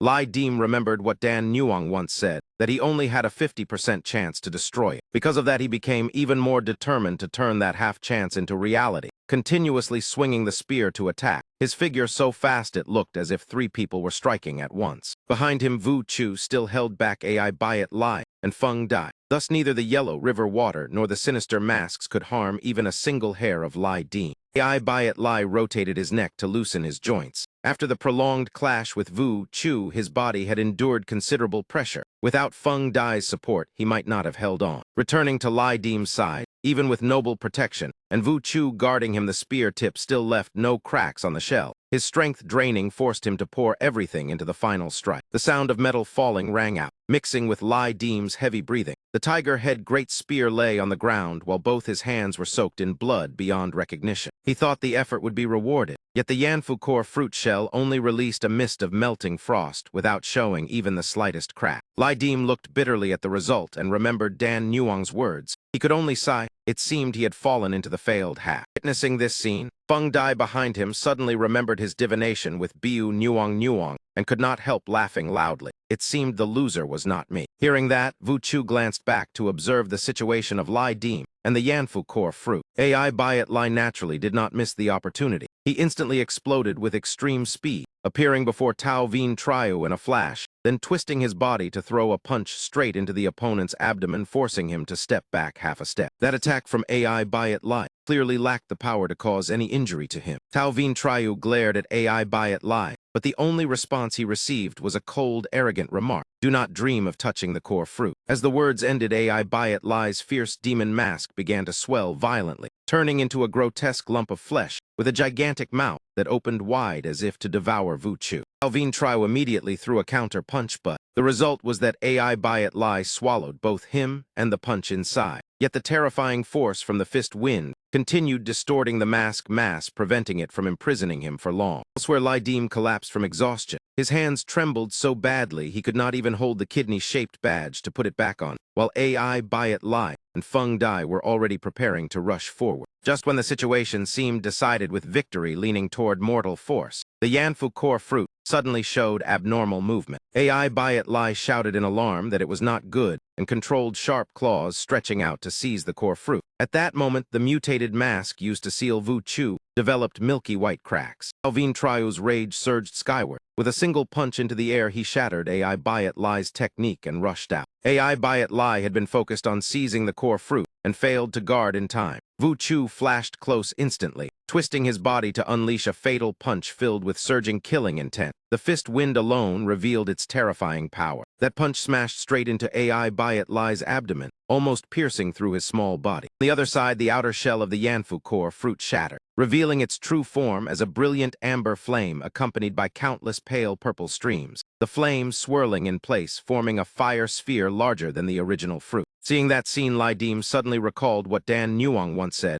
Everything Feng Dai revealed about the Yanfu core fruit I have confirmed. Its life force surges like a vast sea. The Yanfu core fruit before Lai Dim suddenly erupted, 8 strands of purple flames shooting outward in all directions. Lai Dim was engulfed and swept away by the violent energy wave. While resisting, he accidentally swallowed part of the core fruit's power and completely lost consciousness. You are quite capable. I will remember this grudge. An enraged roar echoed through space from the other side of the mortal force gateways. Venomous gaze locked onto Lai Dim, wishing to tear him apart immediately. But when the core fruit shattered, the spatial gateways could no longer be maintained. Even when he desperately tried to hold them open, he could only helplessly watch Lai Dim escape. Back on the battlefield, Ai Bayat Lai had just taken the full force of Tao Vien Triu's abdomen-piercing punch. His body blasted backward like a cannonball before crashing into the ruins. As the dust gradually cleared, the two men stared at each other with calculating eyes. Tao Vien Triu stomped heavily, one hand gathering crimson light while he laughed provocatively. Are your reinforcements not coming anymore? As soon as he finished speaking, he burst forward with force. The shockwave behind him looked exactly like a newly launched anti-air missile. Ai Bayat Lai did not expect Vu Chu's endurance to still be so terrifying. Before he could react, Tao Vien Triu had already dashed in another direction instead of attacking directly. It turned out to be a feint. The true target of Vu Chu was Lai Dim as he quickly approached his position. Vu Chu grabbed Lai Dim by the collar, spread his pitch-black wings, and soared into the sky. Seeing the young man who had just crossed life and death still create a miracle made him sigh with emotion and decide to save him. Immediately afterward, Vuchu raised his hand and summoned a pitch-black gateway similar to the mortal force portals. Dai calmly asked AI by it, "Lie, father, shall we gamble once?" But the old man immediately shook his head. There is no chance anymore now. 4 large characters appeared on the paper cup. A mysterious man had appeared in the middle of the battlefield without anyone noticing when. AI by it Lai and Feng Dai's gazes were instantly drawn to him. But the wary old man sensed danger and lifted his head to look toward the passage above. Countless fireballs rained down like a meteor storm, bombarding the battlefield. Amid that scene, the man in the orange sportswear calmly sipped his tea. That man was 10 Master Chim Duok Tine, who had come to assist his old friend Tao Vien Triu, yet he still could not hide his surprise at seeing AI Bayat Lai appear. AI Bayat Lai laughed loudly in greeting. 2 years without meeting, and you brat have already become a 10 Master. That false friendly attitude only made Chim Duok Tine more disgusted. Without another word, he attacked directly. Chim Duok Tine tossed the paper cup in his hand into the air. First, it seemed like an ordinary action, yet once the cup left his hand, it expanded to enormous size, its mouth covering the entire area around AI Bayat Lai and Feng Dai, leaving absolutely no escape. AI Bayat Lai helplessly gave a bitter laugh and said to Feng Dai,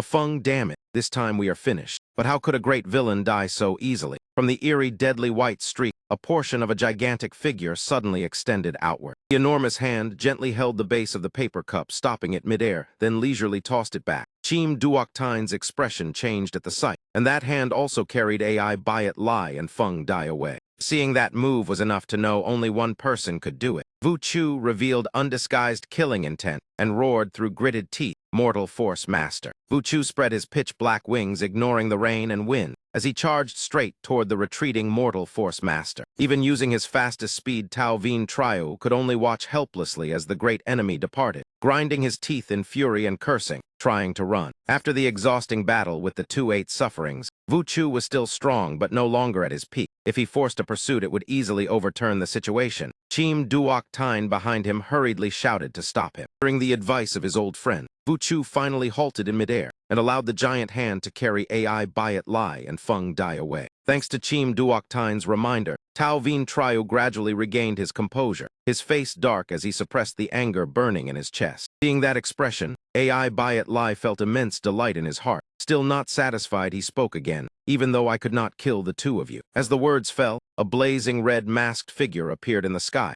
The attack was not aimed at Tao Vien Triu because he knew a 10 Master would not be easily injured. The real target of that move was the Yanfu walkers below. Under that enormous pressure, one weaker walker could not endure it, and his upper body exploded directly into fragments. The others immediately sensed the terrifying pressure bearing down. Chiu Vo saw Chiu Tam clutching her head in agony and rushed forward to shield her with his body. Father Tiu Dao also reacted in time, gritting his teeth and cursing, "Are they trying to cook all of us in one pot?" Unable to sit and wait for death, Father Tiu Dao summoned murky yellow water to envelop his body in defense. Meanwhile, Vo's son had just fought Feng Dai and reacted a beat slower. Before he could defend himself, the giant masked figure slammed down, creating a violent shockwave. Strangely, the 2 10 Masters did not feel any impact. Only when the attack fully descended upon the walkers did the familiar smell of blood spread out. Chim Duok Tine and Tao Vien Triu turned their heads simultaneously. Both looked toward the same direction, suspicion rising in their hearts about where the smell of blood came from. Where their gaze stopped was the area where the walkers had taken the full blow. Even with the pouring rain, thick smoke covered the place. After a while, a figure could finally be seen standing upright. As the smoke gradually cleared, the first to appear was Vo's son. Unexpectedly, he could still stand after such a terrifying strike. But that was only on the surface. His face was pale as he looked at his blood-soaked right arm and cursed. All his strength drained as he collapsed to the ground. Clearly, surviving was not easy. In contrast, Chiu Vo and Chiu Tam were not so fortunate. Chiu Vo used his body to shield his sister and took the full damage. The result was flesh and bones shattered beyond recognition. Chiu Tam trembled as she held the blood-soaked cloth from her brother. Her empty eyes called out brother. Pain and self-blame made her collapse, crying uncontrollably among the scattered remains, her sobbing louder than the rain. At the same time, Lai Dim was still unconscious after the energy wave from the Yanfu core fruit. In his haze, he drifted through darkness, where fragments of golden light appeared reflecting memories of the moment. He shattered the shell, and the burning kiss he gave Dan Nuong before departing. At that moment, Lai Dim's body gradually regained sensation. The first thing he realized was that in his palm he was holding the coin string again,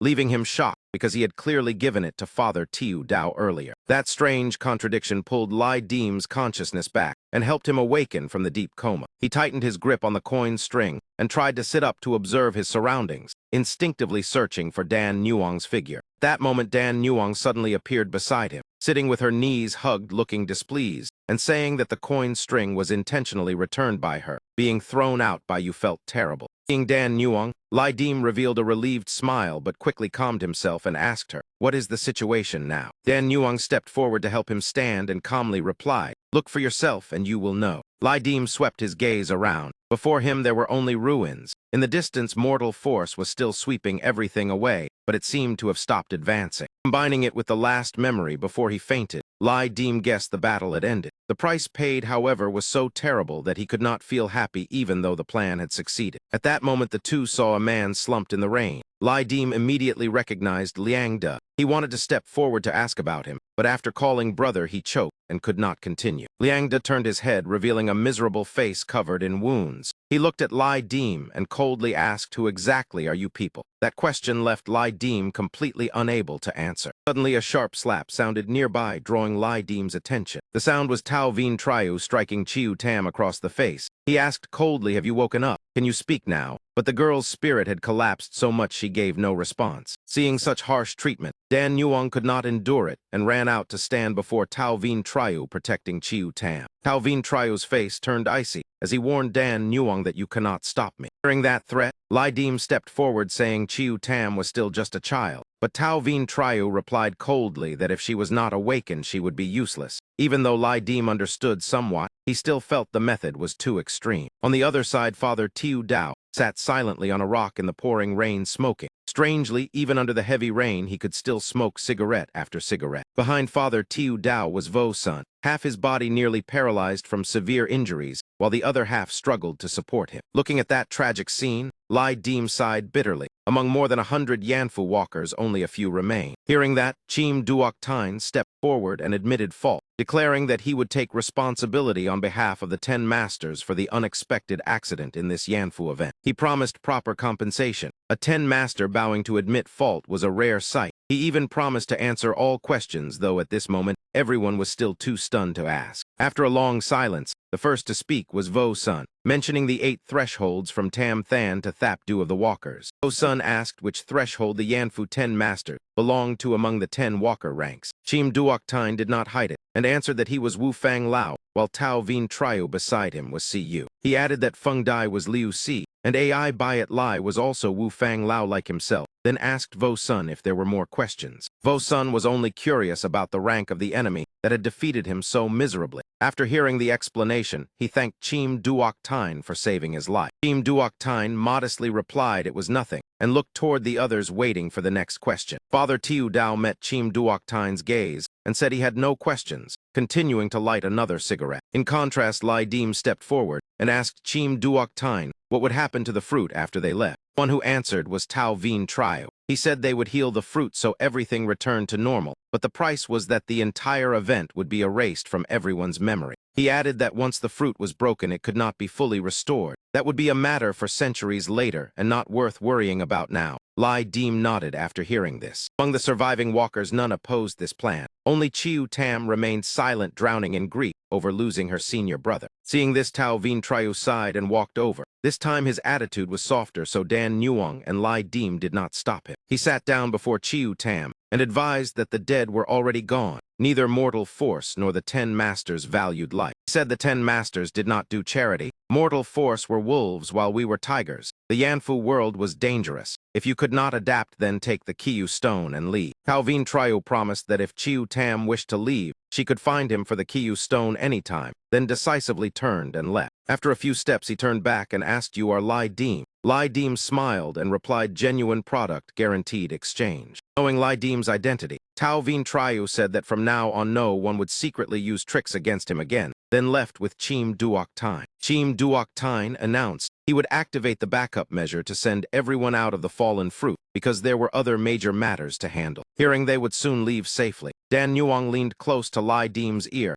and whispered that the fragment you hid in my mouth has been kept safe. Only then did Lai Deem remember that, when the fruit shell broke, he had hidden a fragment in his mouth, thinking it had been taken by the 10 masters. It turned out Dan Nuong had kept it for him, making him laugh. Chim Duok Tine and Tao Vien Triu seemed not to suspect anything. After confirming there were no more questions, they said farewell. Just as they were about to leave, a voice called wait, causing everyone to turn because all wanted to leave this place as soon as possible. The one who spoke was Chiu Tam. After calming down, she wanted to stay longer to deal with her senior brother's body. They could not delay everyone for one person. Tao Vien Triu decided to give Chiu Tam 2 hours while the others left first. Chiu Tam stood and bowed her head, thanking Vu Chu. Father Tiu Dao also spoke, saying he wanted to help Chiu Tam cremate the body with fire. Chiu Tam hesitated, then looked at the pile of blood and flesh of her senior brother, and finally nodded in agreement. Father Tiu Dao extinguished his cigarette, and together with Chiu Tam, gathered the remaining parts of Chiu Vo's body onto a robe, then solemnly clasped their hands in respect. After that, Father Tiu Dao spread his palm and summoned a golden flame,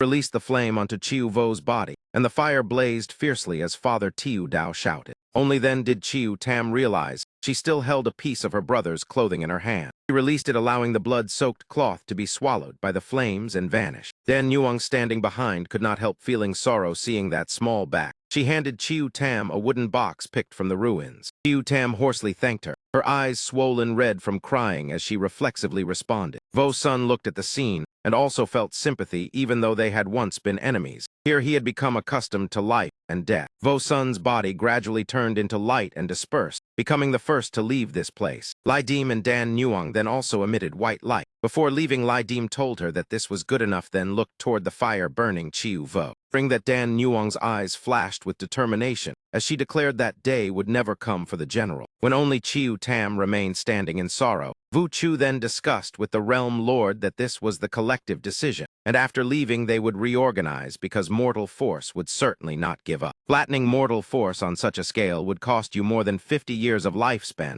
and force you to sleep for 2 years. Therefore, we decided to temporarily suspend restoring this fruit to preserve your full strength. I do not accept it. Tao Vien Triu's face darkened as he flatly opposed that decision. Chim Duok Tine was long accustomed to his friend's temper, so he merely took a sip of water and replied, "Fine, I will pass the order along." Tao Vien Triu insisted on restoring the fruit himself, even at the cost of lifespan and 2 years of coma. Before that, he even told his friend that, "While I am absent, do not let my wife get into trouble." The Realm Lord softly replied, "Understood." The scene shifted to Chengdu, restored to its original state on New Year's Eve. Lanterns hanging bright across the streets, fireworks blazing across the sky, children gathering to light firecrackers and ask for lucky money in lively excitement. The rules here seemed rather loose since children were not forbidden from playing with firecrackers. One boy lit a string in the middle of the street, lighting up a corner of the sky. Luckily, no accident occurred, so the children cheered, and even the dog wagged happily. New Year's Eve, the Liang household was as usual gathered together making dumplings while watching the Spring Festival show.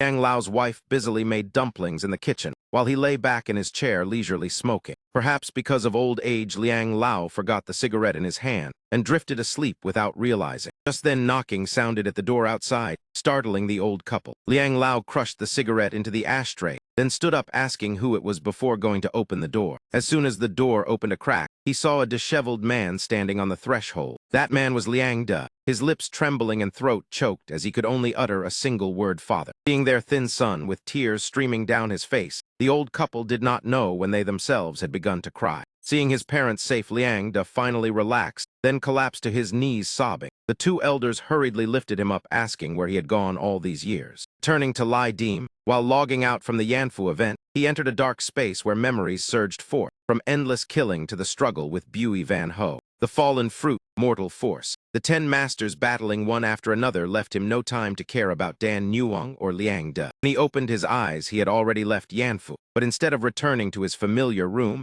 he stood inside a dark hall filled with countless stone pillars. Glancing to the right, Lai Deem saw Father Tiu Dao leaning against a stone pillar nearby. Fortunately, his clothing had been restored intact. Reuniting, they said nothing, but checked the settlement results. The Yanfu mission, completed for the 3rd time, received an upgraded evaluation. Recovery state did not grant points. Report showed Yanfu points reached 300. The base 200 gained an additional 50% due to promotion. Purchase authority increased to 103%, and the total points were now 1150. Because he had been evaluated as fleeing, there was no special reward. But for Lai Dim, that did not matter since he had obtained 5 Yanfu expulsion talismans. The low purchase limit and overall evaluation reflected that everyone had focused on combat rather than exploration, causing the content progress to fall behind. The personal results showed event weapon damage 19 of 100, acquired the active skill Wind Marsh, note skill slots full, and requires 500 Yanfu points to renew. In the item section, Lai Dim received 4 items including Liang Hua Carving Snow, Prime Conspiracy Juju, Witch Love Charm, and Loose Shoe. Secret Treasure section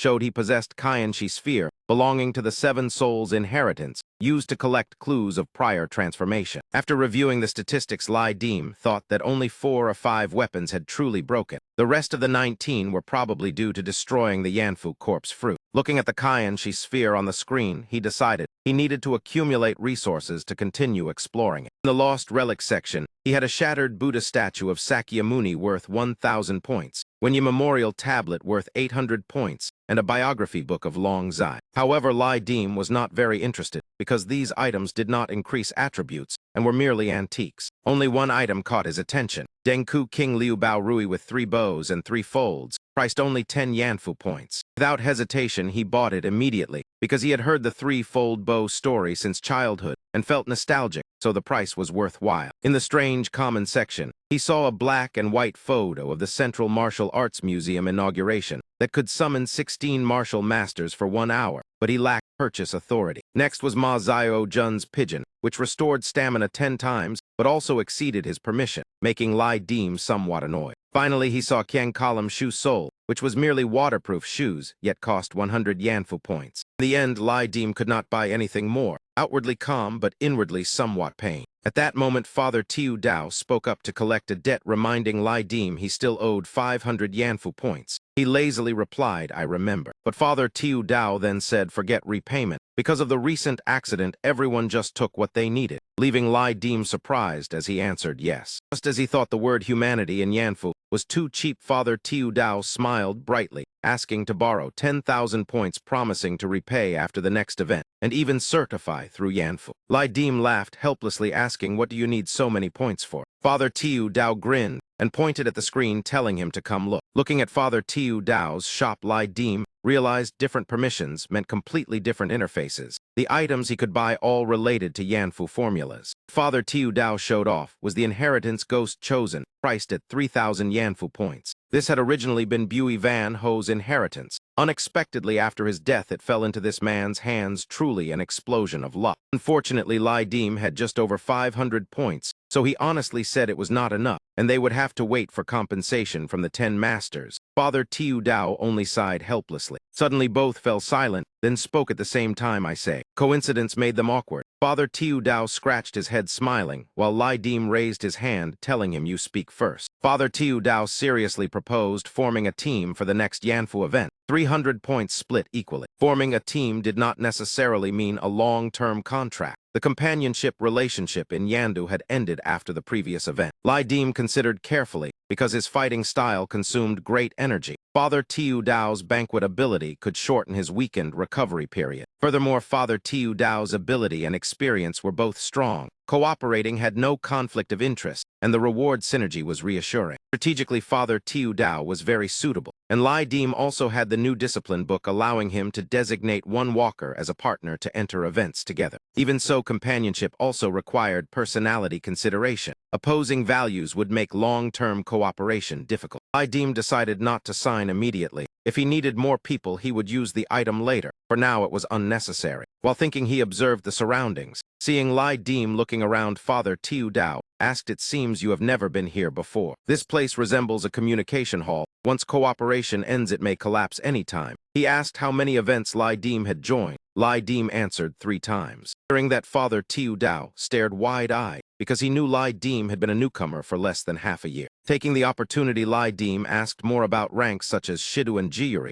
and how dangerous they were, and what qualified as Shidu. Father Tiu Dao explained the 9-rank 4-tier system from Scattered Walker up to Wu Fang Lao. The higher the level, the greater autonomy and authority. Advancement required completing harder events. The awakening thresholds required 39%, 69%, and 99% respectively. while Wu Fang Lao could freely travel through all Yanfu without missions. After hearing this, Lai Dim suddenly thought of the name Wu Chu, popular in the 50s and 60s, deducing he might already be over 50 years old. That thought made him wonder how many years Yanfu had truly existed in this world. Afterward, Lai Dim suggested exchanging phone numbers with Father Tiu Dao so they could contact each other after returning to the real world. He shook hands one last time, reminding him to keep his phone nearby and meet again if possible. Tiu Dao replied cheerfully, "Yes, if there is a chance. I am in Tan Hai District, Zaihe. This is my number." After exchanging contact information, Father Tiu Dao had no reason to stay. He waved goodbye and said to Lai Dim, "I will leave first." As he left, Tiu Dao calculated that this immortal hat inheritance, along with the purchase right of QE Heavenly Authority, had been auctioned with a starting price of 5,000 points. There was no market yet, so he had to gather 3,000 points as soon as possible. Meanwhile, Lai Dim was also considering his next cultivation path. He lit a cigarette and took a drag to relax his mind, then pondered that the immediate problem was that with awakening increasing, his physical condition had entered a new level. Because of that, his neural reflexes gradually could not keep up with his body's speed. Now each time he attacked, he had to hold back at least 30% strength, otherwise consciousness and movement would fall out of sync. If he ran 100 meters at full power, he would only need about 3 seconds. Adapting his mind completely to his current body required enormous training with uncertain results. The optimal solution remained finding ways to enhance inheritance related to reaction speed, or obtaining strange artifacts from Yanfu that could improve reflexes. Lai Dim opened his current skill panel to review his abilities. Among them, Stunning Flash demonstrated extremely strong adaptability during Yanfu events. Divine Phoenix Divine Talisman could accelerate the awakening of Gu Huo Bird, while the skill Color Chi Impact contained clues to a top-level inheritance. After weighing it, Lai Dim felt Wind Marsh's burst movement speed was rather useless. With Hidden Flight already unlocked, the burden was too heavy. In the future, when a suitable replacement appeared, he would delete it. For now, Yanfu points were scarce, so he postponed it. While checking his items, Lai Dim suddenly noticed something he had nearly forgotten. At a time of scarce resources, he decided to try his luck with it. What he took out was a cylindrical box covered with sealing talismans. On the lid, a small clown doll swayed. This was the Yanfu story can. In short, its function was like a Yanfu version gacha machine. The usage was simple: just crush it, and a random item would appear. Previously, Lai Dim had never received good items from it, but it was not entirely useless, so this time he decided to try again. When the Yanfu story can shattered in his palm, a golden light sphere appeared. It was Golden Pearl, a common quality hidden weapon causing temporary paralysis and usable only once. Indeed, the result was the same, not worthless, but hardly practical. Holding the Golden Pearl, Lai Dim smiled, bitterly comforting himself that persistence would one day make the goddess of luck smile. After saying that, he calmly left the hall, preparing to return to the real world. The scene shifted to more than 10 years earlier, when a boy followed his father to Southern City, famous for martial arts. His father was a martial artist, so under his arrangement, the boy had learned Northern martial foundations early. The boy successively studied under 6 masters, from White Crane grappling, the staff techniques of Tai Li Buddha, along with Southern traditional martial arts, such as lion short weapons of the Mo Liao families. Yet apprenticeship training was harsh, and the boy could not avoid the disdainful gazes of outsiders. Growing up in that environment, he soon reached 17 or 18, nurturing the desire to make the people here raise their thumbs in recognition and call him De Yan like back home. That boy was indeed Lai Dim. His father came south only to open a martial school. At that time, the father of De Yan, rootless and foundationless, once chose to become a disciple under Master Guan Yan Dao. He hoped to wait for the right moment to gain a foothold in the Southern martial arts world. But unexpectedly, Guan Yan Dao refused to accept disciples. Forced by circumstances, Lai Dim's father turned to follow Lei Hongsheng. Unfortunately, the South rejected outsiders, and after 10 years he still was not recognized. In the end, his great ambition failed. Lai Dim's father passed away in grief at only 40 years old. 7 days after the funeral, Lai Dim removed his mourning cloth, pouring all his anger, humiliation, and hatred into his fists as he rushed to challenge 19 martial halls in succession. Not only did he defeat them, he smashed the signboards of all 19 martial halls, from that moment completely severing ties with the Southern martial arts world. Turning to the present, Lai Dim had just landed at Yangcheng Airport. Since the day he severed ties with the Southern martial world, this was likely the first time he returned here. As soon as he left the airport, a neatly dressed woman came to greet him. Her name was Lei Xing. Upon seeing him, she immediately bowed her head. "Senior brother, I am sorry to trouble you to come south again." After getting into the car, Lei Xing continued saying the Martial Arts Association was about to elect a chairman. Secretary Zhou kept coming to Lei Martial Hall to cause trouble during the campaign. Only because Master stepped forward to testify could she barely hold on. But Secretary Zhou's influence in Yangcheng ran too deep. Seeing Lei Xing hesitate without finishing her words, Lai Dim immediately understood and bluntly asked, "What do you want me to do?" Lei Xing frowned and told him Guan Yan Dao at the Hongsing Ancestral Hall was critically ill. Hearing this, Lai Dim removed his sunglasses and asked one short question: which hospital? Soon after, they drove Lai Dim to Nizhu Hospital, where Guan Yan Dao was being treated. Inside the hospital, a fierce commotion was occurring. A group of men in black surrounded a nurse. The blonde man kept pointing and shouting, "How does your hospital even operate? If something happens to the old man, you cannot bear the responsibility." He yelled for the hospital leaders to come and drove the nurse away. The young nurse was clearly new and unable to bear the pressure, so she burst into tears and ran to find her superior. On her way out, she accidentally ran into Lai Dim, casually stopped her and asked if she knew which room the patient Guan Yan Dao was in. The nurse answered while crying, "Turn left, room 6. After saying that, she ran off with tears still hanging in the air without even hearing a thank you. Following the directions, Lai Dim walked toward Guan Yan Dao's ward, but the doorway was already blocked by the men in black. Lai Dim completely ignored their existence and walked straight through as if no one mattered. That action enraged the blonde man,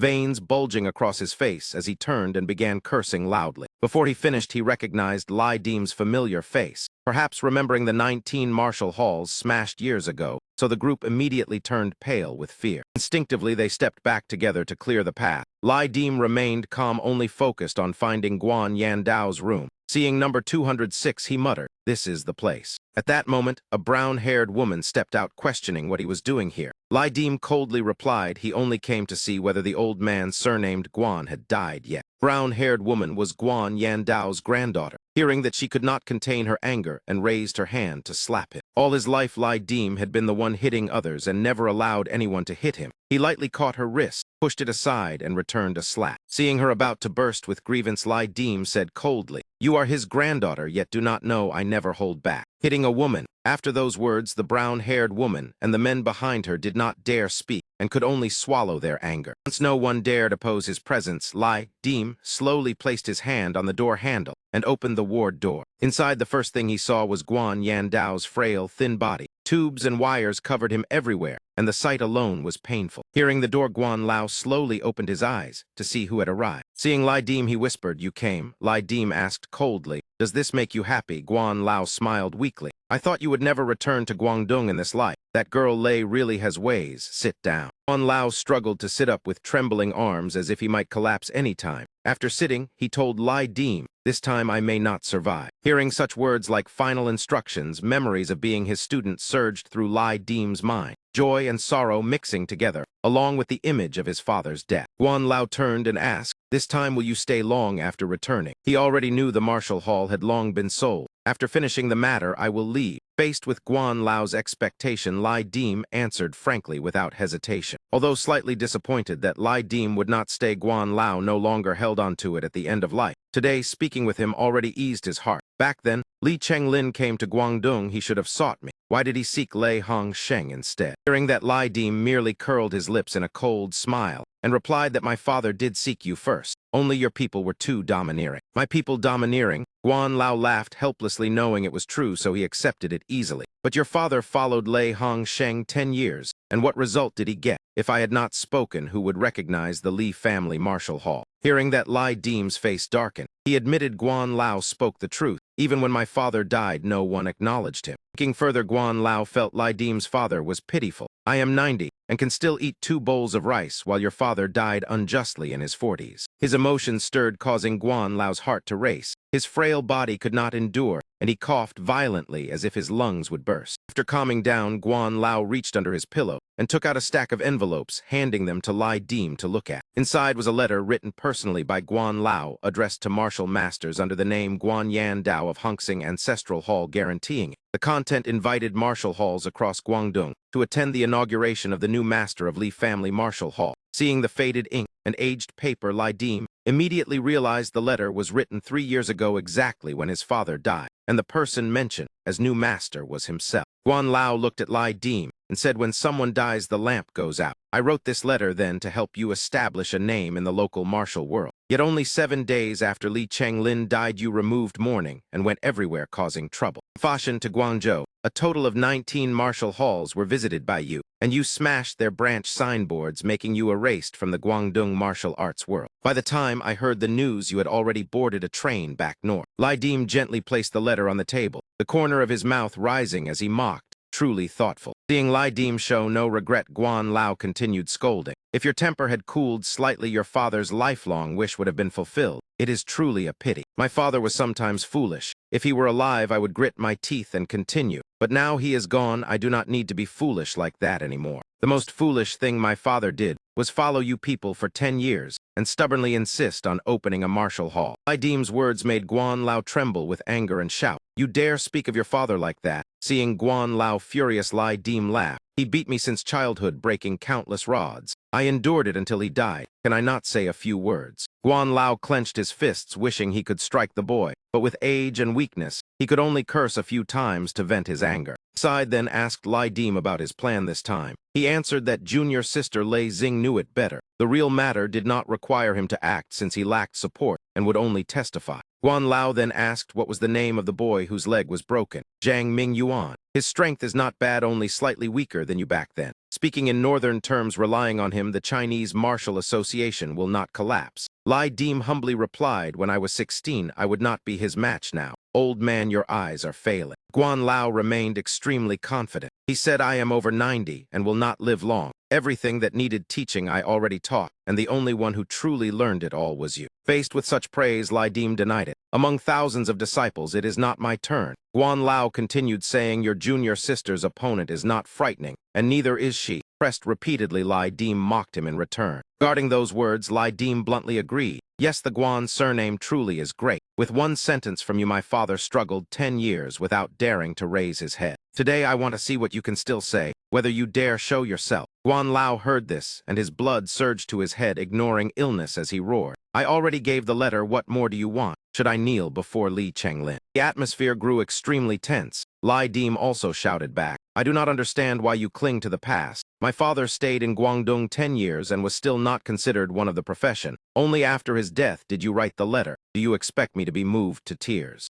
Guan Lao froze, not expecting Lai Dim to resent him so deeply. He argued, why do you not blame Lei Hongsheng? He promised to build a martial hall and gather masters across Guangdong. What did he accomplish? Always speaking of not distinguishing north and south. Who registered under him, and he taught you a few moves, but who taught your grappling? Where did your current skill come from? Who found masters for you, yet now you blame me? His agitation made Guan Lao's heart unable to bear it, as his coughing worsened, as if a stroke might occur any time, causing Lai Dim to worry as well. After calming slightly, Guan Lao continued, I was angry when your father sought the Lei family and shamed Hongxing, yet I was also glad he had a son like you. Those words made Lai Dim silent. After thinking, he said plainly, the past is over, I do not blame you. But if you want me to repay your teaching, I do not know how. As soon as he said he did not know how to repay, Guan Lao immediately offered away the position of chairman of the Martial Arts Association. If you want to give it to that little girl Lei, I can agree. Lai Dim instantly understood and asked what the condition was, expecting something difficult, but Guan Lao only wished that, when he died, Lai Dim would stand at the front carrying his spirit tablet. Time passed quickly, and only 10 days later, Guan Lao's health weakened significantly. Lai Dim came again, fearing it might be the last visit. In conversation, Guan Lao said, when I was 44, I was shot in the heart on Wen Street, and the bullet remains in my body even now. Yan tell me, is my life fortunate? At 48, I escorted Mr. Yi, principal of the North China Military Political University, to Shijiazhuang for 2 years. Yan say something. It was the sign of an old man recalling past stories before death. Lai Dim held his hand and comforted him. The past is gone, do not think about it anymore, you are already over 90.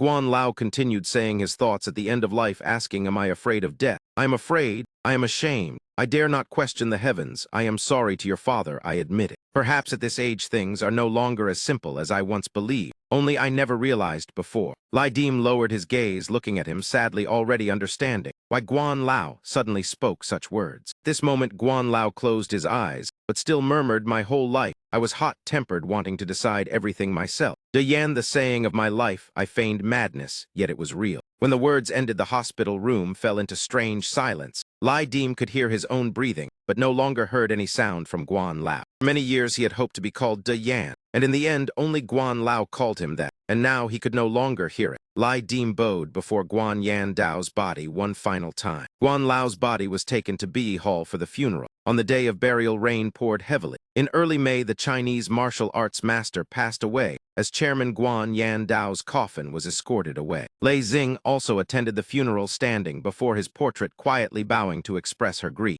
Lai Dim stood outside the balcony, lighting a cigarette, silently watching the rain fall, as if trying to wash away the gloom in his heart. A voice sounded behind him, "Senior brother, please accept my condolences." Lei Xing gently stepped out. She stood beside him, watching the gray rain-filled sky. Lai Dim politely replied, "Thank you." Lei Xing comforted him, saying Guan Lao asking him to carry his spirit was a precious legacy, and as long as he walked the right path, many people would help because of old ties. Lai Dim said directly, that matter only concerns him and Lei Xing, and has nothing to do with anyone else. Moreover, the internal conflicts within the association are piled high. Getting involved would only bring more trouble. He and them have never been on good terms. Understanding his stance, Loi Tin did not persuade him further. She only said that if he was free tomorrow, he should stop by her office. Lai Dim did not reply. He simply crushed the cigarette on the ground and quietly left. After everyone finished lighting incense, the spirit-sending ceremony officially began. Despite the heavy rain, more than 1,000 people came to see him off. Among them were 6 spirit bearers. The one leading the 6 spirit bearers was Lai Dim. He kept his promise and stood at the front lifting the coffin of Guan Lao. At the end of the month, the Chinese Association held a press conference announcing a global traditional martial arts exchange tournament, open to Chinese people and foreigners who loved martial arts. The highest prize was 300,000. At the same time, they established a combat arena, inviting countries to participate. Boxing matches fought in 3-man teams. The highest prize 1 million, drawing enormous attention. Singapore, Malaysia, Thailand, and Israel responded enthusiastically. The media competed to report it. Bang, someone slammed the newspaper heavily onto the table. The newly appointed third fire. Lai Dim asked, "The Thai fighters you found look like special operatives, whether they are reliable." Loi Jing replied, "They really are people from those countries." He was about to explain further when Lai Dim waved his hand, signaling her to stop. He stated his thoughts. The hidden confrontation between the two sides would sooner or later cause trouble. Not participating was the best choice. Then he gave Loi Jing a reminder. Loi Jing nodded and winked with a smile. "Do not worry, thanks for the reminder." Lai Dim stood up, preparing to leave. The matters here were finished. Tomorrow he would return, holding the file in his hand. Picked up his glasses. Loi Jing looked surprised. "So fast?" Lai Dim replied he had already said so. And about Truong Min Veen, how she planned to arrange him. She pulled out one file and said, "Min Veen has great potential if he volunteers. She wants to create a new martial arts superstar." Loi Jing nodded. If the commander lets him agree, he is still the most suitable choice. No need. Lai Dim sat back down and said, "The path of others may bring wealth, but it is not lasting. Her method is the right one." Regarding Truong Min Veen, whether she has asked his opinion yet, not to assume youth means he is easy to handle. Loi Jing slightly frowned, then nodded. What he said was very reasonable. This matter must respect the opinion of the person involved. After that, she reported the situation. He said his sister did not agree. She demanded that he finish high school first before considering anything else, saying he must graduate before entering higher studies. She herself also felt awkward, so her voice gradually lowered. "Handsome Junior." Ah, he must have arrived. Loi Jing suddenly turned toward the door as if hearing movement. A hint of joy immediately appeared on her face. "Handsome Junior," she leaned close to Lai Dim and whispered, "Use the relationship between you and his sister to help persuade him for me. Handsome Junior, farewell." After saying that, she waved goodbye. She stepped outside with a relieved smile. Lai Dim held his head and sighed. Another trouble had appeared. He originally did not want to get involved in this matter. He has arrived. He opened the door and said, "Come in and talk inside." The person entering was Truong Min Veen, bookish appearance, thick glasses, long hair, timidly stepping in. Lai Dim greeted him. Truong Min Veen immediately recognized the man in front of him. Loi Jing appeared, greeted Truong Min Veen, then said the two of them should sit and talk. She still had some matters to handle. After speaking, she left, still calculating the plans within the file in her mind.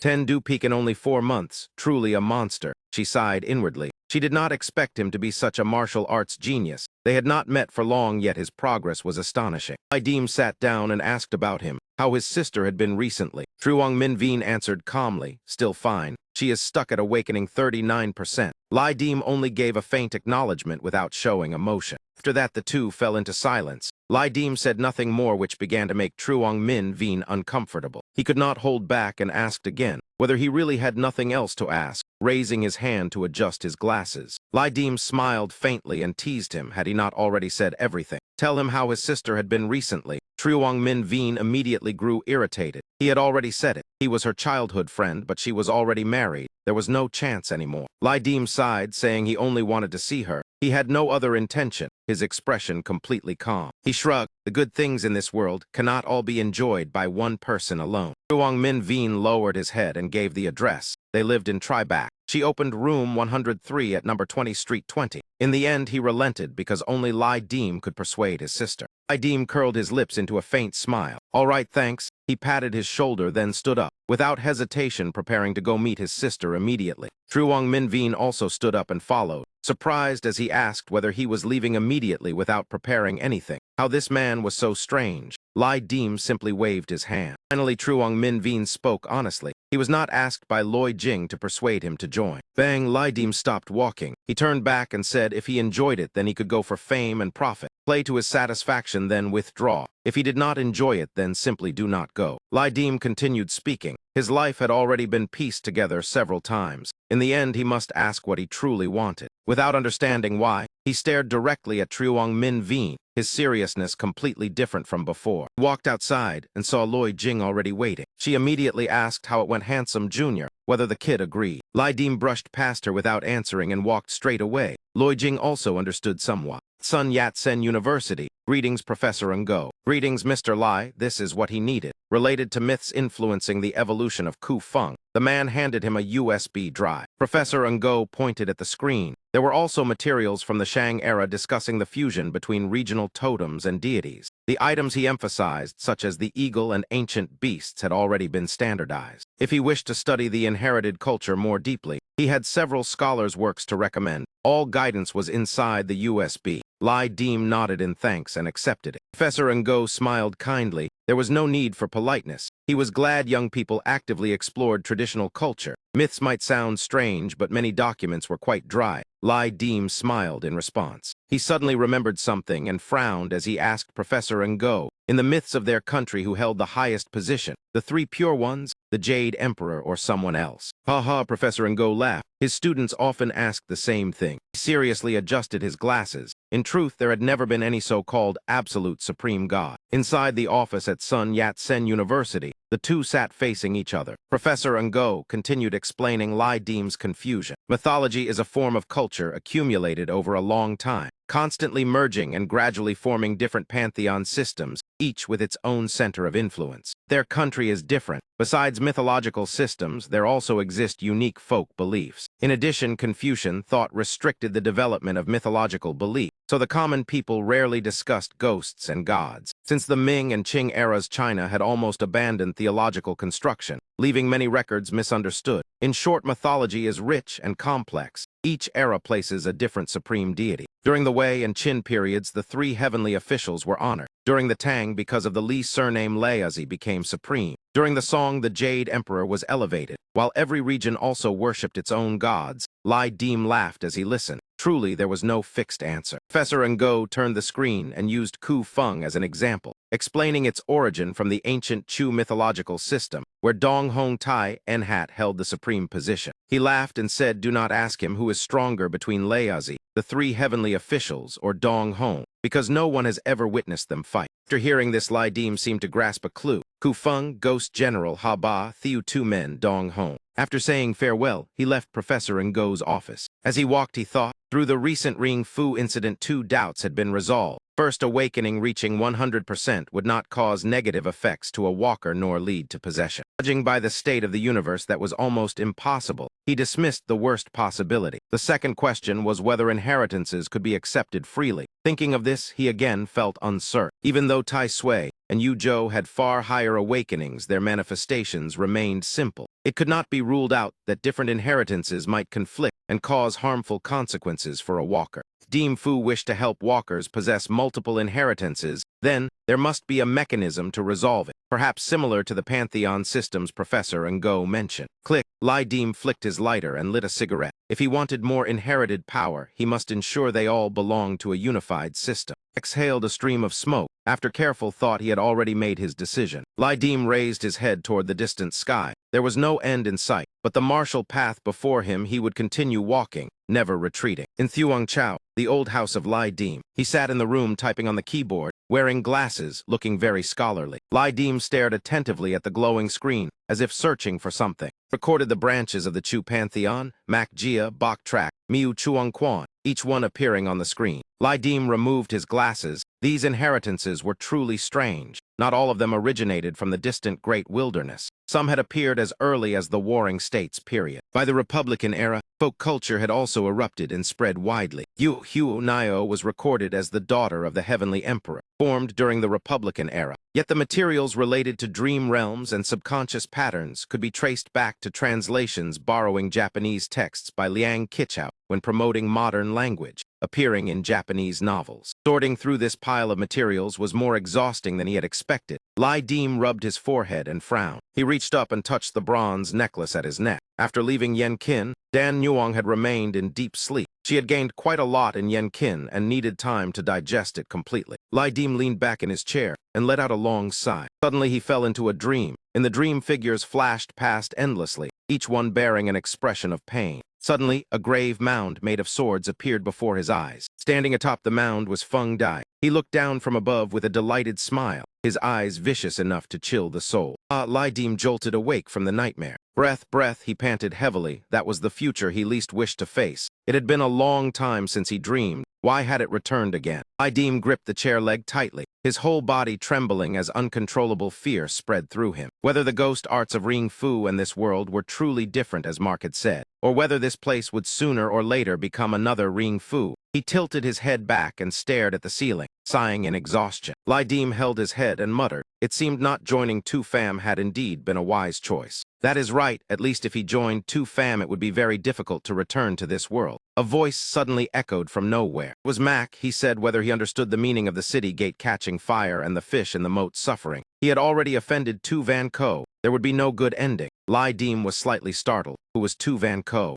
Mac laughed, the wife of Vu Chu, the sworn enemy of Tai Sui. Lai Deem suddenly understood. Mac's words carried another hidden meaning. Every sentence elevated that woman extremely high. He inhaled smoke, then slowly exhaled. Could it be? Lai Deem looked at Mac with wary eyes. This man was full of schemes. Since he did not want trouble, he might be telling the truth. But whether he truly had the ability to provoke Tu Van Ko was uncertain. Whether willingly or not, Mac had already joined Tai Sui's hunting team. That alone proved his strength. Even Tai Sui acknowledged him as a lingering enemy rather than an incompetent. Click. Lai Deem extinguished the cigarette. Lai Deem asked Mac, now that there was no worry of being implicated, could he give him another small gift? He was currently struggling. Mac nodded. It was not impossible. What he needed now was not this very thing. To deduce it himself like that was quite impressive. My deduction is correct. Lai Deem showed the computer screen to Mac and asked. Mac smiled. Most of it was correct, but there was no need to worry too much. Any Ring Fu walker whose inheritance reached 100% and advanced further would become a Grand Walker. At that point, an exclusive inheritance would be born. Other inheritances, even with higher awakening, would no longer progress. Lai Deem asked how powerful the Grand Walker ability truly was. He had only heard of this concept recently. Mac replied that it was completely not on the same level as ordinary inheritances. He looked at his own hand. After obtaining a Grand Walker ability, his other inheritances, such as Hoa Dao, were only used when grilling food, rarely ever needed. However, he had once seen Van So able to use 2 or more substitute abilities when walking the Deem Fu path. It all depended on imagination. As for how it was achieved, even he did not know. Lai Deem nodded thoughtfully. Mac continued. His substitute abilities also belonged to the same Pantheon system. But what Deem Fu recognized as the strongest was still the inheritance of a Grand Walker. Fancy tricks were useless. This was the value of a walker capable of using 2 types of Grand Walker ability. Lai Deem suddenly thought of Vu Chu. Correct, Mac confirmed. Wu Chu was the most widely acknowledged among the 10 lords. What he had seen was only the tip of the iceberg. When he went mad, he could even defeat several upper-grade Ring Fu walkers. He could fight entirely on his own,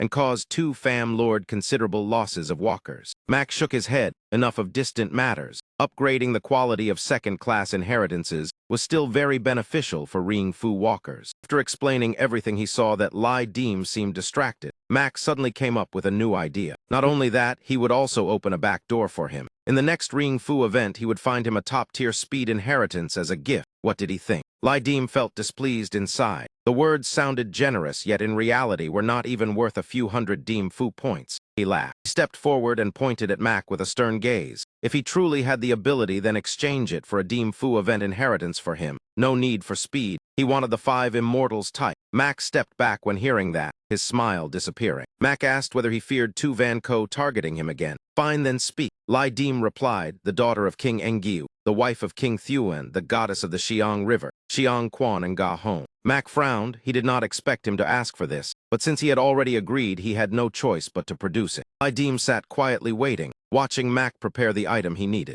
Whoosh, a flash of light appeared in the room, but Mac had already vanished. Lai Deem exhaled deeply. Speaking with that man truly consumed mental energy, yet he had also gained quite a lot of useful information. Whoosh whoosh, a girl flew out from the necklace at his neck, brilliant golden light spreading everywhere. Lai Deem was stunned. He had not expected her to awaken so early. That hair could not be mistaken, and Huang stepped out from the necklace and turned to look at Lai Deem. She separated from him and produced a fragment. This was one of the 9 wooden pieces. Dan Huang brushed her hair aside and handed the fragment to him. It was also the thing he needed. She smiled. Information displayed, NHT essence, weight 1 catty 4 tails, legendary quality, consumable material, originally one of the 9 dragon sons, worships strength, activity lost. Any weapon can be used to temper the soldier for rebirth. Note, tempering soldiers is a special technology. Ring Fu points may be used to research it. Purchasing rights not granted, service unavailable. Lai Deem read every word, his gaze paused. This was exactly the core fruit he had once swallowed. Dan Huang smiled as she waited for him to finish reading. Lai Deem asked whether she had awakened and how she felt. Dan Huang looked around the messy room, clothes scattered everywhere, food boxes piled up. She frowned and asked why the house was such a mess.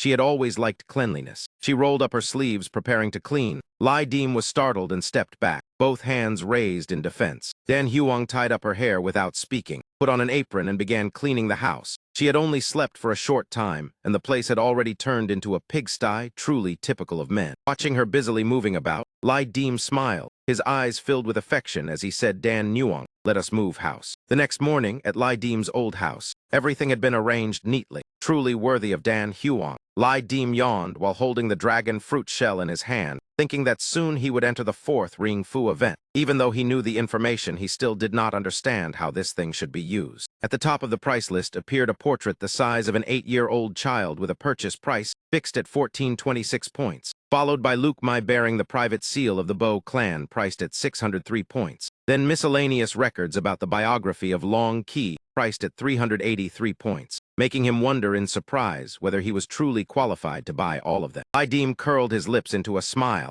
thinking to himself that what is poison to one may be sweet due to another. It seemed rather interesting. Behind them were items for troop enhancement, 1 part 1 cold steel part stone priced at 600 points, followed by troop enhancement 3, divided 3 Kai Kong priced at 2888 points, along with extremely rare material requirements. Checked the materials list again, and discovered he still did not meet the requirements to perform legendary level troop enhancement. Moreover, the most recent successful transaction of that level had already been 2 years ago. When the troop enhancement plan had to be temporarily shelved, a notification appeared informing him that he had received 1 additional purchase right, leaving him stunned. Was this? It turned out to be compensation from the patron. That person once again apologized and hoped everyone would forget the unpleasant experience earlier, along with compensation. It was the notebook of the ancestor of the Lu sect with both type and quality hidden. The description stated it could open additional Yan Fu events or choose sacrifice before the event. After rebirth, it would greatly improve the status of the Yan Walker and significantly increase the probability of triggering additional events, accompanied by notes about tokens and Yan Fu.1. Along with it was another command token named Golden Summoning Command, both type and quality hidden. Its function was to immediately complete the current Yan Fu event with a lower auspicious evaluation and a purchase limit of 130%, note token, and Yan Fu.1. Next appeared Ha Dan Ho Dan requiring a name,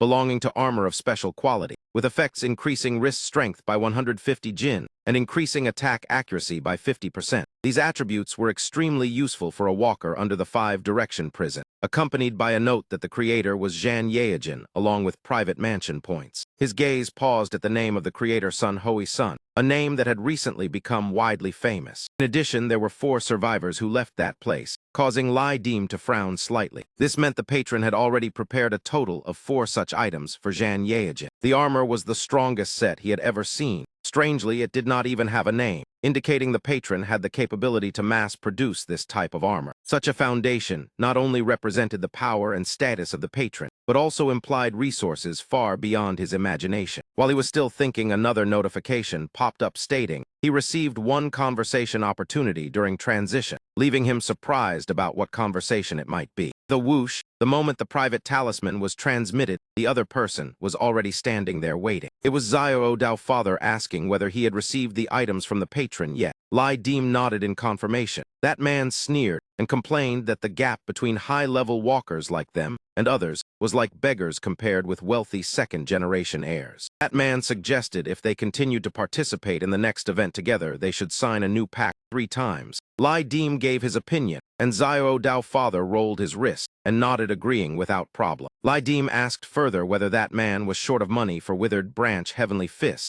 Xiao Dao father admitted it. He then said he had just received a large sum and would lend it first to be repaid after the event, making the other party relieved because cooperating with him was always comfortable. Xiao Dao father clasped his hands in thanks and said with a smile it truly was like delivering charcoal in snowy weather. After that, the two clasped hands firmly in a friendly handshake. When the pact was signed, a stream of energy immediately spread from both of them. Xiao Dao father looked at him smiling as a selection panel appeared showing that man's status information. On the panel appeared the inherited technique Gluttonous Heart with awakening level hidden, belonging to a legendary divine beast, along with QE Heavenly Fist Plus devouring pattern and an unknown quality 5 immortal inheritance. Skill extension Liang Hong Single Glance allowed investigation of information, putting the walker into a state of intense concentration with a chance to see through the opponent's weakness, along with Divine Bone, which resisted fatal strikes and restored vitality, but could only be used once per event and still had limits that could lead to death. The inherited skill Culinary Technique Beans turned cooking skills into combat power. Feast Banquet used precious ingredients to create dishes with powerful effects. Twin Water Burst required 15 minutes of eating to fully restore energy and remove negative states. Big Meat Pot required 1 minute of eating to give 100 people a 15% expertise increase for 1 hour, only effective below the 10th residence, and required awakening conditions. On Lai Dim's side, his own attribute panel also appeared with the name Lai Dim Inheritance State, among which Hookstar increased hand speed and explosive strength up to 560%. Soul Inheritance Gyu Hue Bird reached 56%, awakening belonging to a mythic divine beast. Ancient Martial Arts Specialty 93%, Firearms 38%, and Military Technique 50%.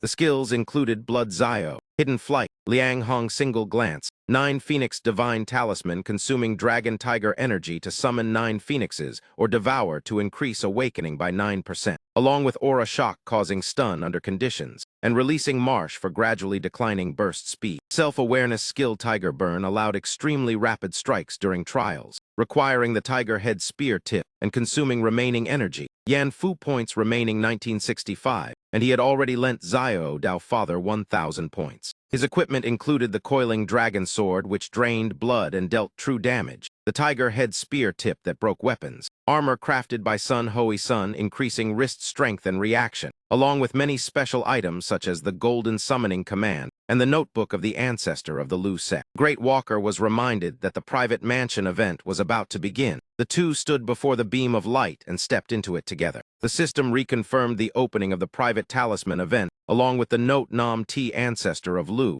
stating he would have a higher status this time. Then everything sank into darkness. Blazing fiercely, Lai Dim slowly opened his eyes and saw a flickering flame before him. He discovered he was lying inside an empty room, completely naked, the ceiling lit only by a single torch. Turning to the side, he was surprised to see a girl hugging his arm while sleeping deeply. Around them, food and wine lay scattered everywhere, her hair and the smell of alcohol still lingering. Lai Dim sat up, and the girl beside him also slowly woke. She rubbed her eyes and muttered softly, still not fully awake. She looked at him and softly said, "Father is awake," her voice stammering shyly as she hurriedly pulled the blanket to cover herself. Seeing the scene before him, Lai Dim vaguely understood the storyline unfolding. It truly was extremely stimulating. Sleepy, he stepped forward and rubbed the girl's head with a gentle voice. She was still drowsy and let out a small sound as if thinking about something. She shook her head and looked at him, saying she was not sleepy, although her appearance clearly wanted to lie down. Lai Dim told her if she was sleepy, then continue sleeping. His tone carried an order. Hearing him, she obediently lay down on the bed with a happy expression. After that, Lai Dim stood upright and walked away. He took the clothes hanging on the wall, which already looked somewhat worn. The girl continued sleeping, ignoring whatever he did, while Lai Dim calmly dressed himself. The drifting sound, bone fragments fell from nowhere, piling up. Whooshing sounds as the system displayed a notification stating that the requirement of this private mansion event was to obtain goods worth more than 10,200 silver to offer to the Lord and establish absolute trust from believers. Reward selection panel also appeared stating each completed Yan Fu event would grant special rewards possibly related to scrolls. At this moment, Lai Dim had already finished dressing and looked like a rogue. He recalled that the last time he entered the 5 Ren, he had completed 2 private talisman events and gained 2 chances at assumed inheritance. Although he did not succeed, it still helped him find the method to collect the inheritance he desired. He tapped the system and prepared his plan. With a swift flash, a panel appeared, and he resolved to find even more private mansion events. After that, he pulled a carrot from inside the cloth. He ate the carrot while sitting on the bed thinking. The girl was awakened by the sound, and the Nam T ancestor note was clearly an important clue. The inheritance fruit of Yang Jun had already been decided by him to obtain. He frowned while thinking about the future. The girl walked over and hugged him, asking softly what father wanted. Lai Dim grabbed her hand, then forcefully pulled her into his arms. She blushed when he lifted her up. Lai Dim stood and left the bed. The GIRL Chinese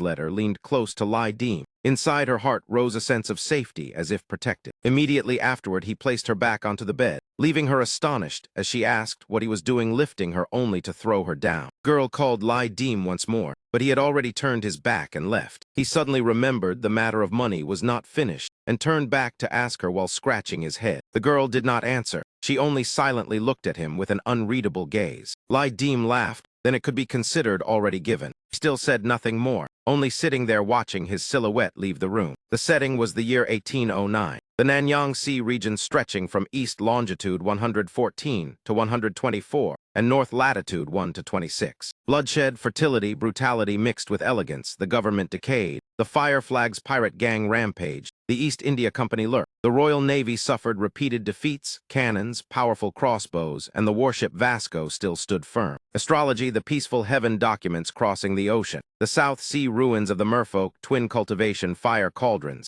sea ghost officials, black tea lake, cunning schemes, cruelty, betrayal, submission, ambition, and calculation intertwined. Outside, pirates were laughing and shouting. The government rotted, greedy red-haired devils, pirates rampaging across the world plotting grand schemes. Whoosh, whoosh, whoosh. Pirate ships glided across the Black Sea as a gloomy atmosphere spread everywhere. The term red-haired devil was originally used to refer to Dutch colonists. Later, it gradually referred to all Western speculators and colonists. Those people were extremely ferocious, arrogant beyond measure, daring to commit any evil deed. Bang bang, pirates even defeated the imperial forces, the official troops suffering crushing defeat. The Red Flag Gang was the largest force among the 5 flag pirates of Nanyang, with hundreds of warships, more than 60,000 brothers, tens of thousands of firearms, countless swords, and the flagship suppressing spirit vessel. Lai Dim was currently a member of the 5 Flag Sea Islands belonging to the Red Flag Gang, carrying the nickname Tian Bao Zai, a trusted confidant of the 10th Lady. This title made the name Lai Hien widely renowned. Aside from that identity, Lai Hien also possessed 75% naval combat mastery. Seasoned like an old sailor, unrestrained, truly an ideal identity for this plan. He glanced at his subordinate and saw someone sitting scratching his ear. It was Xiao Dao father, his trusted confidant. Lai Dim walked over and calmly asked Xiao Dao father how it felt. Cha Tiu Dao recalled it and did not know what to say. When he woke up, he saw a woman around 30 hugging his neck and calling him, so he simply gave up and did not resist. Cha Tiu Dao asked how it was for him. Lai Dim smiled and said it was about the same. He hid the fact that he slept with a beauty so his friend would not be shocked. Cha Tiu Dao grumbled, saying whatever he still did not believe it. Lai Dim suddenly frowned, sensing a strange fishy smell in the air. Whoosh slash, from nowhere a spear suddenly shot straight toward him. Lai Dim reacted extremely fast and caught the spear bare-handed. If he had been a moment slower, the spear would have pierced straight through his skull. He turned his head to look back with the spear in hand. Then a rain of arrows shot from the ship's side as the archers fired together. Eyes erupted. The pirates had no time to dodge as the archers quickly took hundreds of lives. Lai Dim looked up to the deck and saw archers standing densely packed. One man pointed an arrow at him. Hector, with a red headscarf, shouted for Thien Bao Tu with killing intent in his voice. Lai Dim did not hesitate and charged forward with cold eyes. People like this dared dream of killing him. With a single leap, he jumped straight onto the deck, a movement far beyond normal human ability. Like a descending god of slaughter, Lai Dim seized the very bow aimed at him and rushed forward to massacre the traitors. Bang! One man fell instantly with an arrow driven into his skull, dead before he could speak. The remaining followers rushed forward to stop him. The arrow pierced through a skull, and blood sprayed everywhere. Seeing his back turned, the followers thought they had a chance, and rushed forward hoping to kill him in an instant. But Lai Dim had already seized a blade, turned and slashed once. The opponent's head separated from the neck. The accomplices rushed up desperately, believing numbers would win. Shouts of kill echoed across the deck. Whoosh whoosh, in just a moment Lai Dim swept past them, and every step took a life. Some had their heads cut off. Some were split in two as blood sprayed wildly. He moved like a dance, both graceful and filled with killing intent. Clack, clack, more people rushed onto the deck. As soon as that man arrived, he saw everyone dead with only Lai Dim standing there. Lai Dim wiped the blood from his blade. Corpses lay neatly around him without signs of struggle. Truly a one-sided massacre. A few survivors trembled as they stood up, yet their eyes still had not filled with fear. Perhaps they had underestimated him. Lai Dim frowned, thinking if they were alive, it would be convenient to interrogate the mastermind. One man tried to calm the others, saying Thien Bao Tu went out with few men and proposed burning the ship to kill him. Killing intent flashed in their eyes. Scratch, Cha Tiu Dao struck a fire stick and frowned at the people trying to burn the ship, muttering, "Let me help." Then he took a long drag without needing anyone else to act. Boom! Behind the man shouting to burn the ship, his companions suddenly burst into flames as the fire spread fiercely without mercy. Woom! Ah ah! Screams rang out as they tried to jump into the sea, but before reaching the rail they were burned into ash and smoke. Tap tap! Lai Dim stepped down and looked at the woman sitting among the corpses, asking if she was the ship owner. His current appearance frightened her like a demon. He spoke with a trembling voice, saying her husband had been shot dead, her words broken and filled with panic. Tried to explain, to beg for her life, calling him brother Thien Bao, and saying she truly did not know where those people came from. Fear was obvious on her face. Thud! Cha Tiu Dao threw down a man who was the one shouting to burn the ship earlier. The woman was startled when she saw him. Lai Dim coldly asked why he wanted to kill him. The man gritted his teeth and glared, but remained silent. In his heart he cursed that a newcomer dared risk his life while clinging to a young beauty beside him. Just one call could make someone desperate enough to strike. Lai Dim observed the group while the captured man stayed silent. He guessed their origins were not simple. The government had placed a reward of 2,000 taels of silver on Thien Bao's head. So many dared risk their lives for money. Nanyang pirate forces were complex, with some groups half fishermen, half thieves of only dozens, while the fierce ones numbered thousands. The five-banner alliance could not easily be ruled by one person. Ngia Ra Chu Kui came from humble origins, skilled at making connections, and gradually rose by robbing merchant ships passing Guangzhou, ruthless and killing without blinking. Demon bandit Truong Ha was a lone wanderer covered in scars and missing one eye. Tai Keen appeared dignified on the surface, yet hid immeasurable danger. Treasure King Lam, a Kim though old, could not yet be ranked among the truly formidable when it came to schemes. Besides them, there were the Feng Vai Ai Engiu Hongdao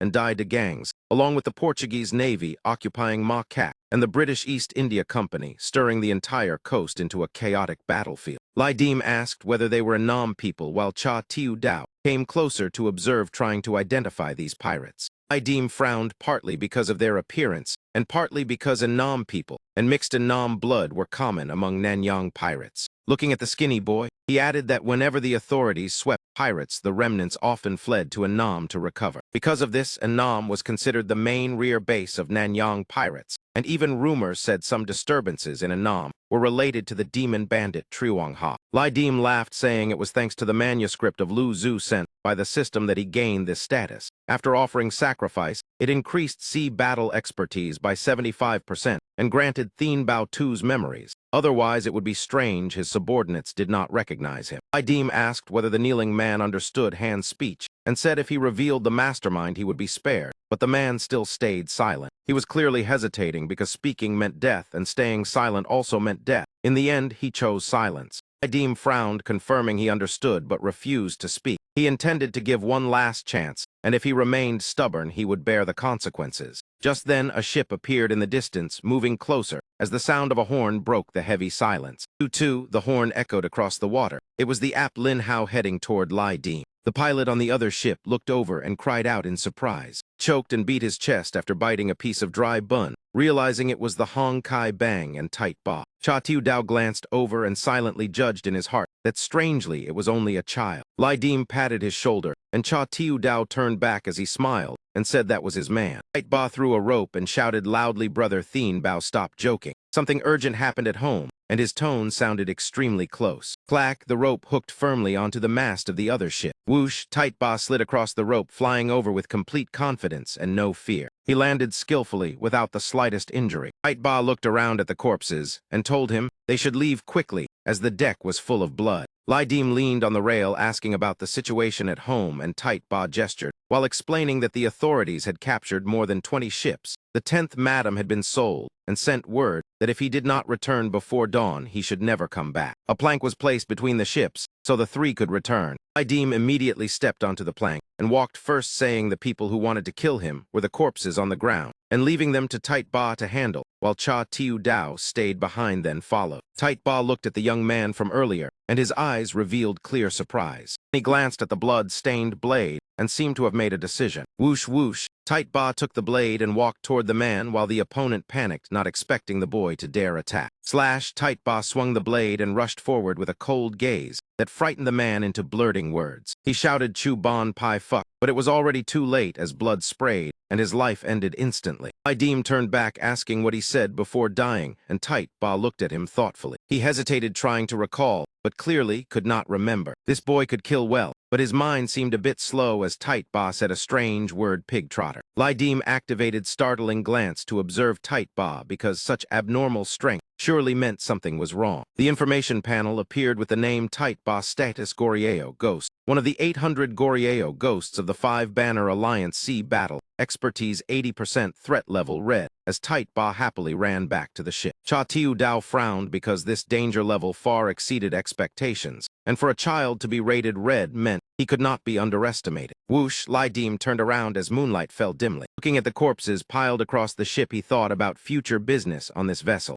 Lai Dim pointed and said not to cause more trouble, asking the lady boss to help handle it by throwing the corpses into the sea, while those innocent dead would be compensated separately. Plop plop, each corpse was thrown into the sea, and their end became food for fish. He called 2 more people over and waved his hand as a signal. That was Hack 2 and Triwang Vai, both wearing red scarves, obediently walking over to wait for his orders. Lai Dim instructed the 2 to quietly dive into the sea, watch whether anyone came to retrieve the corpse. If so, follow them to investigate their background, then report back. Splash, splash, the 2 immediately carried out the order and jumped into the sea. Lai Dim watched them, thinking to himself that these ordinary pirates actually had the ability to dive deep. Tight Ba pointed at the 2 men, his voice slightly jealous as he asked what game Thien Bao and Dao Tu were playing. The others burst into laughter, forcing Lai Dim to answer vaguely. Before he could respond, Cha Tiu Dao casually joked about playing Ba Nuang. Tight Ba immediately became displeased and complained that he spoke without permission, his tone pouty. Tight Ba innocently asked what Ba Nuang was, how it was played, whether it was more fun than cheating at cards, how many people were needed, his voice clear and curious. Pirates roared with laughter, teasing him to go ask his mother, ask how many people Ba Nuang required. The entire ship echoed with laughter. Whoosh, Tight Ba jumped onto a pile of cargo and ignored them completely. He held a pastry and muttered that he could not understand what they were saying. And he stuffed the pastry straight into his mouth. He glared and asked whether they were insulting him, his eyes sharp and filled with killing intent as if ready to strike. The one who had just teased him was startled. He did not expect the boy to become angry. Everyone fell silent. No one dared say another word. This kid truly could not be provoked. Cha Tiu Dao exchanged a glance with Lai Dim. He shook his head to say, "Leave them be. Let them play on their own without interfering." No, one man forced a smile and waved his hand. The others also laughed awkwardly because they knew they could not offend the boy. Oh, Tight Ba licked his lips as if thinking about something. He looked at Lai Dim again and asked how many people Ba Nuong required. The pirates sighed in relief since he had finally let them go. Lai Dim clapped his hands and casually replied that 80% of the time it was one person. He rubbed the boy's head with an awkward smile and said he would understand in 2 years, then refused to give Tight Ba a clear answer. Clatter, a box fell from somewhere and hit the ground with a loud sound. Lai Dim stretched out his hand, trying to attract that little god's attention, smiling as he called Zio Ba to come over for an arm wrestling match. Lai Dim laughed, even without activating the state beyond the mountain. The explosive strength of Guo Huo Nio had already reached several hundred jin. He wanted to use this chance to test how strong Tight Ba's red danger level truly was. "Come on," Tight Ba shouted and rushed forward, jumping onto a crate and sitting down, his face full of excitement. Two clasped hands, their arms crossing, a dull thud sounded. Lai Dim froze. What? Before he could react, his arm had already been pushed down at an unbelievable speed. He did not expect Tight Ba to be this strong. He was suppressed because of his own carelessness, thinking the boy was just a child whose strength was negligible. It turned out to be a mistake. When his hand was about to touch the table, it stopped. Even though Tight Ba used all his strength, he could not press further. Lai Dim tightened his muscles and decided to face him seriously. Yet Tight Ba still maintained the upper hand, strength flowing from nowhere. Tight Ba still looked relaxed as if nothing happened.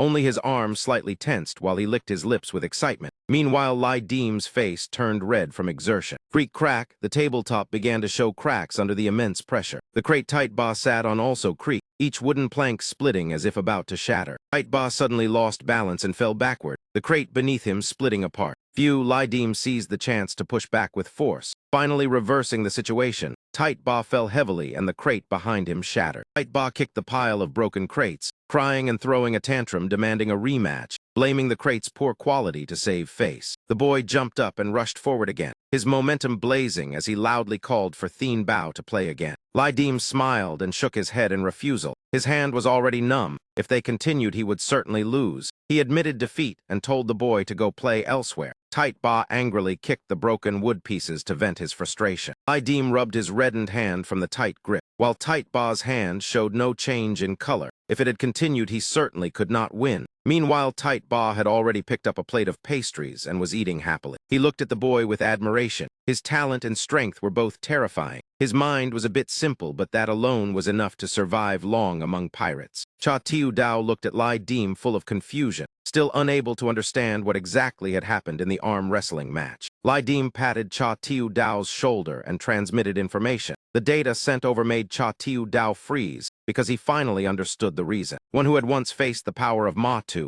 the ghost of Gorieo. Legend said in ancient times it was a calamity of the southeastern coast, later subdued by Thien Phi Matu to serve as the imperial seat. Matu was an assistant of Dao Nuyen Quan. The demon maiden held extremely high status in Taoism. Even if it were an inheritance, it would belong to the top tier that Yan Fu had ever witnessed. After hearing this, Cha Tiu Dao and Lai Dim looked at each other silently. It proved that Tight Ba's strength was far from ordinary and also explained why his danger level was red. At Dai Tu Mountain, the headquarters of the Hong Flag Gang, ships moved in and out like a trading port, but in truth it was a pirate nest. Rumble, rumble. A fully armed warship slowly sailed into Dai Tu Mountain. The cargo hold was packed with goods stacked to the brim. One crate was open. Inside were various bows and arrows neatly arranged. The crate was filled with curved sabers, stacked in orderly rows. On the dock, workers never stopped moving, carrying goods then returning to arrange them again and again. Clack, clack, sounds rang out from an old worn ship. Pirates standing on the mast cursed loudly. When they went out during the Qing to fight the Western devils, they never won. Yet when they turned back to fight their own people, it became extremely fierce. Footsteps sounded approaching from afar. It was Lai Dim and Cha Tiu Dao. The system reported the transport completed with cargo value 0, reminding him of the duty to serve Xiang Wang. Tight Ba happily followed behind. As soon as someone saw him, they hurried over shouting for others to make way. It was Sukeo Engia, one eye blind, a member of the enforcement team. He panicked as he reported that the 10th Madam had encountered trouble. Lead the way immediately. Lai Dim did not hesitate and ordered him to take him to see the 10th madam. Crash, crash, the sea waves still slammed violently against the cliffs. The situation was extremely urgent. Everyone hurried into the Hong Flag Gang shelter. Lai Dim frowned as he observed. The Hong Flag Gang enforcement team had more than 100 members. Everywhere were Goryeo ghosts, their bodies strong, their combat ability easily able to fight 5 ordinary men. Hong Flag Gang had more than 200 Goryeo ghosts. More than half belonged to the 10th madam. The group quickly arrived at the headquarters. Inside was a cute little girl being fed sweet dumplings, her hands hugging a cloud ball. Thud thud, the group rushed straight into the headquarters. When the girl saw Lai Dim, she ran over with open arms calling Thien Bao brother, quickly throwing the cloud ball aside. Lai Dim lifted the girl up and gently asked why Xiu Nai was sad. Xiu Nai cried loudly saying her mother was bleeding a lot. Lai Dim held the child as his heart grew heavy. Set the girl down and patted her head, comforting her and telling Xiu Nai to be good. Her mother would be fine. In a flash, he rushed forward, unease rising in his chest, because if the 10th madam died, no one would be able to restrain the Goryeo ghosts. Lai Dim rushed into the room.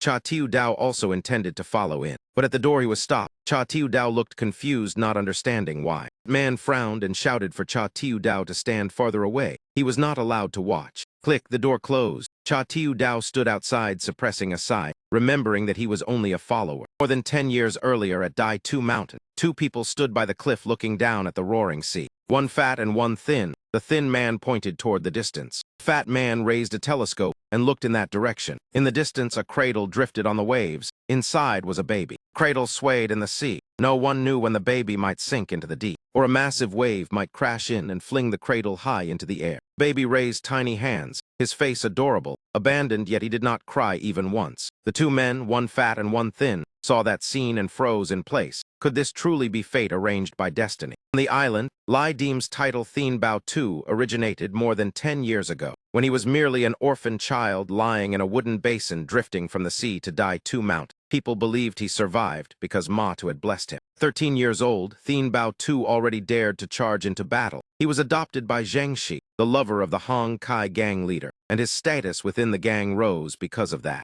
After 10 years witnessing countless massacres, the reputation of Thien Bao Tu grew increasingly famous. Even so, in terms of seniority, he still could not compare with the old veterans who had shed blood for decades in the gang. Everything began to change direction 2 years ago, when the Hong Kai gang leader and chief of the 5-Banner Alliance, Trin Nhat Kwai, suddenly died in a shipwreck. He had no biological son, leaving behind only a little girl more than 5 years old. At that time, the hearts of the Hong Kai gang were shaken violently. That child was Xiu Nai. At that time, the widow of Trin Nhat Kwai stepped forward to take power. Most leaders of the 5 banners were descendants of the Jade Island Navy, while the 10th madam inherited the toughness and wandering spirit from her ancestral bloodline. After the chaos subsided, the 10th madam pushed Thien Bao Tu forward as the spearhead, ruthlessly purging the old factions that refused to submit, seizing several large merchant ships from the Red Hair Ghosts and tightening discipline to win the hearts of the people. 2 years passed. The gang's enterprises not only did not decline, but grew increasingly prosperous. The 10th madam had brilliant methods, yet she was still a widow. The most trustworthy person beside her was only Thien Bao Tu, a man respected by the younger generation for valuing loyalty over wealth and carrying the bearing of a future leader. It was not an exaggeration to say that Thien Bao Tu now had a solid foundation of connections within the Hong Kai gang. As long as the 10th madam let go, his succession would face almost no obstacles. Exchanging one identity for an entire gang and hundreds of warships was truly a profitable deal. With the identity of Thien Bao Tu, he was qualified to become a pirate leader not to be underestimated in the East Sea. No matter how one looked at it, the deal was profitable. Sukeo Engia quietly followed behind. However, Lai Dim still frowned. The fatter the bait, the sharper the teeth required, because these seas were still filled with bloodthirsty sharks. If strength could not be converted into real benefits, then it meant nothing. How to ascend smoothly was still a difficult problem. Wanting to firmly sit in the leader's seat surrounded by government forces and the Red Hair Ghosts was even harder, and at that moment, he had already reached the residence of the 10th madam. Lai Dim stepped inside, pushed aside the curtain, immediately carefully observing the scene within. The moment he stepped in, he was startled to see someone aiming a gun straight at him. Not just one person, but an entire group of gun barrels pointed at him at once, clearly intending to eliminate Lai Deem. The 10th Madam was indeed formidable. Lai Deem glanced around, thinking silently that the situation was difficult to resolve, while Sukeo Engia behind him also quietly raised a gun and aimed at his back. Sukeo Engia lowered his voice in apology, saying they were only following orders. This was the 10th Madam's intention. Sukeo Engia lowered his head, avoiding his gaze, saying that the matter between him and the 10th Madam should be resolved by themselves, his demeanor extremely awkward. Lai Deem turned his head to look at him, frowning without needing words to understand that he was trapped in a desperate situation and must find a way to break it. Looked again at the gunmen. Hesitation flickered in their eyes. It seemed they did not truly want to fire. Everything depended on the woman standing behind the curtain, and at that moment she slowly stood up. She raised her hand and lifted the curtain. The one who appeared was the 10th Madam, her appearance still beautiful even though her body was gravely injured. She propped herself up with one hand and slowly sat upright. Thien Bao Tu looked at her without speaking, silently waiting for her next reaction. The space fell silent, the gun barrels still aimed at him. Thien Bao Tu stepped closer to the 10th Madam without anyone stopping him. Lai Deem spoke first. "Old mother, your son returned a little late. Have I not already compensated? Why resort to blades and guns like this?" The 10th Madam frowned in silence, her voice displeased as she asked Lai Deem if she was about to die, yet he still called her old mother. Lai Deem felt uneasy. In Thien Bao Tu's memories, this form of address was not wrong, yet the 10th Madam's reaction carried hidden meaning. He decided to pretend ignorance to save himself. Lai Deem smiled and said old mother possessed great fortune and faith. The government bullets were nothing more than a tickle. The 10th Madam sat upright and mentioned how Trin Nhat Kwai had forced him many times to change his surname, yet he refused. Now that the man was dead, he called her old mother, her voice carrying unspoken meaning. She looked at him with a complicated gaze, asking why she had people point guns at him, yet he did not understand. Thien Bao Tu suddenly remembered something, his whole body trembling. The two faced each other like a venomous snake and a fierce tiger, probing one another in silence. Bang, the 10th Madam knocked over the water basin beside her. She loudly said the people in the room had followed her for more than 20 years. Today, whatever he said would not leave this room. She wanted to hear his true thoughts, her anger undisguised. Lai Deem fell silent, his expression gradually turning ugly. For a moment he did not know what to say. Meanwhile, the 10th Madam trembled from pain throughout her body. She raised her head and asked whether there was still anything between them that could not be spoken plainly. Lai Deem walked to the table, took the water jug, then pulled a chair and sat beside her. He tilted his head back and drank large gulps, the water gurgling down. In his heart he cursed the tangled relationships, wiping the spilling water while secretly calculating a retreat. Lai Deem suggested that the 10th Madam let the others leave first. 10th Madam nodded slightly and quietly ordered the people to withdraw. Everyone left one after another, leaving only the two of them in the room. "Whatever you wish to ask, I already know." Lai Deem sat calmly and spoke in a steady voice. The 10th Madam slowly removed her outer robe. Then she continued removing the inner garment. Lai Deem swallowed hard as he watched. On the woman's body appeared various strange phenomena such as a golden heart and the goddess of death. Snakes, centipedes, and imperial guards coexisted within her body, her abdomen twisting into a terrifying shape. Lai Deem took a deep breath, unable to believe she could survive until now. He sprang up and urgently asked why it had become like this. The 10th Madam explained that it was the consequence of abusing the ascending curse technique too early and being heavily wounded by government forces. Everything had erupted, and this time she could no longer endure. She looked at him pleadingly, saying she had only a few days left to live. Before dying, she only wished for him to marry her. Lai Deem felt uneasy inside, outwardly maintaining a troubled expression while the situation in his mind grew increasingly complicated. 10th Madam lowered her head and said Xiu Nai had called him brother since childhood, and it was not easy to change. She only hoped the child would not have to call him father when she closed her eyes. Lai Deem cursed inwardly, so they had already had a relationship before Trin Nhat Kwai died. The 10th Madam softly said if he did not wish to marry, then forget it, she would not force him. Lai Deem remained silent as countless possibilities flashed through his mind. Finally, he bent slightly and spoke in a gentler voice. 10th Mother, that is not what I meant." Lai Deem glanced toward the 10th Madam, thinking of Thien Bao Tu, although he did not know who that woman truly was. For a woman to be forced to speak such words meant that man was truly despicable. The 10th Madam reached out and pulled him closer. "Is all right," the 10th Madam smiled faintly. "We were secret for 6 years and open for 2.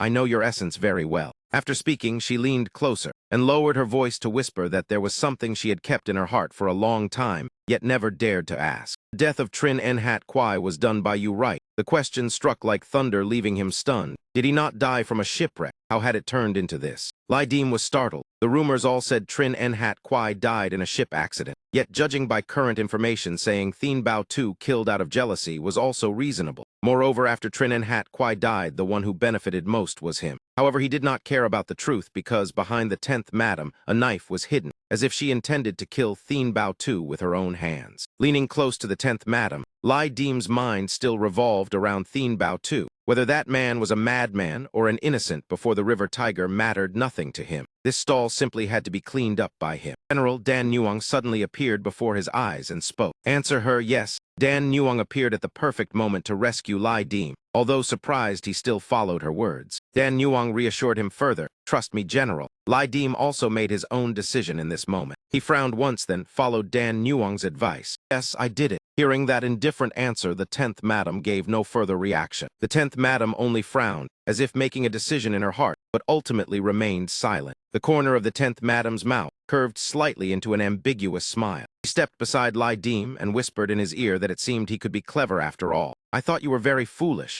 Lai Dim let out a breath, feeling as if he had just escaped death. Fortunately, before entering the game, he bought insurance and had Dan Nuong's help. Otherwise, one wrong answer would have ended Thien Bao Tu's life, and the Yan Fu event would certainly fail. He had also clearly seen the knife hidden beneath the 10th madam's robe. But I know the 10th madam bent down, then released him and hid the knife away. Nhat Kwai was not killed by you. She sighed. First, I understand your character. Second, do not be fooled by Thien Bao Tu shining like the midday sun now. Back then, when I kidnapped for ransom, he was only a child in a bib. If he truly did it, I would have discovered it long ago. Dim watched the woman change direction and could not help feeling a chill in his heart. Whether adopted son or lover, neither fit. He could not see through this matter, but such an ending was good enough. At least he still had his life. The 10th madam told him to bring the basin of water. Lai Dim stood behind and obediently complied. The basin of water was carried over and set down. 10th madam struggled to remove her clothes. Lai Dim turned his back and did not look, letting her handle it herself. The 10th madam dipped a cloth into the water, wiping her body while speaking as if in monologue. In the beginning, when we came together, everything was initiated by me. Our love was passionate. We had Ziu Nai and were once very happy.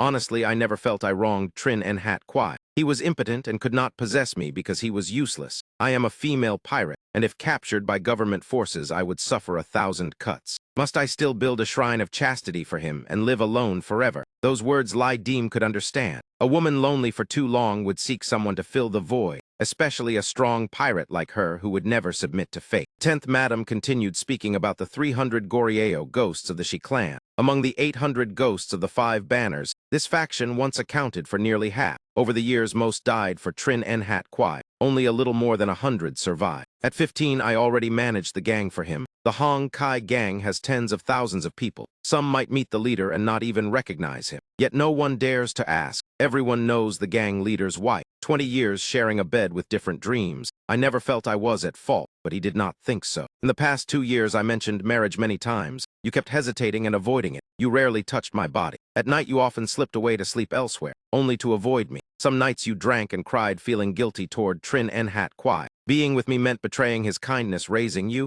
Am I not worthy of happiness? In your eyes, I became a shameless adulteress. All the grievances hidden for so long, the 10th madam spoke them without concealment. Outsiders praise Thien Bao Tu as a righteous hero. Yet with me you are this cowardly. The 10th madam laughed coldly. After washing, she turned and said that what happened today satisfied me greatly. It seems you understand me and even coax me to be happy. Sometimes I think if the man beside me dared kill Trin Nhat Kwai, that would not be bad. Hearing that confession, Lai Dim frowned. So that was the truth. Thought for a long time, yet still could not understand. If Thien Bao Tu truly killed Trin Nhat Kwai, why would the 10th madam be pleased? Dan Nuong sighed, saying, you do not understand women. How should I teach you? The 10th madam murmured that my possessions carry too many calamities. I do not wish to pass them to Ziu Nai, which means Thien Bao Tu would be the one to benefit. After I die, you must remove 6 of my ribs, soak them in human blood for 3 days, grind the bones and mix them into the blood and drink it all. Then you can grasp half of my ascending curse technique. During this, Lai Dim grew even more confused. This was the first time he met the 10th madam. He had no relationship with her and did not understand her thoughts. He was not Thien Bao Tu, yet he now held the Hong Kai gang. Beyond that, he could do nothing. At least he would help her depart without regret. The 10th madam hugged her arms across her chest. Her gaze filled with pain. Bao Tu, you dare to think and dare to act. Entrusting the gang to you puts my heart at ease. In her fading breath, she admitted this death was partly due to resentment from your indifference over the past 2 years. Thinking about it now, it felt meaningless. In the next life, I need someone who can restrain me. Whether Nhat Kwai or you mistaken fate, my whole life I lost to both of you. In the next life, spare me. Only hope you can care for her. While she spoke, Lai Deem stepped forward and took the cloth from the 10th madam's hand, leaving her stunned. Lai Deem took the cloth and turned to wipe her body. The 10th madam was surprised that at the end of her life, Thien Bao Tu would gently care for her like this. Fine then, consider it being cared for before death, also a kind of enjoyment. The 10th madam closed her eyes and quietly enjoyed it without another word. Lai Deem whispered his intention clearly. 10th mother, do not close your eyes yet. Can you endure 2 more days? He had decided he would marry this woman and fulfill her final wish before she left. 10th madam seemed to understand. Pain mixed with unwillingness appeared in her eyes. She truly loved the man before her and could only laugh bitterly at fate. The two said nothing more. After washing, Lai Deem stepped outside and carefully closed the door. Sukeo Engia and the others still waited, as if expecting an answer from him and an order from the 10th madam. Lai Deem took a deep breath, preparing to speak. Sukeo Engia looked at him without a word, his eyes distant. Lai Deem turned and told everyone the 10th madam called them inside. Cha Tiu Dao sat far away waiting for him to come out. Seeing him safe, he casually lit a cigarette to ease the tension. Lai Deem went over to Cha Tiu Dao and handed him a cigarette. He sneered and asked, "Are you not able to turn carrots?" Yuzai Zhanghe. He took the cigarette from Cha Tiu Dao's hand. "I am tired of carrots. Smoke Yuzai instead." He sat beside Cha Tiu Dao watching the people enter the 10th madam's room, hearing her questioning voice while waiting for the final answer. After a while, Sukeo Engia and the brothers came out, clasping their fists and saying the madam has ordered. Thien Bao, no, Thien Bao brother. The 112 Gorieo ghosts of the Shi clan now entrust their lives and families to you. Lai Deem smiled and stood up. Brother Engia, let me ask this. Those who destroyed our Dai Tu mountain belong to which government unit and who commands them? He resolved to avenge the 10th madam. Sukeo Engia sensed his intention and stopped him. Thien Bao, first arrange matters for the brothers. If the madam has misfortune, you will be the leader. Everyone needs time to adapt. This is not the moment to mobilize troops. The words made sense, because without consolidation after taking power, the gang could easily fall into chaos. Lai Deem smiled and said, "Who said the 10th madam met misfortune? I only asked who the government sent today." Hearing this, Sukeo Engia fell silent. He frowned and spoke a name that even he treated cautiously. Jiliang Tu Ba Tu Lu, naval commander of Hu Men, Jia Hu Zing. Jia Hu Zing, Jiliang Fan Ba Tu Lu. Ba Tu Lu means warrior. Naval commander of Hu Men in Ranzhou, holding the rank of Qing governor, granted the high-crowned hat, awarded Jade Coral and Thunder Eye of the Navy. Jia Hu Zing was a frontier official with immense authority. Lai Deem frowned as he examined the information about that man. Clearly not easy to deal with, yet he remained determined to eliminate him. He ordered the brothers to strike Guangdong, destroy the Sa Jiak fortress, and attack Hu Men. Lai Deem wanted to give the 10th madam a surprise, considering it a wedding gift. At the camp, countless houses stood on the water, people moving about by boat. Inside, Lai Deem sat looking relaxed, yet his mind focused on calculations while studying the map before him. The coastal defense map of Guangxi and Guangdong from the government showed the positions of the major sea fortresses where the Pearl River flowed into the South Sea.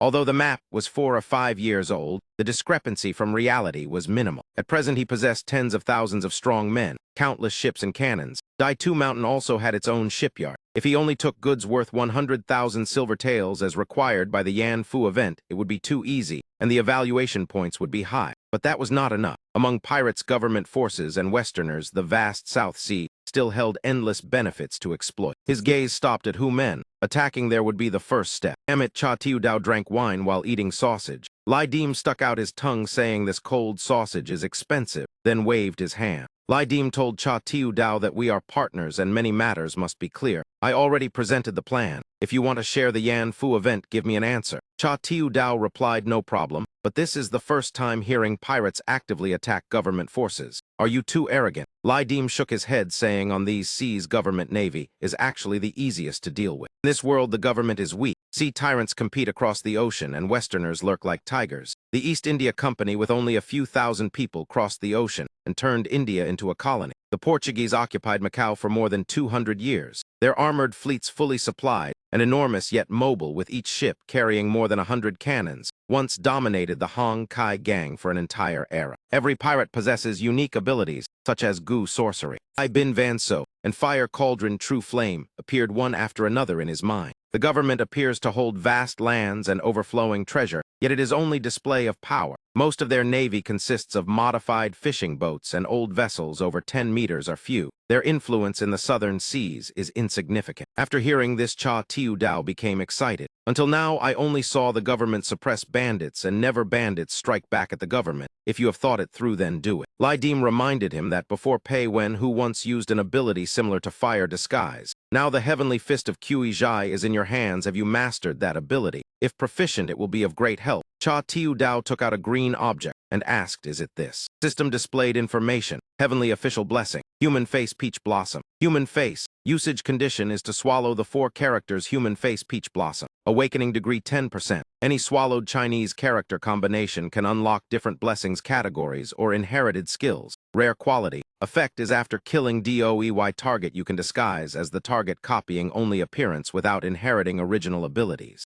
Lai Dim supported his chin, asking more, still puzzled by swallowing characters. Cha Tiu Dao replied that it requires 200 Yan Fu points to swallow a random character and 1,000 points to designate a character. Currently, he only swallowed 3 characters 100 Human Island, so he cannot unlock Human Face Peach Blossom yet, making him sigh because it is too difficult to use. Lai Dim laughed heartily. I will lend you points. This ability is very valuable, but the spoils after the Humen battle I choose first. This time I will also use Lu Zhu's manuscript for you. The borrowed points split 60-40 does that work. Cha Tiu Dao nodded in agreement. Without Lai Dim, it would be difficult for him to gather enough system points required for the Yan Fu event. Getting 40% was already generous, so he asked for nothing more. Lai Dim curled his lips in a smile. The plan was set. Tonight we depart, smash the Humen harbor and kill Jia Hu Xing. He pointed directly toward Humen, his voice full of determination. Out at sea, countless ships gathered, mostly warships with dense manpower, totaling more than 10,000 people. Each ship was fully equipped with guns and cannons. The largest carried more than 50 cannons arranged around its hull. Inside the hold's ammunition crates filled the space, the quantity comparable to the navy of a small nation. Following the order, the pirates of the gang each wore fierce expressions as they departed in the night. Lai Dim remained in the room, telling the 10th madam he had his own plan to attack Humen. The more than 100 Gorieo ghosts were her people, and also the rare group in the Hong Kai gang unwilling to obey him. He wrapped cloth bandages around his arm while Xiu Nai stood beside him. Lai Dim added that Xiu Nai is still young, and if she leaves, he might not command them. This time, taking the head of the Humen naval commander would first vent anger for her, and second help Su Keo Engia's faction act more easily. He explained everything clearly to the 10th madam. She nodded, her voice weary. The road ahead is long. In a few years, they will naturally obey you. Why rush? Besides, this time you bring too few people. Her voice carried deep concern for Lai Dim. Lai Dim turned and told Xiu Nai that Thien Bao brother needs to speak privately with your mother, so go outside first. Xiu Nai obediently answered yes. After hearing the request, Xiu Nai immediately ran outside. The girl was very sensible, waiting until her figure disappeared completely. Only then did Lai Dim ask the 10th madam, 10th mother, if he was infertile then, when you carried Xiu Nai, how did you hide it from everyone? Hearing this question, the 10th madam froze, not expecting such a direct inquiry. 10th madam hesitated, saying, you never called me that before. The address 10th mother made her feel bitterness and distance. The 10th madam lowered her head, admitting she is the successor of Chu Fu, the grandmaster of the ascending curse technique. In the gang, from old to young, everyone revered her like a deity. She told Enhat Kwai the child was a blessing from the ancestral matron. Similar stories exist in the classics, such as a woman swallowing the egg of the dark bird, giving birth to the Shang ancestor, or Hua Su stepping on the footprint of a giant and giving birth to Fu Zai. 10th madam swallowed, then continued. I used the ascending curse technique, carrying the pregnancy for 26 months before giving birth to Xiu Nai to prove the ancestral matron manifested. The entire gang believed it was a miracle, and Enhat Kwai also loved the child greatly. Why have you forgotten this matter? Her voice carried a hint of reproach. Lai Dim murmured that the story of Xiu Nai being born through the ancestral matron's blessing could be used. In the future, the girl would inherit the leader's position, and everything would be legitimate. He clearly stated his future decision to the 10th madam. After all, she is also our daughter. Hearing that sentence, the 10th madam felt her heart soften, yet she also understood that this journey might be one he would not return from. She remained silent, her gaze following the flickering lamp before her. Lai turned and said, "I am leaving now." Only the 10th madam remained as she stayed silent for a long moment, then gathered courage to call him once, "Bow to. I can only hold on for at most 3 days. After 3 days, whether victory or defeat, you must return. I fear after I die, Guoba of the Black Banner gang will cause trouble." Lai nodded, understanding her meaning, his eyes bright as he looked forward. "I am leaving now." After speaking, he walked straight out without turning back. Bang, the door closed, leaving the 10th madam alone inside. She silently watched Lai Deem's departing figure. After he left, she lowered her head, her appearance no longer like the once famous female pirate. She told herself that, although her words were calm inside, she still felt this life unfinished. She had not seen Xiu Nai grow up nor held a wedding with Thien Bao Tu, the only man in her heart. Flames rose as torches outside were lit one after another. Humen is the first vital gate of the West River, and also the gateway into Guangdong, heavily guarded with strong forces. 3 major fortresses stand at Zhenyuan, Fuyuan, and Weiyuan. The government appears wealthy and vast with abundant treasuries, yet all of it is merely outward display. At this moment at Lu Hua Inn, inside the hall, a lavish table of meat and wine was laid with many seafood dishes. Lord Jia laughed, saying, "Please do not mind, Mr.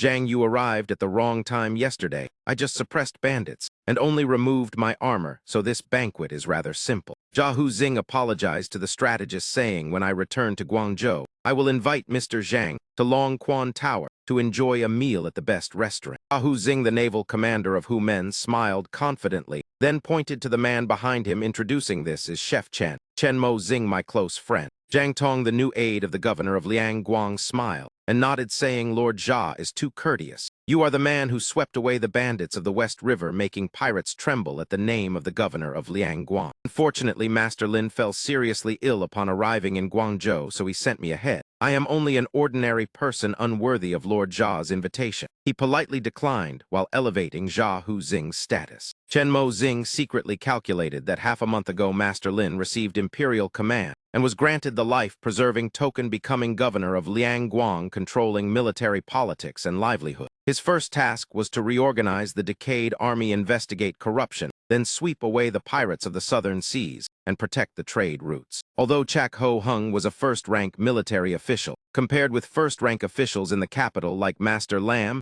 he was still far inferior. Naturally, he had calculations in his heart. Therefore, he was courteous to a student and assistant like himself. Tran Mo Tin arrogantly drank wine and smiled coldly, seeming not to place Chak Ho Hung in his eyes at all. Chak Ho Hung raised a hand, signaling Tran Mo Tin to stop. "Mr. Truong should not belittle yourself. I have already heard of your reputation and talent." Speaking of which, Lord Lam Nguyen Fu suddenly fell seriously ill and will probably arrive a few days later. "I wonder how far he has traveled now," he asked, clearly hoping Lord Lam would appear soon. Tran Mo Tin replied with a smile, "Since Master Lam came under the Emperor's command, he will not delay long. Perhaps after finishing this meal, my lord will meet Master Lam." Chak Ho Hung frowned, a trace of anger flashing in his eyes. The old man accompanying Truong Dong was truly rude. From beginning to end, he greeted no one and only focused on eating and drinking, as if the banquet table belonged to him alone. Tran Mo Tin smiled faintly, seemingly already noticing the problem. He immediately eased the situation, praising that 3 rivers converged and 8 sea gates gathered.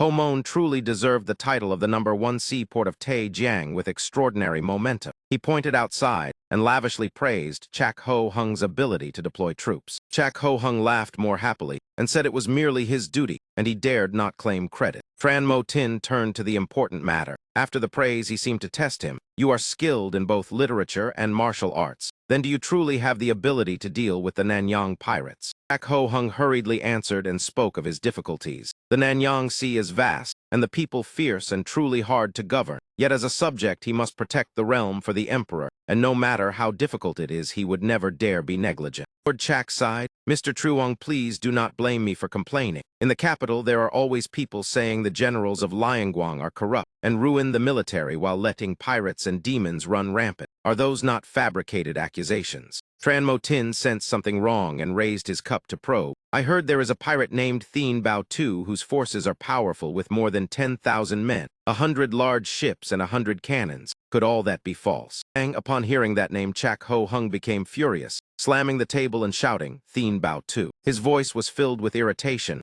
"Mr. Truong does not understand. Thien Bao Tu is merely a petty fellow living off others. Where would he get tens of thousands of men and hundreds of cannons? Even the Guangdong Navy does not have that many. If pirates truly had so many men and cannons, why have they not attacked Ho Mon? Chak Ho Hung's tone was full of contempt, clearly showing he did not understand the pirate's strength. Perhaps he would soon taste bitter consequences. Boom, just as he finished speaking, a thunderous explosion like artillery echoed from outside the harbor. Chak Ho Hung immediately turned his head to look. Rumble, rumble. Countless shells roared across the river port. Boom, boom, boom. Lai Dim finally attacked Ho Mon, charging directly into battle. The Imperial troops immediately responded, and cannons fired in unison. Boom, boom, boom. The cannons on the ships fired together dense as rain with almost no pause at all. Boom, boom, boom. Explosions thundered continuously, and countless Imperial soldiers were struck by shells. The fragile fishing boats of the court were torn apart and completely unable to resist the terrifying firepower. On Lai Dim's side, bodies also fell into the water one after another, and some were blown apart on the spot with corpses floating after only minutes. Lai Dim's pirate warship officially rushed into Ho Mon Harbor, with the pirate insignia clearly painted on the great sails. Rumble, rumble. Countless ships followed behind, entering one after another. The ships in front bombarded while clearing the path. This force could dominate Nanyang Bay, and the weak Imperial Navy had no ability to resist. Tight Ba sat on the ship with an excited expression, waiting for battle. It had been a long time since anyone dared fight him, and today he could finally slaughter to his heart's content. Have activated a new personal territory event. Siege of Ho Mon mission. Seize the Ho Mon seaport within 2 hours. The requirements include killing the Ho Mon naval commander Chak Ho Huang, defeating the navy, occupying Ho Mon, and holding it for 1 hour. After completing the personal territory event, your purchase privileges will be upgraded, and you will also receive an additional special draw. Note, with Thien Bao Tu possessing an entire fleet, this mission should not be difficult, right? The system's voice sounded teasing, which made Lai Dim frown in annoyance. Boom, boom, the cannons continued firing without stop, and the warships advanced deeper. The Imperial troops suffered heavy casualties, while Lai Dim's side only suffered minor losses thanks to superior firepower. Boom, artillery shells here fired directly at the city gate, and some soldiers above were struck and fell beneath the wall. Boom, boom, boom. Several cannons of the defending army were like mosquito bites before Lai Dim's powerful artillery array. The two sides continued exchanging fire, but Lai Dim's warships had already approached the harbor. A figure quietly climbed in using a small boat with the entire body covered, appearing extremely mysterious. Open the gate quickly. The soldiers beneath the wall saw the man raise a command token and shouted loudly, "It is Truong Ba Tong." City gate immediately opened without suspicion. No different from welcoming a tiger into the house. Two soldiers stepped forward to receive Truong Ba Tong and helped him climb up. From Truong Ba Tong's hand, a handful of fine powder was thrown out. Soft cotton powder scattered swiftly. The powder instantly spread through the air. This person was not Truong Ba Tong, but Cha Tiu Dao in disguise. His mission was to open the gate and make sure it could not be closed again. The soldier cried out in shock, "This is bad. The gate is jammed and cannot be lowered. We will die here at Ho Mon." The other man chuckled softly and then pulled off his cloak. Charge! Cha Tiu Dao jumped from the boat and rushed straight toward the Imperial soldiers. These fools are too green and cannot even tell real from fake officials. The Imperial troops realized the trap and shouted in panic, "Cut the chains and close the gate quickly. The enemy is about to pour in." But when Cha Tiu Dao rushed forward, it was already too late, and the man holding the gun had not even pulled the trigger. Cha Tiu Dao delivered a kick so fast it was nearly invisible, and the man received a slash across the abdomen. Charged in like a descending god of slaughter,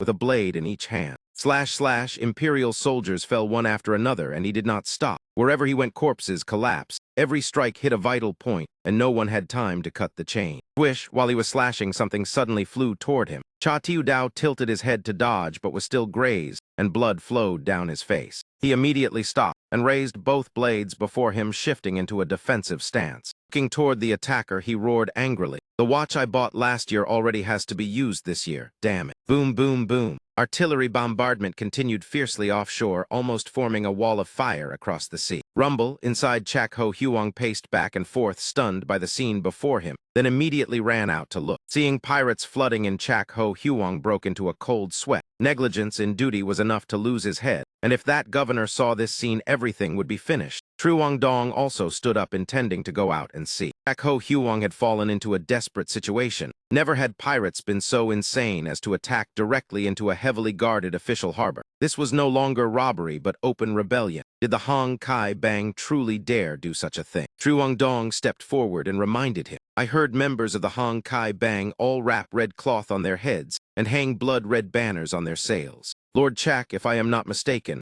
Truong Dong frowned with a grave gaze. This is the Hong Kai Bang, is it not? Give my rudeness. Chak Ho Huang immediately turned away and could delay no longer. If he did not suppress it now, there would be no chance left, and Ho Mon must never be breached. Meanwhile, the man who had only been eating and drinking slowly took out a piece of white cloth. At the same time, members of the Hong Kai Bang rushed in to report to the 10th Madam, break Ho Mon, and kill the Admiral. The sound of cannon fire still thundered, but clearly they were about to surge into the inner city. Lam Nguyen Fu wiped his mouth with a calm expression, gathering crowds to plunder, killing officials, and attacking cities, while openly defying the court is truly treason of the highest order. According to the law, whether leader or subordinate, all must be executed by death of 1,000 cuts, and even their clan relatives will not be spared. Males under 15 together with their mothers, daughters, wives, concubines, sisters, and children of the criminals, if unaware, will be exiled 3,000 li. Those aware will be enslaved to meritorious officials. The local administrator will have 1 year of salary cut, while the governor will lose 6 months and be demoted 2 ranks and transferred elsewhere. Truong Dong spoke sorrowfully, as if everything were already in his grasp, even though Ho Ham currently lacked the strength to confront the more than 100,000 Hong Kai Bang troops. Rumble, the Hong Kai Bang warship slowly advanced deeper inside. The Hong Kai Bang members were ready, and everyone drank wine before the charge, with surging momentum completely opposite to the panicked Imperial soldiers. Thai Nguyen treasure block after use increased the highest proficiency by 15%. That was the divine ability of Cha Tiu Dao. Clang, clang, clang. Bells rang out as the Hong Kai Bang landed ashore fiercely. Strengthened with power, they slaughtered the weak Imperial troops. Imperial soldiers were terrified, and their morale collapsed. They could not understand why the enemy possessed so many new weapons and fought so ferociously. Suddenly, a man carrying a blade rushed forward, and the Imperial soldiers automatically stepped aside to clear a path. Bold bandits, it was Chak Ho Huang. He personally rushed out to suppress the water pirates, roaring the order to kill while recklessly acting without seeing the situation clearly. Slash, a brother of the Hong Kai Bang, was killed on the spot by his strike. He raised his blade to strike again, when another blade suddenly flew toward him. Whoosh, Chak Ho Huang immediately raised his broadsword to block. The attack felt familiar, like tight bars,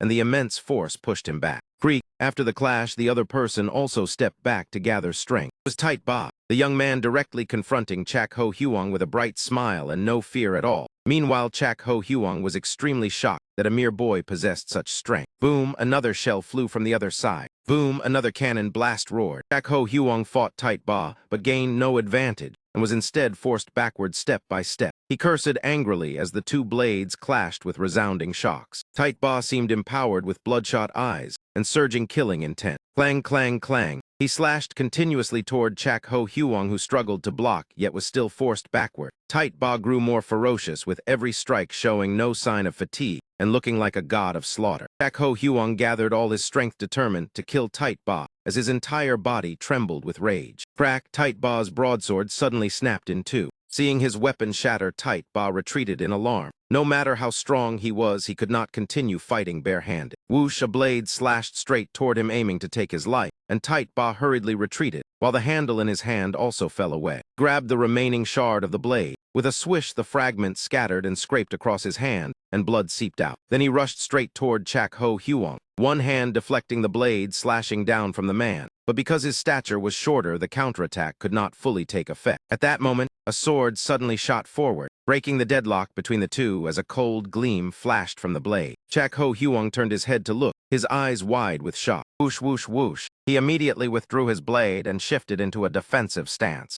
Clang, clang, Tight Ba was forced backward. It was Lai Deem who had rushed forward in time to engage in battle and save Tight Ba from danger. Clang, clang. This time it was Chak Ho Huang who was pushed back and no longer held the advantage. Clang, clang, whoosh, whoosh. The more he fought, the deeper he was forced back, while Lai Deem steadily pressed forward step by step. Lai Deem's eyes burned red, locking onto his opponent as killing intent surged. Chak Ho Huang roared as if trying to restore morale, deciding to pour all his strength into a single strike to finish Lai Deem on the spot. Flash, but that strike was blocked and did not reach its target at all. Lai Deem stepped back slightly, his body trembling from the force of the clash before quickly stabilizing his stance and maintaining balance. Chak Ho Huang glared at Lai Deem, gripping the hilt of his blade tightly and wishing he could cut him down immediately. Suddenly, someone had dared attack Ho Mon, causing him to miss his meal and the chance to converse with Lord Truong. That moment Lai Dim was startled when he saw the object that had just appeared in Chak Ho Huang's hand. Tight Ba stood nearby watching the two fight, his eyes shining with excitement and clearly eager to jump in. Knock knock, a sound echoed from inside the restaurant. Shopkeeper hurried forward to warn Truong Dong and Lam Nguyen Fu. The two of you are new guests, and if you can leave then hurry and go. The government office is about to fall. Pirates are attacking the town. Although the Hong Kai Bang has rules not to plunder coastal civilians, blades have no mercy. The manager kept urging them to leave quickly because a single mistake would cost their lives. People say the Hong Kai Bang practices dark arts and can summon fierce ghosts. Someone even claimed to see a black-armored, red-eyed demon step off a ship immune to blades and spears. Knock knock.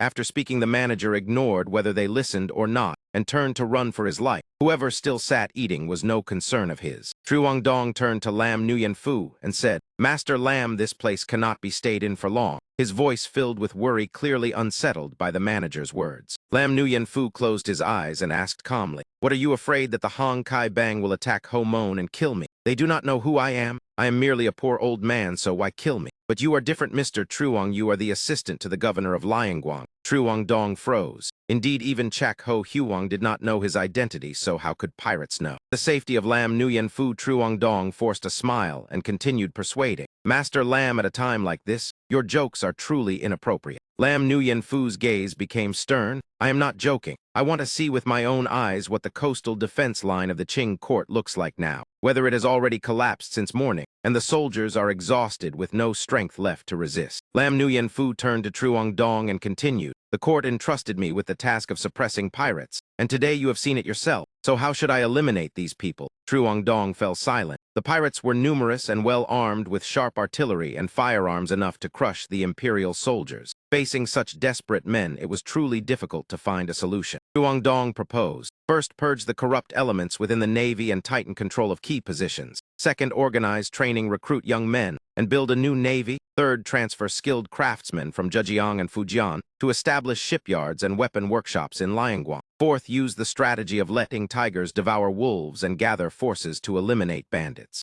Lam Nguyen Fu frowned and sighed. "What you said is correct, and those are things that must be done. But 3 feet of ice is not formed in a single day. To eradicate pirates, one cannot rely only on those methods. Think again how the imperial army suppressed bandits in the past." Truong Dong answered almost without thinking. "Outwardly beat drums and gather forces to attack the bandits, while secretly using high rank and generous rewards to divide them and make them slaughter each other." Lam Nguyen Fu sighed as his gaze darkened. "Offering amnesty is a good method, but you are only half right. One group must be recruited, one group attacked, one group killed, and one group suppressed. No matter how arrogant, once they enter official ranks, they must bow their heads, surrender their ships, and disperse their followers, and they become tigers without teeth. But the opponent is Lai Dim. Will he swallow the sweet fruit or only taste bitterness? In the end, force him into rebellion, then find an excuse to kill him. The words are sweet yet vicious, and if disaster does not reach his family, it is already mercy from the law." Damn it, Tight Ba rushed inside cursing. "So the government only has this little ability. If I had known earlier, I would have attacked Guangzhou Prefecture long ago. Shopkeeper, do you have lime? Let me borrow some." Tight Ba walked straight into the restaurant where Truong Dong and Lam Nguyen Fu were sitting, truly escaping one trouble only to meet another. Truong Dong took a deep breath as the moment had arrived. Clatter, clatter, pirates began flooding into the city, and the once lively street was now empty as the people had all fled. "Damn it," Tight Ba entered the restaurant cursing as he walked. "The government only has this much strength, and if I had known, I would have attacked Guangzhou long ago." A fierce Tight Ba still spoke politely and addressed the shopkeeper like an ordinary man without using force. "Shopkeeper, no need to rush, make mine first." Seeing this, the owner grew even more frightened. The owner still stepped forward and clasped his hands, asking, "Young hero, what do you need the lime for?" Here, Tight Ba pulled out a human head. Heavens, this is not Lord Chak. Truong Dong was startled. Chak Ho Huang had already died, and so easily as well.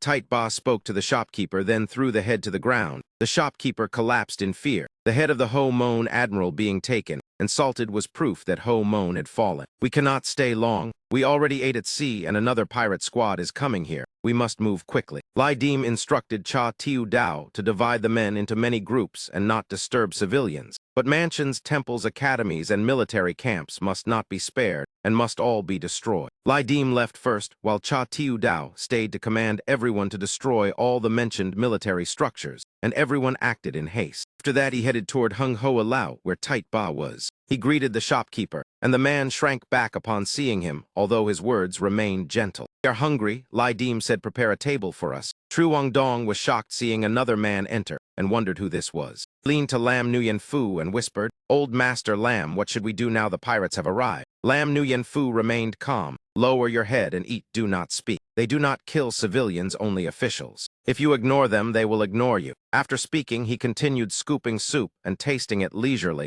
as if the death of Chak Ho Huang meant nothing. Truong Dong thought bitterly in his heart that traveling incognito had been his idea, and this was truly bad luck. But fortunately, if they had worn official robes, both would already be dead when Tight Ba entered. Lam Nguyen Phu lifted the bowl and blew lightly. Lai Dim glanced around the restaurant, and his gaze swept past the two men. Upstairs, two people still sat eating calmly, as if they were not officials at all. Lai Dim lowered his head and smiled faintly, then the blade in his hand disappeared. "After eating, we will leave immediately and disturb no one." The shopkeeper saw the blade vanish before his eyes and was terrified, thinking it must be witchcraft, otherwise how could such a large blade vanish? Lai Dim instructed, "If the court asks, then speak the truth." "Yes, yes, what would the warrior like to eat?" The shopkeeper forced a smile while serving them. Lai Dim went upstairs and pointed to the table where Truong Dong sat. "Whatever that table eats, we will eat the same without being picky." Knock, knock. He walked toward the two men's table while Truong Dong and Lam Nguyen Phu pretended calm and continued eating. Tight Ba followed closely behind. Lam Nguyen Phu still appeared composed, but Truong Dong was sweating coldly with fear, as the death of Chak Ho Huang made him worry he would be next. Lai Dim secretly used his ability and carefully glanced at the two men to examine them. Knock, he stopped before the table and stood silently. And he suddenly placed a hand on Truong Dong's shoulder, and Truong Dong jolted as his heart skipped a beat. "Old sir, what is your name?" Lai Dim smiled, looking very friendly. "Just an unknown old man surnamed Truong who came from the outskirts to do business." Lai Dim sat down on the chair, while Lam Nguyen Phu even adjusted the chair for him to sit properly. Lai Dim calmly asked again, completely unlike Truong Dong's fear, "I hear from your accent you seem to be from Jiangsu. What goods do you trade?" Truong Dong, unable to speak, Lam Nguyen Phu answered instead, "I am from Jiangsu and deal in small trade of the four treasures of the study. Suzhou ink is very popular, and many people in Guangdong seek it." Lai Dim smiled kindly while Tight Ba listened behind him. "Trading ink stones sounds interesting. Tell me the prices." Duengxi ink stones are of good value with fine, high-quality stone and pale bluish-white or light yellow color. Lam Nguyen Phu answered gently while Truong Dong remained completely silent. Lam Nguyen Phu continued introducing, "This type of ink stone is beautiful and worth 100 taels with hard stone, excellent ink absorption, and a smooth, glossy surface. Unfortunately, people in Guangdong do not understand the goods, so even at a low price, it must still be sold for over 80 taels." Lai Dim calculated briefly, then laughed, saying, "Old sir, my head right now is worth only 500 copper coins, not even equal to one piece of your ink." He clasped his hands and continued, "Your business is very good, so I wish to invite you to the Two Mountain as a guest to teach us how to profit from ink stones. What do you think?" Lam Nguyen Phu had not yet understood before realizing the pirates wanted to take him to their lair, and fear rose in his heart. Lam Nguyen Phu hurriedly refused. "Warrior, please do not joke. This old man is already over 60 and cannot endure sea winds and waves. Please be merciful. If something happens to me, the widows and orphans at home will struggle to survive." Lai Dim carefully observed the old man before him and frowned slightly. Indeed, a clever person worthy of praise.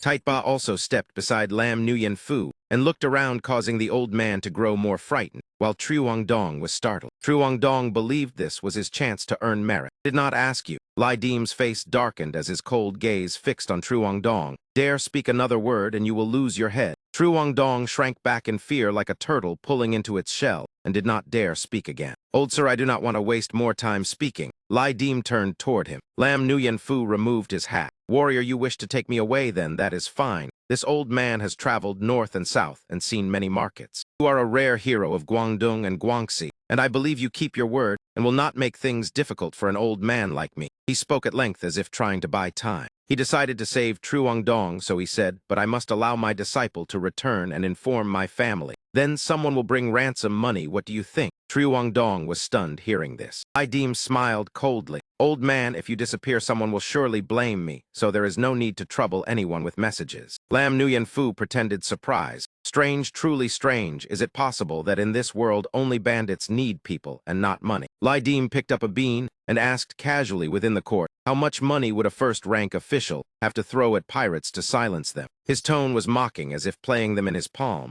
Lam Nguyen Fu widened his eyes, unable to believe what he heard, and Truong Dong felt his heart skip a beat. Placed the bean into his mouth, still looking relaxed, as if the fear of the two men had nothing to do with him. Truong Dong became angry and suddenly stood up. But the moment he moved, Lam Nguyen Fu pressed him back down, gently warning him not to act rashly, because rashness now meant death. Lam Nguyen Fu declared his identity, serving the emperor as governor of Liangguang in the 55th year of Qianlong, a Jinchi scholar, crown prince tutor, and grand secretary of Wenhua Hall. He smiled kindly and said coincidentally, "I have not finished eating yet, and the system shows white-level danger. After this meal, I will go with you." Lai Dim smiled and nodded in agreement. In his mind, he calculated that killing Lam Nguyen Fu would bring a very high evaluation score. Though not the optimal choice, it was the quickest and safest. Long nights breed many troubles. If he could kill, then he would kill. His smile looked like that of a demon. "You have activated a personal territory event. Heinous bandit of monstrous crimes. Content: capture Lam Nguyen Fu and take him to Da2 Mountain to suppress and demand ransom from the court. Evaluation based on the final ransom amount. Completion will greatly increase purchase limits and include a special blueprint. Comment: never has a pirate bound a first-rank official. The chance to shake the world is before you. Do you intend to kill him with a single blade?" The flag on the ship fluttered loudly in the night. Board the ship quickly. The pirates shouted, urging each other as the vessel prepared to raise anchor. Lam Nguyen Fu and Truong Dong decided to take advantage of this upheaval and turn danger into opportunity, their expressions solemn as they boarded the ship. The two silently observed the pirates busily carrying spoils onto the vessel. Lai Dim shouted loudly, "Raise the anchor." This trip can be considered a perfect success. The second month of the 14th year of Jiaking, Thin Bao Tu, the pirate leader of Nanyang, launched a surprise attack on Ho Mon,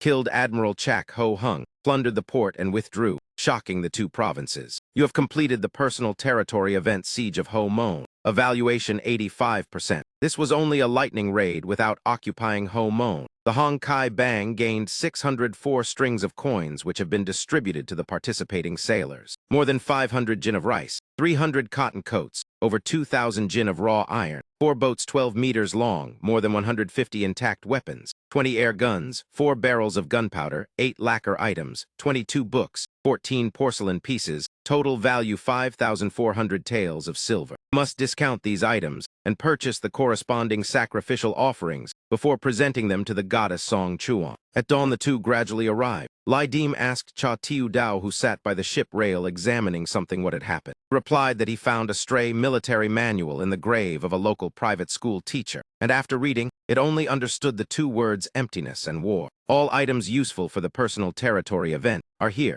According to the rules, rare items can exchange for 200 points or be offered to the goddess as a sacrifice worth 1,000 taels of silver. In sword vigilance, rare quality, sharpness 60, effect pierces flesh, requires breaking defense to fully function. Lotus frog net, special item, cannot be taken out of the event, used to catch high-quality sea fish with a chance to obtain rare seafood. Frozen tail carving diagram is a remnant item of the personal territory, cannot be taken out. Collecting both colors within 12 min nan plots will open an extremely large-scale and difficult personal territory event. Lai Dim said to Cha Tiu Dao that the frog net and frozen tail carving diagram did not need dividing. They would handle the Yan Fu event together and split the profit equally. He would take the ornaments while the blade would go to him. Cha Tiu Dao asked in surprise if he truly gained profit. Lai Dim smiled and said if he had enough ingredients to cook Buddha jumps over the wall, then give him a portion. After eating, it would increase Yan Fu awakening by 5%, which was very beneficial. He said that 100 battles faces without Peach Blossom. Do you think another character can still be formed? Lai Dim lit a cigarette and took a drag. Calculated, and his eyes became sharp. Whether Tao Thit or Koi both possessed high creativity and flexibility and could become developmental inheritance paths. But in terms of direct combat strength, Ko Hoadia was still superior. Cha Tiu Dao smiled and clenched his fist. Before determining inheritance, one should develop toward support roles. Cooking skills only assist. He would research the move 10,000 miles without retreat, which was the killing move. Lai Dim lowered his head, feeling somewhat relieved. What about victory in every battle? He teased Cha Tiu Dao, who nodded, agreeing it made sense. So you truly kidnapped that old man and planned to demand ransom from the authorities? Cha Tiu Dao asked again in great surprise. Lai Dim leaned back against the ship rail, replying that Yan Fu recorded it that way. But the court would hardly bow to a bandit like him, especially considering the former five-banner alliance of the Zheng family. The possibility of compromise was nearly none. Lai Dim lowered his head and sighed. From here to Da-Tu Mountain, it was less than a day by ship. Though the 10th madam would not live long, she might still wait. The 10th madam must certainly die. This pirate female leader was both alluring and dangerous. Lai Dim frowned, feeling she was very difficult to deal with. Her mind was secretive, and her heart cruel due to practicing the Yan Sheng art. Cold and sinister aura seeped from her bones. Confronting her directly would surely bring disadvantage.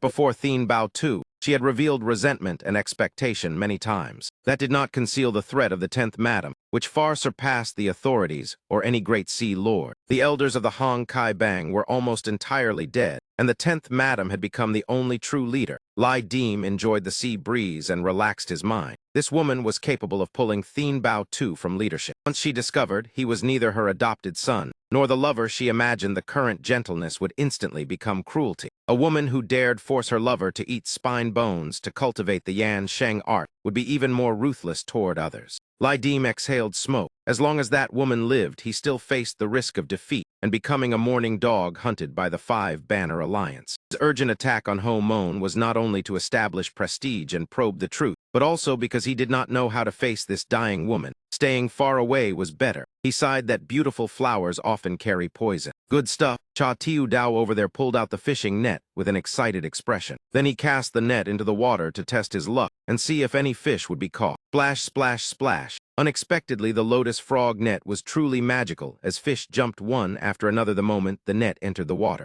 In just a moment, the net became heavy in Cha Tiu Dao's hands, and he realized the moment had arrived. Splash, splash, he strained to pull the net up, but it was too heavy, and he had to call others for help. Lai Dim looked over in surprise as waves crashed loudly. When Cha Tiu Dao hauled up the lotus frog net, it was completely empty with nothing inside, and the scene suddenly felt awkward. Lai Dim snorted with laughter, thinking what trick this brat was playing. Cha Tiu Dao pointed at the net angrily, saying, "This thing is terrible and cannot even catch a single fish." Lai Dim pointed and laughed, telling him to stop, and saying, "If you do not know how to use it, then do not touch it, and do not fear being mocked, because others would laugh too." Cha Tiu Dao became furious, glaring at Lai Dim, saying he grew up by the Hai Ha River, so how could he not know how to use it? If you are so capable, then try it, and wager a pack of cigarettes.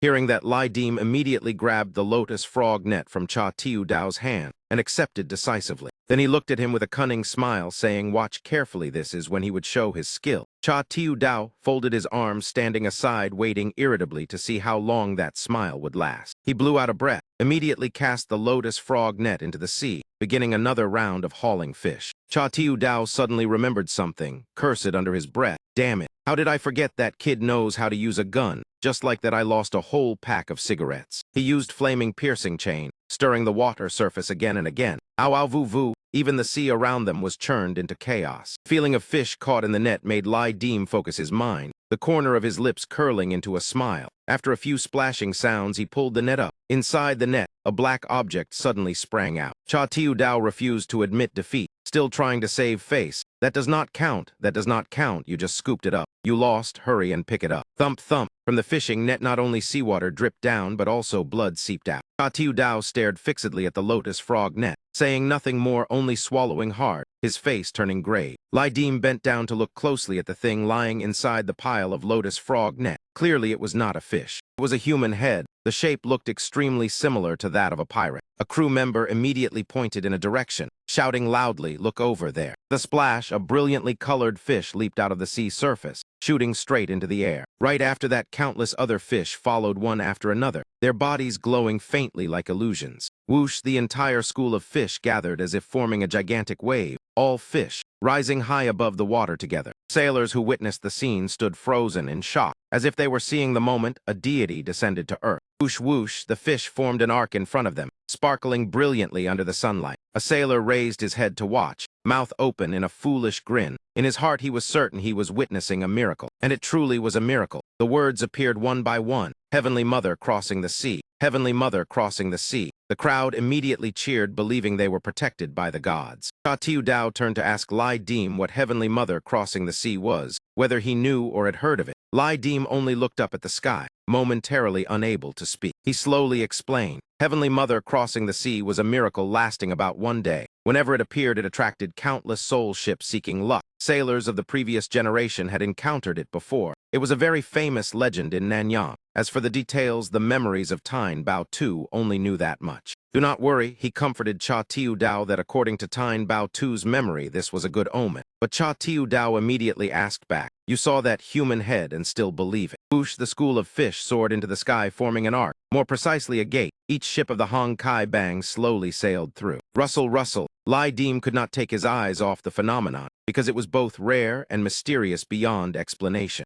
Whoosh, whoosh, whoosh. The silver fish continued rushing into the air, radiating dazzling light. Cha Tiu Dao and Lai Deem seemed to receive an invisible signal at the same time, both suddenly startled, their eyes filled with astonishment. The moment the group passed through what was called Heavenly Mother crossing the sea, their whole bodies seemed to emit light, a strange sensation spreading. Lai Deem stood stunned. The ancient fire spirit inside his body reacted. What was going on? What exactly was the effect of this phenomenon? Clatter, the Heavenly Mother revealed her miracle. Someone dropped the drumstick in their hand from sheer shock. The wound on his leg had completely healed. The sailor removed the bandages. The aches accumulated for many years vanished. The bruises disappeared. Even the cat became noticeably healthier and could stand on its own two legs. Lai Deem and Tyne Bao Tu silently looked at each other. Without speaking, they both understood the enormous significance of this event. Worship and thank the Heavenly Mother. All the sailors immediately knelt down, thump thump, kowtowing in gratitude, shouting continuously in thanks to the Heavenly Mother. Only Tyne Bao Tu and Lai Deem remained standing. The cries of thanks to the Heavenly Mother resounded loudly. The Hong Kai flag still fluttered at the top of the ship, blending with the fervent shouts. Tadudia, flying high in the sky, suddenly noticed something unusual, the bird's body trembling slightly in shock. In a sea region not far away, another ship was also approaching. It looked like a large vessel as well. The Heavenly Mother Sea Spirit still manifested in the sky. Each ship of the Hong Kai Bang had already passed through, everyone receiving blessings in varying degrees. Whoosh, the bird flew a little farther. It seemed to be gradually awakening its instinctive nature. It took the entire fleet into its view, swoosh, suddenly discovering something hidden beneath the water surface. Immediately afterward, that thing vanished as if it had never existed. The sea returned to calm. The bird was startled, unable to understand what had happened. Not good, Lai Deem clenched his teeth. The field of observation was still not wide enough. The bird continued following the guidance and flew higher to scout. With a soft sound, the bird flew higher and higher into the sky. Lai Deem saw that black mass lying directly beneath dozens of his warships. His heart nearly stopped. Not a fleet. What the hell was that thing? Could it be a sea beast? Gurgling continuously. Beneath the sea, the water began churning violently like a pot of boiling water. Lai Deem shouted in alarm, "This is bad. Turn the helm immediately, fire the cannons." Change direction immediately. The helmsman spun the wheel in a full circle to turn the ship around. Boom, boom, boom. The cannons fired in unison. Thud, beneath the sea something seemed to be moving. The churning continued endlessly.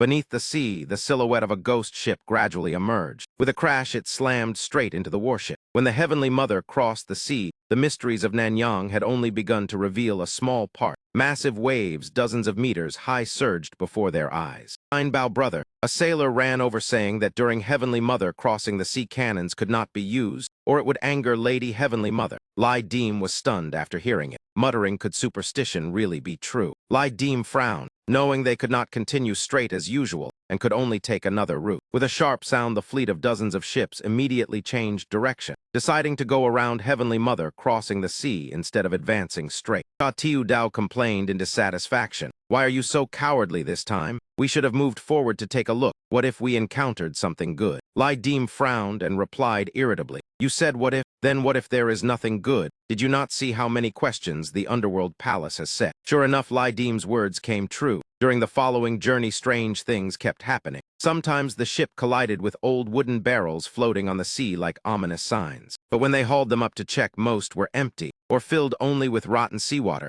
Occasionally, a few barrels contained silver. Lai Deem picked up a large pearl. This could be used as a sacrificial offering to the general. From livestock like chickens, ducks, pigs, sheep, to gold, silver, and jewels were all acceptable. So he took it quite happily, believing those items caused no harm. Night fell, rustle, rustle. The sea was calm and quiet, but Lai Deem felt uneasy, so he stood up and went outside to check and clear his mind. Cha Tiu Dao followed behind. A few people were still awake on deck, keeping watch. Lai Deem called Lao Ko, telling him to open it and see. Lao Ko chuckled and stepped forward, carrying the enormous peach wood blade, and did as instructed. "Look at this." Lao Ko walked to the wooden barrel and swung a slash. The barrel instantly shattered into pieces. Bang! Dust and debris rose everywhere. From within the cloud of dust, something suddenly shot straight toward Lao Ko, startling him. Immediately ducked down by reflex, half a beat slower and that thing would have pierced through his head. The speed was terrifying. On the ground appeared a sea monster with a cold-colored body and a mouth full of fangs. A bizarre shape somewhat like an octopus, yet clearly not an ordinary one. The octopus-like sea monster propped its body upright and rushed straight at Lao Ko, its mouth making strange sounds, half like whistling wind, half like a child wailing.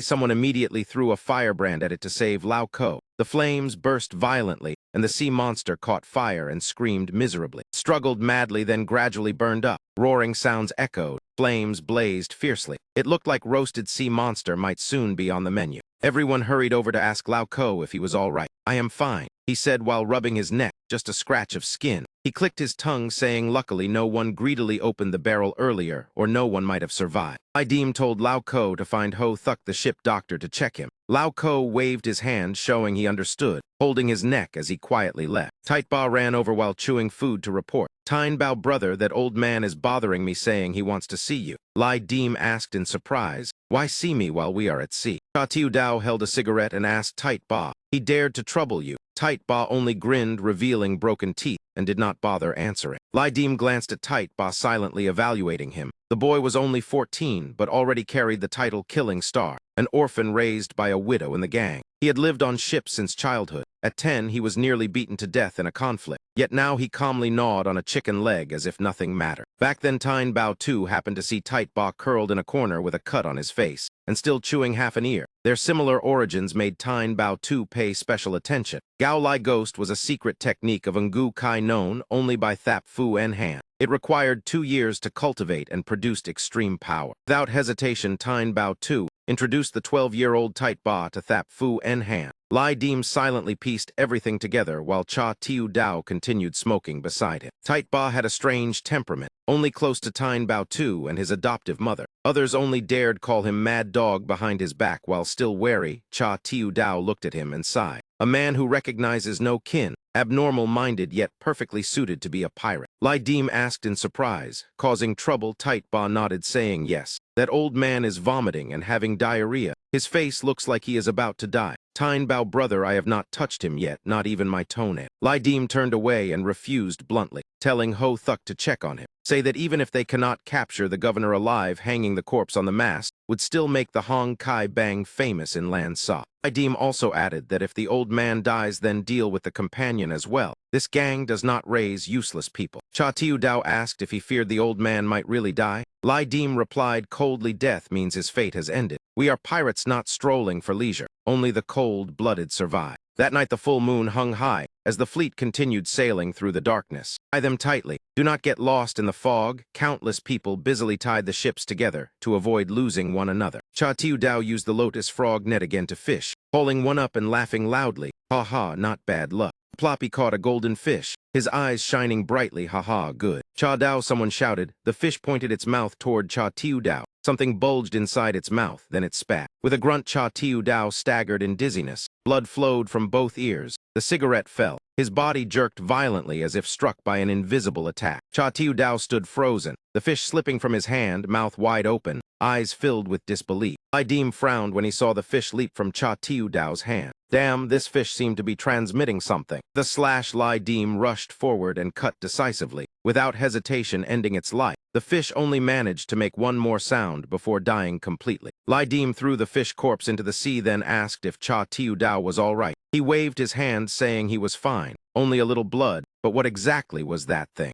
Fish, the species that attacked Cha Tiu Dao, one of the 3,000 creatures of Heavenly Mother crossing the sea. Its cry sounded like a child crying. Legend says it is the reincarnated soul of sailors who died following the Heavenly Mother. Eating it increases soul power and spirit summoning ability. Danger level displayed light red. Lai Dim looked at the system information appearing. 3,000 types crossing the sea. He frowned, so there would be even more dangerous things afterward. Still want to eat it? Lai Dim asked. Cha Tiu Dao shook his head. If you like, then eat it. I lost my appetite. That thing just now scared it away. He threw the fish to a sailor and told him to steam it. The man, startled, then hurried to obey. Something is coming this way. Hearing that, Cha Tiu Dao and Lai Dim both felt uneasy. What was it? Danger finally arrived. From afar, an object rushed forward at extreme speed. The the sea surface around it foaming. With a roar, it was a gigantic fire gold shark, its teeth razor-sharp, its body enormous. The information revealed it was a pet of the Heavenly Mother, possessing terrifying strength, capable of breathing fire, and carrying special culinary value. Damn, Lydim stared as it rushed forward, unable to hide his shock. Over there, a man wearing a suit was trying to control the violently thrashing shark. That man glanced toward Lydim's fleet, as if calculating something. Lydim stepped onto a wooden barrel with curved saber in hand, intending to deal with the shark so it would not block the path. "Greetings, my friend."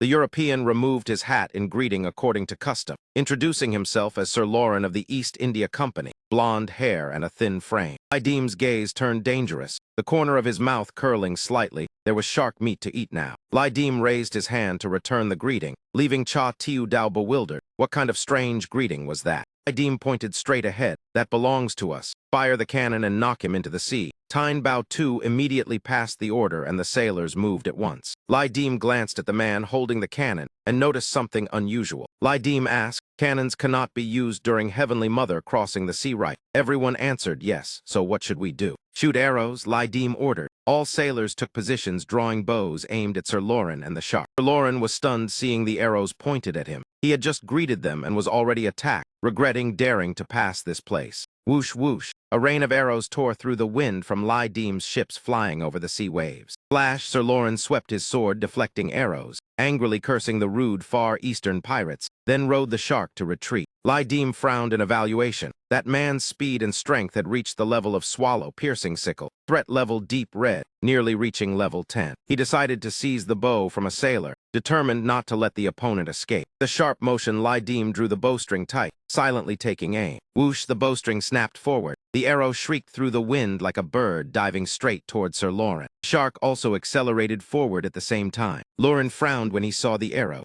and immediately raised his sword to block. The clash rang sharply as his body was pushed backward. Thud, Lauren clenched his teeth and cursed. The force of the arrow was terrifying. The slender sword could hardly endure it. A small crack appeared on the blade under the pressure. With a snap, Lauren poured strength into a slash, breaking the arrow, his expression no longer playful but serious. Lauren raised his sword in a knightly stance, his eyes annoyed as he looked at Lydim. "If we were not at sea, I would have dueled you already." Lydim laughed confidently, his arrogant gaze not yielding in the slightest. 30 warships continued forward, while Lauren and the shark shot away like an arrow across the ocean. With a sharp sound the moment he entered range, the entire crew had already raised bows and crossbows ready, all taking combat positions. Whoosh, whoosh, dozens of arrows rained down toward Lauren, giving him not even a moment to breathe, forcing him into a fighting stance. Thud repeatedly. Countless arrows brushed past Lauren's body, yet he blocked none of them. All pierced straight into the fire star shark beneath his feet. After several bubbling sounds, the sea surface quickly became calm. The fish vanished without a trace.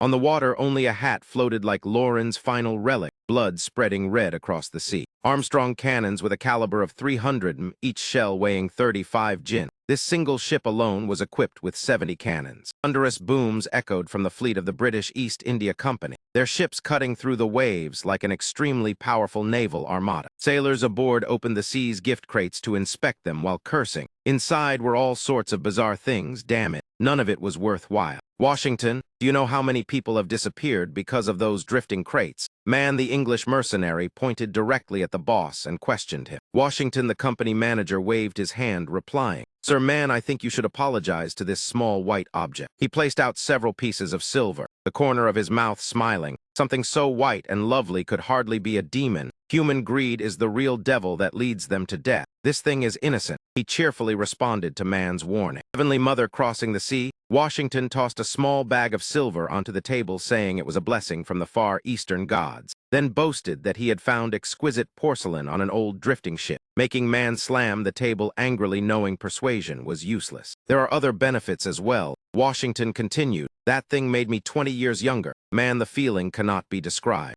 Man angrily rebuked this greedy man, reminding him that ship had taken the lives of more than 40 of his warriors. "Moreover, Washington, I warn you that thing may only be a refined, addictive substance like opium. So the so-called rejuvenation is merely an illusion." Man nearly helplessly protested. But Washington did not listen at all. "No matter what you say, we will still vote whether to stay or leave. You vote to leave, I vote to stay." He clenched his hands, having no further reply. "Lauren," Washington pointed toward the door. "Where is Sir Lauren?" He started in surprise. Just moments ago he was sitting there, and now the chair was empty. Clink, clink. Lai Deem looked up, tossing the pocket watch in his hand, while thinking about the East India Company and Heavenly Mother crossing the sea. Pendulum watch dropped through the air. Pop, Lai Deem caught it, unease filling his heart. Were these two matters connected? Meanwhile, Cha Tiu Dao swung his blade, intending to butcher the fire star shark for food for the sailors. Slash, slash repeatedly. Under Cha Tiu Dao's hands, everyone stared in amazement at movements unbelievably fast. Cha Tiu Dao stroked the remaining fish bones,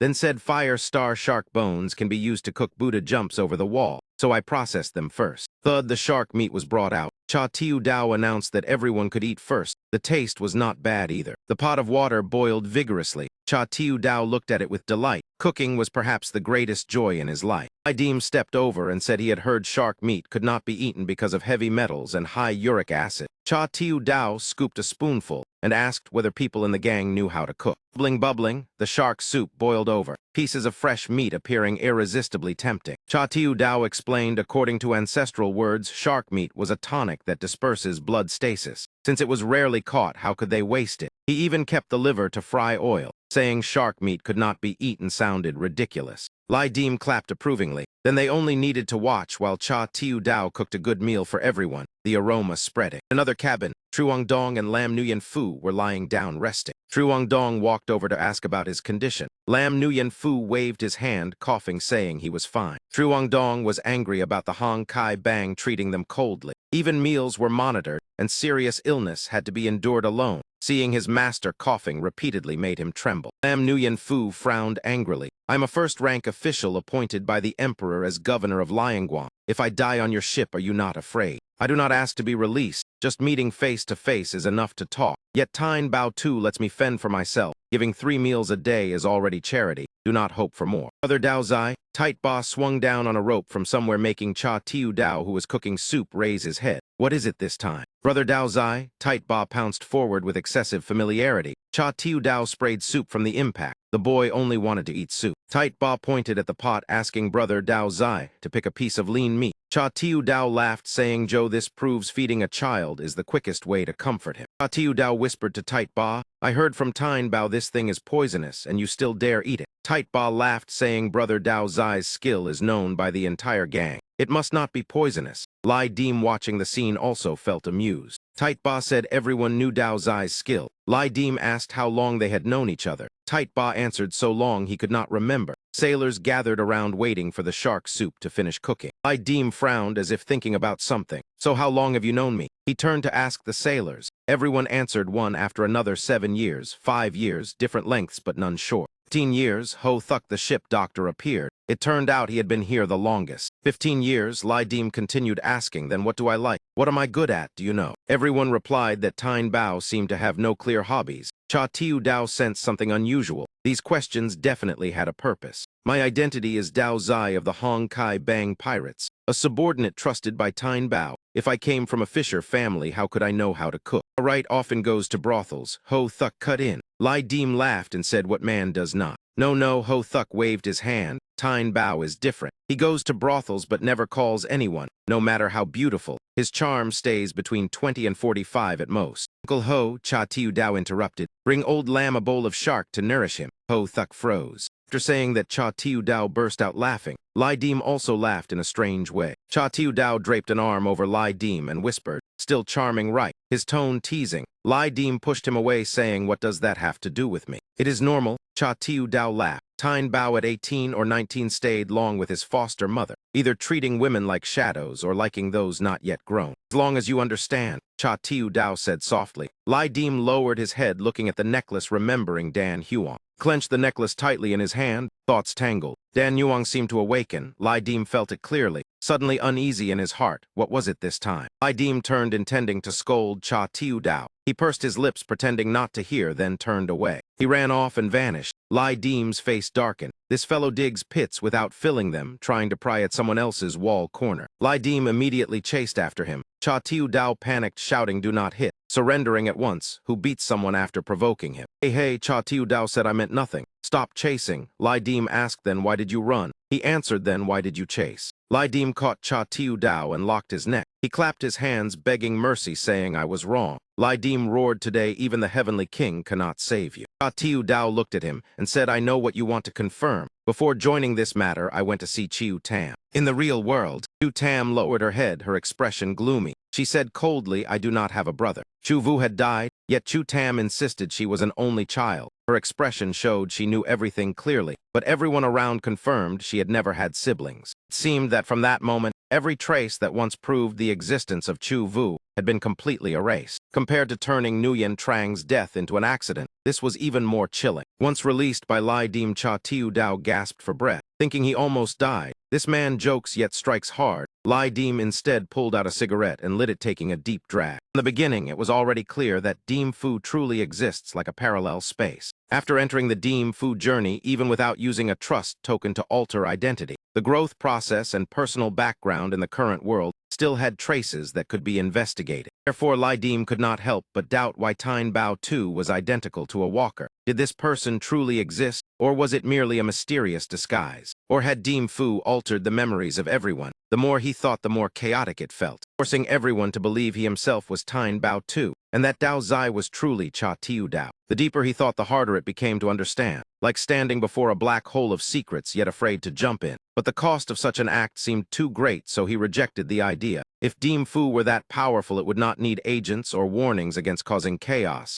It could simply rewrite everything. The thought gave Lai Dim a headache, making him frown in discomfort. In the end, does Dim Fu possess its own will? What are the laws between each world and the walkers? Why did Tine Bao too disappear when he appeared? Chu Vu died and all traces vanished. Could there be another secret behind it? Cha Tiu Dao brought over a plate of meat and smiled, saying, stop thinking so much and eat first. The aroma of food spreading. It was the law fish he killed that afternoon, freshly steamed and extremely tempting. Steamed law fish had the effect of strengthening soul power, along with braised golden shark and rich sauce helping strengthen bones and circulate blood. Truly Cha Tiu Dao's skill, every dish looked delicious. The East India Company fleet should also have been lost in the fog like the Hong Kai Bang. Lai Dim looked at that pitch-black sea, guessing Lauren was ahead of the wave and had lost contact. Shifts changed every 2 hours. Blades and guns never left the body to ensure safety. He instructed the brothers carefully because at sea even a tiny mistake could cost a life. Everyone responded clearly and followed the order.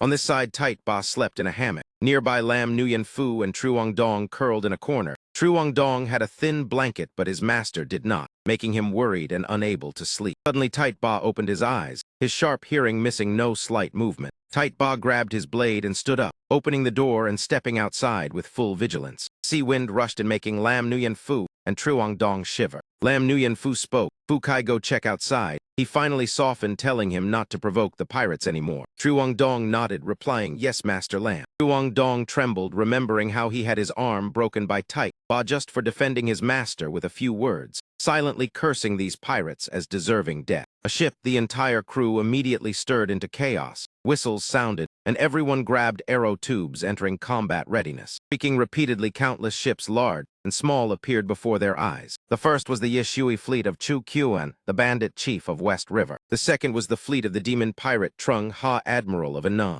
Hong Kai Bang was also involved. The opposite side saw the Hong Kai flag and immediately cursed angrily. Splash! Someone threw something into the sea. It looked like countless human corpses tied to a plank floating among the waves. Boom, boom! Lai Dim stepped out and quickly assessed the situation. Tight Ba standing beside him. Gunpoint open or not, horsemark move. A sailor shouted in slang, asking if they were pirates. Tight Ba frowned, ready to fight. The other side responded with coded words, the interpreter saying open sea master temporarily for convenience. Without connecting flags, you are outsiders. Each goes his own way. Do not cause trouble or the Hong Kai Bang will fire and both sides will suffer. Cha Tiu Dao swallowed nervously at the scene. He never liked fighting. Lai Dim said on the left is Uncle Bon of West River, nicknamed Yishui. On the right is the old rival of the Five Banner Alliance, the demon pirate Trung Ha, who 2 years ago was forced to the Annam border. Unexpectedly, Trung Ha evolved, quickly becoming admiral of the 3 provinces of Annam and maintaining close ties with the British, Lai Dim added. Lai Dim lowered his hand, signaling, and the crew immediately understood. The people opposite laughed, using coded speech, calling themselves the Five Banner Alliance,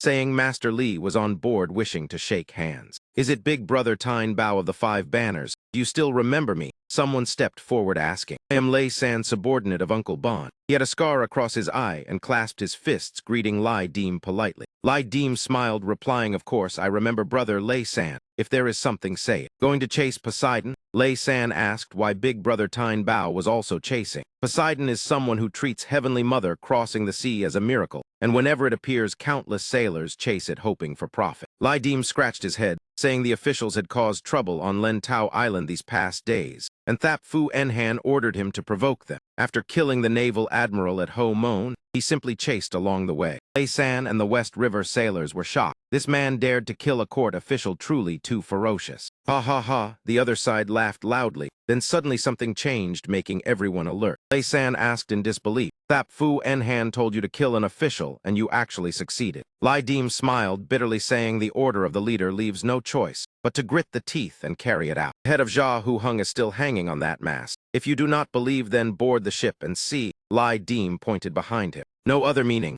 Lei San pointed at the warships behind, saying, "Big brother Tine Bao helped pull out this thorn by driving away Trung Ha's men, and the cargo will be split equally." Only then did Lai Deem look toward the coordinates where Trung Ha's pirates were. Inside the net was all valuable cargo worth at least 80,000 taels of silver. They were hauling it up, glittering with gold and silver. If it is not true, then chop off my head for a ball. From that pile something strange crawled out. Cha Tiu Dao and Lai Deem immediately noticed. His gaze darkened, knowing this thing was extremely valuable. It was scale blade, ground into powder and applied externally. It can increase the awakening rate of any inheritance by 1%. Unexpectedly, it appeared here. Cha Tiu Dao looked at Lai Deem, exchanging glances. With this thing, they absolutely could not ignore it. They would definitely intervene. Just as the 5 banner people prepared to interfere, the subordinates of Trung Ha appeared slowly approaching. That was Nguyen and Min, subordinate of Trung Ha. He smiled, saying, "Follow the rules, select Wolf Duel, and we will count you a share." Lei San pointed directly at Nguyen and Min, "And cursed who wants Wolf Duel. We have numbers, believe it or not, we fire cannons and sink you." Nguyen and Min sneered, saying, "During Heavenly Mother crossing the sea, would Uncle Bon's men dare use weapons? If I consider you a man, then compete with blades board to board, do not be afraid." Lai Deem smiled and continued, "Since we arrived late, then why bother with wolf selection duels? Just follow the rules and settle it." In his heart, he thought this Lei fellow wanted to drag him into the water. Did he take him for a pawn or a fool? Lei San did not look pleased. The way he looked at him had changed from before, carrying a hint of irritation and a displeased frown. "Look over there."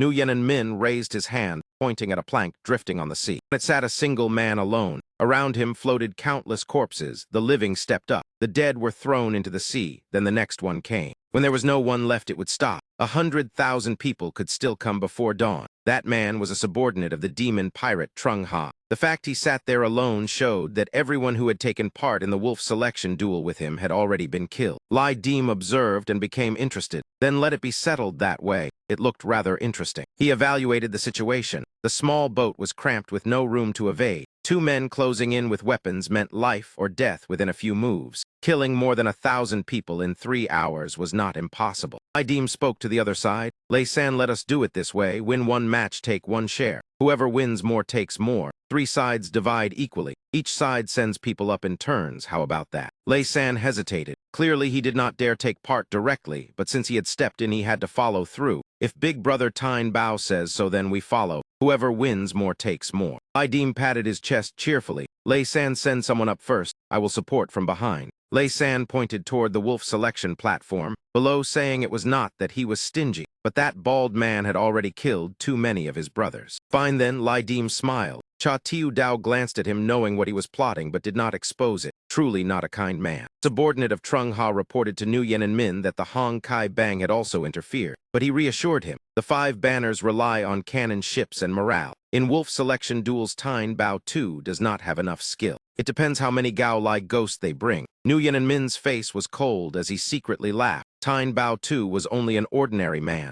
Thap Fu Enhan would not bear to place a curse on him. Everyone knew that. Cha Tiu Dao clenched his fists with excitement. "Let me go first. You are the leader, so you should not enter the first round." Lai Deem warned, "If you go, then you must risk your life," his tone full of concern. "I remember you have a banner pole." Cha Tiu Dao looked at him with meaningful eyes. Lai Deem nodded, already understanding his meaning. He immediately turned back to the banner pole and leaped onto the railing, shouting loudly, "Our 5 banners will use our own flag in the wolf selection duel. That is not too much, right? He gripped the flagpole tightly, pouring strength into it until his entire body trembled. The whoosh, the flag shot straight toward Trung Ha's subordinate. He sprang up the moment he saw it to dodge. The flag stabbed into the spot he had been standing, splitting the wooden plank apart as seawater splashed violently. Nguyen and Min was stunned, and his men stared wide-eyed. None expected Tyne Dao Zai to possess such terrifying strength. Trung Ha's man staggered, almost falling. The flag remained firmly planted on the boat. Damn it, I thought a cannon shot came over. He wiped cold sweat from his forehead, inwardly terrified of this frightening man. Lai Dim and Cha Tiu Dao looked at the planted flag. It was the Liao Adong Li clan military banner, the Black Dragon Cloud banner. The Black Dragon banner of the Ming era worked within a 100-meter radius, increasing recovery and removing negative emotions for allies. For Cha Tiu Dao, this flag was practically a power-boosting charm. Nguyen and Min looked confused and asked, what flag is that? Is it not the old flag of the Hong Kai Bang? Lai Dim crossed his arms and replied the 5 banners were originally the Zheng family navy. This is the orthodox Ming Dragon banner. If you have objections, speak. Behind him, his men were also fierce and ready. Seeing that, Nguyen and Min fell silent and said nothing further. Cha Tiu Dao drew the 2 blades at his waist and strode toward the wolf selection platform with surging momentum. Tight Ba had already rushed forward first, eyes filled with killing intent, unwilling to miss the opportunity. Tight Ba landed on the boat, his small body holding a curved saber almost as large as himself. Lao Ko shouted angrily downward, "You brat, come back. It is not your turn to volunteer yet." Tight Ba ignored him completely and even stuck out his tongue to tease, showing no regard for anyone. Cha Tiu Dao asked what should be done. Lai Dim forced a smile and said, "Let him be. If he has strength, then there is no need to worry." The splash, something was pulled up from the water by the other side. Whoosh, it was a spear, and the man immediately lunged straight toward Tight Ba. The spear thrust forward. Tight Ba bent low to avoid it, then used the momentum to swing his curved saber in counterattack. Flash, the strike severed the spear shaft cleanly. Tight Ba pressed forward, not allowing the opponent to draw another weapon, determined to finish him immediately. With one slash, the opponent was split in 2, though small Tight Ba possessed astonishing strength and decisive movements. Nguyen and Min panicked as a bad feeling rose. This was not a duel, but a one-sided slaughter. Tight Ba walked proudly toward the flag, as the 2 halves of the corpse drifted down with the waves into the sea. Another man jumped down from the railing. With a heavy thud, the newcomer holding a blade appeared. Tight Ba grew excited. More people meant more fun. Both sides rushed forward at the same time, as killing intent exploded violently. Bang, the blades clashed, sending sparks flying. The opponent shocked at Tight Ba's reflexes. Slash, Tight Ba cut straight across his head. It was not that he could not block, but that he was too slow. The man staggered backward as blood sprayed. Tight Ba clutched his wounded stomach, cursing under his breath, while the opponent's head had already split apart and dropped onto the deck. He kicked fiercely, sending the opponent straight into the sea, as the blade flew spinning into the air. Tight Ba looked at the chipped, broken blade in his hand, thinking this thing was too weak. He tossed away the curved saber and bent down, picking up the fallen man's weapon, just as another person jumped in. Flash, that man charged forward while Tight Ba had just grasped the blade. Clang, the opponent swung his blade, but Tight Ba had already closed in with astonishing speed.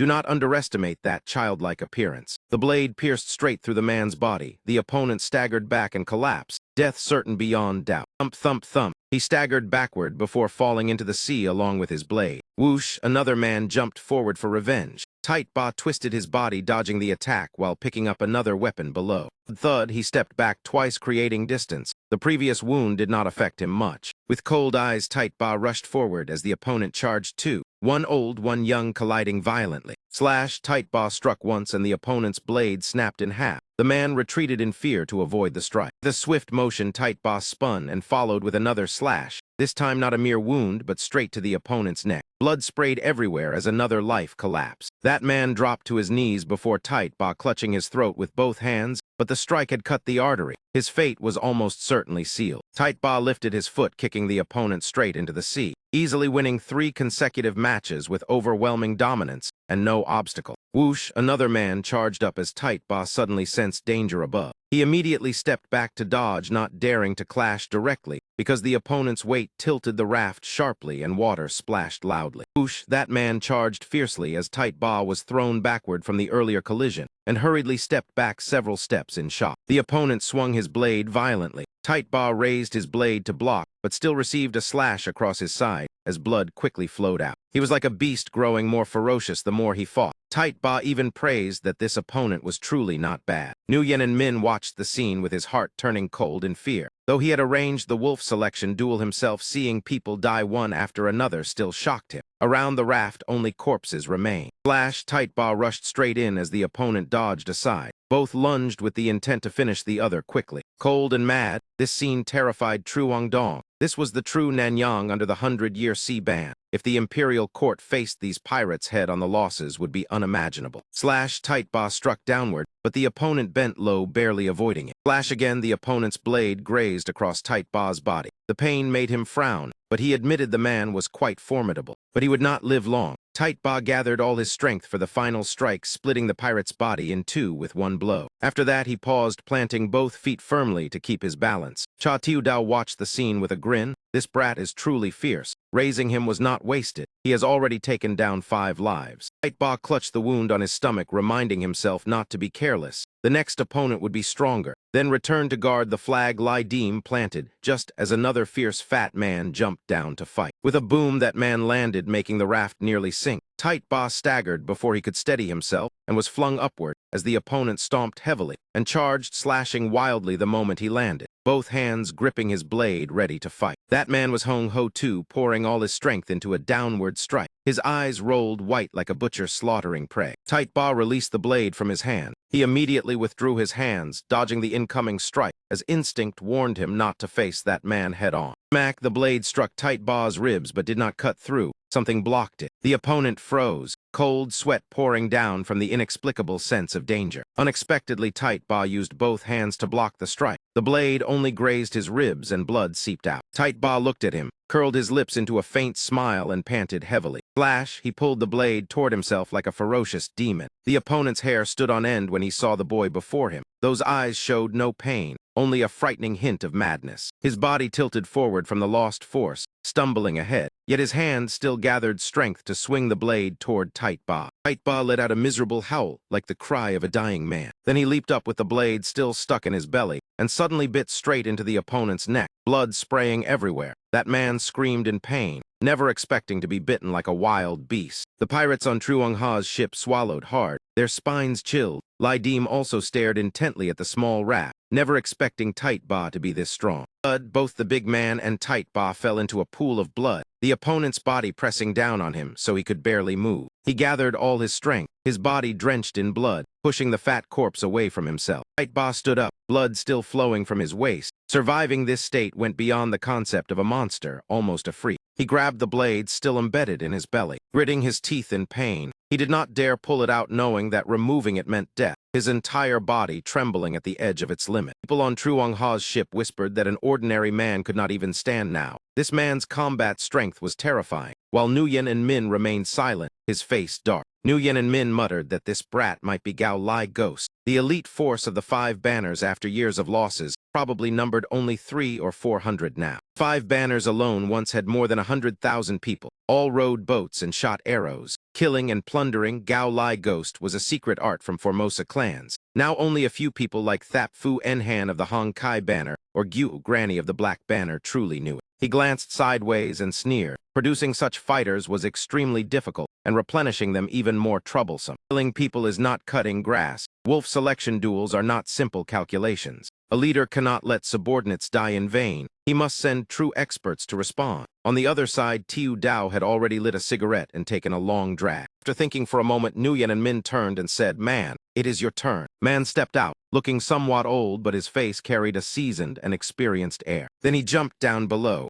His movements were agile, completely opposite to his aged appearance. He muttered that Gao Lai Ghost fighters had been seen before, scratching his head while observing Tight Ba to judge him. Raised his thin finger and crooked it lightly in provocation toward Tight Ba. Tight Ba breathed heavily. He knew he had reached his limit. If he fought further, he likely could not endure. Cha Tiu Dao quietly told Lai Deem that Tight Ba was not his opponent. In this kind of wolf selection duel, the first fighters almost certainly die. Even falling into the sea means death because of vicious fish. He truly quite liked the boy. Lai Deem replied that Tight Ba himself wanted the first match. They could only leave it to fate. If the situation worsened, he would find a way to avenge him. 3 factions all leaned forward to watch this decisive duel. Both sides hoped Tight Ba would die so their faction could rise. In the hazy night, two dark figures lurked around the small raft. Idim suddenly sensed something. He glanced behind, then to the side, his intuition rarely wrong. Something unusual must be present. Yet within the quiet night fog of the sea, nothing at all seemed to move. Tight Ba muttered that people say a man who has never been with a woman lives in vain. He had eaten all kinds of meat, fish, chicken, and wild boar already. Today he even tasted shark meat. Only the experience with a woman remained. He bent to pick up another blade, while the blade in his belly remained lodged with blood dripping. He declared if he survived he wanted to enjoy life once. Now he looked like a slaughter god with red eyes ready for the duel. The opponent looked at Tight Ba and swallowed unconsciously. Truly a Gao Lai ghost. Even with such heavy wounds he still endured.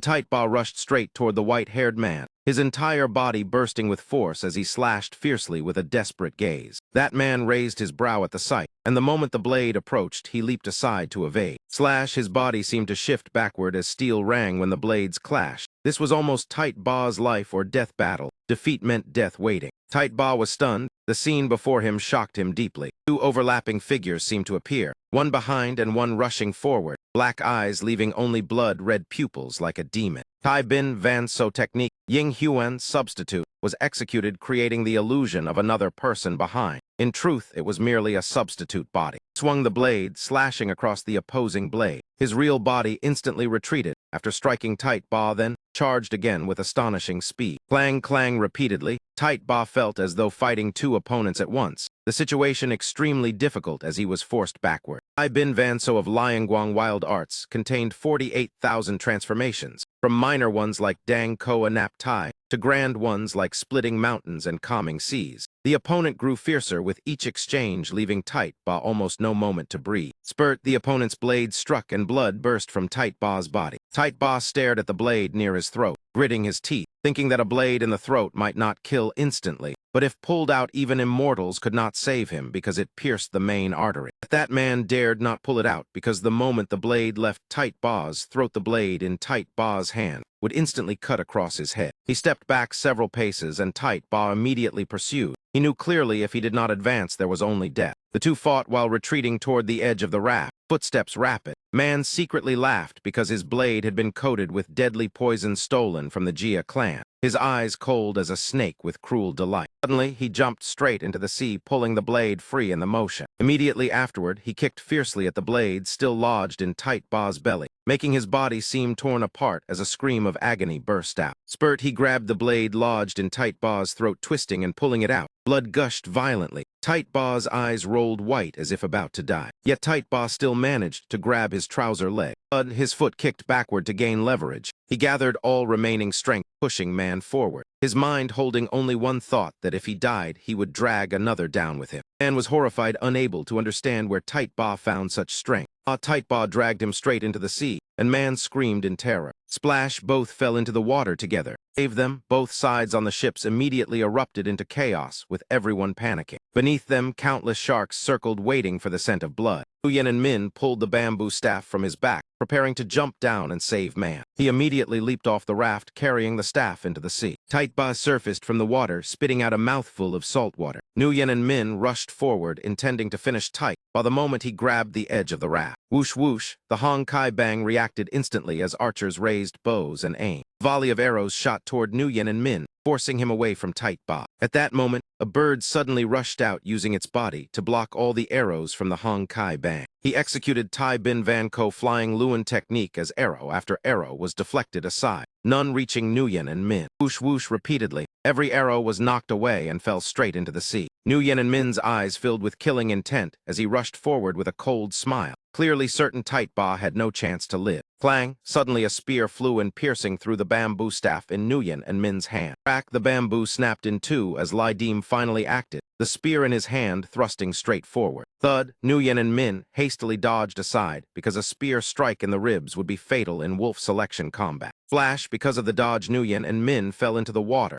and immediately Lai Dim's spear swept across like thunder. Crash! His body was sent flying a great distance. Splash, splash repeatedly. He skipped across the sea surface like a stone thrown hard, creating small waves wherever he passed. Nuyen and Min being blasted away, in an instant left the sailors of the Truong Ha pirates, staring with mouths open in shock. Ha Man burst up from the water, gasping for breath. The moment he inhaled air, he heard a dull thud. Thud, someone stomped directly on his head. Man was forced back under the water. This time he swallowed a belly full of seawater. Lydim swept his gaze around searching for Type Ba, worry rising in his chest. He had no idea where the boy had sunk to, while Man was still being trampled again and again, letting out muffled drowning noises. Lydim slowly dived down as well since Man was sinking deeper. He took a deep breath and gathered his strength. Splash, both figures vanished from the sea surface. Lydim plunged deeper after them. The people on the ship watched this with extreme anxiety, especially the subordinates of Truong Ha Dao Tak. They feared that if Nguyen and Min met with trouble, they would not know how to explain it to their master.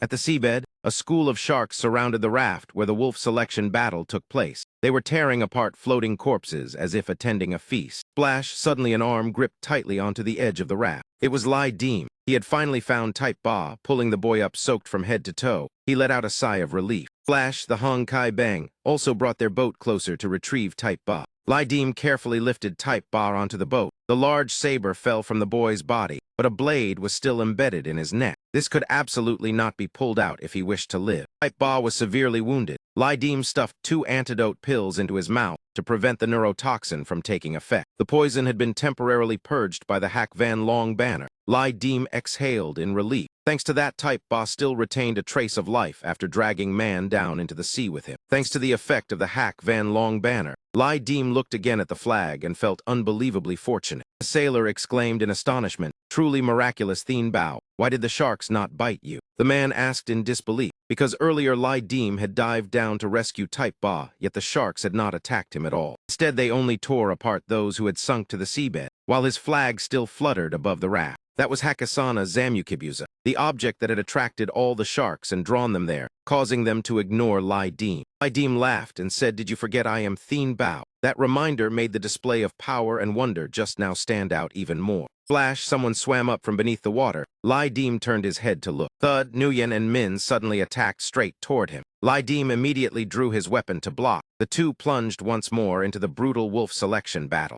Nguyen and Min ground his teeth, glaring at him with hatred. If not for Lydim interfering, that treasure would already belong to him. Now not only had the plan collapsed, but he had also lost a large number of subordinates. Thud, Lydim slashed downward. The opponent raised his blade to block. The two instantly entered a frenzy of combat. The sounds of collision rang out rapidly. Clang clang continuously, one strike, one block. A large chipped section had appeared on Nguyen and Min's blade. Swish, he was knocked backward. Nguyen and Min struggled to steady himself after the relentless assault. The longer he fought, the more frenzied he became. His gaze locked onto Lydim. Clearly, he had underestimated his opponent, and his resolve grew even fiercer. Information about the opponent appeared before Lydim. Tai Bin Van So, Great Ming King Nguyen and Min, Demon Pirate of the 6th Jiaoi rank, Deputy Governor of Annam, status lightly injured, title Great Ming King. After reading it, Lydim could not help feeling astonished. The elite soldiers under Truong Ha all cultivated Tai Bin Van So. Although there were 48,000 paths, Truong Ha had only reached the 15th path, yet Nguyen and Min could fight him evenly. Slash, Nguyen and Min swung his blade and rushed forward. Lydim immediately raised his blade to block, his mind rapidly analyzing. Among Truong Ha's demon pirates, those who reached the first path were leaders. The second path were pillars. Yet this man had reached the third path, truly difficult to handle and certainly a trusted confidant. Rustle,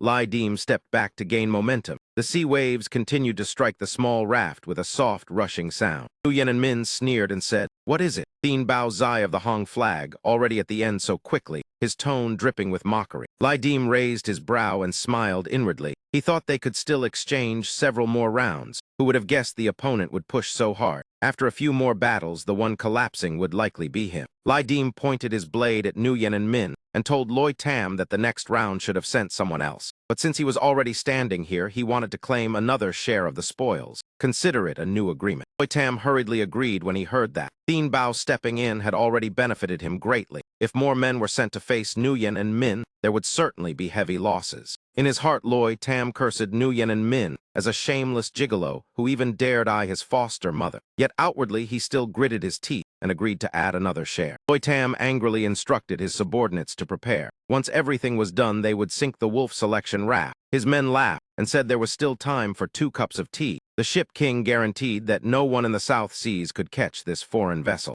Elsewhere, a ship guard yawned sleepily. Flash, a blade suddenly cut across his throat. Before he could react, he collapsed. Cha Tiu Dao assigned his men, One group followed him onto the ship while the other salvaged the treasure. Just as expected, Lai Deem entering the arena was merely a diversion. He also reminded them that the items Thien Bao had instructed were all brought. Subordinate reported everything was ready. Thien Bao nodded in satisfaction and signaled them to climb onto the ship immediately. Beneath the water were ferocious sharks, the Oni Jali carrying the power of Matsu. Numerous dark figures dived deep into the sea. The sharks did not attack them, not only because of their instinct in water combat, but also because they were not hostile to sea creatures. Far out at sea, another ship also advanced to join this chaos. Maan grew increasingly impatient because there was still no news about the night Lauren Washington. Maan irritably complained that all the trouble was due to Washington, stubbornly refusing to take a detour and charging into this cursed sea. Washington sneered that Lauren's disappearance had nothing to do with him. They were only connected by money. There was no reason to appear sorrowful. Washington waved his hand and turned away, telling Maan to relax. He had long hated Lauren because that man reminded him of a sick lumberyard owner who had beaten him as a child. In Washington's eyes, Lauren was just as hypocritically dignified as that sick man. He said the only reason he maintained patience was not because Lauren was a noble, but because his daughter was extremely beautiful. As he spoke, he struck his cane hard against the deck. Light red hair and gray eyes like a lost deer. Washington still clearly remembered the gentle good morning greeting from the girl Marine. Maan shouted angrily that Washington had gone mad. Opium had ruined his mind.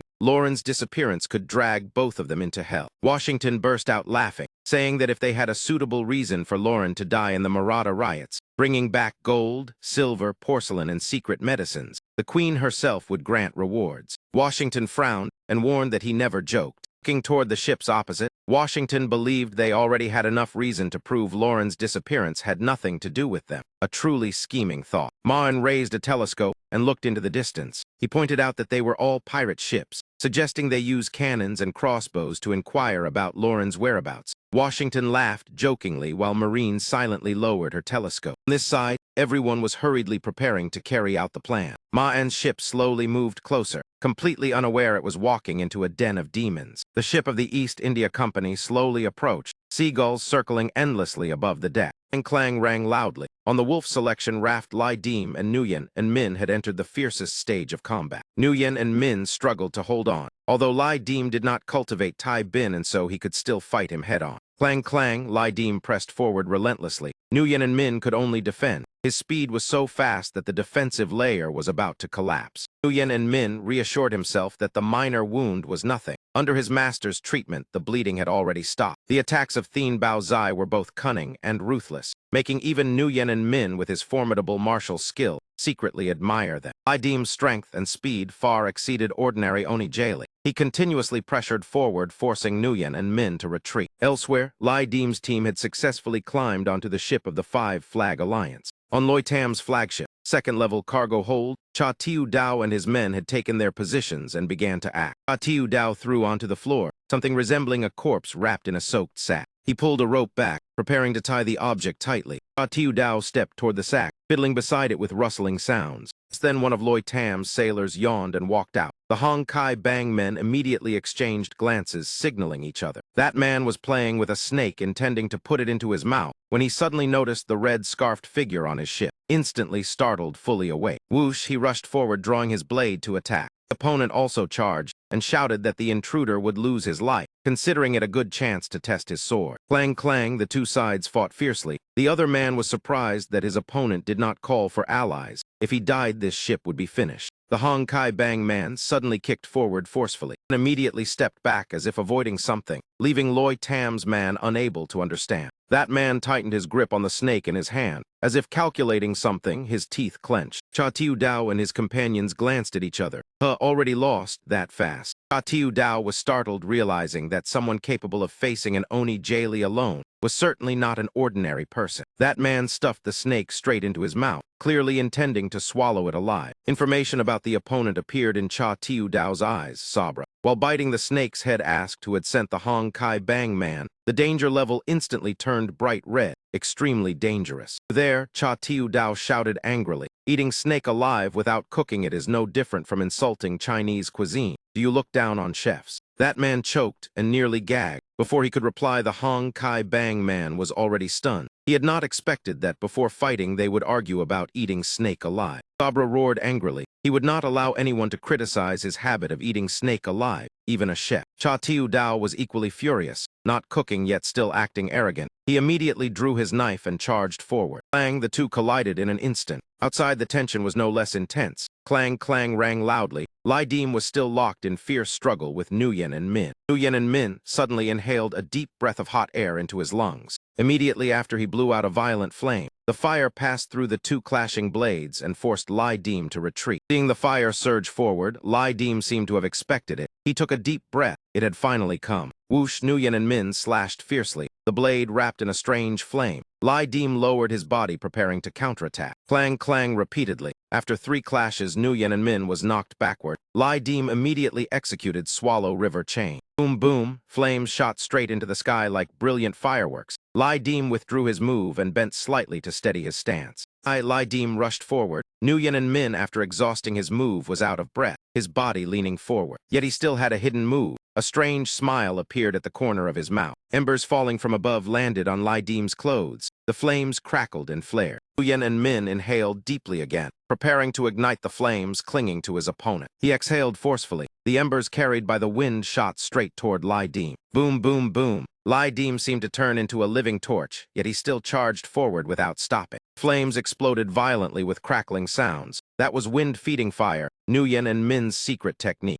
Tam stared with mouth wide open at the small raft engulfed in fire, muttering that Nguyen and Min had burned Thien Bao to death. Loi Tam pointed toward the raft, both frightened and excited, ordering them to avenge Thien Bao, his face showing clear excitement in anticipation. Boom, boom, cannons fired simultaneously toward the raft. Cannon shells poured into the sea of flames. Remaining there meant certain death. No matter how strong martial arts were, they could not defeat scientific firepower. The raft of the wolf selection battle sank under a rain of shells. Go, go, Loi Tam laughed loudly, urging retreat. The sailors behind him pulled the sails with all their strength. Loi Tam quickly departed. Sea waves, strong wind, and the roar of engines easily awakened the things hiding beneath the seabed, like the ship that had just passed. He frowned with concern. Every time the cannons fired, it could attract the deadly shadows beneath the sea to rise. If they did not leave quickly, they would lose their lives. Whoosh, the ship of the East India Company rushed rapidly into the area where the ships were gathered. Not fire challenged the Hong Kai Bang. Shouts echoed across the deck. Everyone drew their blades ready. Loi Tam had just left the deck when he suddenly froze. Hong Kai's ship had already prepared to retreat when Thien Bao entered the battle. Everyone was commanding a full-speed escape. A subordinate reported in panic that the cargo on the ship had completely disappeared. Bang, Loi Tam kicked away the messenger and roared in shock. What? He could not believe it when he saw the empty nets, gold and silver gone without a trace. Loi Tam cursed furiously. Boom, an explosion sounded on the deck. Fragments flew everywhere, forcing Loi Tam to retreat hurriedly. Boom, a large portion of the ship was blown apart. The hull tilted sharply. The sea waves howled like heavenly punishment. A subordinate reported in panic that 2 ships had sunk. Loi Tam roared, asking where the bombs came from, cursing whoever wanted mutual destruction. Boom, another explosion rang out. The bomb seemed not to have stopped. Loi Tam fell backward, covering his face to avoid the heat. Thud, he steadied himself and saw the ship's side burning red. Damn it, Loi Tam cursed. Why not attack the enemy, but instead attack ourselves? Whoosh, a figure appeared hanging from the top of the mast. Loi Tam looked up and saw Lauren, the man who had earlier been secretly shot dead, now hanging on his mast.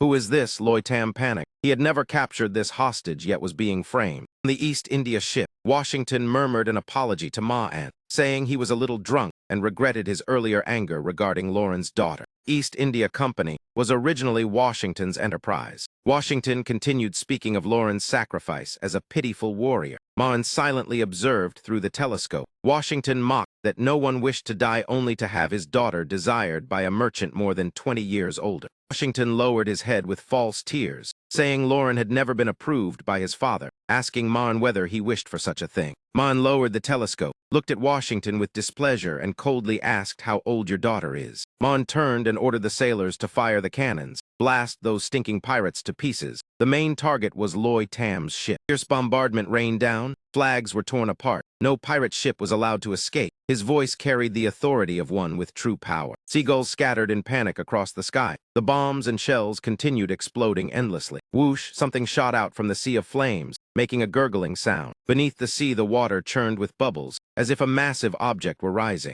Strange black masses rose one after another from the seabed. The sight was terrifying. Splash, Lydeem emerged onto the surface and exhaled a long breath. Everyone was astonished to see Lydeem still intact, even able to use Tai Bin Van So, completely unharmed. Some even saw him pull out a cannon and disappear, but that was merely a trick. Tai Bin Van So was not so easy to learn. They simply did not understand how vast the world was. Lydeem looked at Nguyen and Min's spiritual flame behind him, recalling previous experiments with firepower. Small flames could not harm him, but this flame was different. Fortunately, he escaped in time. He turned to look at Loy Tam's ship slowly sinking and revealed a cold smile. Who trapped whom was still unknown. Under the water, the red demon was gathering energy, a stream of evil aura spreading continuously. Lydeem stored that object back into the necklace and let out a soft sigh. Immediately afterward, he swam straight toward his ship at an unbelievable speed. Ordinary people could not achieve this. Even Oni Jaylee would struggle. Splash, Lydeem maintained his swimming speed. The necklace emitted a faint blue glow. That was Dan Nu sending a message. She reported that the general seemed to have encountered great trouble today. She could sense many dangerous things spreading. Lydeem replied while swimming that everything was still under control. They had deceived the foreigners, obtained the golden 7-colored fish scale, and were withdrawing safely, Tran and playing the zither. He continued asking Tania. While swimming, he said he had forgotten something for a long time. When he was inside the coin, did she know everything happening around him? Coin trembled slightly. Tania did not answer immediately, as if thinking.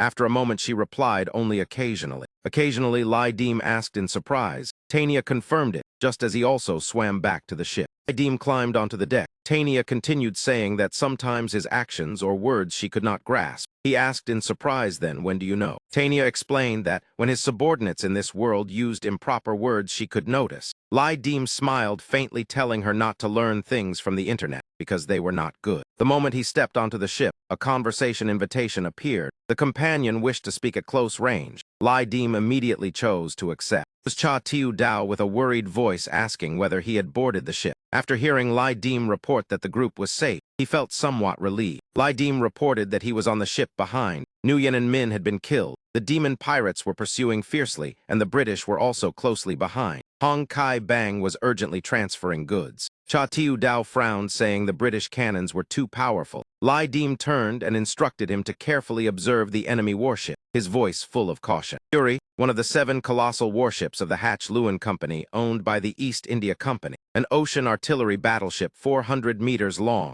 displacement 3,500 tons, unique arcane engine technology recorded in the year 1794. After the incident that year, only 4 warships remained. Cannon fire still roared in pursuit. Fury had reached Chengyang. The legendary voyage of the 7 warships began again. Boom, a cannonball flew in and exploded right at the stern of the ship. Bang, bang, soldiers of the East India Company began firing their guns. The gunshots rang endlessly. Boom, the ship exploded again. People on the deck were thrown away. Cannon fire rained down repeatedly. In such a scene, even immortals would struggle to save them. Lydeem ordered the sailors to increase speed with all their strength. They had to move away from that gigantic warship as quickly as possible. Boom, boom, boom, the cannons continued roaring. The East India ship rapidly closed in. The chase had completely become one-sided. Amid his worry, Lydeem saw something bobbing under the water, resembling a strange barrel. Thump, thump, then a series of wooden barrels surfaced, drifting across the sea. Bad feeling rose. Lydeem swallowed dreily and lifted himself fully out of the water. The sense of danger grew stronger as countless barrels rose from the seabed, surrounding his ship. Thud, a girl stepped out from among the barrels. She had brown hair, blue eyes, and striking beauty. General, stay away from that ship, the girl warned, her gaze directed toward the East India ship. It was Tania. She urged him to move away as far as possible, leaving Lydeem stunned at what danger could force her to leave the coin. Bang, bang,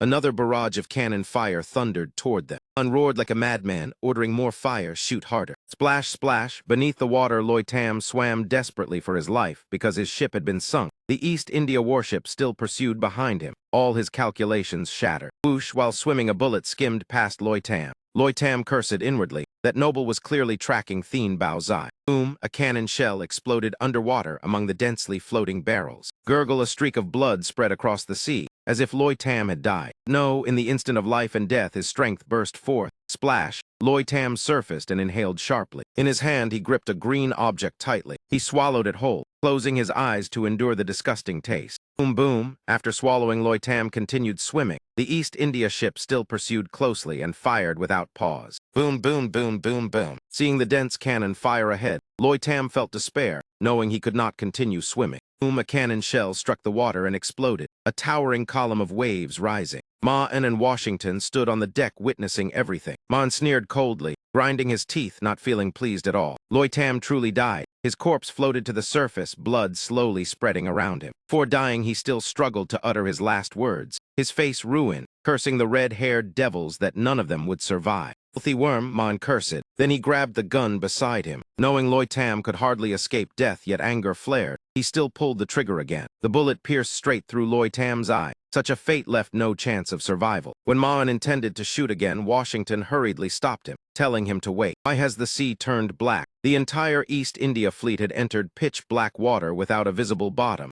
as if something surrounded them. Gurgle, Loy Tam's corpse was lifted, as if pulled by a force from the seabed. Splashing, something colossal beyond human imagination rose up, separating the East India ship from Lai Deem's vessel, the water swirling into a gigantic vortex. Roaring waves, the East India ship swayed violently under the wind and pressure. Before that thing, it was no more than a toy. Washington frowned. The thing beneath the sea was about to reveal itself, damn it. Roaring waves, the ship was dragged toward a gigantic whirlpool. Lai Deem murmured that disaster had arrived, while Tania trembled all over with primal fear as she watched the thing rise. Loy Tam's corpse was pierced through by something, truly unlucky. Even in death, he did not remain whole. Roaring waves, it was a ghost ship. A bizarre flag hung from its mast. Sea monster thrashed violently and continued rising from the water. Merritt and Washington hurriedly stepped back to avoid the force of its surge. Both were stunned at the sight before them. Ma-en stood with mouth open, clearly unable to believe what was happening. What is that? A ghost ship slowly emerged.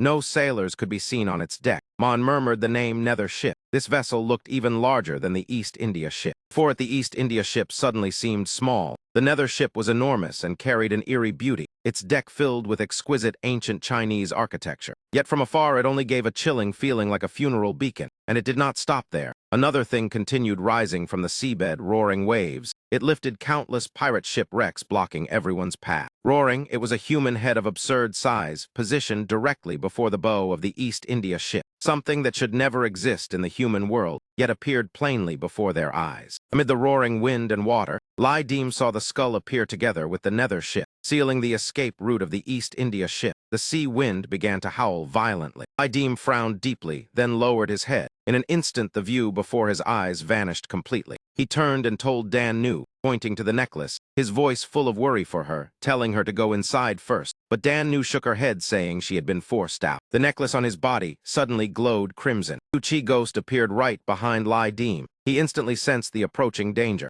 Under the sudden impact, the Chi ghost was forced to manifest. Among the barrels floating on the sea, a lid was suddenly pushed up, revealing something like a tentacle. Heavenly Mother crossing the sea. Nothing sinks. Countless gold, silver, and jewels spilled out, glittering across the water. Knock, knock, knock. A strange sound came from inside the barrel. Something like an octopus leg slowly extended outward. One by one, countless sea monsters crawled from the treasure barrels, crowding across the sea surface, creating a suffocatingly terrifying scene. Splash, they even climbed onto the ship, biting several sailors to death instantly. Those who witnessed it fell into extreme panic. On that ship, sea monsters surrounded it from all sides. Screams of agony rang endlessly like a floating hell. Lai Deem only watched silently without speaking. Suddenly, a strange beam of light shone from the ghost ship. Everyone knelt down, shouting for Mazu's blessing. Lai Deem and Dan Nu were both stunned, because this phenomenon surpassed all her previous experiences. Lai Deem kicked the sailors who were kneeling. "If you do not want to die, then stand up now," his voice cold and commanding. Something fell from the sky, while countless sea monsters surged out from nowhere. Lai Deem turned around behind him, his brows tightly furrowed. It has finally arrived. On the East India ship, Ma-en gave urgent orders to move the cargo to the stern hold immediately. "Hurry." Washington replied that it was already too late. The cannons on deck had all been thrown into the sea. Now only the side cannons could be moved to the hold. Cut the mast immediately. If they did not run now, what chased them would no longer be gold and treasure, but death itself. From the sky came a strange singing voice like a prayer offered to heaven. and Washington turned upward at the same time, hearing a verse about attending the Wu Boat Festival and returning. On the ghost ship appeared a figure resembling an ancient priest, singing amid the stormy night as if dispelling drought. Boom, the ships of Washington and fired together, shooting toward the singing figure on the ghost ship. Explosions burst where he stood, yet the figure remained motionless with arms spread wide as if waiting. It was the skull of Master Liu Yan. After many years, he was now only a skull, yet exuded a strange aura. The empty eye sockets flickered with red flames. In his hand, he held a cup of dark purple liquid that looked less like wine and more like poison. He continued reciting poetry, inviting others to drink with him. Then the skull of Liu dropped the cup of liquid. Mon asked Washington in alarm who he was speaking to.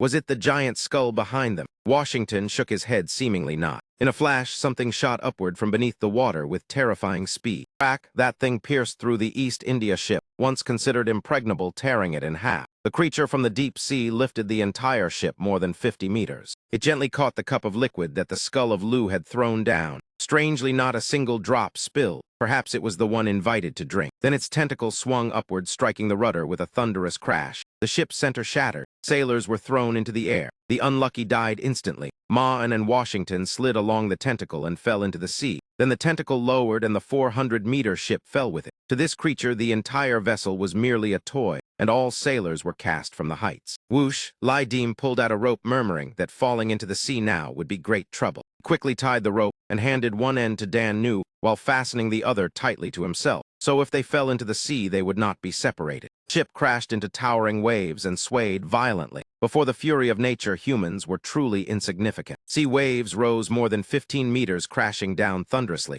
Lai Dim struggled to keep balance so he would not fall into the water. Crates were thrown by inertia. Dan Nu on the other end gripped the rope tightly. From the seabed came a roar as countless sea monsters surged onto the deck with the waves. Octopuses, hydra creatures, all kinds of horrors. Whoosh whoosh, Lai Dim sprang forward. He decided to deal with them before they fully climbed aboard. Once sea monsters flooded the ship, it would be destroyed, and falling into the sea now meant death. Lai Dim swung his blade, slashing directly at a sea monster. Its tentacle was as thick as his body. Flash, the tentacle was severed. A giant squid the size of a car slowly crawled toward Lai Dim. He immediately unleashed martial techniques. Anything that extended into his attack range was cut down. Even octopuses were no exception. Elsewhere, and Phi appeared, executing a skill and quickly slaughtering the sea monsters that dared climb onto his ship without knowing their place. Tentacles fell scattered before the sailors who were still kneeling in prayer, all of them stunned, thinking that without him they would surely be dead already. What was the point of kneeling now? Brother Thien Bao stood imposing and heroic, truly like a pirate, regaining composure extremely quickly. The sailors immediately grabbed their blades and charged forward, their momentum blazing as they fought desperately against the sea monsters to find a way to live. Slash without pause.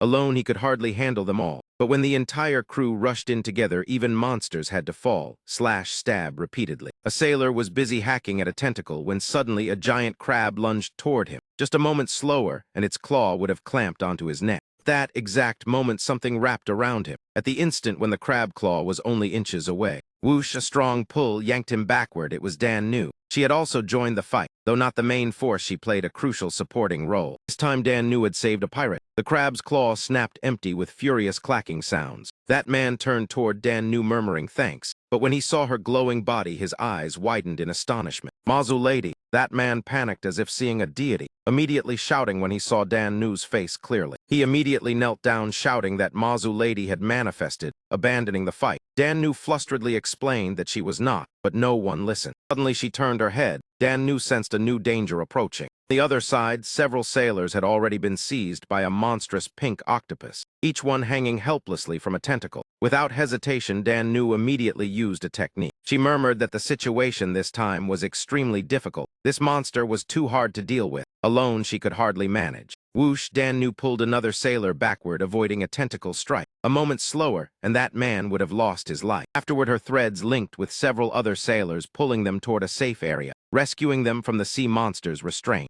All the rescued sailors shouted together that Mazu lady had manifested. "We are saved." Their cheers rose one after another, leaving Dan Nu at a loss for what to do. He completely could not understand why these people addressed her as Demon Ancestor Lady Shigu. The more she thought, the more confused she became about her identity in that private event world. Clearly, she had only helped casually. yet she was revered to such an extent. Slash slash rang endlessly. Lai Dim spun his blade with all his strength, feeling that if he were just a little faster, his whole body could soar into the sky like a helicopter. Any tentacle of the sea monster touching the ring of blades was instantly severed. With a cold slicing sound, Lai Dim brought his blade down. The sea monster's body split into two halves. But that was only one tentacle. Countless others were still surging forward. Lai Dim had to lower his body to avoid the attack. Spear tip had already been corroded. He looked again at the weapon in his hand. The sea monster's blood was like acid, gradually destroying the spearhead. Lai Dim frowned. Repairing this would cost quite a few points. Just how troublesome was this monster? If he had known earlier, he would not have chosen artillery to kill by borrowing another's hand. Damn it. But the sea monster had not died. Something suddenly struck from the sky on the other side.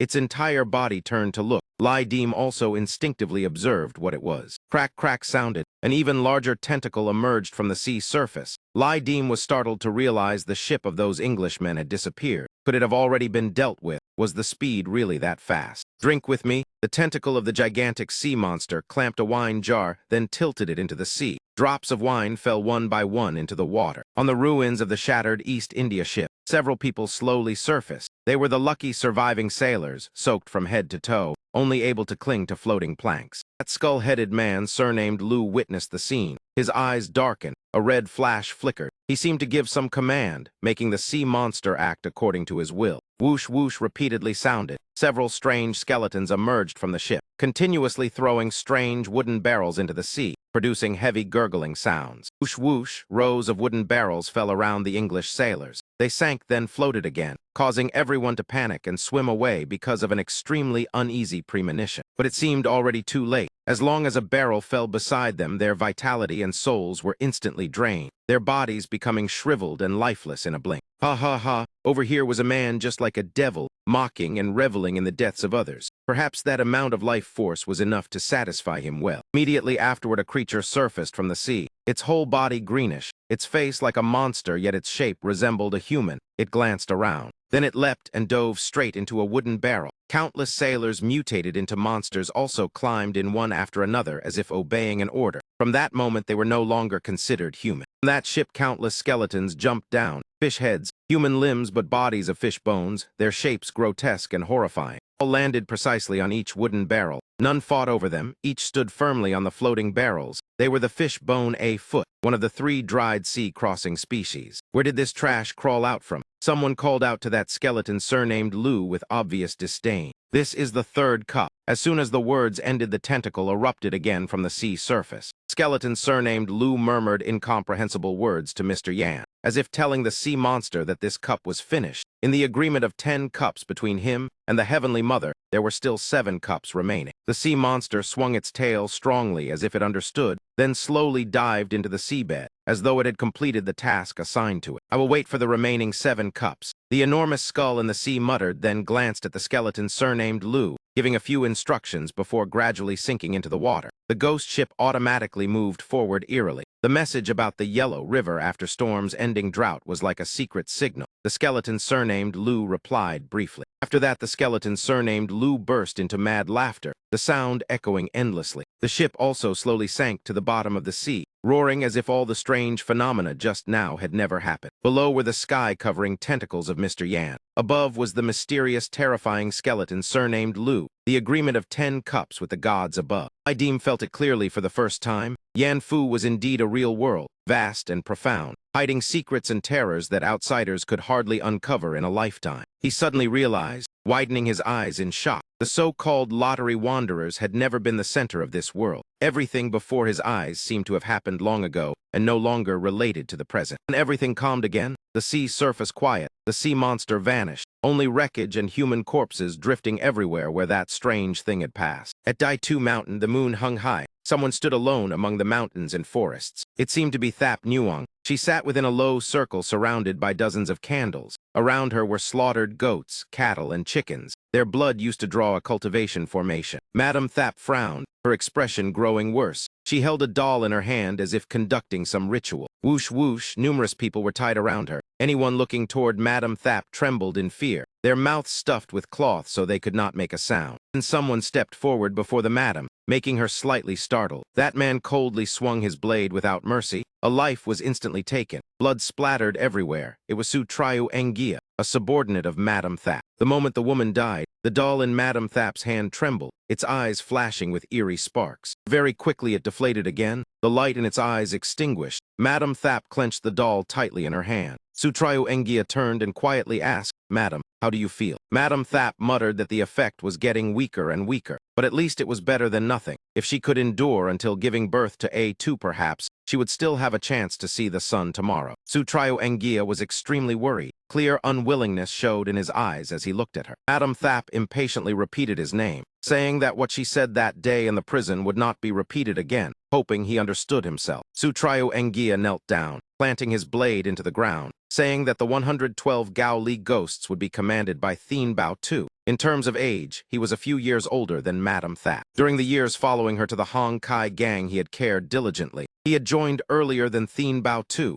shed plenty of blood, and his merit was no less than that man. She instructed him to pay attention to everything in the gang. He could not simply listen to Thien Bao Tu. A2 called him godfather. He must stand up to protect the girl, even though in her heart she still loved Thien Bao Tu the most. She repeated the instruction as if emphasizing it again. A2 calls you godfather, then you must stand up for her. Do not let her bear Thien Bao's anger. Sutrayu Engia responded uncomfortably that Madam absolutely should not do this. Madam Thap handed him a letter. It was something passed down by word in the gang for many years. She feared she might not wait until the day that man returned, so she entrusted it to him, asking him to deliver it to Thien Bao Tu, then told him to leave so she could rest. She seemed to have reached her limit. Sutrayu Engia turned and left the house, leaving Madam Thap alone inside. Madam Thap frowned tightly, her face growing paler. She could depart at any moment, yet her heart still worried about Thien Bao. Zhang Yang returned. Thien Bao Tu's fleet remained intact, not a single ship missing. Xiao Dao's father immediately went to Thien Bao Tu's ship. He spoke while wiping his spear again. Beside him lay the corpse of a sea monster. Lai Dim seemed to have waited for a long time. Finally, it had arrived. Lai Dim waved to Xiao Dao's father, asking him to help inventory the goods, while he himself wanted to rest because last night had consumed too much strength. Xiao Dao's father happily ordered the brothers to begin. Gold bars glittered as they fell from wooden barrels under the sunlight. Lai Dim sat quietly in a corner of the ship, thinking whether you might be the Ren 2 of this world. I want to ask you,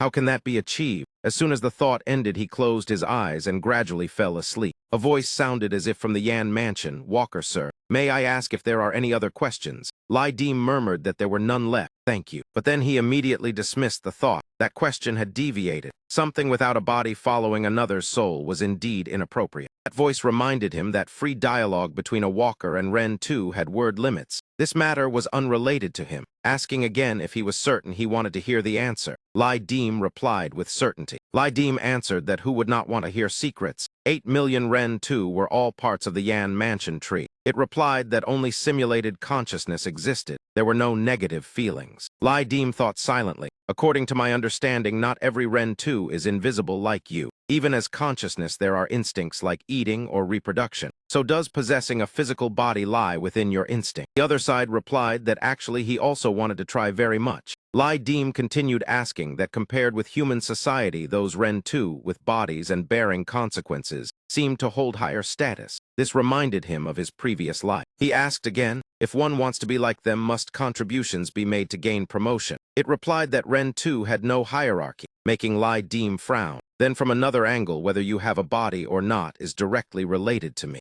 Replied that this question exceeded authority and could not be answered. Lai Dim smiled lightly, confirming his guess. If his evaluation of Yan Fu events grew higher, then the other side would have greater chance to obtain a body. It seemed both sides were in the same boat. If I am well, then you are well. It announced that the word limit had been exceeded. The reward of this event was only the most basic hints. Lai Dim received the notice of the limit, then slowly opened his eyes. Quan Chao was the name of that hint. Words Quan Chao robbing the Buddhist child appeared in the air. Lai Dim saw them clearly. He laughed. In his mind, a new plan seemed to have formed to trace the truth of the Yan mansion. Over here, Xiao Dao's father and the brothers busily cleaned the ship, counting the spoils exchanged with blood last night. Meanwhile, Xiao Dao's father was stewing a pot of sea monster meat soup, bubbling heavily. On the other side, Dan Nuong was treating Zuba, faint green light spread as the cut on Zhu Ba's neck gradually closed. The boy exclaimed in shock, could this be an immortal? After finishing the treatment, Dan Nuong asked him to try speaking to check the effectiveness of the spell. "How my voice?" Zhu Ba exclaimed in shock when he realized he could speak normally, as if his neck had never been injured. Dan Nuong sat upright, brushed her hair aside, then breathed a sigh of relief, unable to hide the joy in her heart. She continued to instruct Zhu Ba with a few words, while a subordinate of Thien Bao reported to Lai Dim that brother Thien Bao had checked the conditions of the other ships. Bao Gu said that the number of injured people on other ships ranged from 10 to more than 30, but all were stable. It was only regrettable that when encountering large waves, the two leaders had to throw much cargo into the sea and could not retrieve it. Hearing this, Lai Dim still worriedly asked whether the cannons were safe. Ships were easy to replace, but the Hong Kai gang only had more than 200 cannons. If anyone dared panic and throw them away, he would never forgive them. Lao Gu bowed and replied that everything was fine. Lai Dim breathed lightly, then dismissed him. Lao Gu nodded, obeying the order of Thien Bao. Xiao Dao's father stepped forward and told Lai Dim that he was not greedy. This situation was achieved thanks to the records of Lu Zhu that Lai Dim had lost, so it was reasonable that he took most of it. "You choose first, I will only take 3 shares. Generous right." Xiao Dao's father winked because he knew clearly Lai Dim would not let him suffer losses after so many years doing business together. Lai Dim nodded in acknowledgement. Thanks to the records of Lu Zhu, the situation had been turned around. If he had acted alone, he might not even have survived. He set the items aside and said he had something to consult Xiao Dao's father about, with a faint smile. After recounting everything, Lai Dim asked directly, "Can I stay in this world forever?" Xiao Dao's father was stunned by the sudden question. He thought of the Heavenly Mother crossing the sea, then shook his head because he could not immediately give Lai Dim an answer. Lai Dim laughed with excitement. At present, he held tens of thousands of men and hundreds of warships in his hands. In this world, aside from great walkers, even 8 bureau or 9 luminaries were nothing to fear. Yet once all that was removed, he was only a peak level 10. This very thought made his mind dizzy. Lai Dim's gaze turned profound as he asked Xiao Dao's father about the origin of the World Lord, how that man could casually take out so many items. These words forced the listener to ponder. Xiao Dao's father guessed that unless that World Lord did not fight alone, but used many special talisman items, this judgment almost convinced him. Xiao Dao's father suspiciously asked what he intended to do. Lai Dim frankly said his goal was to create a passage that could freely enter and exit this world. He recalled what he had witnessed during the Heavenly Mother crossing the sea. The taping, scripture, and countless results showed that this world still had far too many things worth exploiting. If a solid rear base could be built here, then with the strength of the Hong Kai gang, it could provide a stable source of renewable resources. Xiao Dao's father frowned and said that creating a passage required extremely high authority and influence over Yan Fu. Only walkers with certification could do it. Honestly, he did not believe Lai Dim could manage it. Lai Dim analyzed step by step that besides great walkers, there was also the inheritance of the 5 immortals to compensate for slow growth speed. Using the authority of the 5 immortals to exchange rewards from high-difficulty Yan Fu events to open a permanent passage. This he had already confirmed with Ren 2. Yan Fu events, rewards, 5 immortal authority. Then a permanent passage formed a clear path that Lai Dim had mapped out. Xiao Dao's father asked whether it was related to the Dongwei relief and where the remaining part was. Lai Dim replied it was in Quan Chao, and that a companion contract could be established to carry out the event together. Lai Dim continued that after the passage formed, the resources would be split evenly. Next time when using the records of Lu Zhu, it would be done the same way. Thinking carefully, both sides would only benefit and not lose. The source of resources would also be richer. Though still half-doubtful, Xiao Dao's father agreed immediately, admitting he understood why Lai Dim had reached peak level 10 within 4 months, and deciding to follow him if the plan succeeded. He patted Lai Dim on the shoulder, telling him to check the goods, and also see why those demon thieves and Engia had made such a big move. Then he changed the topic, saying it was time to return to reality. "Brother Thien Bao, the sailors reported when we were collecting the wreckage on the sea. They rescued a foreigner still alive. The report came urgently. It seemed to be Washington, truly lucky to have clung to a floating barrel to survive." Lai Dim waved his hand and sighed, saying he thought they had picked up a heavy artillery reproducing machine, then ordered the man to be brought up and locked in the room beside Old Lamb. Another report asked whether the item found that looked like an iron shell was correct. Thien Bao smiled with satisfaction when he heard it had been found. It was seawater turbine propulsion technology,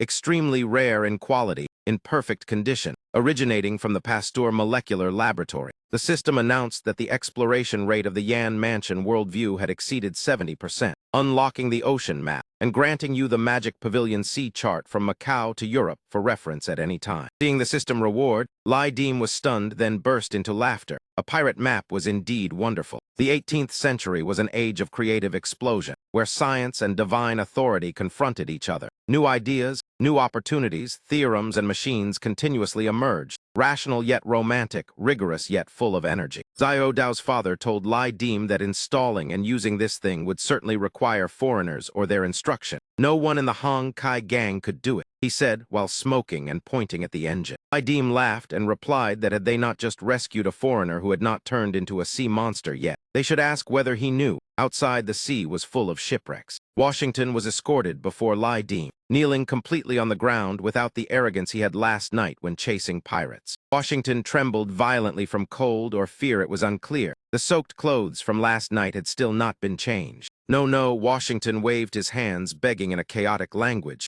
roughly meaning, do not kill me. I am willing to offer my life to the devil. Lai Deem and Xiao Dao's father stared in confusion. What devil? What was he saying? Clearly neither of them understood English. Lai Deem muttered, asking Xiao Dao's father whether he had attended university. He replied it was in the East. Lai Deem even said that if they met a cook they should keep him and stop talking nonsense. Xiao Dao's father angrily pointed back at Lai Deem, asking, what about you speaking so strangely and daring to mock me? Lai Deem rubbed his chin, saying that when he was doing business he had watched American movies, but now he had forgotten everything and could not understand a word. Xiao Dao's father angrily reminded him that there had once been a language pack at auction that he had not bought. Seeing the two arguing, an old man stepped out sighing helplessly. It was Lam Vien Phuc together with Truong Dong. Both had come onto the deck. Truong Dong supported Lam Vien Phuc forward. No one will hurt you, Lam Vien Phuc gently reassured Washington. The man almost burst into tears, begging for help and repeatedly expressing thanks. After speaking with Washington, Lam Vien Phuc came to Lai Deem while smoking and reported that the man's name was Washington, manager of the East India Company. Lai Deem lit a cigarette and listened. Lam Vien Phuc said that Washington promised that if spared he would offer a great gift. It was the central cannons on their ship. Roughly that was the meaning. He finished speaking, then nodded. Lai Deem removed the cigarette from his mouth, exhaled a stream of smoke, then asked again, where is the center? Explain more clearly. Mentioning the braised shark dish from last time, Lam Vien Phuc stepped forward, asking Lai Deem. His complexion now looked much better than before. Who cooked that dish? He asked, seemingly wanting to know who the blue-haired cook was who had saved his life in the critical moment. After that, the four people, including Truong Dong, Lam Vien Phuc, Xiao Dao's father, and Lai Deem, sat together for lunch at one table. The table filled with both meat dishes and green vegetables. Lai Deem spoke first. So how is it, old master? The food has been cooked. Now can you tell us? Lai Deem ate while tasting the flavor, then asked further. Why was this 1,000-duck yam dish not fermented with wine? Lai Deem showed displeasure, frowning and saying, old Lam, or should I call you Lord Lam, Governor Lam? I can see you have courage and are not afraid of death. But whether you go with me this time or stay does not matter. I would not mind attacking human and killing another governor of Liangguang. After all, your life has had ups and downs. Dying under a pirate like me is not worth much. Foolish, Lam Vien Phuc laughed. Foolish, yet holding tens of thousands of men and command of battle-hardened fleets with countless cannons, while the dignified officials cannot even gather a single cannon. The navy with 70 or 80 fishing boats 3 or 4 meters long was shattered by your cannons. If you are fools, then the officials are truly both deaf and blind. Lam Vien Phuc calculated silently and could not help admiring the pirates. Although their cannons and ships were mostly Western goods, slightly inferior in quality, they were still enough to defeat human. Lai Deem's attitude softened slightly. At the latest tomorrow, I must return to Dai Tu Mountain. This matter has already been delayed. I care very much about the item Hong Mao Gui mentioned, but there is no more time. Speak plainly about your plan. Lai Deem assured that the two of them would be well fed. Even if negotiations between the Hong Kai gang and the officials failed, they would not harm his life, let alone use him as a shield. Words would match actions.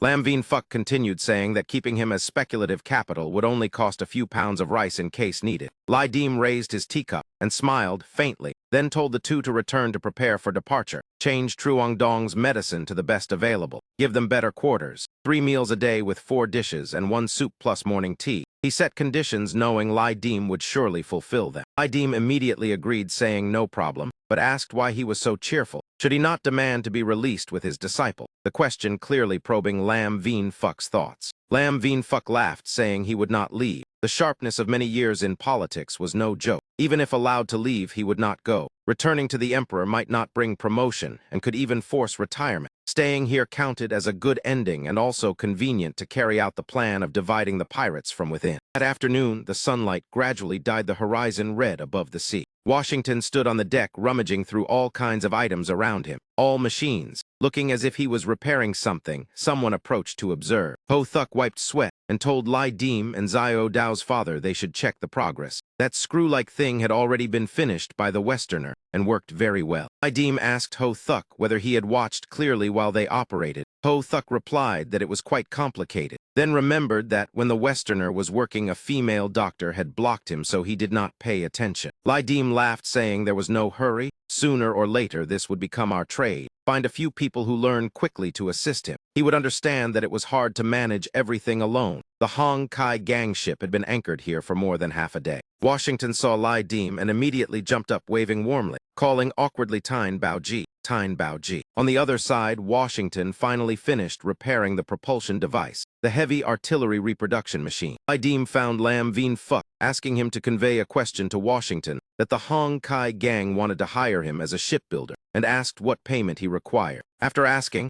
Lam Vien Phuc reported that Washington did not need wages but needed someone to teach language, and also said he could do far more than shipbuilding, making Lai Dim secretly pleased to have encountered true technical talent. Lai Dim shook hands with Washington, smiling warmly, both sides satisfied. He said he would give him a Chinese name first for convenience, Zhu Zhuo, or simply call him Zhuo Hai. The swish, someone here grabbed the lever, then pulled it down forcefully. The lever clattered repeatedly. It was Lao Hu operating the heavy artillery reproduction machine. Lai Dim inspected the newly reproduced shell and saw its surface smooth and bright, the quality far surpassing the ones he had used before. The sailors on the ship also rushed over out of curiosity. Everyone wanted to know what shape and power the modified shells would have. Lai Dim asked whether it would crack or break. Xiao Dao's father laughed, saying, "Fire it and you will know. Why guess when you are not an engineer?" During this, Lai Dim immediately ordered the cannon to be brought out for testing. The newly modified shell was loaded into the barrel. The fuse was ignited. With a boom, the shell shot into the sea, then exploded with thunderous sound. Its power 10 times stronger than ordinary shells, making Lai Dim marvel at the power of science. What kind of toy is this? The entire crew gaped as they saw the shell flying and exploding violently. Lai Dim watched with great satisfaction.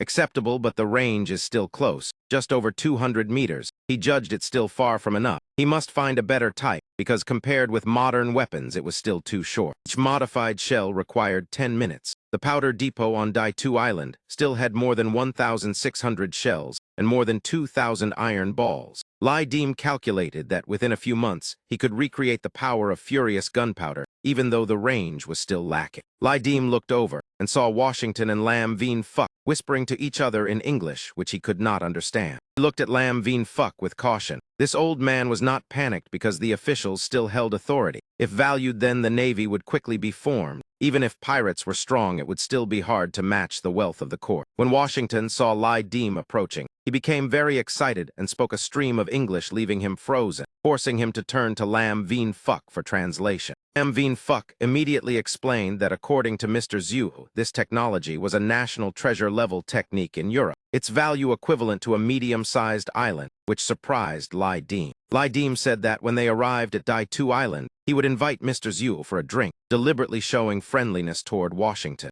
The sky had completely darkened. The moon hung high overhead. Night covered everything. On the third day, Lai Dim attacked Human of Guangzhou at the government office. Guangdong General's office was packed with people. The Guangzhou general was furious, while his subordinates lowered their heads and trembled. Sanbizi, the general guarding Guangdong, was Azen Jioro Taba. His hand name was Fu Lin, the most powerful military officer in Guangzhou. He clenched the paper in his hand, unable to believe his eyes. The crash, he threw the cup against the wall. Fragments and water splashed everywhere. Fu Lin shouted loudly, pointing at the Guangdong 13 Hong's manager, asking why Human had incident after he had ordered them to stay quiet. What exactly was Lam Vien Phuc doing? Guangdong manager hurriedly bowed and said Thien Bao Tu of the Five Banner Alliance had nothing to do with Boss Tai. The words cleared all connections and pushed all responsibility onto Thien Bao Tu, frightening everyone. That man immediately knelt down begging, saying Boss Tai had personally led people to Daitu Island to bring Lam Vien Phuc back.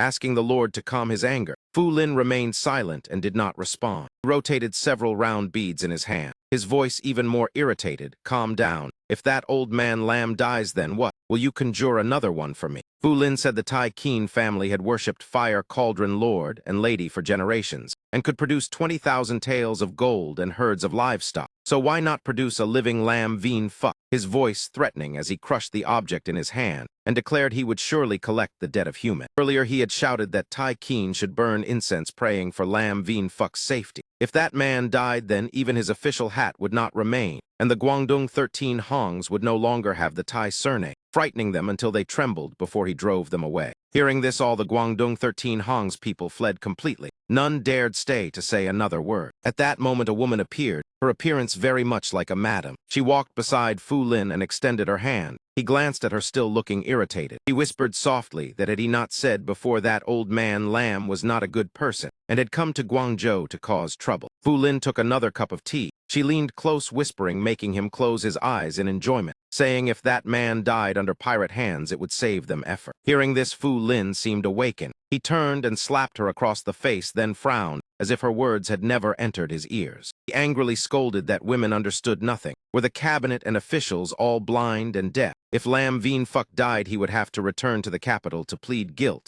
Could he ever hope to return in this life? Then irritably drove everyone outside. She left, leaving Fu Lin alone in the room as he paced restlessly. He walked to the table where a sheet of paper was placed. Fu Lin ground his teeth, muttering angrily that the Hong Kai gang and Thien Bao Tu dared ruin his grand plan. They absolutely could not be spared. At the Guangzhou Bank branch of the East India Company in India, people gathered discussing what had just happened. I do not care, one man said. What exactly happened here? Fury has been out of contact for 3 days. Last time 7 ships were destroyed fighting the French, yet we still gained victory because of it. Like this time, the warship Heron 7 suddenly disappeared. The entire ship and cargo, more than 100 lives including 2 managers, all vanished. I ask who among you can bear this enormous loss? Clearly the matter seriously affects the East India Company of India. Otto's manager of the Guangzhou Bank branch spoke, saying they had submitted protests to the local authorities and dispatched many ships to search. He believed the South Seas could not threaten Fury. At present they had no choice but to wait. Wait until your mother comes back to life. Abus jumped up, criticizing.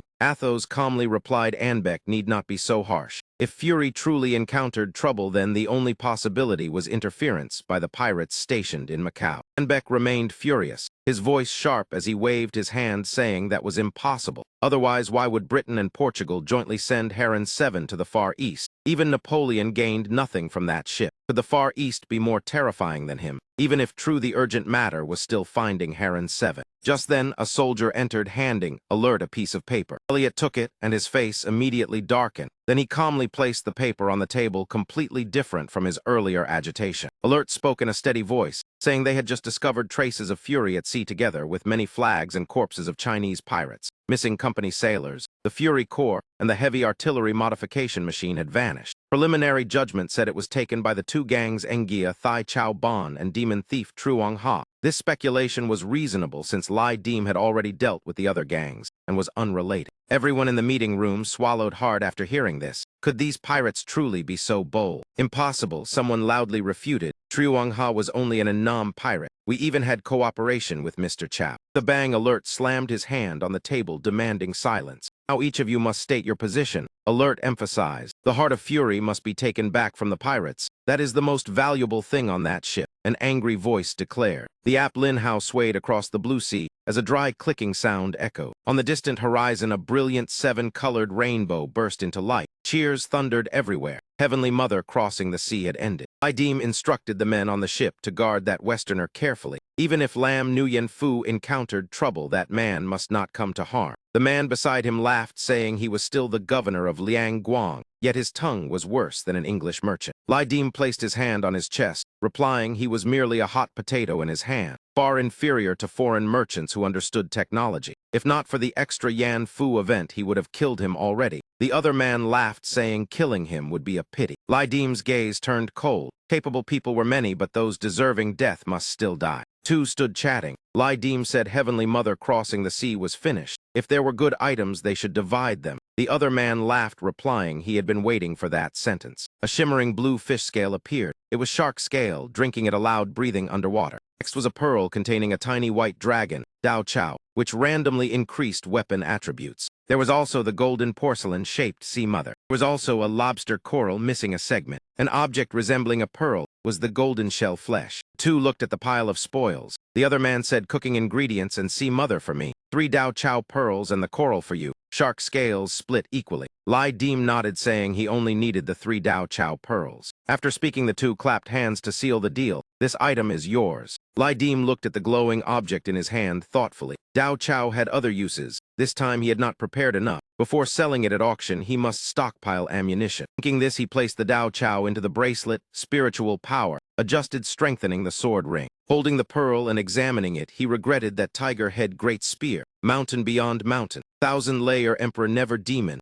Dao banner battle axe, great Ming black heart banner were all incompatible with Dao Chao. He suddenly remembered the heavy artillery reproduction machine. Lai Deem lifted a bucket of water and drank heavily. Unexpectedly, he drank 30 shark scales in succession. The awakening level reached 3%, shifting into underwater breathing state, extremely valuable for future battles when naval warfare increased stealth activity beneath the sea. Suddenly, a loud shout rang out, "That is Dai Tu Island, we are home." Lai Deem was startled, opening his eyes wide as he looked at the island appearing ahead. Suddenly, Joss paper money flew everywhere, even onto the ship deck. On the Hong Kai gang base at Dai Tu Island, golden paper money filled the sky, signaling a grand funeral. Everyone asked in shock whether Madam Thap had encountered misfortune. Someone climbed the mast to look. Ahead, many ships were anchored around the island. That man shouted that Black Banner leader Gu Ba, Blue Banner leader Ba Hai, White Banner leader Shi Tian Ying, Yellow Banner leader Su Long Si had come ashore to mourn. Today the port was closed. Lai Deem's face darkened as he stepped on a guard. The guard asked in panic, "Who are you people?" Lai Deem cursed back, asking who else. "The Hong Kai gang flies the red banner openly. Are you blind or pretending stupid?" He angrily placed his hands on his waist, shouting that the 5-banner agreement clearly stated morning visits carry no weapons. The 4 banners broke the rule and even blocked his doorstep. Prepare cannons with new shells and blast them all to death. As the order was given, the Hong Kai gang immediately acted. Some prepared bombs, others loaded guns. Shouting filled the air. The 4 banners must have gathered because Gu Ba provoked them. The hatred of years past wanted to repeat. On the Aplin, how the ship suddenly changed direction. The Hong Kai gang ship turned sideways parallel with the Black Banner gang ship. A shout rang out. Brother Thien Bao ordered firing at the leading Black Banner gang ship. The other side was still provoking and challenging. As soon as the words ended, the Hong Kai gang cannons roared. The volley shattered the side of the Black Banner gang ship. The Black Banner gang men fell silent, not daring to utter a word. After the first volley, the Hong Kai gang ship immediately widened the distance. Lai Deem stood still observing, then waved his hand, ordering the second volley. The Hong Kai gang members shouted again, preparing the second round. Troops competed, loading shells. The Hong Kai gang ship turned, aiming directly at the Black Banner gang. Guns aimed true. Lai Deem shouted fire. Cannon shells fired continuously. The Black Banner gang ship burst into fierce flames, suffering heavy losses. The Hong Kai gang showed no mercy, continuing the bombardment. Sailors on the other side were thrown away, with countless dead and wounded. After the bombardment, the Black Banner gang ship burned to ruins. At this moment, the Blue Banner, Yellow Banner, and White Banner ships also rushed in to assist. Further away, there were also Yellow Banner gang ships. The people aboard discussed that their leader had gone up the mountain to mourn. Only 6 ships remained, whether they should help or not. One man sneered, saying, "Help with what? Where do you think this is? The entire harbor is full of Hong Kai gang men. How could they stand by watching? Besides, they only fired 2 shots and let it pass, which was already giving you face." At this moment, the Hong Kai gang ship had entered the island. That man continued, analyzing that if they truly fought with full strength, they might not even win. The White Banner and Blue Banner were both cunning and certainly would not intervene. Lai Deem stood on the deck, silently watching the chaotic scene before him. After smashing the Black Banner gang ship, the Hong Kai gang warship continued charging forward, constantly changing direction before rushing in again. A voice reassured that father should not worry. In a few days, Bao Zai will arrive. That old Gu Ba knelt on the ground, pretending ignorance, deliberately spreading rumors to block the opponent while sending people to cause trouble behind. What could they dare do to the Hong Kai gang? Old Su Long Si sat before everyone, his voice indifferent, saying he did not care about other matters. folded his arms, and said directly that this time he came only to bring Xiu Nai back to acknowledge her ancestors. Whatever happened inside the Hong Kai gang was none of their concern. Outside the window, flags fluttered wildly in the wind. Each person had their own scheme. Bahai of the Blue Banner gang rested his chin, thinking about how the Su banner had smoothly landed on Daitu Island with hundreds of ships. Yet the Hong Kai gang had not reacted. Tian Ying of the White Banner gang thought that Su Longxi was a cousin of Madam Thap and had grown up in the Yellow Banner gang, so upon returning home, he would surely obey the Su clan. Rapid footsteps sounded and the door was pushed open. Su Triu Engia had appeared. He looked at the people before him, then respectfully said, "Family head, 3 gang leaders." Su Longxi folded his arms, replying, "Brother Triu Engia, long time no see. Your bearing has not changed at all." He gestured toward the door, saying, "Since the honored guests had come to mourn my household's madam, then please enter the mourning hall." Su Longxi asked indifferently, "Triu Engia, where is Xiu Nai?" Su Triu Engia replied softly, reporting to the family head, "The young lady is currently in the mourning hall." Outside at sea, the ships were still burning fiercely. Thick black smoke rolled upward with thunderous explosions. A man in red armor holding a spear stood surrounded by many people. It was the Black Cavalry Ghost. One desperate man rushed forward attempting to strike. He landed one slash and laughed loudly. Ha ha, it hit. The Black Cavalry Ghost slowly turned his head, his eyes blazing red, his face dark and terrifying. That man immediately trembled, stammering that he had not even managed to run before it was over. A spear struck down, and that man died on the spot. Seeing this, the others trembled with fear, stammering and calling him a ghost. The Black Cavalry Ghost stepped closer, and the crowd stood frozen in terror, not daring to move. It simply continued slaughtering one after another, until the rest screamed and fled in panic. Suddenly a man rushed forward and knelt down. It was Zhao Zio. He asked with a trembling voice who you are. The Black Cavalry Ghost immediately swung his blade downward. He quickly dodged, then lunged back toward his opponent. He grabbed the spear, and the staff and spear clashed with dull thudding sounds. Black Cavalry Ghost delivered a powerful kick that sent him flying. He glared fiercely, then thrust his spear with full strength through the Black Cavalry Ghost's body, pinning him to the pillar. But in the blink of an eye, the place he stabbed became empty. Zhao Zio placed his hands behind his head, looking toward the wooden pillar. He chuckled softly, saying, "Hee, so you are not dead yet." Excitedly shouted, "Throw me the gun." His companion immediately tossed it over, and Brother Zio caught it. But just as he reached out, the gun was struck away in midair by something. He glared angrily in that direction, saying, seeking death. One who intervened was Lai Deem. He had knocked the gun away. Lai Deem placed 2 fingers on the sword hilt, thinking that after being enhanced by Dao Chao, it was indeed far more powerful. While he was still examining the sword, Zhao Zio had already launched a reckless sneak attack from behind. Lai Deem calmly flicked the sword backward, blocking the attack. Even a sneak attack fails, truly foolish. Zhao Zio glared in shock and fury. Lai Deem turned his back to him, extending his arm behind to block the blade. He glanced backward over his shoulder. The two immediately clashed, at first evenly matched, but within a few moves, Zhao Zio's sword was cut apart. He realized in horror that the sword path was unbelievably powerful and fast. Without stopping, Lai Deem leapt and delivered a kick straight into his abdomen. Zhao Zio was kicked flying backward. His back slammed heavily against the ship's side. Falling flat on the ground, he could not move for a moment. He vomited a large mouthful. While vomiting, he stammered, saying, "This man, cough, cough, truly formidable." His face turned pale with fear. Not finished yet, Lai Deem also threw a spinning bag into the air toward him. The bag burst open in midair, and inside was Zio's beloved spear plunging down. He hurriedly grabbed it, and his momentum surged violently, his danger level rising instantly. Lai Deem stood opposite, holding the spear, his other hand placed before his chest. As he spun the spear, he said, "Your spatial technique is the little universe from the taping scripture, or just the luck of a minor ghost from the painted court lady. Either way, it does not matter." Two glared at each other, the atmosphere tense like a drawn bowstring. His cold gaze swept across with fierce friction. He said nothing, only raised the spear pointing directly at the opponent, his blood-red eyes cold and oppressive. Immediately, the two rushed into battle. Zhao Zio swung his spear forward, while Lai Deem rotated his spear to counterattack without hesitation. The two spearheads collided, erupting into a violent explosion. He widened his eyes, grinding his teeth, thinking this move is too powerful. Clearly, Lai Deem was far from simple. He also exerted all his strength to resist. Between them, explosions burst like bombs,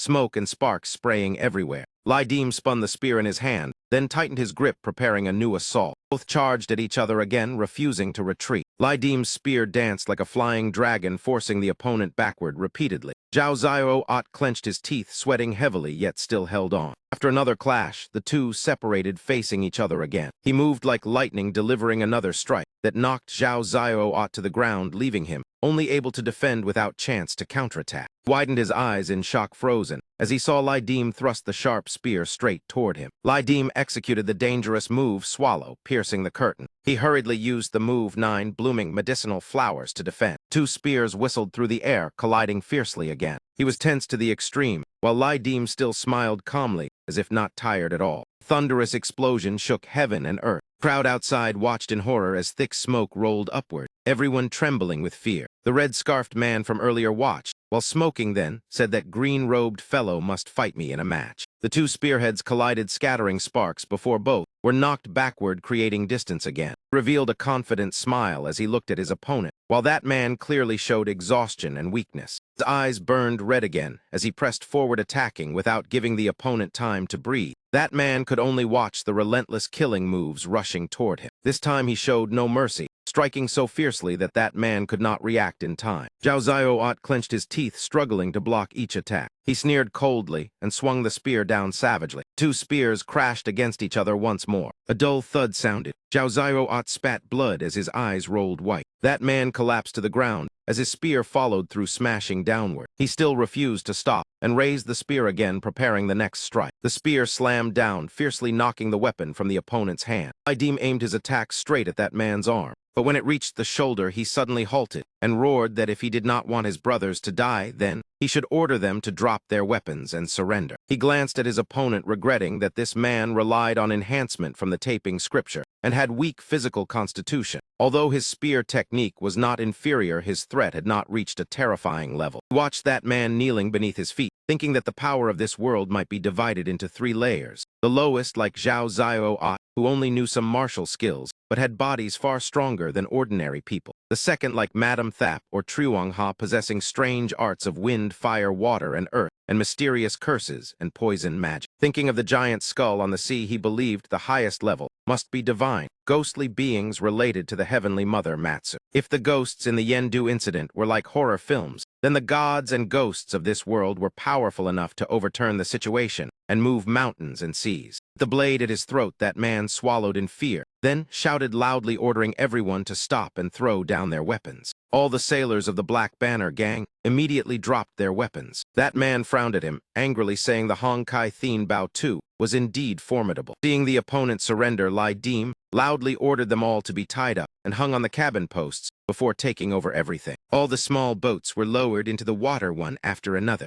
The hall master of a Hong Kai route, Chi Zai, ran over holding a staff, shouting, "Brother Thien Bao, Brother Thien Bao," stood beneath the deck looking upward at the ship. Lai Dim stood on the ship asking downwards, "Chi Zai, who allowed the 4 banner gunships into the harbor? Where are the gang leaders now?" He sweated nervously and stammered that it was Brother Triu Engia. At present, everyone was in the morning hall. Hearing this, he froze for a moment. His expression changed as he frowned in disbelief, asking when Madame Thap had died. Chi Zai replied sorrowfully it was last night. He suddenly turned, looking behind, thinking that after Heavenly Mother crossing the sea, the 6 coin charms could no longer shelter Dan Nuong and the Black Cavalry Ghost. He looked at the beautiful girl and the young boy Zuba behind him, thinking Dan Nuong and the Black Cavalry Ghost could only remain on the ship. Moreover, Dan Nuong was regarded by many pirates as a Matsu envoy who saved the suffering. Looking at the 3 people before him, he had to calculate carefully and could only pretend not to know Dan Nuong while making up an excuse that the Black Cavalry Ghost was merely a servant to fool others. He glanced at Lao Gu and Uncle Hu, thinking that these middle-ranked figures of the Hong Kai had clearly begun to suspect. While he was thinking, Lao Gu had personally seen Dan Nuong emerge from the coin hanging on his neck. Those sharp eyes had long realized that the relationship between him and this woman was not simple. Chi Zai hurriedly climbed onto the ship, drenched in sweat. He was still thinking, but also remembered that during Heavenly Mother crossing the sea, Dan Nuong had saved many pirates. He and Dan Nuong had stood on the ship watching her cast spells to detoxify and heal many people attacked by sea monsters, quickly gaining the sailors' trust and even being revered as a fairy-like by Zuba. Chi Zai looked at the beautiful girl before him, staring wide-eyed in astonishment, unable to speak. Lai Dim interrupted him, asking what had happened during the days he was absent, and told him to explain clearly. He immediately said that when Thien Bao Tu sailed out, everyone in the gang believed it was Madame Thap's order. Her health condition was only whispered among the leaders, and those below knew very little. Remembering how Madame Thap had been tortured by illness, he continued that the Hong Kai originally planned to secretly prepare the funeral and wait for Thien Bao Tu to return. It was also Madame Thap's final instruction. Unexpectedly, the four banners brought large forces to visit, apparently already knowing she was dying, especially Su Longxi, the former master of Triuengia. After Thien Bao Tu left, Triuengia was only the temporary leader of Lentau Island and lacked strength to confront them, thus creating the present situation. In name, they came to mourn Madame Thap, but in truth, they were taking advantage of chaos using the five-banner alliance excuse that Hong Kai was leader. Until now, Lentau still flew the four-colored flags of the four-banner ancestors, while Hong Kai was the symbol of the five-banner chief. Thinking of old Gu Ba, or rather the Hong Kai held the roster of the five-banner alliance. Besides internal members, all external personnel, including those retired, were listed. Their ancestors were remnants of the Zheng clan, scattered along the coast from fishermen to craftsmen, becoming the stable foundation of the alliance. Mentioning Su Longxi, he continued that Gu Ba's purpose must be to take advantage of Hong Kai turmoil to force the Hall Masters to hand over the roster and flags and discuss the successor of the alliance leader. Besides, Su Longxi also demanded that Zheng Xiunai and all the Gao Li ghosts accompany them. Hearing this, he stared in shock, thinking, how could pirate forces with such deep schemes simply vanish like this? Idim raised his hand, shouting to everyone, hang the heads of the human swirl commander and admiral who zing on the mast watchtower to sacrifice for Madame Thap. The rest follow me. Dan Nuong beside him turned, looking back. He also looked at her and said quietly, Dan Nuong, I have something to ask of you. Come with me for a moment. She nodded softly, watching him, thinking that leaving at such a moment might not be appropriate. Glanced at Dan Nuong, remembering when they first met at Neep Mountain, she could already transmit sound through the air. Such a profound realm, difficult to detect, no different from figures like Hoa Mak, Tai Tu, or Feng Dai. Thinking of that awkward meeting, Dan Nuong, besides having stronger physique, had almost completely lost her magical power. Only when she used her power again did he realize that after the Yendu incident, Dan Nuong had gained much benefit from the ghosts of similar nature approaching at night, her strength gradually recovering, even helping Luong Jia restore his body. He smiled at her, while the matter of how she cultivated and how far she had progressed was not convenient to ask deeply. Stepped off the ship, where thousands of people surrounded the lake shouting, Brother Thien Bao. He loudly asked the nearest man where Triuengia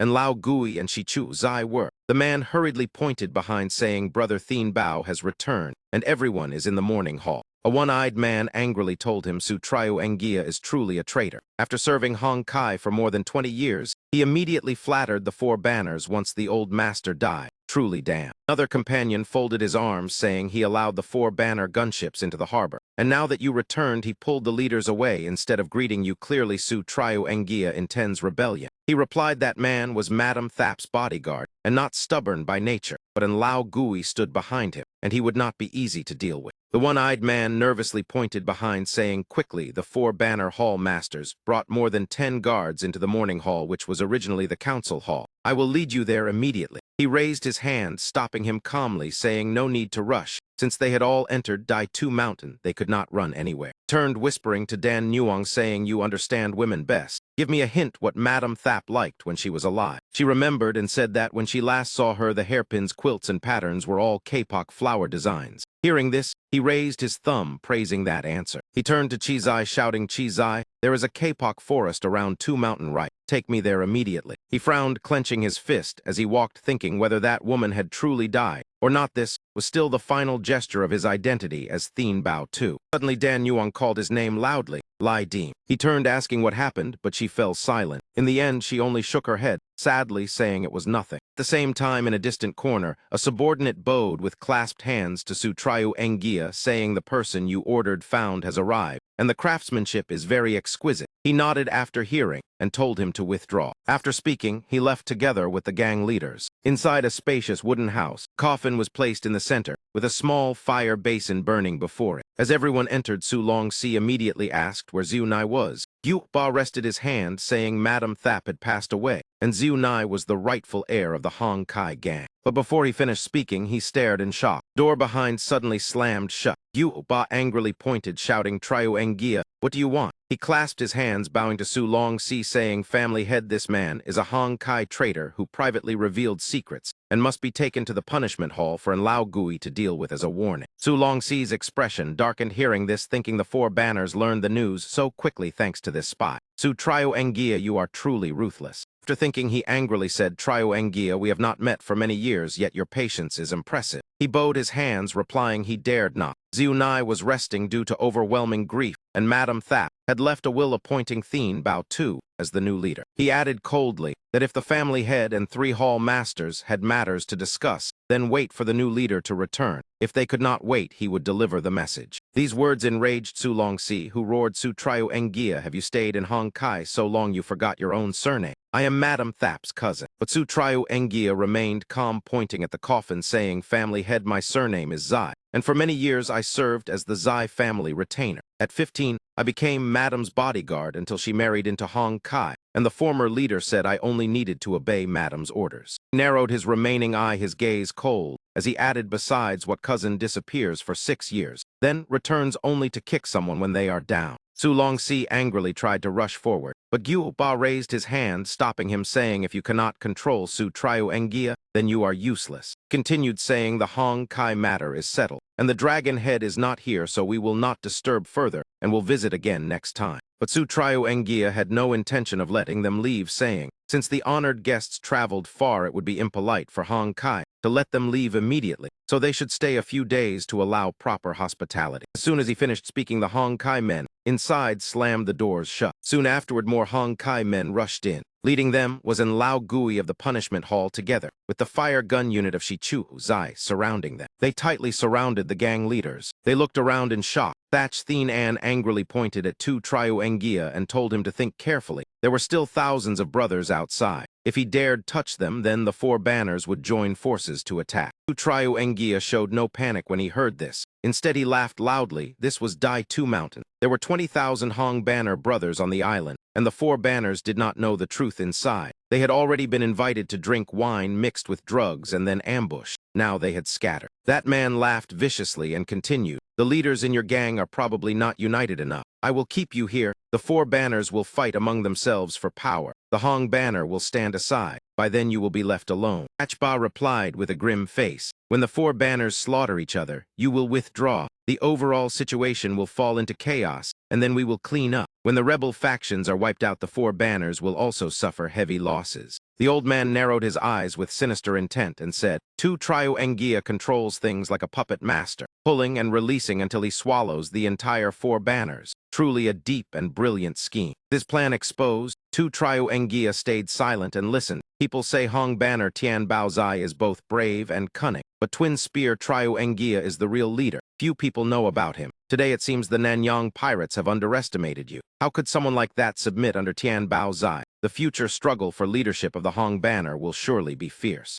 Trio Engia raised his brow and looked at them. He told Ghost Elder to escort the hall masters to rest, then said to Quach Ba, "There is still a bond of master and servant between you and me. Come board the Yellow Banner gang ship." But Quach Ba would not submit so easily. The old man supported himself and shook his head with a laugh. "Twin Spear Trio Engia, your calculations are truly good. But do you think the 10th Madam relied only on schemes to keep the position of 5 Banners Alliance leader for 2 years? Clearly, strategy alone is not enough." The old man laughed sinisterly and said, "You also need fists." Trio Engia tightened his grip on the gun and said, "Quach Ba of the Black Banner trained hard chi for 20 years. Your iron fork can chop through a 6-inch blade, but your sorcery is heartless, and you could not refine the Gorieo ghost. More than 10 years training hundreds of people all fail. Or do you want to fight me?" As soon as he finished speaking, a red-haired girl with blazing red eyes swept past him, laughing eerily with a hee-hee sound. She wore black clothes all over. A thin black veil covered her face, pink hair flowing. It was Chat Nung. And Lao Gui panicked and drew his gun, pointing it at her. She immediately raised her hand and revealed sharp claws. Without even touching him, she had already twisted and broken his wrist. She clenched his hand and laughed, "Old man, your bones are quite hard." His arm immediately bent and snapped into a grotesque shape. She lifted her blue eyes and stared at him. "I also know a bit of victory-seizing technique. Bones like yours should not be wasted like this." The fire basin before the coffin suddenly flared bright red. At that moment, too, Trio Engia rushed forward and kicked the fire basin toward her to block her path. Immediately after that, he drew his gun and aimed straight at her, his eyes filled with killing intent. But before he could act, she had already launched a lightning-fast surprise attack. In an instant, Chat Nung thrust her hand forward and seized his heart completely. Yet at that very moment, a woman's hand suddenly grabbed her wrist. She was startled. Her eyes widened in shock as she could not understand what had happened. The woman tightened her grip on Chat Nung's wrist. When she looked up in horror, she saw it was the 10th Madam. That woman coldly cursed,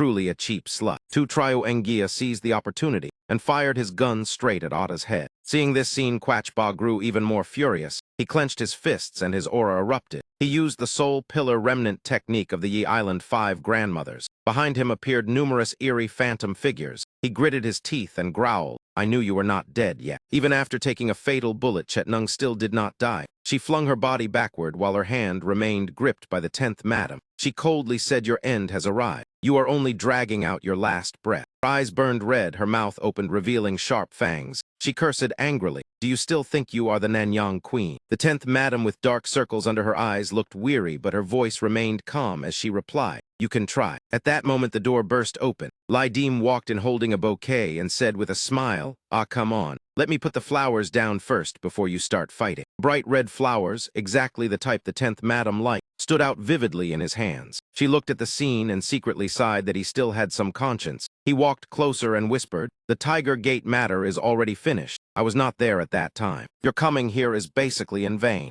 Placed the bouquet on the coffin and said, "Leave the rest to my people." The 10th madam replied, "These are the bloodline of the Yi Island 5 grandmothers. They are very hard to deal with. It is better if I handle them." But he did not bother listening and directly stepped forward. The 10th madam thought silently that Tian Bao Zai truly did very well, but he was still immature. Perhaps after 5 or 10 years and a few more storms he would finally mature. Her gaze stopped on his handsome, angular face. Unconsciously she blushed and lowered her head, shyly thinking he was strong like a well-aged fine wine. Taking advantage of her distraction, Chatnung suddenly jerked her hand free. Lai Dim's eyes also flashed red. He used the crimson flick sweep technique and coldly examined her from head to toe. He knew Chatnung was a descendant of the South Sea, carrying the blood of the evil god Wu Ba Zai, a being worshipped on islands around Zhanjiang with strange wooden idols. The evil god Wu Ba Zai originally appeared as a black mass. When a wedding took place on the island, people placed the idol at the head of the bed to sleep with the bride for one night. The groom could only enter the bridal chamber the next day. Because of that custom, daughters of Wu Ba Zai were born. From childhood, they possessed evil arts and curses. He frowned in thought. People of Wu Ba Zai never fought for power before. Though strange and terrifying, they rarely provoked trouble. He did not know what method Quach Ba had used to control them. Chatnung screamed and charged toward the 10th madam, shouting, "I will crush your heart." She extended her sharp claws to seize her. Her attack was brutal as she clawed straight toward the 10th madam's heart. But what she grabbed was a red snake flicking its fangs, frightening her so badly she froze. Lai Dim seized that moment and rushed forward. Chatnung spun around and swung her arm in counterattack, shouting, "I will rip out your spine." He threw a punch into her arm. The bones instantly cracked and broke. She screamed miserably in pain. He withdrew his hand and prepared to strike again. A heavy punch smashed straight into her face without any mercy. The 10th madam watched in shock. This speed had far surpassed ordinary lightness skill or chi techniques. Even the Gorieo ghost could not reach such a level. Lai Dim gripped both of Chatnung's hands tightly. Her face had already been beaten completely out of shape. But she still had not died. Her body began to recover. Cracking sounds echoed as her body repaired itself and recovered from the physical damage. Seeing this, Quach Ba pointed and shouted loudly, "Capture him for me." One subordinate rushed forward, and Lai Dim turned his head to look at him. At that moment, his teammate rushed in, swinging a blade and using the violent rice blossom blade force technique. Each enemy fell one after another under the blade. Those men were cut apart and turned into ashes. A scorpion suddenly appeared on his teammate's neck, its sharp tail stabbing into the flesh. He immediately slapped the scorpion to death. Then he crushed it in his hand and muttered a curse. What bad luck. Quach Ba witnessed the scene and ground his teeth in fury. Lai Dim was fighting Chatnung while the teammate casually ate a scorpion. This time he knew escaping safely would be difficult. Lai Dim glared at Chatnung and asked, "Do you want to die or live?" He trembled and stammered, "Live." The 10th madam immediately said, "As long as black dog blood is poured on those still breathing, the Wu Ba Zai sorcery will lose its effect." He glanced at Chatnung and said, "She is the daughter or granddaughter of Wu Ba Zai. Her blood aura is too heavy. I cannot hold her hands." Dan Nuong stood in the corner with her arms crossed and had already noticed something unusual. She pursed her lips and thought silently, "That woman is lying." But Lai Dim believed it immediately. He tightened his grip on Chatnung's hands and said, "This is very easy." As soon as he finished speaking, he snapped both of her arms. Chatnung collapsed to the ground in agony and died on the spot. 10th madam looked at the scene and only said coldly, "Not safe." He looked at her and replied, "Keeping these people still has value." He turned and walked away. "Then we will follow your decision."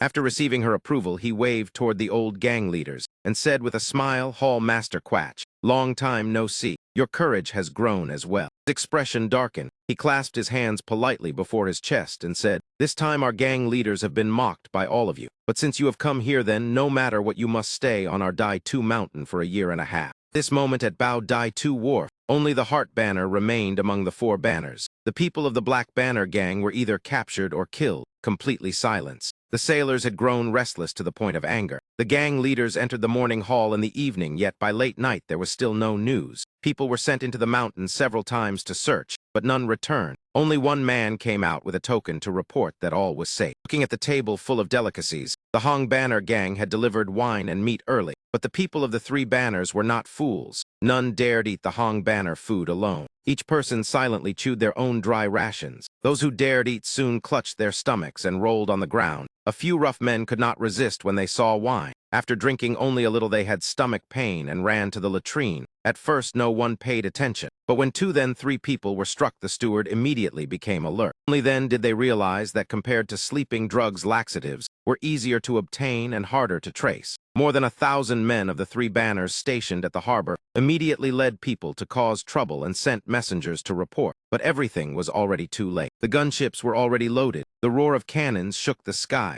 More than half of the modified shells prepared over several days were fired. A chaotic battle erupted. Thousands of young men of the Hong Banner gang surged forward, slashing without mercy. The fight lasted about half a watch and caused the 3 banners to collapse. Most pirates abandoned their ships and fled Dai 2 Mountain. About 1/5 died on the spot, while the Black Banner gang was completely captured. The night was calm with a gentle breeze. The full moon hung high. Lai Dim and Dan Nuong sat side by side on the grass. She hugged her knees and said, "That woman being ruthless to others is also destroying herself. If she had died earlier, she might still have had a chance at reincarnation. Now she can only wait for her soul to scatter." She recalled the appearance of the 10th Madam and thought that with her character, the staged death, and the scheme of spreading rumors to lure the 4 banners into a trap must have been prepared long ago. It was only that he himself had forced her to hold on for 2 more days. He lay back on the grass with his hands behind his head and smiled lightly. "At that time, I feared exposing flaws, so I used the excuse of attacking Tiger Gate. Now thinking back, I feel guilty toward the sincere feelings of the 10th Madam." His gaze darkened. "It is a pity that I am only Lai Dim and not Tian Bao Zai." He looked at him and said seriously, "I think Tian Bao Zai and you must be connected. Cultivators can easily distinguish fate. If the 10th Madam did not see through the flaw, then it was not because of appearance, but because your aura and mark are identical to his." As she spoke, someone ran over and shouted, "Tian Bao, the 10th Madam is looking for you." He immediately replied loudly, "I will come at once." He stood up and looked at her and said, "The 10th Madam may also ask about you. She probably will not make things difficult. Why not come with me?" She remained seated and shook her head and said, "That woman is sinister and jealous. I do not want to face her. If she wishes to see me, then refuse for me." Seeing her attitude, he did not force her and said, "That is fine." She replied indifferently, "No need to make excuses for me. Whatever she asks, just answer exactly like that." He awkwardly wiped sweat and looked back at her and said, "That would not be good." But she smiled meaningfully and insisted, "That is exactly what is good." Slender hands held a book. The 10th Madam sat leaning against the table reading. Lai Dim entered and clasped his hands and bowed in greeting. "10th Madam." Tu Triu Engia went outside and closed the door. That man stood outside looking at the silhouettes of the 2 before turning away and leaving. At the private residence of Tu Triu Engia, he returned home Duong. She came to greet him and said, "That person has been waiting for you in the room for a long time."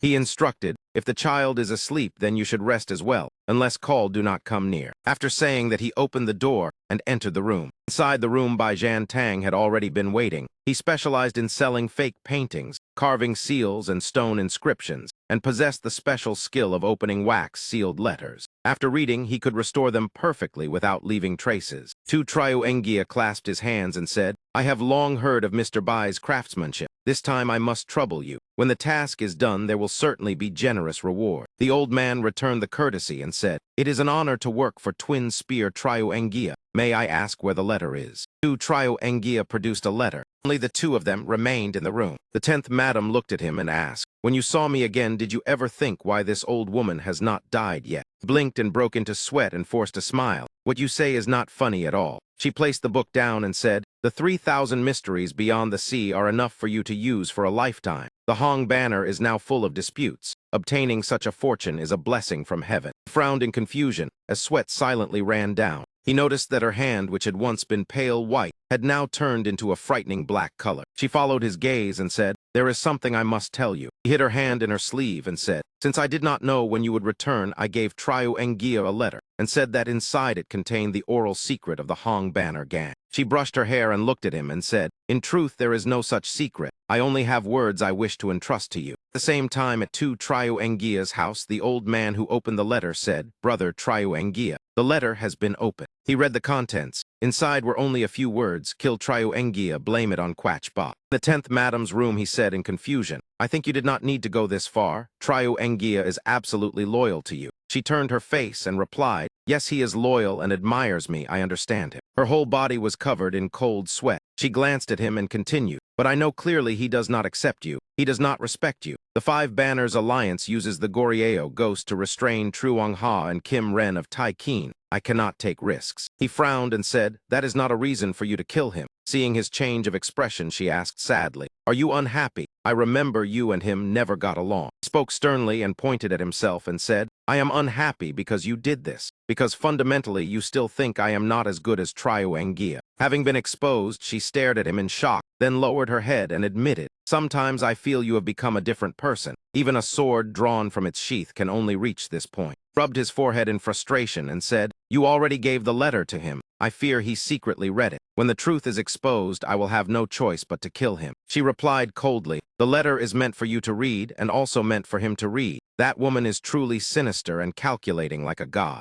On the other side, too, Triu Engia finished reading the letter, and his expression changed completely. The man who opened the letter beside him trembled violently. He stood there not daring to utter a word. Triu Engia calmly returned the letter to the old man and said, "Thank you for your trouble this time, mister. Please restore the wax seal. 100 coins will be sent to your residence." The old man hurriedly stammered, "It is only a small matter." After that, he used trembling hands to reattach the wax onto the letter. The tools were laid out neatly. Triu Engia silently stood behind and watched. After a while, the old man finished and said, "Brother Triu Engia, everything is done. I will take my leave." Before he could leave, Triu Engia stopped him and said, "Mr. cannot leave." The words struck like thunder, and the old man turned pale with fear. Killing intent surged from Triu Engia. He glanced at the old man and said, "I already said the payment would be sufficient, but you cannot leave here alive." Bai Jiantang widened his eyes and gritted his teeth and shouted in panic, "You!" He looked at the gun pointed at him and trembled and shouted, "My wife and children know I came here. If I remain safe, I will keep silent. But if I die here, then within a few days, everyone will know you broke your word." But he showed no fear at all. He listened silently, then calmly said, "I guess in the coming days, Brother Triu Engia will be very busy. Surely you would not want to alert the snake in the grass." During this, he finally slowly lowered the gun. Yet the gunshot still rang out and shook the entire room. Triu Engia pulled the trigger without hesitation. As he fired, he looked at the old man and said, "Brother Bai, I am sorry." The old man was shot directly in the chest and collapsed to the ground, clutching the wound and trembling as he said, "I truly do not understand. I forged ledgers for 13 trading stations and helped great officials gather evidence. No one wanted to kill me. I only opened a letter for you, and yet I must die. Why must it be me?" Triu Engia's face darkened as he tried to suppress anger and disappointment. If the letter where the madam wished to kill me reached the ears of subordinates, it would damage her reputation. Hearing this, the old man became even more bewildered and gasped weakly, "You are insane. She wanted to kill you." After saying that, he breathed his last. Perhaps it was the first time he encountered someone so loyal that he treated his own life so lightly. Triu Engia looked at the corpse with clear difficulty on his face. In the end, he turned away and said in a low voice, "That is right, the madam wanted to kill me. But if it is Tian Bao Zai, then I absolutely will not accept it." The old man still clutched the letter tightly, his brows filled with resentment and unwillingness. Loyal for a lifetime, yet ultimately killed by the madam. In his heart, he could only think the madam is truly terrifying. In the 10th madam's room, she leaned against the bed, while Lai Deem sat at the tea table and said, "Leave the matter of Triu Engia to me to handle." She nodded slightly in agreement and said, "As you wish," then added, "I truly want to meet once the Heavenly Mother envoy you encountered at sea." He held the cup of water and smiled faintly. "That woman has a strange background and speaks unpleasantly. She talks nonsense all the time. It is fine not to meet her." Hearing this, the 10th madam immediately asked, "Then what did she say about me?" Soon as she asked, her hand began to tremble uncontrollably. Black wounds appeared all over her body and sweat poured out as if she were enduring intense pain. She looked at him firmly and said, "You must tell me." He took a sip of water and silently looked at her. Finally, he set the cup down and said, "She said you are very ruthless." 10th madam listened silently without interrupting. He added, she also thinks you are a jealous woman. Hearing this, she gradually calmed down and the trembling disappeared. Then she said, for 100 years in Nanyang, whether the Heavenly Queen, Holy Mother, or the coastal divine legends have already faded. That woman's origin is obscure, so you must be careful. He smiled and replied, I will pay attention. 10th Madam appeared increasingly weak, and her injuries became obvious. At first, when Dan Nuong was mentioned, her voice was cold, but after he finished speaking, that coldness completely vanished. Suddenly, her eyes widened. Veins bulged as she struck her chest and spat out a mouthful of fresh blood. Lai Dim quickly caught her. She coughed violently, and he called softly in worry, 10th Mother. He wiped her mouth with a cloth, and she forced a smile and said, Tian Bao, I fear I will look very ugly after I die. He replied sternly, even if you die, you will still be very beautiful. In his heart, he understood the 10th Madam's attachment came from Tian Bao's eye. She was cold and ruthless, yet sincere toward him. He held her in his arms, and she clung to his shoulder and said, later, if you find other women, I cannot stop you. With your age, you will eventually have many children. Her trembling hand gripped his clothes and instructed, but you must treat Xiu Nai well. Perhaps it was her final words. He touched her cheek sincerely and said, I promise. She only looked at him quietly with tenderness. He held her tightly in his arms. Under the moonlight and dim lamp, she softly said, Tian Bao, stay beside me tonight. On the 4th day of the 5th month of the 14th year of Jiaqing, under the command of Admiral Zhu, Hu Xing, a fleet of nearly 100,000 attacked the Hong Banner gang. Although they gained nothing, they destroyed many ships, and the 10th Madam was shot in the abdomen. At dawn on the 6th day of the 5th month, Tian Baozai, the adopted son and lover of the 10th Madam, launched a furious counterattack in Guangdong and Guangxi, opened the dam to break the encirclement, stormed Tiger Gate, killed Zhu Hu Xing, and hung his head on Dai Tu Mountain. His power shocked both court and common people. On the 7th day of the 5th month, the Heavenly Mother crossed the sea. Upon the ritual altar appeared the shadow of a woman covering the entire island for 24 hours, accompanied by strange signs of green clouds and a 7-colored rainbow. On the 8th day of the 5th month, 12 East India warships entered the coast of Annam. The St. George flag flew high, and the war between Britain and Annam was about to erupt. On the 9th day of the 5th month, the Guangzhou General Fu Lin announced Lin Nuyen Fu was seriously ill and would not receive guests. That same day, the 10th Madam of the Hong Banner gang died suddenly of illness. The 4 banner leaders who came to mourn were detained, and the news spread rapidly everywhere. Black Banner and Blue Banner immediately formed a temporary alliance and declared they would act. The campaign to attack Dai Tu Mountain was announced, but the second-ranked Blue Banner suffered an incident, and the 3 banners blamed each other, causing the alliance to collapse. Although she died 2 days later than outsiders believed, the 10th Madam truly passed away in Lai Dim's arms. He personally prepared her body. Dai Tu Mountain hung white flags for 9 days, and Tu Triu Engia led all the high ghosts to kneel 100 times before her grave. When alive, the 10th Madam once said extracting the spine from a corpse and soaking it in blood to drink would grant half the power of victory curse arts. Lai Dim pretended not to know and buried her in the Red Kapok forest west of Dai Tu Mountain. Empress Leader, the chief of the 5-banner alliance, the only female pirate who commanded Nanyang, once confronted Truong Ha's demon soldiers and Kim Ren Tai Keen. Her wealth was rich enough to rival a nation. Kim, Quach Ba, and many other heroes were once strongly suppressed by the 10th Madam. Now the news of the 10th Madam's death spread throughout Nanyang. Inside Tu Triu Engia's room, he presented a letter with both hands to Lai Dim and said, Brother Tian Bao, the madam asked me to deliver this letter to you. He took the letter but said nothing. Then he burned it without hesitation, and Tu Triu Engia cried out in shock, Brother Tian Bao. He calmly said, you also know my relationship with the madam. This letter is only private words, and keeping it is useless. You can still call me Tian Bao as before. Tu Triu Engia stood behind, grinding his teeth, then turned away and replied, Fine, Tian Bao. If there is nothing else, I will take my leave. He turned his back. Lai Dim called out, Brother Triu Engia, the 10th Madam once said she owed you and hoped you could live more freely and comfortably. Hearing that, he froze with eyes wide in shock. He smiled lightly and said, those words do not sound like the madam, but like Tian Bao making them up to comfort me. He only smiled without answering. That day on the road back, he laughed all the way, and that night he slept very peacefully. Next day, watching everyone working, he thought now he was the leader of the Hong Banner gang.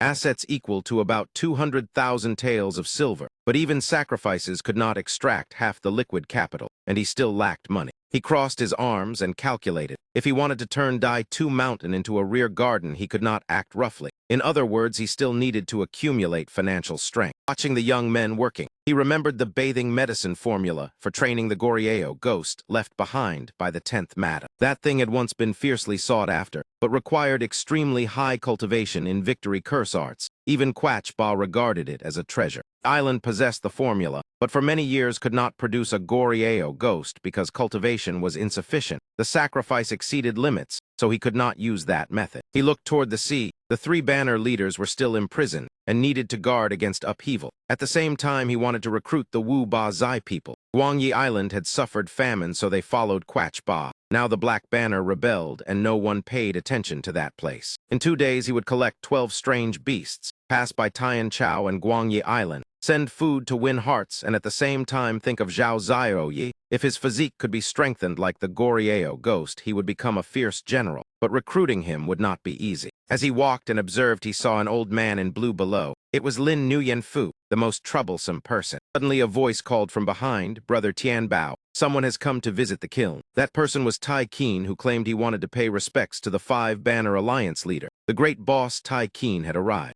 raised his brow high, and his sharp gaze revealed clear vigilance. The truth was few people knew the Hong Banner gang was now controlled by Tian Bao Zai. But the Hong Banner leader had always also held the title of 5 Banner Alliance leader. Yet that title could never be counted for Tian Bao Zai. The reason the 5 banners could unite into an alliance was because their ancestors descended from the generals of the Zheng family stationed on Fok Mo Sa Island, led by the Hong Banner leader Zheng Yiguai. By blood, they were relatives of the Zheng national clan on Fok Mo Sa Island. And because of that foundation, he possessed the qualification and ability to establish the 5 Banner Alliance. However, Tian Bao Zai was an outsider. If he became alliance leader, the other forces in the 5 banners would certainly refuse. Even the coastal people and the external forces of the 5 Banner Alliance who respected the Zheng family on Fok Mo Sa Island would not accept Tian Bao Zai. A small stone rolled lightly across the ground. Lai Dim extinguished his cigarette, threw it to the ground, and looked at the house before him and said, "Meeting the 5 Banner Alliance leader is truly different. In business, one always goes straight to the main point." The position of 5 Banner Alliance leader could only be properly held by Zheng Xiunai. Only by resolving this knot could the deep-rooted influence of the 5 Banner Alliance along the coast be used. The Hong Banner gang was difficult to expand, and the phrase paying respects to the 5 Banner Alliance leader was both a test and a subtle reminder. Hearing it once revealed the intention behind it. He quietly stepped inside, saw Xiunai kneeling on the ground with her face against the table. Hearing him, she turned her head and called softly, "Brother Tian Bao." He smiled brightly and replied, "Xiunai, it is already this late. Why have you not washed your face and combed your hair?" Her hands unconsciously tightened, and a soft sob sounded. He covered her face with both hands and whispered, "Brother Tian Bao, I want you to help comb my hair." He laughed awkwardly, scratching his head, and replied, "Then do not dislike it if I comb poorly." Then the two sat before the mirror, and he carefully and gently combed her hair. After a while he asked again, "Is this good enough?" She replied, "Too deep." He adjusted and asked again, "How about now?" She softly cried out, "It hurts." Finally, the hairstyle satisfied her,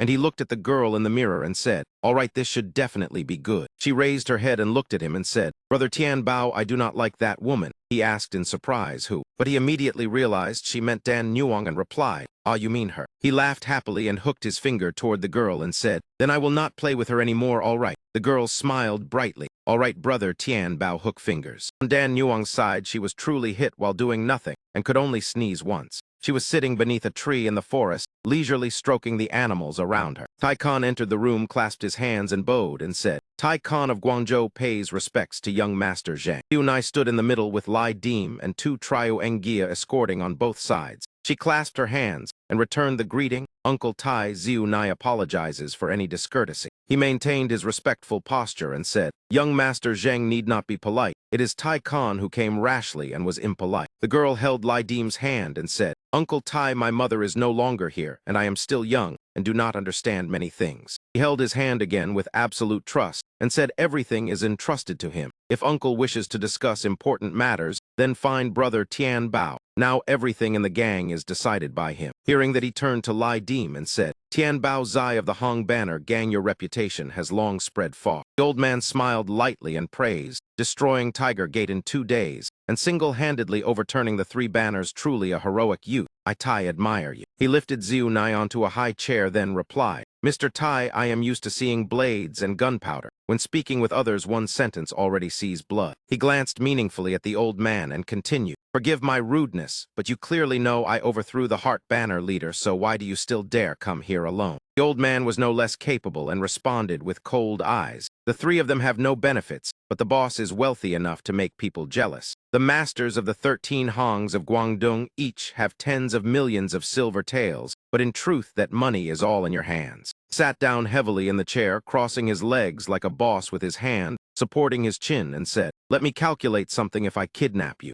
As soon as he finished speaking, a faint sound echoed around them. The group had already surrounded the room like hungry tigers smelling prey, and the leader was Lai Deem, who threatened coldly, Then I will become very rich. But the old man remained calm with hands behind his back and said, This matter is indeed my rashness. He calmly sat on a chair, opened his fan, and waved it and said, But I am used to seeing mountains of gold and silver. When speaking with others, one sentence already sees money. If Tian Bao wishes to become rich, why bother kidnapping for ransom? Just speak, and I guarantee tomorrow a ship of silver will arrive at Lentau Island. The old man looked at him and continued, Tian Bao surely knows that while you and I talk today, the coast of Annam outside is already filled with smoke and flames. His gaze was sharp and confident as he said, Truong Ha Pham has mobilized the British heavy cavalry, and this time the demon rebels will either die or be crippled. On the sea, two groups of warships confronted each other in tense opposition. That man closed the fan and tapped it lightly against his palm. Far offshore, the factions were fighting fiercely without pause. The man wrapped in white cloth was Truong Ha. He folded his arms and looked forward while behind him stood the king of Annam, Nguyen Tin Nam. He said in a low voice, Your Highness, it is time to give the order. However, that man panicked so badly that his whole body trembled, crying and groaning, completely helpless and unable to do anything. Seeing the situation like that, Truong Ha immediately issued an order on his own. He raised his hand high to signal everyone. Immediately afterward, the roar of cannons echoed continuously. Artillery shells screamed as they fired in rapid succession, striking the hulls and exploding across the sea surface. One boat after another shattered in explosions. The people aboard the ships also fell into a frenzied melee amid the chaos. Crossed his arms and watched the bombs and shells explode before his eyes, thinking to himself that the 10th madam must have already died. Before him were incense burners with thick smoke constantly drifting upward. He stood still among countless identical incense burners, coldly thinking that he was still young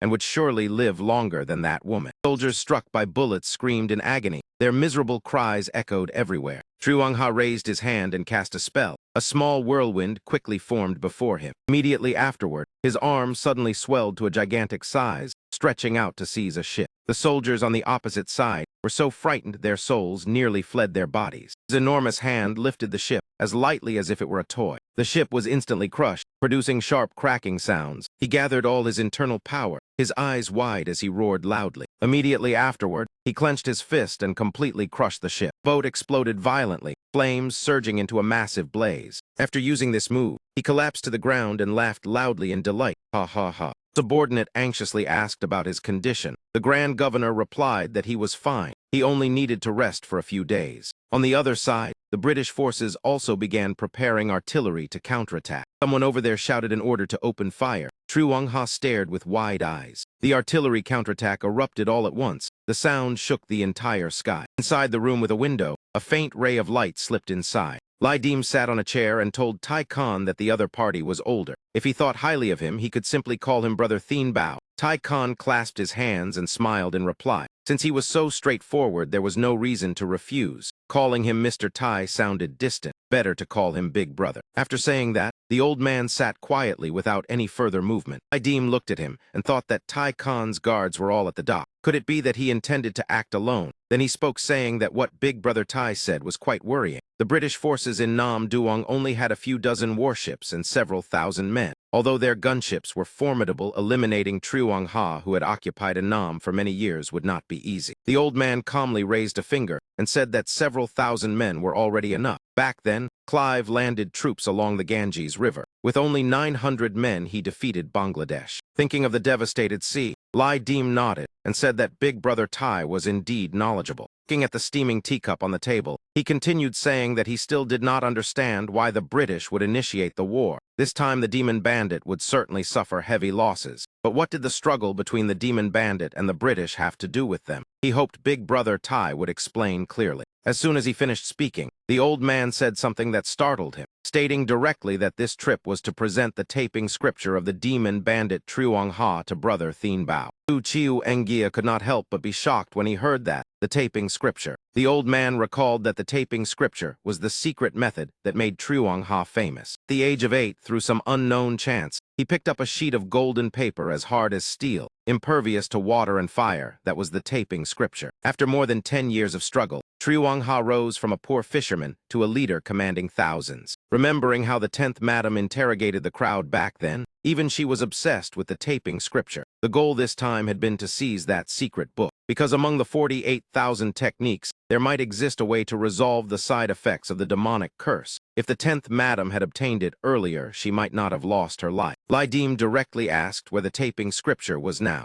The other party replied that it was still on the demon bandit Truong Ha. Hearing this, his expression darkened. His cold eyes stared at the old man as he asked in a low voice whether Big Brother Tai was joking. The old man smiled confidently and said of course not. He said with dissatisfaction that in Annam he owned 12 mineral mines, but since Truong Ha became governor, business had become increasingly difficult. Ships entering and leaving the port were constantly obstructed. This was a rare opportunity. He declared that he would send troops to eliminate all of Truong Ha's forces. Once successful, the taping scripture would naturally fall into his hands. If they joined forces with the Hong Kai Bang, he would present the secret book with both hands to repay Brother Thien Bao. Hearing that Lai Dim was somewhat tempted, but still cautious in his heart, he wondered what this old fox was plotting. The old man stood up and approached, speaking gently that both sides could take advantage of the British attack to join forces and eliminate the demon bandit. Aside from the taping scripture, everything else would be divided equally. Lai Dim smiled and replied that Big Brother Tai was truly generous. The old man turned away and sighed, saying that every year he had to spend hundreds of taels of silver bribing higher officials. Now that there was a chance to settle everything once, and for all, what more could he ask for? In the past, when the 10th Madam was alive, she constantly longed for the taping scripture. Although the old man spoke at length, he was still unconvinced. He seriously raised a finger and said that the internal conflict of the 5 banners had not yet settled. He himself had just become leader of the Hong Kai Bang, so he could not casually use weapons. He also had to bear responsibility for the lives of his brothers. The old man gradually lost patience. He frowned and said that although the 10th Madam was frail, her cultivation was astonishing. He did not know whether anyone in the gang still reached that realm. He also mentioned that each vanguard of the 5 banners once possessed a Gorieo ghost capable of fighting 100 men. Could they still cultivate that now? Lai Dim angrily shouted, telling Big Brother Tai to speak plainly if he had something to say and stop beating around the bush. In his heart, he thought this man was truly easy to provoke. The old man stubbornly refused to stop and continued persuading that if Brother Thien Bao obtained the taping scripture, then before long his strength would not be inferior to the 10th Madam. He could also pass the scripture to the gang members.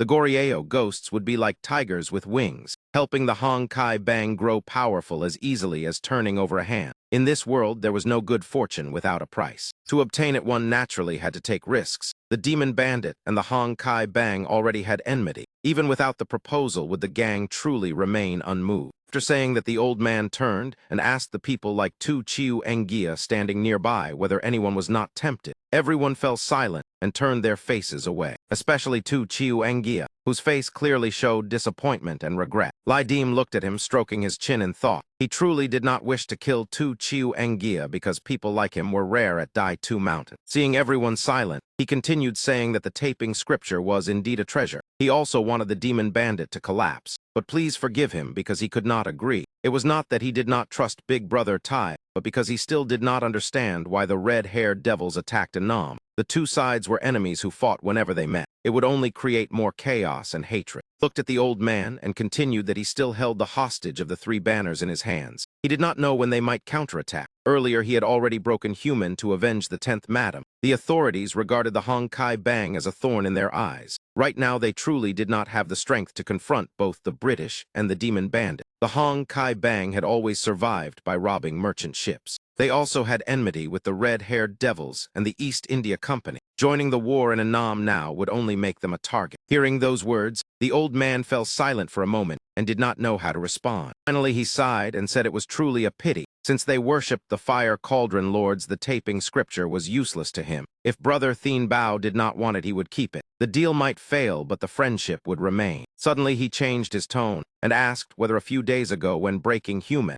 aside from the government soldiers, had he killed any civilians or captured anyone. Hearing that, he burst into laughter and said, "What?" Then the old man opened a painting and asked whether it was this person. He laughed proudly and confirmed that it was indeed that man. Seeing him admit it, the old man excitedly stated directly that if Brother Thien Bao was willing to hand that old man over to him, he would give the taping scripture. Idim leaned slightly and asked whether it was true. The old man affirmed it firmly. Yet in his heart, he still doubted whether the old man truly possessed that item or was merely deceiving him. He thought of the scene of the old man Lam Veen Fuck collapsing to his knees and crying miserably. His disciples widened their eyes in shock. They never expected that merely feeding the old man could bring such great benefits. After hearing it, he burst into hearty laughter. Immediately afterward, he spoke coldly and decisively that he would not hand over the man. See the guest out. The old man was shocked with his mouth agape and eyes wide. Late-night silence enveloped the ship offshore. He escorted the old man away. The two shook hands. Lai Deem said that he felt very sorry that he could not help Big Brother Tai this time. Although he said that aloud, in his heart he thought that if they wanted to play, then play to the end. If they wanted to pull, then pull everything. Releasing the man was impossible. Forcing the government to pay a price and bear the reputation of kidnapping a border official involved a separate additional case. If the taping scripture was truly brought before him, he could consider it. Add 2 million taels of silver, and the chance of agreement would be very high. Wanting to catch a wolf with bare hands was not so easy. The old man politely said, "Brother Thien Bao truly has nothing more to consider. Fine delicacies, gold and silver treasures, weapons and beauties. As long as you speak, it can all be arranged." He frowned and smiled, half-jokingly saying that, of course, he wanted those things. But there was one thing he did not want Big Brother Tai to provide. He wanted to send a letter to the government requesting General Fuck Lam in Guangzhou to pay the money in the name of the authorities. After hearing that, the old man laughed and said that request was like slapping others in the face. He smiled and replied that it was not excessive. He did not need Big Brother Tai's money, so how could it be called excessive? At that moment, footsteps sounded behind the old man. A blue-haired girl named Aku approached, carrying a box, and softly called the master. The old man clasped his hands and smiled, frankly saying that at first he thought Thien Bao of the Hong Kai was merely someone relying on a woman's charm to bluff, or a rough brute who only knew killing. Today, after meeting, he realized he had misjudged and thus apologized. Hearing that, he ground his teeth in anger, thinking this old man deserved death. Yet outwardly he could do nothing. The girl knelt and presented the box to Tu Nhi. The old man said that today, when he came to the island, he received brothers and a niece, so he could not leave empty-handed. It would serve as a farewell gift. He opened the box and saw a gleaming dagger inside. Silently estimating its sharpness at 50, it could be exchanged for 100 Yama Palace points. He glanced at Tu Nhi. The girl looked at the box with delight and cheer. The old man looked over and explained that there were 2 lineages of suppression techniques, one passed down by Chu Fu and one left by Lei Ban. This volume belonged to Lei Ban and had originally been intended for the 10th madam. Now it would be given to Tu Nhi. Tu Nhi especially loved the book. She held it and examined it without letting go. With everything finished, the old man and Aku turned and left. He stood behind, watching them depart, his momentum rising as he thought that Tai Khan had brought only one person with him. His eyes flashed. He quietly activated 2 crimson, one glance aimed straight at the girl. Unexpectedly, she also widened her crimson eyes in resistance. As if a white tiger awakened within her heart, her aura surged violently. System immediately warned that the opponent possessed a recoil skill. 2 crimson, one glance could not be used to probe her. She turned her head to look back at him, seemingly realizing he had just made a move. At that moment, the old man called Aku. Hearing it, she turned back and silently followed him away. As the two gradually disappeared, Lai Deem clenched his hand in deep thought. This was the richest man in Liangguang, and perhaps even the richest in the world. The longer he watched them leave, the more he felt they were far from simple. Lai Deem stood on the harbor watching another ship silently approach from afar under the moonlight. He told Tiu Dao that the trip to Tian Chao to search for the exotic beast map must be secured. Tai Khan had just left, and the Imperial Navy would likely make a move soon. At that moment, a severely injured man staggered forward with great effort. Everyone saw him and shouted for Hack 2. Hurry and find a doctor. He looked gravely wounded. Lai Deem patted his shoulder and urgently asked who attacked him. Where was Truong and Guy who went with him? The man painfully stammered the word theme. He staggered and collapsed to his knees, trembling. as he called Thien Bao brother before fainting. And Nuong placed her hand on his chest. A green light spread out to heal him. She turned and told everyone that the injuries were very severe. It would take at least over an hour before there was hope of him waking. Ba angrily said that whoever attacked must be either Truong Ha or Chu Ban. Beating them was the right thing. Idim looked at Tu Chiu Engia and instructed him to let Hak Tu recuperate while he would go to Tian Chao, asking Brother Chiu Engia to handle things here. The old man replied not to worry and added that the official surnamed Lam seemed somewhat abnormal. He frowned and seriously explained that when treated well, the man asked to stroll around. At first it seemed harmless, but later they discovered he often wandered around the ship cabins and warehouse. Hearing that, he said in a low voice that this old official held a high position yet pretended to be foolish, very patient and scheming, asking what Chiu Engia thought. The old man crossed his arms and replied that just a few words from that lofty man had pushed the Hong Kai into a corner. It was truly hard to believe. Idim placed a hand on his shoulder and told him to keep an eye on that man. Chiu Engia nodded in agreement. He added that he wanted Brother Triu Engia to lead him to see those people. In the dark prison room filled with iron chains, he stepped in and saw filthy water pooled beneath his feet. The girl chained tightly looked utterly miserable, her entire body trembling. He placed a box of food before her. She trembled and pleaded that if they were given food, they would help kill people. Sat down and asked directly how many benefits Madam Quach gave her. She weakly placed a hand on her chest and said each year they were provided enough food on the island and encouraged to expand the sea. That was all. He rested his chin in thought, then continued asking how many people were on Guangdai Island, how many in total carried the bloodline of the 5 Ba descendants, within how many steps her hands could cast spells. She struggled her soaked body toward the table of food and fearfully answered that the village had over 3,000 descendants, bringing 2 people along. The farthest casting distance was 30 steps. He immediately changed his expression and threatened that she said 30 steps, then the maximum must be 50 steps. Seeing he did not believe her, she cried in panic that it truly was only 30 steps. She absolutely did not dare lie. He sternly continued asking among the 60 descendants this time what rank she held, whether she could make decisions in the village. She trembled violently with her hands on the table and replied that aside from Lan Xiu and several aunts beside her, they were considered capable. But everything still had to ask Lan Xiu. She was her older sister, and with civilized thinking she would not obstruct. She picked up a piece of food, but her weak hand dropped it, unable to hold it firmly. Her whole body trembled in pain and helplessness. Idim indifferently asked how old her sister was.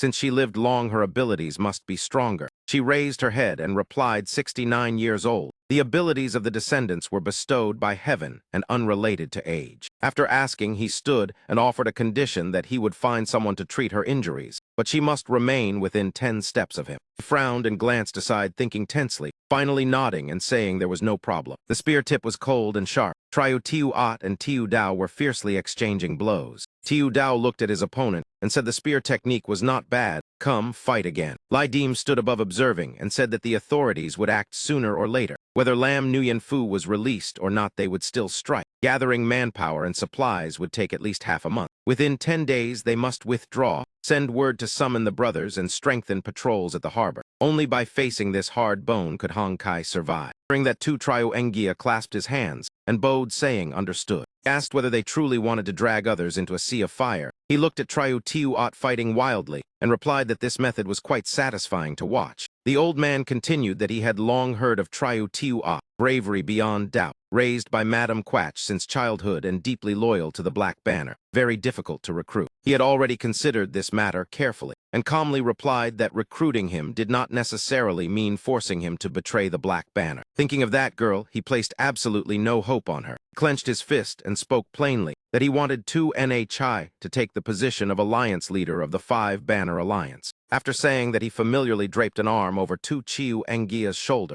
and continued discussing the main matter. He leaned close to the old man's ear and whispered softly. On the sea bearing the suppression signal, a ship slowly departed the harbor. Cheers and crashing waves blended together. Suddenly a figure rushed out onto the shore. It was Tu Nhai. The girl hurriedly chased the ship while running and shouting, "Thien Bao brother, return my book to me." Tu Nhai cried helplessly, "My Ku Nuong hide, and that blue-covered book, you must not take them away." Lai Dim stood on the ship and replied that he took nothing and told her to go back and search again. But the girl cried angrily, saying he had clearly entered her room and must have taken it. Do not leave. He stood on the deck, pretending not to hear clearly, and shouted that the wind was strong and she should hurry back before catching cold. The ship cut through the waves and sailed farther away. leaving the girl standing motionless in despair. Inside the cabin, he took out a bag and opened it to look. Inside were indeed two Enhai's book and hide. That book was the original Lubin suppression record. The hide was material used to sew suppression charms. When he opened both items at the same time, the system immediately displayed an incompatibility warning. Frowned in thought, the first item was easy to learn but had low effectiveness. The second was powerful, but the price was far too great, severely draining Yanfu, truly not worth it. He tied the bag closed because neither suited his style. Yet they allowed him to understand Yanfu from a completely different perspective and sketch a new path of action. Thinking of the 10th Madam and 2 NHI, he secretly made a decision. He would never let 2 NHI see these things, even less allow the girl to walk the same tragic path as before. On the other side, Tiu Dao spun the dagger in his hand and said, "Enough, no more fighting." Someone approached. Tiu had asked whether he truly meant his promise that if he contributed his strength, he would spare the Black Banner brothers, including Madam Quatch. Idim crossed his arms and replied that he would certainly keep his word, but Madam Quatch could not be spared. Hearing that, he frowned in thought. At least rescuing the brothers and bringing them back would not be in vain. He turned to look at Chat Nong standing nearby.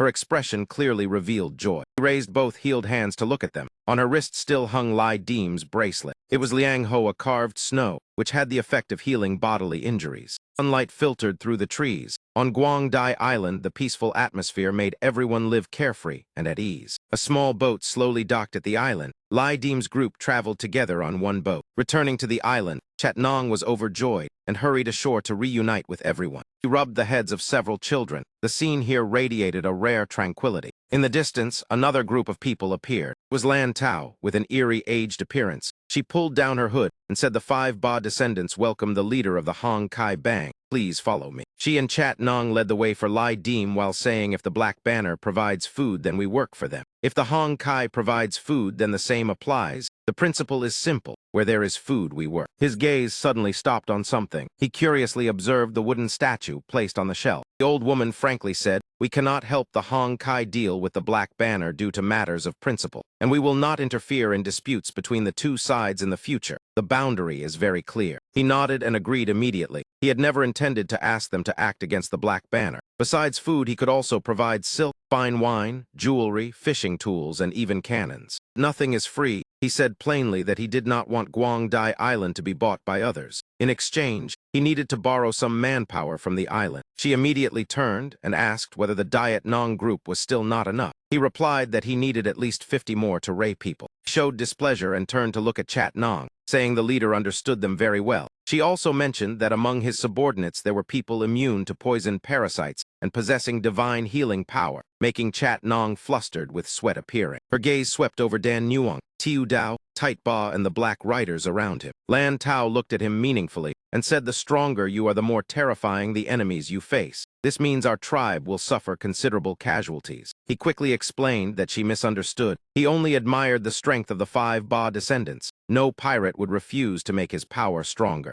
As he followed her up the stairs, he said, "Madam Quatch must have mentioned this request before. Your descendants also yearn for the outside world, rather than facing shells and seaweed every day." Lan Tao poured a cup of hot tea. She sat opposite him and said Leader Quatch once made a similar request, but there were obstacles she could not resolve. Hearing that he showed interest, raising the cup, he replied he was willing to try. He did not beat around the bush and said she wished to broaden the martial knowledge of Leader Thien Bao. He asked in surprise whether it would be demonstrated right here. She only smiled without answering. He frowned seriously and observed her with careful evaluation. Finally, he stood up, resting his hands on the table as he calmly said, "Begin." She immediately raised a hand with sharp claw-like nails. At once he sensed a strange aura before him. He swung his hand and struck the table hard. His body instantly slid away to evade that force. Lai Dim activated stunning red glance, his crimson eyes seeing things ordinary people could not. He realized before her floated the returning blood curse spirit, an extremely cold yin aura that absolutely must not be touched. Tiu Dao also sensed that power and secretly felt alarmed. Truly a sinister technique. Tiu had also thought that the blood mark just now had vanished, yet felt extremely strange. Ordinary weapons would likely not break it. If it were him, he would directly close in on her. She raised her hand again. The returning blood curse spirit instantly split into 2 blazing red spheres. 2 spheres shot straight toward Lai Dim like wandering spirits. He sprang from the chair and dodged in an instant. His footwork shifted left and right like lightning.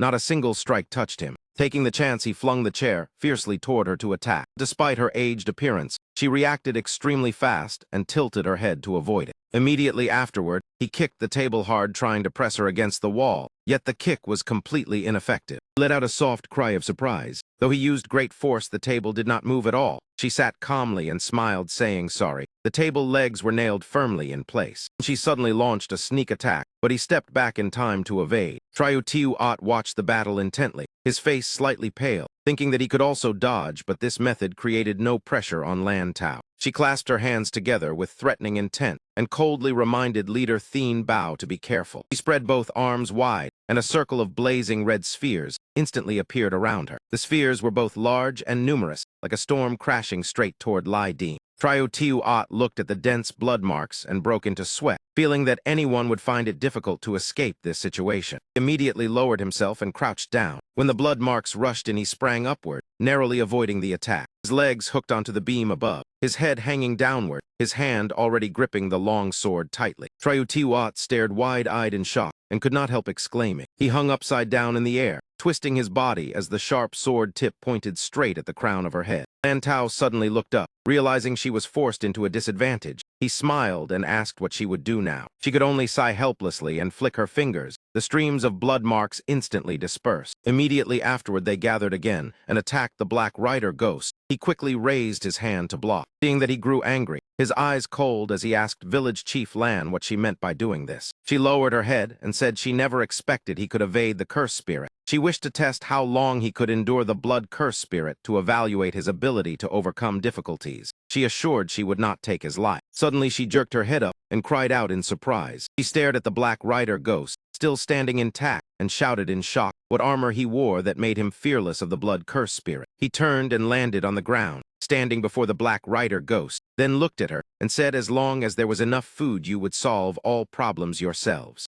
Placed her hand on her chest with satisfaction and smiled, expressing the highest respect for the honored guests. That night, a grand feast was held on the island. Beautiful girls joined hands, dancing around the bonfire. And Nuong and the others happily enjoyed the feast with spicy sweet wine of many flavors. Chat Nong raised a bowl of wine to toast him, but he waved it away and said it was better to discuss proper matters. Seeing this, Lan Tao smiled and said she understood the relationship between him and the 10th Madam. This was merely the welcoming ritual of Guangdai Island. She glanced at the blushing girl sitting beside him and added that the 10th Madam had passed away. Surely he would not avoid women for the rest of his life. Understanding her meaning, he placed his hand on Chat Nong's thigh and winked reassuringly, saying the situation of the Hong Kai Bang was still unstable. Another day he would accept the hospitality fully. For now, they should discuss business. As soon as he finished speaking, Chat Nong blushed deeply. Lan Tao changed the topic and asked why Chat Nong was only 12 while she herself was nearly 70, yet they called each other sisters. She explained that rank depended on bloodline with the 5 Ba descendants. Both she and Chat Nong belonged to the first generation, so they were sisters. Later descendants had thinner bloodlines, so their status and ability declined. If the 5 Ba descendants produced a successor, then even if it were a child, she would call that child's sibling. After speaking, she stood up and invited Lai Dim to follow her to help with a task. He glanced at Tiu Dao, who was stuck between two beauties eating and drinking happily. Tiu Dao was enjoying himself when his name was called. Lai Dim told him to come along. Lan Tao led them into a house. She pointed at a small table and said the true body of the 5 Ba descendants was a piece of black driftwood shaped like an old man. Thus, every house on the island carved black wood statues for worship. She pulled aside the curtain. The true body of the 5 Ba descendants was worshipped inside. The curtain opened, revealing the wooden statue of an old man. The body trembled slightly in pain, and on its back was a strange white tumor. The sight startled him. In his mind appeared the image of the withered willow parasite. Tiu Dao also widened his eyes, thinking of a ferocious monster. The system displayed information that the 5 Ba descendants were one of the 3,000 sea netherwood spirits once salvaged by the people of Guangdai and worship, with a note that at the very least one should not provoke this being. The white tumor was the white old head, a manifestation of the 5 Ba descendants when severing obsession. For many years she endured this illness, relying on worship to reduce the pain. It was the embodiment of disease. Lan Tao sadly said the white growth sprouted from the back of the 5 Ba descendants, requiring day and night worship to lessen the torment, and she had issued an oracle demanding it be removed. Lai Dim and Tiu Dao both stood stunned with sweat appearing. Lan Tao added that ordinary people touching it would have their blood drained dry. Martial artists could endure better, but not for long. We hope this brave warrior can help the 5 Ba descendants remove that disgusting thing. He laughed and turned to ask Tiu Dao if he wanted to try, but Tiu Dao immediately refused, saying if he wanted it done he should do it himself or order the Black Rider ghost. He would not touch it. He pondered that although the Black Rider ghost was immune to many influences due to the black armor, its attack methods were simple. The illness of the 5 Ba descendants was clearly extremely dangerous. Using it without understanding would be costly. He was still calculating. The Black Rider ghost stepped forward on its own and silently walked past him. He watched in surprise. The Black Rider ghost normally had almost no emotion, yet now it voluntarily wanted to remove the white tumor. As he watched its back, the system displayed a notice that a special personal talisman event had been activated, awakening the white old head. He ground his teeth and frowned, counting the plundering of the authorities and the sacrifice to the river goddess.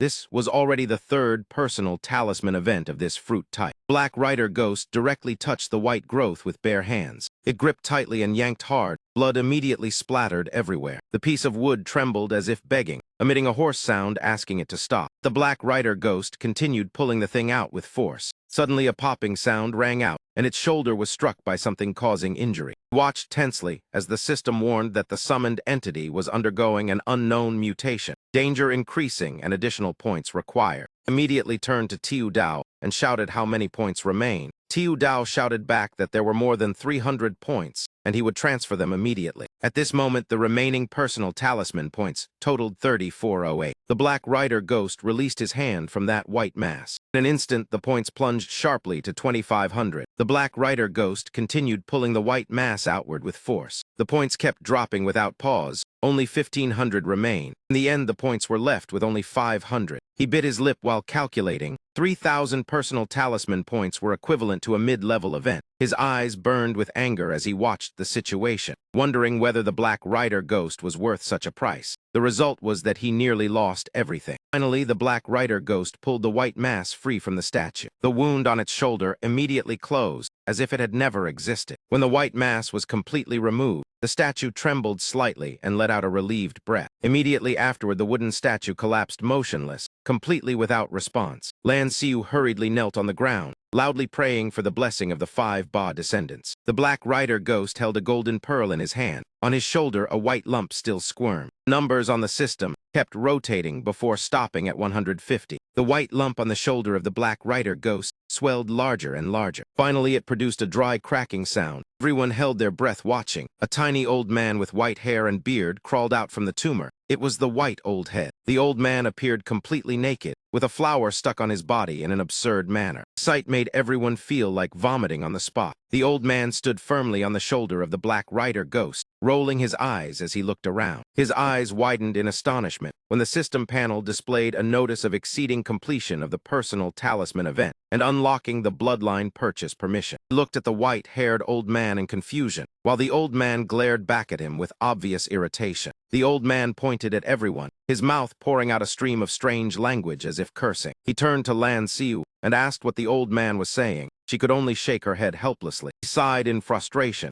In any case, it could still be considered another chance to draw an inheritance. Yet his anger still boiled. More than 3,000 personal talisman points, nearly his entire fortune. He grabbed the tiny old man and lifted him before his eyes, angrily thinking he exchanged so many points only to obtain a useless, naked old man. He almost wanted to punch him to death. At that moment, the Black Rider ghost turned his head, his entire body trembling and groaning, clearly begging him to spare the white old head. The tiny old man seemed certain he would not be killed, and with the Black Rider ghost beside him, he boldly raised a middle finger toward him in provocation. Rage surged upward, and he hurled the old man straight toward a large pillar in the house. The old man slammed to the ground and cried out in pain. Immediately afterward, he sprang up and jumped back onto the shoulder of the Black Rider ghost. He continued pointing at him, cursing in words no one understood. Instigated by the old man, the Black Rider ghost briefly became fierce, his expression changing. Thinking he would obey, unexpectedly he spat a loud, contemptuous snort. Then he immediately returned to normal, disappointing those who had been waiting. The white old head helplessly sat cross-legged on the shoulder of the Black Rider ghost, folding his arms in silence. Lan Xiu looked at Lai Dim and Tiu Dao and expressed gratitude, declaring on behalf of the 5 Ba descendants that from now on Guangdai Island would be the eternal friend of the Hong Kai Bang. Next day, the islanders gathered along the shore to send off the Hong Kai Bang ship. On the deck, he held the wooden plaque given by Lan Xiu. The system displayed that it was the 5 Ba descendants' wood carving, used for worship on a ship to activate its effect. He stood on the deck gazing into the distance, thinking that if warships could be built with the 5 Ba descendants' wood carving and cannon regeneration, devices their power would not be inferior to fury. Unfortunately, the current shipbuilding level of the Hong Kai Bang was still limited. At this moment, the Black Rider ghost sat on the ship. On his shoulder, the white-haired old man was happily gnawing a chicken leg. He hugged the chicken leg tightly and devoured it without any decorum. After finishing, he casually threw the bones everywhere. Then he jumped down from the shoulder of the Black Rider ghost. Standing before it, he pointed and gestured while talking endlessly. He then turned and pointed straight toward Lai Dim standing on the deck. After that, he made all sorts of gestures, urging the Black Rider ghost to seize the chance to ambush him. After speaking, he straightened proudly, as if pleased with himself. The Black Rider ghost firmly refused, shaking his head decisively. Seeing this, the old man could only accept defeat helplessly. Suddenly, a new idea appeared in his mind. He dragged a spear, several times larger than his body, closer. Then he used the spear tip to scribble on the deck for a while. What he drew was the introductory sorcery of the 5 Ba descendants. However, after looking at it, the Black Rider ghost only stood blankly, completely unable to understand. That night, a clear bell sound rang through the wind. A beautifully dressed woman performed an elegant dance in elaborate costume. Below sat Tai Khan and Fuck Lam watching. Tai Khan turned and said the servant handling the matter was truly incompetent. Fuck Lam glared unhappily and replied that the authorities had to pay money for the pirates to withdraw from Lam Nguyen Phu. From that, it seemed Thien Bao was indeed bold. Tai Khan lowered his head with unease and listened as he said, if the Guangzhou Navy were summoned to attack Dai Tu Mountain, what chance of success did you think there would be? He turned toward Tai Khan and shouted loudly, do not circle around. Tell me the truth directly. Forced by pressure, Tai Khan could only explain that destroying Dai Tu Mountain could not ignore the alliance of the 5 Banner League, yet only the Hong Kai Bang was mentioned. He analyzed that Dai Tu Mountain was easy to defend and hard to attack. There were more than 300 large warships, more than 1,000 small boats, hundreds of firearms, and tens of thousands of manpower, most of whom had family burdens. Once Dai Tu Mountain fell, their relatives would hardly escape death. Therefore, the pirates of the Hong Kai Bang fought desperately. This was the first point. He turned to Fuck Lam and raised 2 fingers, saying that suppressing the pirates this time would require mobilizing a large amount of troops, inevitably affecting the livelihood of the people. The 5 Banner League had informants across Liangguang. If Thien Bao dared borrow their ships, the response would be much faster. Guerrillas at Hai Kao had already cut the government grain supply. The war might spread across the entire coast. This was the second point. The old man frowned with cold sweat appearing as he reluctantly continued. Furthermore, in recent years, the government navy rarely trained. The ships were only sufficient for defense. If they sailed out for battle, they would be at great disadvantage. This was the third point. As soon as he finished speaking, Fuck Lam could not restrain himself and slammed his hand heavily on the table. He glared with a flushed face at Tai Khan, meaning, you want me to obediently hand over silver. Tai Khan hurriedly clasped his hands and explained that previously the Guangdong Navy attacked Dai Tu Mountain and mobilized great manpower, but only destroyed a few warships while our forces suffered heavy losses. This matter the Lord surely knew. After speaking, he secretly smiled. Unexpectedly, the old injury of the veiled woman had flared up and killed her. Truly fortune falling from heaven. Fuck Lam burned with anger now, his eyes red as he stared at him. I have also heard that on the sea you Tai Khan are a major figure. The number of escort ships in your trade fleets is not even less than those of the 5 Banner pirates. Hearing that, Tai Khan quickly rolled up his sleeves and bowed. This small reputation was all thanks to the Lord's support. He knelt on the ground and said he was only a merchant. How could he compare with the Hong Kai Bang? He begged the Lord to judge clearly. He lowered his head with sweat appearing. All the cannons and warships of the Hong Kai Bang were manufactured by the Red Hairs. From quality to technology, all were superior. He requested reconsideration of attacking Dai Tu Mountain. Fuck Lam still looked suspicious, glaring as he shouted, Shun Guan, I understand your difficulties. Remember last year you spent 500,000 taels to purchase a reserve post in Guangxi and conveniently reached the 3rd rank. Tai Khan cried out in panic that though he was a merchant, he served the imperial court with complete devotion. Hearing that, Fuck Lam burst into loud laughter. What a statement of wholehearted loyalty to the nation. He sat on the chair while Tai Khan knelt on the ground.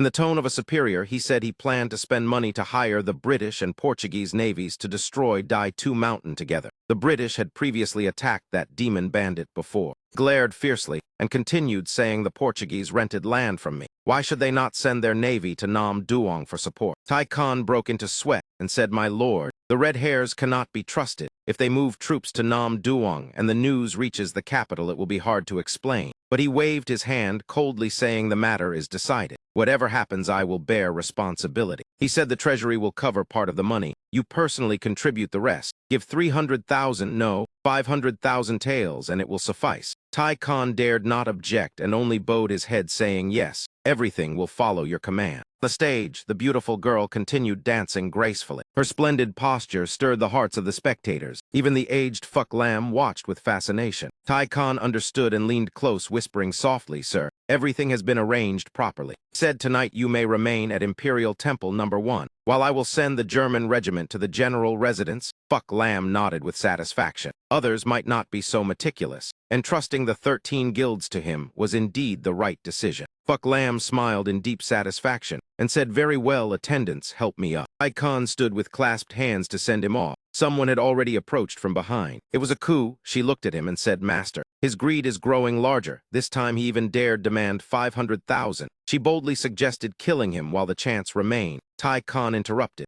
He narrowed his eyes and smiled slyly. Such a master is hard to find, and he bears the Azen Gioro surname. Whatever he wants, I will give. The next day in a prosperous city, the Guangzhou branch building of the East India Company stood tall. In a room, two people sat facing each other. One said, although the lost heavy cannon had not yet been found, but the other interrupted, saying the ocean always hides wonders and secrets never run dry. At this moment, neither Chu Ban nor Triuang Ha is an obstacle. One of them was En Bok, director of the Guangzhou branch of the East India Company. He spoke sternly. The original plan involved 2 large warships, yet one was lost before anything began. Will it still continue? Other replied, envy alone is enough. The 2 ships were only reserves. Hearing this, En Bok slammed the table angrily, saying the entire Guangzhou branch, including myself, must bear responsibility. Next time I meet that sorcerer Triuang Ha, I must kill him. His eyes flashed with malice as he sneered, saying, but the authorities will not easily allow British soldiers into Southeast Asia, let alone the Portuguese. The other calmly replied, very soon you will know, very soon. In the 14th year of Jiaking, the 15th day of the 5th month, General Fuck Lam of Guangzhou invited the British and Portuguese navies to eliminate the Nam Duong pirates with military funding of 150,000 taels. 2 nations immediately agreed and dispatched warships from the Mandu Strait of India directly toward the Nam Duong waters. At Dai 2 Mountain Island, Lam Fu and 2 Nhi sat at a study table. Lam Fu held a book and explained that good and evil both receive retribution. The wise do not cling stubbornly. Reason is always constant. The enlightened do not torment themselves. 2 Chiu Engia and another person stood at a distance watching. The other asked brother Chiu Engia, is this really appropriate? The old man replied it was 2 Nhi who requested it. What could be inappropriate? Besides, old Lam teaches with great dedication. Lam Fu held the book and read, a gentleman careless invites disaster. A petty man skillful with words gains benefit for himself. 2 Nhi carefully took notes. Suddenly the old man closed the book in frustration, saying, girl, this volume is not suitable for you to read. He placed the book on the table and said, this is the work of Lord Feng Dao. Feng Dao was a remarkable figure who served through 5 dynasties and 8 reigns. Despite constant regime changes, he retained high office and was despised by scholars and officials of all eras. 2 Nhi smiled and replied, teacher only needs to teach me well. The old man shook his head, stroking his beard, and said, you have only just begun learning and refuse to study the sages. You might as well study mathematics instead. Reading such things too early will harm your thinking. Hearing this, 2 Nhi became annoyed, saying, you talk too much. You even wander around and make me get scolded in your place. It was not I who forced you to teach. If you do not want to, then forget it. Seeing her like that, the old man picked up the book again and sighed. Very well, let it be then. His expression grew melancholy as he looked at the book and said, not only you, throughout the 100 years since the dynasty was founded with 7 emperors, none may equal the petty man Feng Dao. He thought to himself that such words were improper, yet, since he remained within the enemy nest, there was no need for restraint. After thinking, he opened the book and smiled, asking, where had I lectured before? The girl cheerfully replied, section 2, line 6. The next sentence is, pretend fear and endure humiliation. Outwardly respectful, inwardly wary. The unfaithful become confused. Hearing this, the old man could not help being surprised and secretly praised her quick mind. That evening, as the sunset dyed the sky red, the girl asked old teacher, "Why sometimes you look toward the west and fall silent in thought?" He curiously asked, "Are you remembering your hometown or someone?" The old man clasped his hands behind his back and spoke in a low voice. "When I was young, my family was poor, and we relied on my wife washing clothes for neighbors to survive. She suffers from rheumatism, and around this time it usually returns." The girl ate a pastry and said, "You are a high official, surely there are people at home to care for her." But the old man sadly replied, "They are still outsiders." UNHI turned and asked then, "Do you not have sons or daughters-in-law?" The evening light fell upon him, making him appear lonelier as he said quietly, "I have no children. Once there was a little girl, but I was a poor scholar without money for medicine, and she died young from illness." The old man deliberately smiled, teasing her, saying the girl was about your age now, causing 2NHI to startle while eating. The girl angrily shouted back, "Nonsense, nonsense, nonsense. It sounds as if you are cursing me to die young." The two continued teasing each other, and the old man gently rubbed her head. Tiu Dao held a bag full of crabs and laughed, asking, "Lai Dim, we are almost there, right?" He raised his hand, pointing straight ahead, his face full of confidence and pride. Before them stood the city of Tian Chao, also called Lai City, one of the 8 major prefectures of Min Province. Nearby, there was also a desolate harbor looking extremely gloomy and bleak. An old man wrapped in thick clothing sat lazily asking, "Are you newcomers brothers of the Hong Kai?" Another old man slowly stood up, waving and smiling, greeting dark old master, old fella. When the boat docked, that old man also jumped down, leaning on his hands and laughing, saying, "It has been long since we met, yet your body remains sturdy." Hak Lao Fu had followed the Hong Kai from early days and retired long ago, occasionally helping the Dai 2 mountain brothers watch over ships. He lifted his hat to look carefully, then said, "Gu Jiu, these people look unfamiliar." Hearing this, Lai Dim clasped his hands and smiled, saying, "Thien Bao Zai of the Hong Kai Bang pays respects to senior." The old man set down his pipe and looked at him, asking, "You are Thien Bao Zai, the current leader of the Hong Kai Bang?" He smiled, replying, "That is correct." The old man immediately knelt on one knee, shouting, "Former 9th Discipline Hall of Tian Chao. Hak Lao Fu greets the leader." He quickly reached out, helping the old man, saying, "Senior, please rise." But the old man remained kneeling, unmoved. His expression darkened as he stared directly at him. The old man bowed his head, sincerely saying he had several questions for the leader. "The 10th madam has passed away, and it is unclear how the girl 2NHI now fares. Now that you are leader of the Hong Kai Bang, do you still intend to compete for the 5-Banner Alliance leadership?" Everyone around stood stunned in shock, while Lai Dim momentarily did not know how to answer. He quickly regained composure and smiled, saying, "Senior asks very directly, but he has never had such thoughts." He helped the old man stand up again, saying, "There are many people here, please do not place me in difficulty." The old man understood and rose. Lai Dim frowned, while thinking that currently the Hong Kai forces averaged around 30 years of age, and those present were supporters of Thien Bao Zai. He evaluated the old man before him. Elders above 50, though no longer strong enough to contribute, still held burning ambition, and thus placed their hopes upon juniors like Thien Bao Zai. In their hearts was the desire to swallow the 5 banners entirely. The attitude of Hak Lao Fu represented that generation. Yu Dao, standing behind, saw the old man behave sensibly and smiled, thinking, "This old man is truly clever. He knows when to step back." Speaking of the custom of seizing the Buddha statue, every year the households of Tian Chao participate. The tradition began during the Northern Song, when the Xiangyin Temple had the Chan master Yun Yi renowned for Buddhist mastery. After his death, he was revered like a Buddha. The people believed wherever the golden Buddha statue arrived, the harvest would be good. So, on the birthday of the moon deity, people gathered from everywhere to seize the statue. When they arrived at the temple, a monk with a gentle appearance came out to receive them. He clasped his hands, smiling, kindly saying, "Amitabha, the benefactor, is courteous."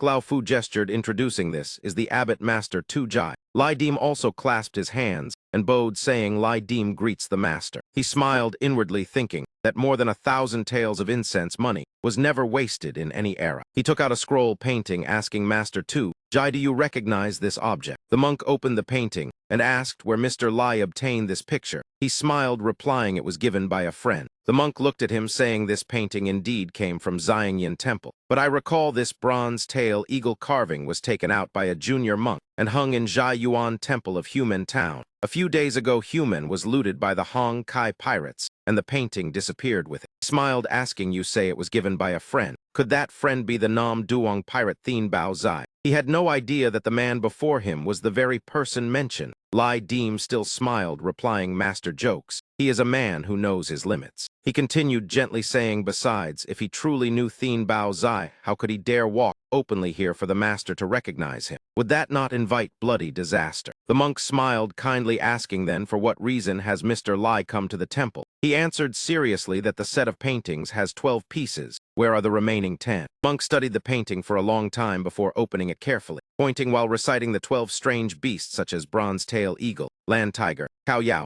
Zio Chamai, Yao Ziu, Huanzai Badu Yao, Shui Chamai, Lin Bai, demon turtle, mountain owl, Jingzai. These beasts were painted by Chan Master Mi Li of the temple and never recorded in scriptures. Originally, they were only casual paintings. Mentioning this, he said Master Mi Li was truly an elegant figure whose reputation in Fujian ranked only below Heavenly Master Yun Yi in this temple. Monk returned the painting and said those paintings were kept merely as souvenirs. Now 6 remain in other temples and 2 have already been purchased by others. Lai Deem received the painting and felt great joy when hearing that 3 remained untouched and the benefactor could take them if desired. After collecting the paintings, he examined them and relied on the Hong Kai network to send people searching across Zhejiang and Fujian. Within 2 or 3 days, whether by purchase or seizure, they gathered 9 strange beast paintings. However, 2 remained. One had been bought by an English merchant with unknown whereabouts, and one was sent to a Japanese Buddhist temple, while the man sent to retrieve it had not returned. While he grew anxious in silence,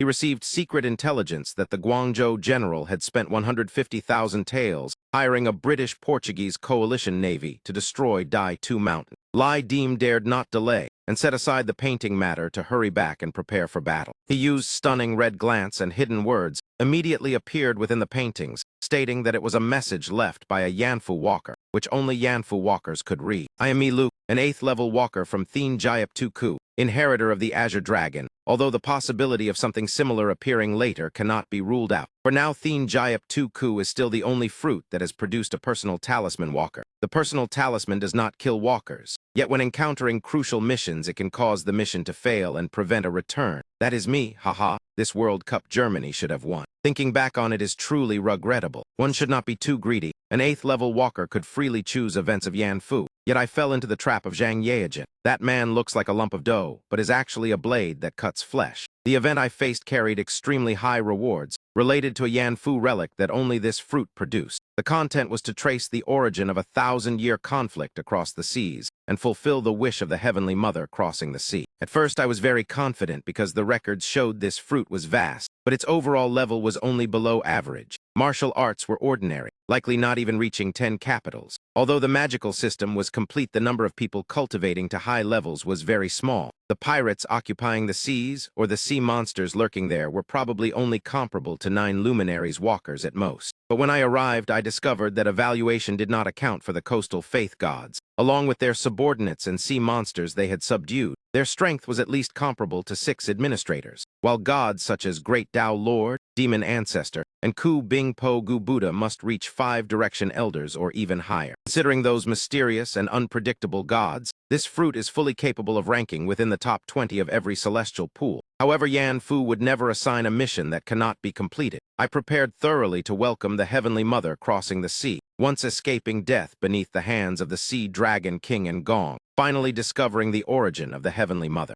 Macau is precisely the place where the Heavenly Mother crossing the sea originated, and it is also the location of the Yan Fu relic. The wish of the Heavenly Mother Demon Ancestor is to expel all Portuguese from Macau, damn it. This is something I cannot accomplish alone. I need to borrow the strength of the local people, the officials, the pirates, or the East India Company within this fruit, and this is a long-term plan. The higher the fruit, the slower the flow of time. This place, compared with Thien Jiap Tu Ku, is nearly at a ratio of 2 to 1. If I am truly delayed for 18 years, the moment of return will change greatly. Therefore, I decided to gamble. Reading to this point, he could not continue because the last 2 paintings were missing. He opened his eyes wide in shock, assuming that Thien Jiap Tu Ku was the world of Ba Na. The primordial world, there is nothing to fear. Death is merely the wrath of Yan Fu, so it will leave remnants. Let others pick up those cheap things. I deliberately left this message. I hope you can help me with one matter. In Yan Fu, please find a walker named Nzing. Return the painting Thai Cha Mak to her. I will be deeply grateful. Reading to this point, a thought suddenly flashed through his mind. This world of the self is also the only place capable of producing personal talisman walkers. The last time Germany entered the World Cup final was in 2002, exactly 11 years ago. He supported himself on his hand and pondered. Sujai once said that Zen master Mi Luke disappeared without reason more than 20 years ago. This coincides with the 1-to-2-time rule during the previous Yendu battle. AI Bayat Lai also revealed that Zhang Yaejin had only become a 10 lord in the past 2 years. Thinking of him, he frowned with helpless worry. That meant 11 years ago, before Zhang Yaejin became a realm lord, he had already secretly framed Mi Luke, trapping him inside the fruit where he fought desperately and died in failure. He continued thinking. The dragon tiger energy transformed into the 9 Phoenix divine talisman, not only increasing propulsion, but also strengthening the attributes of the 9 Phoenix, the enhancements to Hochdea, to the coin-seeking corpse technique, or to the 5 elements of Vo Sun were all effects from the Yan Fu relic. He stepped out the door while thinking. Perhaps to go further, awakening was only the foundation, while the personal talisman relics were the true factor that determined the strength of walkers. He reached out and pushed the door open, compared with 10 years ago when an 8th-level walker fought alone. He looked at the companions before him, feeling that now he held tens of thousands of young men, strong soldiers and fierce generals, perhaps enough to complete the personal talisman event and seize the relic. His eyes shone brightly, his face filled with confidence and determination. He would certainly sweep those red-haired devils out of Macau. At night, the ship Jealousy quietly cut through the waves at sea. This was one of the 7 great warships named Heron. At the Macau harbor, Western soldiers stood in neat ranks upon the deck. A group of Macau people were also present there. Tang Riu-La, the leader of Macau, looked at the crowd and said, "This expedition to capture Thien Bao Tu must achieve complete victory." Macau prefect Zheng Dat turned and replied, "The superiors have issued instructions. The army does not need to stop at Guangzhou harbor to muster troops. Please proceed directly to Dai Tu Island. The English Captain Bastet and the government navy will arrive later. Both sides will rendezvous there." During this, Tang Riu-La showed displeasure and asked, "What does Lord Zheng mean? Our army assists in eliminating pirates, yet we cannot even dock at your nation's harbor." Zhao Guangyi, standing nearby, also spoke. "This student has something he does not understand. I hope the leader will enlighten me." He looked at the hundreds of warships offshore and said, "The general's request for cooperation was only sent 15 days ago. Within such a short time, your nation has already assembled a fleet of this scale." He did not beat around the bush and asked directly, before the officials sent the letter requesting assistance. His face cold as he continued, "These naval warships have already approached the seas of Nanyang, have they not?" As soon as he finished speaking, Zheng Dat angrily shouted insolence. But Tang Riu-La calmly raised his hand to stop him. "It is fine.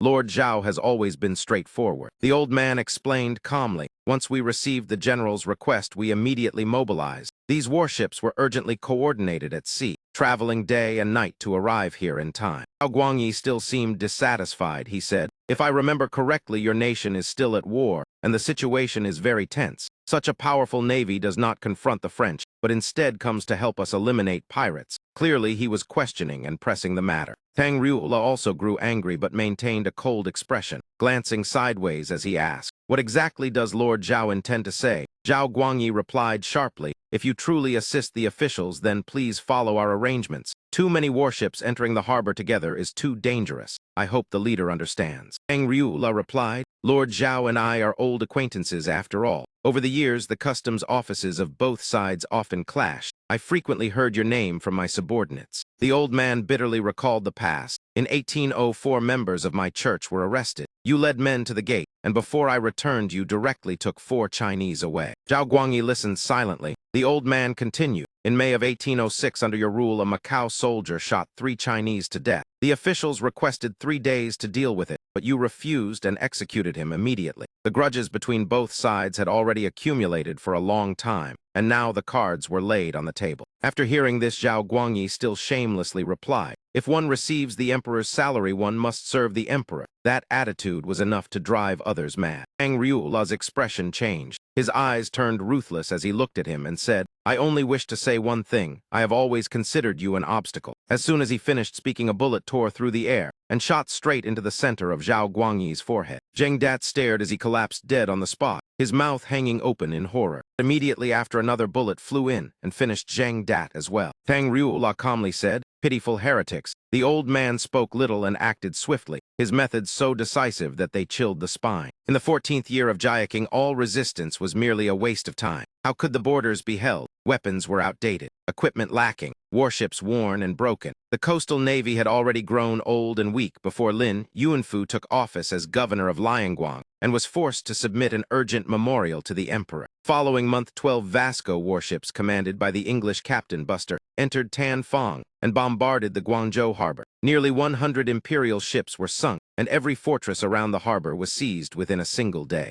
Spread everywhere with endless bombardment, the British blew up the Guangzhou Yamen and breached the city walls within 3 days. In less than 5 days, Guangzhou fell. The commander Deep Sun Enhan died for the country. Fuck Lam fled with his whereabouts unknown. Forces from Feng Thien, Jiangsu, Zhejiang, and Fujian were mobilized for rescue, but were intercepted by the Portuguese Navy. The officials claimed to have 900 patrol ships, yet most had been dismantled or stranded, rotting under wind and rain, completely incapable of resistance. At this moment on Dai-Tu Sun Island, Ai-Dim stood by the harbor reading a letter, thinking to himself that inviting wolves into the house and bringing disaster upon oneself could only end like this. He casually threw the letter away. After Lin Yuanfu learned the news, he fell seriously ill and did not eat or drink for 2 days. Tai Khan sent a roundabout letter, yet the meaning was extremely clear. He imagined Fuck Lam raging in fury and shouting that he would pay the money and pay even more. There was no need to suppress bandits, only to recruit them. Salary, rank, or reputation, whatever you want, I will give it. As long as you drive those damned Westerners out of Guangzhou, I will agree to everything. Quickly send troops to save the nation. At the beginning of June in the 14th year of Jiaking, the great boss Tai Khan relied on his financial power and supply networks built over many years to send invitations. Summoning Thien Bao Tu of the Hong Flag Gang, the Nam Protector, the demon bandit Truong Hai, the treasure ship King Lama Kim, Engia Kai Thur Bon, Hong Kai, Bang Tu Long Tu, Kai Kong Hong Lian Army, Fuong Vai, Ai Ngu, Hong Dao, the White Bottom Gang, and pirates from across Nanyang to the Thai family ship city for discussion. Discussion revolved around 2 issues: whether to intervene if Westerners attempted to seize Guangdong, and if they participated, who would take the lead. As Lai Dim sat in thought, someone suddenly shouted that Tai Khan was merely a watchdog of the imperial court, and there was no reason to follow him. Inside the Hong Flag Gang meeting hall, the arguments grew loud. Lai Dim spoke coldly. Why should we not go? The decision lies with Dai-Tu Sun, and this time everything depends on us. The only question is how many men to bring. The noise grew louder and louder. Some demanded bringing cannons and large ships to depart immediately. Others slammed the table and cursed, reminding them this was a discussion, not a charge into battle. Someone sneered and said bringing cannons to battle to play the hero.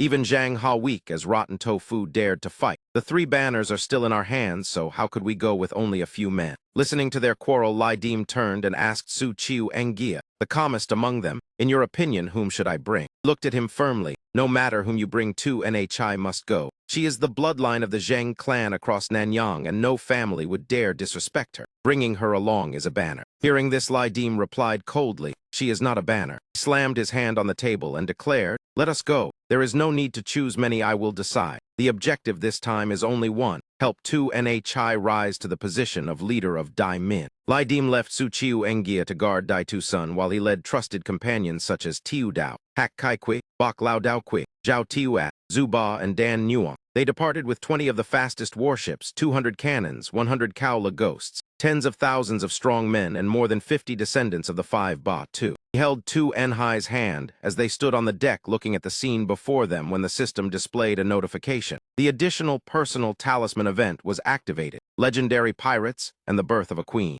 Ai-Dim looked at the cheerful Tu Nhi beside him in astonishment. The objective was to assist Zheng Tu Nhi in becoming the leader of the Great Pirate Alliance and expel the Westerners. The Thai family ship city was the largest commercial center in Indochina, famous for the saying that nothing could not be found there, gathering countless treasures from across the world. 32-pound French heavy cannons, improved mercury from Hoa Bin, Portuguese 7-mast ships, highly refined opium, Wui Mountain da Hong Pao tea, color-changing Ming porcelain, black slaves from San Miju, ivory, jade, silk, and brocade. Anything named could be found here. The ship city covered 3 to 4 hectares, yet its ship traffic accounted for 1/3 of all Guangdong. Ship city lay east of the Ryukyu archipelago with 80 Manila ships anchored together by iron chains and 800 Thai private soldiers patrolling day and night. This place had been managed by 4 generations of the Thai family, with a history of more than 100 years since the time of the former emperor. In recent years, the ship city declined until it was handed to Tai Khan when he was only 15. It was he who pushed the court to establish 13 trading stations in Guangdong responsible for porcelain, tea, silk, and foreign wool trade, causing the Thai family's power to flourish for more than 20 years.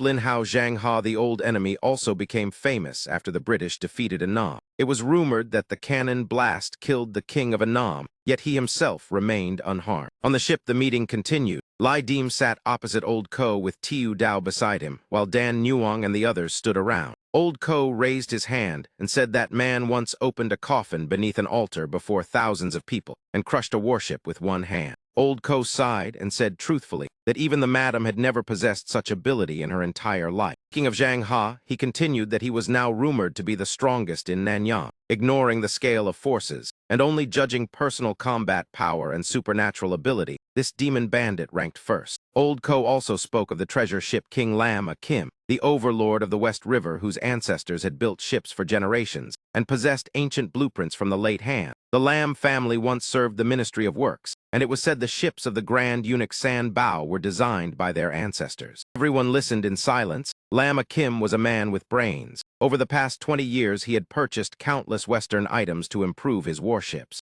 Old Ko continued mentioning Engia Kai Thurban, whose power was not as large as the Hong Flag Gang but whose members were diverse, from Indians and Annam people to islanders, and even Americans and Latin Americans. Hearing this, even Lai Dim could not help but sigh in admiration. Tai Khan was indeed extraordinary. Old Ko spoke sternly. To the imperial court, he is the handler of Nanyang pirates. To pirates, he is a financier no one wishes to offend. And to Westerners, the ships and weapons he controls are all heavy class. Old Ko gestured and said he had heard Buster already captured Guangzhou and officials in the city had to rely on his steward to negotiate for their lives, truly benefiting from all 3 sides. During this, Tiu Dao asked, if Tai Khan has connections with the Westerners, then even if Guangdong falls, he would be fine. So why would he summon all the pirates of Nanyang? Could it be he truly wants negotiation? Old Ko closed his eyes and analyzed that was not necessarily so. Even though his 13 trading stations prosper, they still must heed the imperial court. I believe Fuck Lam applied great pressure, forcing Tai Khan to step forward and host. Hearing this, Lai Dim frowned and asked, according to you, if we want to seize the leading position and set aside the demon bandit or the treasure ship king, then Tai Khan is the greatest obstacle. Old Ko raised one finger and replied seriously that was still not enough. To become a pirate leader, strength decides everything. Tai Khan's forces are very large, and the men he hires are not weaker than ours. Yet there is another point. Jai Nong and Zhu Ba listened attentively as he continued. His men all have families tying them down and go to sea only to make a living. They cannot compare with free men like us. Dan Nuong also watched the old man closely and added, Tai Khan was originally only a merchant. In his hands were merely cargo ships and a few cannons. Over the years, the harbor stalls expanded, and his ability to defend himself became more than sufficient. If you want to compete for the position of leader, then your strength may still not be enough. Idim asked coldly in return, do you truly think so? The old man replied confidently, decades ago the court forbade private citizens from building 2-mast ships. I treated that order like passing wind. Tai Khan dared to do such a thing even though he was only a traitor. Brother Thien Bao, think about it. Day after day, he stays close to the officials.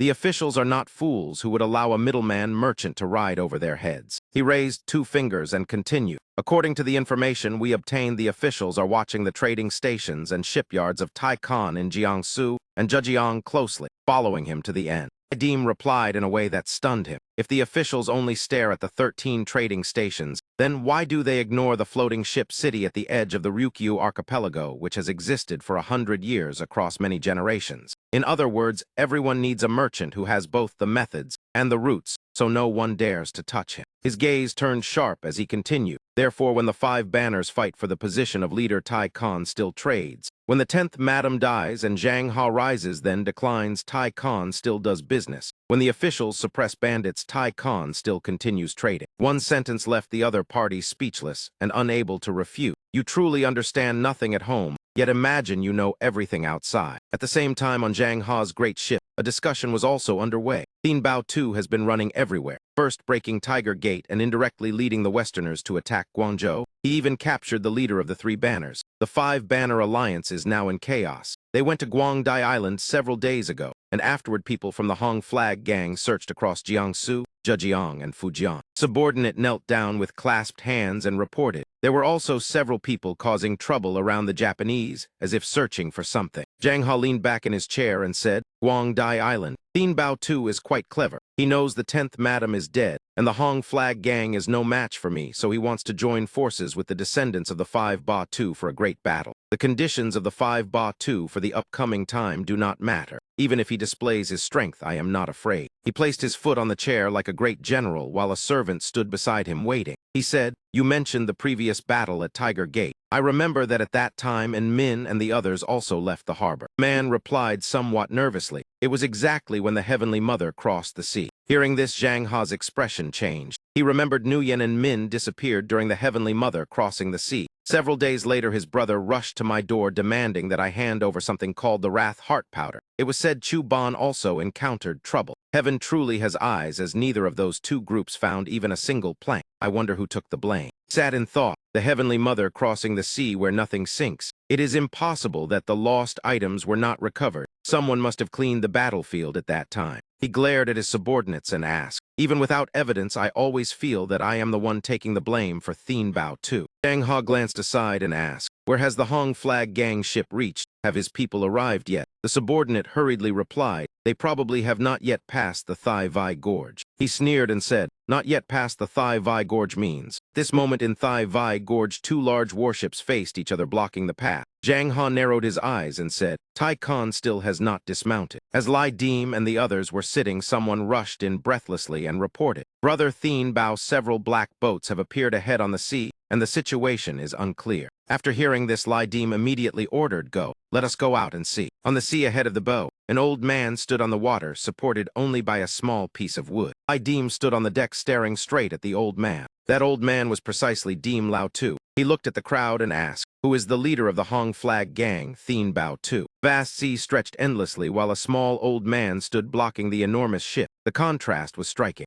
Lai Dim clasped his hands politely and replied, I am Thien Bao Tu. May I ask who the elder is? The old man smiled and said, I work for Thien Bao Tu. Leader Thien Bao may simply call me Dim Lao Tu. Hearing that name, he suddenly remembered the green-haired girl who followed Tai Khan and who once saw through his Liang Hong en hat. Her name seemed to be Dima Ku. The old man clasped his hands behind his back and smiled gently. My master invites all leaders to discuss matters and join forces to drive the red-haired ones out of Guangdong. All of you have passed grudges, and bringing many people this time could easily cause conflict. If fighting begins, then what discussion would remain? Lai Dim and the others burst into laughter as if hearing a joke. He looked at the old man and asked, So Tai Khan wants me to leave the ships here and go in alone. Do you think we would agree? The old man replied calmly, I have encountered such matters many times. I also said the same to my master. Inviting the leaders here already shows respect. And if they cannot bring their men inside who would accept that, if they are slapped twice, who will take responsibility? He looked at Lai Dim and continued slowly. My master said people refuse for only two reasons. First, they do not trust Tai Khan to guarantee safety and fear bringing too few people would invite an ambush. Second, they fear deception. In short, bringing many people makes them feel secure. Hearing this, Lai Dim became serious and slightly angry as he said, Old man, stop circling around and speak plainly. Seeing his tension, the old man laughed and said, Leader Thien Bao, if you trust my master, then one ship with 50 people may pass. If you do not trust him and wish to bring more, that is also fine. He pointed to the wooden plank beneath his feet and said, I stand upon the water using this fishing rod as a marker. Every time you push me back one step, you gain another ship with 50 people. 2 meters means 2 ships with 100 people. It will be calculated like that. After speaking, the stick beneath his feet rotated slightly in the water, and the sea produced a strange sound. A hook shot out and accurately caught onto the wooden plank beneath him. Zuba rushed forward and pulled hard at the plank beneath the old man, shouting loudly,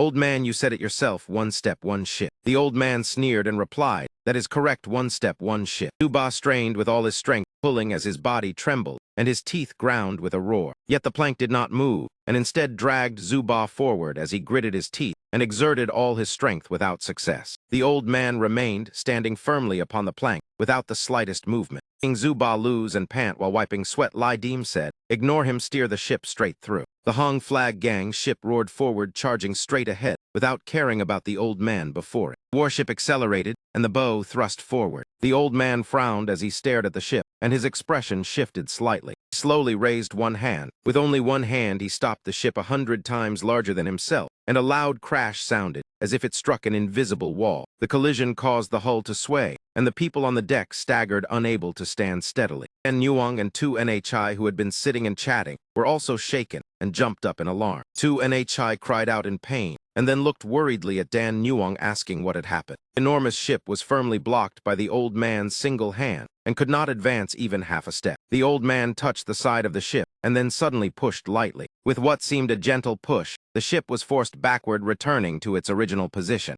Deem immediately activated Liang Hong Enhat to examine the old man. Deem Lao Tu seemed as if nothing had happened, and joked with a smile, "Leader Thien Bao, perhaps you should turn back a little farther and try again." Yu Dao turned to him and asked, "Can you block the force of the ship with bare hands?" Lai Deem broke into sweat and replied, "I can smash the hull, but I am not certain I can stop it." Tiu Dao rubbed his chin thoughtfully and said, "Perhaps I could barely manage it, but not as effortlessly as that man. His muscles and flesh are tightly connected and transmit force more powerfully, while his elasticity surpasses ours." Lai Deem forced a laugh and said, "How the strength of Yan Fu walkers is not focused here. It does not matter." He observed carefully and realized Liang Hong Enhat could only determine that Deem Lao Tu was not an ordinary person and had ties to Tran Hai Vin and Hoa Din Kong of the Tai family. But his origin and weaknesses were completely unknown. At that moment, old Ko beside Hector said, "Thien Bao, no matter how strong he is, could he endure a blade strike? If arrows rain upon him, he will become a sieve." Lai Deem found it reasonable and nodded to try it. Drew his bow and aimed straight while shouting loudly, "Since you deliberately blocked the path, your life or death is your own responsibility, and whatever happens, do not blame others." As soon as he finished speaking, he released the arrow toward the old man. Unexpectedly, the arrow was repelled as soon as it approached, exploding into fragments in midair, completely unable to touch him. At that moment, the system displayed a notification that part of the information had been collected. This person is Zhen Hai, possessing a special demon power that only manifests upon the sea and is used specifically to seal waterways. Nowadays, he rarely appears. Lai Deem held old Ko's shoulder to stop him and said, "It is useless, do not waste effort." Seeing the bow was useless, old Ko said, "Brother Thien Bao, perhaps we should use cannons." But he shook his head, refusing, while looking at the old man standing alone upon the sea, blocking the path. Using cannons against a single person would be too disgraceful. His expression became serious as both hands tightened, preparing for battle. "Deem Lao Tu, you just said stepping back one step allows one more ship, right? I brought 20 ships, so what happens if you step back more?" The old man smiled confidently and replied, "Leader, you may act freely. Whatever number is lacking, I will make up." As soon as he finished speaking, Lai Deem immediately lifted his spear and leaped down, striking directly toward the old man. The old man dodged while raising his hand to block the attack, and Lai Deem frowned as he observed. The old man's arm was hard as iron, blocking the spear tip directly with a sharp metallic clash. The water splashed wildly, yet the old man remained standing firm, his face serious, without the slightest fear.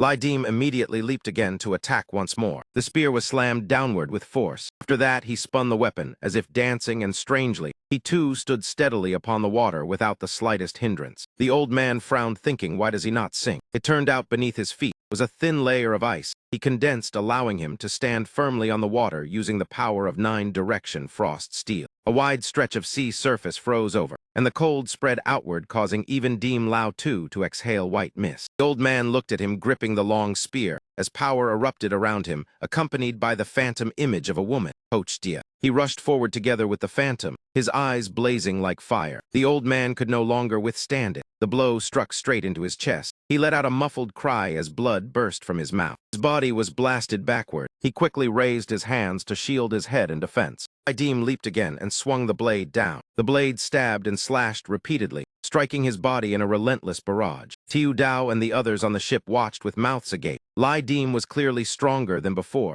Every clash sent seawater exploding into the air. The old man had no choice but to cross his arms and struggle to block the attack. Lai Deem spun the spear fiercely and smashed it down again. Deem Lao Tu was struck down to his knees in the water, gasping for breath. Tiu Dao watched the scene and smiled secretly. This fellow has gradually begun to control his strength. Lai Deem stood upright with the spear held straight in his hand, his bearing majestic and imposing. The ice beneath his feet shattered, He calmly walked back toward the ship, while behind him Deem Lao Tu trembled and clasped his hands, saying, "Thank you, Commander Thien Bao, for showing mercy." Lai Deem stopped and turned his head, replying, "I do not need the remaining 42 sets anymore, and the matter is settled. Go tell your master to send 20 ships to Dai Tucson. I know you are wealthy, so I will not be polite." After speaking, he leaped onto the ship and shouted, "Set sail." The ship continued forward, leaving the defeated old man behind. Perhaps only the Hong Flag gang could pass through this gorge. Tiu Dao brought medicine and said the other side has a collaborator who has reached the peak of level 10. Tai Khan or Zhang Ha will surely want to compete. On our side, there is Su Chiu Engia and several Cao Lai ghosts, making about 13 people who have reached level 10.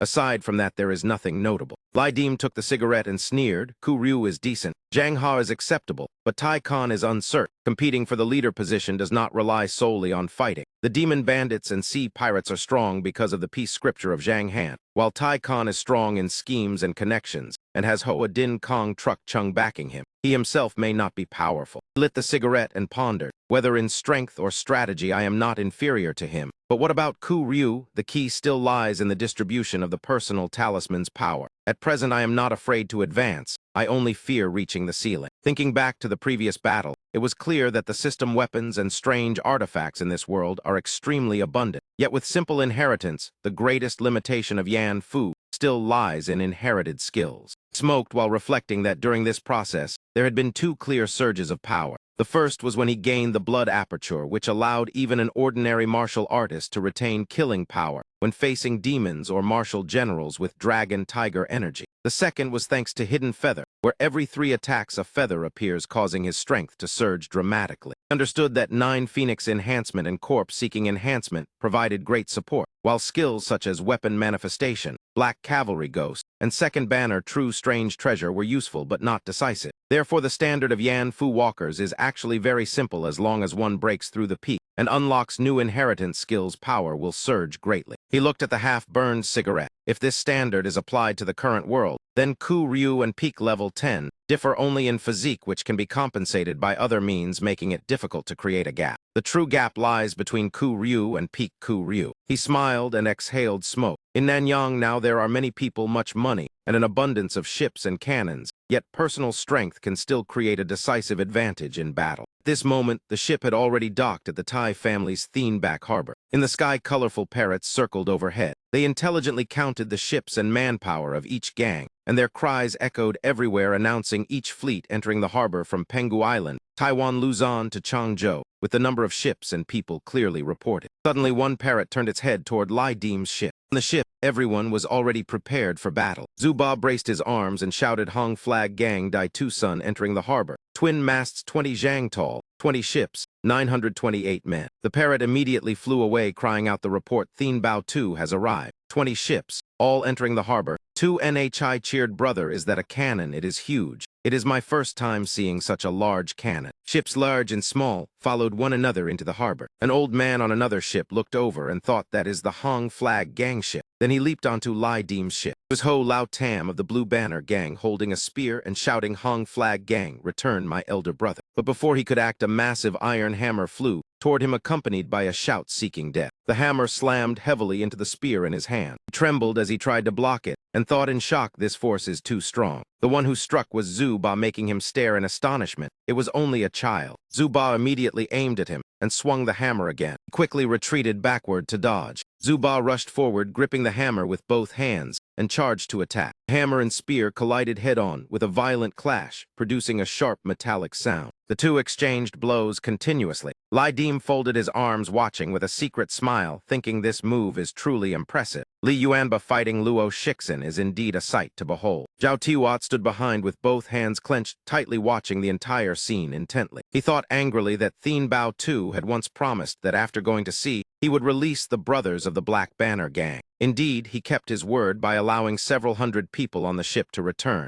yet his own elder brother was never released. The more he thought about it, the more he ground his teeth in anger, yet he was powerless to do anything. Every expression on his face was seen by Lai Deem. He clearly understood that thought and revealed a smug smile, thinking, if you want me to release him, then you must follow me on a few more voyages.